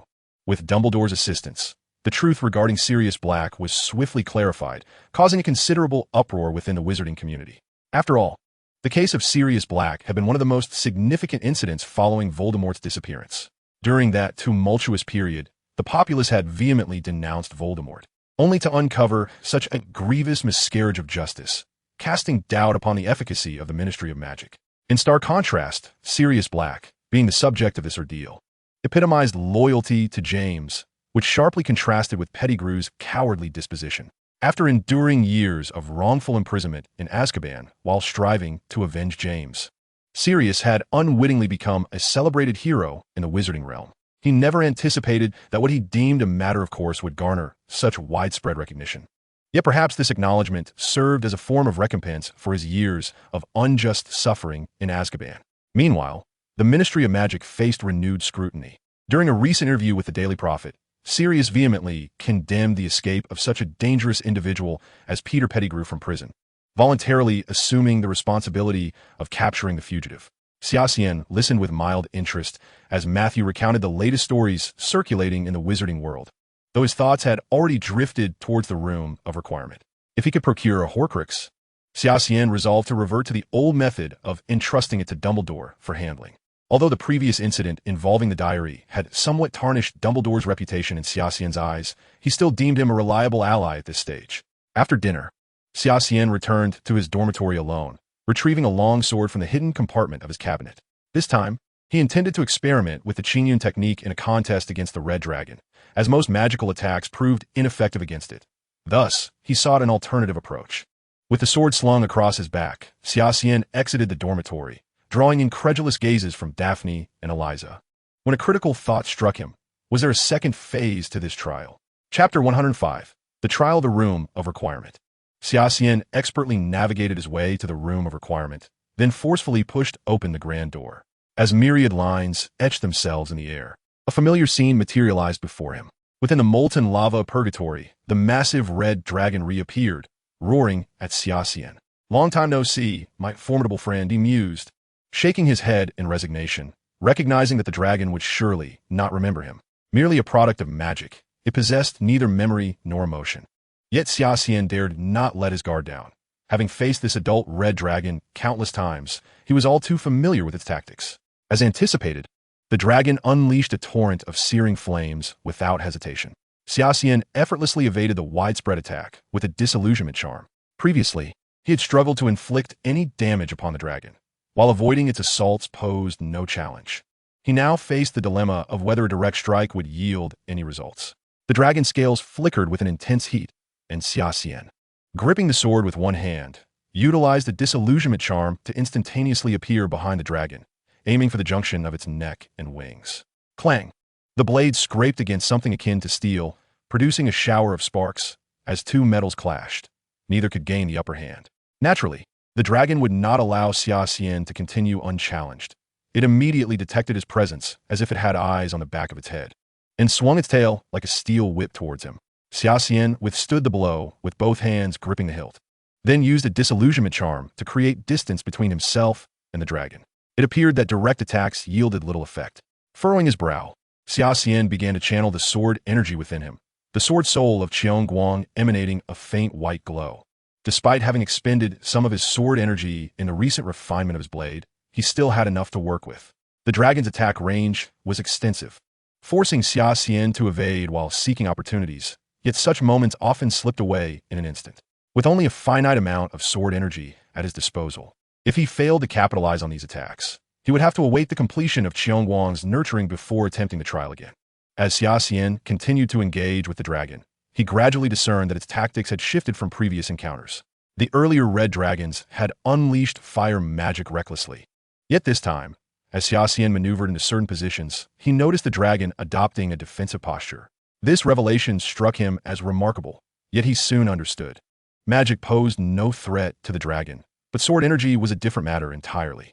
Western dragons lacked experience in combat against sword energy, which was inherently sharper and more aggressive. In the past, Xia Xian had relied solely on magical attacks, emboldening the dragon.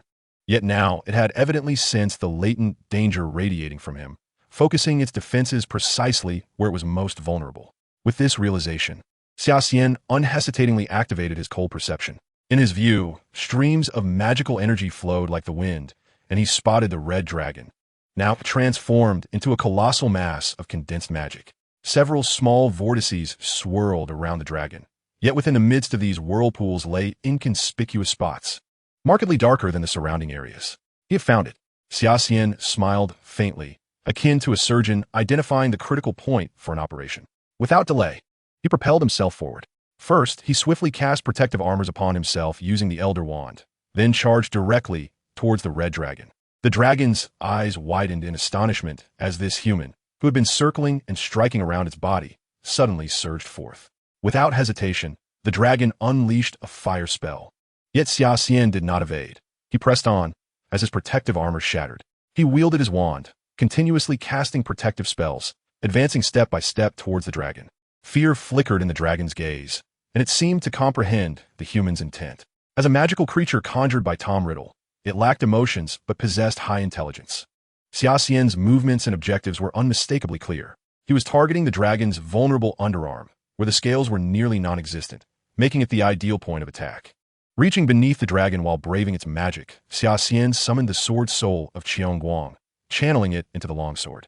The blade immediately radiated a silvery glow as he took a forceful step forward, illuminating his wand. The dragon, attempting to intercept Xia Xian with its claws, was already too late. Xia Xian executed a phantom shift in midair, appearing beneath the armpit of the crimson dragon. His silver longsword traced a brilliant arc through the air before plunging directly into the dragon's vulnerable spot. The dragon's form began to disintegrate in the air, gradually transforming into a myriad of fragmented light before vanishing completely. The trial was thus passed. An emotionless voice resonated behind Xia Xian, causing him to focus intently. Suddenly, he felt a buzzing sensation emanating from his hand, prompting him to furrow his brow. Was the sword soul and sword body of Qiong Guang merging at such a critical moment? Xia Xian forcefully suppressed the torrent of energy surging within him. For before him stood a knight clad in silver armor, emerging slowly from the shadows. Xia Xian observed the knight's sharp longsword and massive tower shield, adorned with intricate cross patterns. This was troublesome. Qiong Guang now resembled an insatiable black hole, absorbing Xia Xian's spiritual energy.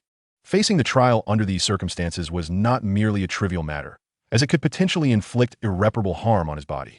Just as Xia Xian found himself in a dire predicament, he felt a sudden tug on his arm, pulling him forcefully backward.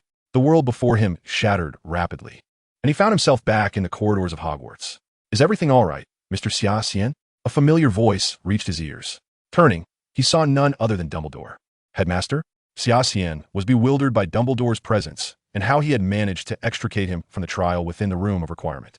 "With your current strength, it is still premature for you to confront this trial," Dumbledore remarked with a smile. "For this trial is boundless and has no end." Xia Xian was taken aback, realizing that Dumbledore was indeed aware of the trial. "Acquiring anything from the room of requirement is no simple feat," Dumbledore continued. "I too find myself at a loss. What if I have a solution?" Xia Xian responded after a moment of contemplation. "You have a solution?" Dumbledore inquired, to which Xia Xian nodded, indicating the information provided by Esme. Since Voldemort sought the assistance of vampires to reclaim the Horcruxes, he would surely have divulged the means to overcome the trial to them as well. After pondering briefly, Xia Xian said, "However, Headmaster, I have no qualms about sharing this with you, but I need to know what exactly is concealed within the Forbidden Forest." Dumbledore fell silent, weighing his options. The secrets of the Forbidden Forest were indeed significant, tied to his agreements with certain individuals. Yet Voldemort was an immediate threat, capable of resurfacing at any moment. "Very well," Dumbledore finally said. "I shall reveal the secrets of the Forbidden Forest to you." He elaborated, "In this world, the wielders of magic are not limited to us wizards. There exist mysterious individuals who practice magic without the need for wands. They are known as sorcerers." "Sorcerers?" Xia Xian asked. "Indeed. They are tasked with maintaining the balance of this world and combating the forces of darkness. The secret of the Forbidden Forest is that every 20 years, a spatial rift opens, allowing dark forces to encroach upon the present realm. This matter has long exceeded the capabilities of wizards, and the sorcerers stationed at the temple in London are responsible for addressing this incident." "That is all I know," Dumbledore said, appearing somewhat anxious. "Now, you ought to tell me how to navigate this trial." Xia Xian recounted his experiences in the Forbidden Forest and the information regarding Esme to Dumbledore. After a moment of contemplation, Dumbledore chose to trust Xia Xian's words. However, Xia Xian could not afford to linger with Dumbledore. He was in a precarious situation and needed to return swiftly to stabilize the sword soul and sword body of Qiong Guang. with the end of the term approaching. Concerning the trial, it seemed he would have to await Esme's response or devise a plan in the next term. Chapter 106. Planning for the end of term examinations swiftly arrived. Free from the burdens of flying lessons, Xia Xian achieved first place in his year for the first time in 3 years. Notably, Ron missed all of his final exams due to the adventure in the Forbidden Forest, and the professors arranged for him to take makeup classes when he entered the 4th year, which seemed the most reasonable solution. Harry and Hermione were quite concerned about Ron's health, but that did nothing to alleviate his academic predicament. He could only face the consequences of the makeup exams. Meanwhile, Xia Xian, having gone through the events of the Forbidden Forest and the incident with Sirius, found himself nearing the end of the term, with the grand event of the House Cup fast approaching. As always, the House Cup was held in the Great Hall of Hogwarts. The 4 long tables were filled with students from various houses, joyfully celebrating the arrival of summer vacation. The professors at the head table wore cheerful expressions, delighted that their students had safely completed another term and could return home. Dumbledore, seated at the center of the professors' table, slowly rose to his feet, prompting McGonagall to immediately pick up a spoon and strike it against her glass cup. The clear sound reverberated throughout the hall, gradually quieting the jubilant chatter of the students, all eyes turning to their headmaster, Dumbledore. Xia Xian sat at the very front of the Slytherin table and glanced at the Gryffindor section, where Harry and Hermione radiated joy. Hermione happened to glance in Xia Xian's direction. Upon meeting his gaze, she blushed and quickly turned away. Xia Xian noticed that Ron, the usual tag-along, was absent from Harry and Hermione's side, which surprised him a bit, but considering Ron's current situation, he found it inconsequential. Dumbledore's calm eyes swept across the room, and every attendee felt as though his gaze brushed over them, a rather peculiar sensation. Another term has concluded, and it is time to present the House Cup once more. Dumbledore smiled as he addressed the assembled students. Which house shall claim the cup this year? A silence enveloped the students, who then turned their attention to the Slytherin table. Slytherin had consecutively claimed the House Cup championship for several years, and the decorations in the Great Hall had remained unchanged for quite some time. Slytherin, Slytherin. The Slytherins appeared quite confident in their scores, erupting into cheers. They had maintained their championship momentum for years, and this year would certainly not be an exception for them to seize victory once again. Dumbledore's brow furrowed slightly at the raucous display from the Slytherin table.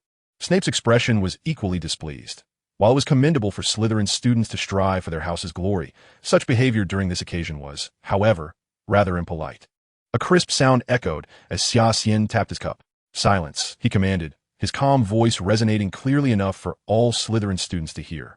The raucous Slytherin students immediately ceased their merriment, falling into an instant hush. Dumbledore and Snape exchanged a glance at Xia Xian, a meaningful look that acknowledged his burgeoning reputation within Slytherin. Yet, Xia Xian's display of authority still managed to surprise them. Dumbledore, maintaining his warm smile, said, "Now, I shall announce the scores of the 4 houses." All students perked up, eagerly focusing on Dumbledore, fearful of missing a single word. Ravenclaw, 450 points.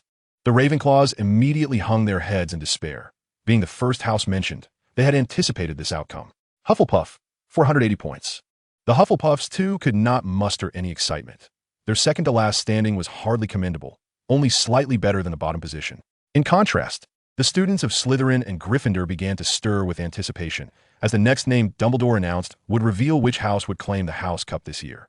Dumbledore cast a glance at the students gathered before him and slowly declared, "Slytherin and Gryffindor are tied in points, each with 520. As soon as Dumbledore's words fell, a murmur of discussion erupted among the students. What could be done in the case of 2 houses sharing the same score? Surely, it was impossible for the House Cup to be awarded to both houses simultaneously, a scenario that had never occurred in the history of Hogwarts. Dumbledore chuckled, "Of course. The House Cup cannot be awarded to 2 houses at once. Hence, I shall announce several bonus points." The chatter immediately ceased, all eyes turning to Dumbledore, curious about the bonus points he was about to reveal. "First, I shall grant 30 points to Mr. Potter of Gryffindor." Dumbledore paused before continuing. "Mr. Potter's unwavering kindness and sense of justice have rightfully earned him these points." The Slytherins exchanged puzzled glances, yet those who had experienced that fateful night understood Dumbledore's words.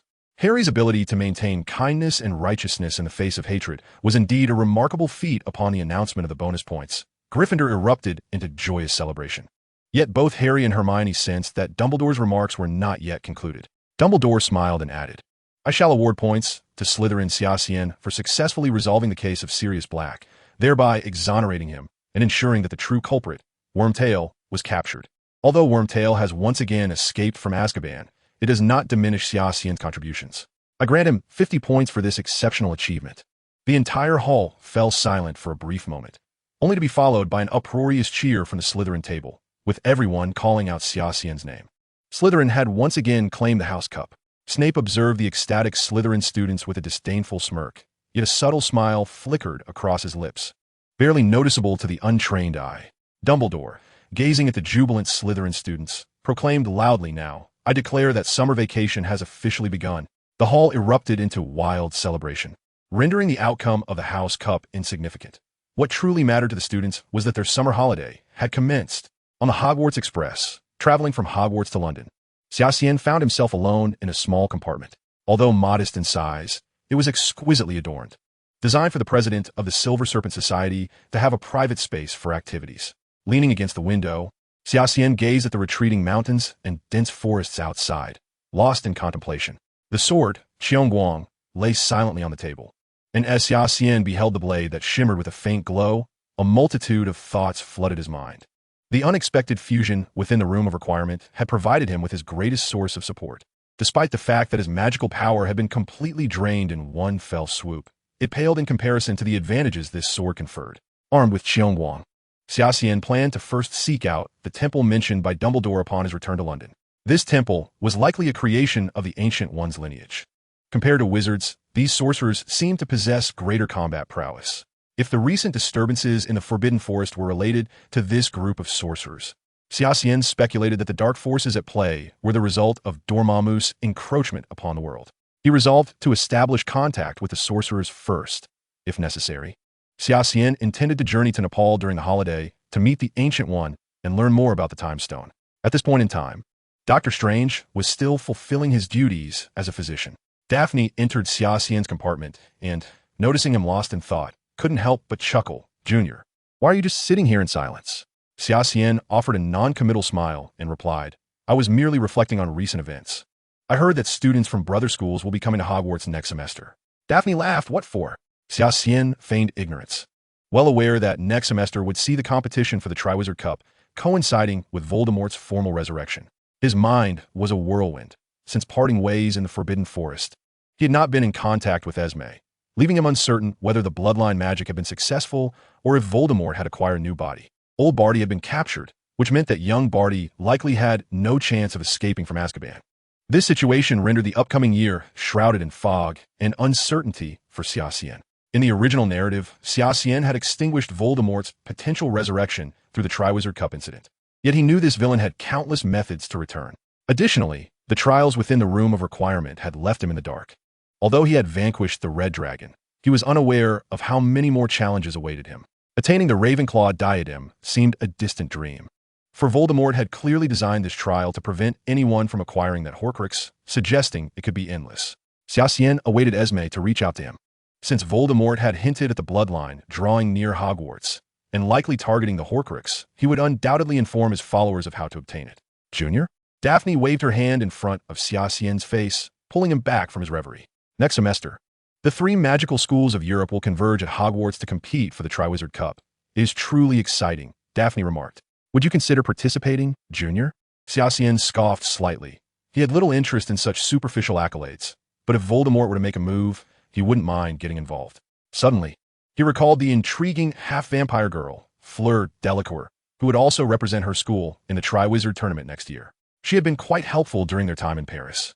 He wondered if she still remembered him. Before he knew it, the train had arrived at platform 9 3/4. Xia Xian rose and noticed Elisa waiting for him at the entrance. As they exited the platform, he noticed 2 figures clad in coarse robes stealthily trailing behind them. "Elisa, be cautious of what's behind us," Xia Xian whispered, recognizing that these 2 individuals were clearly not ordinary people. He quickly ruled out his grandfather's business rivals. The only remaining possibility was dark wizards. "Wait here, just get on the train." "Elisa," Xia Xian instructed softly, "they are after me. I will divert their attention." Elisa looked at him with concern, but he reassured her with a gentle pat on the shoulder, signaling her to remain calm. At the junction upon exiting the station, Xia Xian spotted their old house elf waiting for them, not far away. He subtly nudged Elisa in that direction while he chose another path. As expected, the two cloaked figures indeed followed him, confirming their intent to pursue him. Xia Xian felt no apprehension. When facing an enemy alone, he often exuded a chilling intensity, coupled with an almost obsessive determination toward his target. Since they had chosen to confront him first, he saw no reason to shy away from the challenge. Navigating swiftly through the crowd, he tightened his grip on the wand concealed in his pocket. However, his attire did appear somewhat peculiar on the streets of London. With Xiong Guang strapped to his back, even though he had wrapped it in a cloth, carrying such an object was undeniably conspicuous. Ignoring the strange glances from passers-by, Xia Xian noticed that one of the pursuers had somehow maneuvered to stand directly in front of him. At this moment, disregarding any prohibitions set forth by the Ministry of Magic, Xia Xian surveyed the bustling surroundings, realizing there was nowhere to evade. Engaging in combat here would undoubtedly lead to significant trouble. At that instant, an uncanny scene unfolded before Xia Xian's eyes. The pursuer before him, astonishingly, did not draw a wand. Instead, he appeared to grasp at the air with both hands, subsequently tracing intricate patterns with his index finger. Two fiery rings, glimmering with sparks, solidified in accordance with the pursuer's gestures, and more bizarrely, the sights of London began to reverse. Beneath their feet lay a sky full of stars, while towering buildings crumbled like fallen blocks, scattered throughout the atmosphere. Everything seemed to be in a constant state of flux. Meanwhile, the pursuer behind Xia Xian materialized two fire rings of his own. It was those sorcerers. Xia Xian felt a wave of confusion. He had no connection with these practitioners of magic. What motive could they possibly have to assault him? The two before him were clearly not here to make friends, and Xia Xian had no intention of being courteous. He swiftly drew his wand, aiming it at the figures ahead, while silently reciting a series of intricate spells. The spell, Invisible Edge, hummed to life, sending waves of magical energy rippling through the streets. Accompanying this surge were invisible blades, causing the figure before him to stagger, blood erupting from him like a geyser, before he disintegrated into a heap of flesh. Xia Xian remained vigilant. He sensed that his invisible edge had failed to connect with anything tangible, and appearances could be deceiving. He waved his wand again, casting two protective armor spells before him. Just as the incantation completed, two sorcerers suddenly appeared beside Xia Xian, flanking him in a pincer movement. These sorcerers were indeed exceedingly peculiar. Xia Xian quickly retreated, feeling the moment the fiery rings made contact with his armor spells. Their feeble defenses vanished instantaneously under the assault of the strange fire rings. Meanwhile, the pedestrians on the streets of London seemed utterly oblivious to the encounter, continuing on their way as if nothing extraordinary were occurring. Xia Xian realized he had been ensnared within their illusion. The physical prowess of these two sorcerers was astonishing. In terms of speed and explosive power, they were far superior to any wizard of their age. At that moment, another enormous fire ring appeared on the scene. Xia Xian frowned. Could there be reinforcements? A rotund figure leapt from the fire ring, clad in a coarse short robe, wielding a wooden staff. Xia Xian scrutinized the figure, feeling an odd sense of familiarity. The rotund man brandished his staff, which glowed with intricate magical patterns, and with a bellow, charged at the two sorcerers. In mere moments, he skillfully repelled them. "Hello, I am Wang Chao." The stout man, appearing quite amiable, approached Xia Xian and said, "Young wizard, I apologize for the trouble you've encountered." Xia Xian finally recalled who this individual was, the Wang surnamed sorcerer from Doctor Strange. He hadn't expected to find him in London at this time. What on earth was happening? Feeling rather irked by the ambush, Xia Xian inquired, "Are you suggesting that I will have to face such attacks daily from now on?" Wang chuckled slyly, "Not at all. And in fact, I have something that I believe will pique your interest." "What is it?" Xia Xian furrowed his brow, questioning Wang. "Today, followers of Dormammu are holding a ceremony at the church. Would you be interested in joining me to stir things up?" After a moment of contemplation, Xia Xian resolutely nodded. On the desolate, dimly lit street, the street lamps provided a faint glimmer of light, dispelling the winter chill and offering a modicum of warmth. As a spark emanated from his wand, Xia Xian grasped Wang's hand and instructed, "Hold on tightly." The initial transition may be a bit disorienting. A sudden hissing sound erupted, and his entire figure vanished from the spot. When he reappeared, they stood before a church on the outskirts of London, having traversed several dozen kilometers in mere seconds, a feat accomplished through apparition. Wang, feeling somewhat queasy, was retching to the side, while Xia Xian shook his head in exasperation and approached the church alone. As he slowly made his way to the entrance, two casual guards, resembling loyal hounds, intercepted him at the door. "Halt! Sir, this is not a place for a little brat like you." The disrespectful remarks dripped with contempt, and the imposing figure of the guard exuded an overwhelming sense of intimidation. However, Xia Xian seemed entirely unfazed, as if oblivious to the danger. "I am here to find someone," he declared. "Find someone? I suggest you seek a doctor instead." As he sauntered closer, the burly guard revealed a menacing grin, muscles tensing as he reached out. "You'd better lie down on the ground." Before he could finish, an invisible force suddenly slammed both men to the ground, their reactions too slow to comprehend the assault. "Who lies on the ground? You or I?" Xia Xian scoffed, stepping over their prostrate forms to reach the church entrance. Alohomora. This spell could unlock nearly any door in this world, and predictably, the heavy door secured with a robust lock swung open in response to the magical energy. The heavy doors creaked ominously as they parted, allowing the moonlight to flood into the church, casting a shadow within. "Hey, what is going on here? Horton, Billy, how could you let someone in?" The resounding crash of the door drew the attention of those inside, and soon two figures emerged from the room. "Who are you?" The pair, clad in crimson wizard robes, regarded the unexpected intruder with hostility. However, as the figure approached slowly from the darkness, they began to recognize his visage. Feeling an overwhelming pressure in the air, they instinctively raised their hands in defense. A magical blade materialized in their grasp. Yet, Xia Xian was quicker, all petrified. In an instant, their faces turned ashen, their bodies rendered immobile, unable to exert even the slightest bit of strength. With a crack, the blades in their hands shattered as the magical energy waned. A flurry of white fluff lingered in the air. An unseen wave of magical energy swept through, dispersing these wisps. Invisible edge. With a whoosh, an array of intangible blades sliced through the air, striking their targets. Blood erupted, and within moments, their bodies lay marred and lifeless, blood pooling around them. Strangely, the petrification spell lingered, causing the two to remain standing even in death. These incantations were executed by Xia Xian with nary a flick of his wand. Wandless magic, a fundamental technique befitting a high-ranking sorcerer, to eradicate evil without mercy. Xia Xian grasped this principle deeply, and he was now embodying this creed. Upon witnessing the ritual site steeped in blood and filth, he did not hesitate to unleash his spells upon the cultists. As for the matter of being stalked and ambushed, Xia Xian had also unearthed a lead. It was said that the one issuing the orders was presently ensconced in a seaside cottage. With a flicker of thought, lightning materialized outside the room. Caressing the lightning, Xia Xian seemed to communicate with it, and moments later, with a sharp cry, the lightning vanished into the ether. Chapter 108. The Emergence of Dormammu. Night fell. Within a cottage perched upon the rocky shore, the coastal breeze swept through, rendering the interior dark and damp. A figure draped in a crimson robe sat before the hearth, gazing into the flames as he murmured to himself, "My lord, a significant number of our followers have perished within the Tarsim Church. Even more infuriating is my inability to identify the perpetrator behind the curtain. Could it possibly be the supreme sorceress, Agamotto?"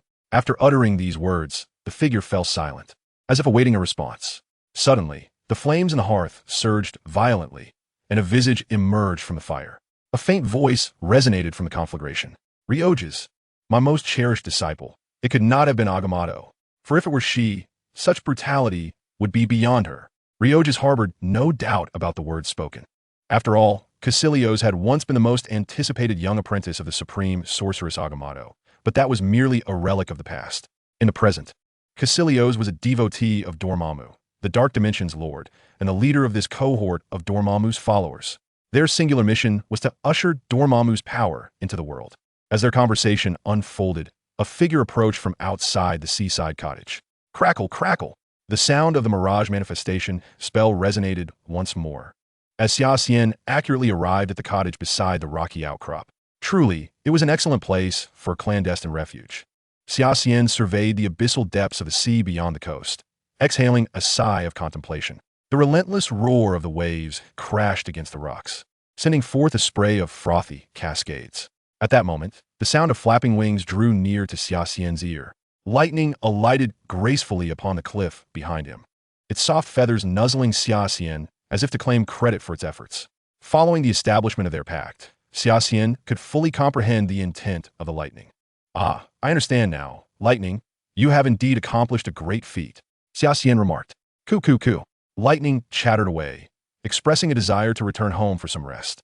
Xia Xian smiled warmly upon hearing this. The recent endeavors of tracking down the shadowy figures responsible for his past demise and locating his soul vessel had indeed been taxing for it. Very well. Let's head home for some delectable treats. But now I must pay a visit to my old friends within. A gentle sea breeze swept by, and Xia Xian's figure faded from view. An enemy approaches. The flames before the hearth issued a warning. Inside the cottage, Ryoges was stirred into vigilance. His senses alert as he peered within. Suddenly, a tempest surged through the entire room, the roaring wind lifting his robes dramatically. The candles arranged within the room extinguished abruptly. The flames ignited by the kindling in the hearth were forcefully suppressed. Who dares to be so audaciously disrespectful? The grotesque visage of the flames twisted and writhed, striving to resist extinguishment amidst the storm. It is I. A faint voice reverberated throughout the chamber. Accompanying this declaration, the struggling flames in the hearth were abruptly snuffed out. You? How can this be? Gazing upon the figure that had appeared so suddenly, illuminated by the moonlight, revealed a visage unmistakably belonging to a deceased individual. Impossible. You were eliminated when you inadvertently witnessed our ritual. Ryoges exclaimed, bewildered. A sinister expression crossed his face as two radiant magical sigils erupted from his hands. It is indeed I, and I owe my gratitude to you, Xia Xian replied nonchalantly. At that moment, Ryoges comprehended the purpose of Xia Xian's arrival. It was unmistakably an act of vengeance. In the blink of an eye, two magical whips forged from elemental magic shot forth from Ryoges' hands. With a resounding crack, the piercing sound of the air being sliced came to an abrupt halt as Xia Xian, quick as lightning, reached out and seized both magical whips. Two fiery orange flames burst forth from his palms, traveling along the lengths of the whips directly to Ryoges. Taken by surprise, Ryoges was engulfed in flames, transforming into a blazing torch. The conflagration consumed him entirely, illuminating the bedroom with its fiery glow.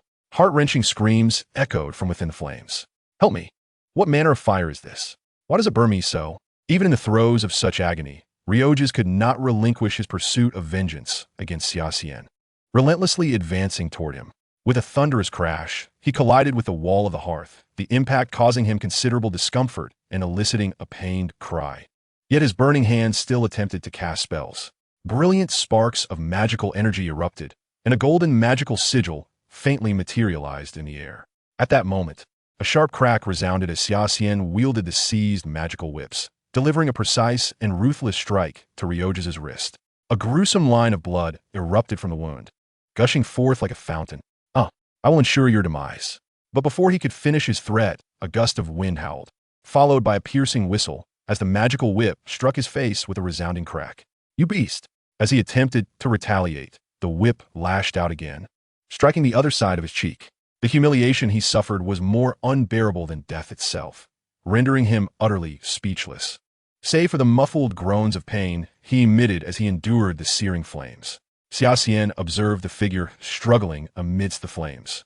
It was evident that this individual possessed a physical resilience far superior to that of ordinary humans. Had he been an average person, he would have long since been reduced to ashes within that inferno. The ability to endure within the phoenix flames for such an extended period indicated that these mages, who harnessed the energies of a universe, had indeed surpassed the physical capabilities of common folk. This was a stark contrast to the sorcerer's paradigm. Nevertheless, Xia Xian, having made modest advancements in both Tai, Chi, Xianxing Tao, and magic, could still maintain a firm upper hand over them. Regardless, the Karmakian magic system that channels the energies of the universe was worth exploring. After all, as a sorcerer, a thirst for knowledge is an essential trait. Xia Xian smiled slightly, addressing the figure of Ryoges who was desperately rolling on the ground in an attempt to extinguish the flames. It is futile. Once this fire touches your body, it will not allow you to extinguish it easily. Of course, had it not been for my desire to torment you, this flame would have already consumed you entirely. These devilish words sent shivers down the spine of the tormented Ryoges. Overwhelmed by humiliation, he let out a roar and, with great effort, managed to rise to his feet, trembling as he approached. Yet, he had scarcely taken a few steps when a sharp crack resounded. His left leg, which had been propping him up, shattered under the lash, and the flames coursing through his body surged forth from the wound, igniting beneath his skin. Kill me, you bastard. Just kill me. Ryoges bellowed repeatedly, his heart filled with profound resentment towards his once proud, robust physique. If it were not for this wretched body, he would have long since freed himself from the clutches of the demon. Kill you? That can certainly be arranged. Summer Xian would show no mercy to his opponent. When dawn breaks, it shall be your day of liberation. No sooner had Summer Xian spoken than he raised his wand again, casting a petrifying spell that rendered Leoges immobile. Rooted to the spot, the night was still deep, with dawn still some time away. Yet, Summer Xian turned his back, preparing to depart with a sense of satisfaction, when an unexpected occurrence took place. An aura of malevolence began to waft from the burning body of Leoges. A voice, entirely distinct from Leoges, echoed forth. You cannot come and go as you please here. The sound was grating, reminiscent of gnawing on bones as it reverberated through the small cabin. In an abrupt snap, the door that had previously stood ajar swung shut. A barrage of chaotic energies, infused with evil, decay, darkness, and rage, surged towards Summer Xian like a shockwave. At that moment, Summer Xian turned around, his expression calm as still waters, and slowly uttered an incantation. Guardian Spirit, arise. The obscure words flowed from his lips as a silvery mist erupted from the tip of his wand, cascading through the air like mercury. This silvery liquid swiftly coalesced, and a massive illusion of a Qilin emerged, supporting the entirety of the void around it. Boom! The torrent of malevolent energy collided violently with the silvery Qilin apparition. The various objects within the cabin were obliterated in an instant due to the clash of energies, yet the roof and the firmly sealed door remained unyielding, utterly unaffected. Consequently, the air within the cabin resonated with a continuous rumble, akin to the persistent sounds of wind echoing through a valley. What kind of power is this? Leoges, who had just moments ago crumpled to the ground, now stood upright. Even the raging flames began to recede, revealing the charred, uneven surface beneath. His terrifying, grotesque visage was now marked by unnatural purple smoke swirling in his pupils, the black orbs transforming into eerie violet crystals. Chapter 109, Divination. In this moment of rebirth, Leoges bellowed in fury. Mortal, what kind of magic is this? How can it withstand my power? This is impossible. He gazed in shock at the silver Qilin apparition, which stood as solid as a rock before him. Even with the countless years of experience in the dark dimension, Dormammu could not discern the nature of the power before him. It had thwarted his assault and resisted his malevolent corruption, even as but a fragment of his consciousness. This terrifying energy was beyond the capacity of any mortal to withstand. Are you not a supreme sorcerer? How could you possibly withstand my strike? Oh, I apologize, but I am not a supreme sorcerer. I am merely an ordinary wizard, replied Summer Xian, his demeanor one of nostalgic reflection. He reminisced about the joys of the past. This was the guardian spirit. The essence of the incantation lay in the fervent recall of a cherished memory, for only then could it take effect. Summoning forth a protective spirit, this guardian embodied a positive force, advocating for hope, joy, and the will to live. These were the very sustenance of the Dementors. It could also be perceived as the manifestation of positive emotions, the tangible projection of love. This was not reliant on the energies of the external world. Rather, it was a projection of humanity's own spiritual excavation. Naturally, Dormammu's astonishment at the power stemmed from the differences between the two magical systems. In Summer Xian's previous world, there was a focus on the exploration of individual potential and willpower, while here, sorcerers relied heavily on the energies of the external realm. Thus, Dormammu's surprise at such power was understandable. This is no mere power. If it can be categorized as such, perhaps it is the power of belief. What? Are you jesting? The voice of Dormammu, akin to the gnawing of bones, resounded once more. How could a demon, steeped in destruction and despair, ever comprehend the joy and love of humanity?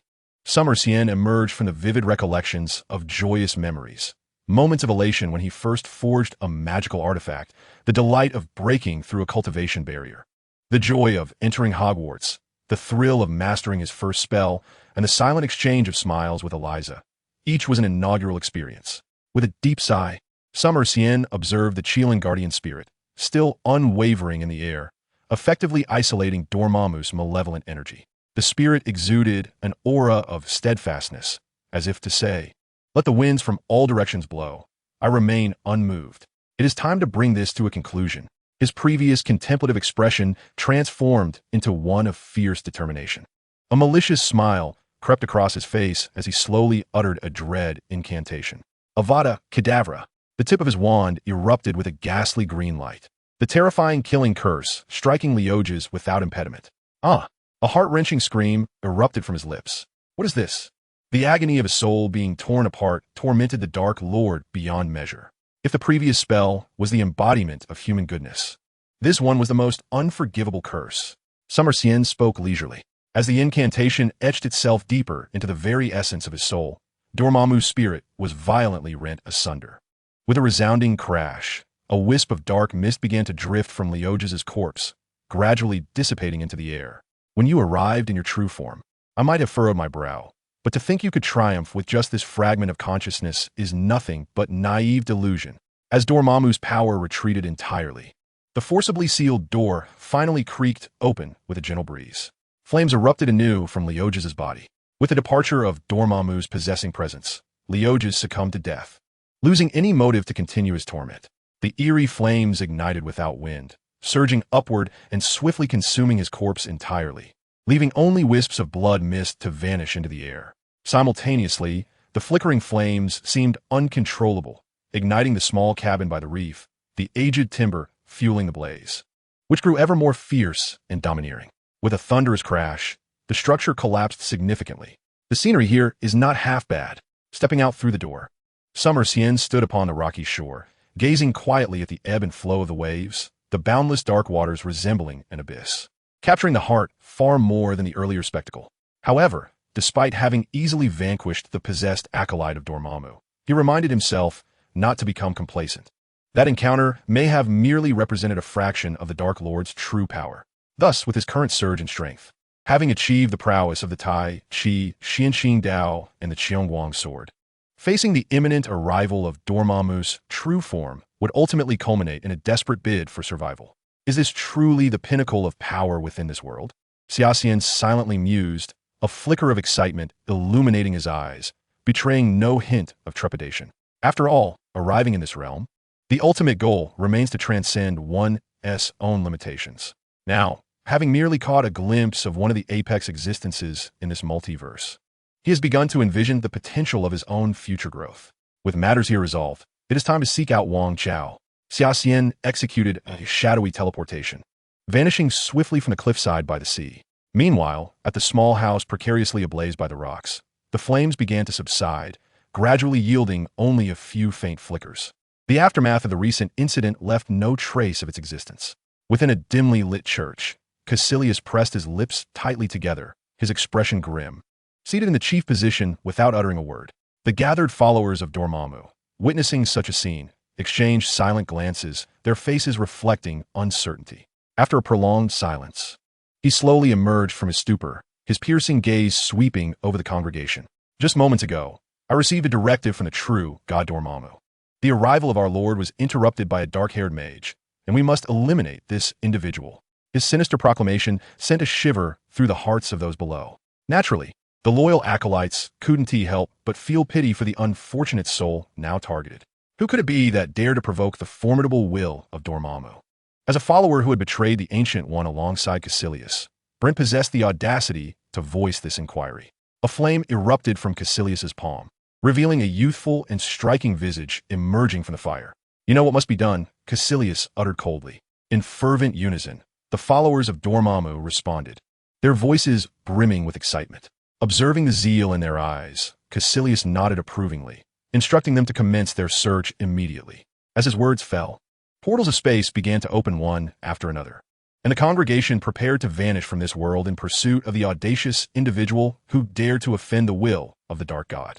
Sensing an unusual stir, Xia Xian stood at the entrance of the London sanctum, a slight itch in his nose prompting an unexpected yawn. Who could be thinking of him?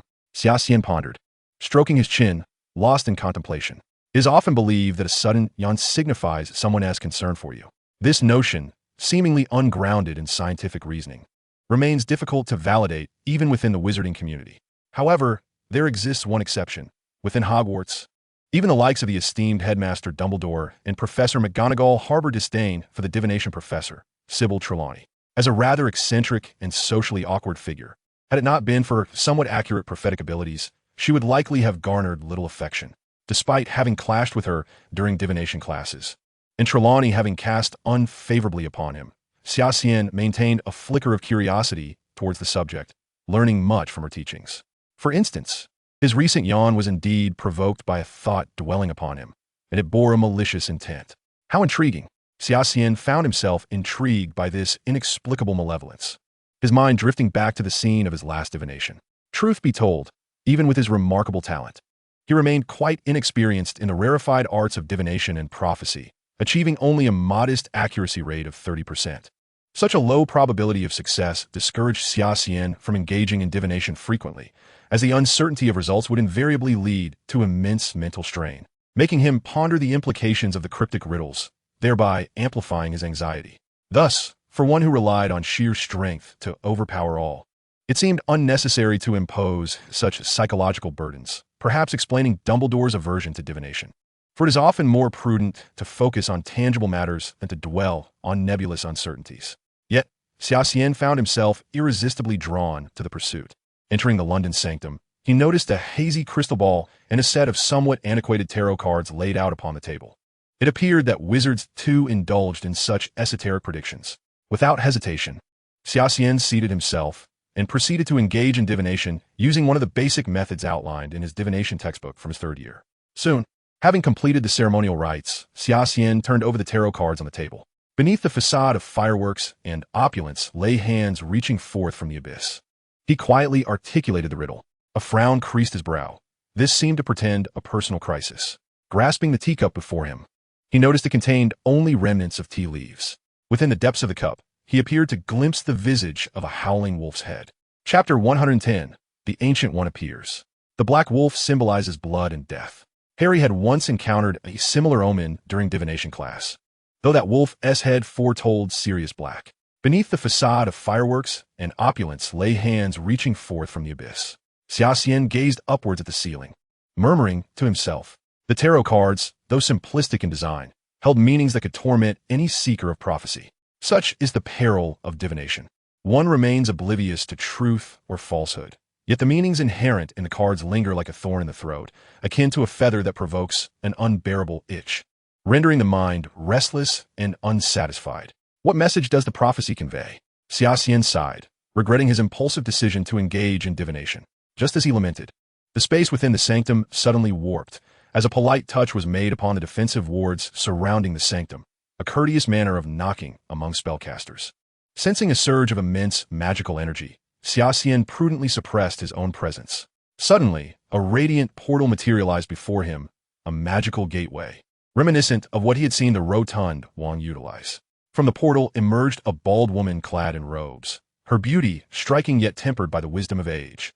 Appearing no older than 30, though her deep-set eyes revealed a life well lived. The Ancient One? Xia Xian inquired, raising an eyebrow at the woman before him. Master Ancient One, the most revered supreme sorceress of the present magical realm, stands as the protector of Earth against the ravages of dark magical forces. Her true age remains a mystery. It is known only that she has been safeguarding this world since the dawn of magic, residing in the Sanctum Sanctorum, nestled deep within the Himalayas. It serves as a training ground for sorcerers, and the Ancient One rarely ventures from that sanctuary. It seems, however, that this esteemed sorceress has made her way here. Little one, you recognize me. Master Gu curled the corner of her mouth, her indifferent gaze scrutinizing Xia Xian. At such a young age, possessing such merciless methods, you are quite remarkable. Your magical talent is formidable, perhaps the most powerful I have encountered. Although the systems of wizards and sorcerers differ, I can still sense this gift within you. However, that does not justify your indiscriminate killings, she stated coldly. I have always upheld the principle of eradicating evil. Your Excellency the Supreme Sorcerer, Xia Xian replied without reservation. And I believe in retribution. Those individuals provoke me first, Your Excellency. Oh, then I suppose we can continue our conversation, Master Gui smiled. When Dumbledore introduced you to me, he mentioned that you are a trustworthy child. How may I be of service to you? Xia Xian smiled back. I assume your journey from the sanctum was not for trivial matters? Caecilius betrayed me. He is a fervent devotee of Dormammu. Just a few days ago, he attacked the library of the sanctum with his equally zealous companions, murdering the librarian and stealing the ritual texts capable of summoning Dormammu. Master Gu suddenly spoke with urgency, observing Xia Xian's expression. That book was my private collection. I had placed a spell upon it. I am acutely aware of who has touched it. That individual handled the book, although he has always been respected. I was once misled. The marks left upon the tome confirm his involvement. Master Gu continued, stepping closer to Xia Xian and picking up a deck of enchanted playing cards from a table. She casually revealed 5 cards, displaying the hearts 0, J, Q, K, A. This is a royal flush, she declared. It serves as a warning. My actions demonstrate to you that your every move has never escaped my watchful eyes. The prophetic arts of sorcerers and wizards share certain affinities. The meaning of this hand is quite clear. Xia Xian is highly likely to be embroiled in this matter and will exert significant influence. The great dark Lord Dormammu, the supreme ruler of the dark dimension, conqueror of realms, and dark malevolent god, is said to have been a human wizard thousands of years ago, who inadvertently discovered the dark dimension. It took little time for Dormammu to conquer it and extend his grasp toward other dimensions. As an undefeated conqueror, his journey was only thwarted upon encountering Earth, which he now perceives as a thorn in his flesh. By any means necessary, he aims to bring this world under his dominion. The dark dimension transcends time. Dormammu's forbidden knowledge has always been coveted by those wizards who thirst for power. Yet, only a select few possess the capability to wield such dark forces, hence the scarcity of his fanatical followers. Over the years, I have relentlessly pursued Dormammu's devotees. However, upon discovering Kaecilius' plot, I immediately set out to track him down. Alas, my efforts were in vain. Although I eliminated several of his followers, Kaecilius escaped with the texts. You should understand that these are the rituals for summoning the dark dimension. If those texts are deciphered, our world will face cataclysmic disaster. This concerns the safety of our entire realm. Xia Xian, I need your assistance. Master Gu Yi's eyes gleamed with expectation as she regarded Xia Xian. I will consider it. Xia Xian replied, her tone icy. Master Gu Yi, I am aware of your secret of immortality. In my view, the difference between you and Dormammu is not as significant as you believe. Have you not been utilizing the powers of the dark dimension? How do you know of this? Xia Xian pointed to the nearby tarot cards. Do not forget, it is not only sorcerers who can prophesy and divine. That is of no concern to you. Will you help or not? Master Gu Yi's demeanor suddenly turned frosty. I will appear when needed. As for now, I believe it is time for me to take my leave. Xia Xian extended a finger toward the door, preparing to step away. Actually, Master Gu Yi, I wanted to say that your use of the dark dimension's powers against Dormammu, while fraught with peril, is quite commendable. This is not a reproach, but rather a compliment. Xia Xian remarked as she turned to leave. Master Gu Yi offered a comforting smile. If time permits, I shall pay a visit to the sanctum. Xia Xian smiled back. Planning to travel east during the summer vacation, and a detour to the sanctum would not be impossible. As Xia Xian emerged onto the street, several glowing portals suddenly appeared by the roadside, a result of the arcane ring's effect, capable of opening spatial passages to various locations around the world, a fundamental skill of sorcerers. There were at least 30 adversaries, meticulously prepared, with no prior opportunity for him to react. Xia Xian had already deduced who orchestrated this ambush. The portal opened, and a flamboyantly styled black man stepped through. Xia Xian, surrender immediately. You cannot win. Kneel now, and we will spare your life. He shouted arrogantly, drawing his sword. Xiong Wang, Xia Xian lunged forward, striking down toward the man's head. The black man appeared taken aback, seemingly unprepared for Xia Xian's decisive action, despite being surrounded. He hastily conjured a magical web to block Xia Xian's attack, but the sword's overwhelming force was merely a feint. The true assault lay below. With a crack, a sound reminiscent of an egg shattering was heard from the black man's groin as all his magic crumbled in an instant, unable to withstand the searing pain of the blow. Fool, while I may not win this battle, defeating you is certainly within my capabilities. Xia Xian kicked the man back through the portal. From two additional portals emerged a pair of twin sisters. Despite their beauty, their expressions were decidedly fierce. Whether as sorcerers or wizards, caution is paramount. Like the black man and the sisters before him, charging recklessly ahead without waiting for their companions is a hallmark of brash apprentice-level sorcerers, most of whom do not survive long. These apprentice-level sorcerers are still far from rivaling truly powerful mages. However, the numbers on the opposing side were clearly greater. In the parallel dimension, Xia Xian saw no reason to hold back. Another concern was the differing combat styles of sorcerers and wizards. Xia Xian was not yet fully aware of his opponent's techniques. A powerful surge of energy pulsed faintly within the parallel dimension, which Xia Xian's keen mental acuity detected. Where's your mentor? Xia Xian coldly regarded the sorcerers before him. Bring him out.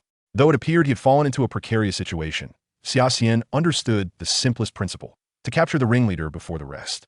He wondered if Kaecilius had ever experienced the effects of the Thunderbolt technique. Chapter 111. Kaecilius. Just as Xia Xian faced off against several apprentice sorcerers, the portal suddenly opened, and a handsome, resolute middle-aged man stepped through. Following him were 3 women and 5 men. A total of 8 apprentices dressed in the familiar attire of the sanctum. Old Wang and Gu Yi donned similar robes. Outside, at least 20 others were weaving a magical net of encirclement. Even if Caecilius were alone, he would still be a formidable opponent. This battle could not be won. Since victory was unattainable, one must contemplate how to avoid defeat. Caecilius, is it? Xia Xian feigned negotiation with Caecilius while silently casting several defensive spells. He then focused on Caecilius, who appeared significantly younger than in Doctor Strange, his expression shadowy, exuding an aura of cunning. Caecilius let out a non-committal grunt, seemingly reluctant to engage in further conversation with Xia Xian. His expression hardened, and an aura of chilling annihilation pervaded the entire space. Xia Xian furrowed his brow, realizing the recent divination had indeed come to pass. The so-called deadlock was manifested before him. He could distinctly discern the ominous and terrifying aura, which likely heralded the impending arrival of Dormammu. In the face of Dormammu's might, you are but an audacious ant, Caecilius fervently declared. The dark dimension belonged to the fearsome Dormammu, a realm transcending the confines of time. Yet Dormammu was a merciless tyrant, obsessed with conquest and destruction rather than governance. Within the dark dimension, Dormammu wielded absolute power. He was akin to a deity, capable of transforming it into a beautiful and bountiful realm at will. However, the current state of the dark dimension was one of desolation. Ruins scattered everywhere, and all worlds drawn into its depths faced annihilation.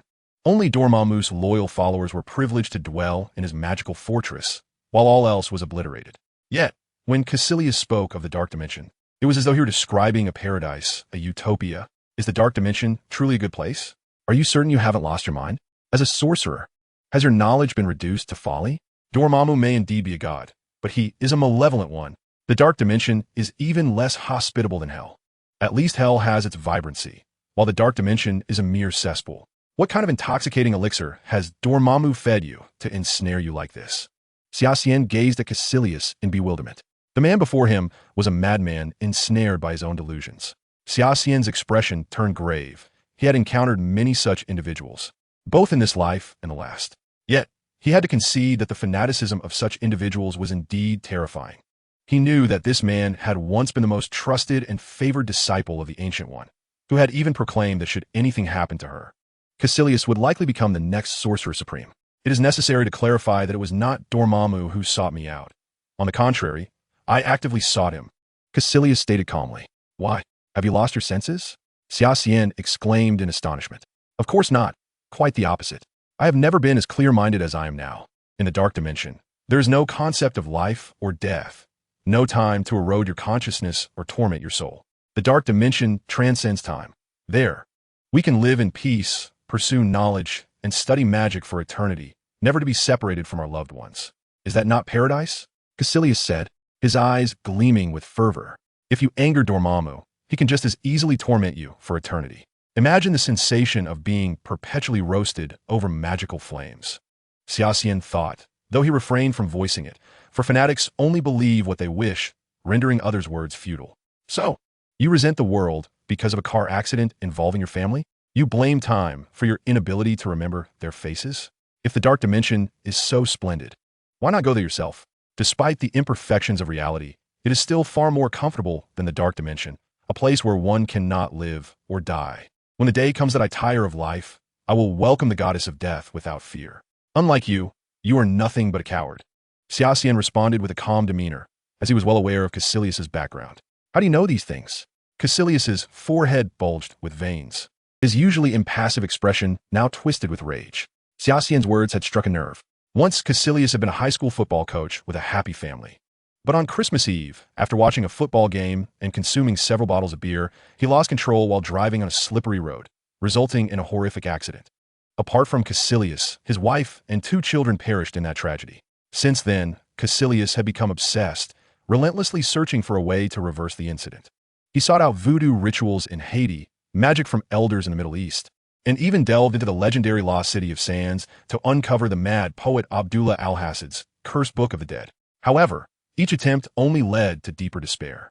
His determination drove him to scour the world, ultimately leading him to the fabled Sanctum Sanctorum in the depths of the Himalayas. The Ancient One sensed his extraordinary talent and made an exception to personally welcome him, promising to impart the knowledge he so fervently desired. In the days that followed, Caecilius devoted himself to learning, especially in the realm of necromancy, leaving no stone unturned in his quest for knowledge. Yet, the more he learned, the further he fell from his family, the once vivid images of them in his memory becoming increasingly blurred. This fueled his rage, transforming it into an insatiable drive to seek powers that transcended time. It was not until he stumbled upon the library's records concerning Dormammu that he felt a glimmer of hope. However, years of effort yielded no success in deciphering the most crucial content. Eventually, he realized that the Ancient One had likely placed protective wards within the sanctum to prevent the most dangerous knowledge from being unraveled. From that moment on, Caecilius covertly cultivated followers of the Dark Dimension. Once he amassed sufficient power, he stormed the sanctum's library, killing the librarian and seizing the forbidden chapters concerning the Dark Dimension.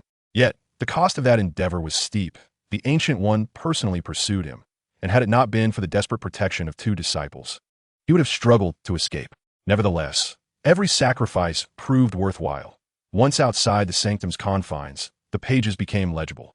Caecilius, however, found himself disheartened, realizing that his knowledge was still insufficient to fully grasp their meaning. Summoning a being of Dormammu's caliber involved an intricate and complex ritual. Even the slightest misstep or failure to properly inscribe a symbol could lead to catastrophic consequences. Should he inadvertently summon not Dormammu, but some other creature from an alternate dimension, the ramifications will be dire. Xia Xian shrugged, fully aware of many facets of Caecilius' story, while Caecilius likely remained oblivious to the fact that he stood before a Marvel aficionado. Yet, Xia Xian was perplexed by one question. Why did these frenzied sorcerers seek to involve him? What grudge do you hold against the Ancient One that compels you to drag me into it? Xia Xian coldly remarked, I have no interest in your so-called forbidden texts. Would you like to know why? Caecilius replied with a sinister smile. A partner of mine seeks your demise.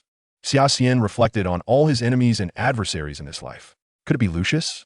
Or perhaps that group from the American Magical Congress? Well then, whatever transpires next is no longer my concern. You will be slain, and your soul will be imprisoned in a small vial, destined for eternity. Caecilius spoke in a detached tone, delivering a chilling truth. All present understood that this was no hollow threat, should Xia Xian fail to escape. Such a grim fate awaited him. What if I told you that I could accomplish what that individual promised you?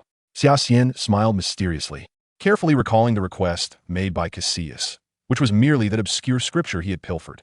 You cannot deceive me, young man, Xia Xian chuckled, casually casting a death curse before activating his cold perception powers. Is this black magic? Indeed, it is, Xia Xian replied. It is only natural that a novice like you cannot comprehend it. After all, we have been exposed to magical scripts since childhood. However, to translate your scripture, I shall require my Book of Sin as assistance. The Book of Sin? What is that? Caecilius furrowed his brow, having never heard of such a thing. The Book of Sin is an ancient lexicon capable of translating every magical script in existence. Otherwise, do you think I have surpassed others at my age? It is all thanks to the Book of Sin, though sadly, it is no longer by my side. Upon mentioning the Book of Sin, Xia Xian lamented deeply, striking the wall in frustration. The force was so great that his flesh was severely scraped, yet he appeared oblivious to the pain, tightly clenching his fist as blood trickled through his fingers. I see. So you possess such a powerful artifact. No wonder you were able to vanquish Lord Dormammu's avatar. Caecilius realized, understanding that it was not merely Xia Xian's innate talent, but rather the artifact that granted him such prowess. Who took this Book of Sin from you? Do you know? Of course I do. Xia Xian's eyes blazed with volcanic fury, as if they were ablaze. It was those damned vampires. Under the orders of their Lord Dracula, they seized my Book of Sin. They plundered my hard-earned treasures and all the money I had accumulated over the years, leaving me empty-handed. Little do they know who I am. All my belongings bear my mark, and I have long since tracked their movements.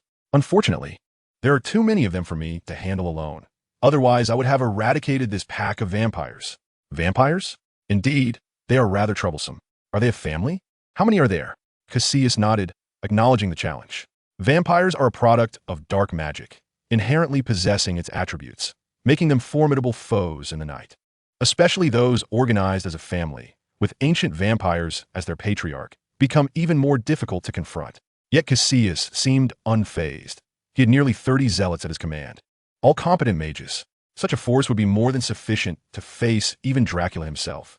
There are about 30 vampires, led by an imbecile named Esme, residing in the forbidden forest of the Wizarding World. If we retrieve the Book of Sin, translating this trivial scripture will be a breeze, Xia Xian said, his eyes sparkling with excitement. If you can truly help me reclaim the Book of Sin, I will be confident in translating the scripture. Far more reliable than that wretched creature who can hardly be called human, Xia Xian asserted. After a moment's hesitation, Xia smirked. Deal. Deal. Xia Xian exclaimed triumphantly. I hear you have a considerable number of followers? Xia Xian thought to himself, smirking inwardly. I have my share of allies as well. Chapter 112. The Worries of Ancient One. You may leave now, Wizard Xia said, opening a portal.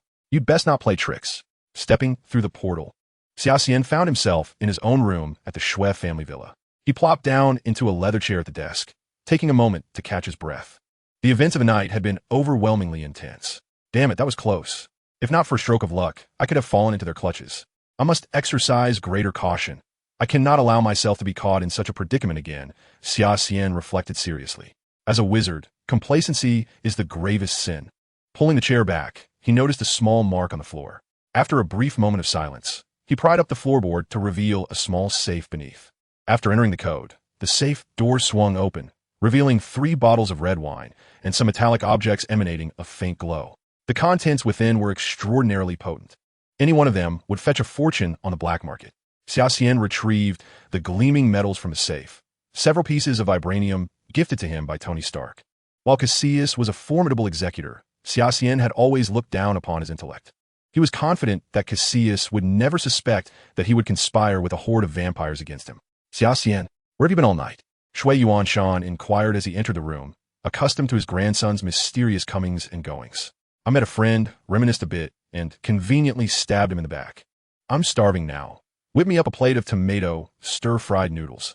I'm about to collapse, Xia Xian replied as he descended the stairs, heading for the refrigerator.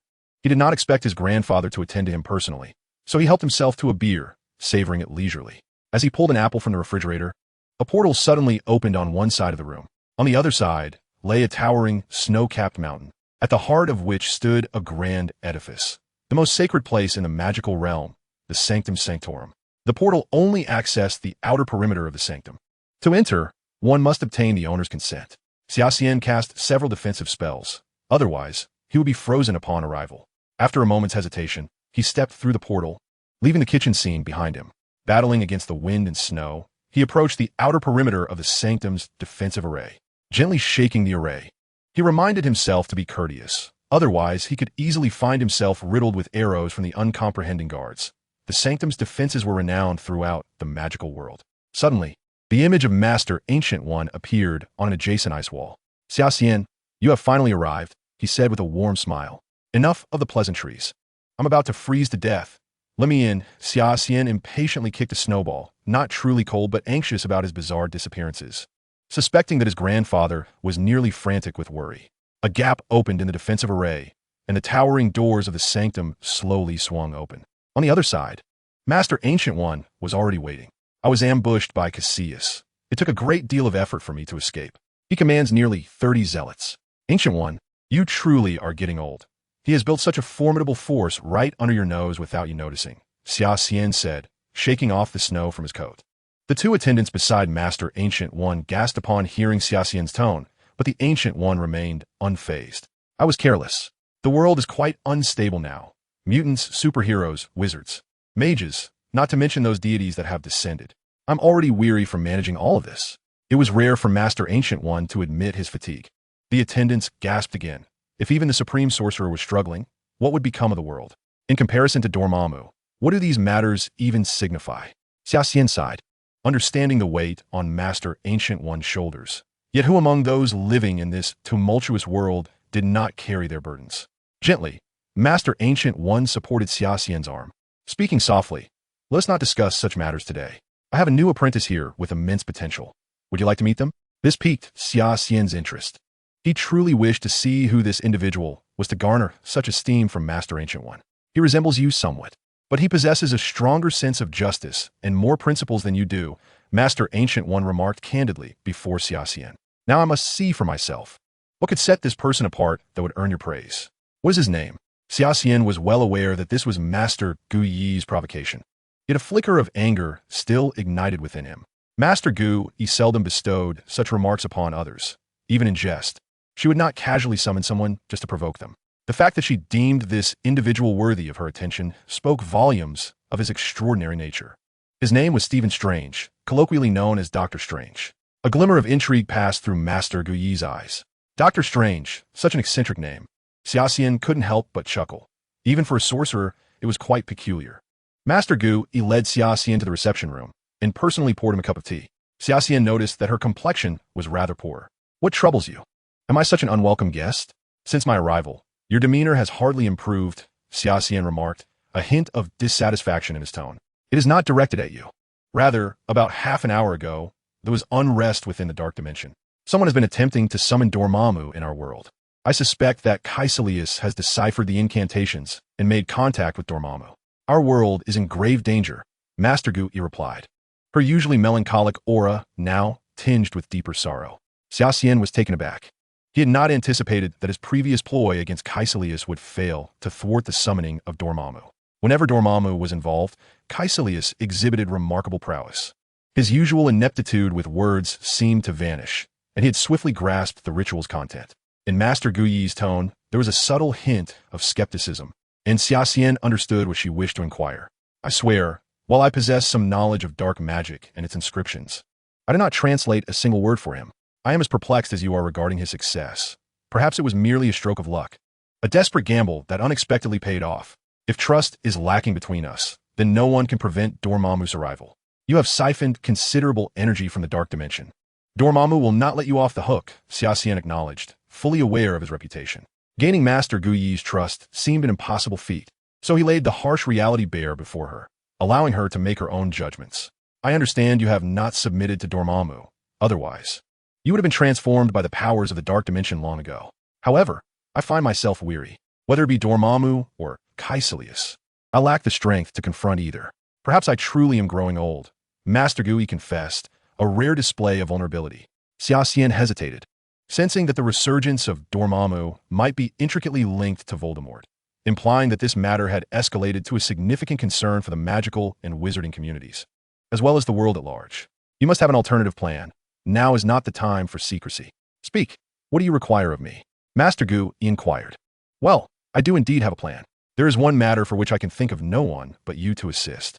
I have heard that you share a connection with Nick Fury, the director of SHIELD, Xia Xian replied. Though he had only heard of Nick Fury, rumored to be a super agent since World War II, still active to this day, there was certainly something amiss. I have assisted him on several occasions. He owes me quite a few favors, Master Gu Yi admitted candidly, expressing her trust in SHIELD. A formidable force indeed.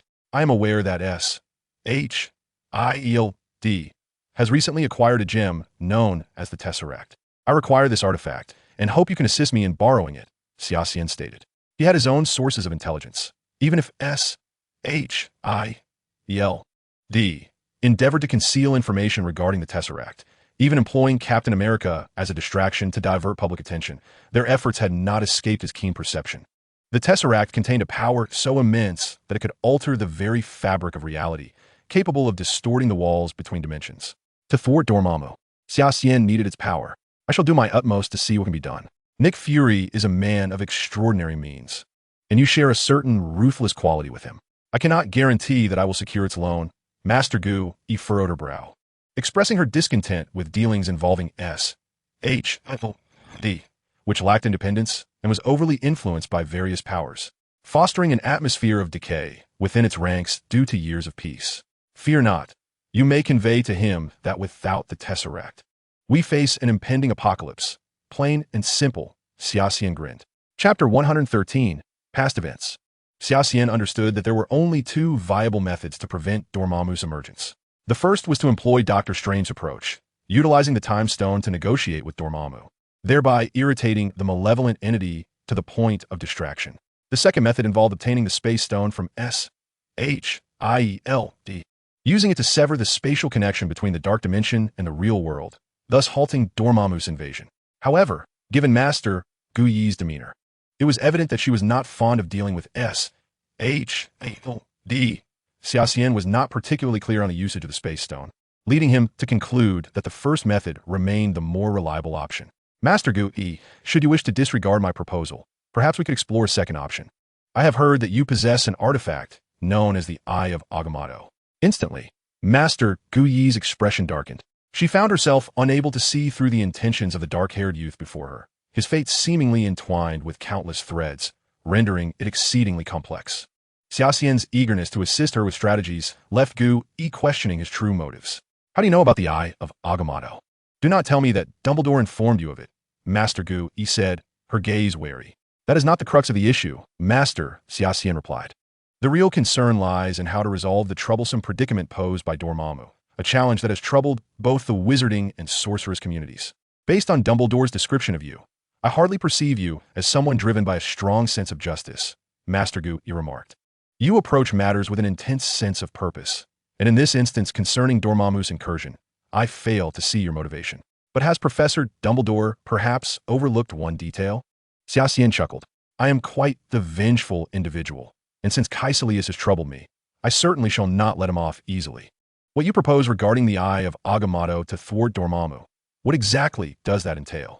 Well, Xia Xian smiled, I must concede, Master. You possess a keen insight and formidable strength. Yet, at times you seem to forget that solving problems does not solely rely on power. Master Gu Yi appeared to catch the underlying message in Xia Xian's words. The Eye of Agamotto has the ability to reverse time. If we were to repeatedly present this artifact before Dormammu, even a god of darkness would undoubtedly grow weary, he explained. However, each instance of reversing time incurs irreversible consequences. As the Sorcerer Supreme, I cannot resort to such measures, Master Gu Yi responded, falling into silence. This was where Master Gu Yi and Dr. Strange diverged. Dr. Strange exhibited a degree of flexibility that had prevented Dormammu's arrival, whereas Gu Yi's compassion and benevolence ultimately hindered her decision-making. My apprentices are mostly novices, and their knowledge of ancient incantations certainly pales in comparison to that of your wizarding community. Caecilius' intentions are crystal clear. He seeks your assistance in deciphering the incantations for Dormammu's summoning ritual, Master Gu Yi stated. Now, he clearly no longer requires it, but our troubles are just beginning. Xia Xian lamented, raising his hands in exasperation. Master, it would be best if you return me home for now. In a few days, I intend to visit the East and shall come to see you again. Master Gu Yi smiled and nodded. I hope that this time we can thwart Dormammu's emergence. With a gentle wave of her hand, a portal materialized before Xia Xian, revealing his room on the other side. Your grandfather awaits you in the living room. Upon returning to your room, no one will suspect you have ever been here. Thank you, Master. My grandfather has aged considerably. It is perhaps best that he remains oblivious to such stimulating matters. Xia Xian waved farewell to Gu Yi and stepped through the portal. Modu appeared behind Gu Yi and inquired, Master, can we truly place our trust in this fellow? Gu Yi glanced at the crystal ball upon the table and replied, Among the countless possibilities of the future, I have discerned a connection between this child and Dormammu. He shall play an unforeseen role in this affair. Unbeknownst to Xia Xian, he was unaware of the dialogue between Master Gu Yi and Modu as he returned to his room through the portal. Since the arrival of these sorcerers into his life, his usual rhythm had been thoroughly disrupted. The situation with Dormammu bore faint echoes of Voldemort during his confrontation with Caecilius. The latter had tacitly acknowledged an associate who was half human and half ghost. Esme and her kin had also cast spells within the Forbidden Forest, which was under Dormammu's invasion. A clear indication of Voldemort's mental influence. Xia Xian resolved that, regardless of the circumstances, he must journey to the east during this holiday. According to the writings of Salazar, there likely existed sects of immortality cultivation in the east, though he was uncertain if any traditions had survived. Nevertheless, he decided to seek them out, hopeful for some enlightenment, for his practice of the Taiji Xianqing way seemed to have reached a bottleneck, and the spiritual energy of England appeared insufficient to meet his cultivation needs. The sects of immortality in the East were situated in places where spiritual energy converged. If such sects did exist, Xia Xian would have a place to cultivate. Furthermore, he intended to visit the sanctum to consult with Master Gu Yi and Dr. Strange. The impending invasion by Dormammu seemed imminent. This demon would likely prove to be the most formidable adversary Xia Xian had encountered since his rebirth. As he prepared, an undercurrent of anticipation coursed through him at the prospect of facing such a powerful opponent. Xia Xian, where have you just been? Shui Yuanshan suddenly appeared behind him. I just stepped out for a moment, Xia Xian replied. Shui Yuanshan observed Xia Xian's peculiar attire, clad in a trench coat, and remarked, Why are you dressed so warmly in this sweltering summer? Xia Xian was at a loss for words. The sanctum was an exceedingly cold place. and one could not withstand it without proper layers. By the way, grandfather, Xia Xian recalled an important matter. Are there any Eastern affairs at home? I wish to return to Huaxia for a visit. There are none, but if you wish to go back, we can travel together, consider it a holiday, Shui Yuanshan replied. For many years, it was the first time Xia Xian expressed a desire to return home, moving the old man slightly. As someone raised in England, Shui Yuanshan's greatest concern was that Xia Xian might forget his roots. By the way, grandfather, I seem to have never heard you mention my grandparents. Xia Xian suddenly inquired. Those are old matters, best left unspoken, Shui Yuanshan answered, his expression suddenly distant, as if he wished to conceal something from Xia Xian, deliberately avoiding the topic. Xia Xian regarded Shui Yuanshan with suspicion. He had never learned about his deceased grandparents, having never thought to ask. It was only upon contemplating his return to his homeland that he remembered, as a descendant, he wished to pay his respects alongside his late father. Yet, observing the old man's demeanor, it appeared there were deeper secrets at play. Grandfather, why must it remain unspoken? Xia Xian furrowed his brow and questioned. It is not that I intentionally conceal it from you, but rather your disposition, the old man said gravely. Indeed, there seemed to be hidden truths. The more evasive Shui Yuanshan became, the more uncomfortable Xia Xian felt. After much hesitation, Shui Yuanshan finally spoke. Your grandfather and I have known each other since our youth. Accepting this body as his own, everything belonging to it was now his. Xia Xian sought an answer, fearing it might become an obsession. In my youth, I conducted business in the bustling metropolis, achieving a modest success that incited envy in many. One day, while shopping with your grandmother, a Taoist in a blue robe suddenly seized me and warned of impending bloodshed. I assumed it was merely a trick of a charlatan and paid it no mind. So that Taoist was my grandfather? Xia Xian suddenly realized and asked. Indeed, the tumultuous Shanghai of the 1930s was chaotic. Little did I know your grandfather's words would prove prophetic. A few days later, I was attacked on the street. Fortunately, I escaped unharmed. I then sought your grandfather's assistance to find a way out, and following his counsel, I evaded all danger and uncovered the mastermind behind it, my business rival. Thus, your grandfather and I became close friends, even agreeing to unite our families through marriage.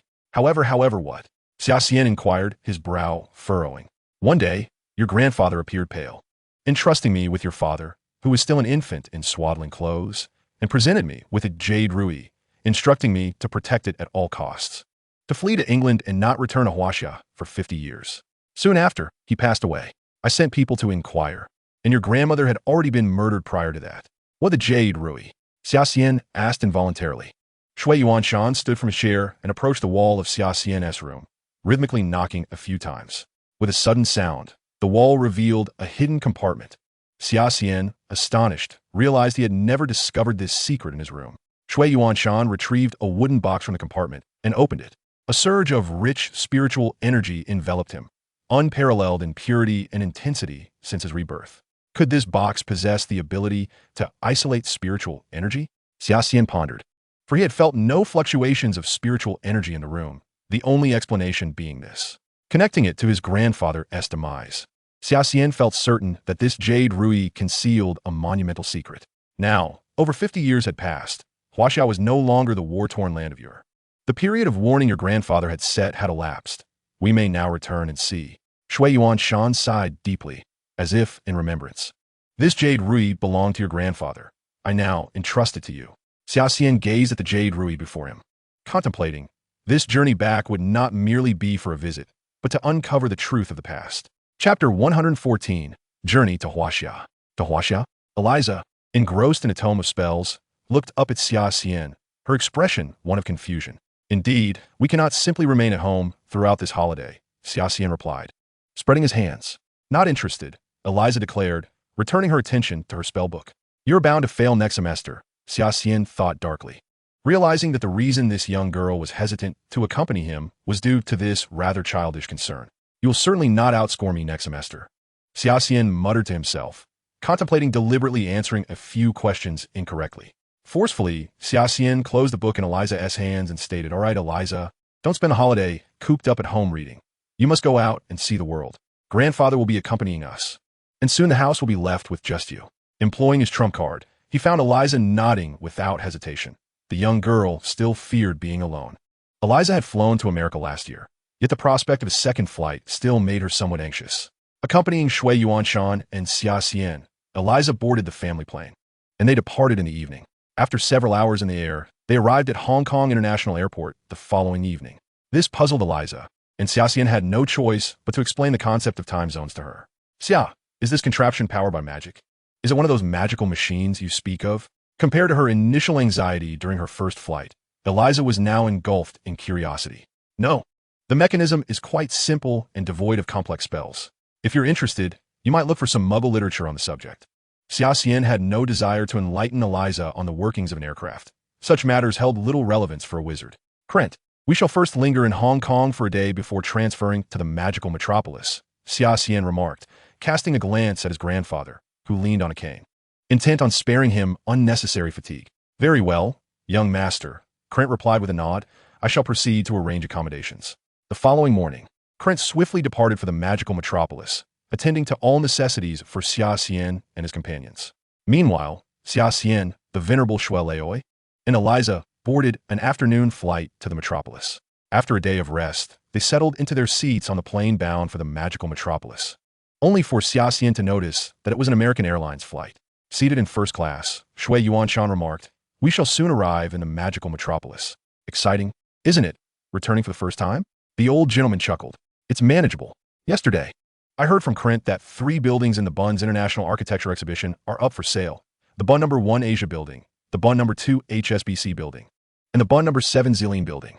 The 7th was previously a newspaper office and is not particularly aesthetically pleasing, but its location is prime. I had Krent inquire, and they're all priced over $100 million, yet there is profit to be made. Their value will surely appreciate. The name Bund is well known even abroad, and Shui Leoi certainly knew its location. Inquiring with interest, perpetual ownership? Xia Xian replied. Eliza gazed at the grandfather-grandson duo, bewildered by their business discussion. Since the time frame mentioned by grandfather had elapsed, it became necessary for them to re-enter Huaxia. Huaxia is the largest commodity market in the world, and its economy is soaring. Real estate is likely the most lucrative investment at present. Xia Xian was well aware of what was currently profitable in Huaxia, yet he expressed it in a tone of speculation. He remained uncertain about the ownership status of the properties in the Bund and felt a twinge of apprehension at the old gentleman's words. After the establishment of New Huaxia, the buildings along the Bund were nationalized. Should he spend over $100 million only to acquire a mere few decades of usage rights? It would indeed be a significant loss. American aviation regulations permitted phone calls during the flight, and once airborne, he hurriedly called Krent for clarification. According to Krent, these 3 buildings had 50 years of usage rights, with the option to extend the term to 70 years. Xia Xian felt a flicker of pride upon hearing this. He had not anticipated such a fortunate turn of events. With a smile, he said, "We are now airborne. We shall arrive at Hangzhou Airport in just over an hour. Let's discuss further then." "Indeed, I shall come to fetch you," Krent replied. The hotel is arranged at the Waldorf Astoria. Upon ending the call, Xia Xian, speaking into the intercom, turned to his grandfather and inquired, "How does that sound? Without perpetual ownership, I can't help but feel uneasy.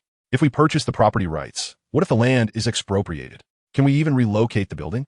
Xia Xian mused. Expropriation would surely come with compensation. Spending such a sum cannot be for naught. Besides, they're all heritage sites, so demolition is unlikely to reach there. Some buildings are rented for decades, and opportunities to purchase are scarce. Now is the perfect moment. The potential for appreciation is immense. It can be said that the most prosperous area in Huaxia is right there. I intend to buy one. You should select first. The old gentleman turned to Xia Xian and continued, "Once acquired, it shall serve as the headquarters for the Shui Group. In my youth, I boarded a ship near the Bund to travel to England. I have an old photograph at home, taken in front of the Bund's International Architecture Exhibition when it was still the embassy of Western nations. I used to jest with your grandmother, vowing to buy them back once I was wealthy. Now, that wish can be fulfilled." Xia Xian chuckled. "I wish to acquire number 12. That building is the most beautiful." "Then I shall take number 1, Shui Yuanshan interjected. "I think I shall choose number 17. If we purchase 3 buildings at once, I wonder if we might receive a discount. Let me handle the negotiations. I am young and adept at bargaining." On the plane, the grandfather and grandson duo swiftly settled on their acquisition of the 3 buildings along the Bund as they gradually soared over the Yellow Sea, officially entering Huaxia's maritime territory. A sense of nostalgia washed over them. The flight attendant presented a fragrant cup of coffee, yet Xia Xian found no desire to partake. Despite the myriad complaints associated with Huaxia, it remained his homeland, and such grievances stemmed from a hope for improvement. The sound of the airplane's engines resonated within the cabin, causing ripples across the surface of the coffee in his cup. As time passed, the horizon revealed land. Lowering in altitude, fishing boats became visible, their small red flags likely representing the national emblem. In the 1990s, the magical metropolis was still in its infancy. Lujiazui had yet to develop, and beside a cluster of low-lying buildings stood the newly erected Oriental Pearl Tower along the Huangpu River. The city lacked the vibrant colors and towering skyscrapers one might expect. Xia Xian's perceptions aligned closely with reality, yet to the old gentleman, it seemed almost unbelievable. If Huaxia's largest commercial center appeared thus, one could only imagine the state of other locales. Xia Xian initially refrained from comment, but could not resist uttering, "It will improve in the future." The airplane cast a vast shadow over the city, and apart from Lujiazui and the vicinity of the Bund, distinguishing one area from another proved difficult. The streets that Xia Xian would come to know were now transformed, including the very airport itself. A jolt accompanied the landing, followed by a cacophony of wind. After decelerating, they followed the tower's directives to the tarmac, where a throng awaited their arrival, Krent among them.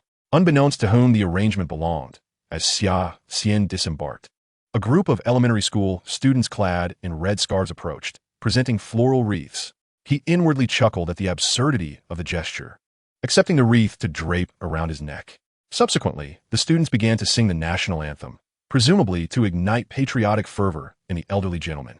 Shui Leoi found the situation both amusing and bewildering. It was rather unconventional to sing the national anthem in welcome of a private individual. A middle-aged man in a suit, his nose reddened by the chill, sporting thin-frame glasses and a round face, approached with an exuberant smile and extended his hand. "Welcome, welcome." He was none other than the mayor of the magical metropolis. In the 1990s, officials spoke with far less pretense. Xia Xian noted his accent, reminiscent of his hometown, likely from the Jiangsu-Zhejiang region. Upon hearing his greeting, Xia Xian smiled and replied in his native dialect, "Hello, Mr. Mayor." A swarm of reporters snapped photographs nearby, primarily wasting film on the old gentleman, who was shaking hands with the welcoming party, occasionally exchanging pleasantries in Chinese. The mayor, upon hearing Xia Xian's words, remarked, "Your accent is remarkably standard." As the saying goes, the local accent remains unchanged, and it indeed holds true. "Mr. Shui, these are representatives from the business community of the magical metropolis. We have reserved a banquet for you this evening at the Peace Hotel to welcome you. I heard you were unwell recently. Please, let us head inside." At this, the airport staff quickly opened the doors to usher them in. The crowd jostled on either side, waving flowers and colorful flags. Xia Xian was reminded of old photographs of his parents from a previous life, wearing similar attire, creating a jarring sense of temporal dislocation. He greeted them with a smile, the chorus of Chinese salutations evoking a warm sense of familiarity and groundedness. After agreeing to dine at the Peace Hotel with the mayor that evening, the old gentleman expressed a desire to explore the magical metropolis. Naturally, no one opposed this suggestion. The mayor left a secretary and some police officers behind while leading the others ahead. Krent procured several Mercedes-Benz S600s a few years prior. Ferrari had only just sold its first sports car in Yanjing, and with no rental options available, finding these luxury vehicles was a rare stroke of fortune, made possible by assistance. Eliza felt somewhat shy in the presence of her peers, who shared the same dark hair and eyes as Xia Xian, their smiles radiant. The welcoming throng seemed to take notice of Eliza's porcelain doll-like beauty, a visage that was still somewhat rare in the magical metropolis of the 1990s. Xia Xian squinted at the edges of the crowd, sensing several presences that made him uneasy. It appeared that old adversaries had already caught wind of this news. Xia Xian touched the jade ruby in his backpack, realizing that to uncover the truth of the past, he would need to engage with these individuals. Chapter 115, The Land of Lujiazui. The grandfather and grandson initially intended to travel lightly, yet they were unexpectedly informed ahead of time. From Xia Xian's perspective, the two individuals who had just emerged at the edge of the welcoming crowd appeared quite suspicious. Having just disembarked from the plane, Xia Xian felt a twinge of annoyance at being targeted. However, the motives of these individuals remained unclear to him. He was uncertain of their affiliations. Whether it pertained to Casillas or Yurui, either matter could potentially attract unwanted scrutiny. Nevertheless, Xia Xian was reluctant to disturb the old gentleman's good spirits. He gazed at the cityscape retreating outside the car window. This was the authentic Shanghai of the early 1990s, a city with an ancient visage yet brimming with new vitality. Not far off, he could see a newly constructed building, several stories tall, not particularly high, but abundant in number. thanks to the police clearing the way ahead. The chaotic traffic did not impede the vehicles behind. Inside the car, a serene silence enveloped them, with the two elderly men, a boy, and a girl all gazing quietly out at the city. This was Xia Xian's first glimpse of the Eastern world. The city exuded a blend of antiquity and modernity, evoking a stronger sense of belonging than the bustling streets of London. The bund remained the same, yet there were subtle differences. The trams in front were a sight Xia Xian had not witnessed during his first visit to Shanghai, while the viewing platform near the Huangpu River remained unfinished. Construction materials haphazardly piled along the riverbank, creating a rather disordered scene. The buildings intended for purchase appeared to have been neglected since the founding of the nation, their exteriors darkened with age. As the convoy arrived at the furthest edge of the bund, the Asia building, the car came to a halt, and the bodyguards approached to open the door, drawing the attention of several curious tourists. Some foreign visitors gasped upon recognizing Xia Xian and Elder Shui, while those of Chinese descent excitedly called out their names, explaining to their bewildered companions who they were. Your American friend is also interested in acquiring a building on the bund, Elder Shui remarked, leaning on his cane and smiling at Xia Xian. Stock? When did he start caring about business matters? Xia Xian chuckled. This tech enthusiast seemed far more inclined to delegate such commercial concerns to Pepper Potts. The collaboration between the Shui family and Stark in the realm of artificial intelligence had yielded significant results, and Elder Shui added with a smile. Perhaps your friend has tasted the fruits of success. Suddenly, Xia Xian recalled something. He pointed across the Huangpu River at Lujiazui and said to the assistant behind him, Sir, could you inquire about the price of land over there, per mu? The assistant hesitated, glancing at Elder Shui, who simply smiled and gestured for him to proceed with Xia Xian's request, while the assistant stepped aside to make a phone call. Elder Shui moved closer to Xia Xian and asked, What scheme are you concocting now, young man? Xia Xian responded with a mysterious smile. Upon arriving in Shanghai, he had realized that the development trajectory of this world mirrored that of his first life. The Pudong area was still untouched in the early 1990s, yet he foresaw that in 10 or 20 years, it would emerge as the financial epicenter of China.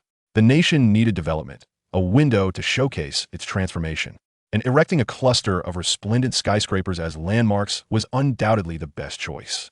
Having expanded their business into France and the United States, the Shui family's financial strength and scale had ascended to a new echelon, and Xia Xian's plan was straightforward, to invest in building projects in Pudong. The assistant soon returned from the riverbank, conveying the land prices to Xia Xian and Elder Shui, and inquired about its intended use. The Shui family could construct a building exceeding 450 meters in height in Lujiazui, along with surrounding structures and a leisure plaza, requiring approximately 200,000 square meters of land. If they could acquire that much land, construction could commence within 2 years. Currently, Shanghai lacked formal commercial office buildings. Developing a skyscraper for lease to domestic and international companies as office space, alongside creating a complex of hotels, department stores, exhibition centers, and recreational plazas, would undoubtedly yield significant profits. The assistant's throat went dry at the thought of a 450-meter-tall building. Although he had no authority to decide, anyone would be tempted by such a grand project. The assistant resolutely stated, I will inform the mayor of this proposal, and we will provide you with a prompt response after further consideration. Elder Shui, what do you think? There's no issue. He has the authority to make it happen. Rest assured, Elder Shui interjected, sensing his concern for his grandson's youthful age. After observing the bustling city upon his return to China, he felt reassured about the nation's intention to embark on a fast track to development, dispelling any lingering doubts. As long as the current trajectory continued, given China's vast population base, the value it could generate would render the nation's rise unstoppable. Furthermore, he noticed many familiar company names along the roadside. With so many Fortune 500 companies keenly eyeing Shanghai, it would be challenging for the city not to evolve. Businesses favored constructing skyscrapers not merely for the sake of prestige, but also due to the substantial profits they could generate. The elder cast an approving glance at Xia Xian. Although this young man had never shown much interest in the Shui family's affairs, his vision had consistently proven astute. As the sun dipped toward the horizon, they prepared for an evening welcome banquet at the Peace Hotel. The elder took a leisurely stroll before leading Xia Xian and Eliza back to the hotel. Once we conclude our affairs here, I shall take you to the countryside to see your grandparents' old house. Although we haven't returned in years, I have ensured that the old house is well looked after, the elder said as he settled into a wrought-tan chair, clearly weary from the day's exertions. Grandfather, I won't be attending the banquet tonight, Xia Xian replied with a smile. You know, I don't particularly enjoy such gatherings. Elder Xue shot him a disapproving glare, lamenting, "You have never properly attended a banquet since childhood. What excuse do you have this time?"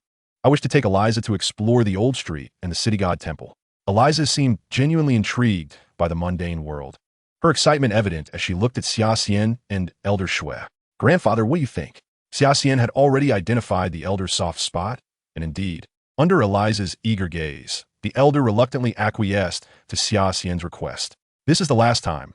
If anyone inquires about your absence tonight, I shall have to concoct a lie on your behalf," Elder Xue admonished, exasperated yet resigned. "Someone like me, a child of another family, would surely drive them mad if I attended, wouldn't I?" Xia Xian smirked. The Waldorf Hotel was not far from the Bund. Xia Xian quickly prepared himself, donning a black wizarding robe and loosely tying his long hair back, before meeting up with Eliza in the hotel corridor. Eliza also wore a small, cloak-like black robe, a common sight in the wizarding world, though somewhat peculiar for a summer evening in Shanghai. Xia Xian felt it was essential to take Eliza on a tour of the city, and more importantly, only by stepping out of his grandfather's sight could he free himself to deal with those lurking in the shadows. Xia Xian sensed that since their arrival, the group trailing them had never left, though they seemed to be wary of something. As they exited the hotel, greeted by the bowing staff, night had already fallen, and the influx of returning office workers had significantly increased the traffic on the roads. In just over 10 minutes, Xia Xian and Eliza arrived at the city god temple, which boasted a history of 600 years. As darkness enveloped the sky, the streets were already bustling with crowds. Among the countless city god temples across China, this particular one had ultimately been encircled by the vibrant atmosphere of the foreign concessions, transforming from a small county seat into a sprawling metropolis, evolving alongside the city's development into a unique attraction. The bodyguards had deliberately changed into ordinary clothing, attempting to blend in and provide discreet protection. Yet their heights resembled the sight of several giraffes thrown among a herd of deer, instantly captivating the attention of the onlookers. Xia Xian had initially wished to avoid the company of bodyguards, but Shui Yuanshan's stubborn insistence compelled him to bring them along. This undoubtedly complicated Xia Xian's movements. To be frank, he felt somewhat disenchanted with the place. Fortunately, the delectable nanxiang soup dumplings and green rice balls managed to salvage a bit of dignity for Chenghuang Temple in his eyes. Glancing back at the few individuals lingering at a distance, his enthusiasm waned. He had heard that old Wang had been transferred to the Hong Kong sanctuary, and a tinge of disappointment washed over him as he realized he would not have the chance to catch up with a friend he had once fought alongside. Calculating the expenditure required to transform this area into a vintage street, he stuffed a piece of rib rice cake into his mouth, estimating that the anticipated investment should be around $30 million. The cost of construction would be minimal. The real challenge lay in the relocation and compensation for residents.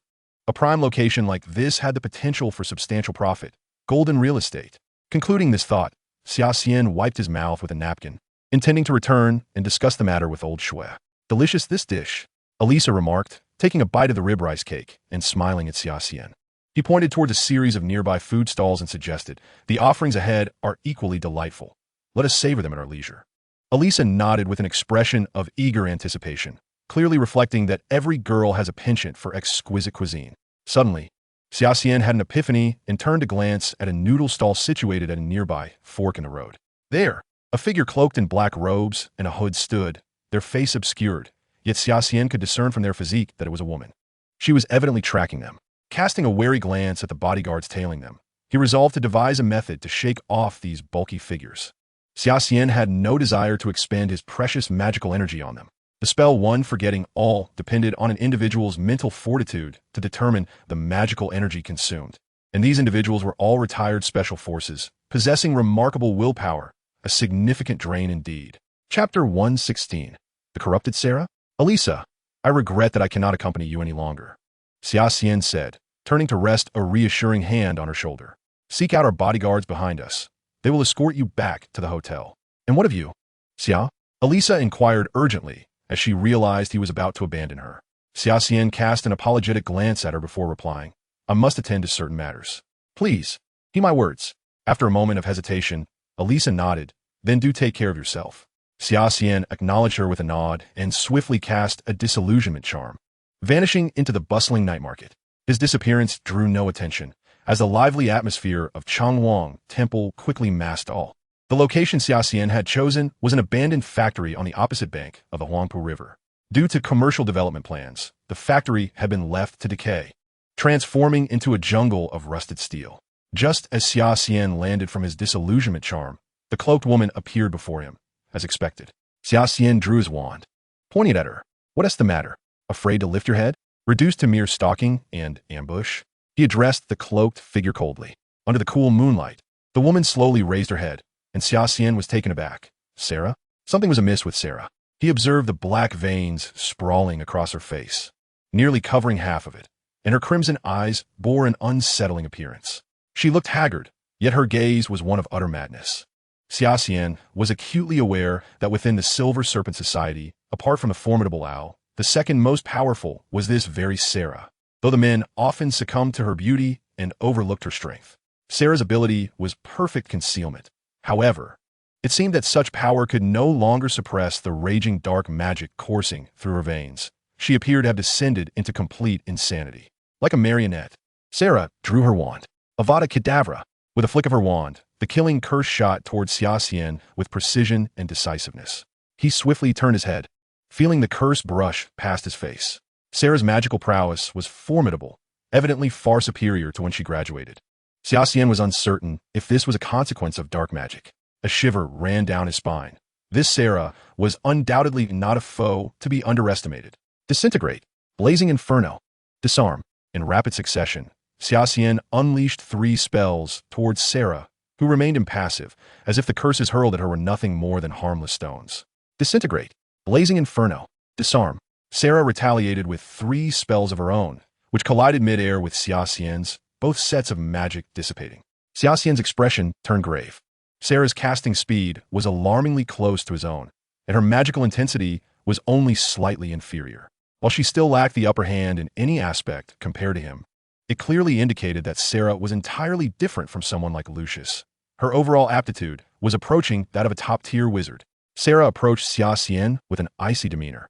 Her wand aimed directly at him, casting another killing curse without granting him a moment's reprieve. Xia Xian effortlessly evaded the curse. Upon engaging with Sarah, he immediately understood why she had become one of the elite 5 of the Silver Serpent Society, descendants of 5 wizarding families. Her combat style was unervingly calm, as if nothing could disrupt her mental state. However, beneath that serene exterior lay a heart consumed by a frenzied desire to kill. Her expression was filled with a mad fervor, yet her gaze remained chillingly composed. Now, Sarah seemed like a perfect killing machine. For her, taking lives was mere trifling matter. What a deranged woman!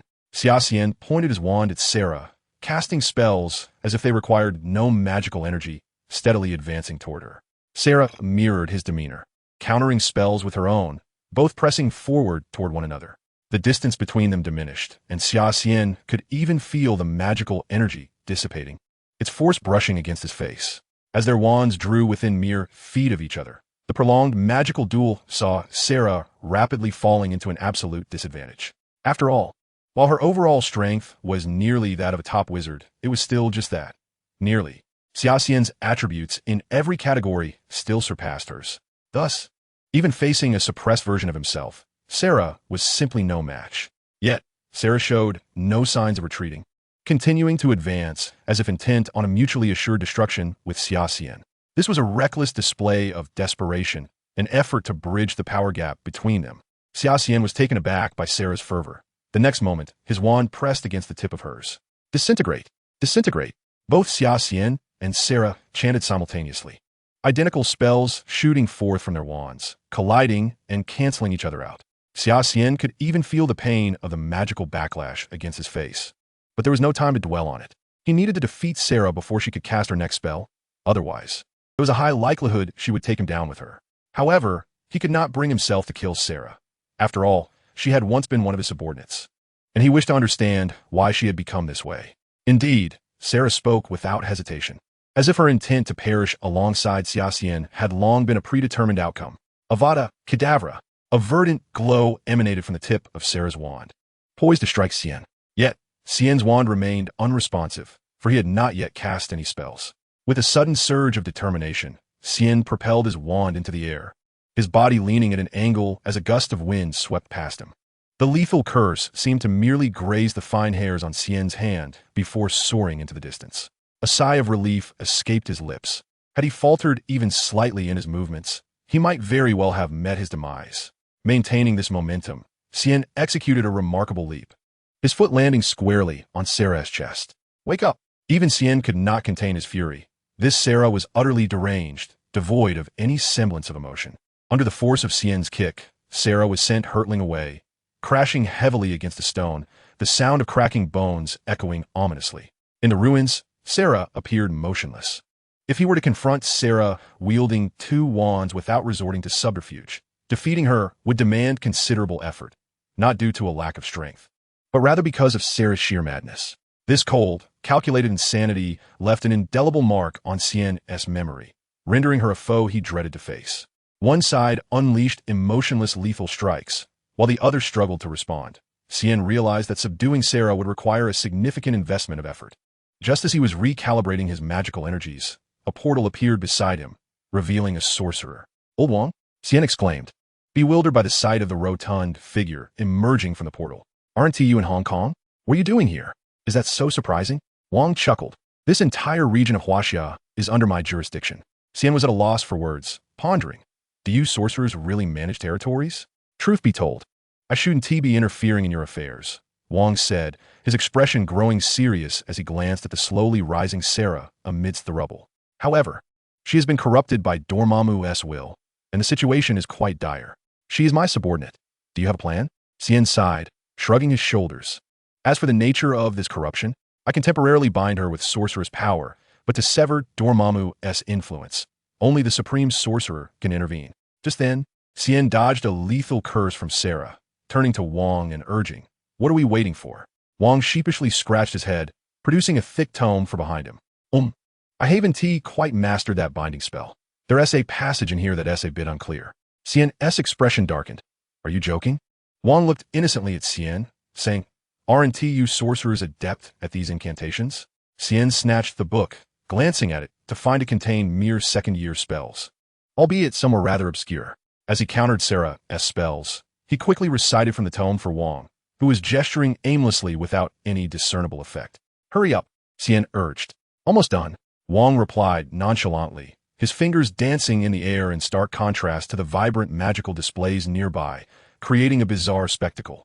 Xian unleashed a petrifying curse at Sarah, but to his dismay, it seemed ineffective. Sarah remained unscathed and retaliated with her own petrifying spell. Xian grimaced inwardly, lamenting why Ancient One consistently placed this unreliable buffoon by his side.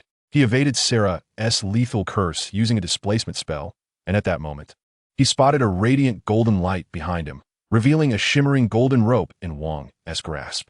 Could it be the binding rope of the immortals? Chapter 117, Assassination.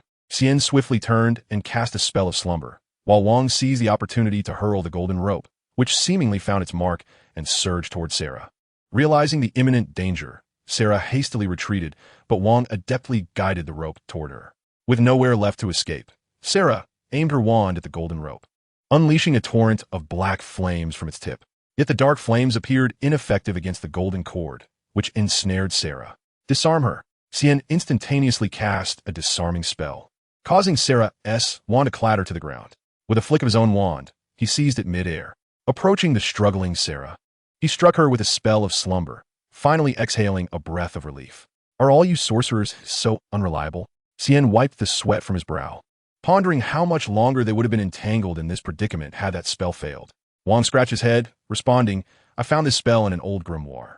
I wasn't sure of its efficacy. It seems to be working well enough, Xian noted, stowing away Sarah's wand for safekeeping until she recovered. What's the next step? You take her to the sanctum, and once I conclude my affairs in Huaxia, I'll join you there, Xian deliberated. Given the unresolved matters surrounding his grandparents and the Jade Talisman, he decided to remain in the country a while longer. The individuals at the airport had clearly not been aligned with Sarah, and now Xian harbored concerns for his grandfather and Eliza's safety. He wondered if anyone was aware of the events surrounding his grandfather's acquisition of the Jade Talisman and how the former adversarial forces had evolved. Wang, cradling Sarah, turned and opened the portal, revealing a wintry expanse of the sanctum. Despite donning a sorcerer's robe, Xian couldn't help but shiver. I want to see you off. He quickly waved, bidding farewell to Wang. Exercise caution in Huaxia. It seems there are whispers from England suggesting you are no ordinary individual. As Wang stepped toward the portal, he added, Someone has begun monitoring you. I am aware of the surveillance, though I have yet to ascertain their identities. If your suspicions prove true, I appreciate the warning. Xian nodded. He then used a displacement spell to arrive directly at the entrance of the Peace Hotel. Xian, what brings you here? Shui Yuanshan, standing at the hotel entrance, immediately spotted his grandson. I just dropped Eliza off at her hotel and wanted to check in, but it seems I arrived after the event concluded. Xian replied with a smile, discreetly signaling Shui Yuanshan.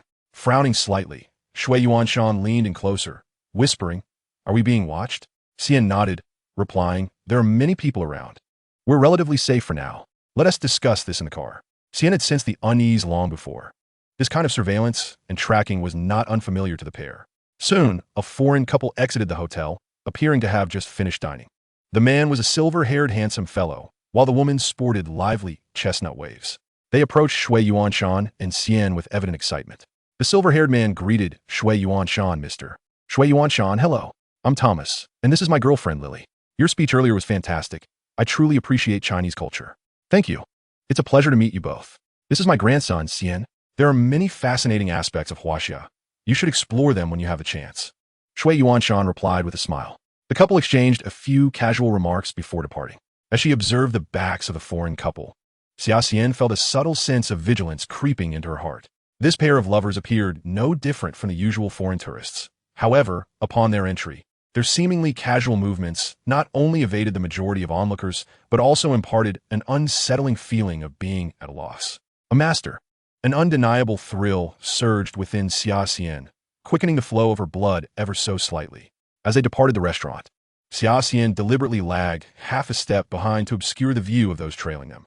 To her surprise, the couple did not follow. "Boss, young master, please get in the car," Clint beckoned as he pulled the Mercedes alongside them and opened the door. Xia Xian nodded, assisting Shui Yuanshan into the vehicle. It was only when they had boarded and were heading back that a Mitsubishi SUV began to tail them. This time, Xia Xian chose not to sit in the back, but rather opted for the front passenger seat. "Clint, step on it. Hold on tight." Clint complied, pressing the accelerator with fervor. Despite his age, he propelled the car to an astonishing 120, weaving through traffic like a dragon gliding through water. Shui Yuanshan was eager to inquire about the situation, but the current circumstances left no room for questions. A glance in the rearview mirror confirmed that the Mitsubishi was indeed in hot pursuit, audaciously clinging to their tail. Upon discerning the figures within the SUV were not the foreign couple, Xia Xian felt a twinge of disappointment. However, she soon caught sight of two men in sunglasses inside the vehicle, a cold smile creeping on her lips, triggering a sense of foreboding. "Get down now," she shouted, unbuckling her seatbelt and leaning down. Instinctively, Clint and Shui Yuanshan complied. Just as they did, a series of gunshots rang out, followed by the whistling of bullets slicing through the air above them, shattering the windshield. As they approached an intersection, two Mitsubishi SUVs bore down on them from the front and left. The scene incited screams among pedestrians and drivers alike, with some closing their eyes in fear of witnessing the crumpling of the Mercedes. Xia Xian's expression hardened. It had been ages since she faced such a perilous moment. In an instant, her blood boiled, and she drew her wand, tracing a shimmering arc in the air. At the very moment the Mercedes was struck, it executed a drift, narrowly avoiding a collision with a passing truck that veered into the right lane, before the sounds of the impending crash could echo behind them. A white container truck suddenly screeched to a halt in the middle of the road, while the pursuing Mitsubishi roared forward. Clint attempted to turn the wheel, but it was too late. With a mind racing faster than a normal person's, Xia Xian kicked open the car door, seized Clint, and performed a disillusionment charm, swiftly pulling Shui Yuanshan out as well. This series of events transpired in the blink of an eye, accompanied by two thunderous booms. Xia Xian hurriedly guided Shui Yuanshan into a nearby alley. She then pivoted, charging towards the two men in sunglasses descending from the SUV. Before they could pull the trigger, she flung two shards of glass she had collected during the chaotic roll. In a flash, the two men shrieked in agony as their guns clattered to the ground. Xia Xian had already closed the distance, delivering swift kicks to their groins. The sound of their agony echoed like shattered eggs as they collapsed, clutching their injuries and writhing on the ground. Several burly men rushing and were taken aback, halting mid-stride as they unleashed a barrage of gunfire at Xia Xian. She merely smiled coldly, sweeping her hand through the air, causing a multitude of bullets to hang, suspended momentarily before snapping her fingers, allowing them to plummet harmlessly to the ground. The truck driver, witnessing the spectacle, was momentarily paralyzed with shock before leaning back in fear. It was uncertain whether he was fortunate or unfortunate. As he fell, his head struck the ground, rendering him unconscious. Xia Xian seized the fallen driver's gun, turning it to fire a shot that pierced through the truck below, igniting the Mercedes' fuel tank. An earth-shattering explosion ensued, engulfing the two men beside the Mercedes in a fierce blaze. Their horrified screams sent chills down the spines of onlookers. From the collision at the intersection, to the Mercedes being crushed, and finally, Xia Xian single-handedly taking down 5 assailants, the entire ordeal unfolded in less than a minute. Yet, within that fleeting moment, the once bustling intersection transformed into a hell's cape, with 3 SUVs, a truck, and a Mercedes reduced to heaps of scrap metal and 5 criminals, 2 dead and 3 injured. Many bystanders were paralyzed by fear, while others fled in panic. As Xia Xian slipped back into the alley, she saw Clint deliver a powerful kick to a burly man, sending him sprawling to the ground. Before the man could rise, Clint pressed his foot firmly on the man's back. His prowess rivaled that of seasoned detectives. It was evident that such skills ran in the family. Young Clint was impressive, and naturally, Clint's abilities would not fall short. Xia Xian paused momentarily, raising her gun to aim at the fallen man. "Who sent you?" she demanded coldly. The man responded with a sinister smile before seemingly biting down on something, collapsing to the ground lifelessly. Xia Xian. Xia Xian suddenly recalled that she had inadvertently revealed certain abilities before her grandfather, although she had not exposed her magic. The sight of a mere child capable of taking lives indiscriminately was indeed concerning. Chapter 118, Trouble. Grandfather, that was a spur-of-the-moment decision. I've learned a bit of self-defense from Uncle Clint. Moreover, I was merely acting in self-defense. Xia Xian hastily fabricated an explanation, hearing the distant wail of sirens. Shui Yuanshan quickly regained his composure, turning a stern gaze towards Clint. "Old Clint, find out what is going on immediately." Several police cars screeched to a halt in front of Xia Xian and her companions. 2 men in plain clothes alighted, introducing themselves. "Greetings, we are from the Huaxia Security Department. I am Long Yun, the team leader." As Shui Yuanshan prepared to respond, Long Yun strode forward, asserting loudly amidst the wary glances of his fellow team members. "This is suspicious. Take him back for thorough questioning regarding his origins and purpose in China. He has come with us now." He placed a hand on Xia Xian's shoulder, applying a slight pressure. Long Yun was well aware of Xia Xian's identity. He did not intend to exert force, but merely sought to make her experience a modicum of hardship. Clint rushed forward, forcefully swatting Long Yun's hand away from Xia Xian's shoulder, shouting at the Special Operations team. "What are you doing? Why are you bothering my young master?" The team members flashed their credentials at Clint. "Apologies, sir, but we need this young man to accompany us for our investigation." These operatives held a blind faith in Long Yun, who had successfully solved numerous baffling cases. They gradually came to believe that whatever Long Yun concluded was likely to be reliable. Thus, despite lacking evidence, they were prepared to take action. Of course, the absence of evidence also rendered them exceedingly polite. Clint stood firmly in front of Xia Xian, his voice icy as he declared, "No, our young master is unavailable." At the same time, he found it rather peculiar that the usually temperamental young master was exhibiting such courtesy towards these impudent individuals today. Long Yun could hardly be bothered with whatever Clint was saying, although he was somewhat astonished by Clint's powerful punch and began to suspect that Clint might be a practitioner of similar arts. His focus was firmly set on the evident supernatural being before him, Xia Xian. He was resolutely determined to take Xia Xian into custody, regardless of the consequences. With a firm shove, he pushed Clint aside, the force of which sent Clint staggering back 3 to 5 meters, nearly leaving him breathless. Long Yun then sneered menacingly at Clint. "You are obstructing my official duties, dear foreign friend. Step aside, or else." His fist cracked ominously, ready for action. "I will accompany you," Xia Xian replied with a smile, adding, "However, let us keep a record of this mistreatment of an elder." He harbored no fears of what they might do to him. In fact, he was eager to accompany these individuals to uncover who was orchestrating events behind the scenes. Assuring the elderly man with a reassuring expression, he followed Long Yun into the police vehicle. Inside a room where Long Yun stood before Xia Xian, a thick double-sided mirror, 10 centimeters in depth, isolated the sounds of over 10 individuals bustling about. More than 20 monitors displayed anomalous information radiating from the Magic City area, extending 500 kilometers outward. This was merely a small command center designed for the Special Operations team under Long Yun's leadership. The actual command headquarters resided in the basement of the building. In the 1990s, Magic City boasted remarkably advanced equipment. After sitting steadily for 5 minutes, Xia Xian finally spoke up. "I say, Esteemed gentlemen, I know you can see and hear me. Let's be candid. What crime have I committed? I am but a child. Long Yun was at a loss for how to deal with Xia Xian. If only there weren't so many witnesses surrounding them and Xia Xian had just arrived in SH, Long Yun could have discreetly dealt with him. However, given that this young man was a direct descendant of that influential family, he had to consider how to explain his actions to his superiors if he did not eliminate him. One of the team members hesitantly handed over Xia Xian's dossier, stating, "Captain, this Xia Xian has a significant background. He is the sole heir of the Shui family. I fear we may have truly apprehended the wrong person. Based on the information we have gathered thus far, it is implausible that he is involved with terrorists." Long Yun clenched his teeth, forcing out a few words.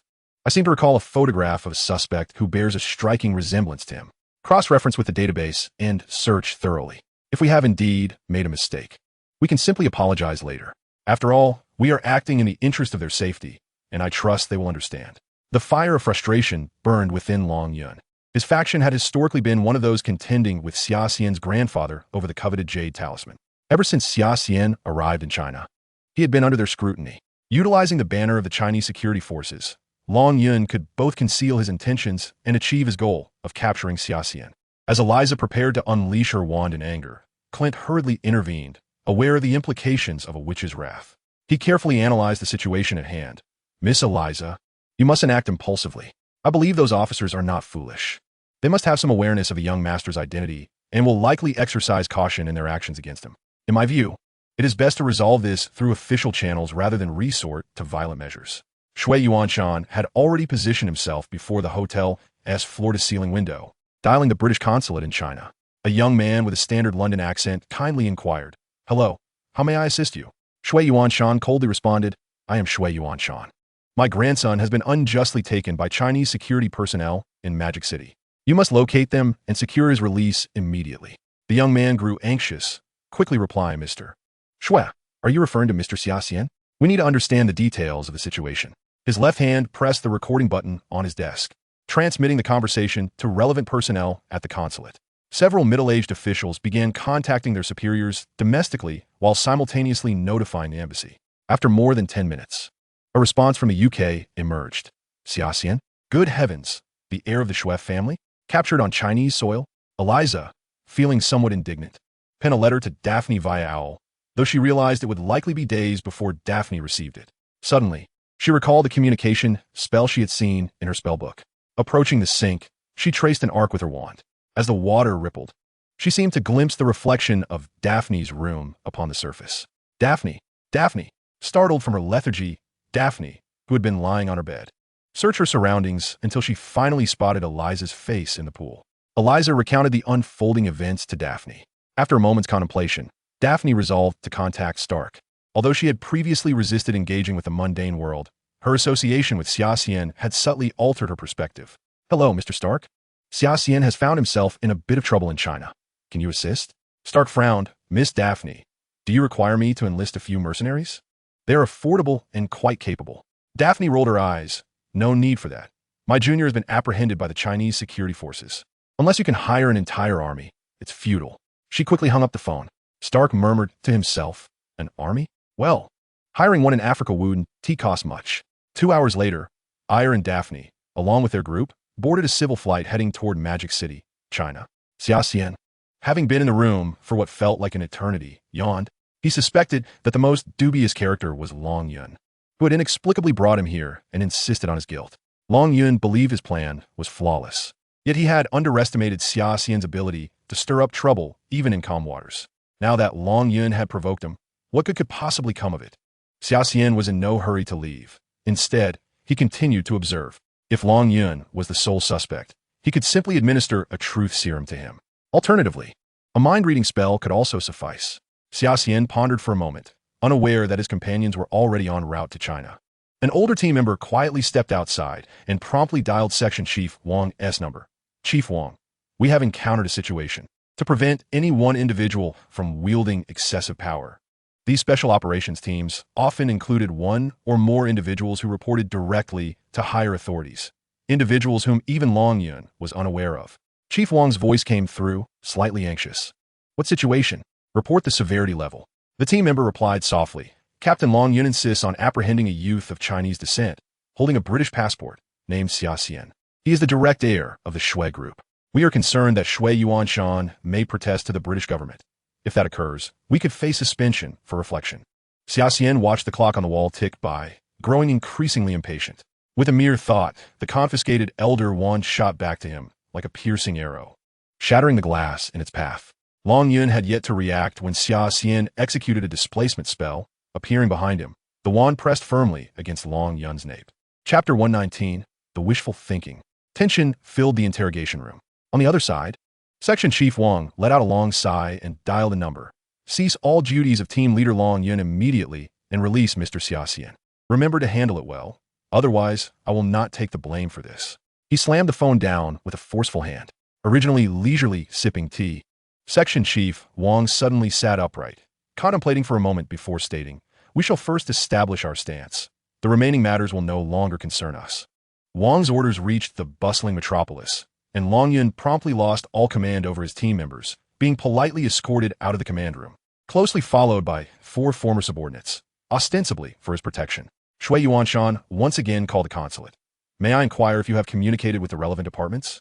My grandson has been unlawfully detained for 9 hours.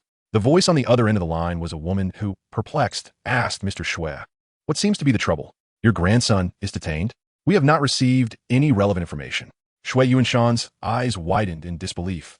5 hours ago, I called your office to report this. You mean to say you have not received any information? The woman responded, confused. "I am on duty today, sir. You must have made a mistake. I indeed did not receive your report. I apologize, but you must have erred." With that, she swiftly hung up the phone. Shui Yuanshan cursed under his breath, fully aware that the consulate staff was feigning ignorance. Infuriated, he struck the ground twice with his cane, grabbing a nearby vase. The shattering sound startled everyone. The vase, the water within, and the flowers erupted in chaos, leaving the floor in disarray. Clint, observing from the side, felt his scalp prickle. When this elderly man lost his temper, only Xia Xian could contain him, especially given the formidable presence cultivated by years of holding high office. Clint lacked the courage to address the enraged elder. Xia Xian, resigned, sat in his chair and hummed a cheerful tune. Having not seen Long Yun for a while, he sensed that something must have gone awry. He didn't touch the food brought in by the staff. After all, his hunger was not yet pressing. Perhaps there would be more drama to witness. A mirror, approximately 3 meters high and 2 meters wide, quietly rose, and 2 solemn middle-aged men entered, accompanied by 4 or 5 others. They bowed slightly to Xia Xian, their faces filled with regret, saying, "Mr. Xia Xian, we sincerely apologize for the error in our operations that has brought you here. This is our oversight. Please forgive us." As they spoke, the 2 middle-aged men felt their faces flush. Having worked for over 20 years without such a blunder, they found this a significant embarrassment and a considerable joke. Harboring deep resentment towards the reckless Long Yun, Xia Xian's heart sank. It seemed the external activities had borne fruit, and the pressure they faced must have been substantial. Otherwise, why would they treat him with such courtesy? He feigned a smirk. "Gentlemen, I must express my regret, as I cannot recall any actions I took that violated the laws of Huaxia. Could you enlighten me? I was brought here last night, and it is only now that you come to apologize. Furthermore, I was the one who was attacked, was I not? May I express some modicum of protest to your superiors?" Xia Xian mused, "Damn it, though I have committed various offenses, they were all within the laws of the Wizarding World." The leading middle-aged man helplessly spread his hands. "Mr. Xia Xian, we apologize for the treatment you have endured. We hope you can understand our predicament." I Chin stood up, rudely interrupting, "It is not your work that has faltered. It is your team leader Long Yun who has erred. He seems to harbor some bias against me. Despite this being our first meeting, he appeared precisely when my grandfather and I were attacked." Xia Xian yawned and suddenly used apparition to appear before the middle-aged men. Observing their extreme shock, he maintained a calm demeanor, saying, "By the way, gentlemen, may I borrow team leader Long Yun for a moment?" Before the middle-aged men could respond, Xia Xian instantly found himself before Long Yun. Grasping Long Yun's shoulder, he smiled, "Team leader Long, I believe it is time for you to accompany me." With a flick of his wand, he performed apparition once more. In the presence of numerous security personnel, Xia Xian and Long Yun vanished from sight. Long Yun felt a dizzying whirl in his mind as the surrounding environment shifted from blurry to clear. When he regained his bearings, he discovered he and Xia Xian stood on a deserted beach. "You can't possibly have such limited abilities, can you, Team Leader Long?" Xia Xian jested. With a roar, a long sword soared from behind Long Yun, like a streak of lightning that pierced Xia Xian's eyes. Xia Xian's expression turned cold. It seemed Long Yun was no ordinary individual. The soaring sword revealed a crucial truth. The eastern sex of immortality truly existed. Long Yun, steeling himself, unleashed a sweeping beam of sword light towards Xia Xian. Xia Xian scoffed, casting a protective armor spell with his wand, causing the sword light to ripple harmlessly against the magical barrier. With a flick of his wrist, golden lightning appeared beside Xia Xian, emitting a sharp whistle as it shot toward Long Yun. Amidst the surging golden thunder, Long Yun sensed a familiar aura and exclaimed in horror, "You can wield lightning?" Yet, he quickly realized that Xia Xian was a descendant of that individual, and thus it was only natural he possessed such abilities. However, his earlier carelessness cost him dearly, as the golden lightning ruthlessly tore several holes in his form. Realizing the precarious situation, Long Yun hastily retreated. Had he employed his protective talismans from the outset, he would not be in such a dire predicament. His sword light, now devoid of its master's control, spiraled in the air before attempting to pursue his retreating form. Yet Xia Xian's golden arc of electricity enveloped it, and in a flash the fine sword was obliterated, scattering like iron filings. Clutching his wounded shoulder, Long Yun let out a pain grunt. After retreating several meters, he finally stabilized his breath, allowing his internal energy to circulate anew. Like a bird, he soared back, a beam of golden light shooting from his sleeve, encircling him as he chanted incomprehensible spells. Then, thick bolts of lightning descended from the clouds, less than 100 meters above. "Playing with lightning, are we?" Xia Xian observed with a wry smile, allowing the bolts to strike him without flinching. The lightning inscriptions along his arm flickered in response to the descending storm. Since forming a pact with lightning, Xia Xian had acquired immunity to such strikes. With a grin, he summoned a purple-gold thunderbolt from above, which struck Long Yun's body. His physical form offered little resistance, scattering along with the golden light he conjured, leaving only the nascent soul to escape in terror. The uncontrolled lightning surged toward the purple-gold thunder, resulting in a thunderous clash before vanishing. Xia Xian focused his mind. Still thinking of fleeing, he immediately cast a mental binding spell, ensnaring Long Yun's soul in a spiritual cage. Once trapped, Long Yun revealed no secrets before Xia Xian, who beheld vivid scenes from the past unfold before his eyes like a slideshow. Among them, he spotted a young Taoist in a blue robe. If all went according to plan, that could very well be his grandfather. Xia Xian beheld his grandfather cradling the jade ruby in his hands. A flicker of confusion crossed Xia Xian's face as he watched his grandfather place the jade ruby into a box that seemed to sever all spiritual energy. Before stepping out of his room, in the courtyard stood dozens of Taoist priests clad in green robes, swords drawn, directed at his grandfather. Undeterred, his grandfather shielded the box with one hand and drew his sword with the other, charging toward the group of priests. Amidst the chaos, Xia Xian observed that his grandfather's prowess surpassed that of his assailants. However, even the mightiest warrior could not withstand the onslaught of many. After dispatching the final obstacle, his grandfather was left battered and bruised. Emerging from that harrowing scene, Xia Xian once again reached out to Long Yun's primordial spirit, coldly inquiring, "What precisely is that jade ruby?" Long Yun's spirit, eyes vacant, responded, "The jade ruby is the key to finding the mythical creature, Zhou Wu. Xiao Weiyu." Xia Xian furrowed his brow. Zhou Wu, a divine beast of Chinese lore, is described in the Shanhai Jing as being as large as a tiger, adorned with 5 colors, possessing a tail longer than its body, and capable of traversing 1,000 miles in a single day. Could such a creature still exist in this world?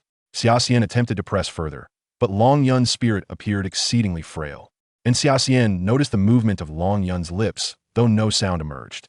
Yet, Xia Xian seemed to piece together the truth of the past.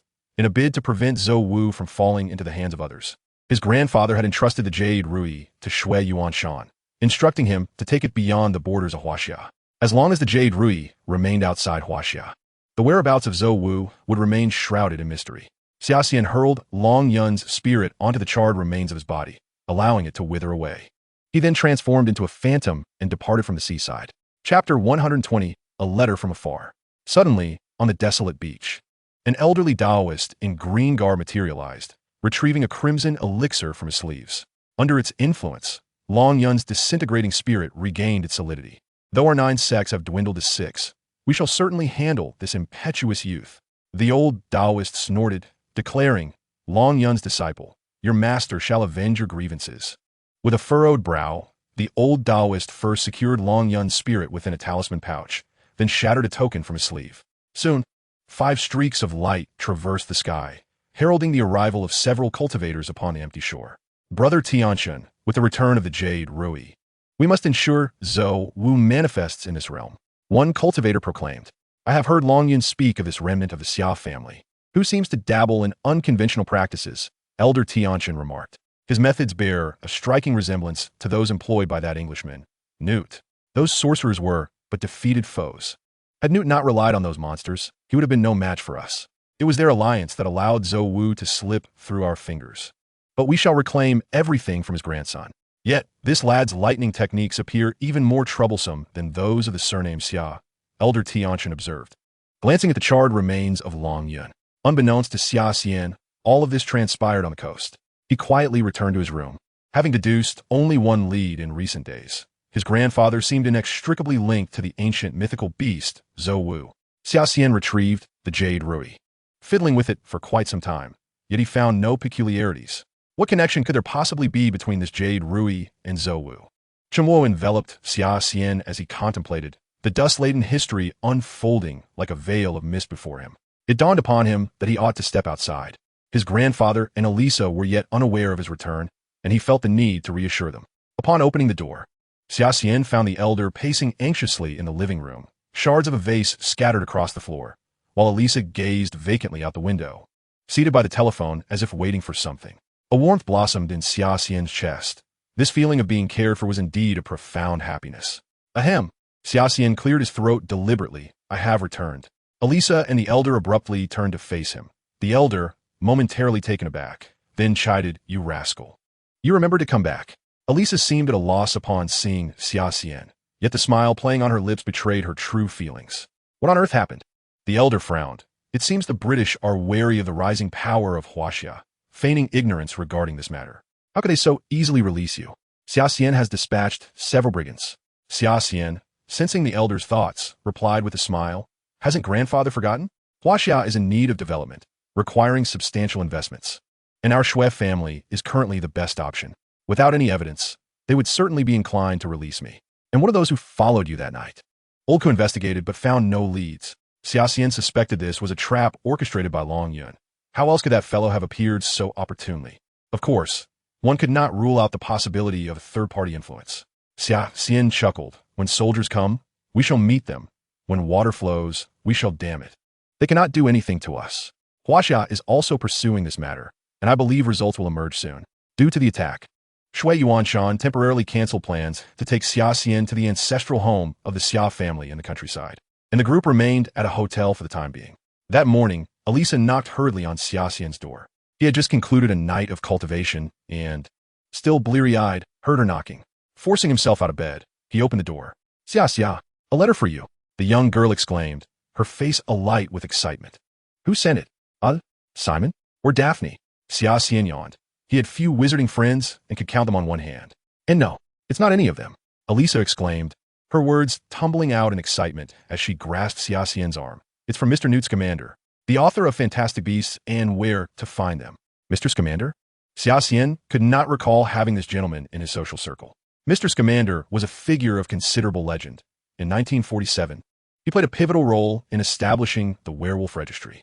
However, he took particular pride in the ban enacted in 1965 that prohibited the feeding of magical creatures for experimental purposes. This prohibition effectively curtailed the proliferation of new, untamable creatures within Britain. Mr. Scamander had previously worked at the Dragon Research and Restriction Bureau, granting him ample opportunities to travel far and wide. Given Mr.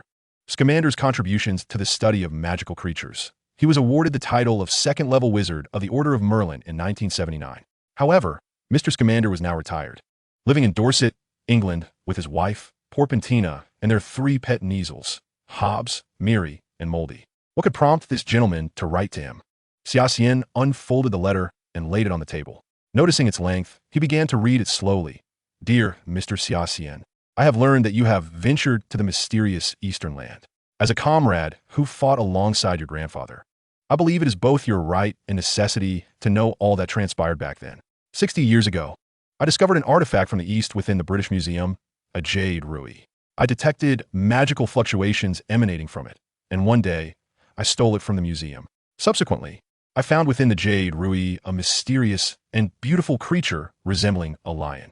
I scoured every tome related to magical beings, yet found no trace of it. Until one fateful day, I chanced upon the ancient Chinese text, the Shanhai Jing. It was then that I resolved to return it to its homeland. I embarked on a voyage, taking a ship from Hong Kong to the heart of Huaxia, a land then ravaged and fragmented. During my journey on a train, I encountered your grandfather. Our initial confrontation was one of conflict, yet it swiftly blossomed into acquaintance. He instantly recognized the Rui in my possession and sought to reclaim it from me. Our struggle ended in a stalemate, and upon discovering our mutual intentions, we realized there had been a miscommunication. Both of us yearned to restore the Jade Rui to its rightful place.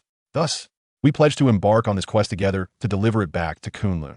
However, during that tumultuous period, countless individuals coveted the power of the benevolent beast. And before we could reach Kunlun, we were thwarted by 9 factions of Huaxia, enduring relentless pursuit and perilous escapes. Simultaneously, the Ministry of Magic had issued a directive for my capture, aimed at apprehending Grindelwald. In a state of helplessness, I bid farewell to your grandfather and returned to England. Later, upon learning that your grandfather had brought your father to London, I understood that your grandfather had failed in his mission.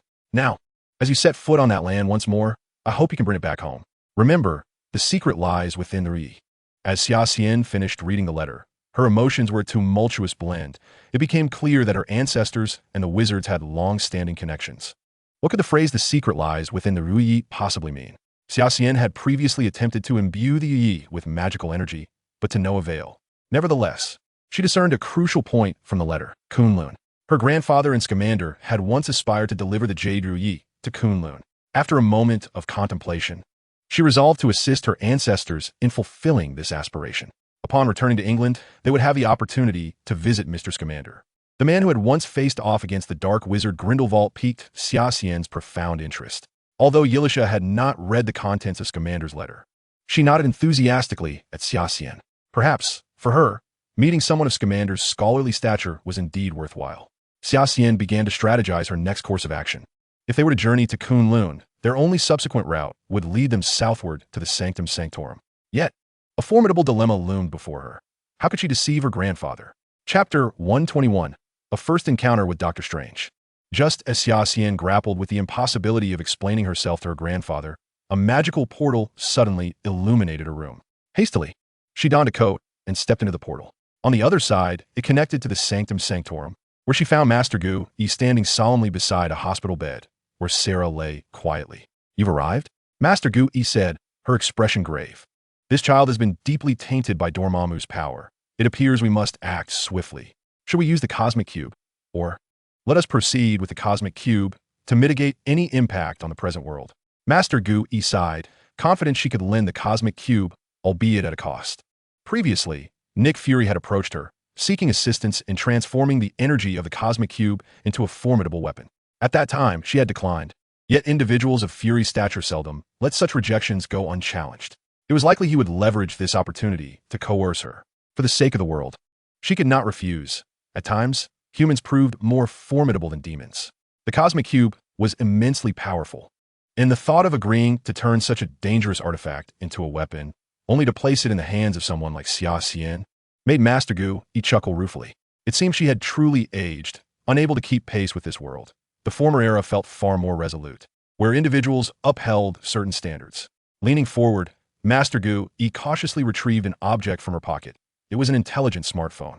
"Ah, you finally embraced technology," Xia Xian teased, unable to contain her amusement.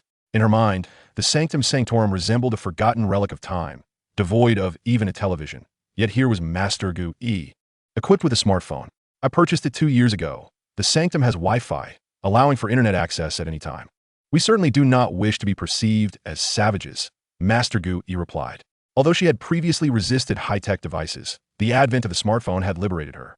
After all, technology and magic were fundamentally intertwined, merely differing in their applications of energy.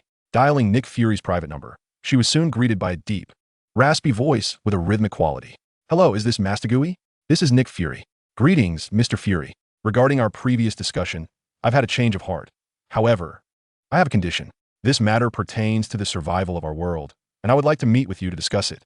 Is that acceptable?" Master Guyi's tone was solemn, yet her expression bore the innocence of a young girl. Each time she engaged with such technological marvels, she felt rejuvenated, reminiscent of her youth, when everything was novel. Now, she was rekindled with that desire to live, to see and explore more. Of course, you are always welcome here. Let us convene in the Sky Carrier's Lounge, Nick Fury replied, his voice betraying a hint of delight, as he was adept at understanding human emotions. His tone laced with a subtle humility. Thank you, Master Gu responded, terminating the call. She smiled as she shook the smartphone in her hand, marveling at how such a small device could effortlessly connect her to someone on the other side of the earth without the need for elaborate rituals, merely requiring the press of a few buttons. Just then, while sipping tea, Xia Xian accidentally scalded her tongue, taken aback by Master Gu's unexpectedly playful side. The meeting with the director of SHIELD could not be delayed, so Master Gui rose and departed through the portal. Left alone, Xia Xian surveyed her surroundings. Everything remained unchanged. Despite the installation of Wi-Fi and Master Gui's newfound affinity for smartphones, the Sanctum Sanctorum retained its ancient essence. Standing as the oldest magical fortress on Earth, a steadfast bastion safeguarding the world. Without it, this realm would have long since succumbed to the ravages of monstrous entities.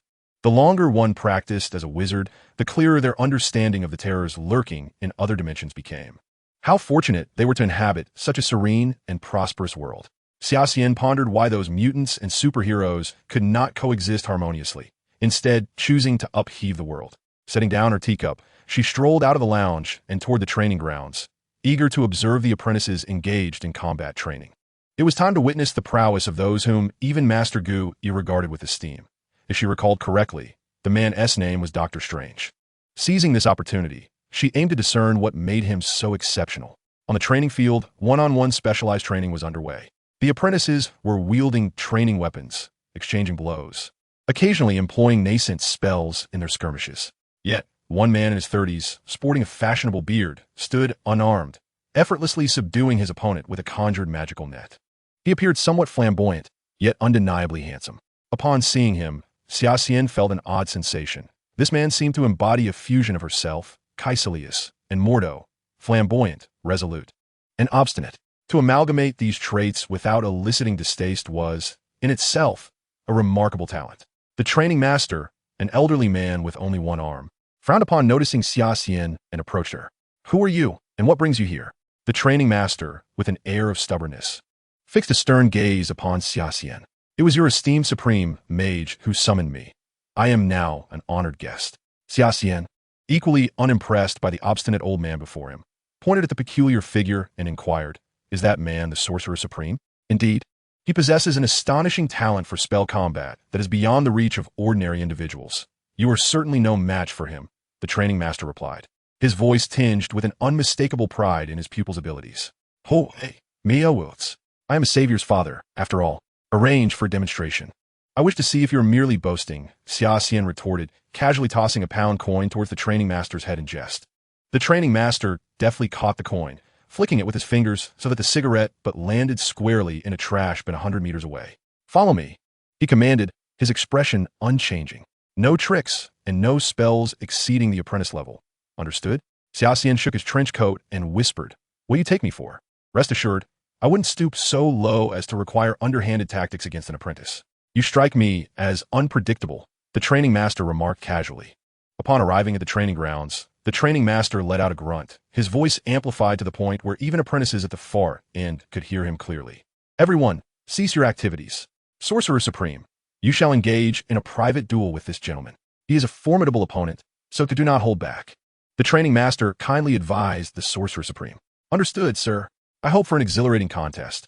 After all, I am the star here. If you falter too quickly, it will be rather dull. We must ignite this place. I detest a dull atmosphere. The Sorcerer Supreme, exuding an inexplicable confidence, seemed to make a joke, albeit a rather cold one, as Xia Xian found little humor in it. As laughter erupted around him, the Sorcerer Supreme chuckled for an extended period, oblivious to the awkward silence that enveloped the scene. Enough with the nonsense. Choose your weapon, and let me see your prowess, Xia Xian said, his patience waning. The Sorcerer Supreme raised his scarred hands with a wry smile. I would like to choose, but my two old companions here won't allow it. They tremble even at the thought of lifting a coffee cup. So, I shall forego the weapon. Feel free to proceed as you like. Observing the seemingly shattered hands, Xia Xian could sense the Sorcerer Supreme's inner turmoil. As a surgeon, To have hands reduced to such a state felt akin to losing all purpose in life. Yet, it was precisely this misfortune that led the Sorcerer Supreme to a better path. He discovered magic. You may select first. I never bully children, the Sorcerer Supreme whistled, eliciting laughter from the nearby apprentices. Xia Xian scoffed. Who is bullying whom remains to be seen. Since you choose not to, I too shall forego a weapon.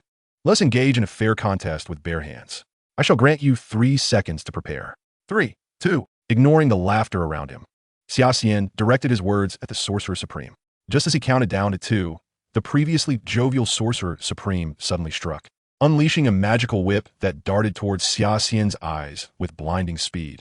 An unexpected assault that could have easily injured an unprepared individual. We have a player who doesn't adhere to conventional tactics. However, Xia Xian was no ordinary person. When the Sorcerer Supreme had dismissed magic, Xia Xian had been the one to strike first, catching him off guard. With a swift sidestep, Xia Xian seized the Sorcerer Supreme's magical whip. No matter how valiantly the Sorcerer Supreme struggled, he could not escape Xia Xian's grasp. Now what shall you say? Chapter 122, Xia Xian versus Sorcerer Supreme. At this moment, the Sorcerer Supreme remained an unremarkable magical apprentice. His name known only among the apprentices of the sanctum. To Xia Xian, he was merely slightly stronger than the average individual.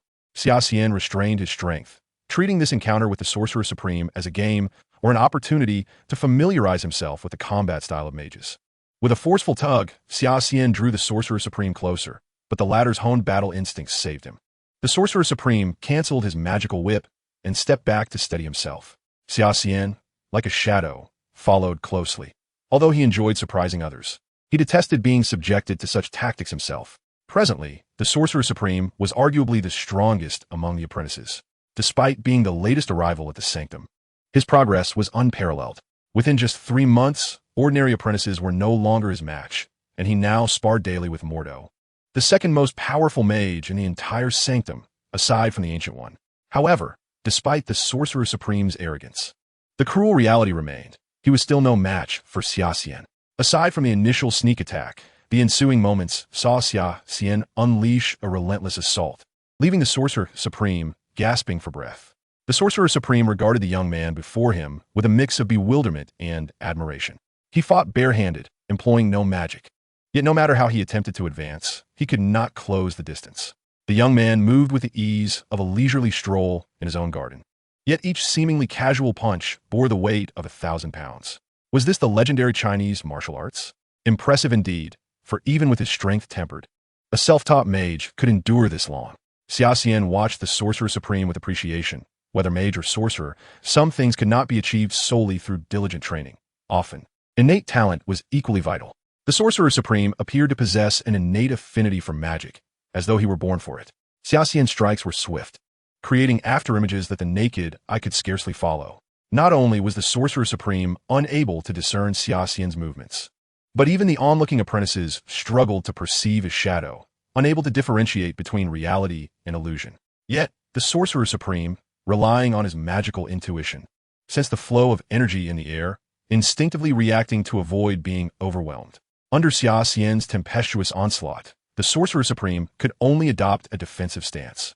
Aren't you the so-called star of this training ground? Then show me your true abilities, Xia Xian taunted, attempting to provoke the Sorcerer Supreme to unleash his full potential rather than cower like a turtle. Where's your offense? The apprentices present were left in shock. Witnessing this seemingly teenage boy overpowering their strongest, the Sorcerer Supreme, who was typically so brash and vocal, now rendered utterly defenseless. They couldn't help but reflect on their own abilities. If they were in the Sorcerer Supreme's position, would they have fared any better? Although Xia Xian had held back somewhat, Dr. Strange had already surpassed Xia Xian's expectations. Under Xia Xian's probing, he had formed a rough estimate of Dr. Strange's defensive capabilities. The next step was to discern his offensive prowess. At present, Dr. Strange was still in a phase of growth, and within the narrative of the original work. He would not reach his full potential until after the death of the Ancient One, when he mastered the Time Stone. Yet, Xia Xian remained exuberantly engaged in combat with Dr. Strange. Strangely, Dr. Strange felt a significant reduction in the pressure upon him. Sorcerers could wield magical energy to create defensive shields and offensive weapons. More formidable sorcerers, such as the Ancient One and Caecilius, could conjure magical weapons far more realistic and powerful than those found in reality. However, A sorcerer of his own caliber could only manifest shapeless weapons like a magical whip, which was merely the simplest form of solidified magic, still quite unstable and with very limited lethality. After Xia Xian eased off, Dr. Strange launched a fierce counterattack. The magical whip in his hand resembled a venomous serpent shimmering with fiery light, striking towards Xia Xian from various angles. At this moment, Dr. Strange had completely relinquished any inclination for humor. The opponent before him was far too powerful, even exceeding the strength of Master Mordo. If this continued, defeat was an inevitable fate. However, Xia Xian had witnessed countless attacks of this caliber from opponents like Dr. Strange. To put it plainly, the magical whip was still formed from condensed magical energy.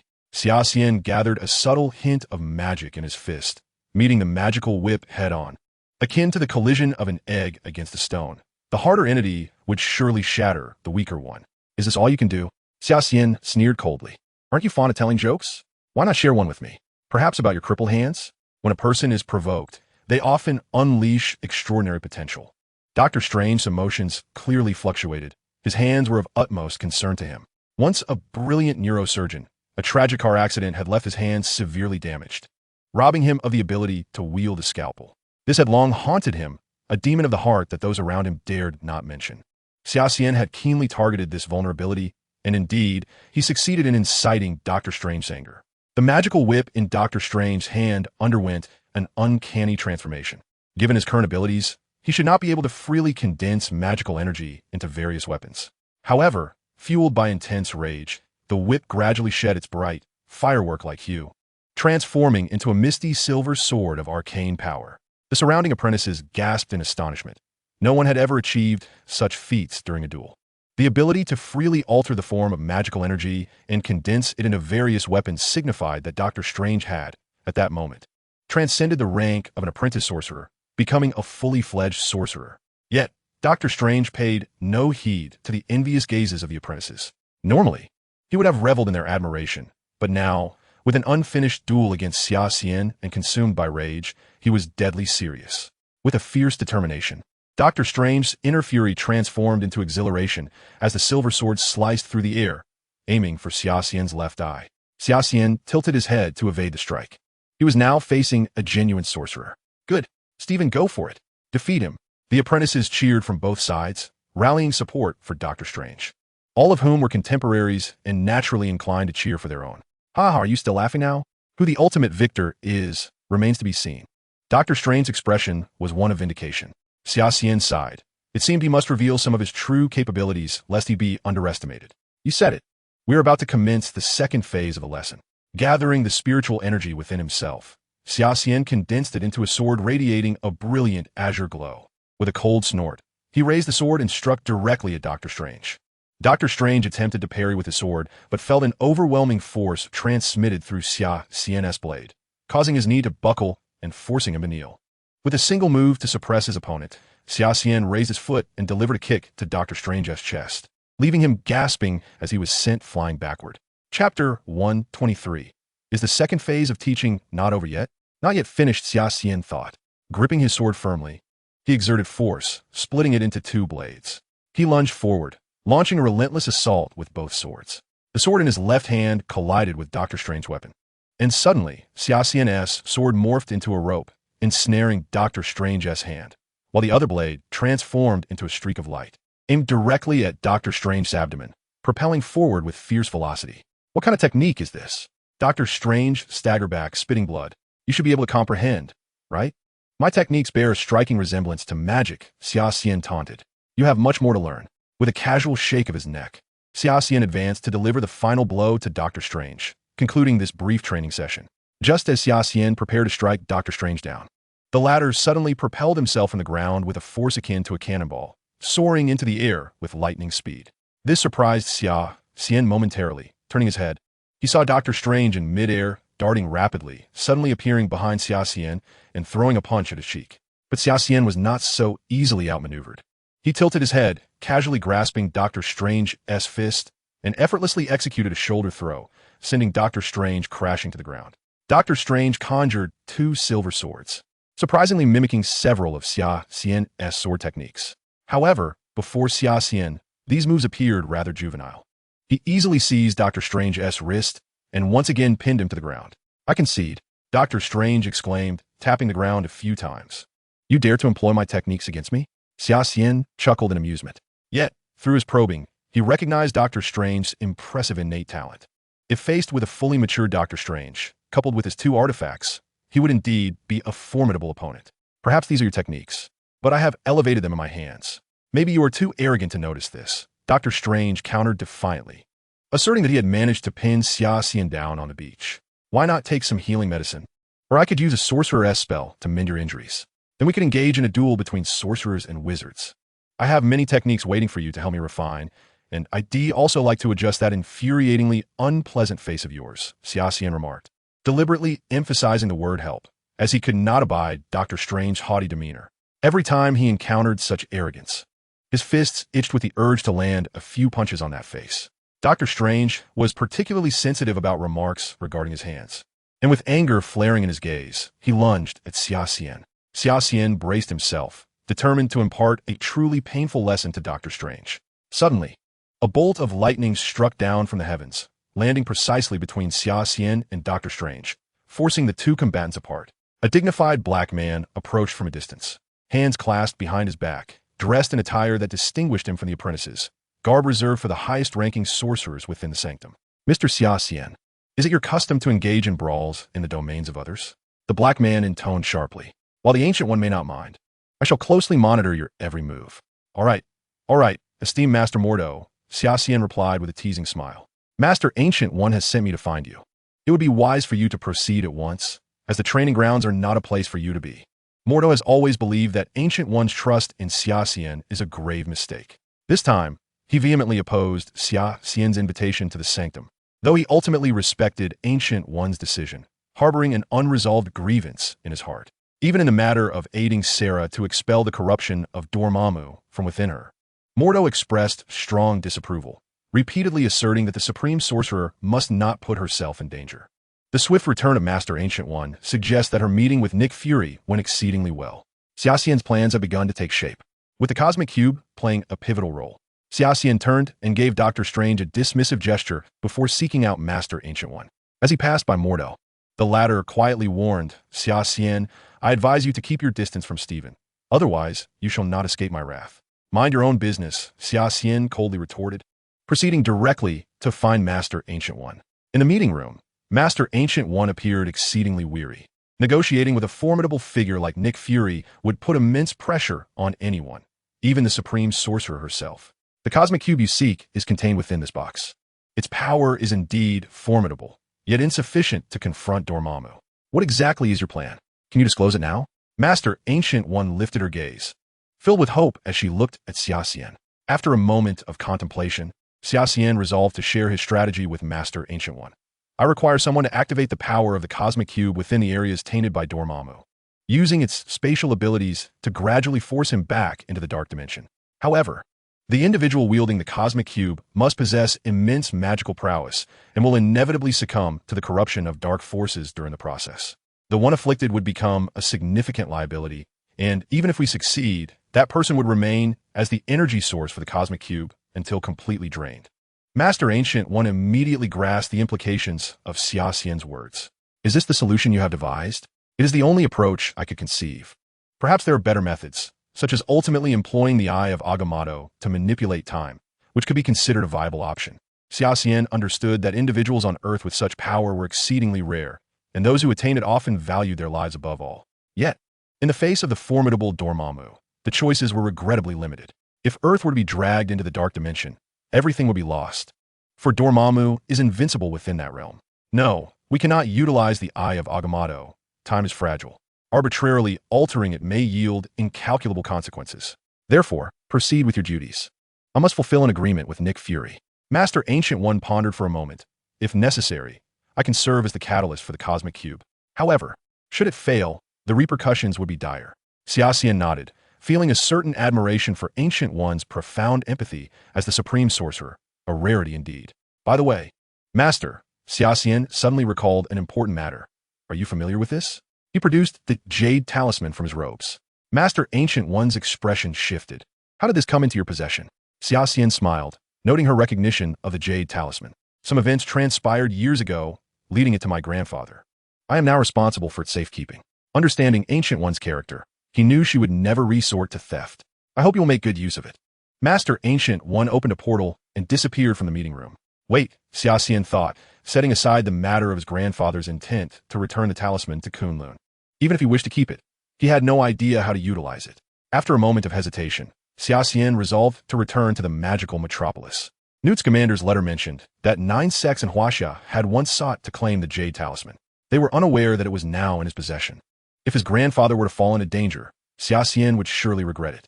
Moreover, from Long Yan's memories, he could see that these 9 sects had previously grievously injured his grandfather through sheer numbers, leading to his eventual demise. This debt must be settled. With this in mind, Xia Xian returned directly to the training grounds. Mordo and Dr. Strange were engaged in a sparring match, and Xia Xian stood by, observing the sorcerer's combat techniques. After watching their duel, Xia Xian suddenly realized that the entire sanctum appeared to consist of close combat sorcerers. Chapter 124, The Assault of Caecilius. Reluctantly, Xia Xian approached Mordo, requesting his assistance in opening a portal to return to the magical metropolis. Oddly, despite the portal being visibly open, it inexplicably closed in the blink of an eye. With a puzzled expression, Xia Xian looked at Mordo and said, "Master Mordo, is it really necessary for you to engage in such trifles against me?"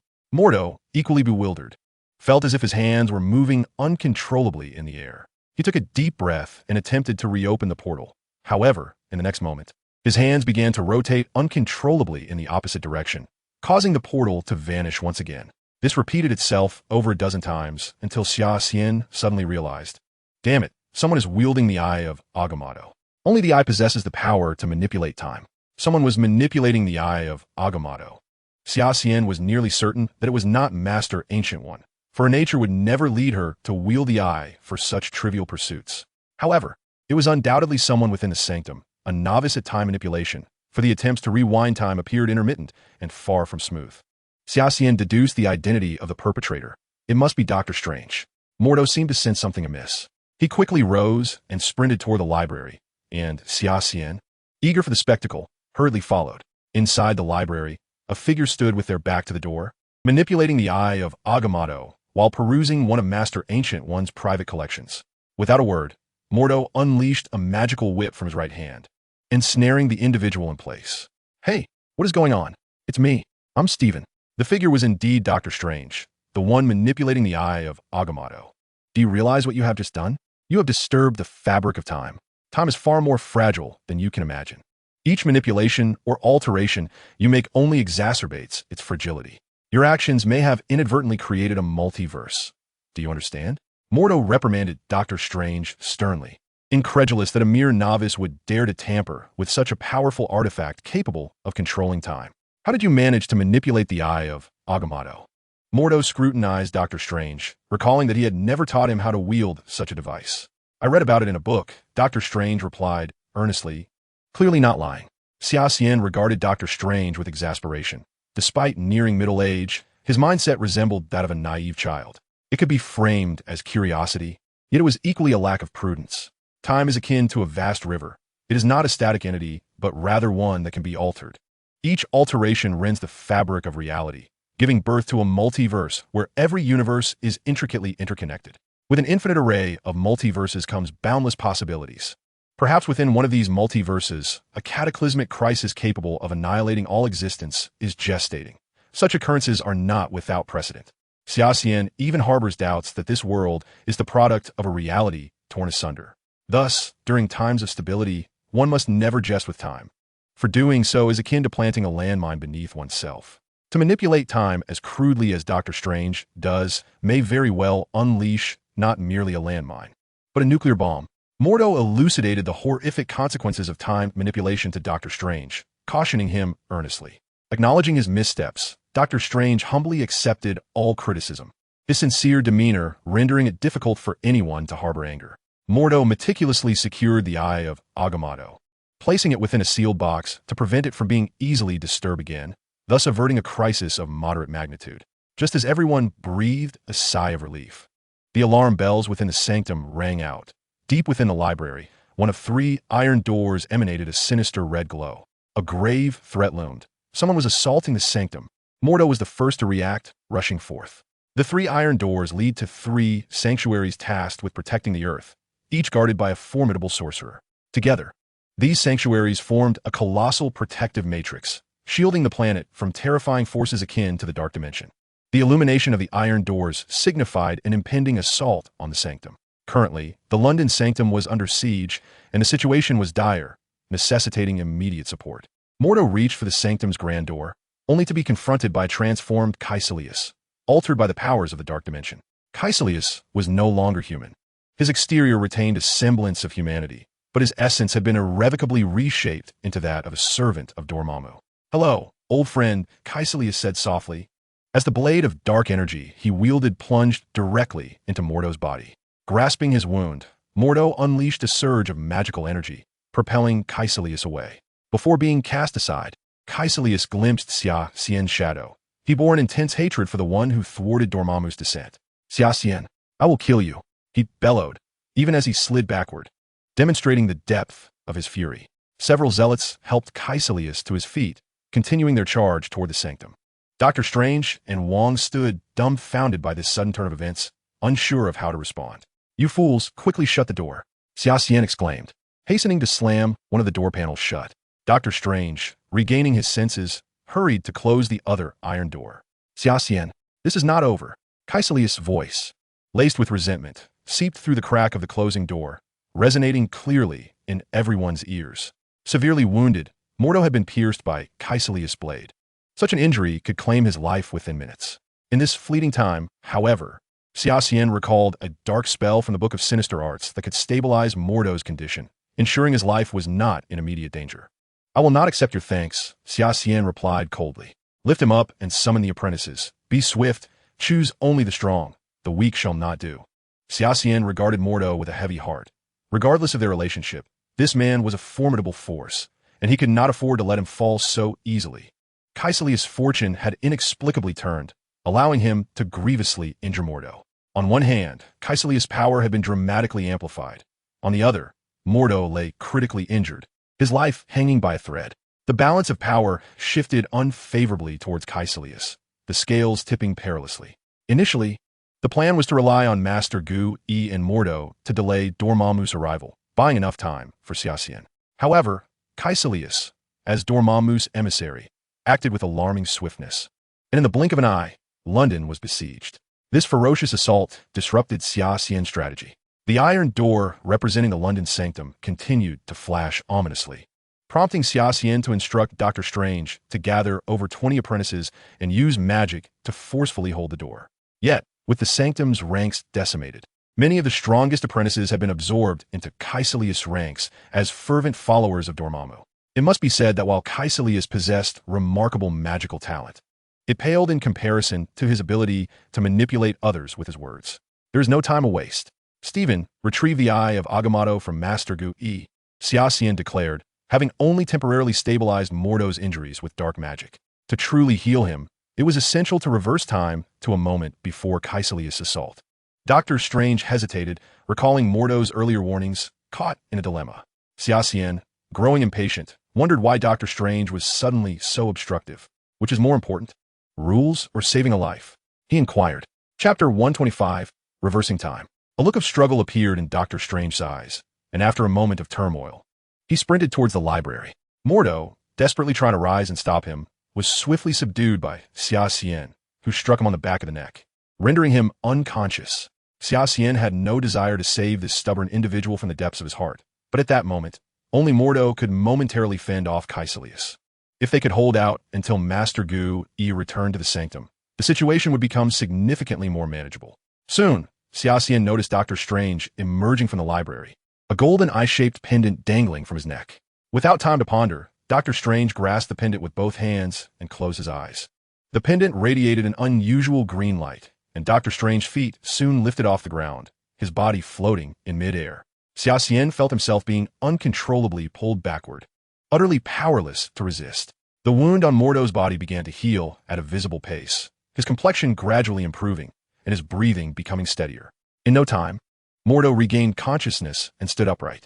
Dr. Strange opened his eyes, finding the three of them still positioned before the three iron doors of the sanctum. while the 20 or so individuals he had summoned had vanished without a trace. "Mordo, are you all right?" Dr. Strange inquired with concern, glancing at the standing Mordo. Yet, Mordo offered no gratitude. "You have reverse time. We will all pay a price for this." Ding, ding, ding. The alarm bells of the sanctum rang once more, and the trio's attention turned immediately to the iron door symbolizing the London sanctum. The door swung open, and Caecilius reappeared before them. "Do not forget how you were struck by this wretch last time," Xia Xian whispered to Mordo. With a disdainful snort, Mordo brandished his mithril sword and charged at Caecilius. This time, it was Caecilius who found himself on the back foot, retreating under Mordo's relentless assault until he was forced back to the iron door. Xia Xian breathed a sigh of relief, having successfully thwarted Caecilius' attack, though uncertainty loomed over the fate of London. Just as everyone let out a sigh of relief, a crimson alarm light blared from the second iron gate among the three, the one leading to the sanctum of New York, signifying that Caecilius had breached the sanctum's defenses and infiltrated its inner sanctum. How could this be possible? Mordo stared in shock at the iron gate. The guardian of the sanctum of New York was supposed to be the formidable Master Carl, a towering figure with a voice like thunder, a remarkable expert in magical combat. If even he was unable to withstand Caecilius, Mordo could hardly fathom who among the assembled could possibly turn the tide. Yet the increasingly urgent alarm seemed to convey to Mordo that he should abandon any futile hopes. Master Carl had been defeated, and no one could halt Caecilius and his fanatical followers. While he himself might be able to withstand Caecilius, the other zealots were not to be underestimated. Each of them, empowered by the forces of the Dark Dimension, had significantly augmented strength, and with their coordination, victory seemed a distant dream for himself, Dr. Strange, and the dark-haired boy. "We must immediately provide support to New York," Dr. Strange exclaimed anxiously as he opened the portal to the sanctum. He longed to rush in, for New York was his homeland, where his beloved awaited him. Just as he was about to step through the portal, he realized that no one was following him. Turning back, he saw Xia Xian standing motionless, hands clasped, showing no intention of joining him. "Don't be foolish. Even if we go now, it's futile. Among the sanctum's defenders, there are only you, me, and Master Mordo with any fighting capability. The rest of the apprentices would be mere cannon fodder on the battlefield. Caecilius has at least 20 zealots at his command, each of whom is formidable. Our few numbers would only lead us to our demise. If you wish to be a hero, do so alone. Do not drag me into this." Xia Xian calmly assessed their dire circumstances, recognizing the vast disparity in strength. The most reckless course would be to engage in a foolish act of heroism. He understood that the sanctum of New York would inevitably fall. This was beyond doubt. Not only would the sanctum of New York succumb, but that of Hong Kong would surely follow suit. However, with the cosmic cube in their possession as a trump card against Dormammu, their focus should shift to strategizing for the confrontation ahead. Sacrificing themselves and the hope of saving the world in a reckless attempt to rescue the so-called sanctum of New York was an act of sheer folly. "Are you truly that cold-hearted?" "Unlike you, I feel compelled to see what lies ahead, regardless of the danger," Dr. Strange retorted, casting a disparaging glance at Xia Xian. He could not comprehend why someone endowed with such immense power could be so selfish. In truth, he failed to realize that this was not selfishness, but rather a wisdom rooted in survival. Xia Xian had never aspired to be a hero. He held no admiration for those so-called superheroes. The ideal world, in his eyes, was one devoid of superhuman powers, where all lived like ants on the ground, ensuring a semblance of fairness. He perceived the world as one where the rich relied on technology while the poor depended on mutation, both requiring a stroke of extraordinary luck. "Should you wish to court death, go ahead on your own. I have more pressing matters to attend to," Xia Xian concluded, realizing that arguing with someone bent on self-destruction was futile. Instead, he resolved to return to Hong Kong. The last sanctum remained there, and Caecilius would not squander time seeking another location to summon Dormammu. The latter would not possess the patience. Thus he would certainly manifest in Hong Kong. The wisest course of action now was to find a secure location to lie in wait, ready to seize Dormammu at his weakest moment and drag him from the Dark Dimension. As the two engaged in their verbal sparring, suddenly, Xia Xian was forcefully pushed from behind, the strength propelling him forward uncontrollably through the portal. It was Mordo, who, concerned for Dr. Strange's safety, had intervened stealthily, giving Xia Xian a decisive shove. "Coward, if you're so afraid of death, you should not be a sorcerer. You bring shame to the magical community," Mordo declared, striding forward to Dr. Strange. "Go on, I will safeguard those here." Dr. Strange nodded and rushed through the portal, while Mordo swiftly closed the iron gate leading to the sanctum of New York behind them. Thus, two self-proclaimed heroes unwittingly led Xia Xian into the inferno. Inside the sanctum of New York, the moment Doctor Strange emerged, Xia Xian seized him by the throat, crashing his head into Doctor Strange's face. While a binding spell pinned him against the wall, Xia Xian unleashed a flurry of punches to Doctor Strange's abdomen, nearly rendering him unconscious. Fools! You bunch of fools! I had devised a means to thwart Dormammu. Yet you too, in your misguided quest for heroism, have plunged me into this dire predicament. You self-righteous imbeciles. Why must you drag others into your death wish? Xia Xian seethed, his voice barely above a whisper as fury overtook him. He longed to throttle Doctor Strange to silence him. Cough. Why didn't you say so earlier? Do you think I relish playing the hero? I'm merely a doctor. I never wished to be embroiled in this magical war. I thought, since death was inevitable, I might as well meet it with some honor, Doctor Strange replied, his face turning a deep shade of purple as he struggled against Xia Xian's grip. With a sudden burst of strength, he freed himself from Xia Xian's hold. Once on his feet, he covered his mouth with one hand and coughed lightly a few times. If we perish here today, I hope someone will remember us. Xia Xian rolled his eyes in exasperation. Could you refrain from uttering such ominous words? Chapter 126, The Deadlock. All right, Mr. Xia Xian. I concede it was my oversight. Doctor Strange raised his hands in a gesture of surrender, acknowledging his shortcomings. Let us cease our quarrel for now. There seems to be movement below. Upon hearing this, Xia Xian chose not to pursue his grievances with Doctor Strange any further. He listened intently, and indeed discerned sound from below. Two individuals were conversing, though their words were somewhat distant, making it difficult for Xia Xian to decipher their dialogue. He shot a glare at Doctor Strange, internally vowing to settle the score later. Pressing against the wall, he cautiously approached the staircase. The Sanctum of New York was structured as a two-story building. For security reasons, the true sanctum resided within the mirror dimension, ensuring that any attacks would not endanger the ordinary citizens living nearby. Yet from the outside, it appeared to be nothing more than a typical private museum. In the center of the grand hall on the first floor, Master Carl, as imposing as a mountain, knelt upon the ground, flanked by Caecilius and several of his followers. Farewell, Master Carl, Caecilius sneered cruelly. I admire your abilities. However, in the face of the power of Dormammu, your defeat was inevitable. Yet, you still have the chance to make a choice. Join us, become our ally, and serve Dormammu. What say you? Kill me if you must. I will never surrender to become Dormammu's slave. Master Carl gritted his teeth, struggling to maintain his composure. A pity, but I shall grant you your wish. Without warning, Caecilius struck, his sword of dark magic descending mercilessly. The dark energy rapidly enveloped Master Carl's corpse, consuming him entirely. No. Doctor Strange had never witnessed such a brutal and bloody scene. He stood in disbelief, exclaiming in horror. Xia Xian seized Doctor Strange, filled with regret for not having incapacitated this fool earlier. The current Caecilius was no longer the same. Having merged with Dormammu's power, his strength had become truly terrifying. Caecilius was taken aback. He turned to gaze at Doctor Strange, and, upon noticing the apprentice's garb, a scornful smile crept across his face. So, you are merely an apprentice. After all, I believe I have encountered you in the sanctum. Do not resist. Surrender to the embrace of Dormammu, the Dark One. Caecilius incessantly attempted to sway the other to his side, though thus far, his efforts had proven futile. Enough of this. I have no interest in joining a cult. Doctor Strange replied with a gentle smile. What a pity. May I inquire your name? A look of regret appeared on Caecilius's face. I am Stephen Strange. They'll most call me Doctor Strange. Observing Caecilius's apparent moment of relaxation, Doctor Strange, too, felt a measure of ease. Doctor Strange? What sort of moniker is that? It sounds like the name of a conjurer. Caecilius chuckled, gesturing to the magical apprentices nearby. To bear such a title as a mage is a profound insult to the sacred profession. You lot, go forth and eliminate him. The zealots wore grotesque smiles as they encircled, closing in on Doctor Strange from both flanks. Mr. Wong, come help me.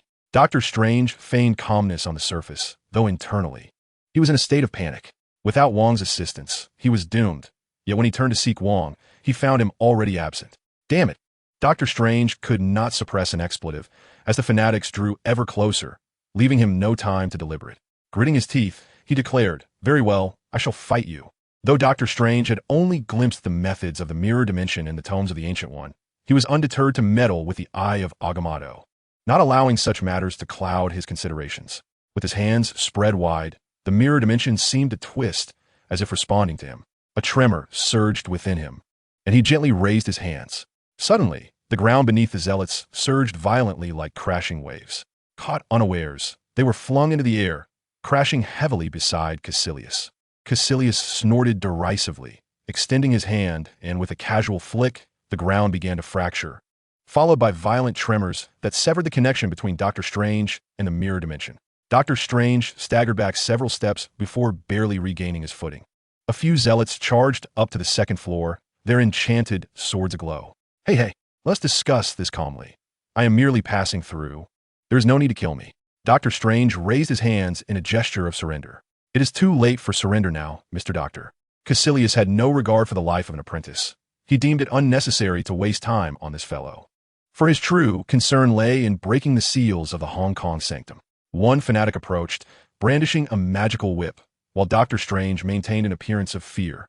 Yet suddenly, he conjured two enchanted daggers in his hands, swiftly lunging towards the zealot's throat. The zealot, taken aback, stumbled back, hastily conjuring a magical net to deflect the daggers, which struck the net with a brilliant shower of sparks. Clearly, the daggers possessed a potency surpassing that of the net. With a determined thrust, Dr. Strange severed the net and plunged the dagger into the zealot's chest. Remarkable. I must have been away from the sanctum for too long. I never anticipated that the Ancient One would cultivate such a talent in you. How long have you been studying magic? Caecilius asked, his expression one of astonishment. I have been studying for nearly a month. Dr. Strange did not shy away from the truth. It was a point of pride for him. Truly, you do not consider joining us? Follow Dormammu and save his fallen world? I have stated that I have no interest in joining a cult, Dr. Strange retorted, not easily swayed.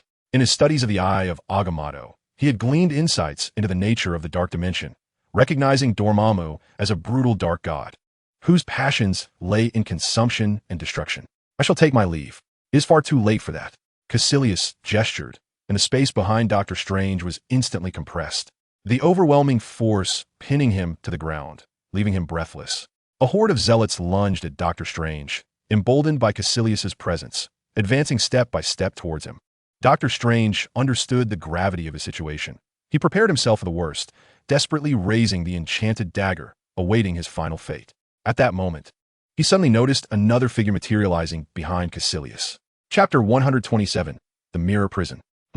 Caecilius noticed the despair on Dr. Strange's face had vanished, replaced by a look of utter astonishment. He instinctively sensed something amiss behind him, a reflex honed through experience, and he whirled around. An ambush need not be overly elaborate. It simply requires stealth, surprise, and speed. Utilizing the art of shadow manipulation, Wong appeared confidently at that location. Even Voldemort would find himself outmatched here. Wong never missed an opportunity. When the moment arose, he always struck swiftly and decisively. He did not squander the favor of fate, plunging the blade into Caecilius's chest with precision, mirroring the fatal strike he had once dealt to Mordu. Such a grievous wound, absent the means of the Eye of Agamotto, would likely be insurmountable. We meet again, Mr. Caecilius. Wong taunted, with this strike, you may rest assured in your descent to the abyss. And do inform Dormammu that I inadvertently thwarted his grand design once more. The grievously wounded Caecilius experienced an immediate collapse of his magical control. The twisted space he had manipulated reverting to its original state. Ugh! Caecilius grasped the sword's hilt, summoning the last vestiges of his strength to deliver a punch towards Wong's abdomen. This desperate blow held significant force. However, Wong had anticipated the attack, slightly shifting his body to evade Caecilius's strike. Caecilius, seemingly unwilling to accept defeat, stared wide-eyed, black energy and blood streaming down his body. Wong, frustrated, observed Caecilius before him. He was not dead, merely standing motionless, raising a hand skyward, chanting incantations aloud. This does not bode well. Wong immediately recognized the peril. The sword he had hastily seized from the museum had not fully vanquished Caecilius, who was now evidently summoning Dormammu. Within the mirror dimension, an engulfing darkness descended, and a colossal purple eye emerged from a rift in the sky. Dormammu's eye, intently watching Caecilius, his earthly emissary. Dormammu's voice reverberated through the souls of all present. A black beam of light shot forth from Dormammu's eye, enveloping Caecilius's form. Caecilius let out a heart-wrenching scream as his body gradually turned pitch black amidst the dark mist, his wounds rapidly healing. Dormammu has bestowed upon Caecilius a formidable surge of power. Now, Caecilius has completely transcended his physical form, his body entirely composed of dark energy. He has been stripped of the last vestiges of his humanity, becoming an absolute servant of Dormammu. However, this transformation appears to require some time to reach completion. Summer quickly raised his long sword and charged forward, striking the black pillar of light. Not only did his blade fail to make a dent, but he was also violently repelled. Thrown nearly 10 meters away, with his palms cracking open, blood seeping from the wound. Dr. Strange hurried over to assist Summer, but was thwarted by two fanatics working in concert. The power expended by Dormammu to alter Kaecilius' body is sufficient to obliterate a planet the size of Earth. Yet, only a minuscule fraction can penetrate the dimensional barriers of the lens, just barely enough to transform Kaecilius, granting him renewed combat capabilities to destroy the last sanctum, thus allowing Dormammu to complete his descent. "You fool, stop being a hero and run. If you don't hurry, it will be too late," Summer shouted at Dr. Strange. Knowing that once Kaecilius' transformation was complete, neither he nor Dr. Strange would stand a chance of victory. Dr. Strange was reluctant to concede. Suddenly, from a chamber behind him, a red cloak flew onto his shoulders. This was a precious artifact from the sanctum, known as the Cloak of Levitation. Unlike ordinary treasures, the cloak possessed sentience. Master Ancient One had worn it throughout her youth, traversing the world and battling the malevolent forces seeking to invade. The cloak whisked Dr. Strange away, disappearing from the room as the door slammed shut. Seeing that Dr. Strange had successfully escaped the fray, Summer too utilized a phantasmic shift to retreat. "Damn it, let go. I must save Summer. Let me go." Dr. Strange desperately clawed at the cloak, unwilling to watch Summer sacrifice himself in vain. Suddenly, a mocking voice emerged from behind him. "Wow, I didn't realize you cared so much about me. Should I be touched, or should I laugh at you? As a sorcerer, how can you trust what your eyes perceive? The mere fact that someone like you has survived this long is a miracle." Summer grinned, standing playfully behind Dr. Strange, observing him with amusement. "I merely wish to save you. Why do you always mock me?" Dr. Strange replied, feeling that his good intentions had gone unappreciated. "They can't have gone far. Search the room."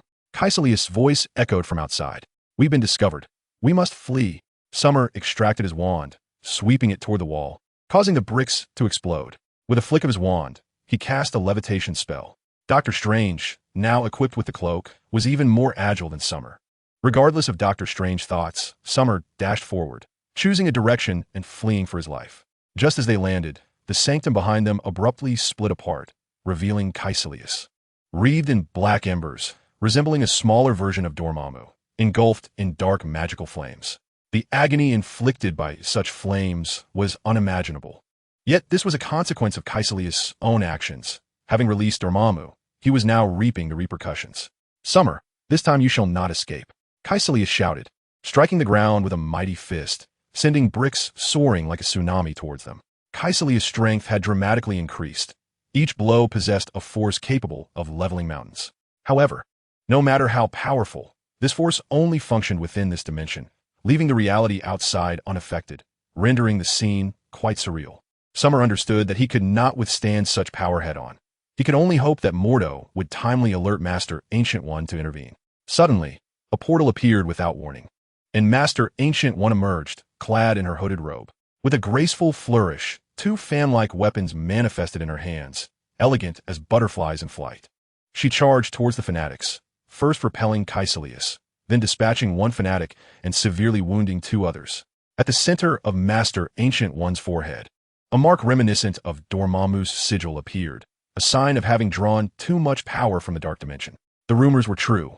The secret to our supreme sorcerer's immortality was indeed derived from the dark powers she had harnessed. Dr. Strange was profoundly shaken, having regarded Master Ancient One with a near-divine reverence, only to find she was akin to Kaecilius, wielding the same dark forces. Master Ancient One's expression wavered, as if she wished to clarify, but ultimately, she merely wielded her fan-shaped weapons to push Summer and Dr. Strange away from the battlefield. Summer shoved Dr. Strange aside. His immediate priority was to assist Master Ancient One in repelling Kaecilius. If Summer recalled correctly, it was in this very confrontation that Master Ancient One would fall. If Master Ancient One perished, the only remaining option to thwart Dormammu would be to utilize the Eye of Agamotto. Yet employing the Time Stone would lead to irreversible consequences for the world. Summer now understood why Master Ancient One refrained from using the Eye. It was a consideration befitting a higher power. Suddenly, a critical thought struck him. There were over 30 fanatics in total. Where were the remaining 10? Had they perhaps already reached Hong Kong? Summer increasingly feared his intuition was correct. The sanctum in Hong Kong was likely under siege, and he could sense Caecilius and his followers growing ever more powerful. Summer was filled with dread, realizing that Master Ancient One had deliberately positioned them outside the battlefield to protect them, indicating her awareness of this impending danger. On the battlefield, portals opened one after another beside Master Ancient One, with fanatics attacking from every conceivable angle. The conflict between Caecilius and Master Ancient One raged on an even keel.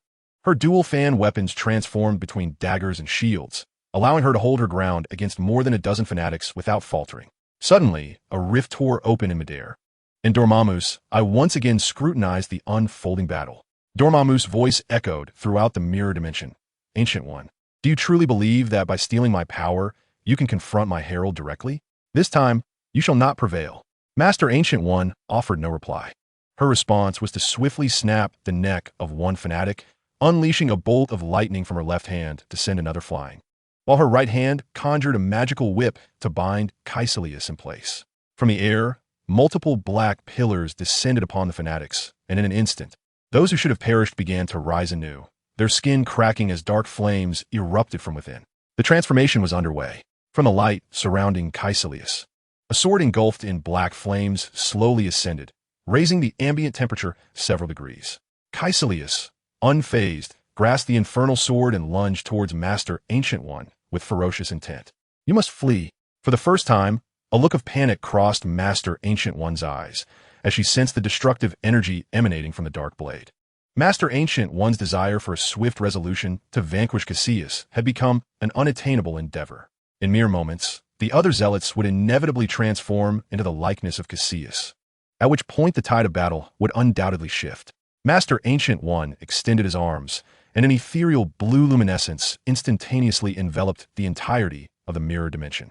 Xia Xian furrowed her brow, realizing that even Master Ancient One was beginning to falter. Astonishingly, he produced the space stone.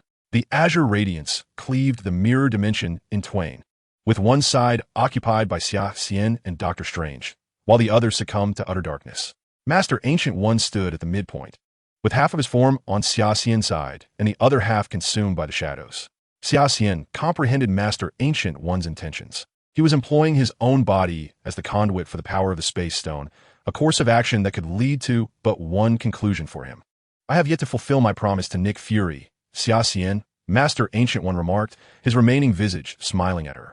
Very well, I shall assist you in accomplishing that, Xia Xian replied with a heavy nod. Aid Nick Fury in locating the Hulk. I entrust this to you.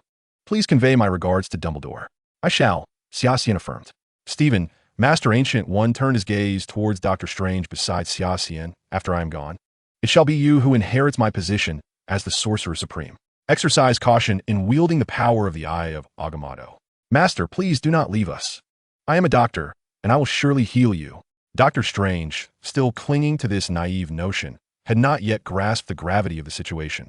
It was no wonder, although he had been an arrogant and avaricious neurosurgeon, the heart that sought to heal remained. Yet in this life-and-death moment, his inquiries seemed to Xia Xian a misplacement of priorities. Doctor Strange attempted to rush towards Master Ancient One, but was firmly restrained by Xia Xian. At that instant, he suddenly noticed the Eye of Agamotto hanging from his chest. As if struck by inspiration, he pressed his hands against it.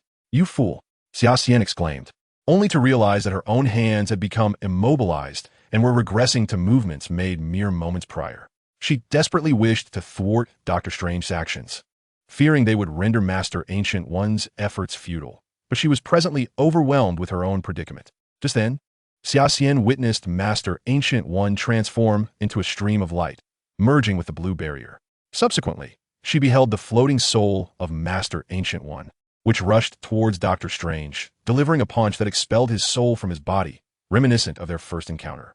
Time reverted, and in an instant, Doctor Strange's soul returned to his corporeal form, and he inhaled deeply, regaining his composure. Meanwhile, Xia Xian observed Master Ancient One's spirit smile at her before dissipating into the air. Chapter 120, A Hard-Earned Victory. Master Ancient One became the source of energy for the Space Stone, preventing the encroachment of the Dark Dimension upon Earth. On the other side of the barrier formed by the Space Stone, the realm had transformed entirely into the Dark Dimension. Xia Xian glimpsed the terrifying visage of Dormammu. He approached the barrier of the Space Stone, forcefully colliding against it. Yet, the barrier, akin to a viscous liquid, would contort but never yield. Xia Xian leaned closer, and through the barrier, delivered a resounding slap across Dormammu's face, the sound echoing throughout the multiverse. Xia Xian, remember this. Our feud is far from over, Dormammu exclaimed, momentarily stunned. As a deity, he had never been subjected to such treatment, and it took him a while to regain his senses. You toothless old tiger. I am not one to be intimidated, Xia Xian retorted, raising her middle finger at Dormammu. I shall slay you. I will flay your skin, and each minute I capture you, you shall die once, only to be resurrected, repeating this cycle for eternity. The magical flames enveloping Dormammu surged as he struggled to lunge at Xia Xian, but the barrier formed by the space stone had been secured. As long as the sanctums were restored, Dormammu could no longer extend his tendrils into the realm of reality. Go back to the dark dimension and weep. You are not needed here, Xia Xian mocked Dormammu, her mouth filled with the metallic taste of vengeance, hatred, and cruelty, relishing in the victory over such a brutal beast. Although Master Ancient One's sacrifice rendered this triumph bittersweet for Xia Xian, it alleviated a significant burden from her heart. As for why she chose to slap Dormammu, rather than deliver a more substantial blow to vent her frustrations, it was because those actions would bear no consequence. As long as Dormammu resided in the dark dimension, Xia Xian's current strength was insufficient to harm him, especially with the barrier of the space stone between them. In this world, any act of violence, be it a punch, kick, or wielding any weapon, pertains to aggression, whereas a slap carries the weight of insult. Such an arrogant and malevolent deity as Dormammu deserved nothing less than humiliation. What? Are you not departing? Xia Xian glanced at Dr. Strange, who remained dazed at the scene. Master Ancient One's demise was indeed a heavy blow to him, and he seemed still unable to recover. If you do not leave, please assist me in opening a portal. Thank you, Xia Xian stated. I have truly had enough of this bizarre place. Wait, I shall return with you. Dr. Strange finally regained his senses and replied. The two traversed the portal back to the sanctum, where Mordo and Wong had awaited their return. Wong joyfully approached them. You have finally returned. It seems this counteroffensive was remarkably successful. Dormammu has been banished back to the dark dimension, and our world is saved, all thanks to your efforts. Wong exclaimed with great excitement, disregarding Xia Xian as he embraced both of them. Xia Xian nearly suffocated in Wong's muscular grip. He ought to become a martial artist instead of lingering in the magical realm, as it was a disservice to his impressive physique. He should take a cue from someone like Simon, the magical swordsman. Perhaps Wong could grow even stronger. As everyone settled down, Mordo approached with a somber expression. I must take my leave. To speak candidly, I am quite disappointed in both of you and Master Ancient One. While we may have won this battle, what a cost. We have violated all taboos by wielding the power of the Eye of Agamotto. A sorcerer should protect this universe, not manipulate its forces to distort it. I cannot accept such actions. You may celebrate without me. Mordo stepped back, and with a stomp, soared into the sky, vanishing into the night. Is it my fault? Dr. Strange stared blankly in the direction of Mordo's disappearance, seemingly troubled by the discontent regarding the Eye of Agamotto. Do not take it to heart, Sorcerer Supreme, Xia Xian said, patting Dr. Strange's shoulder with a smile. There will always be those who follow you, and others who will depart. You have more pressing matters to attend to now. Dr. Strange was utterly bewildered regarding the responsibilities of the Sorcerer Supreme. Uncertain of what to do next, hasten to restore the three sanctums. Only then can we effectively thwart Dormammu's ambition to reshape the world. I must also take my leave. This day has been exceedingly arduous, and to make matters worse, it has yielded little in the way of tangible rewards. The endeavor of saving the world is thankless. Let those who wish to undertake it do so. Xia Xian had grown weary. He was no longer inclined to concern himself with the expressions of others. All he desired was to return home, to recline upon his own bed, enveloped in the soft embrace of his blankets, and indulge in a blissful slumber. Very well. I shall accompany you part of the way, Dr. Strange said, producing a mystical ring from his finger and tracing circles in the air, attempting to open a portal. However, nothing materialized. The ring failed to detect the dimensional barriers and could not create a passageway. Cursed be it. The arrival of Dormammu has distorted the fabric of reality, rendering almost all mystical rings inoperative. It seems we must wait for the world to heal itself before we can teleport again. Dr. Strange glanced apologetically at Xia Xian, who merely smiled nonchalantly. As long as he could leave this sanctum, he could easily find a way to sneak home. It's fine. I can take a muggle flight to get back, Xia Xian remarked. Although the notion seemed somewhat meager, he resolved to hasten his return. Half of the summer vacation had already slipped away, and he had yet to fulfill his obligation of returning the Jade Talisman to Kunlun, a lingering knot in his heart. Additionally, the 9 sects that were covertly observing him instilled a vague unease within Xia Xian. Lao Wang assisted him in opening a portal to the Demon City, and Xia Xian waved farewell before stepping through.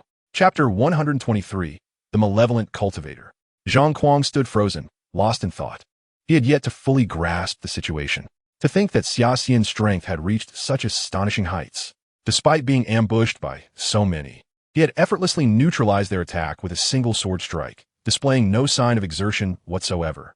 Ironically, he had previously sought to showcase his prowess before the experts of the 9 sects, even daring to mock Xia Xian for an extended period. Gradually, his complexion paled, until it was devoid of any color, resembling that of a long-dead corpse. After a prolonged silence, Zhang Kuang forced a bitter smile as he gazed upon Xia Xian's indifferent figure above the cave. It appears I spoke out of turn. I take my leave. He spoke no further, offering no courtesy to Xia Xian, for he understood that Xia Xian had refrained from striking him during his mockery, and now, no matter what he said, Xia Xian would not retaliate. In Xia Xian's eyes, he was but a shadow, and all his words and actions were redundant. Xia Xian would remain indifferent. Zhang Kuang recognized that they were not of the same caliber. In Xia Xian's perspective, he might not even be worth as much as an ant. With a wry smile, Zhang Kuang acknowledged that although Xia Xian had spared him today, it was likely he would find trouble in the future. We should leave. It's a clash of deities. Yes. Run. We must get out of here, or we will lose our lives. Regardless of their previous attitudes towards Xia Xian, the onlookers' expressions changed dramatically, and they hurriedly fled amid the murmurs of the crowd. Suddenly, a cold light shot towards Xia Xian. In Coal Nail, a cultivator immediately recognized the nature of the cold flash. Amid the exclamations, the cultivators did not even glance in Xia Xian's direction, but instead turned their gazes in unison toward the middle-aged cultivator who had launched the ambush. The crafting method of the Coal Nail had been lost for a century. Who are you? A relatively handsome, young cultivator questioned coldly. Coal Nail? What is that? A younger cultivator asked, bewildered. At this moment, Xia Xian's expression darkened, losing the earlier air of nonchalance. His eyes glimmered with murderous intent as he fixated on the middle-aged cultivator. The Coal Nail was an offensive artifact developed by a prior malevolent cultivator, designed for a single use due to its embedded attack formations. Nevertheless, it had been deemed taboo by many sects, for it was excessively sinister, sealing blood with deadly precision. And its attack formations would integrate into the blood of the struck victim, damaging their circulatory system and nascent soul. As Xia Xian spoke, the Qiongguang glimmered, and a beam of white sword energy surged toward the middle-aged cultivator. I sense something amiss about you. I did not expect you to be a malevolent cultivator. So, within the 9 sects, there are not only the so-called righteous individuals, Xia Xian remarked with a cold smile. If you have the courage, come to me all at once. As Xia Xian infused spiritual energy into the Qiongguang, it radiated even more brilliantly, transforming into a 3-foot azure blade crackling with lightning. Its blade seemingly entwined with otherworldly spirits, yet exuding an overwhelming sense of majesty rather than malevolence. Does it matter to speak of such things now? This jade talisman would be a waste of resources in the hands of your righteous sect. It would be better for us of the Bloodslaughter sect to take it and refine it. That beast will eventually serve our purpose. The middle-aged, malevolent cultivator sneered coldly. It's lightning magic, someone exclaimed upon witnessing Xia Xian channeling the thunder-controlled true art, causing a tremor in their hearts. His first instinct was to flee. In the next moment, he thought, quickly. After all, he was a malevolent cultivator who had gained notoriety a century ago, with formidable combat experience. Instinctively, he raised his arm to shield his lower abdomen. Unlike ordinary individuals, a cultivator's most vulnerable point is not the heart, but the dantian located in the lower abdomen. If the heart were destroyed, a cultivator could still survive and utilize their innate spiritual energy to heal their internal organs. The damage would not be severe. However, should the dantian be obliterated and the nascent soul destroyed, the consequences would be far graver than a mere heart injury. Boom!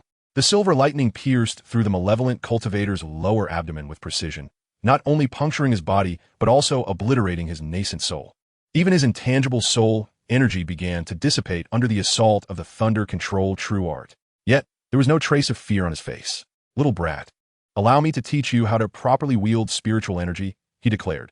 No sooner had he spoken than the cultivators in the valley failed to comprehend what had transpired, and Xia Xian's figure was sent flying from the cave, crashing violently against the opposite wall, dislodging a cascade of debris. while Xia Xian's form slumped helplessly from the rock face. Heh, the Xia family has truly fallen. The last descendant is so pathetically weak that even a mere wild cultivator could take his life. Gradually, despair etched itself on the faces of the surrounding cultivators. If Xia Xian could not contend with this individual, what level of power would be required to stand against him? Moreover, judging by the ease with which he spoke, it was evident that this person had dispatched Xia Xian with a single blow, leaving his life hanging in the balance. How could one possibly fight against such a being? The timid among them had already retrieved their life-saving artifact from their storage bags. Some took the lead, and many followed suit. Ironically, most of these individuals had previously participated in the ambush against Xia Xian. When faced with him, they had the audacity to unite for a surprise attack. Yet before this malevolent cultivator, they lacked even the courage to resist. In their minds, while Xia Xian was undoubtedly powerful, he had not instilled such dread as to paralyze them with fear. The fundamental difference between Xia Xian and this malevolent cultivator was that, although Xia Xian sought to settle old scores, he would likely spare their lives if they merely mentioned the individuals from the past.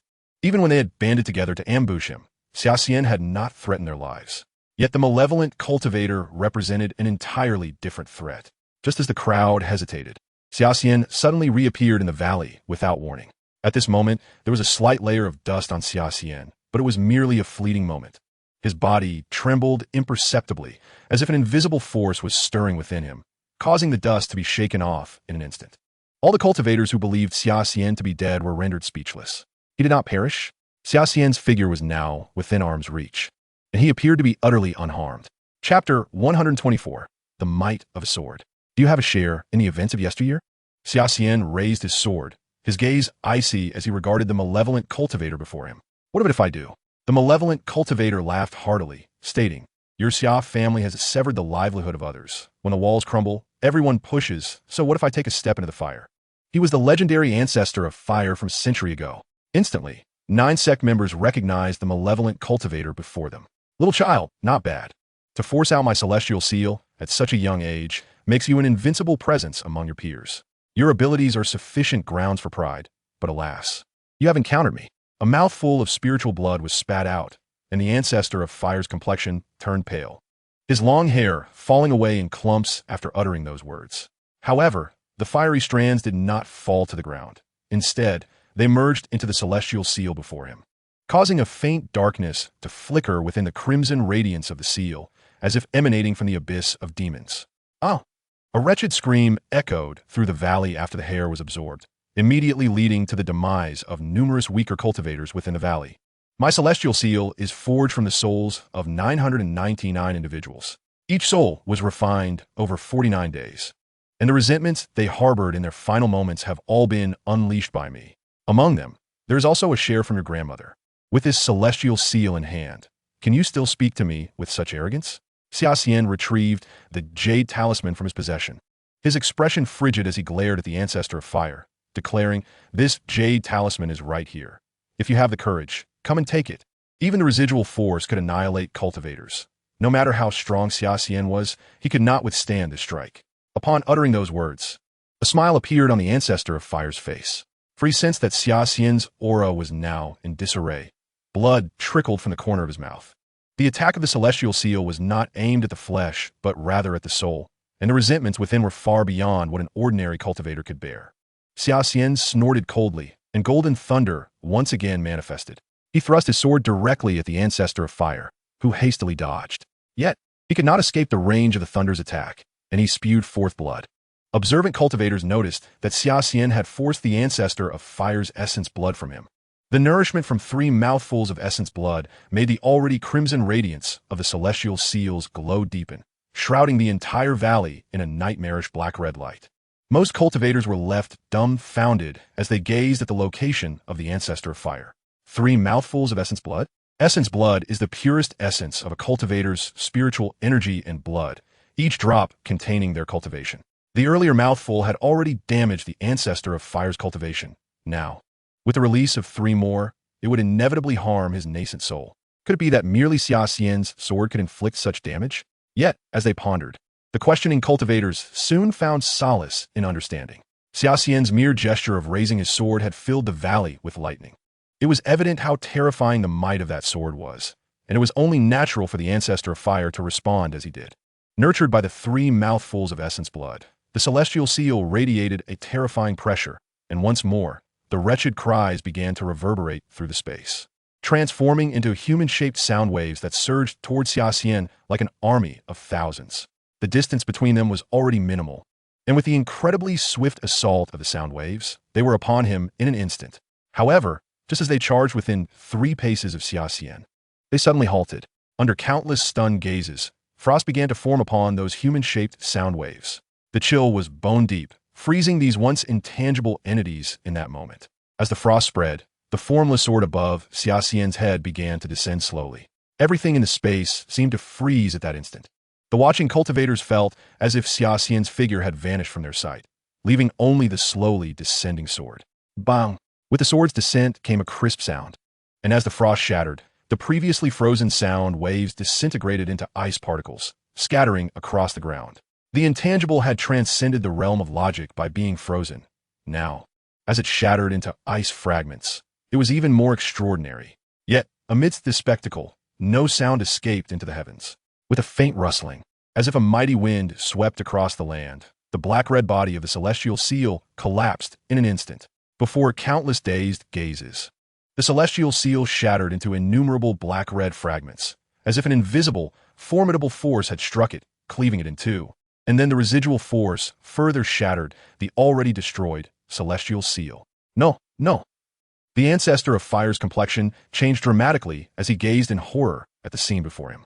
Xia Xian's sword had cleared away all barriers between them. He could see Xia Xian's stance frozen in the act of striking down, but the image before him could only remain fixed in that moment. Xia Xian's sword fell without hesitation, and before the ancestor of fire could react, he was cleaved in two by a fierce beam of sword light. Xia Xian gripped the skylight sword, feeling somewhat bewildered by the events that had just transpired. The sudden emergence of the freezing power left him puzzled. He sensed that it was as if he had activated a cold perception when the sound wave attack approached. Yet it seemed he had inadvertently unleashed the power of death within him. The power of death is an extremely chilling force, while the golden thunder is the most radiant power in this world. The simultaneous appearance of these two forces left Xia Xian uncertain whether it was a blessing or a curse. The previous battle had left them profoundly shaken. Even though Xia Xian's subsequent targets might be them, Xia Xian's sword strike still lingered in their minds, instilling a sense of dread. To what extent had this individual's cultivation reached that a single sword could wield such might? The Xia family's techniques should not encompass the powers of thunder and ice. What then were these two forces in Xia Xian's hands? Xia Xian, holding the sword in one hand and the jade talisman in the other, surveyed the crowd coldly before stating, "Who among you desires this jade talisman? If you possess the capability, come and take it." A silence enveloped the valley. Many believed that even the elders or sect leaders would not necessarily be a match for this monster. Such a being encapsulated a level of intimidation that was beyond the imagination of ordinary individuals. Should today's events spread, the evaluation of Xia Xian among the major sects might not be openly stated, but their attitudes had already begun to shift. This Xia Xian was not to be trifled with. Indeed, it would be prudent to seek to win him over, although there was enmity stemming from past events. As long as the instigator was handed over, it was believed that Xia Xian would relent. Even if they could not befriend him, they would certainly strive to maintain a cordial relationship, as it was impossible to offend Xia Xian with disrespectful words. Such a monster, with the intimidation of that single sword, was enough to instill fear in the majority of cultivators present in the valley. Chapter 125, The Massacre. Indeed, this individual's cultivation was formidable. Even the ancestor of fire was cleaved in two by his sword, making it clear that offending him was out of the question. A cultivator from the Guiyuan sect appeared swiftly. I have already relayed this matter to the sect. Alas, it seems we cannot acquire that jade talisman. A cultivator from the Tianluo sect spoke as he soared away on his sword. The meaning behind his words was, of course, understood by the other two. Such a level of combat prowess would evoke considerable trepidation within any sect. With a single stroke, he had slain the ancestor of the fire element, and yet others remained oblivious as to whether he had exerted any true effort in that strike. Let's first observe how the various sect leaders respond. Young Xia. A frail voice resonated beside Xia Xian's ear, prompting him to look up and discover it was the aged man from earlier.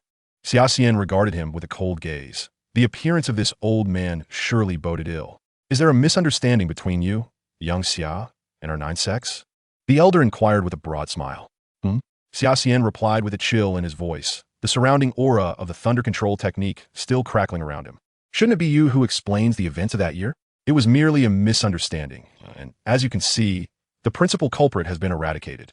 We had no inkling that this individual was the malevolent fire ancestor from a century ago, the elder stated.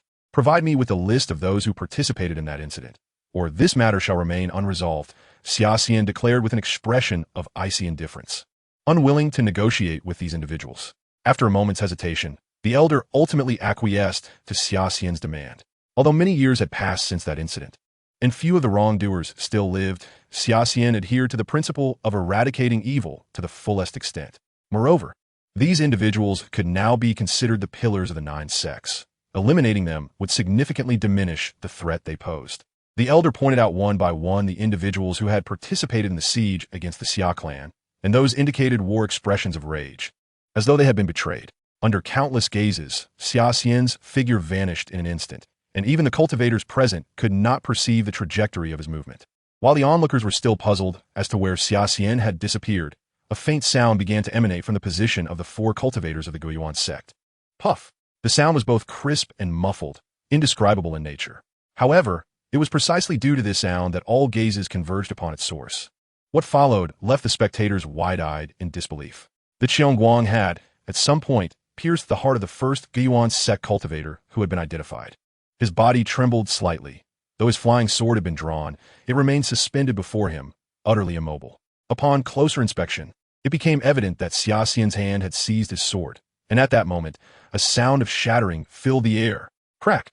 As the spectators' eyes fell upon the flying sword, it was instantaneously reduced to shards beneath the force of Xia Xian's grasp. This was indeed a flying sword of the Guiyuan sect.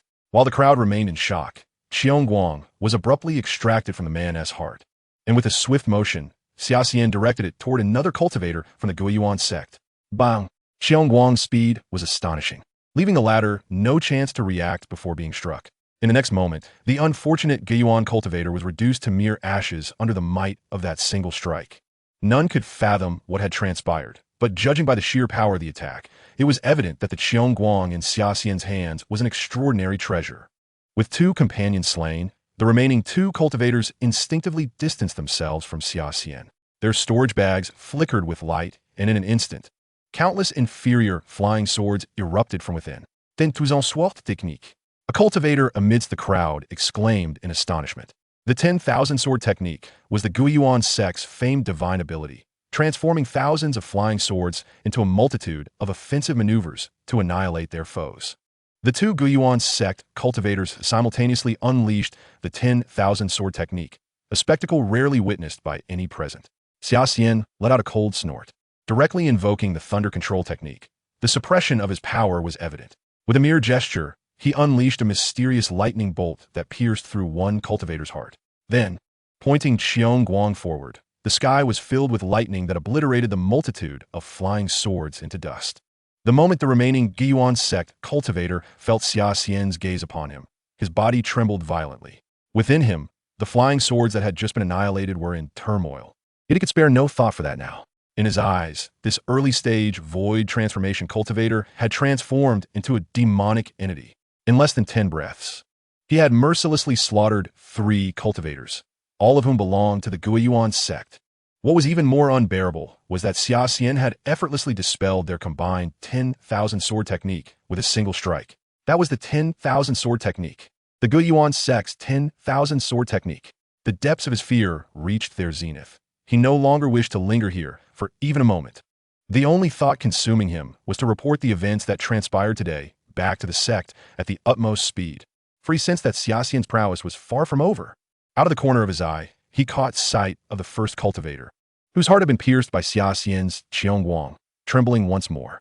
At that moment, he discerned something peculiar. Though his companion had been struck through the heart, he was a cultivator. Where was his nascent soul? Where was his spirit? Why had it not fled? This revelation sent his internal dread soaring to unprecedented heights. Did this imply that Xia Xian's strike had not only obliterated his heart, but also annihilated his nascent soul and spirit? He was nothing short of a devil. The terror within him compelled him to suppress his internal injuries, and with a violent cough, he spewed forth a mouthful of essence blood. Faced with this monstrous Xia Xian, he had lost all desire to resist. He would rather confront a dark sorcerer. However, just as he expelled that essence blood, a terrifying figure suddenly appeared before him. With no flourish, Xia Xian plunged Qiong Guang into his opponent's chest. The assembly of 9 sect cultivators could only watch in silent fury, unable to voice their outrage as Xia Xian slaughtered one powerful sect member after another. They dared not retaliate, for it was none other than the Grandmaster of the 9 sects who had just spoken.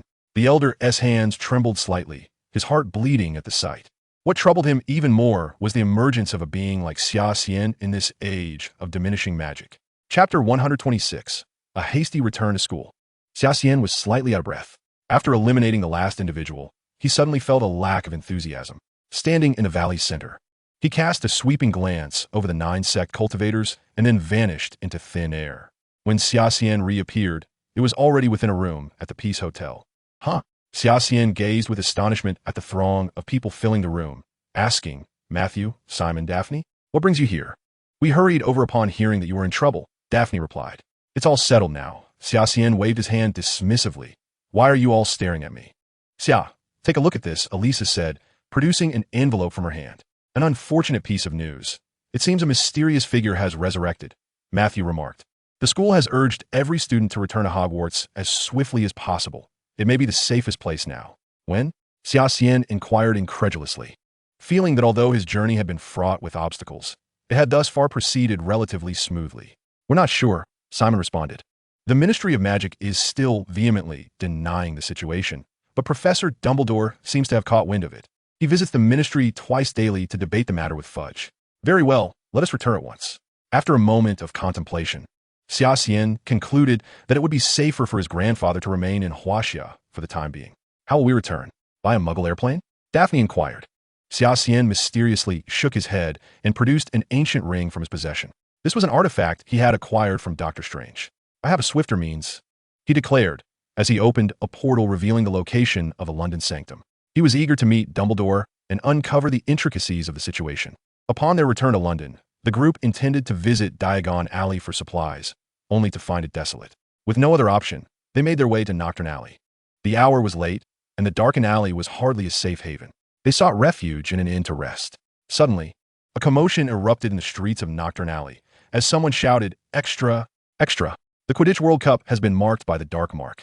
A man waved a stack of newspapers, causing a stir. Shouldn't these papers have been delivered by the usual fleet of 500 owls? Xia Xian observed the night sky, realizing that the newspaper office must have dispatched a human to sell the sensational news early. Xia Xian had anticipated the emergence of the Dark Mark at the Quidditch World Cup, yet witnessing the lights flicker on in Nocturne Alley as panicked individuals rushed out, anxiously questioning one another, struck him with a profound impact. The return of the Dark Mark heralded Voldemort's resurgence in the Wizarding World, a figure who had once cast a long shadow of terror. His return would undoubtedly incite a considerable upheaval within the magical community.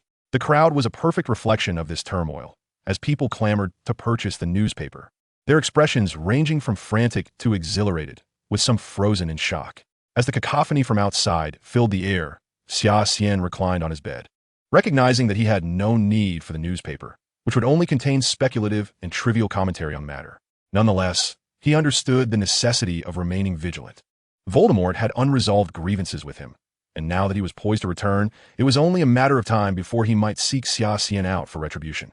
Though Xia Xian had previously managed to outwit Voldemort, that had been during a time when the Dark Lord was in a weakened state, hardly a fraction of his former power.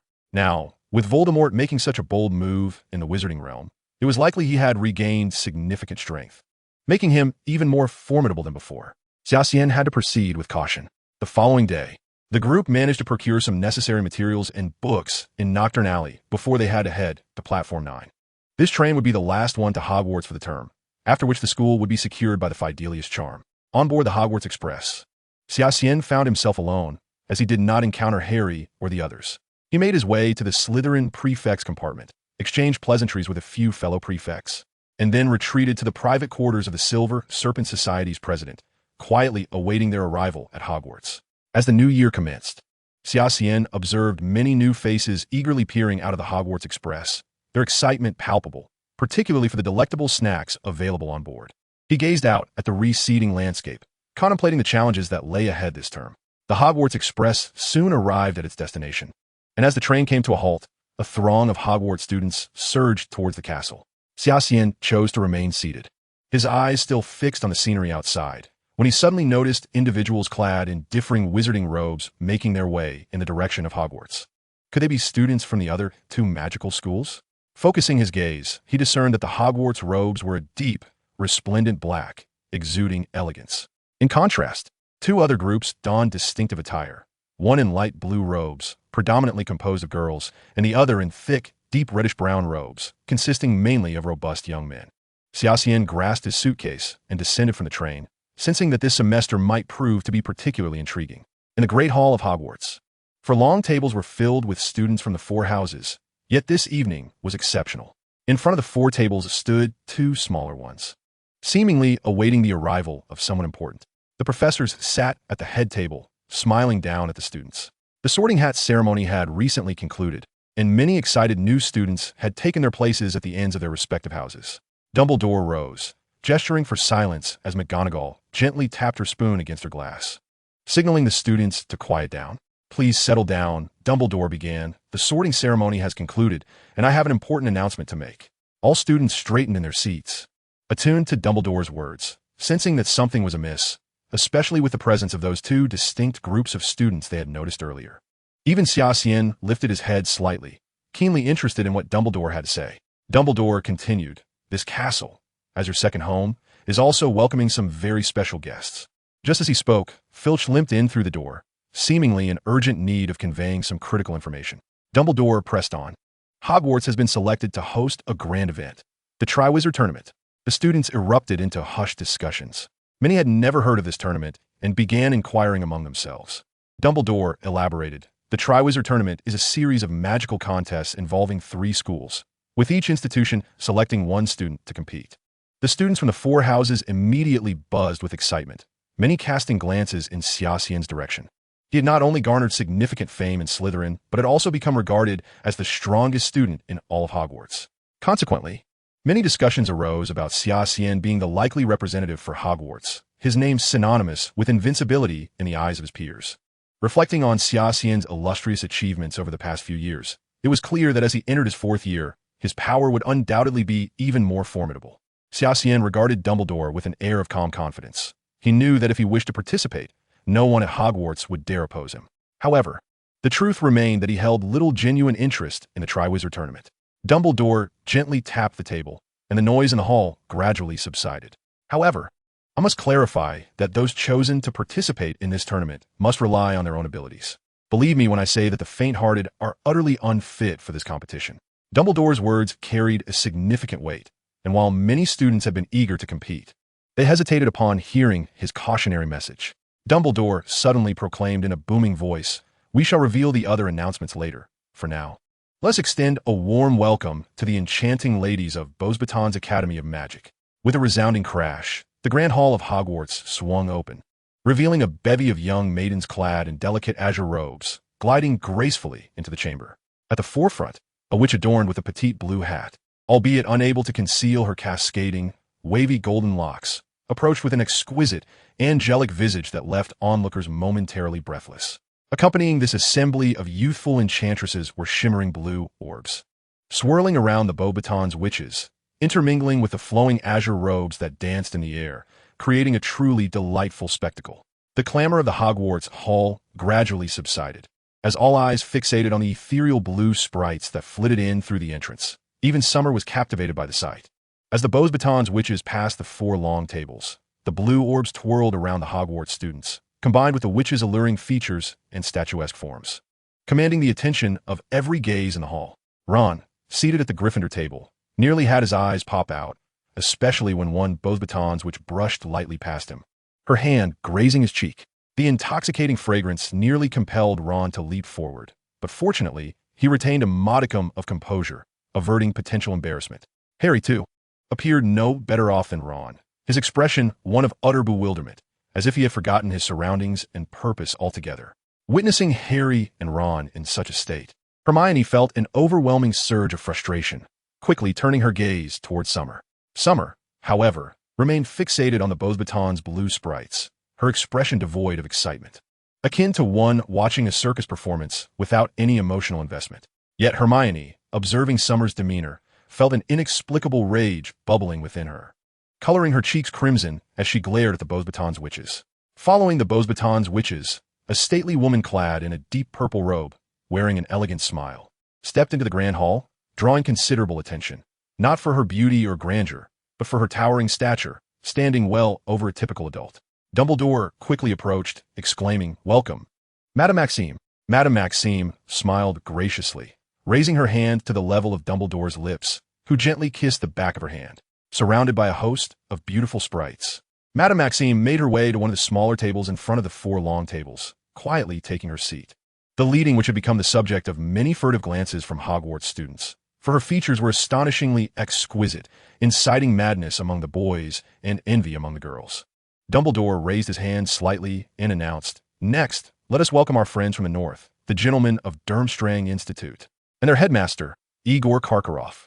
With a series of resounding thuds emanating from the entrance, the attention of many was captured as a group of burly young men in deep crimson robes marched in, wielding iron staffs and rhythmically striking the ground.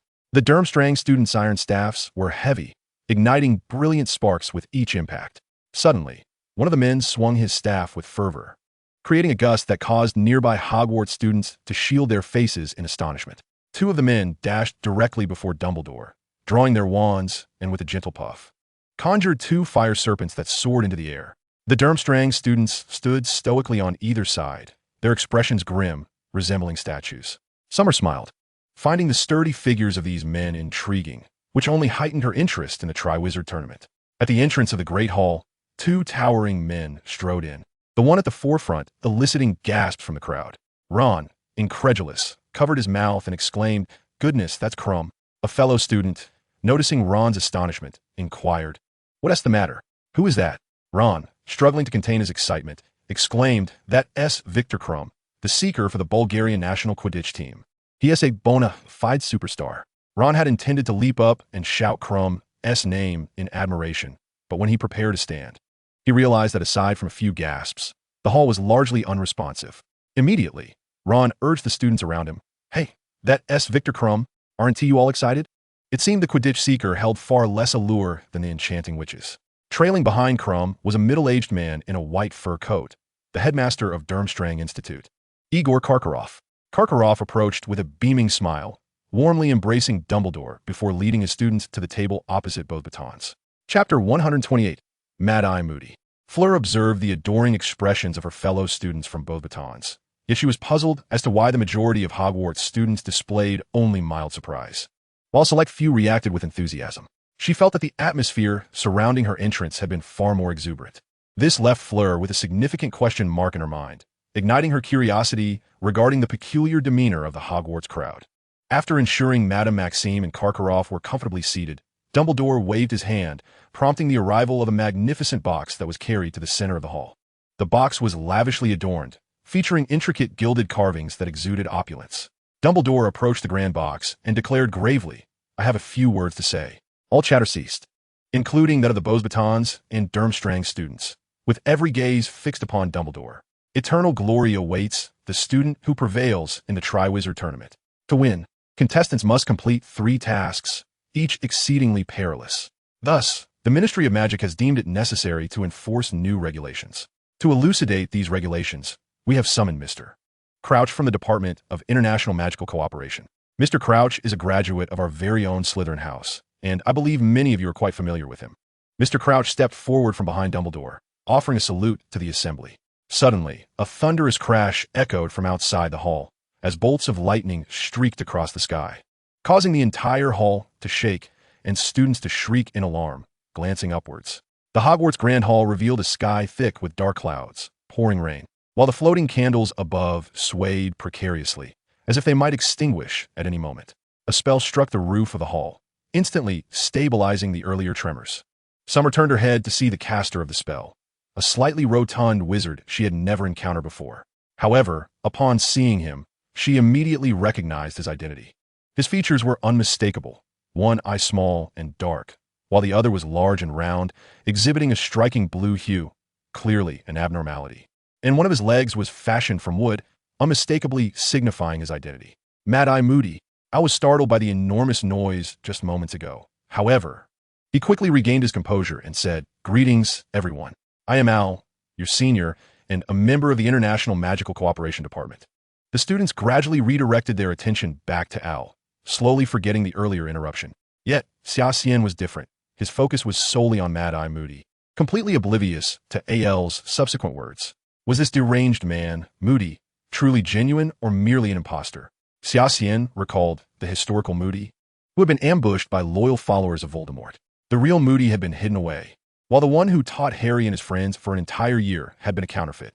However, old Barty had been sent to Azkaban a year prior by Xia Xian, and even the Ministry of Magic's representative had transformed into Al.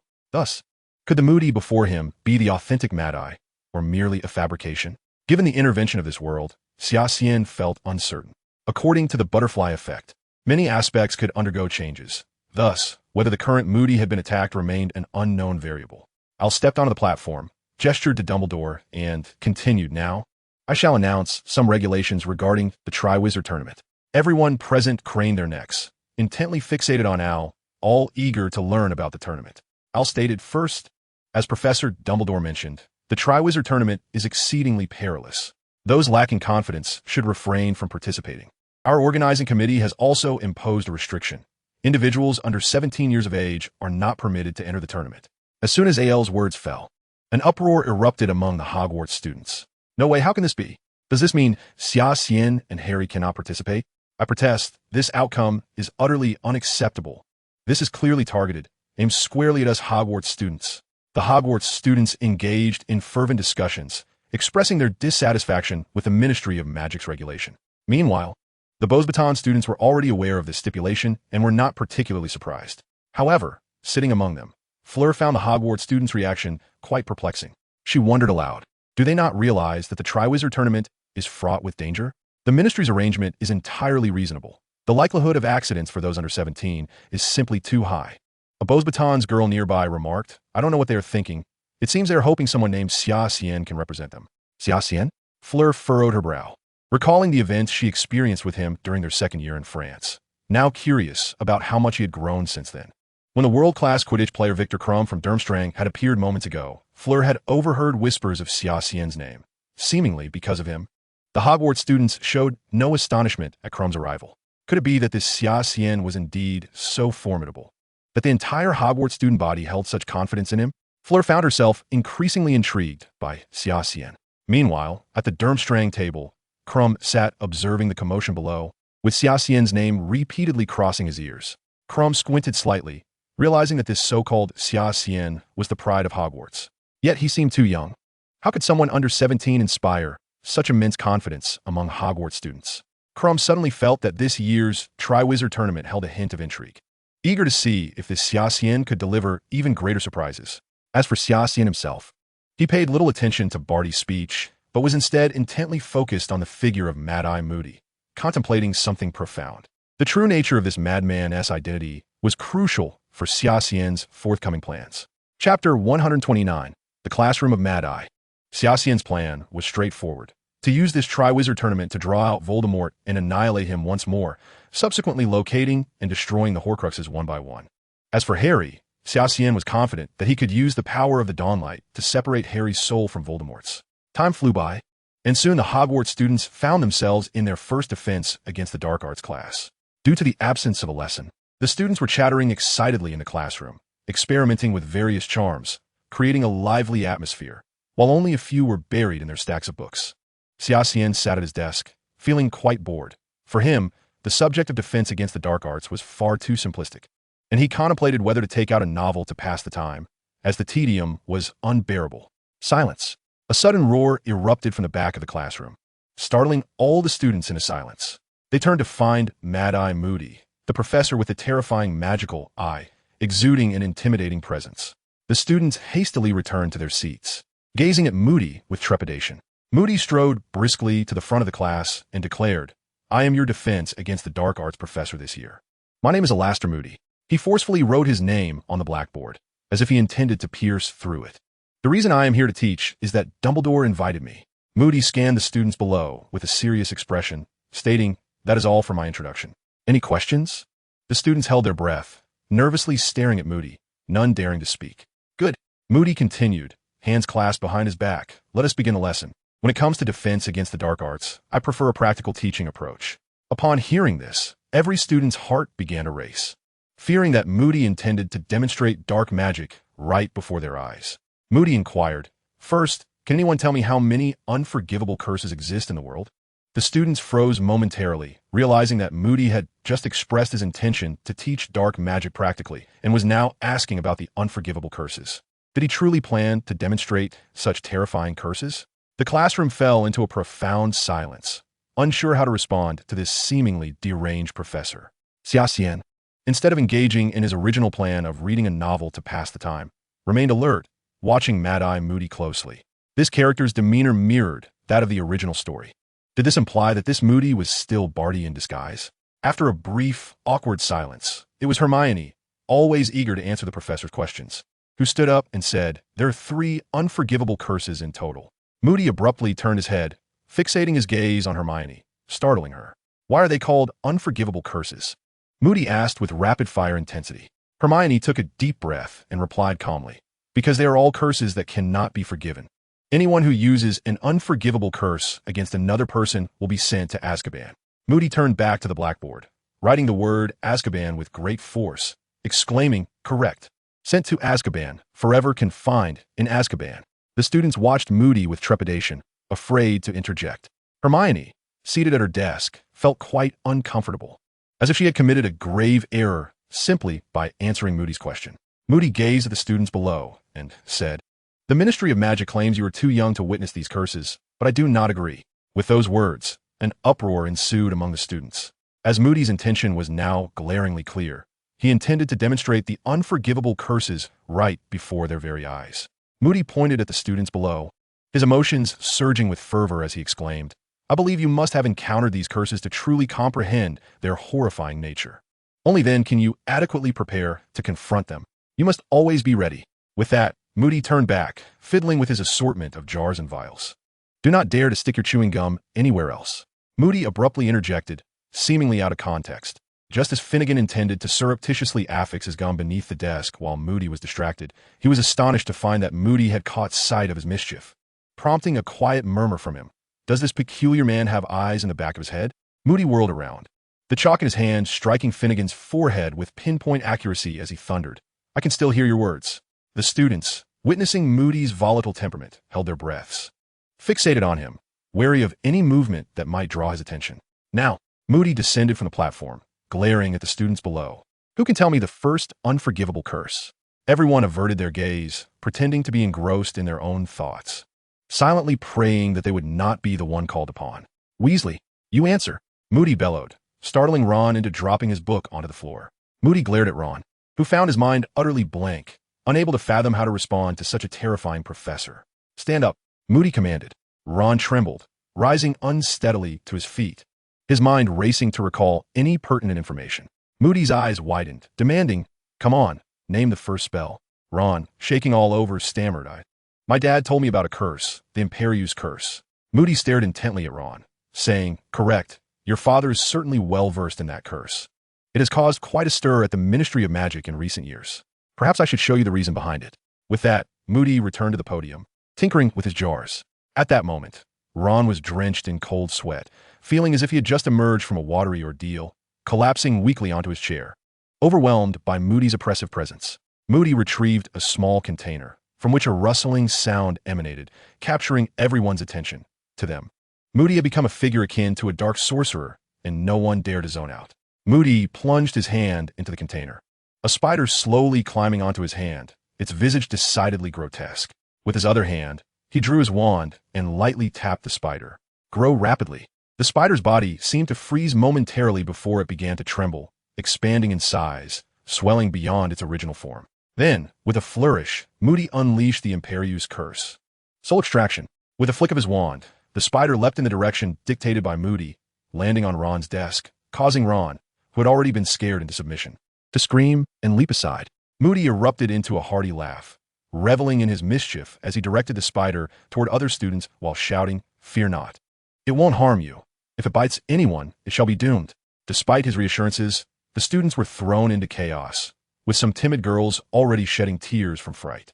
Among the frightened, there were also those who found amusement in the spectacle. Draco, seated in the back, pointed at the students in front of him, laughing heartily, believing that being seated further back would spare him from any danger posed by the spider. Little did he know, the spider leaped directly onto his head, eliciting a panicked cry from Draco. Moody chuckled, laughing, weren't you just having a splendid time? Draco's expression morphed from amusement to panic, his face contorting into a comical sight.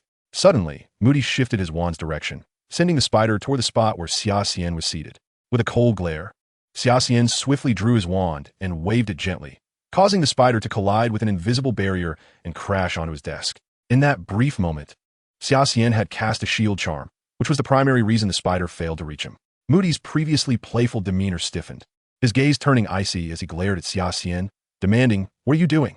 Chapter 130, Confrontation, Wand Standoff. Xia Xian sat calmly in his seat, meeting Moody's gaze unflinchingly, and replied, "I merely defended myself against a filthy spider that was flying towards me. Is there something wrong with that?" If Xia Xian recalled correctly, that spider was indeed venomous. He was uncertain how much enmity he had drawn from Voldemort, but if this Moody was indeed a fraud, then it would be a grave injustice for him to invite a spider's bite upon himself. Moody narrowed his eyes slightly, the terrifying false eye spinning ominously, appearing quite fearsome. All the students stared dumbfoundedly at the standoff between Xia Xian and Moody, one being Hogwarts prodigy and the other a fearsome and irrational professor. Were they truly on the brink of conflict? Moody coldly declared, "Did you not hear me? This is my method of teaching, and you're failing to cooperate." Xia Xian remained seated, retorting, "You have your own way of teaching, but I also have the right to refuse your distasteful methods." Moody slammed his hand on the desk, angrily exclaiming, "What do you mean, Xia Xian?" The hearts of all present raced. Both individuals were known to be formidable. Xia Xian was the leader of the Silver Serpent Society and a celebrated figure at Hogwarts, and since his enrollment, few had managed to gain the upper hand against him. The infamous Moody was no minor character either. He was one of the world's elite aurors, renowned for his unmatched prowess, having captured over half of the prisoners in Azkaban, a testament to his strength. The prospect of an argument between these two in the classroom was far from a trivial matter. Xia Xian smiled faintly, seemingly devoid of any intent to argue with Moody, as he casually flipped through his textbook. Moody's false eye twisted, coldly commanding, "Xia Xian, stand up." Xia Xian narrowed his eyes. As a Hogwarts student, he had no legitimate reason to refuse a professor's command. He cast a glance at Moody before slowly rising. Moody continued, "It seems Mr. Xia Xian is quite familiar with the 3 unforgivable curses. Perhaps you could enlighten us about the second unforgivable curse?" Xia Xian shot Moody a glare, lazily responding, "The second is the Cruciatus Curse, the curse that inflicts excruciating pain." Moody suddenly chuckled darkly, raising his wand and pointing it at Xia Xian. In an instant, Xia Xian drew his own wand, pointing it back at Moody, and the previously relaxed atmosphere became charged with tension. Moody shouted, "Xia Xian, how dare you point your wand at a professor? What are you trying to do?" Xia Xian showed no sign of backing down, coolly retorting, "It was you who first aimed your wand at me." Moody scoffed, "I intended to cast a spell on that spider." "Who said I aimed to cast a spell on you?" Earlier, when Xia Xian had knocked Moody's spider onto the desk, the spider had landed directly between them, making it seem as though Moody was casting a spell at Xia Xian. Xia Xian hesitated. Moody's reasoning held water, as he had not cast a spell on Xia Xian. Instead, it was Xia Xian who had pointed his wand at Moody, which was considered a profound disrespect at Hogwarts. Eliza hurriedly rushed to Xia Xian's side, urging, "Xia, come back. Moody is a professor. If you truly have a conflict with him, the school may not necessarily side with you." Xia Xian was certainly aware of this principle. Yet he found himself in a quandary, for he could not ascertain whether the Moody before him was genuine or a mere imitation. The deranged Mad-Eye Moody was inherently an eccentric individual, and his teaching methods made it nearly impossible to discern his authenticity. Should this Moody turn out to be a counterfeit, a devoted follower of Voldemort like the young Barty, then with Barty's fervent loyalty to Voldemort, it was conceivable that he might seize the opportunity to cast a killing curse upon him. Xia Xian could not afford to entertain even the slightest hint of danger. Thus his wand must remain firmly in hand, never to be relinquished. All present held their breath, fixated on the unwavering Xia Xian, while Hermione observed with great curiosity. Despite Xia Xian's prideful nature, he usually distinguished between prudence and recklessness, so why was he now so impulsive, confronting the professor directly? Seeing Xia Xian's steadfastness and refusal to yield, Moody, too, did not lower his wand, unwilling to remain defenseless against the pointed threat of another's wand. Moody's voice turned icy. Xia Xian, do you comprehend what you are doing? You are aiming your wand at a Hogwarts professor. 20 points from Slytherin. Xia Xian inhaled deeply, collecting his thoughts, and replied, Professor Moody, you should be well aware of your actions. You are the one who initiated this by pointing your wand at me. Even among equals, such behavior is exceedingly impolite, a blatant provocation. Furthermore, you are doing this as a professor, directing your wand at your student. Xia Xian understood that. By conventional logic, he lacked the upper hand, yet he resolutely clung to the fact that Moody had aimed his wand at him. Moody was momentarily taken aback, unprepared for Xia Xian's swift and articulate rebuttal, leaving him momentarily speechless. Xia Xian continued, Moreover, you have just cast an unforgivable curse. How could I possibly allow my life to be so vulnerably exposed before you? Upon hearing this, the students erupted in astonishment. Xia Xian's argument was undeniably valid. Indeed, Moody had just performed an unforgivable curse, a spell condemned throughout the wizarding world.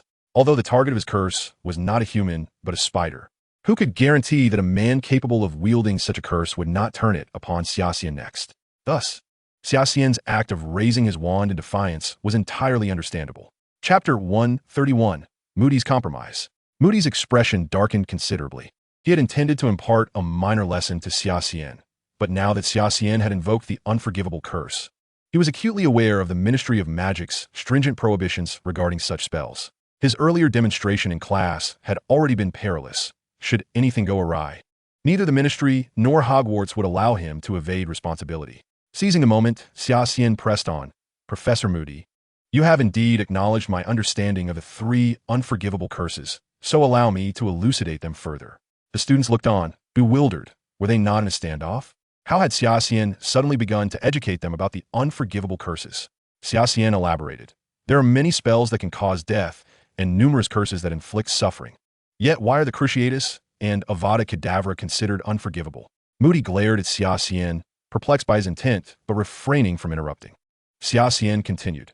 Because years of evidence have shown that frequent use of these 3 extremely malevolent dark spells profoundly affects one's psyche, leading to a twisted inner self. In other words, those who wield these 3 curses are also ensnared by their influence. As Xia Xian's words echoed, the crowd erupted in murmurs. Moody stood rigid, grappling with the implication of Xia Xian's assertion. If he were indeed a user of the 3 unforgivable curses, did that not make him someone whose mind had been tainted? Moody's complexion fluctuated between pallor and rage, unable to counter Xia Xian's claims, for they were rooted in undeniable truth. In reality, those who had mastered the 3 unforgivable curses were perpetually at war with these spells, striving to resist their corrupting influence. Observing Moody's silence, Xia Xian smiled lightly and remarked, Thus, can we not accept the justification for my current standoff with Professor Moody? The students' gazes shifted. Their perceptions of Moody altered. They knew little of his true nature and had only heard of his heroic deeds through hearsay. Yet the undeniable fact before them was that Moody had offered no rebuttal to Xia Xian's reasoning, nor could he muster any words of defense. Moreover, Moody had indeed cast the Dementor's kiss in front of the students, exhibiting a somewhat morbid amusement at their expense. Coupled with the peculiarities surrounding the recent hires for the defense against the dark arts position at Hogwarts, speculation arose about whether Moody himself might be similarly unhinged. Moody's expression darkened further. He recognized that he no longer held the moral high ground, and continuing to argue with Xia Xian would only lead to further disadvantage. Slowly, he lowered his wand, prompting Xia Xian to swiftly do the same, denying Moody even the slightest opportunity to counter. Moody gazed deeply at Xia Xian, a knowing look in his eyes, and said, Mr. Xia Xian, I shall remember you. Xia Xian bowed respectfully, remaining silent as he returned to his seat. The surrounding students exhaled in relief. Had the confrontation escalated, it could have ended poorly, and this resolution was indeed preferable. Moody took a deep breath and declared, Let us resume the lesson. His enthusiasm for demonstrating the 3 unforgivable curses had waned. He understood that this class would undoubtedly alter many students' perceptions of him, and his reputation had crumbled before it had even been established, all due to Xia Xian. Moody's gaze once again fell upon Xia Xian, who met his eyes, and an invisible spark ignited between them. Have you heard? Xia Xian from Slytherin nearly came to blows with Mad-Eye Moody in class. Of course, provoking Xia Xian, Moody must be in for a rough time. And I heard this Moody can cast the 3 unforgivable curses and has been affected psychologically. Indeed, I heard that too. Such conversations spread rapidly across the campus, becoming the talk of the school. One was a prodigious student of Hogwarts, with limitless potential that even surpassed that of the savior, Harry, bolstered by the growing influence of the Silver Serpent and the substantial support of many Hogwarts students. The other was a pride of the Wizarding World, one of the few elite Aurors, having captured countless criminals and earned the respect of Dumbledore. A clash of such magnitude between a student and a professor was exceedingly rare. While Xia Xian had previously clashed with Snape, his influence at that time was minimal, and Snape merely represented Slytherin House. Now, however, the conflict was between a Hogwarts luminary and a distinguished figure in the wizarding community, making the episode significantly more noteworthy. Yet, what intrigued many was the surprising conclusion. Mad-Eye Moody had been bested, left without a retort to Xia Xian's assertions. Hogwarts students speculated that Moody's silence was an acknowledgement of the validity of Xia Xian's points. Influenced by Xia Xian, many students began to regard Moody with a peculiar gaze during his lessons. This incident did not escape the notice of the other 2 schools, although their reactions varied. In the Durmstrang common room, Krum sat idly on the couch, perusing a magazine. They had come to Hogwarts for the Triwizard Tournament and, having no intention of attending classes, found themselves with little to occupy their time. A student from Durmstrang approached Krum, ingratiatingly inquiring, "Have you heard about the incident involving Summer at Hogwarts?" Krum, unyielding, replied, "Is it the matter concerning Mad-Eye Moody? I have indeed heard about it." The student chuckled and remarked, "In my opinion, that Summer truly lacks awareness. One must recognize that Mad-Eye Moody is a legendary figure in our wizarding world. Over half of the inmates in Azkaban were apprehended by him. To offend such a renowned individual is utterly reckless." Krum closed the magazine and said coldly, "Professor Karkaroff has advised me to be cautious of him. Thus we should focus on his capabilities rather than these trivial matters." Noting Krum's serious demeanor, the student realized he had flattered him incorrectly and quickly moved to another seat, feeling embarrassed. However, despite Krum's outward dismissal, he harbored considerable dissatisfaction within. He was acutely aware of Karkaroff's character and his keen judgment of others, which Krum greatly respected. Nevertheless, Karkaroff's assertion that Summer was exceptionally formidable ignited Krum's competitive spirit. He resolved to confront Summer directly, aiming to demonstrate that the headmaster's judgment was not infallible, that he, Krum, was indeed the most promising contender. Krum maintained a detached stance regarding the conflict between Summer and Mad-Eye Moody, yet he shared the same sentiments as his fellow student. After all, Mad-Eye is a veteran in the wizarding community. Is it truly worth offending him over trivial matters? This exemplified Summer's lack of discernment. However, this was not sufficient. Krum was determined to further expose Summer's inadequacies and prove his weakness. He secretly vowed that if he encountered Summer during the Triwizard Tournament, he would ensure that Summer regretted it. Chapter 132, Krum's Challenge. Meanwhile, in the common room of Beauxbatons Academy of Magic, a lively scene unfolded. As a throng of girls huddled together, exchanging tales of their experiences at Hogwarts, including encounters with dashing young men. Suddenly, one girl exclaimed, "Have you all heard about Summer from Hogwarts?" Fleur perked up, asking, "You mean Summer? What happened?" The girl replied, "I saw him in person before, and he is rather handsome." As she spoke, a blush crept onto her cheeks. The group of girls erupted in laughter, teasing, feeling a flutter in your heart. "Are you? But wasn't Summer just recently at odds with Mad-Eye Moody?" "Indeed, so brave. The first time I laid eyes on Mad-Eye, I was too frightened to speak." "Me too.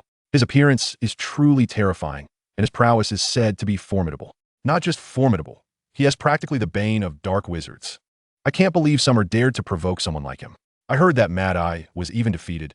It's simply unbelievable."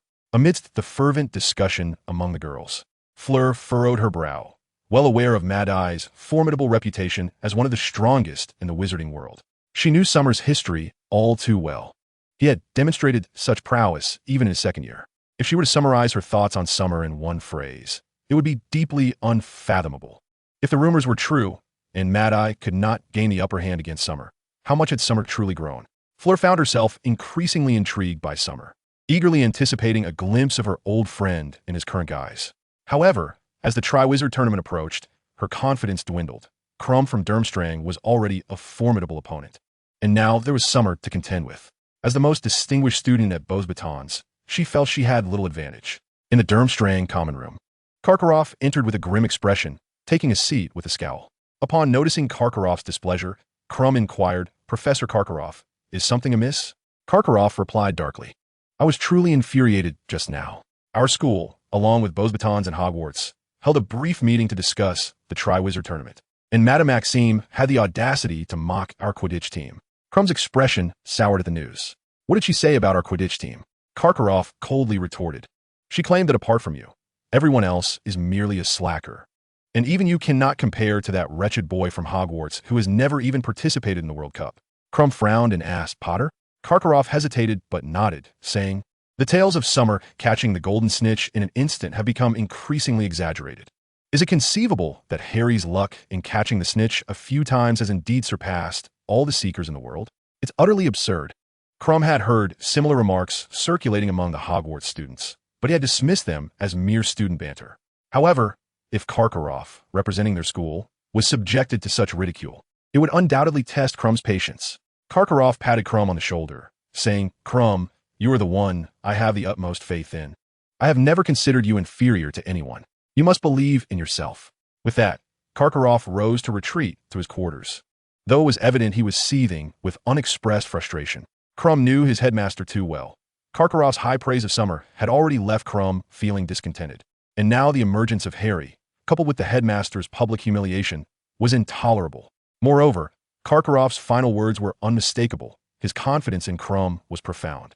Thus, Crumb felt compelled to showcase a strength greater than Summer's, which undoubtedly implied Karkaroff's tacit approval for him to challenge Summer and restore pride to Durmstrang. Crumb rose, his mind already made up. Originally, he had intended to unleash his full potential during the Triwizard Tournament, but given the current circumstances, he would have to act sooner than planned, aiming to defeat Summer in his strongest discipline. A nearby student asked, Mr. Crumb, are you going for a stroll? Crumb shook his head and replied, Come with me. We shall show the Hogwarts students our prowess. The students beside him were momentarily taken aback, unsure of Crumb's intentions. Crumb's status at Durmstrang was comparable to Summer's at Hogwarts, and the Durmstrang students obediently followed Crumb as they made their way toward Hogwarts. Suddenly, a throng of students clad in red-brown robes from Durmstrang made a grand entrance onto the Hogwarts grounds. It was precisely the time when classes were letting out, and the Hogwarts students, curious about the sudden influx of Durmstrang students, began to glance over. Crumb inquired of some Hogwarts students regarding Summer's whereabouts, and then strode purposefully towards the classroom where Summer was located. The news of Crumb leading a multitude of Durmstrang students to confront Summer spread like wildfire, capturing the attention of nearly everyone, including the Hogwarts professors, who watched intently. Although this was Hogwarts' domain, Durmstrang was equally a prestigious institution of magic. If the situation were mishandled, it could escalate into a conflict between two top-tier magical schools, which certainly warranted the professor's concern. At his desk, Summer was preparing for his upcoming class. Though he referred to it as preparation, he was already well-versed in the material, merely engaging in a review. Summer, Crumb has come to challenge you. A student burst in, shouting. Oh, Xia Xian closed the book, and trouble came knocking at the door. Chapter 133, The Challenge. Crumb suddenly entered the classroom, his gaze immediately locking onto Xia Xian. The students from Durmstrang behind him cast malicious glances at Xia Xian, believing Crumb had come to confront him. Even though they felt it was inappropriate to act out on another's territory, they stood tall, lending Crumb their support. Daphne quickly rallied the Slytherin students present, positioning herself behind Xia Xian, which made him appear quite formidable. This was indeed Hogwarts, a place bustling with students, and the Slytherin crowd was particularly dense, with many from other houses who supported Xia Xian also standing behind him. The throng behind Xia Xian far outnumbered Crumb's followers by at least tenfold, amplifying his presence. While the Durmstrang students found their confidence waning, merely glaring in response. Crumb, however, showed no signs of intimidation as he confidently approached Xia Xian and extended his hand, saying, Hello, my name is Crumb. Though Crumb privately harbored resentment towards Xia Xian, they had yet to formally meet. Xia Xian rose to shake Crumb's hand, introducing himself. I am Xia Xian. As their hands clasped, Crumb maintained a facade of composure, though he subtly exerted pressure, marking the beginning of their silent contest. Xia Xian could easily sense Crumb's muscular tension, and while he could effortlessly crush Crumb's palm, he chose not to. Crumb viewed Xia Xian as a formidable adversary, but in Xia Xian's eyes, he was insignificant. Why engage in a power struggle that could jeopardize the relationship between their schools? Xia Xian's hand remained relaxed, allowing Crumb to exert all his strength upon it. Crumb stared in disbelief at Xia Xian.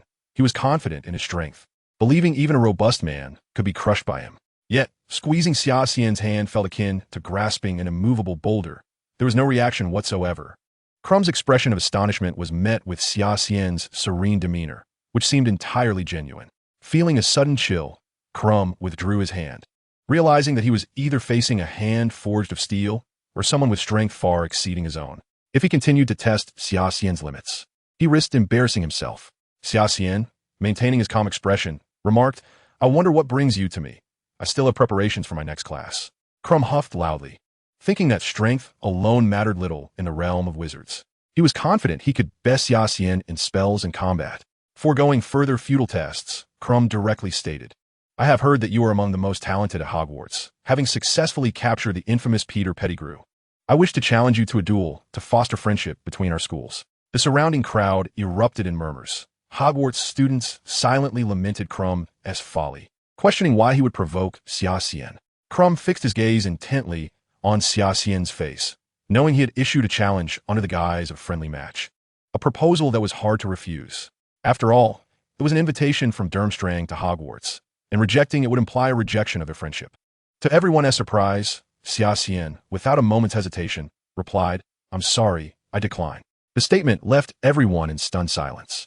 Initially, the Hogwarts students were puzzled by Xia Xian's refusal, questioning why he would turn down a gesture of friendship from Durmstrang. However, they soon realized that Xia Xian's prowess was akin to that of an adult wizard. If he were to accept the challenge and decisively defeat Durmstrang, it would indeed be detrimental to the friendship between the two schools. With that understanding, no one attempted to incite further conflict between Xia Xian and Crumb. Some even began to cheer from the sidelines. Nevertheless, Crumb and his cohorts perceived the situation differently. To them, Xia Xian's refusal of the friendly match was a rejection of Durmstrang's camaraderie, and the applause from the Hogwarts students was interpreted as an endorsement of Xia Xian's dismissal of their friendship. This was no trivial matter. It was a grossly impolite affront from Hogwarts to Durmstrang, a display of disdain and contempt. Crumb's countenance darkened, and he coldly stated, "Mr. Xia Xian, what do you mean by this? Is this how Hogwarts treats Durmstrang?" He continued, "I believe we will have the opportunity to settle this in the Triwizard Tournament." "What do you say?" "What?" Crumb's face was one of shock. Had not the Triwizard Cup been set with age restrictions by the headmasters? Yet, as he pondered, it dawned on him that Xia Xian was attempting to evade the confrontation. By the time the tournament approached, he would hardly have time to duel Xia Xian. The Durmstrang students behind Crumb shared this realization, collectively hissing, convinced that Xia Xian was merely afraid of Crumb's reputation and thus unwilling to accept the challenge. Crumb scoffed, "I must admit, I overestimated you. If you are unwilling to fight, then I have nothing further to say." With that, Crumb turned to leave, his fellow Durmstrang students casting scornful glances at Xia Xian, their faces twisted in mockery. "Wait," Xia Xian suddenly called out. Crumb halted, facing away from him. "What is it? Aren't you the coward who dares not fight?" Xia Xian understood Crumb's thoughts. He had no desire to engage in a trivial contest with someone so hot-blooded. For Xia Xian, such an endeavor was exceedingly dull, but he could not abide the thought of Hogwarts and himself being belittled, so he called out to Crumb, "As long as we can determine a victor, does it matter what form the contest takes?" Crumb sneered, "What do you mean by that?" Xia Xian smiled. "I recall you are quite skilled at Quidditch, a renowned seeker. The essence of being a seeker lies in speed and precision. Is that not so?" Crumb suddenly sensed a hidden meaning in Xia Xian's words, turning to him and asking, "What are you getting at?" Xia Xian chuckled lightly. "What else could I mean? You need not be so wary of me, as though I were ready to devour you at any moment." The nearby Hogwarts students erupted in laughter at Xia Xian's jest, leaving Crumb feeling quite discomfited. Crumb retorted coldly, "You speak so much. Yet you wouldn't dare to face me in a friendly match, would you? If that is the case, why not compete in a game of Quidditch?" Xia Xian replied, "I will not compete with you in Quidditch, but I can offer you a game. Are you interested?" Crumb paused, a smirk creeping onto his face. "Regardless of whether it's Quidditch or another game, I am confident. I fear only that you lack the courage to compete." Chapter 134, An Unconventional Contest? Crumb was not overly concerned with the duel. What mattered to him was defeating Xia Xian in front of the crowd. "Matthew, hand that to me," Xia Xian commanded. Matthew quickly retrieved a small golden ball from his pocket and handed it to Xia Xian. Xia Xian caught the ball and said, "You recognize this, don't you?" Crumb paused. Of course, he recognized it. It was the golden snitch. Before Crumb could respond, Xia Xian continued, "This is a replica of the golden snitch, a recent novelty used for training new seekers." Crumb initially thought Xia Xian was attempting to employ some underhanded means to win against him, but to his surprise, It was merely a challenge of skills as a seeker, prompting him to smile. If you wish to play this, I shall gladly oblige. Xia Xian Dao. This imitation golden snitch can be influenced in its flight speed by the force with which it is thrown, and its distance from the thrower will not exceed a certain range, perfectly aligning with the speed at which the seeker can locate and catch the ball.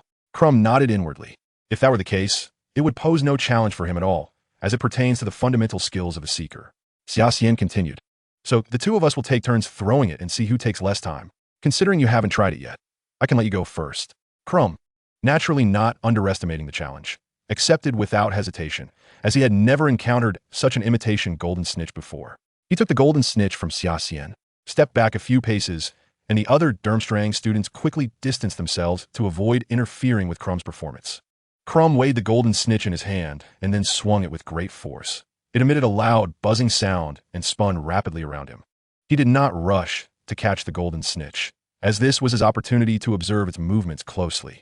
Indeed, as Xia Xian had said, the golden snitch flitted around him, its speed rivaling that of a real golden snitch.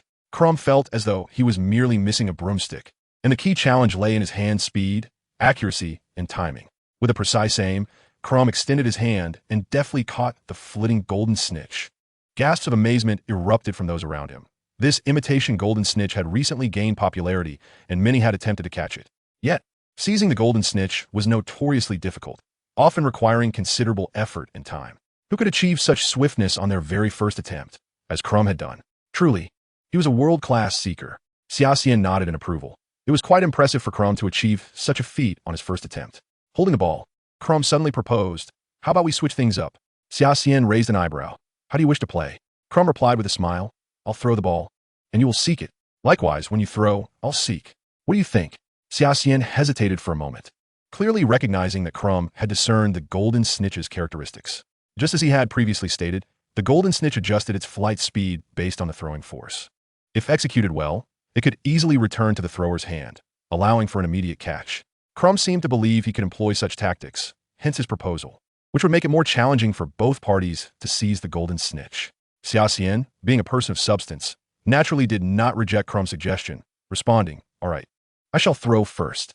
Crumb, convinced he had the upper hand, handed the golden snitch to Xia Xian. Xia Xian took the golden snitch, adjusted its strength, and then forcefully threw it. The golden snitch emitted a fierce, buzzing sound, spinning rapidly around Xia Xian. To the untrained eye, its trajectory was nearly invisible. Xia Xian's strength was beyond ordinary comprehension. Had he truly thrown the golden snitch with all his might, the imitation would likely have been obliterated by the sheer speed. He had indeed moderated his force before throwing. However, to Crumb, this speed was already astonishing. He had to concentrate intensely, channeling all his focus to catch the golden snitch. Onlookers were dazzled by the rapidly moving golden snitch, catching only glimpses of its golden glimmer in the air. Crumb held his breath, nerves taut, and suddenly reached out. Smack! The golden ball flopped incessantly in Crumb's palm, and for a moment, the crowd fell silent. Crumb had taken less than 30 seconds from the moment Xia Xian threw the ball to when he caught it. To catch a golden snitch moving at such speed in under 30 seconds? Remarkable. The Durmstrang students erupted in deafening cheers, embracing one another as if Crumb had already secured victory in this contest. The Hogwarts students gasped in astonishment. Crumb, a world-class seeker, had caught the golden snitch in less than 30 seconds at such a terrifying speed. The Hogwarts students suddenly recalled Crumb's status as a world-class seeker, one not to be underestimated. Yet, Xia Xian's seemingly invincible image had overshadowed Crumb's prowess in their minds. Crumb smiled at Xia Xian, expecting him to be awestruck by his display of skill. However, Xia Xian revealed no expression, as if Crumb's achievement was merely trivial. A sense of unease settled in Crumb's heart. Could it be that Xia Xian was a hidden master? Unlikely. He believed that there were only a handful of individuals in the world who could surpass him in strength, and Xia Xian must be feigning calmness. Once he lost, he would no longer be able to act so arrogantly. Xia Xian said lightly, "It's my turn now, please." Crumb tightly gripped the golden snitch, nodding with a smirk. "You'd best be careful." Chapter 135, Xia Xian's Reaction. Crumb took a deep breath, feeling as if all his strength was channeled into his hand. 30 seconds. If Xia Xian did not catch the ball within that time frame, Crumb would win. Victory hinged on the next 30 seconds. Go! Crumb exerted all his strength to throw the golden snitch. It produced a deafening noise, even louder than when Xia Xian had thrown it. Xia Xian did not even glance at Crumb. Instead, he lazily toyed with his wand. 1. Everyone looked at Xia Xian in confusion. This number had seemingly come from his lips. 2. Xia Xian was actually counting down. At such an exhilarating moment, instead of seeking the golden snitch, he was counting down. Just moments ago, Crumb had captured the golden snitch in under 30 seconds, specifically in 29 seconds. What then was Xia Xian's countdown for? The crowd was bewildered. Why was Xia Xian not seeking the golden snitch, but merely counting down? Did he intend to concede? Crumb fixed his gaze on Xia Xian, feeling a conflicting urge. On one hand, he hoped Xia Xian would remain still until the 30 seconds elapsed, ensuring his victory, while on the other hand, he wished for some action from Xia Xian, for otherwise, winning would feel meaningless. 26. In the blink of an eye, 26 seconds passed. And Xia Xian still made no move, even closing his eyes, only his lips moving as he counted. 27. Xia Xian finally opened his eyes. With only 2 seconds remaining until Crumb's victory, Crumb's pupils dilated. Had Xia Xian finally decided to accept defeat?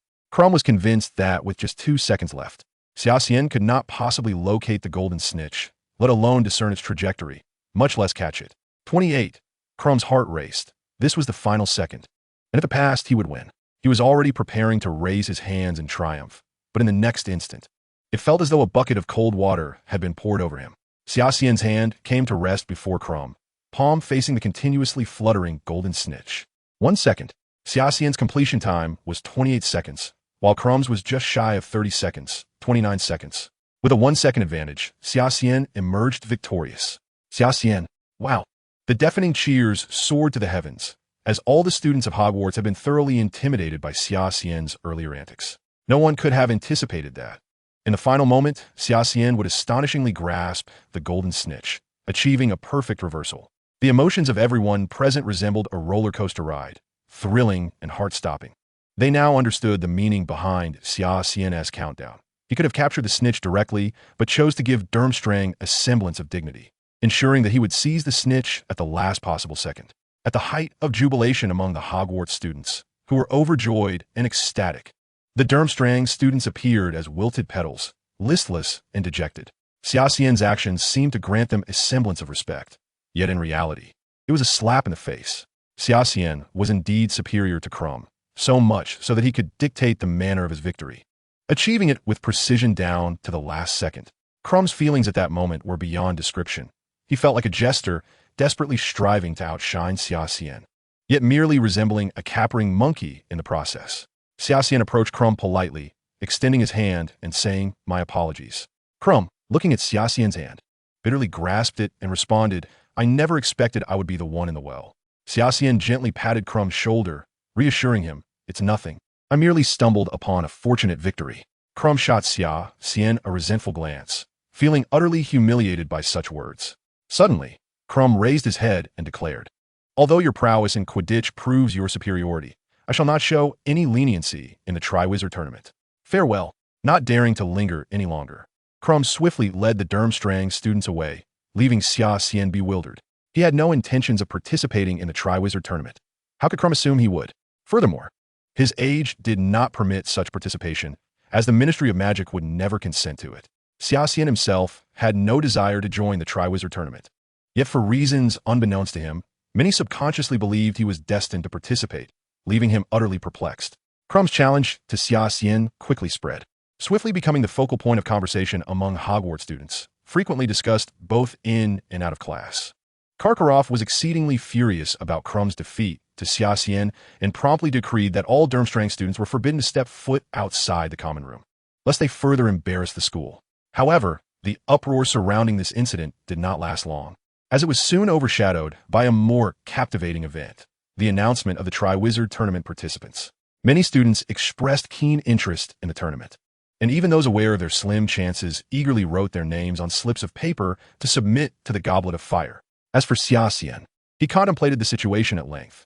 His interest in the Triwizard Tournament was rather minimal, especially considering the potential pitfalls involved, while the students of Hogwarts were brimming with excitement, with numerous individuals anticipating Xia Xian to claim the tournament's championship. The Ministry of Magic had already established regulations prohibiting students under the age of 17 from participating, and Xia Xian had no intention of pushing the issue. Although Xia Xian possessed confidence in his abilities, he recognized that the risks and rewards of the Triwizard Tournament were proportional and there was no need for him to take unnecessary chances at this juncture. Thus, he refrained from submitting his name to the Goblet of Fire and awaited the day's events in silence. Before long, the time jointly established by the headmasters and the Ministry of Magic had arrived. Numerous slips of paper were cast into the Goblet of Fire, but everyone was acutely aware that only 3 names would emerge victorious from this pool. In the Great Hall of Hogwarts, students from the 4 houses gathered once more, and the Durmstrang students were finally released by Karkaroff, quietly taking their seats, not daring to raise their heads. The witches from Beauxbatons remained a striking sight, their light blue robes appearing remarkably vibrant, each one exuding an air of vitality, starkly contrasting with the dejected demeanor of the Durmstrang students. On the professor's dais, discussions ensued regarding who would emerge as the contestants in this Triwizard tournament. Dumbledore stepped forward, raising his hand slightly to signal for silence among the students. He proclaimed, after several days of enthusiastic registrations from students, today marks the moment we unveil the participants of the Triwizard tournament. The selections have been made by the Goblet of Fire itself, ensuring absolute fairness and impartiality, so there is no need for doubt. Dumbledore had preemptively clarified that the Goblet of Fire selected the participants, as there had been instances in the past where the chosen candidates were deemed too ordinary, leading to student discontent and suspicions of foul play.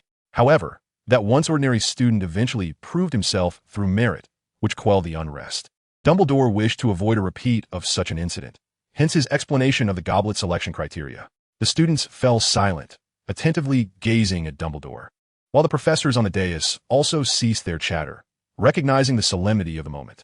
Madame Maxime glanced toward the Beauxbatons witches, and Fleur offered a gentle smile, as if to convey reassurance that she would undoubtedly be selected.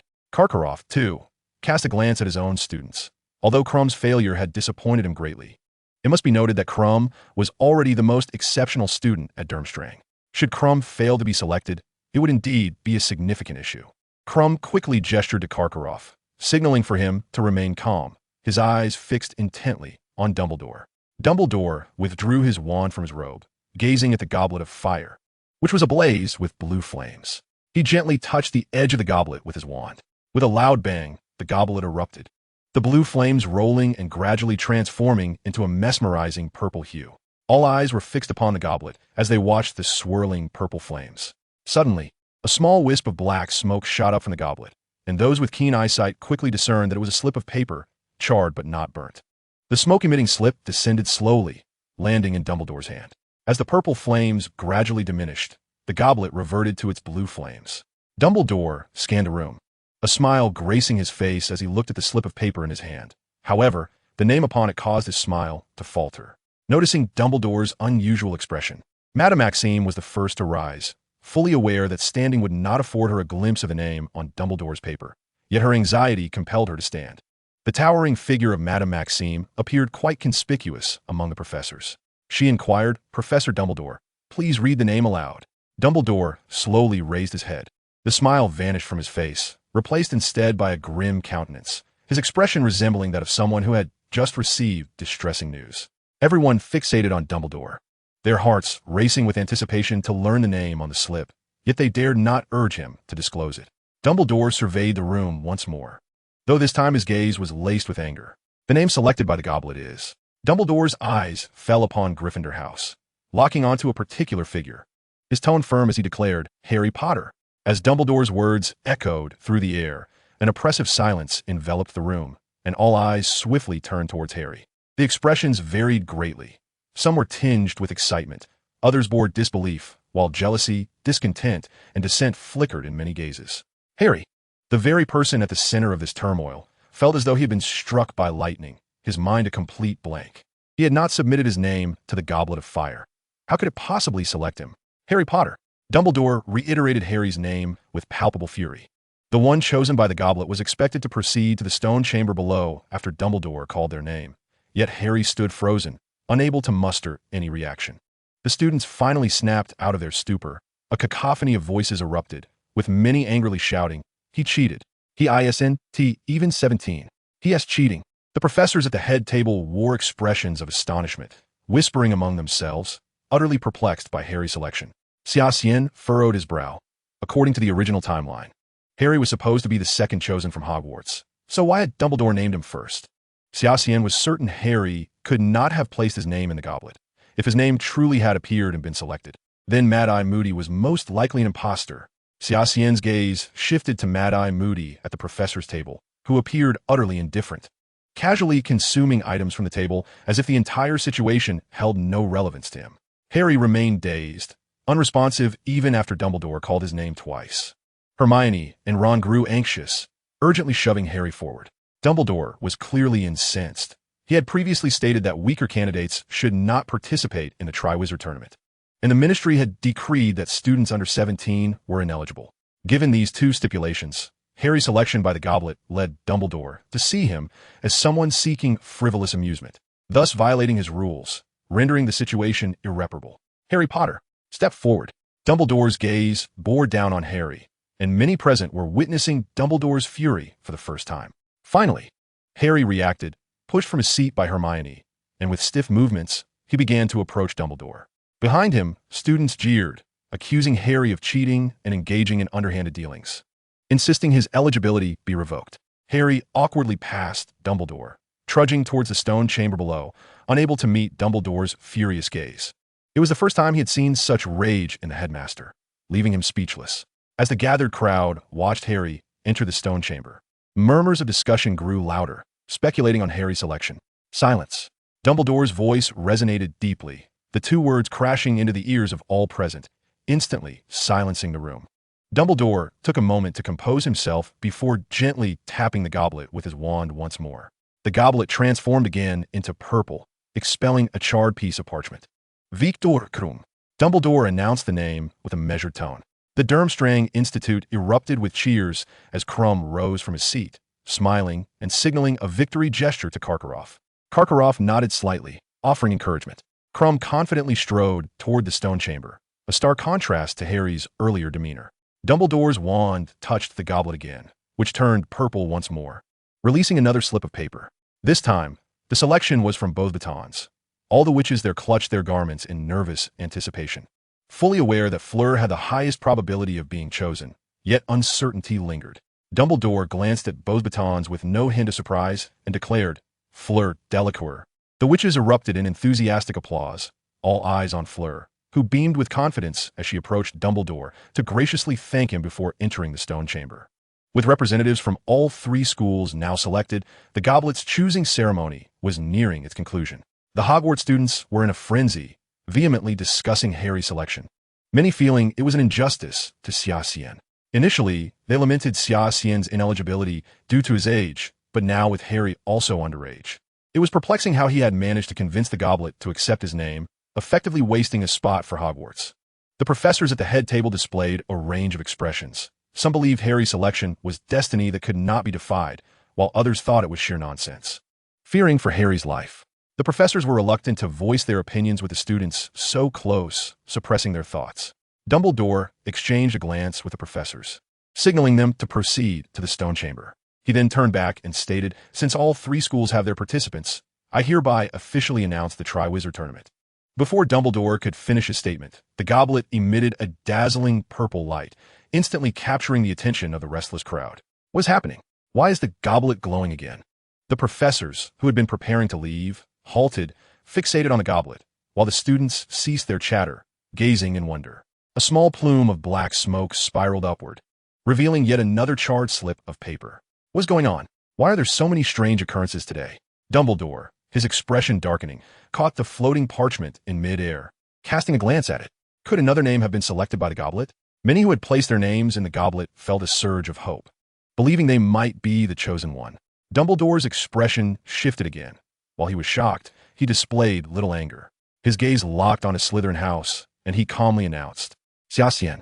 The moment Xia Xian's name escaped Dumbledore's lips, the great hall fell into a momentary hush before erupting like boiling water. As the central figure, Xia Xian stood frozen, bewildered. What was this? How could his name possibly be there? Xia Xian had not submitted his name to the goblet. However, there was no time for protest. The jubilant Hogwarts students surged towards Xia Xian, pushing him toward Dumbledore. Dumbledore looked at Xia Xian with a knowing gaze and said, Step forward. Xia Xian had no time to utter a word. The excited students thrust him into the stone chamber, leaving him with no choice but to accept this new reality. Inside the stone chamber, Crumb stood to one side, surveying the room filled with various magical artifacts, while Fleur curiously regarded the newly arrived Xia Xian, already suspecting that he was the individual she had been gathering intelligence on. Harry, in a corner, appeared utterly lost, resembling an abandoned child. Upon seeing Xia Xian, he rushed over as if to a long-lost relative, exclaiming, "Mr. Xia Xian, what are you doing here?" Xia Xian offered a wry smile and replied, "Don't ask me. I'm just as clueless as you are. Somehow, I was chosen by the goblet." Crumb turned around to glance at Summer, furrowing his brow as he remarked, "Isn't it customary for each school to select only one champion? Can it be that the Goblet of Fire acknowledges both of you simultaneously?" Summer, with a bitter smile, shook his head. He had not entered his name into the Goblet of Fire, and his presence here was purely incidental. His mind raced, pondering the fact that neither he nor Harry had put their names forward, yet the goblet still chose them both, implying that someone had intervened and inserted their names. This led to the likelihood that Mad-Eye Moody was a fraud, though he was taken aback to discover that Moody had also entered his own name, a twist he had not anticipated. Could this be Voldemort's directive? However, it seemed pointless for Voldemort to involve himself in such trivialities, or perhaps he had ulterior motives. Summer's thoughts whirled through the various possibilities surrounding how his name had been placed in the goblet, contemplating that it might not be Voldemort's doing at all, but rather the actions of the individual masquerading as Mad-Eye Moody, especially given their previous conflict in class. Harry Potter. A figure strode into the stone chamber, the venerable Dumbledore, his white hair gleaming. Without hesitation, Dumbledore seized Harry by the collar and coldly demanded, "Harry, tell me honestly, did you put your own name into the Goblet of Fire?" Harry hastily shook his head, repeatedly insisting, "No, I didn't do anything." Dumbledore glared at Harry, pressing further. "Did you have older students submit your name on your behalf?" In his anger, Dumbledore exerted considerable force, pinning the slender Harry against a shelf, causing several glass apparatuses to crash to the floor with a shattering sound. Harry grew increasingly flustered, exclaiming, "No, I truly never intended to enter the Triwizard Tournament. I've done nothing." Dumbledore tightened his grip on Harry's collar, gazing intently into Harry's eyes, which reflected only fear and retreat, devoid of deceit. "You are certainly lying." Madame Maxime burst into the stone chamber, pointing an accusatory finger at Harry. "Otherwise, who would be so foolish as to submit your name into the goblet? Are you mocking us?" Harry, now in a state of panic, could only insist he hadn't done anything, yet he struggled to articulate any rationale. Dumbledore, observing Harry's escalating distress, began to believe him. Indeed, while Harry had a penchant for mischief and trouble, he was still capable of discerning the gravity of situations. He would not engage in such a trivial jest as entering the Triwizard Tournament. Dumbledore relaxed his grip on Harry's collar and turned his gaze to Summer, asking, "And what about you, Summer?" Chapter 138, The Interview with the Daily Prophet.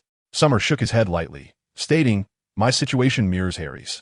I did not submit my name into the Goblet of Fire." Harry, as if grasping a lifeline, clutched Summer's robe and pleaded, "Right? You see, Mr. Summer and I are in the same situation." Dumbledore fixed a penetrating look at Summer and inquired, "Is that truly the case?" Summer, with a resigned gesture, replied, "I am merely relaying the facts to you. Whether you choose to believe them is your prerogative." Dumbledore paused, sensing something amiss. Harry and Summer were both notable figures among Hogwarts' younger generation. The simultaneous election of these two by the goblet suggested foul play. The individual responsible for this matter, Earl, was equally troubled. Both Harry and Summer were under 17, and according to the Ministry of Magic's regulations, they were ineligible to participate in the Triwizard Tournament. Yet, having been chosen by the goblet equated to a binding contract, and they could not defy its selection, what were they to do? Dumbledore turned to Errol, stating, "Child, the decision now rests with you. Can these two truly participate?" Their eyes met in the air, and Summer subtly nodded at Errol. Errol glanced at both Summer and Harry, took a deep breath, and declared, "We must adhere to the rules." Everyone's gaze turned to Errol as he nodded and continued, "We must uphold the regulations set forth by the goblet." Upon hearing Errol's decision, all present were momentarily taken aback. Did this mean that both Summer and Harry were obliged to enter the Triwizard Tournament? Dumbledore remarked, "I understand, other professors of Hogwarts. Please accompany me to the headmaster's office." He added, "Allow us to take our leave for now. Earl, Madame Maxime, and Mr. Karkaroff, you may return to the common room." With that, Dumbledore led the way, followed by the remaining Hogwarts professors as they filed out of the stone chamber. Errol sighed, casting a glance at Summer and Harry before scratching his head and exiting. Karkaroff, the headmaster of Durmstrang, approached Summer scrutinizing him thoroughly, but saying nothing before following suit. Madame Maxime of Beauxbatons pointed at Harry as if to reprimand him, yet ultimately remained silent and departed. In the headmaster's office, Dumbledore sat in silence, his hands clasped tightly together, deep in contemplation. The Hogwarts professors below exchanged glances, awaiting Dumbledore's words. After a lengthy silence, Dumbledore finally spoke. "What thoughts do you have regarding today's events with the Goblet of Fire?" McGonagall immediately raised her hand, stating, "I oppose his participation in the Triwizard Tournament. The Ministry has decreed that those under 17 cannot compete. Harry is not yet 17 and should be stripped of his eligibility." Mad-Eye Moody expressed his dissatisfaction, saying, "What nonsense is this?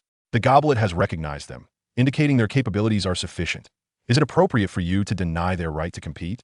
McGonagall shook her head, asserting, "Previously we had the Dark Mark incident, and now this occurrence. Surely, Albus, you must sense something amiss. There is certainly a problem here." Dumbledore remained silent as McGonagall continued. "This matter must reach a conclusion. We must ensure Harry withdraws from the competition." Dumbledore shook his head, replying, "Did you not hear Errol?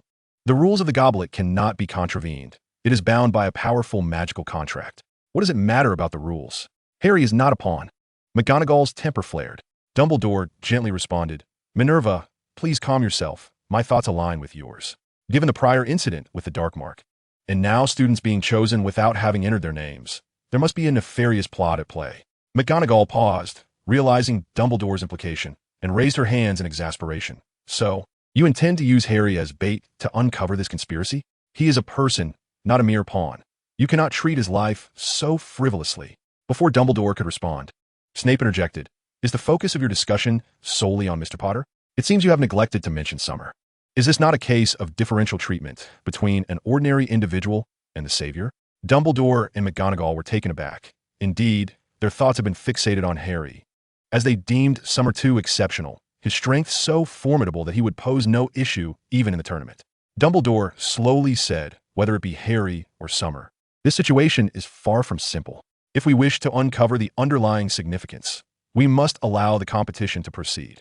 As the 4 champions of the Triwizard Tournament, Summer and the others naturally garnered considerable attention from the outside world, especially since this year's tournament featured 2 participants who did not meet the age criteria, attracting even more scrutiny. The Daily Prophet, of course, would not overlook this opportunity for a scoop, swiftly dispatching reporters to Hogwarts for an in-depth report on these developments. In the Hogwarts Common Room, the formidable champions of the Triwizard Tournament, Harry, Krum, Fleur, and Summer, gathered for a photograph, comfortably seated on a sofa while the photographer adjusted various angles. "Greetings." A high-pitched voice echoed from the direction of the entrance as a woman clad in a vibrant green leather outfit approached with an energetic stride. This woman, adorned with cascading white curls and heavily applied makeup, donned delicate framed glasses, seemingly attempting to present herself as youthful, though this effort could not conceal the reality of her advanced years. "I am Rita Skeeter, a special correspondent for the Daily Prophet," she announced with a smile. Harry and his companions appeared taken aback. They had not anticipated an interview from the Daily Prophet and were unprepared for such an encounter. Harry hesitated, already feeling that his participation in the Triwizard Tournament was a bizarre jest. The thought of someone magnifying the situation through an interview left him anxious. What if he were to embarrass himself during the tournament and the entire wizarding world became aware of it? Conversely, Krum and Fleur exuded enthusiasm. As a national Quidditch player, Krum was no stranger to media scrutiny. Yet, an interview with the Daily Prophet, especially a one-on-one, was a rare opportunity that could yield unexpected benefits if he performed well. Fleur shared this sentiment, although her excitement was more palpable. After all, she had been an ordinary student at Beauxbatons Academy, and such a chance to stand out was indeed invaluable. Rita surveyed the 4 with an appraising smile. "While you are undoubtedly familiar with my work, I find myself entirely in the dark about you. You are the perfect subjects for a captivating story." The expressions on Harry and his friends' faces began to darken at the thought of being treated as mere fodder for news. Rita boldly stepped forward, audaciously pinching Fleur's cheek, saying, "What hidden ailments lie beneath this beautiful exterior? I can hardly wait to discover the truth." Fleur's expression shifted to one of suppressed fury as she shot Rita a cold glare, though she refrained from voicing her discontent. Rita, undeterred, approached Krum and Harry, draping her arms around their shoulders as if they were longtime acquaintances. Both boys felt distinctly uncomfortable. What secrets lie beneath those robust muscles? Is there courage hidden beneath that graceful physique? Rita's demeanor was reminiscent of a vampire, driven by an insatiable curiosity about everyone present. Just as she was about to close in on Summer, he cast her a frosty glance and calmly remarked, "Respectful Miss Skeeter, I believe I have yet to consent to your interview." Rita paid no heed to his words and brazenly advanced toward him, attempting to place her hand on his waist. "Little one, do you think the Daily Prophet is just any tabloid?" However, her smile faltered abruptly as a cold wand pressed firmly into her palm, wielded by none other than Summer himself. Rita shivered, glaring at Summer. "Mr. Summer, do you comprehend the gravity of your actions?" "I doubt you do," Summer replied coolly. "I'm fully aware of what I'm doing." The atmosphere in the room grew tense. None anticipated such audacity from Summer, especially considering Rita's esteemed position at the Daily Prophet. Angering her could potentially ruin his reputation. Rita trembled with indignation, her voice sharp as she declared, "Mr. Summer, I am a reporter for the Daily Prophet. If you do not provide a valid explanation for your actions, you will surely regret this moment." Summer, with a faint smile, responded, "If an explanation is required, then let it be known that I simply do not wish for your hand to touch me.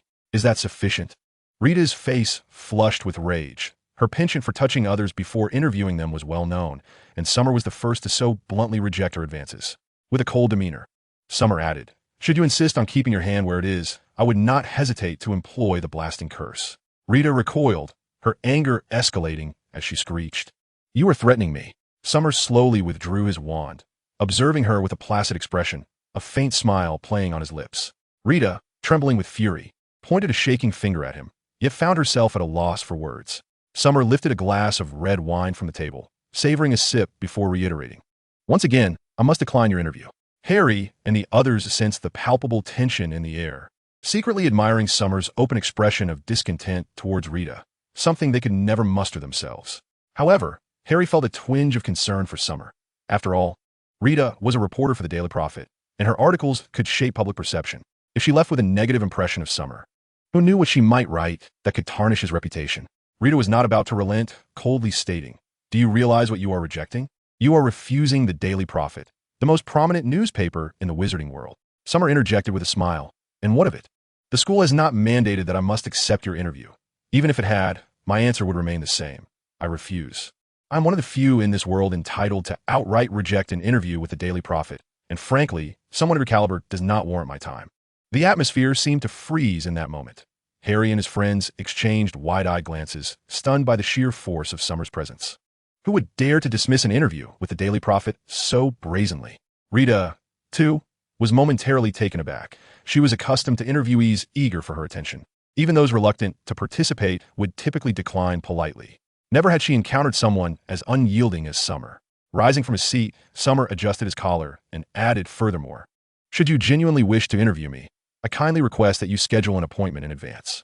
Of course, I will still need to consider whether I will accept." Rita, fuming, stormed forward, her tone sharp as she commanded, "Harry, you will commence the interview."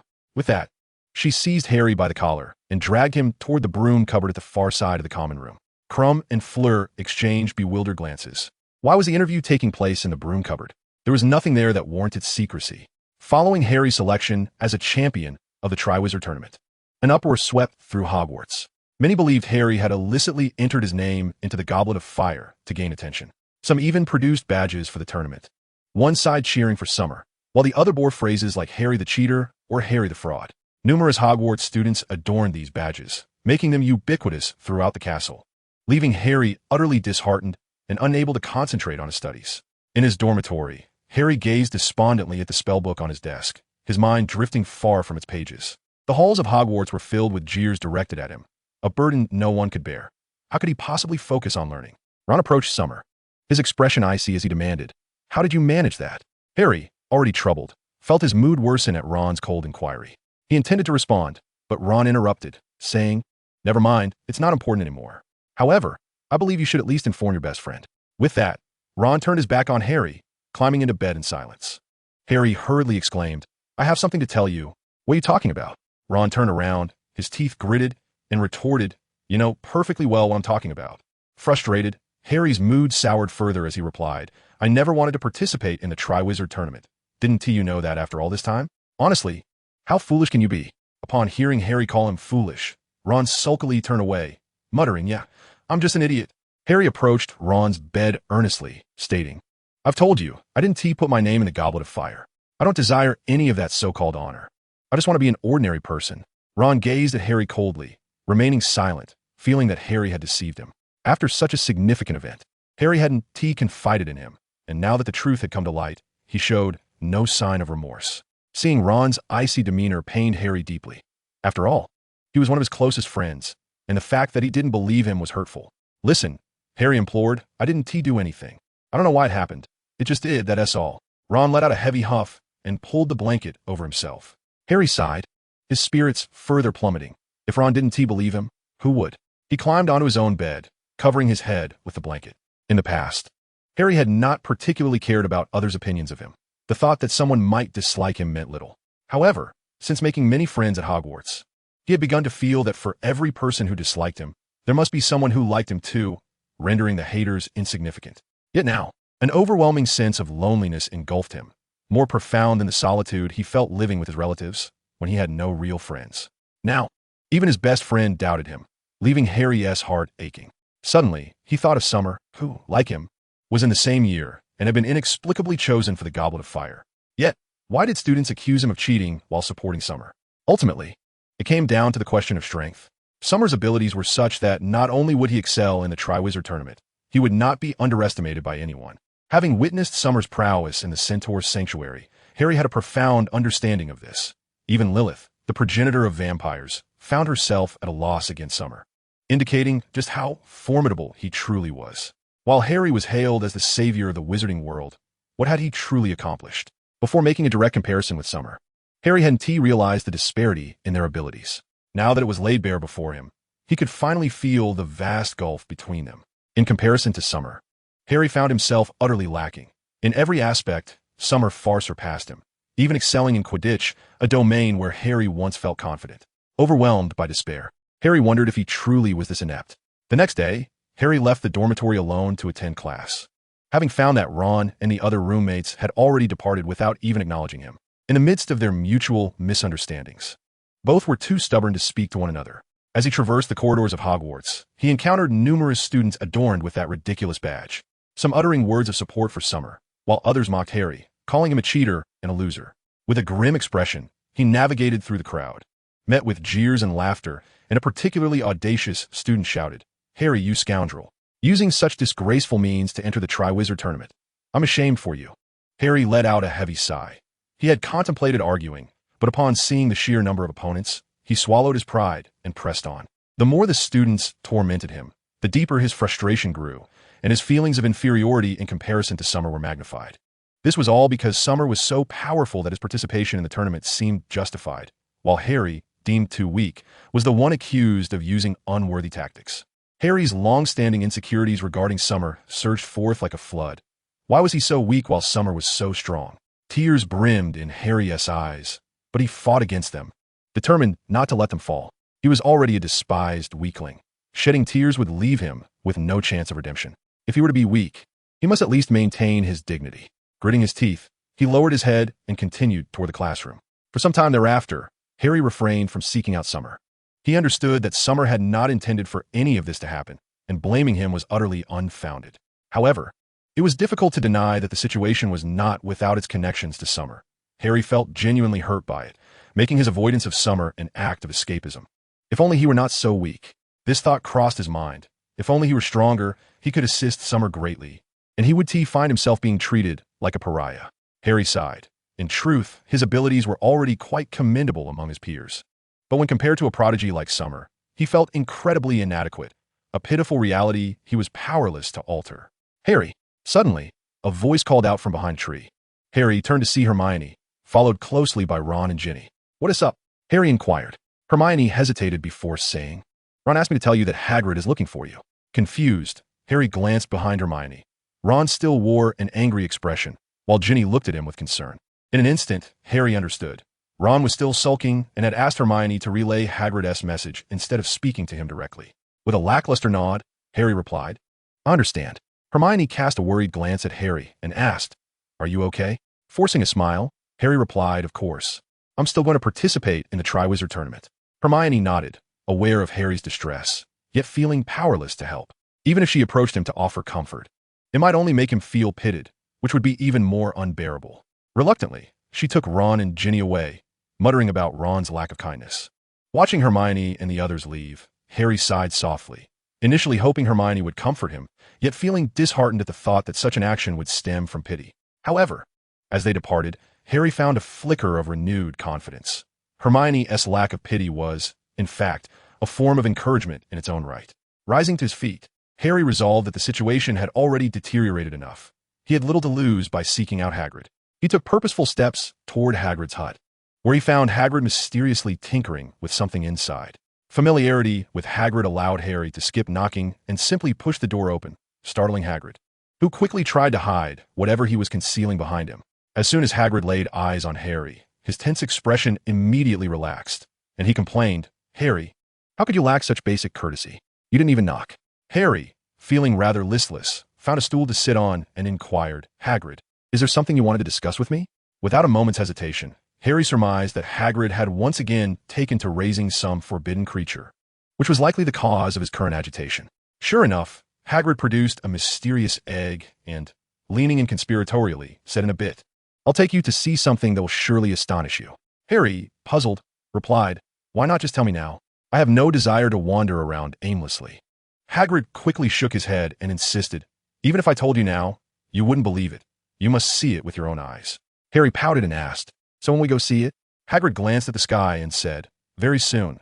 We just have to wait until night falls." Harry muttered, "All this mystery and waiting until dark. What could it possibly be that requires such secrecy?" Suddenly, Hagrid asked, "Did you bring the treasure your father left you?"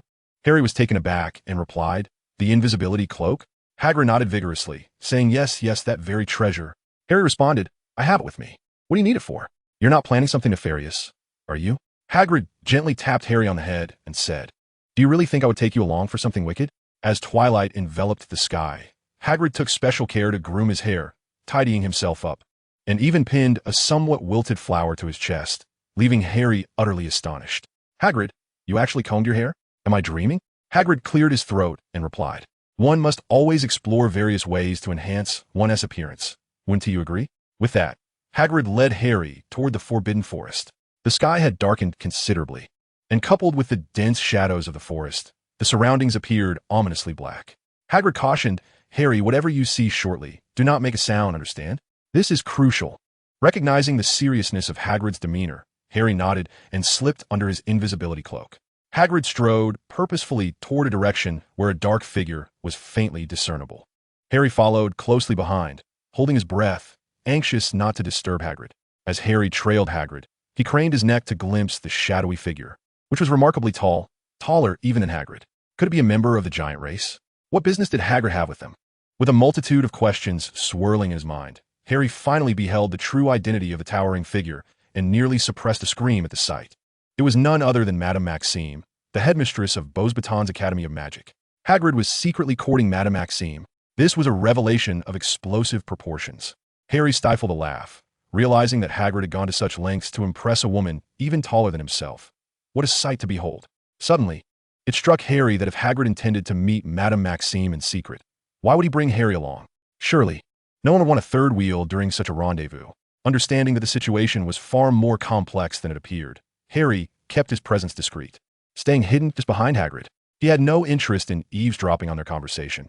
Rather, he felt that Hagrid must have a significant reason for bringing him along, suggesting that whatever was about to unfold was of great importance. Hagrid, likely feeling awkward with Harry so close, led Madame Maxime deeper into the Forbidden Forest. Harry followed, his curiosity piqued about what was transpiring. Suddenly, a series of piercing howls echoed in the distance, accompanied by a strong, fishy odor wafting through the air. Harry's heart raced. What was happening? What creatures were producing those cries? And what was the source of that overpowering stench? Hagrid and Madame Maxime's expressions tightened, as if they were about to encounter something extraordinary.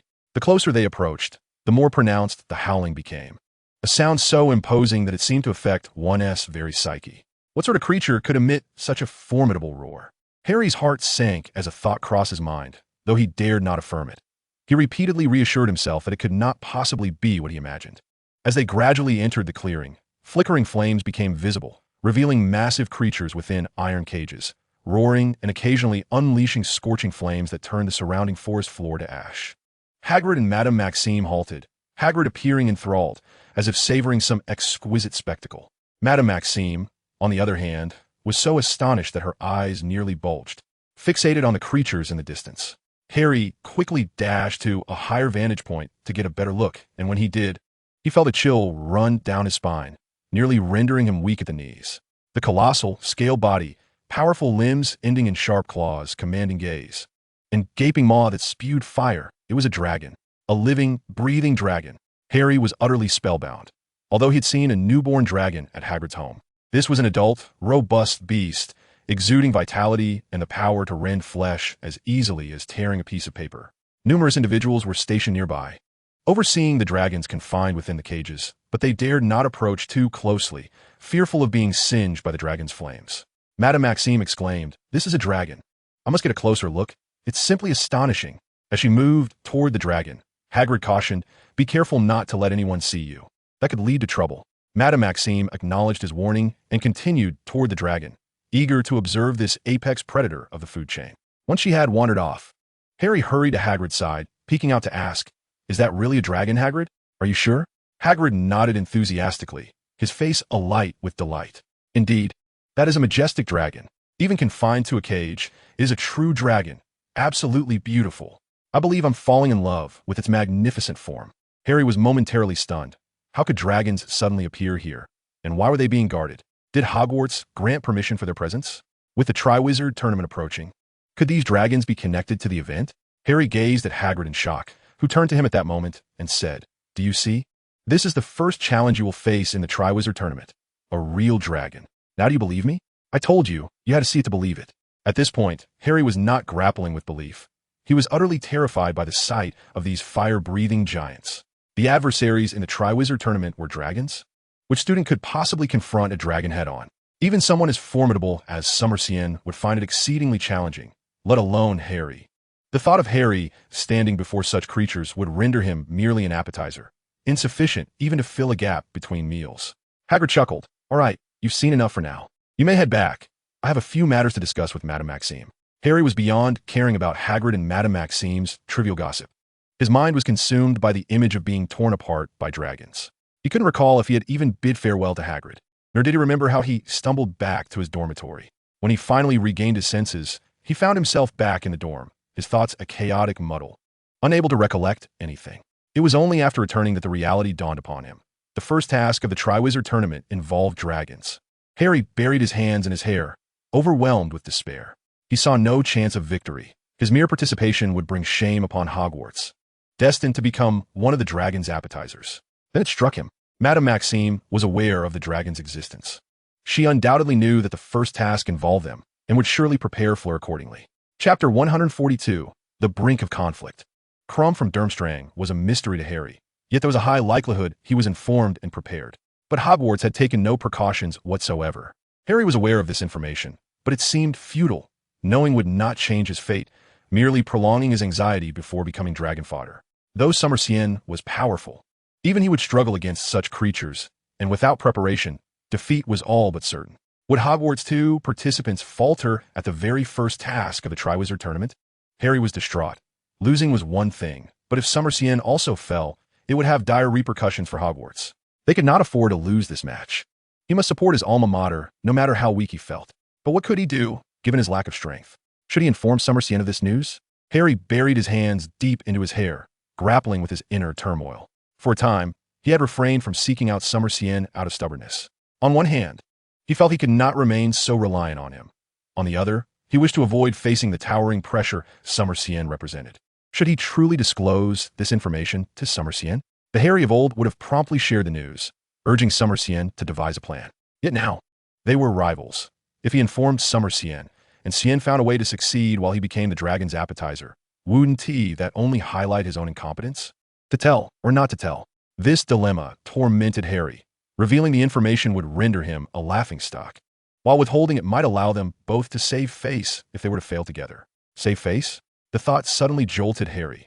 Was he truly concerned about appearances? The disparity between himself and Xian lay in their vastly different abilities, which was unequivocally not Xian's fault. Xian had saved his life countless times. Even when Harry doubted him, Xian had never treated him poorly. How could he let the mockery of those who did not understand dictate his actions and sulk in pride over something so trivial? No. Harry sprang to his feet. Even a weakling deserves dignity, and the weak must defend their school in their own way. This news must reach Summer Xian. The next day, Harry rose early and rushed to Summer Xian's dormitory, eager to convey this critical information. Throughout his journey, he was met with jeers and taunts, as others called him a failure, but Harry ignored them, fixated solely on reaching Summer Xian. Harry Potter! A voice suddenly called from the side. Instinctively, he turned to see Draco Malfoy approaching, flanked by Crabbe and Goyle. Malfoy sneered. Isn't this the infamous Harry Potter, who participated in the Triwizard Tournament through dubious means?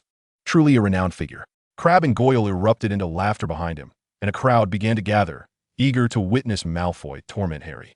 Harry's expression darkened as he retorted, I have matters to attend to. Kindly step aside.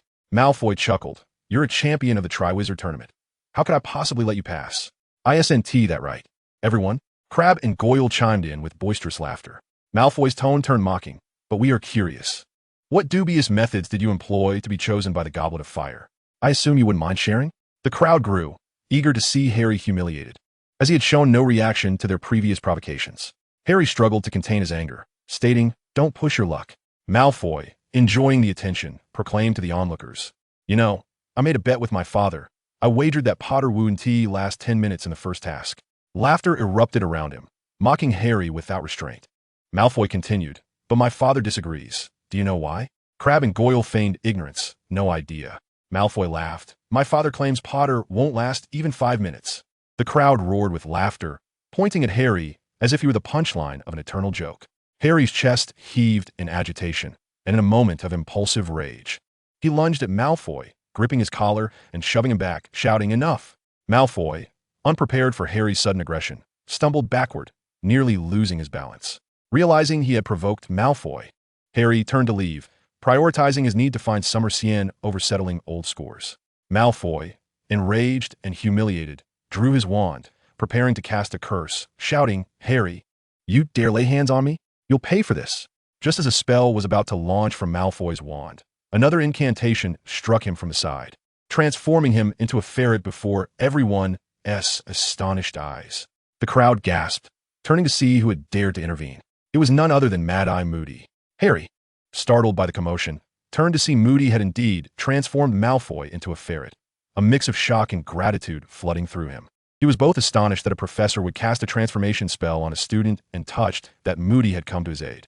The transformed ferret stood bewildered, seemingly unaware of why its perspective had suddenly shifted so drastically. The students erupted in disbelief, gazing at Moody, who had dared to use a transformation spell, a practice strictly forbidden within Hogwarts walls. Moody shot Harry a glance, then pointed his wand at the ferret that was once Malfoy, fuming. Let this filthy little creature learn the consequences of ambushing others from behind. The students stood to the side, observing the situation unfold. Although Draco had initially intended to ambush Harry, he had not yet made a move. Rather, it was Moody who had taken the first strike against Draco. This incident could hardly be attributed to Draco's fault.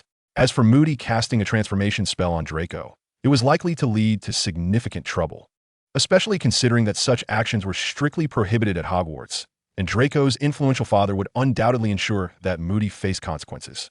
Nevertheless, Mad-Eye Moody seemed oblivious to the repercussions of his actions as he approached Draco, now transformed into a weasel, with his wand aimed at him, preparing to cast another spell. Enough was enough. Just as Moody was about to unleash his curse, a figure stepped in front of Draco. It was Xia Xian. Stupefied, without hesitation, Xia Xian recited the counter curse, effectively nullifying the spell that Moody had cast. Moody was taken aback, having not expected Xia Xian to intervene at that moment, especially with his wand still pointed at him, just as he had done previously. The students, who had been ready to gasp in surprise, quickly silenced themselves. The last time they witnessed Xia Xian and Moody's duel was in the classroom, with only their peers as witnesses. Chapter 143, A Tense Standoff. This corridor, bustling with students from all houses and years, amplified the gravity of the confrontation as they recognized that the situation was escalating. The onlookers dared not utter a sound, fearing that even the slightest disturbance could ignite a fierce conflict between the two wizards.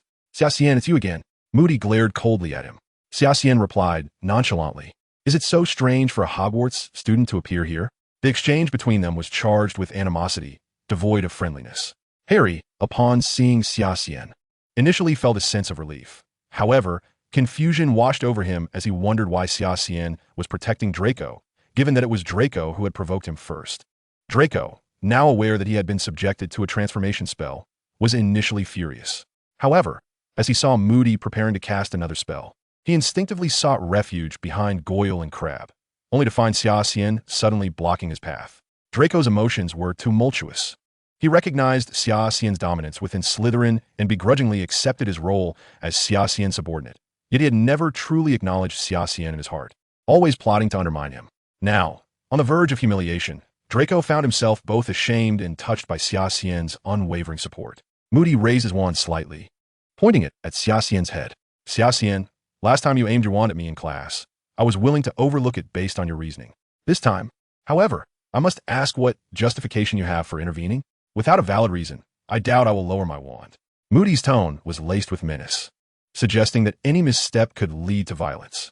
Xia Xian stood firm, his wand likewise directed at Moody's head. Hogwarts has explicitly forbidden professors from using transformation spells on students. Surely, Professor Dumbledore has informed you of this policy? Moody hesitated momentarily, dismissively responding, I have my own teaching methods. Do you intend to interfere with a professor's approach? Xia Xian smiled faintly, retorting, should I endorse a professor's methods if they are erroneous, such as casting the unforgivable curses in front of students? A murmur of shock rippled through the students, who began to grasp the gravity of the situation, realizing that a rift had formed between the two. Some students, sensing the escalating conflict, hurried towards the professor's office, seeking to summon help to intervene. Moody's anger flared. My affairs do not require your input, you insolent child. Step aside, or I shall teach the insufferable brat behind you a lesson. If you do not move, do not expect me to show you any mercy. Xia Xian, undeterred, stepped forward defiantly. As the president of the Silver Serpent Society of Slytherin, I will not permit anyone to harm a Slytherin student in my presence.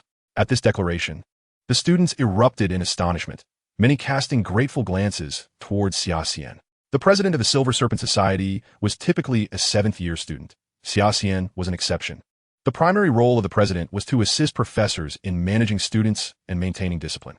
Such an open defense of a student, even against a professor, was unprecedented.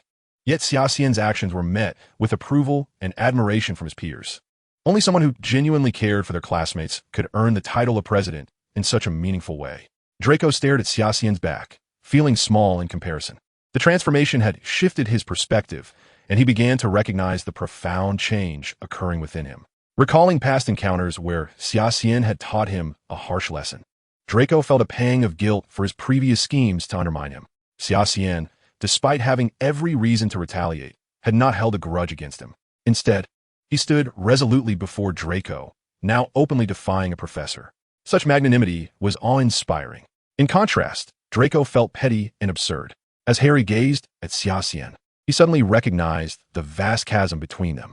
Even Draco's lackeys, Goyle and Crabbe, cowered in fear, unable to defend their friend. Only Xia Xian had the courage to intervene on Draco's behalf. Xia Xian's position was bolstered not only by his strength, but also by his undeniable charisma. Why should he continue to harbor resentment toward someone like Xia Xian? In light of Xia Xian's actions, Harry reevaluated the trivial concerns that had preoccupied him. Suddenly, he realized that Xia Xian was the kind of friend worth having. Encountering someone of such character was a tremendous stroke of luck. To miss out on a person like Xia Xian would signify a profound failure in his life. Mad-Eye Moody, however, was consumed by his own frustrations. As a new professor at Hogwarts, he had yet to establish his authority, and repeatedly being challenged by this audacious student was undermining his credibility. If this continued, how could he maintain his role as an educator? He had to curb this rebellious student's arrogance. Moody squinted, his eye narrowing into a slit. As he fixed his gaze on Xia Xian, you are determined to oppose me, aren't you? Xia Xian remained silent, steadfastly standing before Moody, shielding Draco. If Moody wished to engage him in combat, Xia Xian would welcome the opportunity to discern the truth behind Moody's identity. Gripping his wand tightly, Xia Xian understood that whether this individual was the genuine Moody or an imposter, he was not someone to be underestimated. The surrounding students recoiled in fear, never having witnessed a confrontation between a professor and a student at Hogwarts in its long history. Should news of such an event spread, it would undoubtedly tarnish the school's reputation. The students' initial interest in the spectacle had transformed into a fervent hope that both parties would cease hostilities.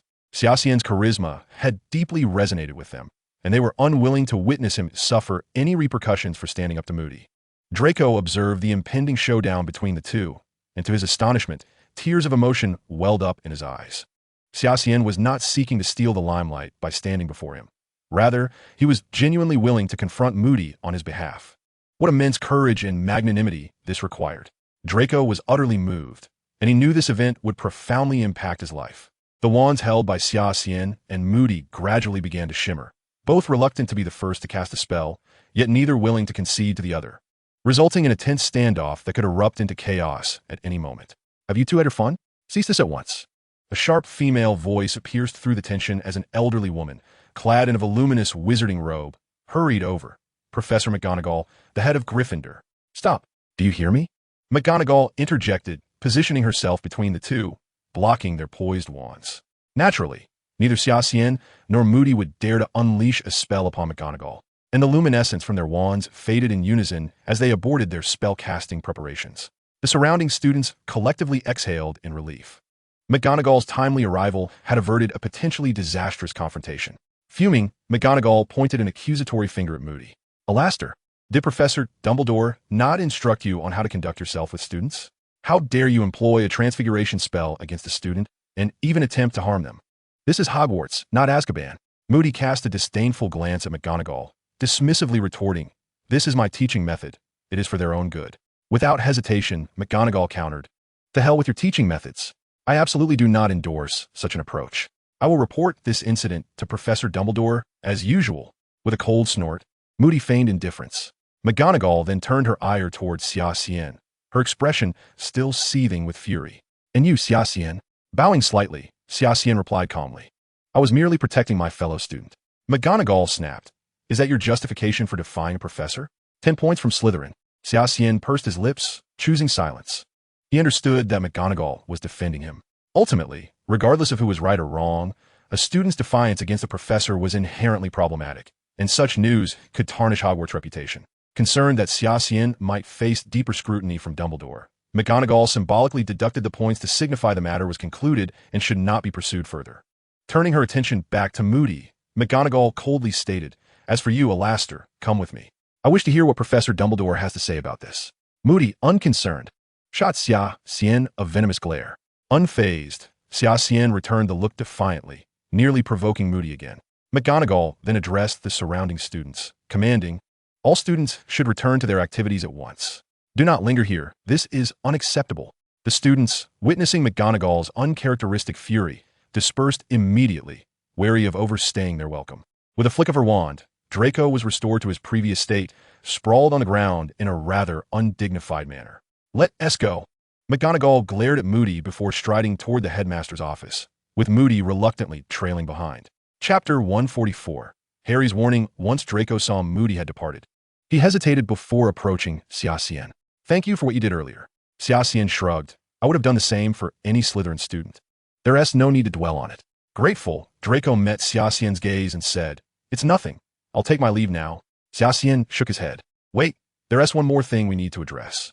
As Draco looked on in confusion, Xia Xian pulled Harry over and coldly stated, "You need to apologize to Harry for your earlier behavior, or else Moody would not have acted against you." Draco's expression faltered, and he bowed his head, mumbling an apology to Harry for what had transpired.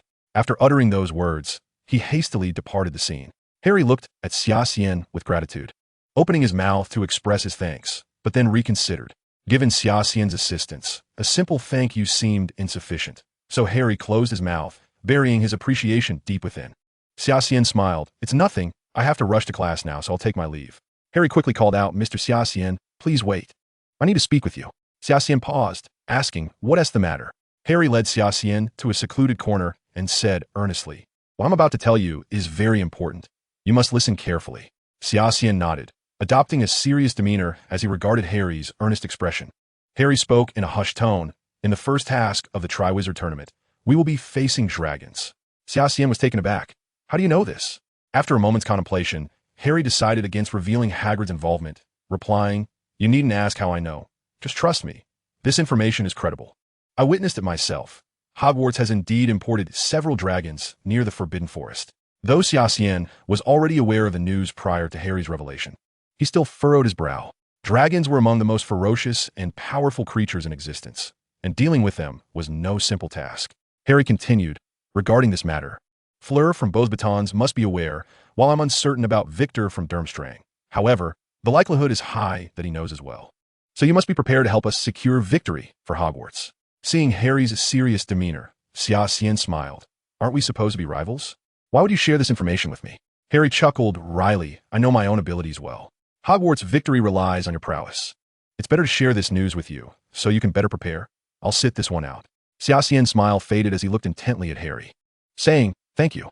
Harry smiled weakly and nodded, saying, you needn't thank me. I owe you more than I can count. As long as you can help Hogwarts win, I will be satisfied. Xia Xian replied, I will do my best. Harry pursed his lips and nodded, preparing to leave, but Xia Xian stopped him. Understanding Harry's unspoken thoughts, Xia Xian recognized that Harry was too naive. Coupled with his lack of strength to match his reputation, it led to this predicament. If Harry's abilities improved, the whispers surrounding him would cease. Xia Xian grinned. Since you've helped me so much, I'll give you a mysterious gift tonight. You're sure to love it. Harry quickly refused. No. Your help has been more than enough. I can't possibly accept your gift. Feigning disappointment, Xia Xian replied, you don't even want my gift? Do you not value our friendship? Harry, flustered, responded, that is not at all. Mr. Xia Xian, you are my best friend. Xia Xian patted Harry on the shoulder, then it's settled. Come find me during dinner tonight. Don't forget. With that, Xia Xian hurried off to his classroom, leaving Harry to watch him depart with a bemused smile. That night, Xia Xian prepared a potion he had concocted and delivered it to Harry, only to discover that Harry developed a persistent high fever as a result. In the following days, Harry remained in a state of feverish delirium, leaving Madame Pomfrey at a loss for remedies. Even Dumbledore was alerted to the situation, yet he found himself equally powerless. Harry's current condition was characterized by an elevated body temperature, yet there were no other apparent symptoms.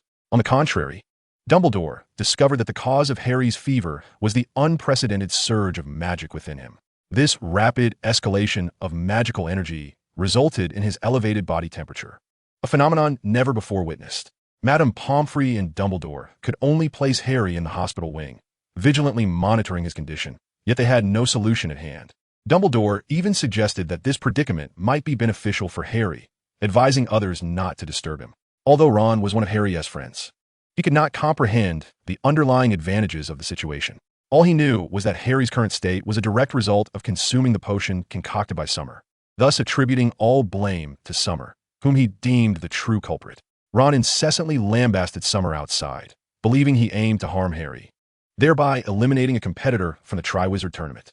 However, Ron's assertions did not garner support from others. After all, if even Madame Pomfrey and Dumbledore could not ascertain the cause of Harry's condition, it was merely coincidental that Harry had consumed Summer's pumpkin soup. The notion that Summer sought to eliminate Harry as a competitor was utterly unfounded.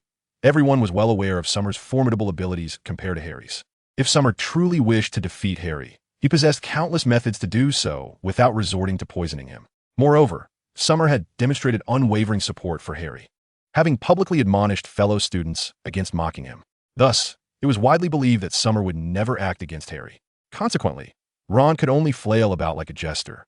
Ignored by all, the incident concerning Harry was soon forgotten by the students, as the much-anticipated Triwizard Tournament was about to commence, and rumors regarding it circulated wildly, including whispers of dragons making an appearance, which certainly captured attention. The unfortunate incident involving Harry had merely become a prelude to the tournament, quickly fading from memory. In the Hogwarts hospital wing, Harry, who had been unconscious, gradually began to awaken. Ron, noticing that Harry was stirring, rushed over and exclaimed, Harry, are you all right? Harry lay on the bed with a dazed expression, seemingly lost in thought. Ron hurriedly reassured him, it's good to see you awake. I've figured out. Summer set you up. The potion he made you drink was poisoned. He doesn't want you participating in the Triwizard Tournament.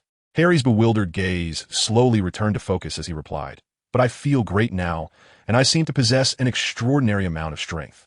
Ron was taken aback, perplexed by Harry's words. Harry sat up, examining his hands with an expression of astonishment. It feels like my magical power has significantly increased. I feel more formidable. Ron quickly slapped Harry's face lightly, exclaiming, are you all right? Have you been poisoned by Summer's concoction? How can this be possible? Harry shook his head. I don't know. I just feel like I've become much stronger. By the way, has the Triwizard Tournament started yet? Ron hesitated before responding. Tomorrow marks the opening of the Triwizard Tournament. Harry recalled Summer's words when he had consumed the potion, where Summer had assured him that he would be very pleased with the effects. Could it be that this potion was the catalyst behind his enhanced magical abilities? Had Summer gone to such lengths to bolster his power merely to ensure he could better compete in the tournament? Ron, Harry suddenly said, please refrain from speaking ill of Mr. Summer in the future. He would never wish me harm. He is my good friend. Ron was taken aback, unsure why Harry would make such a statement, considering that during Harry's unconscious days, it was he, Ron, who had remained by Harry's side, not that Summer. Ron huffed indignantly, already in a state of resentment towards Harry, and now with Harry's remarks. He was incensed, choosing to leave in silence and slam the door behind him. Harry sighed softly. Both Summer and Ron were his good friends, each with his own concerns for Harry, yet they could never seem to see eye to eye, leaving Harry caught uncomfortably in the middle. To be honest, Harry found himself leaning more towards Summer, for it was Summer who truly aided him in growing stronger. Ron, while caring, seemed to only serve as a hindrance rather than a help. Although Harry's magical prowess had indeed improved, it merely restored a fraction of his confidence, providing no assistance in overcoming the fierce dragons that awaited him. How to confront the upcoming Triwizard Tournament had become Harry's most pressing dilemma. The next day, the Grand Triwizard Tournament was finally set to commence, with the venue established atop a stone cliff outside Hogwarts. Although referred to as a cliff, the area was vast, with temporary circular seating constructed around it, allowing thousands to witness the competition simultaneously, while the arena was filled with numerous rocks where the first event would take place. Before the competition began, many students arrived on their flying broomsticks, eagerly claiming the best vantage points to watch the impending tournament. The Slytherin students were particularly boisterous, displaying a massive banner proclaiming Summer's inevitable victory. Chapter 145, The Opening. Students from the Beauxbatons and Durmstrang schools, though fewer in number, held their own in this prestigious occasion, equipped with a variety of magical sound amplification devices. With some time still remaining before the commencement of the tournament, the spectator stands were already filled to capacity. If not for the Ministry of Magic stipulation that prohibited broom riders from being present after the tournament began, even more attendees would have chosen to spectate from their broomsticks. This regulation, however, resulted in the stands being overcrowded, leaving many unable to find a spot. Below the cliff, a small tent had been erected as a resting place for the contestants. Today, Summer donned a sleek black outfit adorned with the Hogwarts and Slytherin emblems, a special creation commissioned by Yun Fan upon learning of Summer's participation in the tournament, exuding an air of exceptional elegance. Summer sat calmly in his designated area, eyes closed, preparing mentally for the challenges ahead. Fleur, dressed in a light blue competition robe bearing the Beauxbatons emblem, appeared exceedingly graceful and beautiful against her tall stature, though she was not as relaxed as Summer, nervously clutching her garment and contemplating strategies to face the dragon. As for Summer, Fleur held a keen interest in him. Yet given that he seemed to be resting, she hesitated to disturb him. Meanwhile, Durmstrang's Crumb, clad in a rich brown competition robe emblazoned with the Durmstrang crest, appeared robust in his fitted attire, making him the strongest-looking contestant among them. Harry's area remained vacant, as Summer was aware that Harry had recovered the previous day and would undoubtedly attend the Triwizard Tournament, so he bore no undue worry for Harry. Sure enough, moments later, Harry's figure appeared before everyone. He pushed aside the tent flap, entering with an anxious expression. Today, Harry wore a red competition robe, the color of Gryffindor, but it only bore the Hogwarts emblem, lacking the lion insignia of Gryffindor. Upon hearing the noise at the entrance, both Crumb and Fleur instinctively turned to look, but upon recognizing Harry, they promptly returned to their own pursuits. To them, Harry's participation seemed merely a source of embarrassment, while the individual to be taken seriously was undoubtedly Summer. Harry, feeling somewhat awkward, quickly took his seat, behaving as properly as a schoolboy. Initially, Harry wished to greet Summer, yet seeing him appear as if he were asleep, he refrained from interrupting him. In the audience, the atmosphere among the students grew increasingly exuberant, with various whistles resonating and many enthusiastically singing self-composed songs to cheer on their favorites. Ron and Hermione sat to one side, both appearing rather dejected, lacking confidence in Harry. Suddenly, Hermione remarked, "Do you think Harry has made it over here yet? He just recovered yesterday. Is it too much for him to participate in the Triwizard Tournament today?" Ron retorted irritably, "What does it matter? It's all his own doing." Hermione pouted and said, "Harry was framed during the incident with the Goblet of Fire. Do you still not believe him?" Ron replied, "If Harry willingly put his name into the Goblet of Fire, he must have lost his mind." Hermione was taken aback. Ron's words seemed to suggest that he too believed Harry had been wronged, so she asked, "Then why are you still sulking over it?" Ron huffed. "That's none of your business." Hermione rolled her eyes at Ron and declared, "Fine, I won't concern myself with you any longer. I'm going to check on Summer and Harry." With that, Hermione stood up and made her way down to the audience area. Ron showed no inclination to move, and Hermione, no longer interested in him, felt a sense of freedom without him. Inside the contestants' tent, Summer suddenly twitched her nose, catching a whiff of a familiar fragrance, the scent of Hermione's shampoo. Has Hermione arrived? Summer opened her eyes and looked outside the tent, spotting a petite figure moving about. Hermione hesitated to enter the tent directly, as it was a resting area for the contestants, and others were not permitted to enter freely.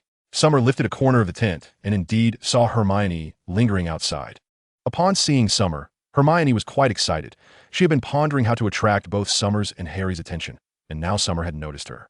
"What brings you here?" Summer asked with a smile. Hermione's cheeks flushed slightly as she replied, "I came to check on you and Harry. Since it's the Triwizard Tournament, I wanted to see how well you were prepared." Summer nodded and said, "I'm sure I'll be fine, but I can't speak for Harry." She tilted her head slightly, allowing Hermione to catch a glimpse of Harry's dejected posture as he sat in his spot, seemingly devoid of confidence. "Harry," Summer called softly. Hearing his name, Harry jumped up, startling Fleur and Crumb, who looked at him in surprise.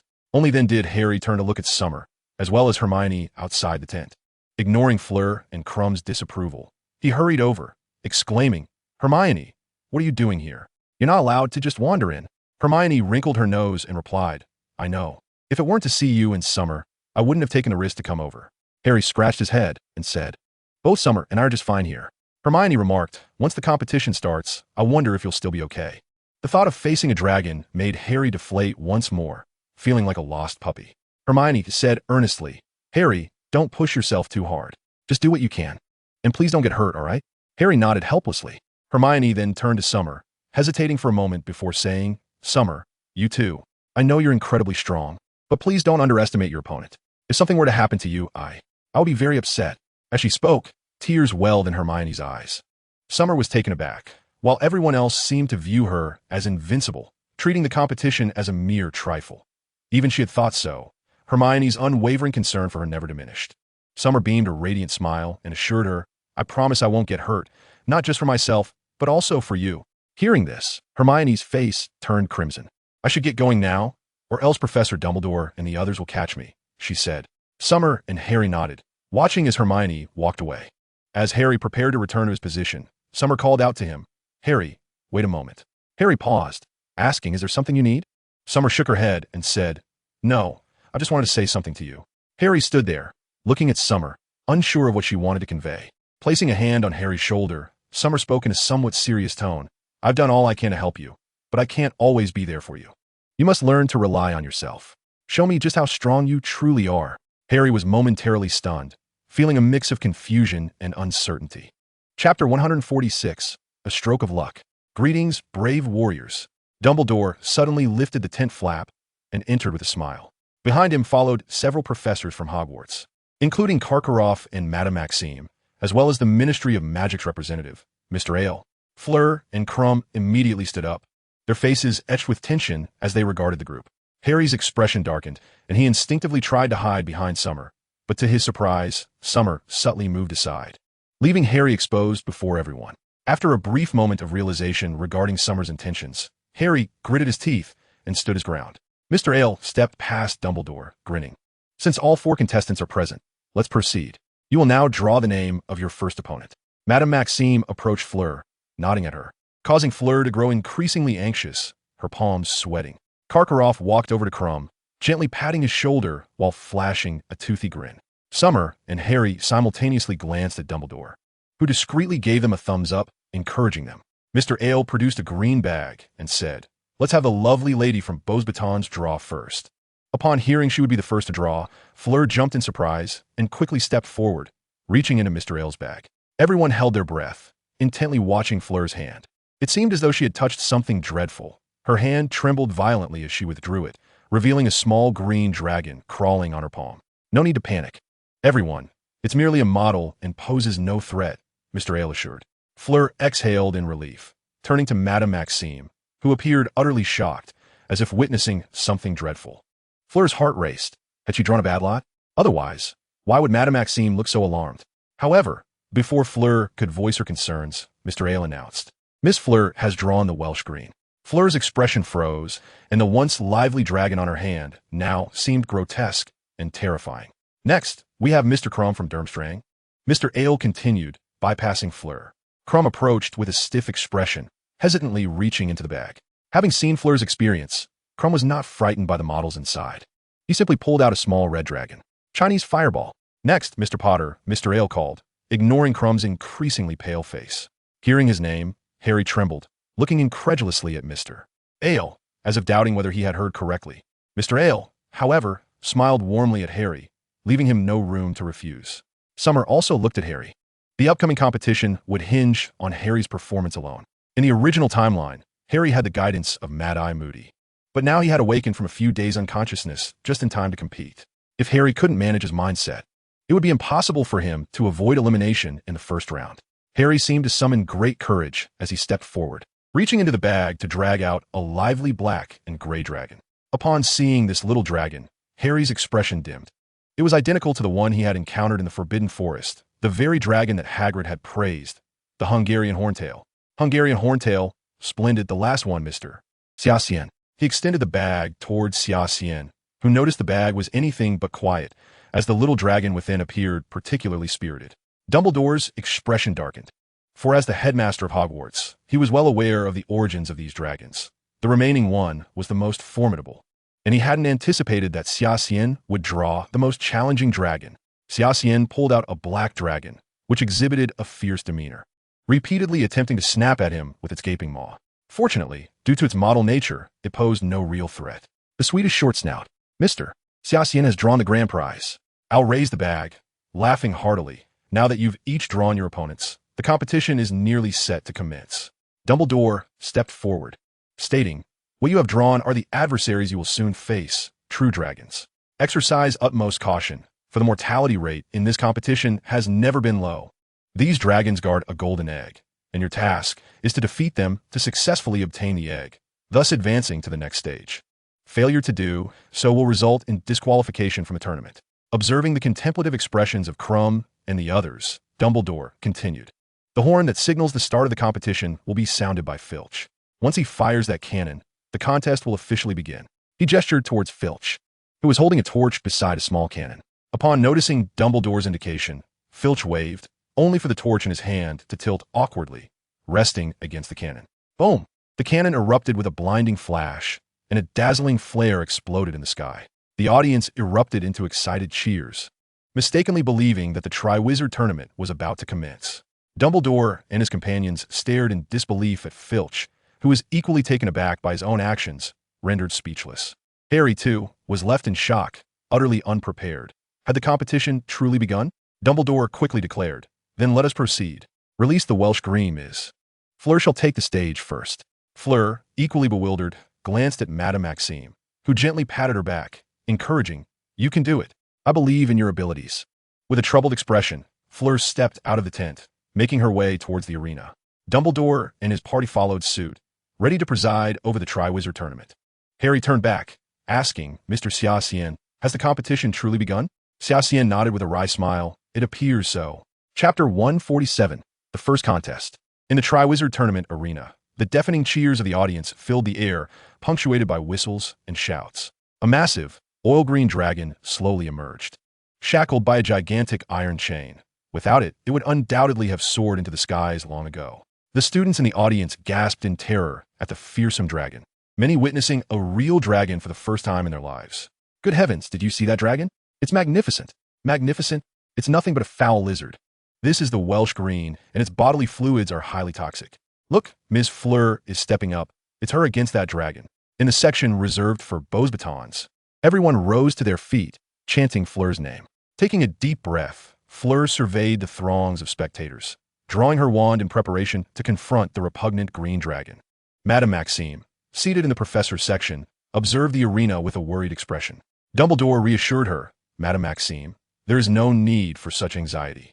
I will not allow any fatalities during this Triwizard Tournament. Madame Maxime, aware of Dumbledore's attempt to comfort her, replied, that is unnecessary. I have great faith in Fleur. She won't be easily defeated. Dumbledore raised an eyebrow in surprise. You have such confidence in her? While the Welsh Green may not be the mightiest of the four dragons, it is certainly the most troublesome. Even a single drop of its venom can swiftly claim a life. Regardless of how difficult the Welsh Green may be, I trust Fleur will find a way to overcome it, Madame Maxime asserted. Dumbledore nodded thoughtfully. Then I shall await the outcome. In the Beaux Batons section, all eyes were fixed on Fleur, hands clasped in prayer, silently wishing for her success. Within the arena, Fleur's palm was slick with sweat as she focused intently on the glistening Welsh Green, unwilling to let her guard down. Keenly observant, she noticed a golden egg shimmering behind the dragon, which remained steadfast in its watchful stance, unwilling to abandon its treasure. Fleur understood that she must defeat the Welsh Green to secure the egg, yet facing a true dragon head-on was a daunting prospect. The strength of a human could hardly withstand such a creature, akin to throwing an egg against a rock. She had to devise a strategy to outsmart the green dragon. As Fleur circled the Welsh Green, the dragon's head followed her every movement, vigilant like a mother hen guarding her egg. The dragon slightly opened its mouth, drool dripping to the ground and scorching it with blackened marks, a testament to its potent venom. Fleur knew she must not allow the dragon to close the distance. If it got too close, she would be at the mercy of its corrosive venom. Fortunately, the dragon's task was to guard the golden egg, and it remained on the defensive, showing no inclination to attack. Fleur raised her wand, which contained a strand of her grandmother's hair, making it a fine instrument for casting deceptive spells. As the Welsh Green fixated on Fleur, it also eyed the wand in her hand. Fleur continued to circle the dragon, her non-aggressive approach eliciting discontent from the audience, some even booing her. Unfazed by the jeers, Fleur maintained her focus on the Welsh Green's eyes, waiting for the opportune moment. Once it arrived, defeating the dragon would be a simple task. Madame Maxime, as Fleur's headmistress, was well aware of her students' tactics and closely monitored the dragon, ready to signal Fleur's attack at the slightest lapse in the dragon's vigilance. Dumbledore observed Fleur's maneuvers with approval. She was cleverly exploiting the Welsh Green's reluctance to engage, continuously circling to distract the dragon, preparing to launch her enchanting spell when the moment was right. It was a shrewd strategy, capitalizing on the weaknesses of the competition dragons. Should she succeed, it would undoubtedly be the easiest method to secure victory. Dumbledore smiled faintly, yet he knew these dragons were not so easily vanquished. Furong fixed her gaze upon the Welsh Green dragon, and at the very moment the dragon blinked, her lips subtly moved as she silently cast a spell, a beam of white light emanating from the tip of her wand. Sleep now, a stunning charm. In an instant, she unleashed the stunning spell, and by the time the dragon opened its eyes again, the charm had already struck heavily upon its head. Seizing the opportunity presented by the dragon's momentary lapse, Furong, wielding her wand imbued with enhanced charm, directed a simple spell straight at the dragon. The dragon paused in surprise, its head slowly succumbing to the ground as it began to snore. The arena fell into a hushed silence. What was happening? Wasn't this a mighty dragon? How could such a trivial stunning charm have any effect? A smile blossomed on Furong's face. She had finally succeeded and immediately dashed towards the golden egg.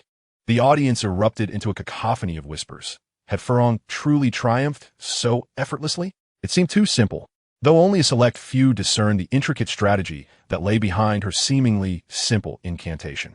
Just as Furong was about to cross the massive head of the dragon, it suddenly opened its mouth and let out a snore, which, to her astonishment, transformed into a torrent of green flames. Furong quickly reacted, the flames engulfing her competition robe, and in a frantic scramble, she tore it off and cast it aside. In mere seconds, the pristine light blue robe was reduced to a pile of ashes. Furong, shaken and pale, was grateful for her swift response. Otherwise, the green fire could have easily reduced her to a charred remnant. The observing students were left speechless. A mere snore had proven to be so terrifying. If this was the power of a dragon's breath, who could possibly contend with such a fearsome creature? Furong could not afford to be complacent. She cautiously approached the golden egg. Even in slumber, a single movement from the Welsh Green dragon could spell her doom. And this was no jest. Yet, with the dragon still asleep, Furong carefully managed to reach the golden egg, prompting a thunderous roar of applause from the crowd. In the contestant tent, Harry stood up in alarm, asking, "What is happening outside? Why are they cheering so suddenly?"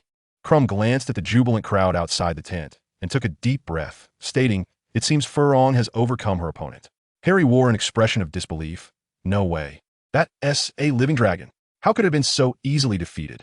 His gaze shifted to Xia Xian, who sat calmly in her seat, seemingly unfazed. Crumb lifted the tent flap, Since Furong had dispatched her opponent, it was now his turn according to the draw. In the Triwizard Tournament arena, Furong joyfully embraced Madame Maxime. Having vanquished a dragon with merely a minor spell, she was certain the tournament committee would award her high marks. Madame Maxime smiled warmly and offered her congratulations, while the witches from Beaux Batons were positively ecstatic, embracing and kissing one another in celebration. Next, Krum from Durmstrang was called to the arena, where he would face the Chinese Fireball Dragon. The air once again resonated with deafening cheers as Durmstrang students rose to their feet, chanting Krum's name in unison. Krum slowly made his way to the battleground, retrieving his wand from within his chestnut-hued robes, clearly displaying signs of tension. The Chinese Fireball Dragon was a notably fierce breed, originating from the ancient eastern land known for its abundance of dragons. Any dragon that could survive in China was not to be underestimated. In the professor's viewing area, Karkaroff clenched his fists tightly, his focus unwavering on Krum, equally anxious about the impending contest. Dumbledore chuckled. Igor, there's no need for such apprehension. It's merely a Chinese Fireball Dragon, a rather favorable draw compared to others. Karkaroff nodded slightly, acknowledging that Krum had indeed drawn a decent lot. Madame Maxime remarked with a hint of amusement, "What are you still worried about, Karkaroff? If Krum cannot even handle a Chinese Fireball Dragon, perhaps he ought to withdraw from the tournament entirely. The challenges ahead will only grow more daunting, and favorable draws are not a frequent occurrence." She appeared quite relaxed, especially since Furong had successfully completed her first challenge and was likely to receive a high score. Karkaroff scoffed, "Madame Maxime, perhaps you should consider how to face our Krum in the second round. He is not as feeble as you might presume." Dumbledore could only smile wryly at the exchange between the two school heads, opting to remain silent. In the arena, Krum ascended a rocky ledge, spotting the golden egg that had just been placed nearby. Victory was within reach if he could grasp it. Yet where was his opponent? Krum scanned the surroundings, searching for the Chinese Fireball Dragon, but saw nothing. Had it yet to be released? But that shouldn't be the case. Where could the dragon be? Suddenly, a thunderous roar erupted beneath him as the ground trembled, and the stones shattered into countless fragments, casting a crimson glow. The dragon was beneath him. Krum swiftly rolled away from the ledge, as a fearsome red dragon burst forth, shattering the rocks and showering the area with debris in a dramatic entrance. Krum tumbled to a safer spot, awestruck by the sight of the Chinese Fireball Dragon. Without a moment's hesitation, the dragon opened its massive jaws, launching a gigantic fireball directly at Krum.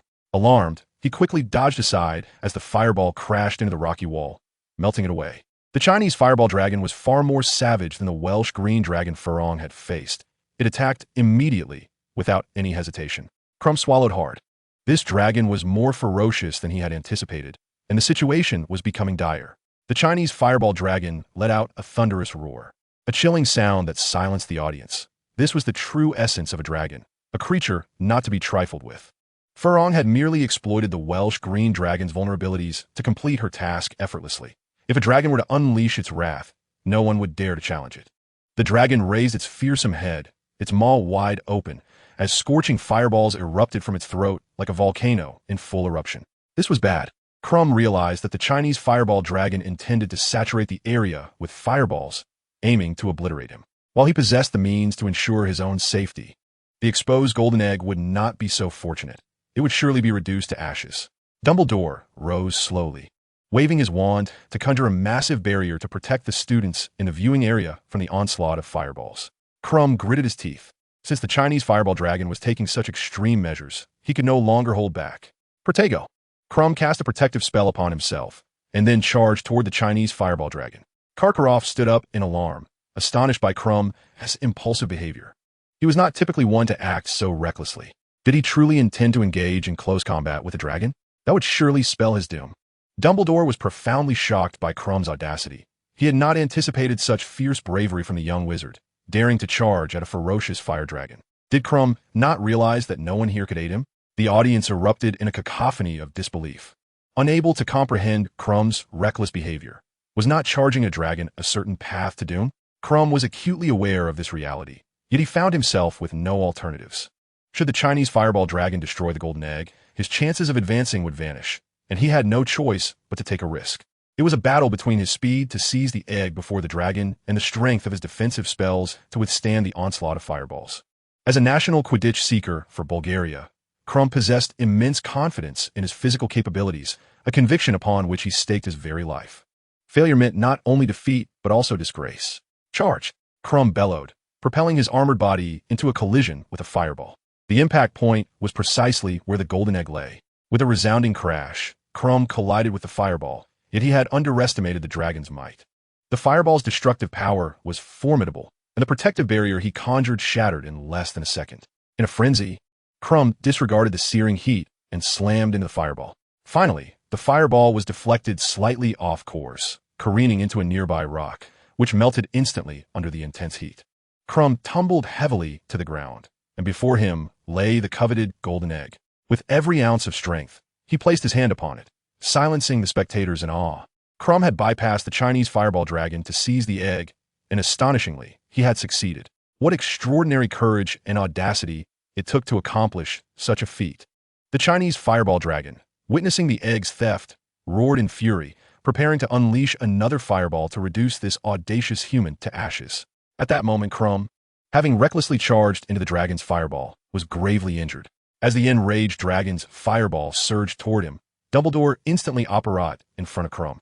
With a subtle wave of his wand, the fireballs froze mid-air as if time itself had halted. Shatter! Dumbledore commanded with a mere gesture, and the fireballs erupted into a dazzling display of light, leaving even the dragon momentarily stunned and bewildered. Dumbledore remarked calmly, "Since Crumb has secured the golden egg, the contest has reached its conclusion. Further conflict is unnecessary." Enduring the pain coursing through his body, Crumb managed a faint smile against the dragon. He knew he stood no chance, even if he had 10 lives. Thus, he had exploited a loophole in the competition. The objective was to obtain the golden egg, not to vanquish the dragon. As long as he could grasp the egg, the organizers would not permit further harm to befall him. And indeed, events unfolded just as Crumb had anticipated. The audience erupted in cheers, now understanding Crumb's intent. His desperate bid for the golden egg was clearer than any defensive maneuver. The students from Durmstrang were especially exhilarated, chanting Crumb's name in unison. Dumbledore helped the battered Crumb to his feet, nodding in approval. Such bravery and resolve were qualities not often found in ordinary individuals, and Crumb truly deserved the title of a warrior. Many had begun to grasp the dragon's formidable might. Fleur had narrowly completed her task by capitalizing on the dragon's weaknesses and her own illusory abilities, but a single breath from the dragon had left her in disarray. In contrast, Crumb had seized the golden egg by exploiting the competition's loophole, yet a mere fireball could have severely injured him. It was clear just how powerful the dragon summoned by Hogwarts was. Direct confrontation offered no winning chance, necessitating creative strategies for survival. With both Beauxbatons and Durmstrang having advanced, only Hogwarts 2 participants remained. The tension among the Hogwarts students heightened. Although they had 2 representatives compared to Beauxbatons and Durmstrang, this did not guarantee success. After all, Hogwarts' chosen participants were not yet 7 years old, and Harry, in particular, appeared somewhat lacking in strength. Should both representatives from Hogwarts fail, it would be a significant embarrassment for the hosting school. Chapter 149, Xia Xian's Provocation. Inside the competitor's tent, Xia Xian remarked slowly, "The cheers outside suggest that Crumb has triumphed." Harry gritted his teeth, veins bulging, clearly on edge. Xia Xian gazed at Harry, saying, "You are far too tense. In this state, victory is impossible." Harry trembled slightly. "Do you, even you, Mr. Xia Xian, believe I cannot win?" Xia Xian recognized that Harry was tightly wounded with anxiety. In such a state, not only would he struggle to win, but he might also fall victim to the dragon's claws. Suddenly, Xia Xian delivered a powerful punch to Harry's abdomen, launching him into the air before he fell to the ground. Though Xia Xian had tempered his strength, his power was formidable, and Harry found himself unable to rise due to the pain. Groaning in agony, Harry stared at Xia Xian in disbelief, bewildered by this sudden assault. Xia Xian glared at him coldly, demanding, "What are you afraid of right now? If you're scared of dying, then withdraw from the competition. In your current state, you would merely be offering yourself as a sacrifice." "I will not withdraw," Harry protested, pain etched across his face. Xia Xian crouched down, fixing his cold gaze upon Harry, asking, "Why won't you withdraw?" Harry met Xia Xian's eyes and suddenly shouted, "Because I want to grow stronger. I want to be as strong as you, even stronger. So even if it means death, I will not shy away from this contest." For days, Harry had endured countless taunts and condescension, all because he was often compared to Xia Xian. Though he had never voiced it, the pain of such comparisons had accumulated within him, finally erupting at that moment. Xia Xian grasped Harry's chin, asserting, if you wish to prove yourself, to risk your life in doing so, what do you have to fear? Is it death that terrifies you? Harry thrashed his head in defiance, shouting, I am not afraid. Xia Xian forcefully shook Harry's head, exclaiming, if you are not afraid, then go and strike that dragon down. Do you dare? Clenching his fists, Harry pounded them against the ground, defiantly declaring, I dare. Why should I be afraid? Upon uttering those words, Harry froze, staring blankly at Xia Xian. Xia Xian delivered a firm slap to Harry's cheek, stating, only those who are unafraid of death can emerge as the ultimate victors. From the start, you have been afraid of this and that. You will never achieve greatness.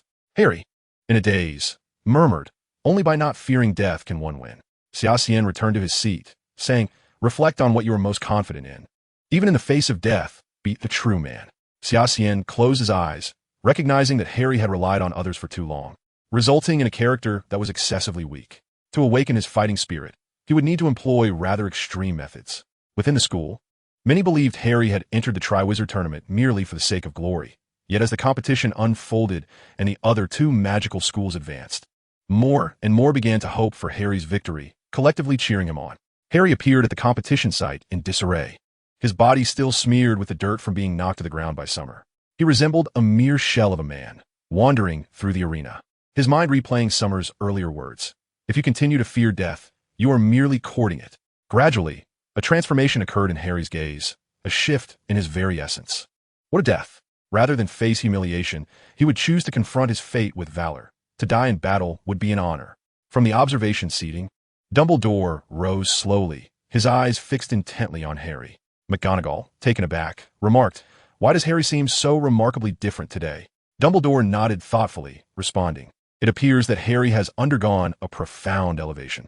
Snape narrowed his eyes, observing the resolute determination in Harry's gaze, and was reminded of Lily. Those eyes bore a striking resemblance to hers, and now even the aura seemed akin. Next, it was time for Hogwarts Harry to face the Hungarian Horntail. The audience erupted in murmurs, for the Hungarian Horntail was a notoriously ferocious creature, renowned even among dragons for its bloodthirsty nature and its relentless pursuit of battle. As the weakest of the four competitors, Harry was indeed unfortunate to confront such a dragon. Harry ascended onto a rock, gazing into the distance at the golden egg. As a gray dragon, its body ensconced in sharp black spines, sauntered into the arena, not sparing Harry even a glance. Taking a deep breath, Harry reflected on Summer's counsel, to wield his greatest strength, and, if he were to perish, to do so like a man. His greatest asset, of course, was Quidditch. Soaring through the skies on his broomstick was his forte. But was he truly to confront a dragon while mounted on a broom? Roar! The Horntail unleashed a thunderous roar, causing the very ground to tremble. A cloud of dust erupted from the dragon's vicinity, showcasing its formidable presence. Many students, upon witnessing such a ferocious beast, recoiled in fear. How could Harry possibly stand chance? Yet, Harry called out boldly to the Horntail, your opponent is me. The dragon momentarily turned its head, and upon recognizing its challenger, snorted dismissively in disdain. Harry felt a surge of anger at being so underestimated, especially by a creature that had only just laid eyes on him. How could he accept such contempt? With fierce resolve, he cast an offensive spell directly at the dragon's face. Thanks to the enhancement potion, Harry's magical prowess had significantly increased, and the spell struck the Horntail with enough force to elicit a pained response. Furious, the dragon opened its maw, unleashing a torrent of searing flames aimed squarely at Harry. He leapt from the rock, using it as a shield. The inferno enveloped the massive stone, and soon it began to melt under the intense heat. Raising his wand high, Harry shouted, broomstick, come to me. The ever-reliable summoning charm brought a broomstick racing through the sky towards him. The Horntail, noticing the approaching broom, unleashed another blast of flame into the air, intent on incinerating the approaching object. Harry, however, was determined not to let the dragon succeed. With a flick of his wand, he redirected the broomstick towards himself. He leapt onto the broom and soared into the air. The audience erupted into cheers, initially expecting Harry to be overwhelmed. Yet he not only initiated the confrontation, but had summoned his broom, proving that he had been underestimated. Dumbledore shook his head slightly, recognizing Harry's tactical prowess. Yet, provoking a dragon was not the wisest of strategies. Did not Fleur and Crumb deliberately avoid engaging the dragon? The Horntail, indeed incensed by Harry's defiance, roared in fury. The heavy chains that bound the dragon's neck groaned under the strain, and with a resounding snap, they broke apart. The dragon was now free. Gasps erupted from the students, many of whom were ready to flee in terror, while professors rose in unison, preparing to subdue the enraged dragon. Yet, the Horntail had no intention of attacking anyone but Harry, launching itself towards him with fierce determination. Gritting his teeth, Harry was caught off guard by the dragon's newfound freedom, but bolstered by an unwavering confidence. He prepared for an aerial showdown. Guiding his Nimbus 2000, he ascended rapidly, the Horntail in relentless pursuit, its wings beating furiously to close the distance. The chilling wind whipped against Harry's face as he pushed the broom to its limits. The enraged Horntail expelled jets of flames behind him, intent on reducing the challenger of its supremacy to ashes. He could not falter. There was no room for hesitation. A daring plan to defeat the dragon began to form in his mind, albeit a perilous one. Ahead loomed the walls of Hogwarts, famed for centuries as the safest haven in the wizarding world, not solely for its history of powerful wizards, but for the impenetrable fortifications that stood strong. Harry hurtled towards the castle wall, the Horntail undeterred in its chase. Should Harry pause for even a moment, he would be incinerated by the dragon's flames. Approaching dangerously close, Harry remained resolute, embracing the notion that to win, he must possess a death-defying resolve. What was dying here, after all? As the distance shrank to an alarming proximity, Harry could even discern the moss covering the wall. Yet, he did not waver, akin to a moth drawn to a flame. Closer, closer, ever closer. This was the moment. With a sudden yank of the broom's handle, he executed a sharp turn at breakneck speed, causing him to be flung off the broom. The Horntail, unable to adjust in time, collided forcefully with the wall, leaving a sizable crack in its wake. Even a dragon could not withstand such a violent impact at that speed.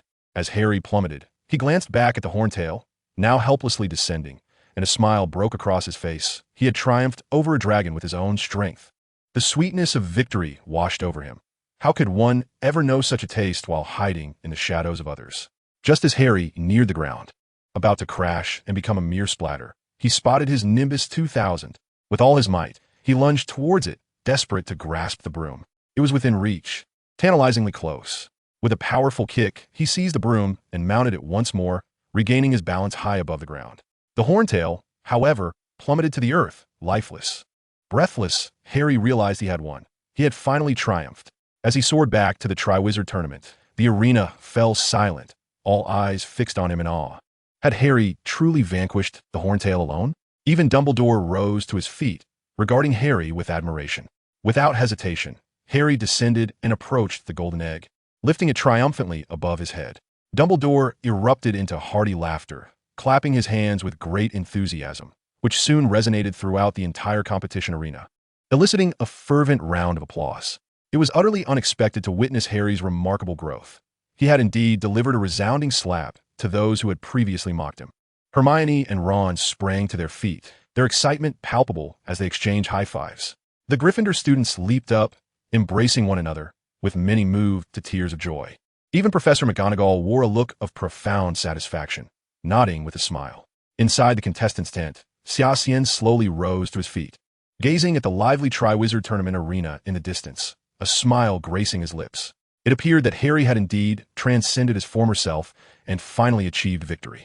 In the past, Harry had relied too heavily on his own abilities, but now it was evident that he had matured, no longer a burden, but rather a significant ally. With Harry having completed his journey of self-discovery, it was time for Xia Xian to take action. In the Triwizard Tournament arena, the audience's initial uproar over Harry's stunning comeback gradually subsided, yet their enthusiasm showed no signs of waning. In fact, it seemed to intensify. Having finished their match, Fleur and Crumb sat in the stands, their eyes narrowing involuntarily. If Harry's recent rise had instilled a sense of caution in them, the next contestant was truly a figure to be feared.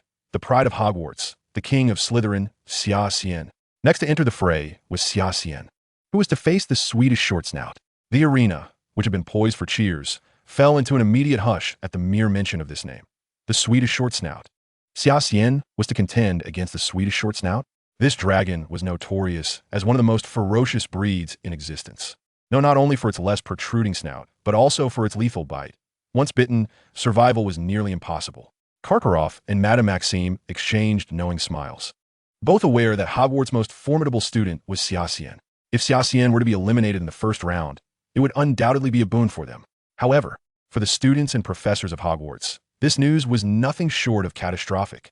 Even the typically stoic Snape furrowed his brow in deep concern. In the audience, Ron, bewildered, inquired, "Why has everyone gone quiet? What is this Swedish short snout?" Upon hearing the name, Hermione's demeanor shifted dramatically. Now faced with Ron's ignorance, she retorted tersely, "The Swedish short snout is a dragon native to Sweden, and it is quite infamous among dragonkind. Its reputation for ferocity is well-deserved." Ron, intrigued, pressed on what makes it so fearsome. "Is it particularly powerful?" Hermione nodded worriedly, stating, "It is not merely powerful. It is exceptionally ruthless. It is said that these dragons will force their offspring to fight amongst themselves, with the weaker ones becoming mere prey." "What?" Ron's expression shifted in alarm. "Is it truly that vicious?" Hermione sighed. "Indeed, these dragons revere strength above all, and if their offspring lack the power to survive, their parents will not hesitate to end their lives. This brutal reality has resulted in the survival of only the most formidable short snouts." Ron, filled with trepidation, pondered how such a cruel dragon could be a part of the Triwizard Tournament. What could possibly defeat such a monstrous beast? Yet the thought of Xia Xian facing off against this fearsome dragon sparked a flicker of excitement within him. "You always act so tough, Xia Xian. Now, let's see how you fare against such a savage creature." Hermione clasped her hands together in prayer, imploring, "Merlin above, please protect Xia Xian from harm." Meanwhile, in the professor's viewing area, discussions erupted among the faculty. Karkaroff sighed heavily, feigning sorrow, but it was clear to all that he was merely putting on a show. "Albus," he lamented, "this year, your student is truly unfortunate to encounter the Swedish short snout. Perhaps you should advise that young man to withdraw. Otherwise, he may very well meet his demise in this tournament. Such a waste of his talent, don't you think?" Madame Maxime echoed his sentiments. "Indeed, Albus, you should have a word with that lad. I have heard tales of the havoc caused by the Swedish short snout in its native land, including the destruction of a village. The ministry was compelled to send in a dozen elite aurors to subdue it." Before Dumbledore could respond, a calm voice interjected. "Since the champions have already progressed past the first challenge, should your concerns not focus on the upcoming battle? As for Xia Xian, you need not fret." Both Karkaroff and Madame Maxime turned to see the source of the voice, the usually taciturn Snape. Karkaroff gisted, "Ah, naturally. The Slytherin head is quite concerned for his student. I thought Professor Snape to be rather aloof." Snape lowered his gaze, seemingly oblivious to Karkaroff's remarks, offering no response. Dumbledore replied softly, "Our discussions here are fruitless. Since Xia Xian has chosen to participate, we must respect his decision and adhere to the rules of the Triwizard Tournament." To this, neither Karkaroff nor Madame Maxime raised any objections. After all, Dumbledore had demonstrated his commitment to the rules by intervening to save Krum earlier. Karkaroff let out a quiet hum. His spirits lifted now that Krum had passed the first challenge, and he could witness his most formidable rival falter. Conversely, Dumbledore's brow furrowed deeply. He recognized the immense strength Xia Xian possessed.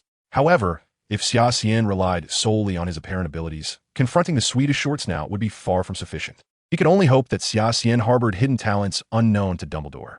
Snape, too, wore a furrowed brow.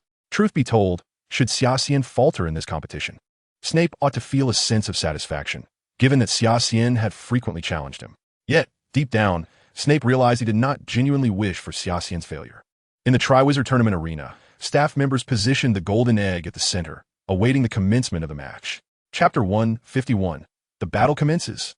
A low, ominous sound rumbled from a corner, gradually growing louder as an enormous dragon, larger than any previously seen, emerged.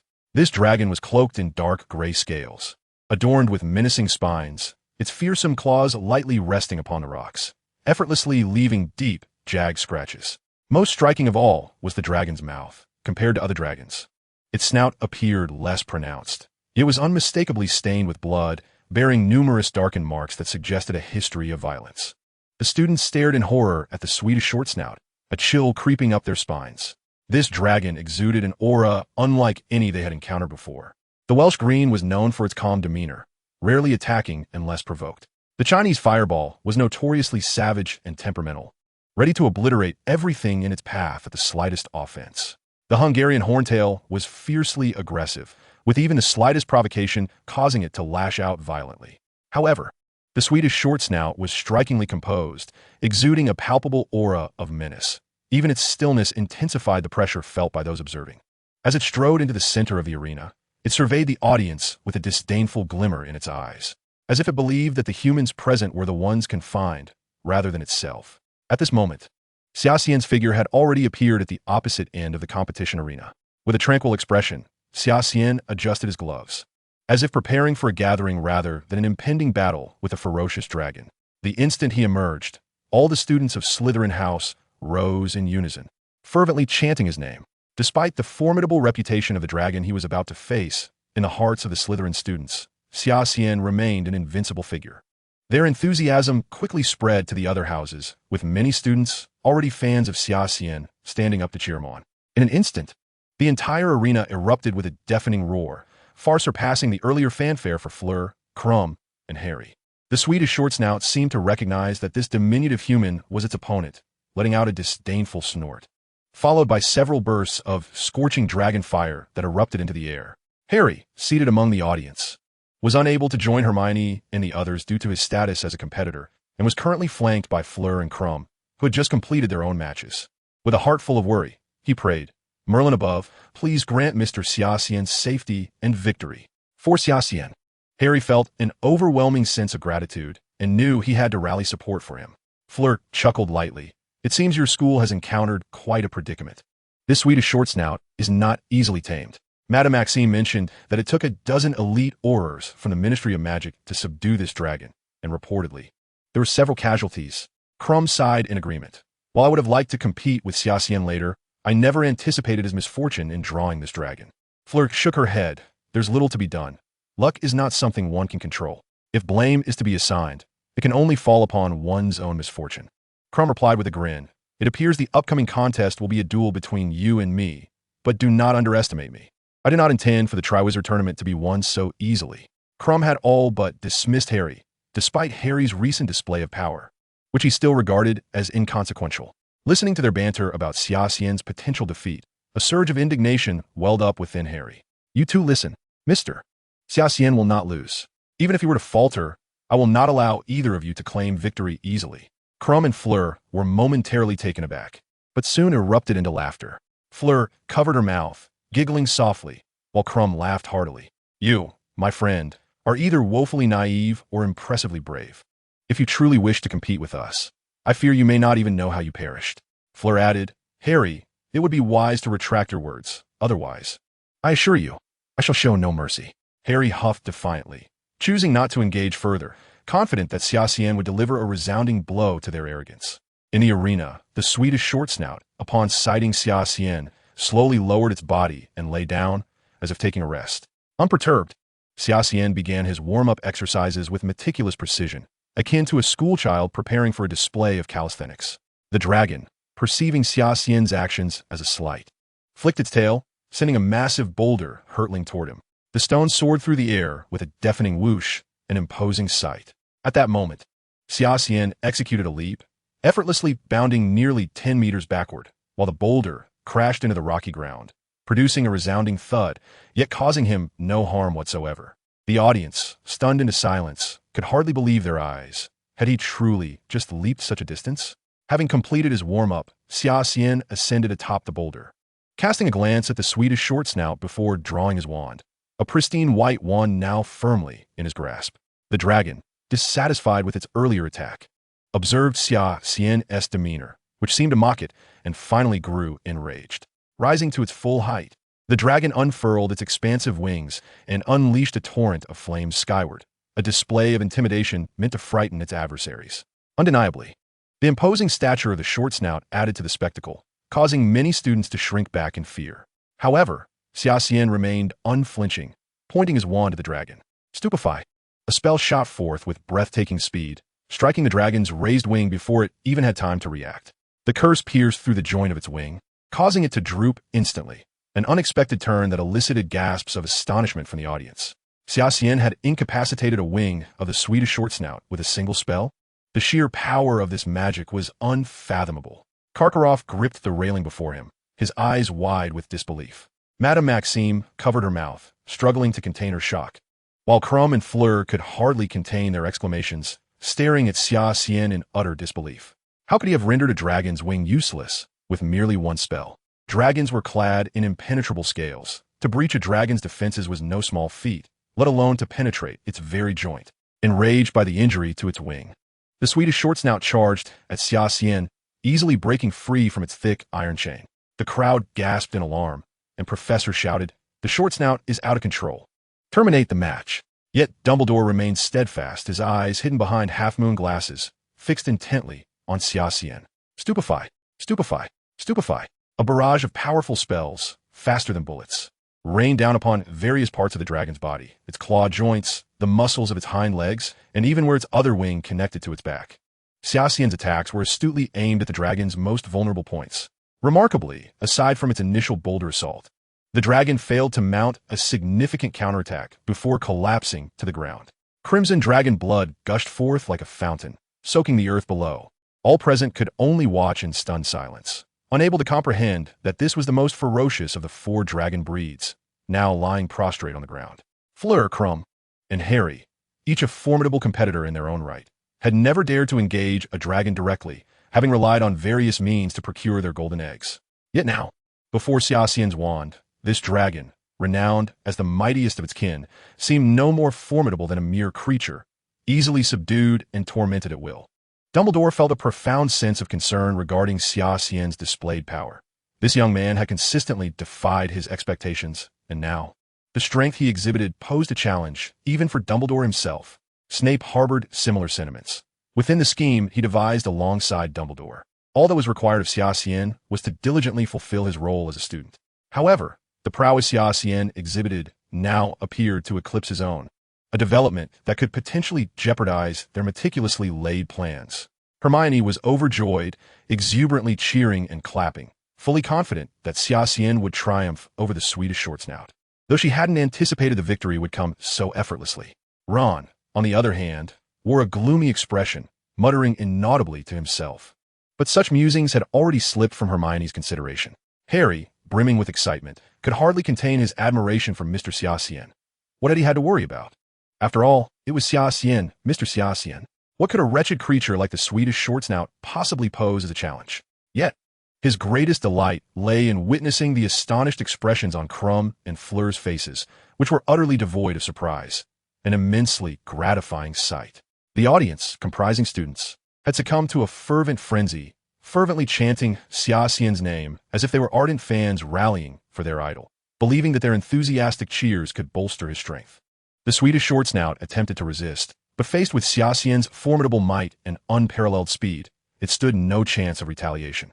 Every time the dragon attempted to assert itself, a joint would be pierced, inflicting such pain that the Swedish short snout dared not entertain thoughts of counterattacking.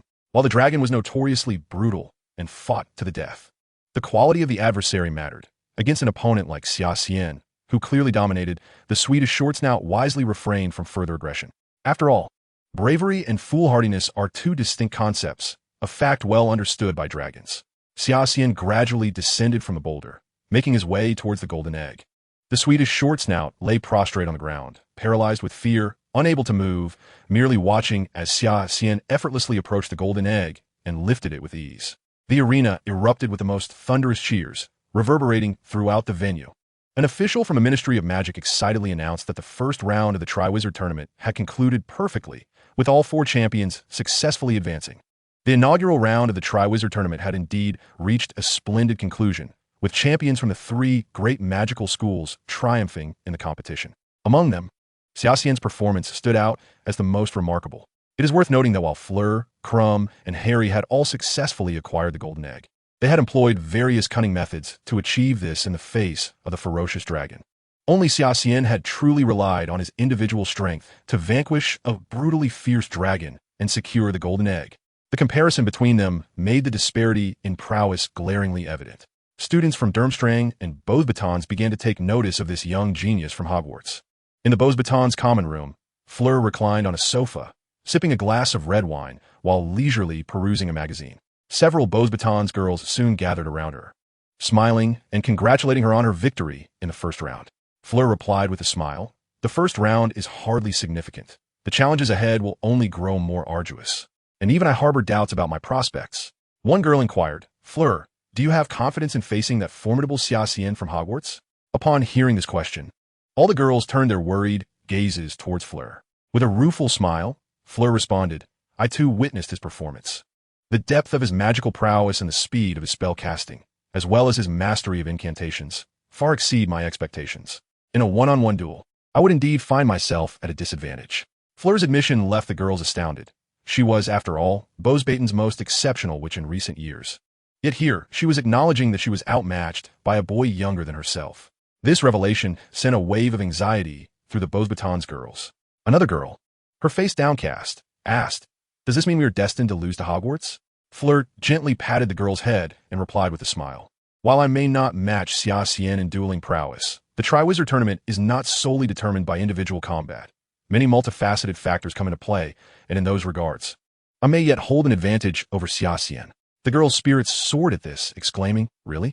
So that means you still have a chance to win." The other girls chimed in, "What do you mean a chance to win?"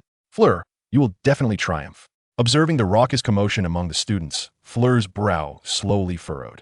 Both her classmates and Madame Maxime had high expectations of her, and she felt compelled to demonstrate her true capabilities in the pursuit of the Triwizard Tournament Championship. Yet, Fleur was acutely aware of her own limitations. Krum was already an exceptionally formidable opponent, and contending with him would prove exceedingly challenging. Furthermore, she now had to contend with the rising star Harry and the enigmatic Xia Xian, whose true strength remained shrouded in mystery. Chapter 153, The Kidnapping of Harry. Meanwhile, Harry, exhausted after the first round of competition, was making his way back to the Gryffindor common room for some much-needed rest, oblivious to the fact that a mouse was stealthily trailing him from the shadows of the corridor. Petri Ficus Totalis. With the coast clear, the mouse swiftly transformed into a rotund figure, casting a spell at Harry, in a crypt-like setting filled with swirling mist. A pot of boiling potion sat prominently in the center. Peter Pettigrew emerged, carrying Harry into the tomb, as Harry gradually regained consciousness, struggling against Pettigrew's shoulder. Harry's wand had long been confiscated by Pettigrew, rendering him powerless to pose any threat. Approaching the cauldron, Pettigrew unceremoniously tossed Harry to the ground, panting heavily, an unmistakable thrill evident on his face. "Harry," he gasped, "you dare return to Hogwarts? Are you truly so unafraid of death?" Pettigrew, still catching his breath, erupted into laughter. "My dear Harry, take a look around. Are you certain this is still Hogwarts?" Harry hurriedly glanced around, the sight of graves surrounding him offering not a hint of the Hogwarts he knew. Pettigrew fixed his gaze on Harry, sneering, "This is no longer Hogwarts. You are merely a lamb awaiting slaughter." Gritting his teeth, Harry glared at Pettigrew, declaring, "I am not afraid of you. I am no longer the same Harry." Pettigrew paused in surprise before bursting into laughter again. "Oh, my little Harry, you have found your courage. It seems this Triwizard Tournament has indeed emboldened you." Speaking of the Triwizard Tournament, Harry felt a surge of confidence. He had faced formidable challenges and even triumphed over a dragon. So what was this pitiful rat in comparison? "Do not push me, or I shall not be lenient." Pettigrew regarded Harry with a mixture of pity and sympathy, saying, "Harry, you truly have yet to comprehend that the entire Triwizard Tournament is a trap designed for you and Xia Xian." Harry was taken aback, exclaiming, "What do you mean by that?" Pettigrew scoffed. "Surely you can deduce who orchestrated the placing of your names in the Goblet of Fire?" Harry furrowed his brow, murmuring, "Moody, oh no, it was Barty Crouch Jr." "Precisely." Pettigrew sneered. "We have long since devised a plan targeting you both, mister." Crouch disguised himself as Mad-Eye Moody and infiltrated Hogwarts solely to ensure your names were entered into the goblet. Confounded, Harry questioned, "But what purpose does entering our names serve? We would never turn against one another." The diminutive figure shook his head and remarked, "Indeed, Harry, you remain woefully naive. It is only through your participation in the Triwizard Tournament that we have the opportunity to execute our plan." Harry, taken aback, inquired, "What plan?" The diminutive figure sneered, fixing his gaze upon Harry. "With your blood, I shall resurrect my great master." Harry, horrified, collapsed to the ground, his eyes wide with shock as he absorbed the implications of the diminutive figure's words. Even he, in his ignorance, recognized the peril of his situation. The figure crouched down, his rodent-like eyes fixed intently on Harry, and declared, "Do you comprehend? Our plan was meticulously crafted, allowing you to progress smoothly to the third round of the tournament, where you and Cedric would claim the trophy, thereby triggering a curse that would transport you directly here." In terror, Harry gazed at the figure, retreating with each word, stammering, "But I haven't even touched the trophy yet. Why have you brought me here?" The figure's expression twisted into a snarl as he retorted, "It is all because of that accursed Cedric." His agitation surged as he continued, "Had Cedric not uncovered Barty's treachery, I would not have been dispatched to infiltrate Hogwarts. Do you have any idea how unbearable this time has been for me? Harry was momentarily stunned, realizing that Cedric had indeed discerned their plot, while he remained blissfully unaware. The figure pressed on, and last year, had it not been for that detestable Cedric, I would not have been discovered, I would not have been sent by my master. Fear etched across his face as he uttered the last words. Originally, he intended to remain hidden near Ron, the ideal outcome being that neither side would uncover his presence. Yet, who could have foreseen that he would first be discovered by Cedric and imprisoned in Azkaban, only to return to Voldemort and undertake these treacherous tasks? It was a fate worse than death. The figure ground his teeth in fury, exclaiming, "It is all Cedric's fault. If I ever get my hands on him, I shall make him suffer with the Cruciatus curse." Harry clenched his fists, retorting, "Cedric will flatten you. Do you think you can stand your ground against Cedric?" Upon hearing Harry's defiance, the figure seethed, "You insolent wretch! Do you not realize you are on the brink of death and still dare to talk back?" With a flick of his wand, a stone statue behind Harry began to move, ensnaring him and pinning him before it. No amount of struggling could free Harry. The statue held him fast. He glared furiously at the figure, asserting, "Even if I die today, it matters not. Cedric will surely avenge me, and when that time comes, your pleas for mercy will be of no consequence." The figure kicked Harry harshly and turned to a shadowy corner, cautiously retrieving a frail infant. The child appeared alarmingly weak, bald, and seemingly covered in rough scales, with a bizarre red hue to its skin. Harry stared in disbelief at the infant cradled in the figure's hands, incredulously asking, "Is this Voldemort?" The figure shrieked, "Do not utter my master's name directly." The infant slowly opened its eyes, casting a fleeting glance at Harry. Its eyes glimmered a sinister shade of red before it closed them again, exuding an aura of cold malice that was anything but innocent. The figure cackled menacingly, "Your blood shall be offered to my master. You will be the greatest catalyst for his resurrection." He gently placed the infant into a cauldron of boiling potion. "Now, we require just 3 more ingredients."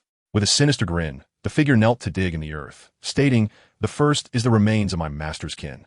He unearthed a yellowed bone, placing it into the potion, which began to bubble more violently, greenish bubbles rising to the surface. Harry gasped, "This is the tomb of Voldemort's family?" The figure snapped back, "How many times must I tell you? Do not speak my master's true name.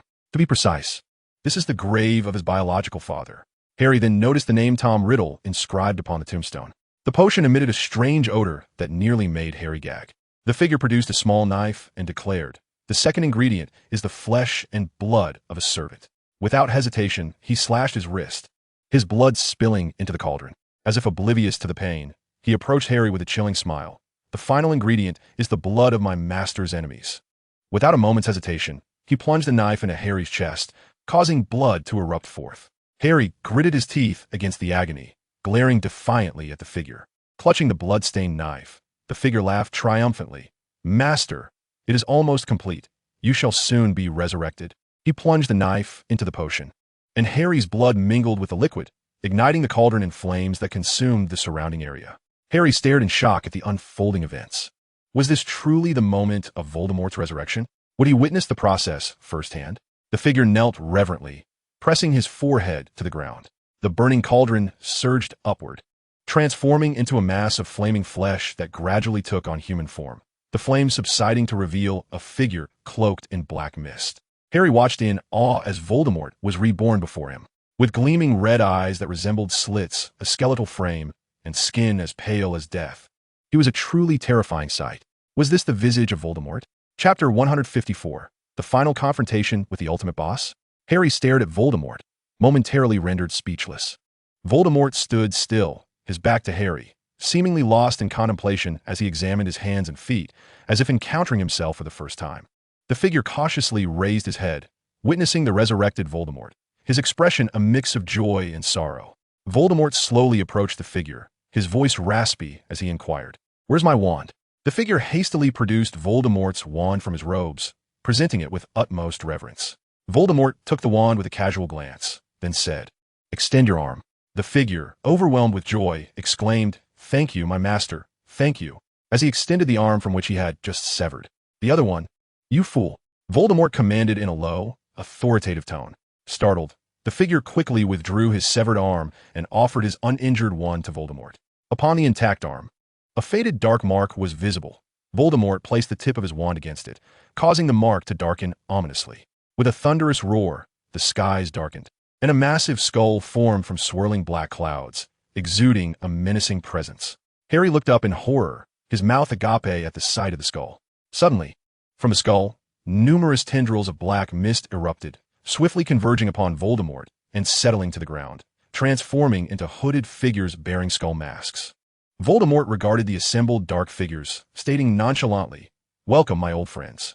The hooded figures bowed in deference, paying their utmost respect to Voldemort. Voldemort gazed at them and continued, "It has been 13 years. We have not laid eyes upon one another for 13 years. Yet for me, our last encounter feels as though it were merely yesterday." Harry looked at the figure in the black robes, a fleeting thought crossing his mind. A Death Eater. Voldemort regarded these cloaked individuals, his tone turning icy as he declared, "I must confess, I am quite disappointed, for none of you have made an effort to seek me out." With a grand gesture, Voldemort waved his hand, causing the skull masks on the Death Eaters' faces to dissolve into black mist, with all of them collapsing to the ground. "Especially you." Voldemort approached one of the black-robed figures. Seizing his head, "Lucius." Harry's pupils constricted in shock. This man was none other than Lucius Malfoy. Lucius appeared flustered. Yet he endeavored to maintain an air of calm as he replied, "Master, I have been diligently searching for you."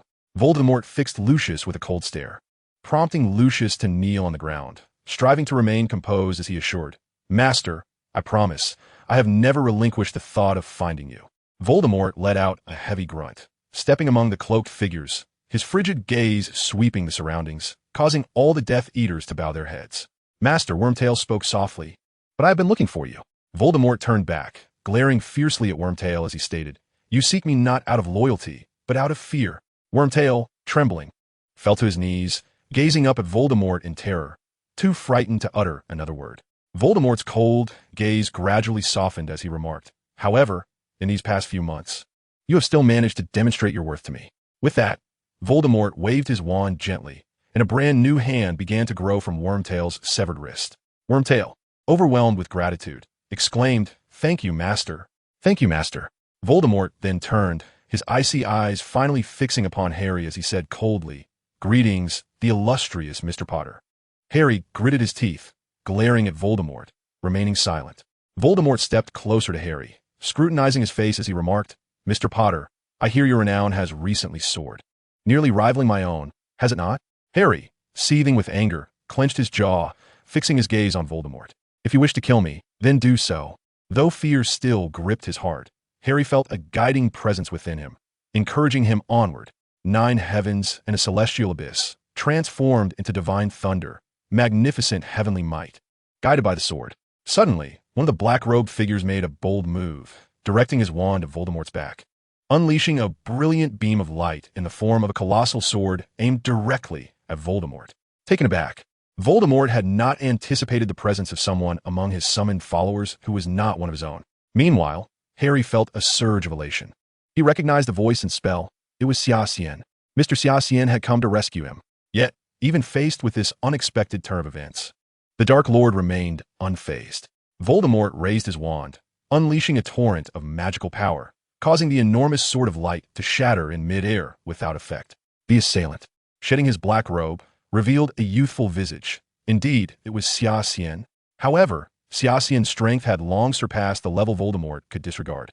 And although he managed to deflect Voldemort's spell, the Dark Lord was still pushed back a step by the sudden assault. Xia Xian, astonished, realized that even with his full force, he had only managed to make Voldemort retreat a single step. A pang of dread struck his heart. He had arrived too late. Surprised by the overwhelming power Voldemort possessed after his resurrection, without hesitation, Xia Xian continued to wield his wand, knowing the opponent was Voldemort, and there was no room for concealment. He produced both of his wands. The first, God's Edge, aimed at Voldemort, while the second, Mjolnir, was directed towards a stone statue behind Harry. Voldemort waved his wand dismissively, and Xia Xian's spell vanished in a thin air, dissipating without a trace. Meanwhile, Mjolnir accurately shattered the statue behind Harry, who tumbled to the ground, scrambling towards Xia Xian. Voldemort did not impede Xia Xian's actions. Instead, he regarded the two with a mocking gaze, stating, "Did you think you could come here to play the hero without paying a price?" Xia Xian replied with a faint smile, "I am not here to play the hero. I have merely come to settle a score. Is that not permissible?" As Harry reached Xia Xian's side, he quickly stood and whispered, "Mr. Xia Xian, We must flee. Voldemort has been resurrected. We cannot hope to match him in strength. Xia Xian chuckled wryly. But can we even escape? With such a formidable lineup before us, how do you propose we run? Harry's gaze sharpened as he noticed the Death Eaters, led by Lucius, casting ominous looks in their direction, not to mention the looming presence of Voldemort himself. Even Lucius was beyond his capability to confront. It seemed that escaping would indeed be a daunting challenge. Seeing Xia Xian's sudden appearance, Lucius and Wormtail exchanged uneasy glances, for they were all too aware of the losses they had suffered at Xia Xian's hands. Voldemort regarded Xia Xian and suddenly smiled. Xia Xian, it has been a long time since we last met. At this declaration, all present were taken aback, astonished to learn that Xia Xian had once known Voldemort. Xia Xian replied coolly, that was a matter from years past. Surely it need not be revisited. Harry stared at Xia Xian in disbelief. How could this be? Xia Xian had only just entered Hogwarts a few years ago. Had he truly crossed paths with Voldemort at that time? Voldemort sneered back then. You certainly played me for a fool. The Death Eaters behind Voldemort turned their gazes towards Xia Xian, their eyes filled with shock. If Voldemort's words held any truth, Xia Xian had indeed managed to outmaneuver him. Harry felt a weight lift from his chest. It turned out that Xia Xian had bested Voldemort. Had there been any collusion between them, Harry would have questioned everything. However, he was also secretly astonished. Xia Xian from a few years ago could not have been far superior to himself, yet he had managed to outsmart Voldemort, truly worthy of being Mr. Xia Xian. Xia Xian smiled faintly and said, you can only blame yourself for being too trusting of others, can you not? As he spoke, Xia Xian's gaze darted around. The opposing lineup was overwhelmingly fearsome. One Voldemort was daunting enough, but there were so many elite Death Eaters as well.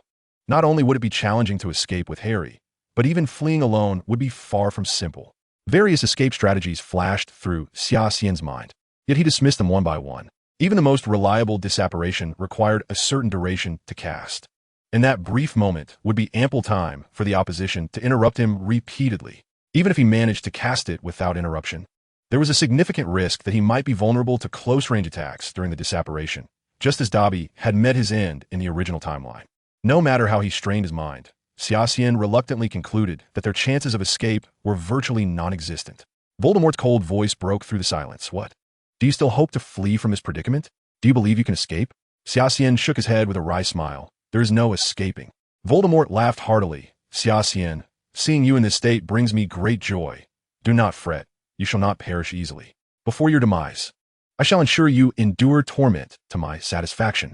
At these words, Voldemort revealed a sinister visage. Xia Xian responded, while I say I cannot escape, I do not claim I would allow you to slaughter me at will. Voldemort narrowed his eyes. Do you still believe you have the opportunity to resist? Harry quickly tugged at Xia Xian's wizarding robe, signaling him not to act rashly. Xia Xian smiled faintly and said, who knows? Perhaps I might still defeat you. It's not entirely out of the question. Voldemort paused, then burst into laughter, his Death Eaters joining in, regarding Xia Xian as one might a naive child. Lucius sneered. Xia Xian, have you truly lost your mind? You actually think you can defeat our master? Wormtail chimed in. Xia Xian, accept your fate. There's no escape for you today. Voldemort, shaking his head, looked at Xia Xian and remarked, you truly are growing more foolish with age. A few years ago, you would never have uttered such thoughtless words in this situation. Xia Xian responded with a serene smile. Regardless, my words have been spoken and cannot be taken back. I am now challenging you. What is the matter? Are you afraid to accept? Good, good, good. Voldemort exclaimed thrice, his eyes glinting with mockery as he gazed at Xia Xian. Since you were so eager to seek your demise, it would be quite disrespectful of me to decline. Perhaps, after I have thoroughly toyed with you, I might grant you a swift end. Xia Xian smiled silently, offering no reply. Deep down, he understood the formidable power Voldemort now wielded, and even he lacked complete confidence. However, if he refrained from proposing a duel, he would have to drag Harry along, a burden, into battle against Voldemort and his elite Death Eaters, making survival seem even more unlikely. Thus, he resolved to challenge Voldemort directly, hoping for a glimmer of hope. Fortunately, Voldemort had just been resurrected and was eager to showcase his strength, which is why he agreed to Xia Xian's challenge. Chapter 156, Xia Xian vs. Voldemort. In the original timeline, Voldemort had insisted on a duel with Harry, and now he found himself in a state of overwhelming confidence. So even if he recognized that Xia Xian was employing provocation, he would undoubtedly accept. Had he been in a calmer state, Voldemort would surely not have been so accommodating, but rather would have charged at Xia Xian, overwhelming him with sheer force. Harry clutched at Xia Xian's garment, his eyes filled with confusion, unaware of why Xia Xian insisted on a one-on-one confrontation with Voldemort. Xia Xian subtly signaled to Harry, then gently removed his hand, slowly walking to the center and gazing calmly at Voldemort. Voldemort also approached, his expression laced with mockery. The memory of Xia Xian's past antics against him was still vivid, and now that he had regained his powers, Xia Xian's challenge was perfectly timed. Voldemort intended to use this battle to demonstrate the consequences of mocking him to all. The Death Eaters, led by Lucius, sneered and stepped back, their eyes filled with disdain as they regarded Xia Xian as if he were a mere corpse. Harry, too, retreated slowly, anxiously watching Xia Xian. Voldemort smiled and asked, "Are you ready?" Xia Xian stretched his limbs and, suppressing his expression, replied, "Bring it on." Voldemort regarded Xia Xian with a smile, while Xia Xian maintained a stoic facade. Their eyes locked as they moved to the side, both aware that even the slightest misstep could signal the beginning of their duel. Xia Xian had never felt such overwhelming pressure. This was his first encounter with such a formidable opponent. At that moment, Xia Xian focused intently, all his attention fixated on Voldemort. Suddenly, Voldemort's wand twitched slightly, and a red curse shot towards Xia Xian like a laser. Xia Xian's pupils dilated. Was this the extent of Voldemort's power? Despite his vigilance, Voldemort cast the spell in an instant, timing it with impeccable precision. Xia Xian twisted his body sharply, narrowly avoiding the red curse that grazed past him, sending a chill of sweat down his back. Truly, he was facing a master of dark magic standing at the pinnacle of power. The timing of his attacks was terrifyingly precise. Before Xia Xian could regain his footing, Voldemort unleashed a series of red spells, each one whizzing past him like bullets. Had it not been for Xia Xian's flawless control over his body, he would have already been struck by Voldemort's curses. Voldemort, seemingly unfazed, cast spells with an air of nonchalance, as if performing a trivial task. Xia Xian leapt suddenly, taking refuge behind a nearby tombstone, finally gaining a moment to breathe. Harry watched in shock, realizing that Xia Xian was already at a disadvantage in this confrontation. He knew Xia Xian's strength. Even the vampire clan and centaurs could not contend with him, yet Voldemort was effortlessly overpowering him. Just how terrifying was Voldemort's strength? Lucius and the other Death Eaters bore smug smiles, reveling the sight of Xia Xian being toyed with by Voldemort, their satisfaction palpable, especially for Lucius and Wormtail. Voldemort shook his head.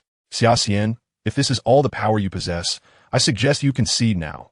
You are no match for me." Xia Xian, sheltered behind the tombstone, felt a bead of cold sweat trickle down his forehead.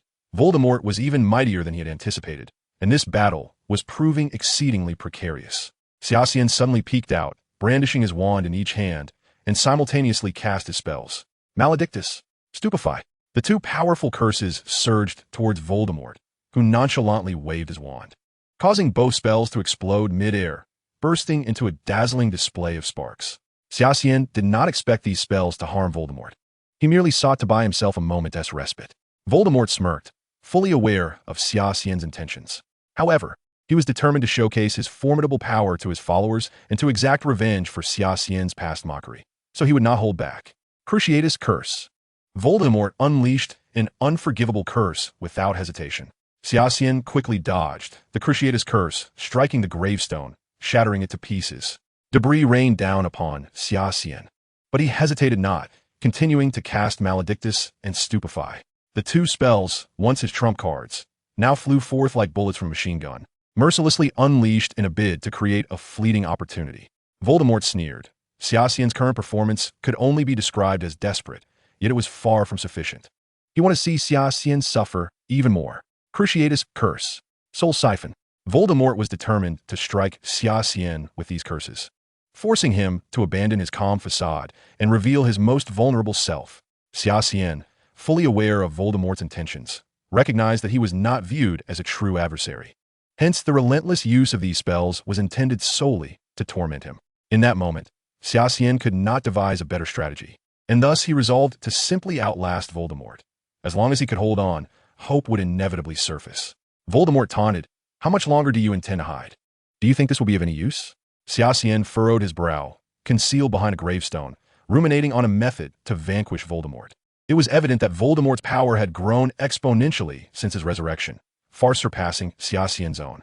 In a contest of magical strength, Xia Xian stood no chance. He would be utterly overwhelmed. This was a fundamental disparity one that no cunning trick could bridge. Voldemort glared at the gravestone behind which Xia Xian was hiding, coldly stating, "Xia Xian, you were the one who proposed this duel. Now you cower behind a tombstone in silence?" Suddenly, Xia Xian leaped from behind the gravestone. Both wands aimed directly at Voldemort. Maledictus. Stupefy.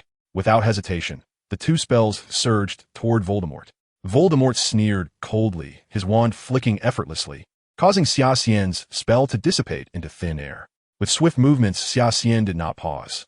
Unleashing Mjolnir and the god's edge like a hail of bullets from a machine gun, bombarding Voldemort relentlessly. He refrained from casting any other spells. Even Mjolnir and the god's edge proved ineffective against Voldemort, and any further spells would only serve to expose him more rapidly. Xia Xian's incantations inflicted no harm upon Voldemort, their power extinguished before they even reached him. With a leap, Xia Xian sought refuge behind a rock, regaining the magical energy he had expended in fervent casting. Voldemort grunted disdainfully, remarking, "Is this how you challenge me?" With a tremor of his wand, he pointed at the rock where Xia Xian was concealed, and a curse struck it directly. Xia Xian braced to evade, anticipating that Voldemort aimed to shatter the stone. Yet to his astonishment, the rock remained utterly still, as though untouched by the spell. As he hesitated, pondering this anomaly, the rock emitted a cracking sound. Suddenly, a grotesque stone demon erupted from its confines, its fearsome visage and sharp claws lunging directly at Xia Xian. He narrowly dodged to the side. The surrounding rocks erupted with cacophonous sounds as identical stone demons slowly emerged, their silent eyes fixated intently on Xia Xian. Voldemort jested, "In that case, I am eager to see how you intend to evade." Furrowing his brow, Xia Xian recalled that he had hidden behind the rocks or gravestones because the unforgivable curses could not penetrate thick barriers. They were easily obstructed by physical defenses. Yet now, with the stones transformed into stone demons, he had unwittingly become Voldemort's prime target. Dread filled him as he sidestepped the stone demon's claw. Its sharp talons gouged the ground, creating a deep pit before him. The attacks of these stone demons were not to be underestimated. Harry, witnessing Xia Xian's perilous situation, shouted, "Mr. Xia Xian, be careful. If it comes to it, just abandon me and escape." Harry recognized that Xia Xian was at a distinct disadvantage against Voldemort, lacking even a chance to counterattack. At this rate, Xia Xian would inevitably succumb to Voldemort. It would be wiser for him to attempt a direct escape. The stone demons, devoid of emotion, charged at Xia Xian one after another. Fortunately, Xia Xian's physical prowess exceeded the limits of human capability, coupled with his impeccable control over his body, allowing him to narrowly evade the onslaught of the stone demons. Had it been anyone else, they might have met a grim fate. Voldemort, not in a hurry to strike, regarded Xia Xian as already his prey, merely toying with him. Lucius Malfoy, standing behind Voldemort, expressed his dissatisfaction. "Master, this Xia Xian is as slippery as an eel. Allow me to intervene, and I shall surely capture him for you." Lucius, acutely aware of Voldemort's displeasure towards him, was eager to prove himself and win favor. Voldemort coldly turned, glaring at Lucius. "Xia Xian is currently engaged in a duel with me. Do you comprehend the meaning of a duel? Fool!" Startled by Voldemort's rebuke, Lucius dropped to his knees, unable to muster the courage to look up. Voldemort seemed to deem it time to conclude his amusement with Xia Xian and capture him for further torment. He raised his wand, pointing it directly at Xia Xian, intent on casting the Cruciatus Curse, wishing to impart upon Xia Xian the foolishness of his earlier mockery. Xia Xian felt a shiver. These stone demons were a nuisance. Although he possessed the strength to eliminate them, doing so would ultimately prove futile, as he would still need to confront Voldemort directly. While feigning an effort against the stone demons, he contemplated strategies to counter Voldemort. Realizing Voldemort was now directly raising his wand against him, Xia Xian understood he had no chance left. If this continued, defeat was inevitable. He had to retaliate. Simultaneously, he raised his wand, aiming one at the stone demon before him while directing the other skyward. Mjolnir, Voldemort, in tandem, incanted Cruciatus Curse. Xia Xian's wand erupted with dazzling light as the formidable Mjolnir unleashed a barrage, instantly shattering the multitude of stone demons before him into countless fragments.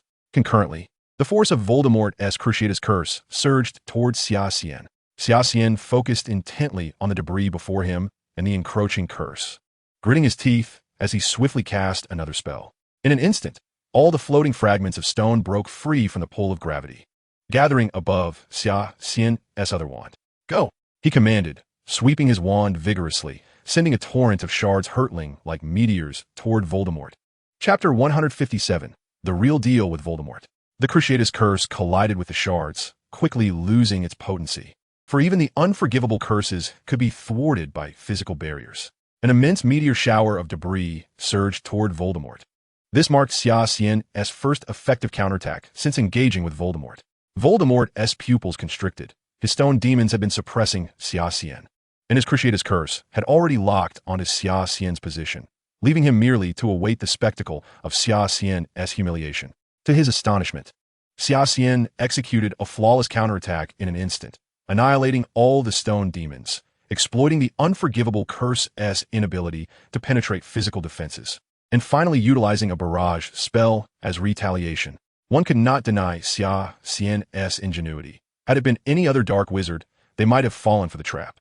Unfortunately, Xia Xian faced Voldemort, the most terrifying dark wizard in history. Voldemort's eyes widened in fury, a surge of magical energy erupting from his being.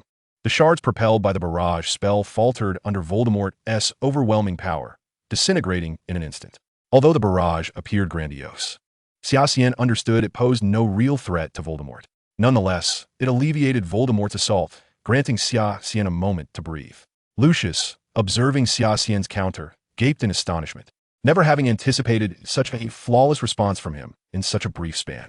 Had he intervened earlier, he might have encountered significant trouble, until Xia Xian was truly vanquished. One cannot speak too confidently.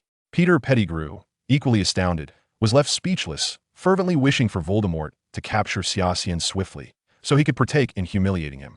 Yet, a nagging fear of Xia Xian kept him alert, urging him not to provoke him further. Though Voldemort and Xia Xian were currently engaged, he felt a persistent unease.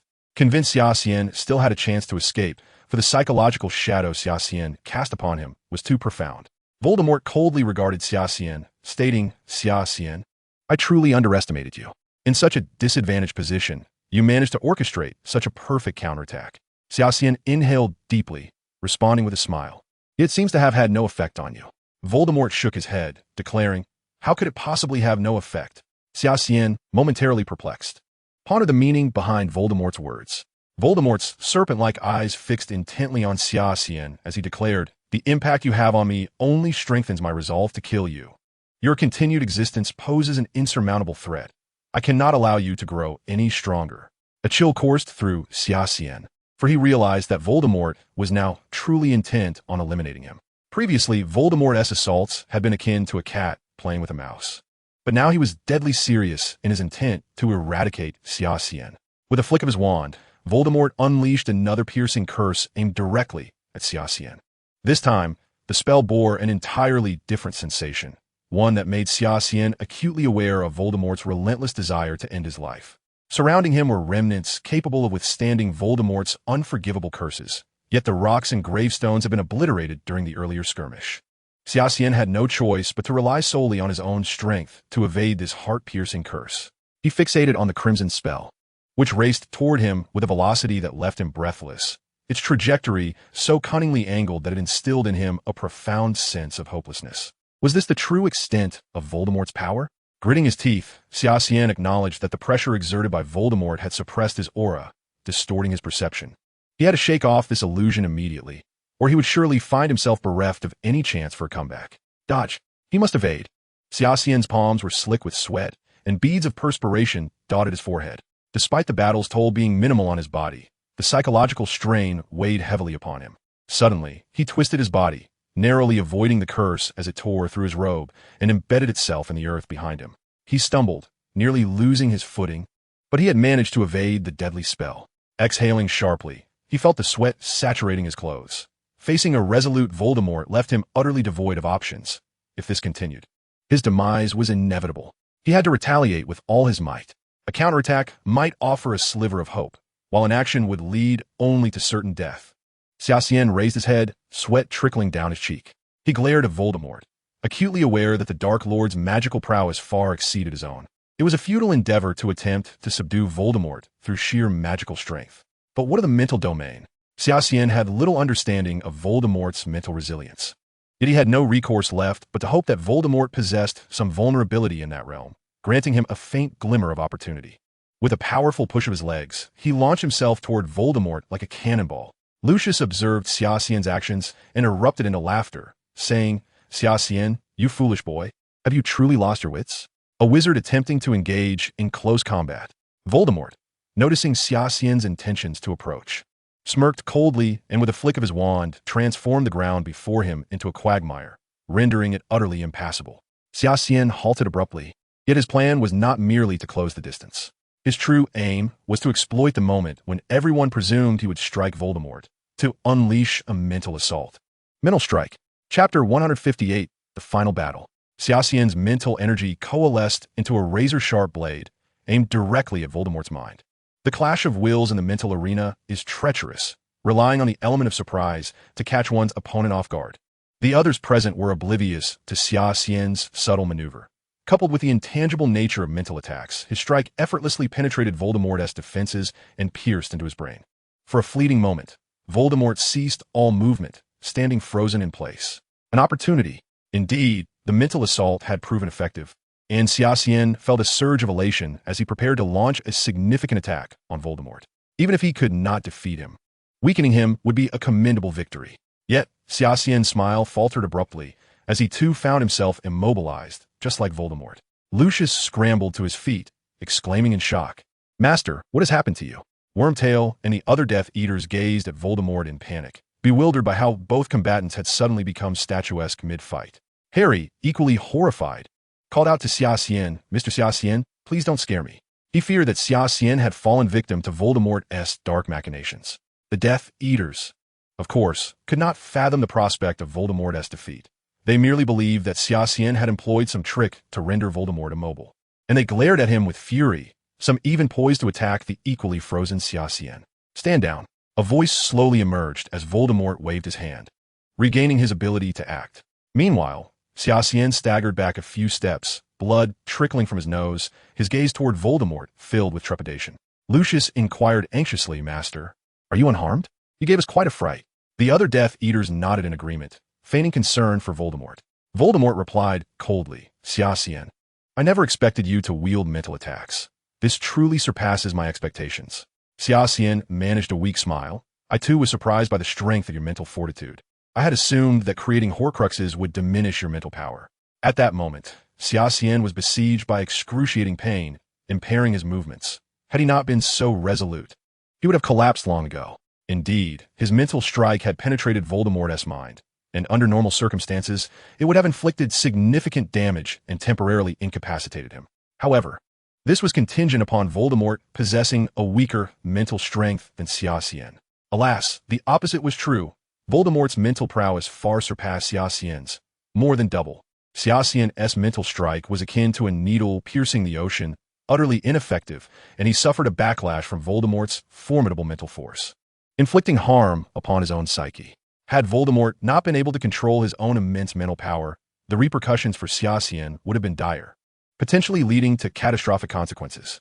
Voldemort sneered, "It seems you harbor a few secrets worth uncovering, such as this method of mental attack." Xia Xian's expression grew grave as he summoned the celestial light. From the ninth heaven, transform into divine thunder, with brilliant celestial might, I summon thee. The previously gloomy sky erupted with golden lightning. Voldemort regarded Xia Xian with a serious expression, recognizing the sensation reminiscent of their first encounter. Voldemort transformed into a swirling mass of black mist, suspended in midair, his blood-red eyes locked onto Xia Xian. Avada Kedavra! A green curse shot forth from the black mist, racing towards Xia Xian in an instant. Harry's eyes widened in disbelief as he beheld the lethal curse before Xia Xian. It was the killing curse, personally cast by Voldemort himself. This curse radiated an aura of death, silently advancing towards Xia Xian. Should it strike him, there would be no doubt. He would perish on the spot. The Death Eaters erupted in jubilant cheers. Voldemort had finally grown serious, and the unleashing of the killing curse filled them with exhilaration, akin to celebrating the arrival of the Grim Reaper. Wormtail could hardly contain his glee. His gaze fixated on Xia Xian, eagerly anticipating the moment he would witness the demise of Hinny. Lucius, too, was filled with rapture, relishing the thought of Xia Xian's impending death. Xia Xian fixed his gaze intently on the Avada Kedavra curse before him, fully aware that it was an incantation of certain death. At that moment, his body remained utterly immobilized, ensnared by Voldemort's overwhelming power that pressed down upon him, rendering him incapable of movement. Xia Xian finally comprehended why the combination of Voldemort and the Avada Kedavra curse instilled such terror. After all, Voldemort's might far surpassed that of an ordinary wizard, with his formidable strength bearing down on other wizards. Unleashing the inevitable killing curse left no one with the possibility of escape from Voldemort as clutches. Ultimately, it was Voldemort who determined who would perish, and those marked for death were destined to meet their fate. Xia Xian's pupils constricted sharply as the lethal curse loomed perilously close, mere feet away from him. If he did not act swiftly, he would soon fall victim to the killing curse. With a delicate flick of his hand, a golden light surged forth towards the approaching beam, the two lights colliding in midair. No! Voldemort gazed in despair at the swiftly advancing golden light, which then consumed him. The Death Eaters watched in astonishment as their formidable Dark Lord was reduced to ashes by Xia Xian's hand. How could their powerful master be vanquished so easily? As they beheld Xia Xian, who appeared almost divine, the Death Eaters scattered in panic. Xia Xian himself was equally stunned. Had he truly defeated Voldemort? At that moment, a portal opened, and Wong Pongzi materialized before Xia Xian. "Mr. Xia, there's been an incident with Dr. Strange." Xia Xian shrugged dismissively. "What concern is that of mine? A group of extraterrestrials is after the Time Stone." Upon glancing at the ominous sky, Xia Xian remarked, "Thanos has arrived? Now, that could be interesting."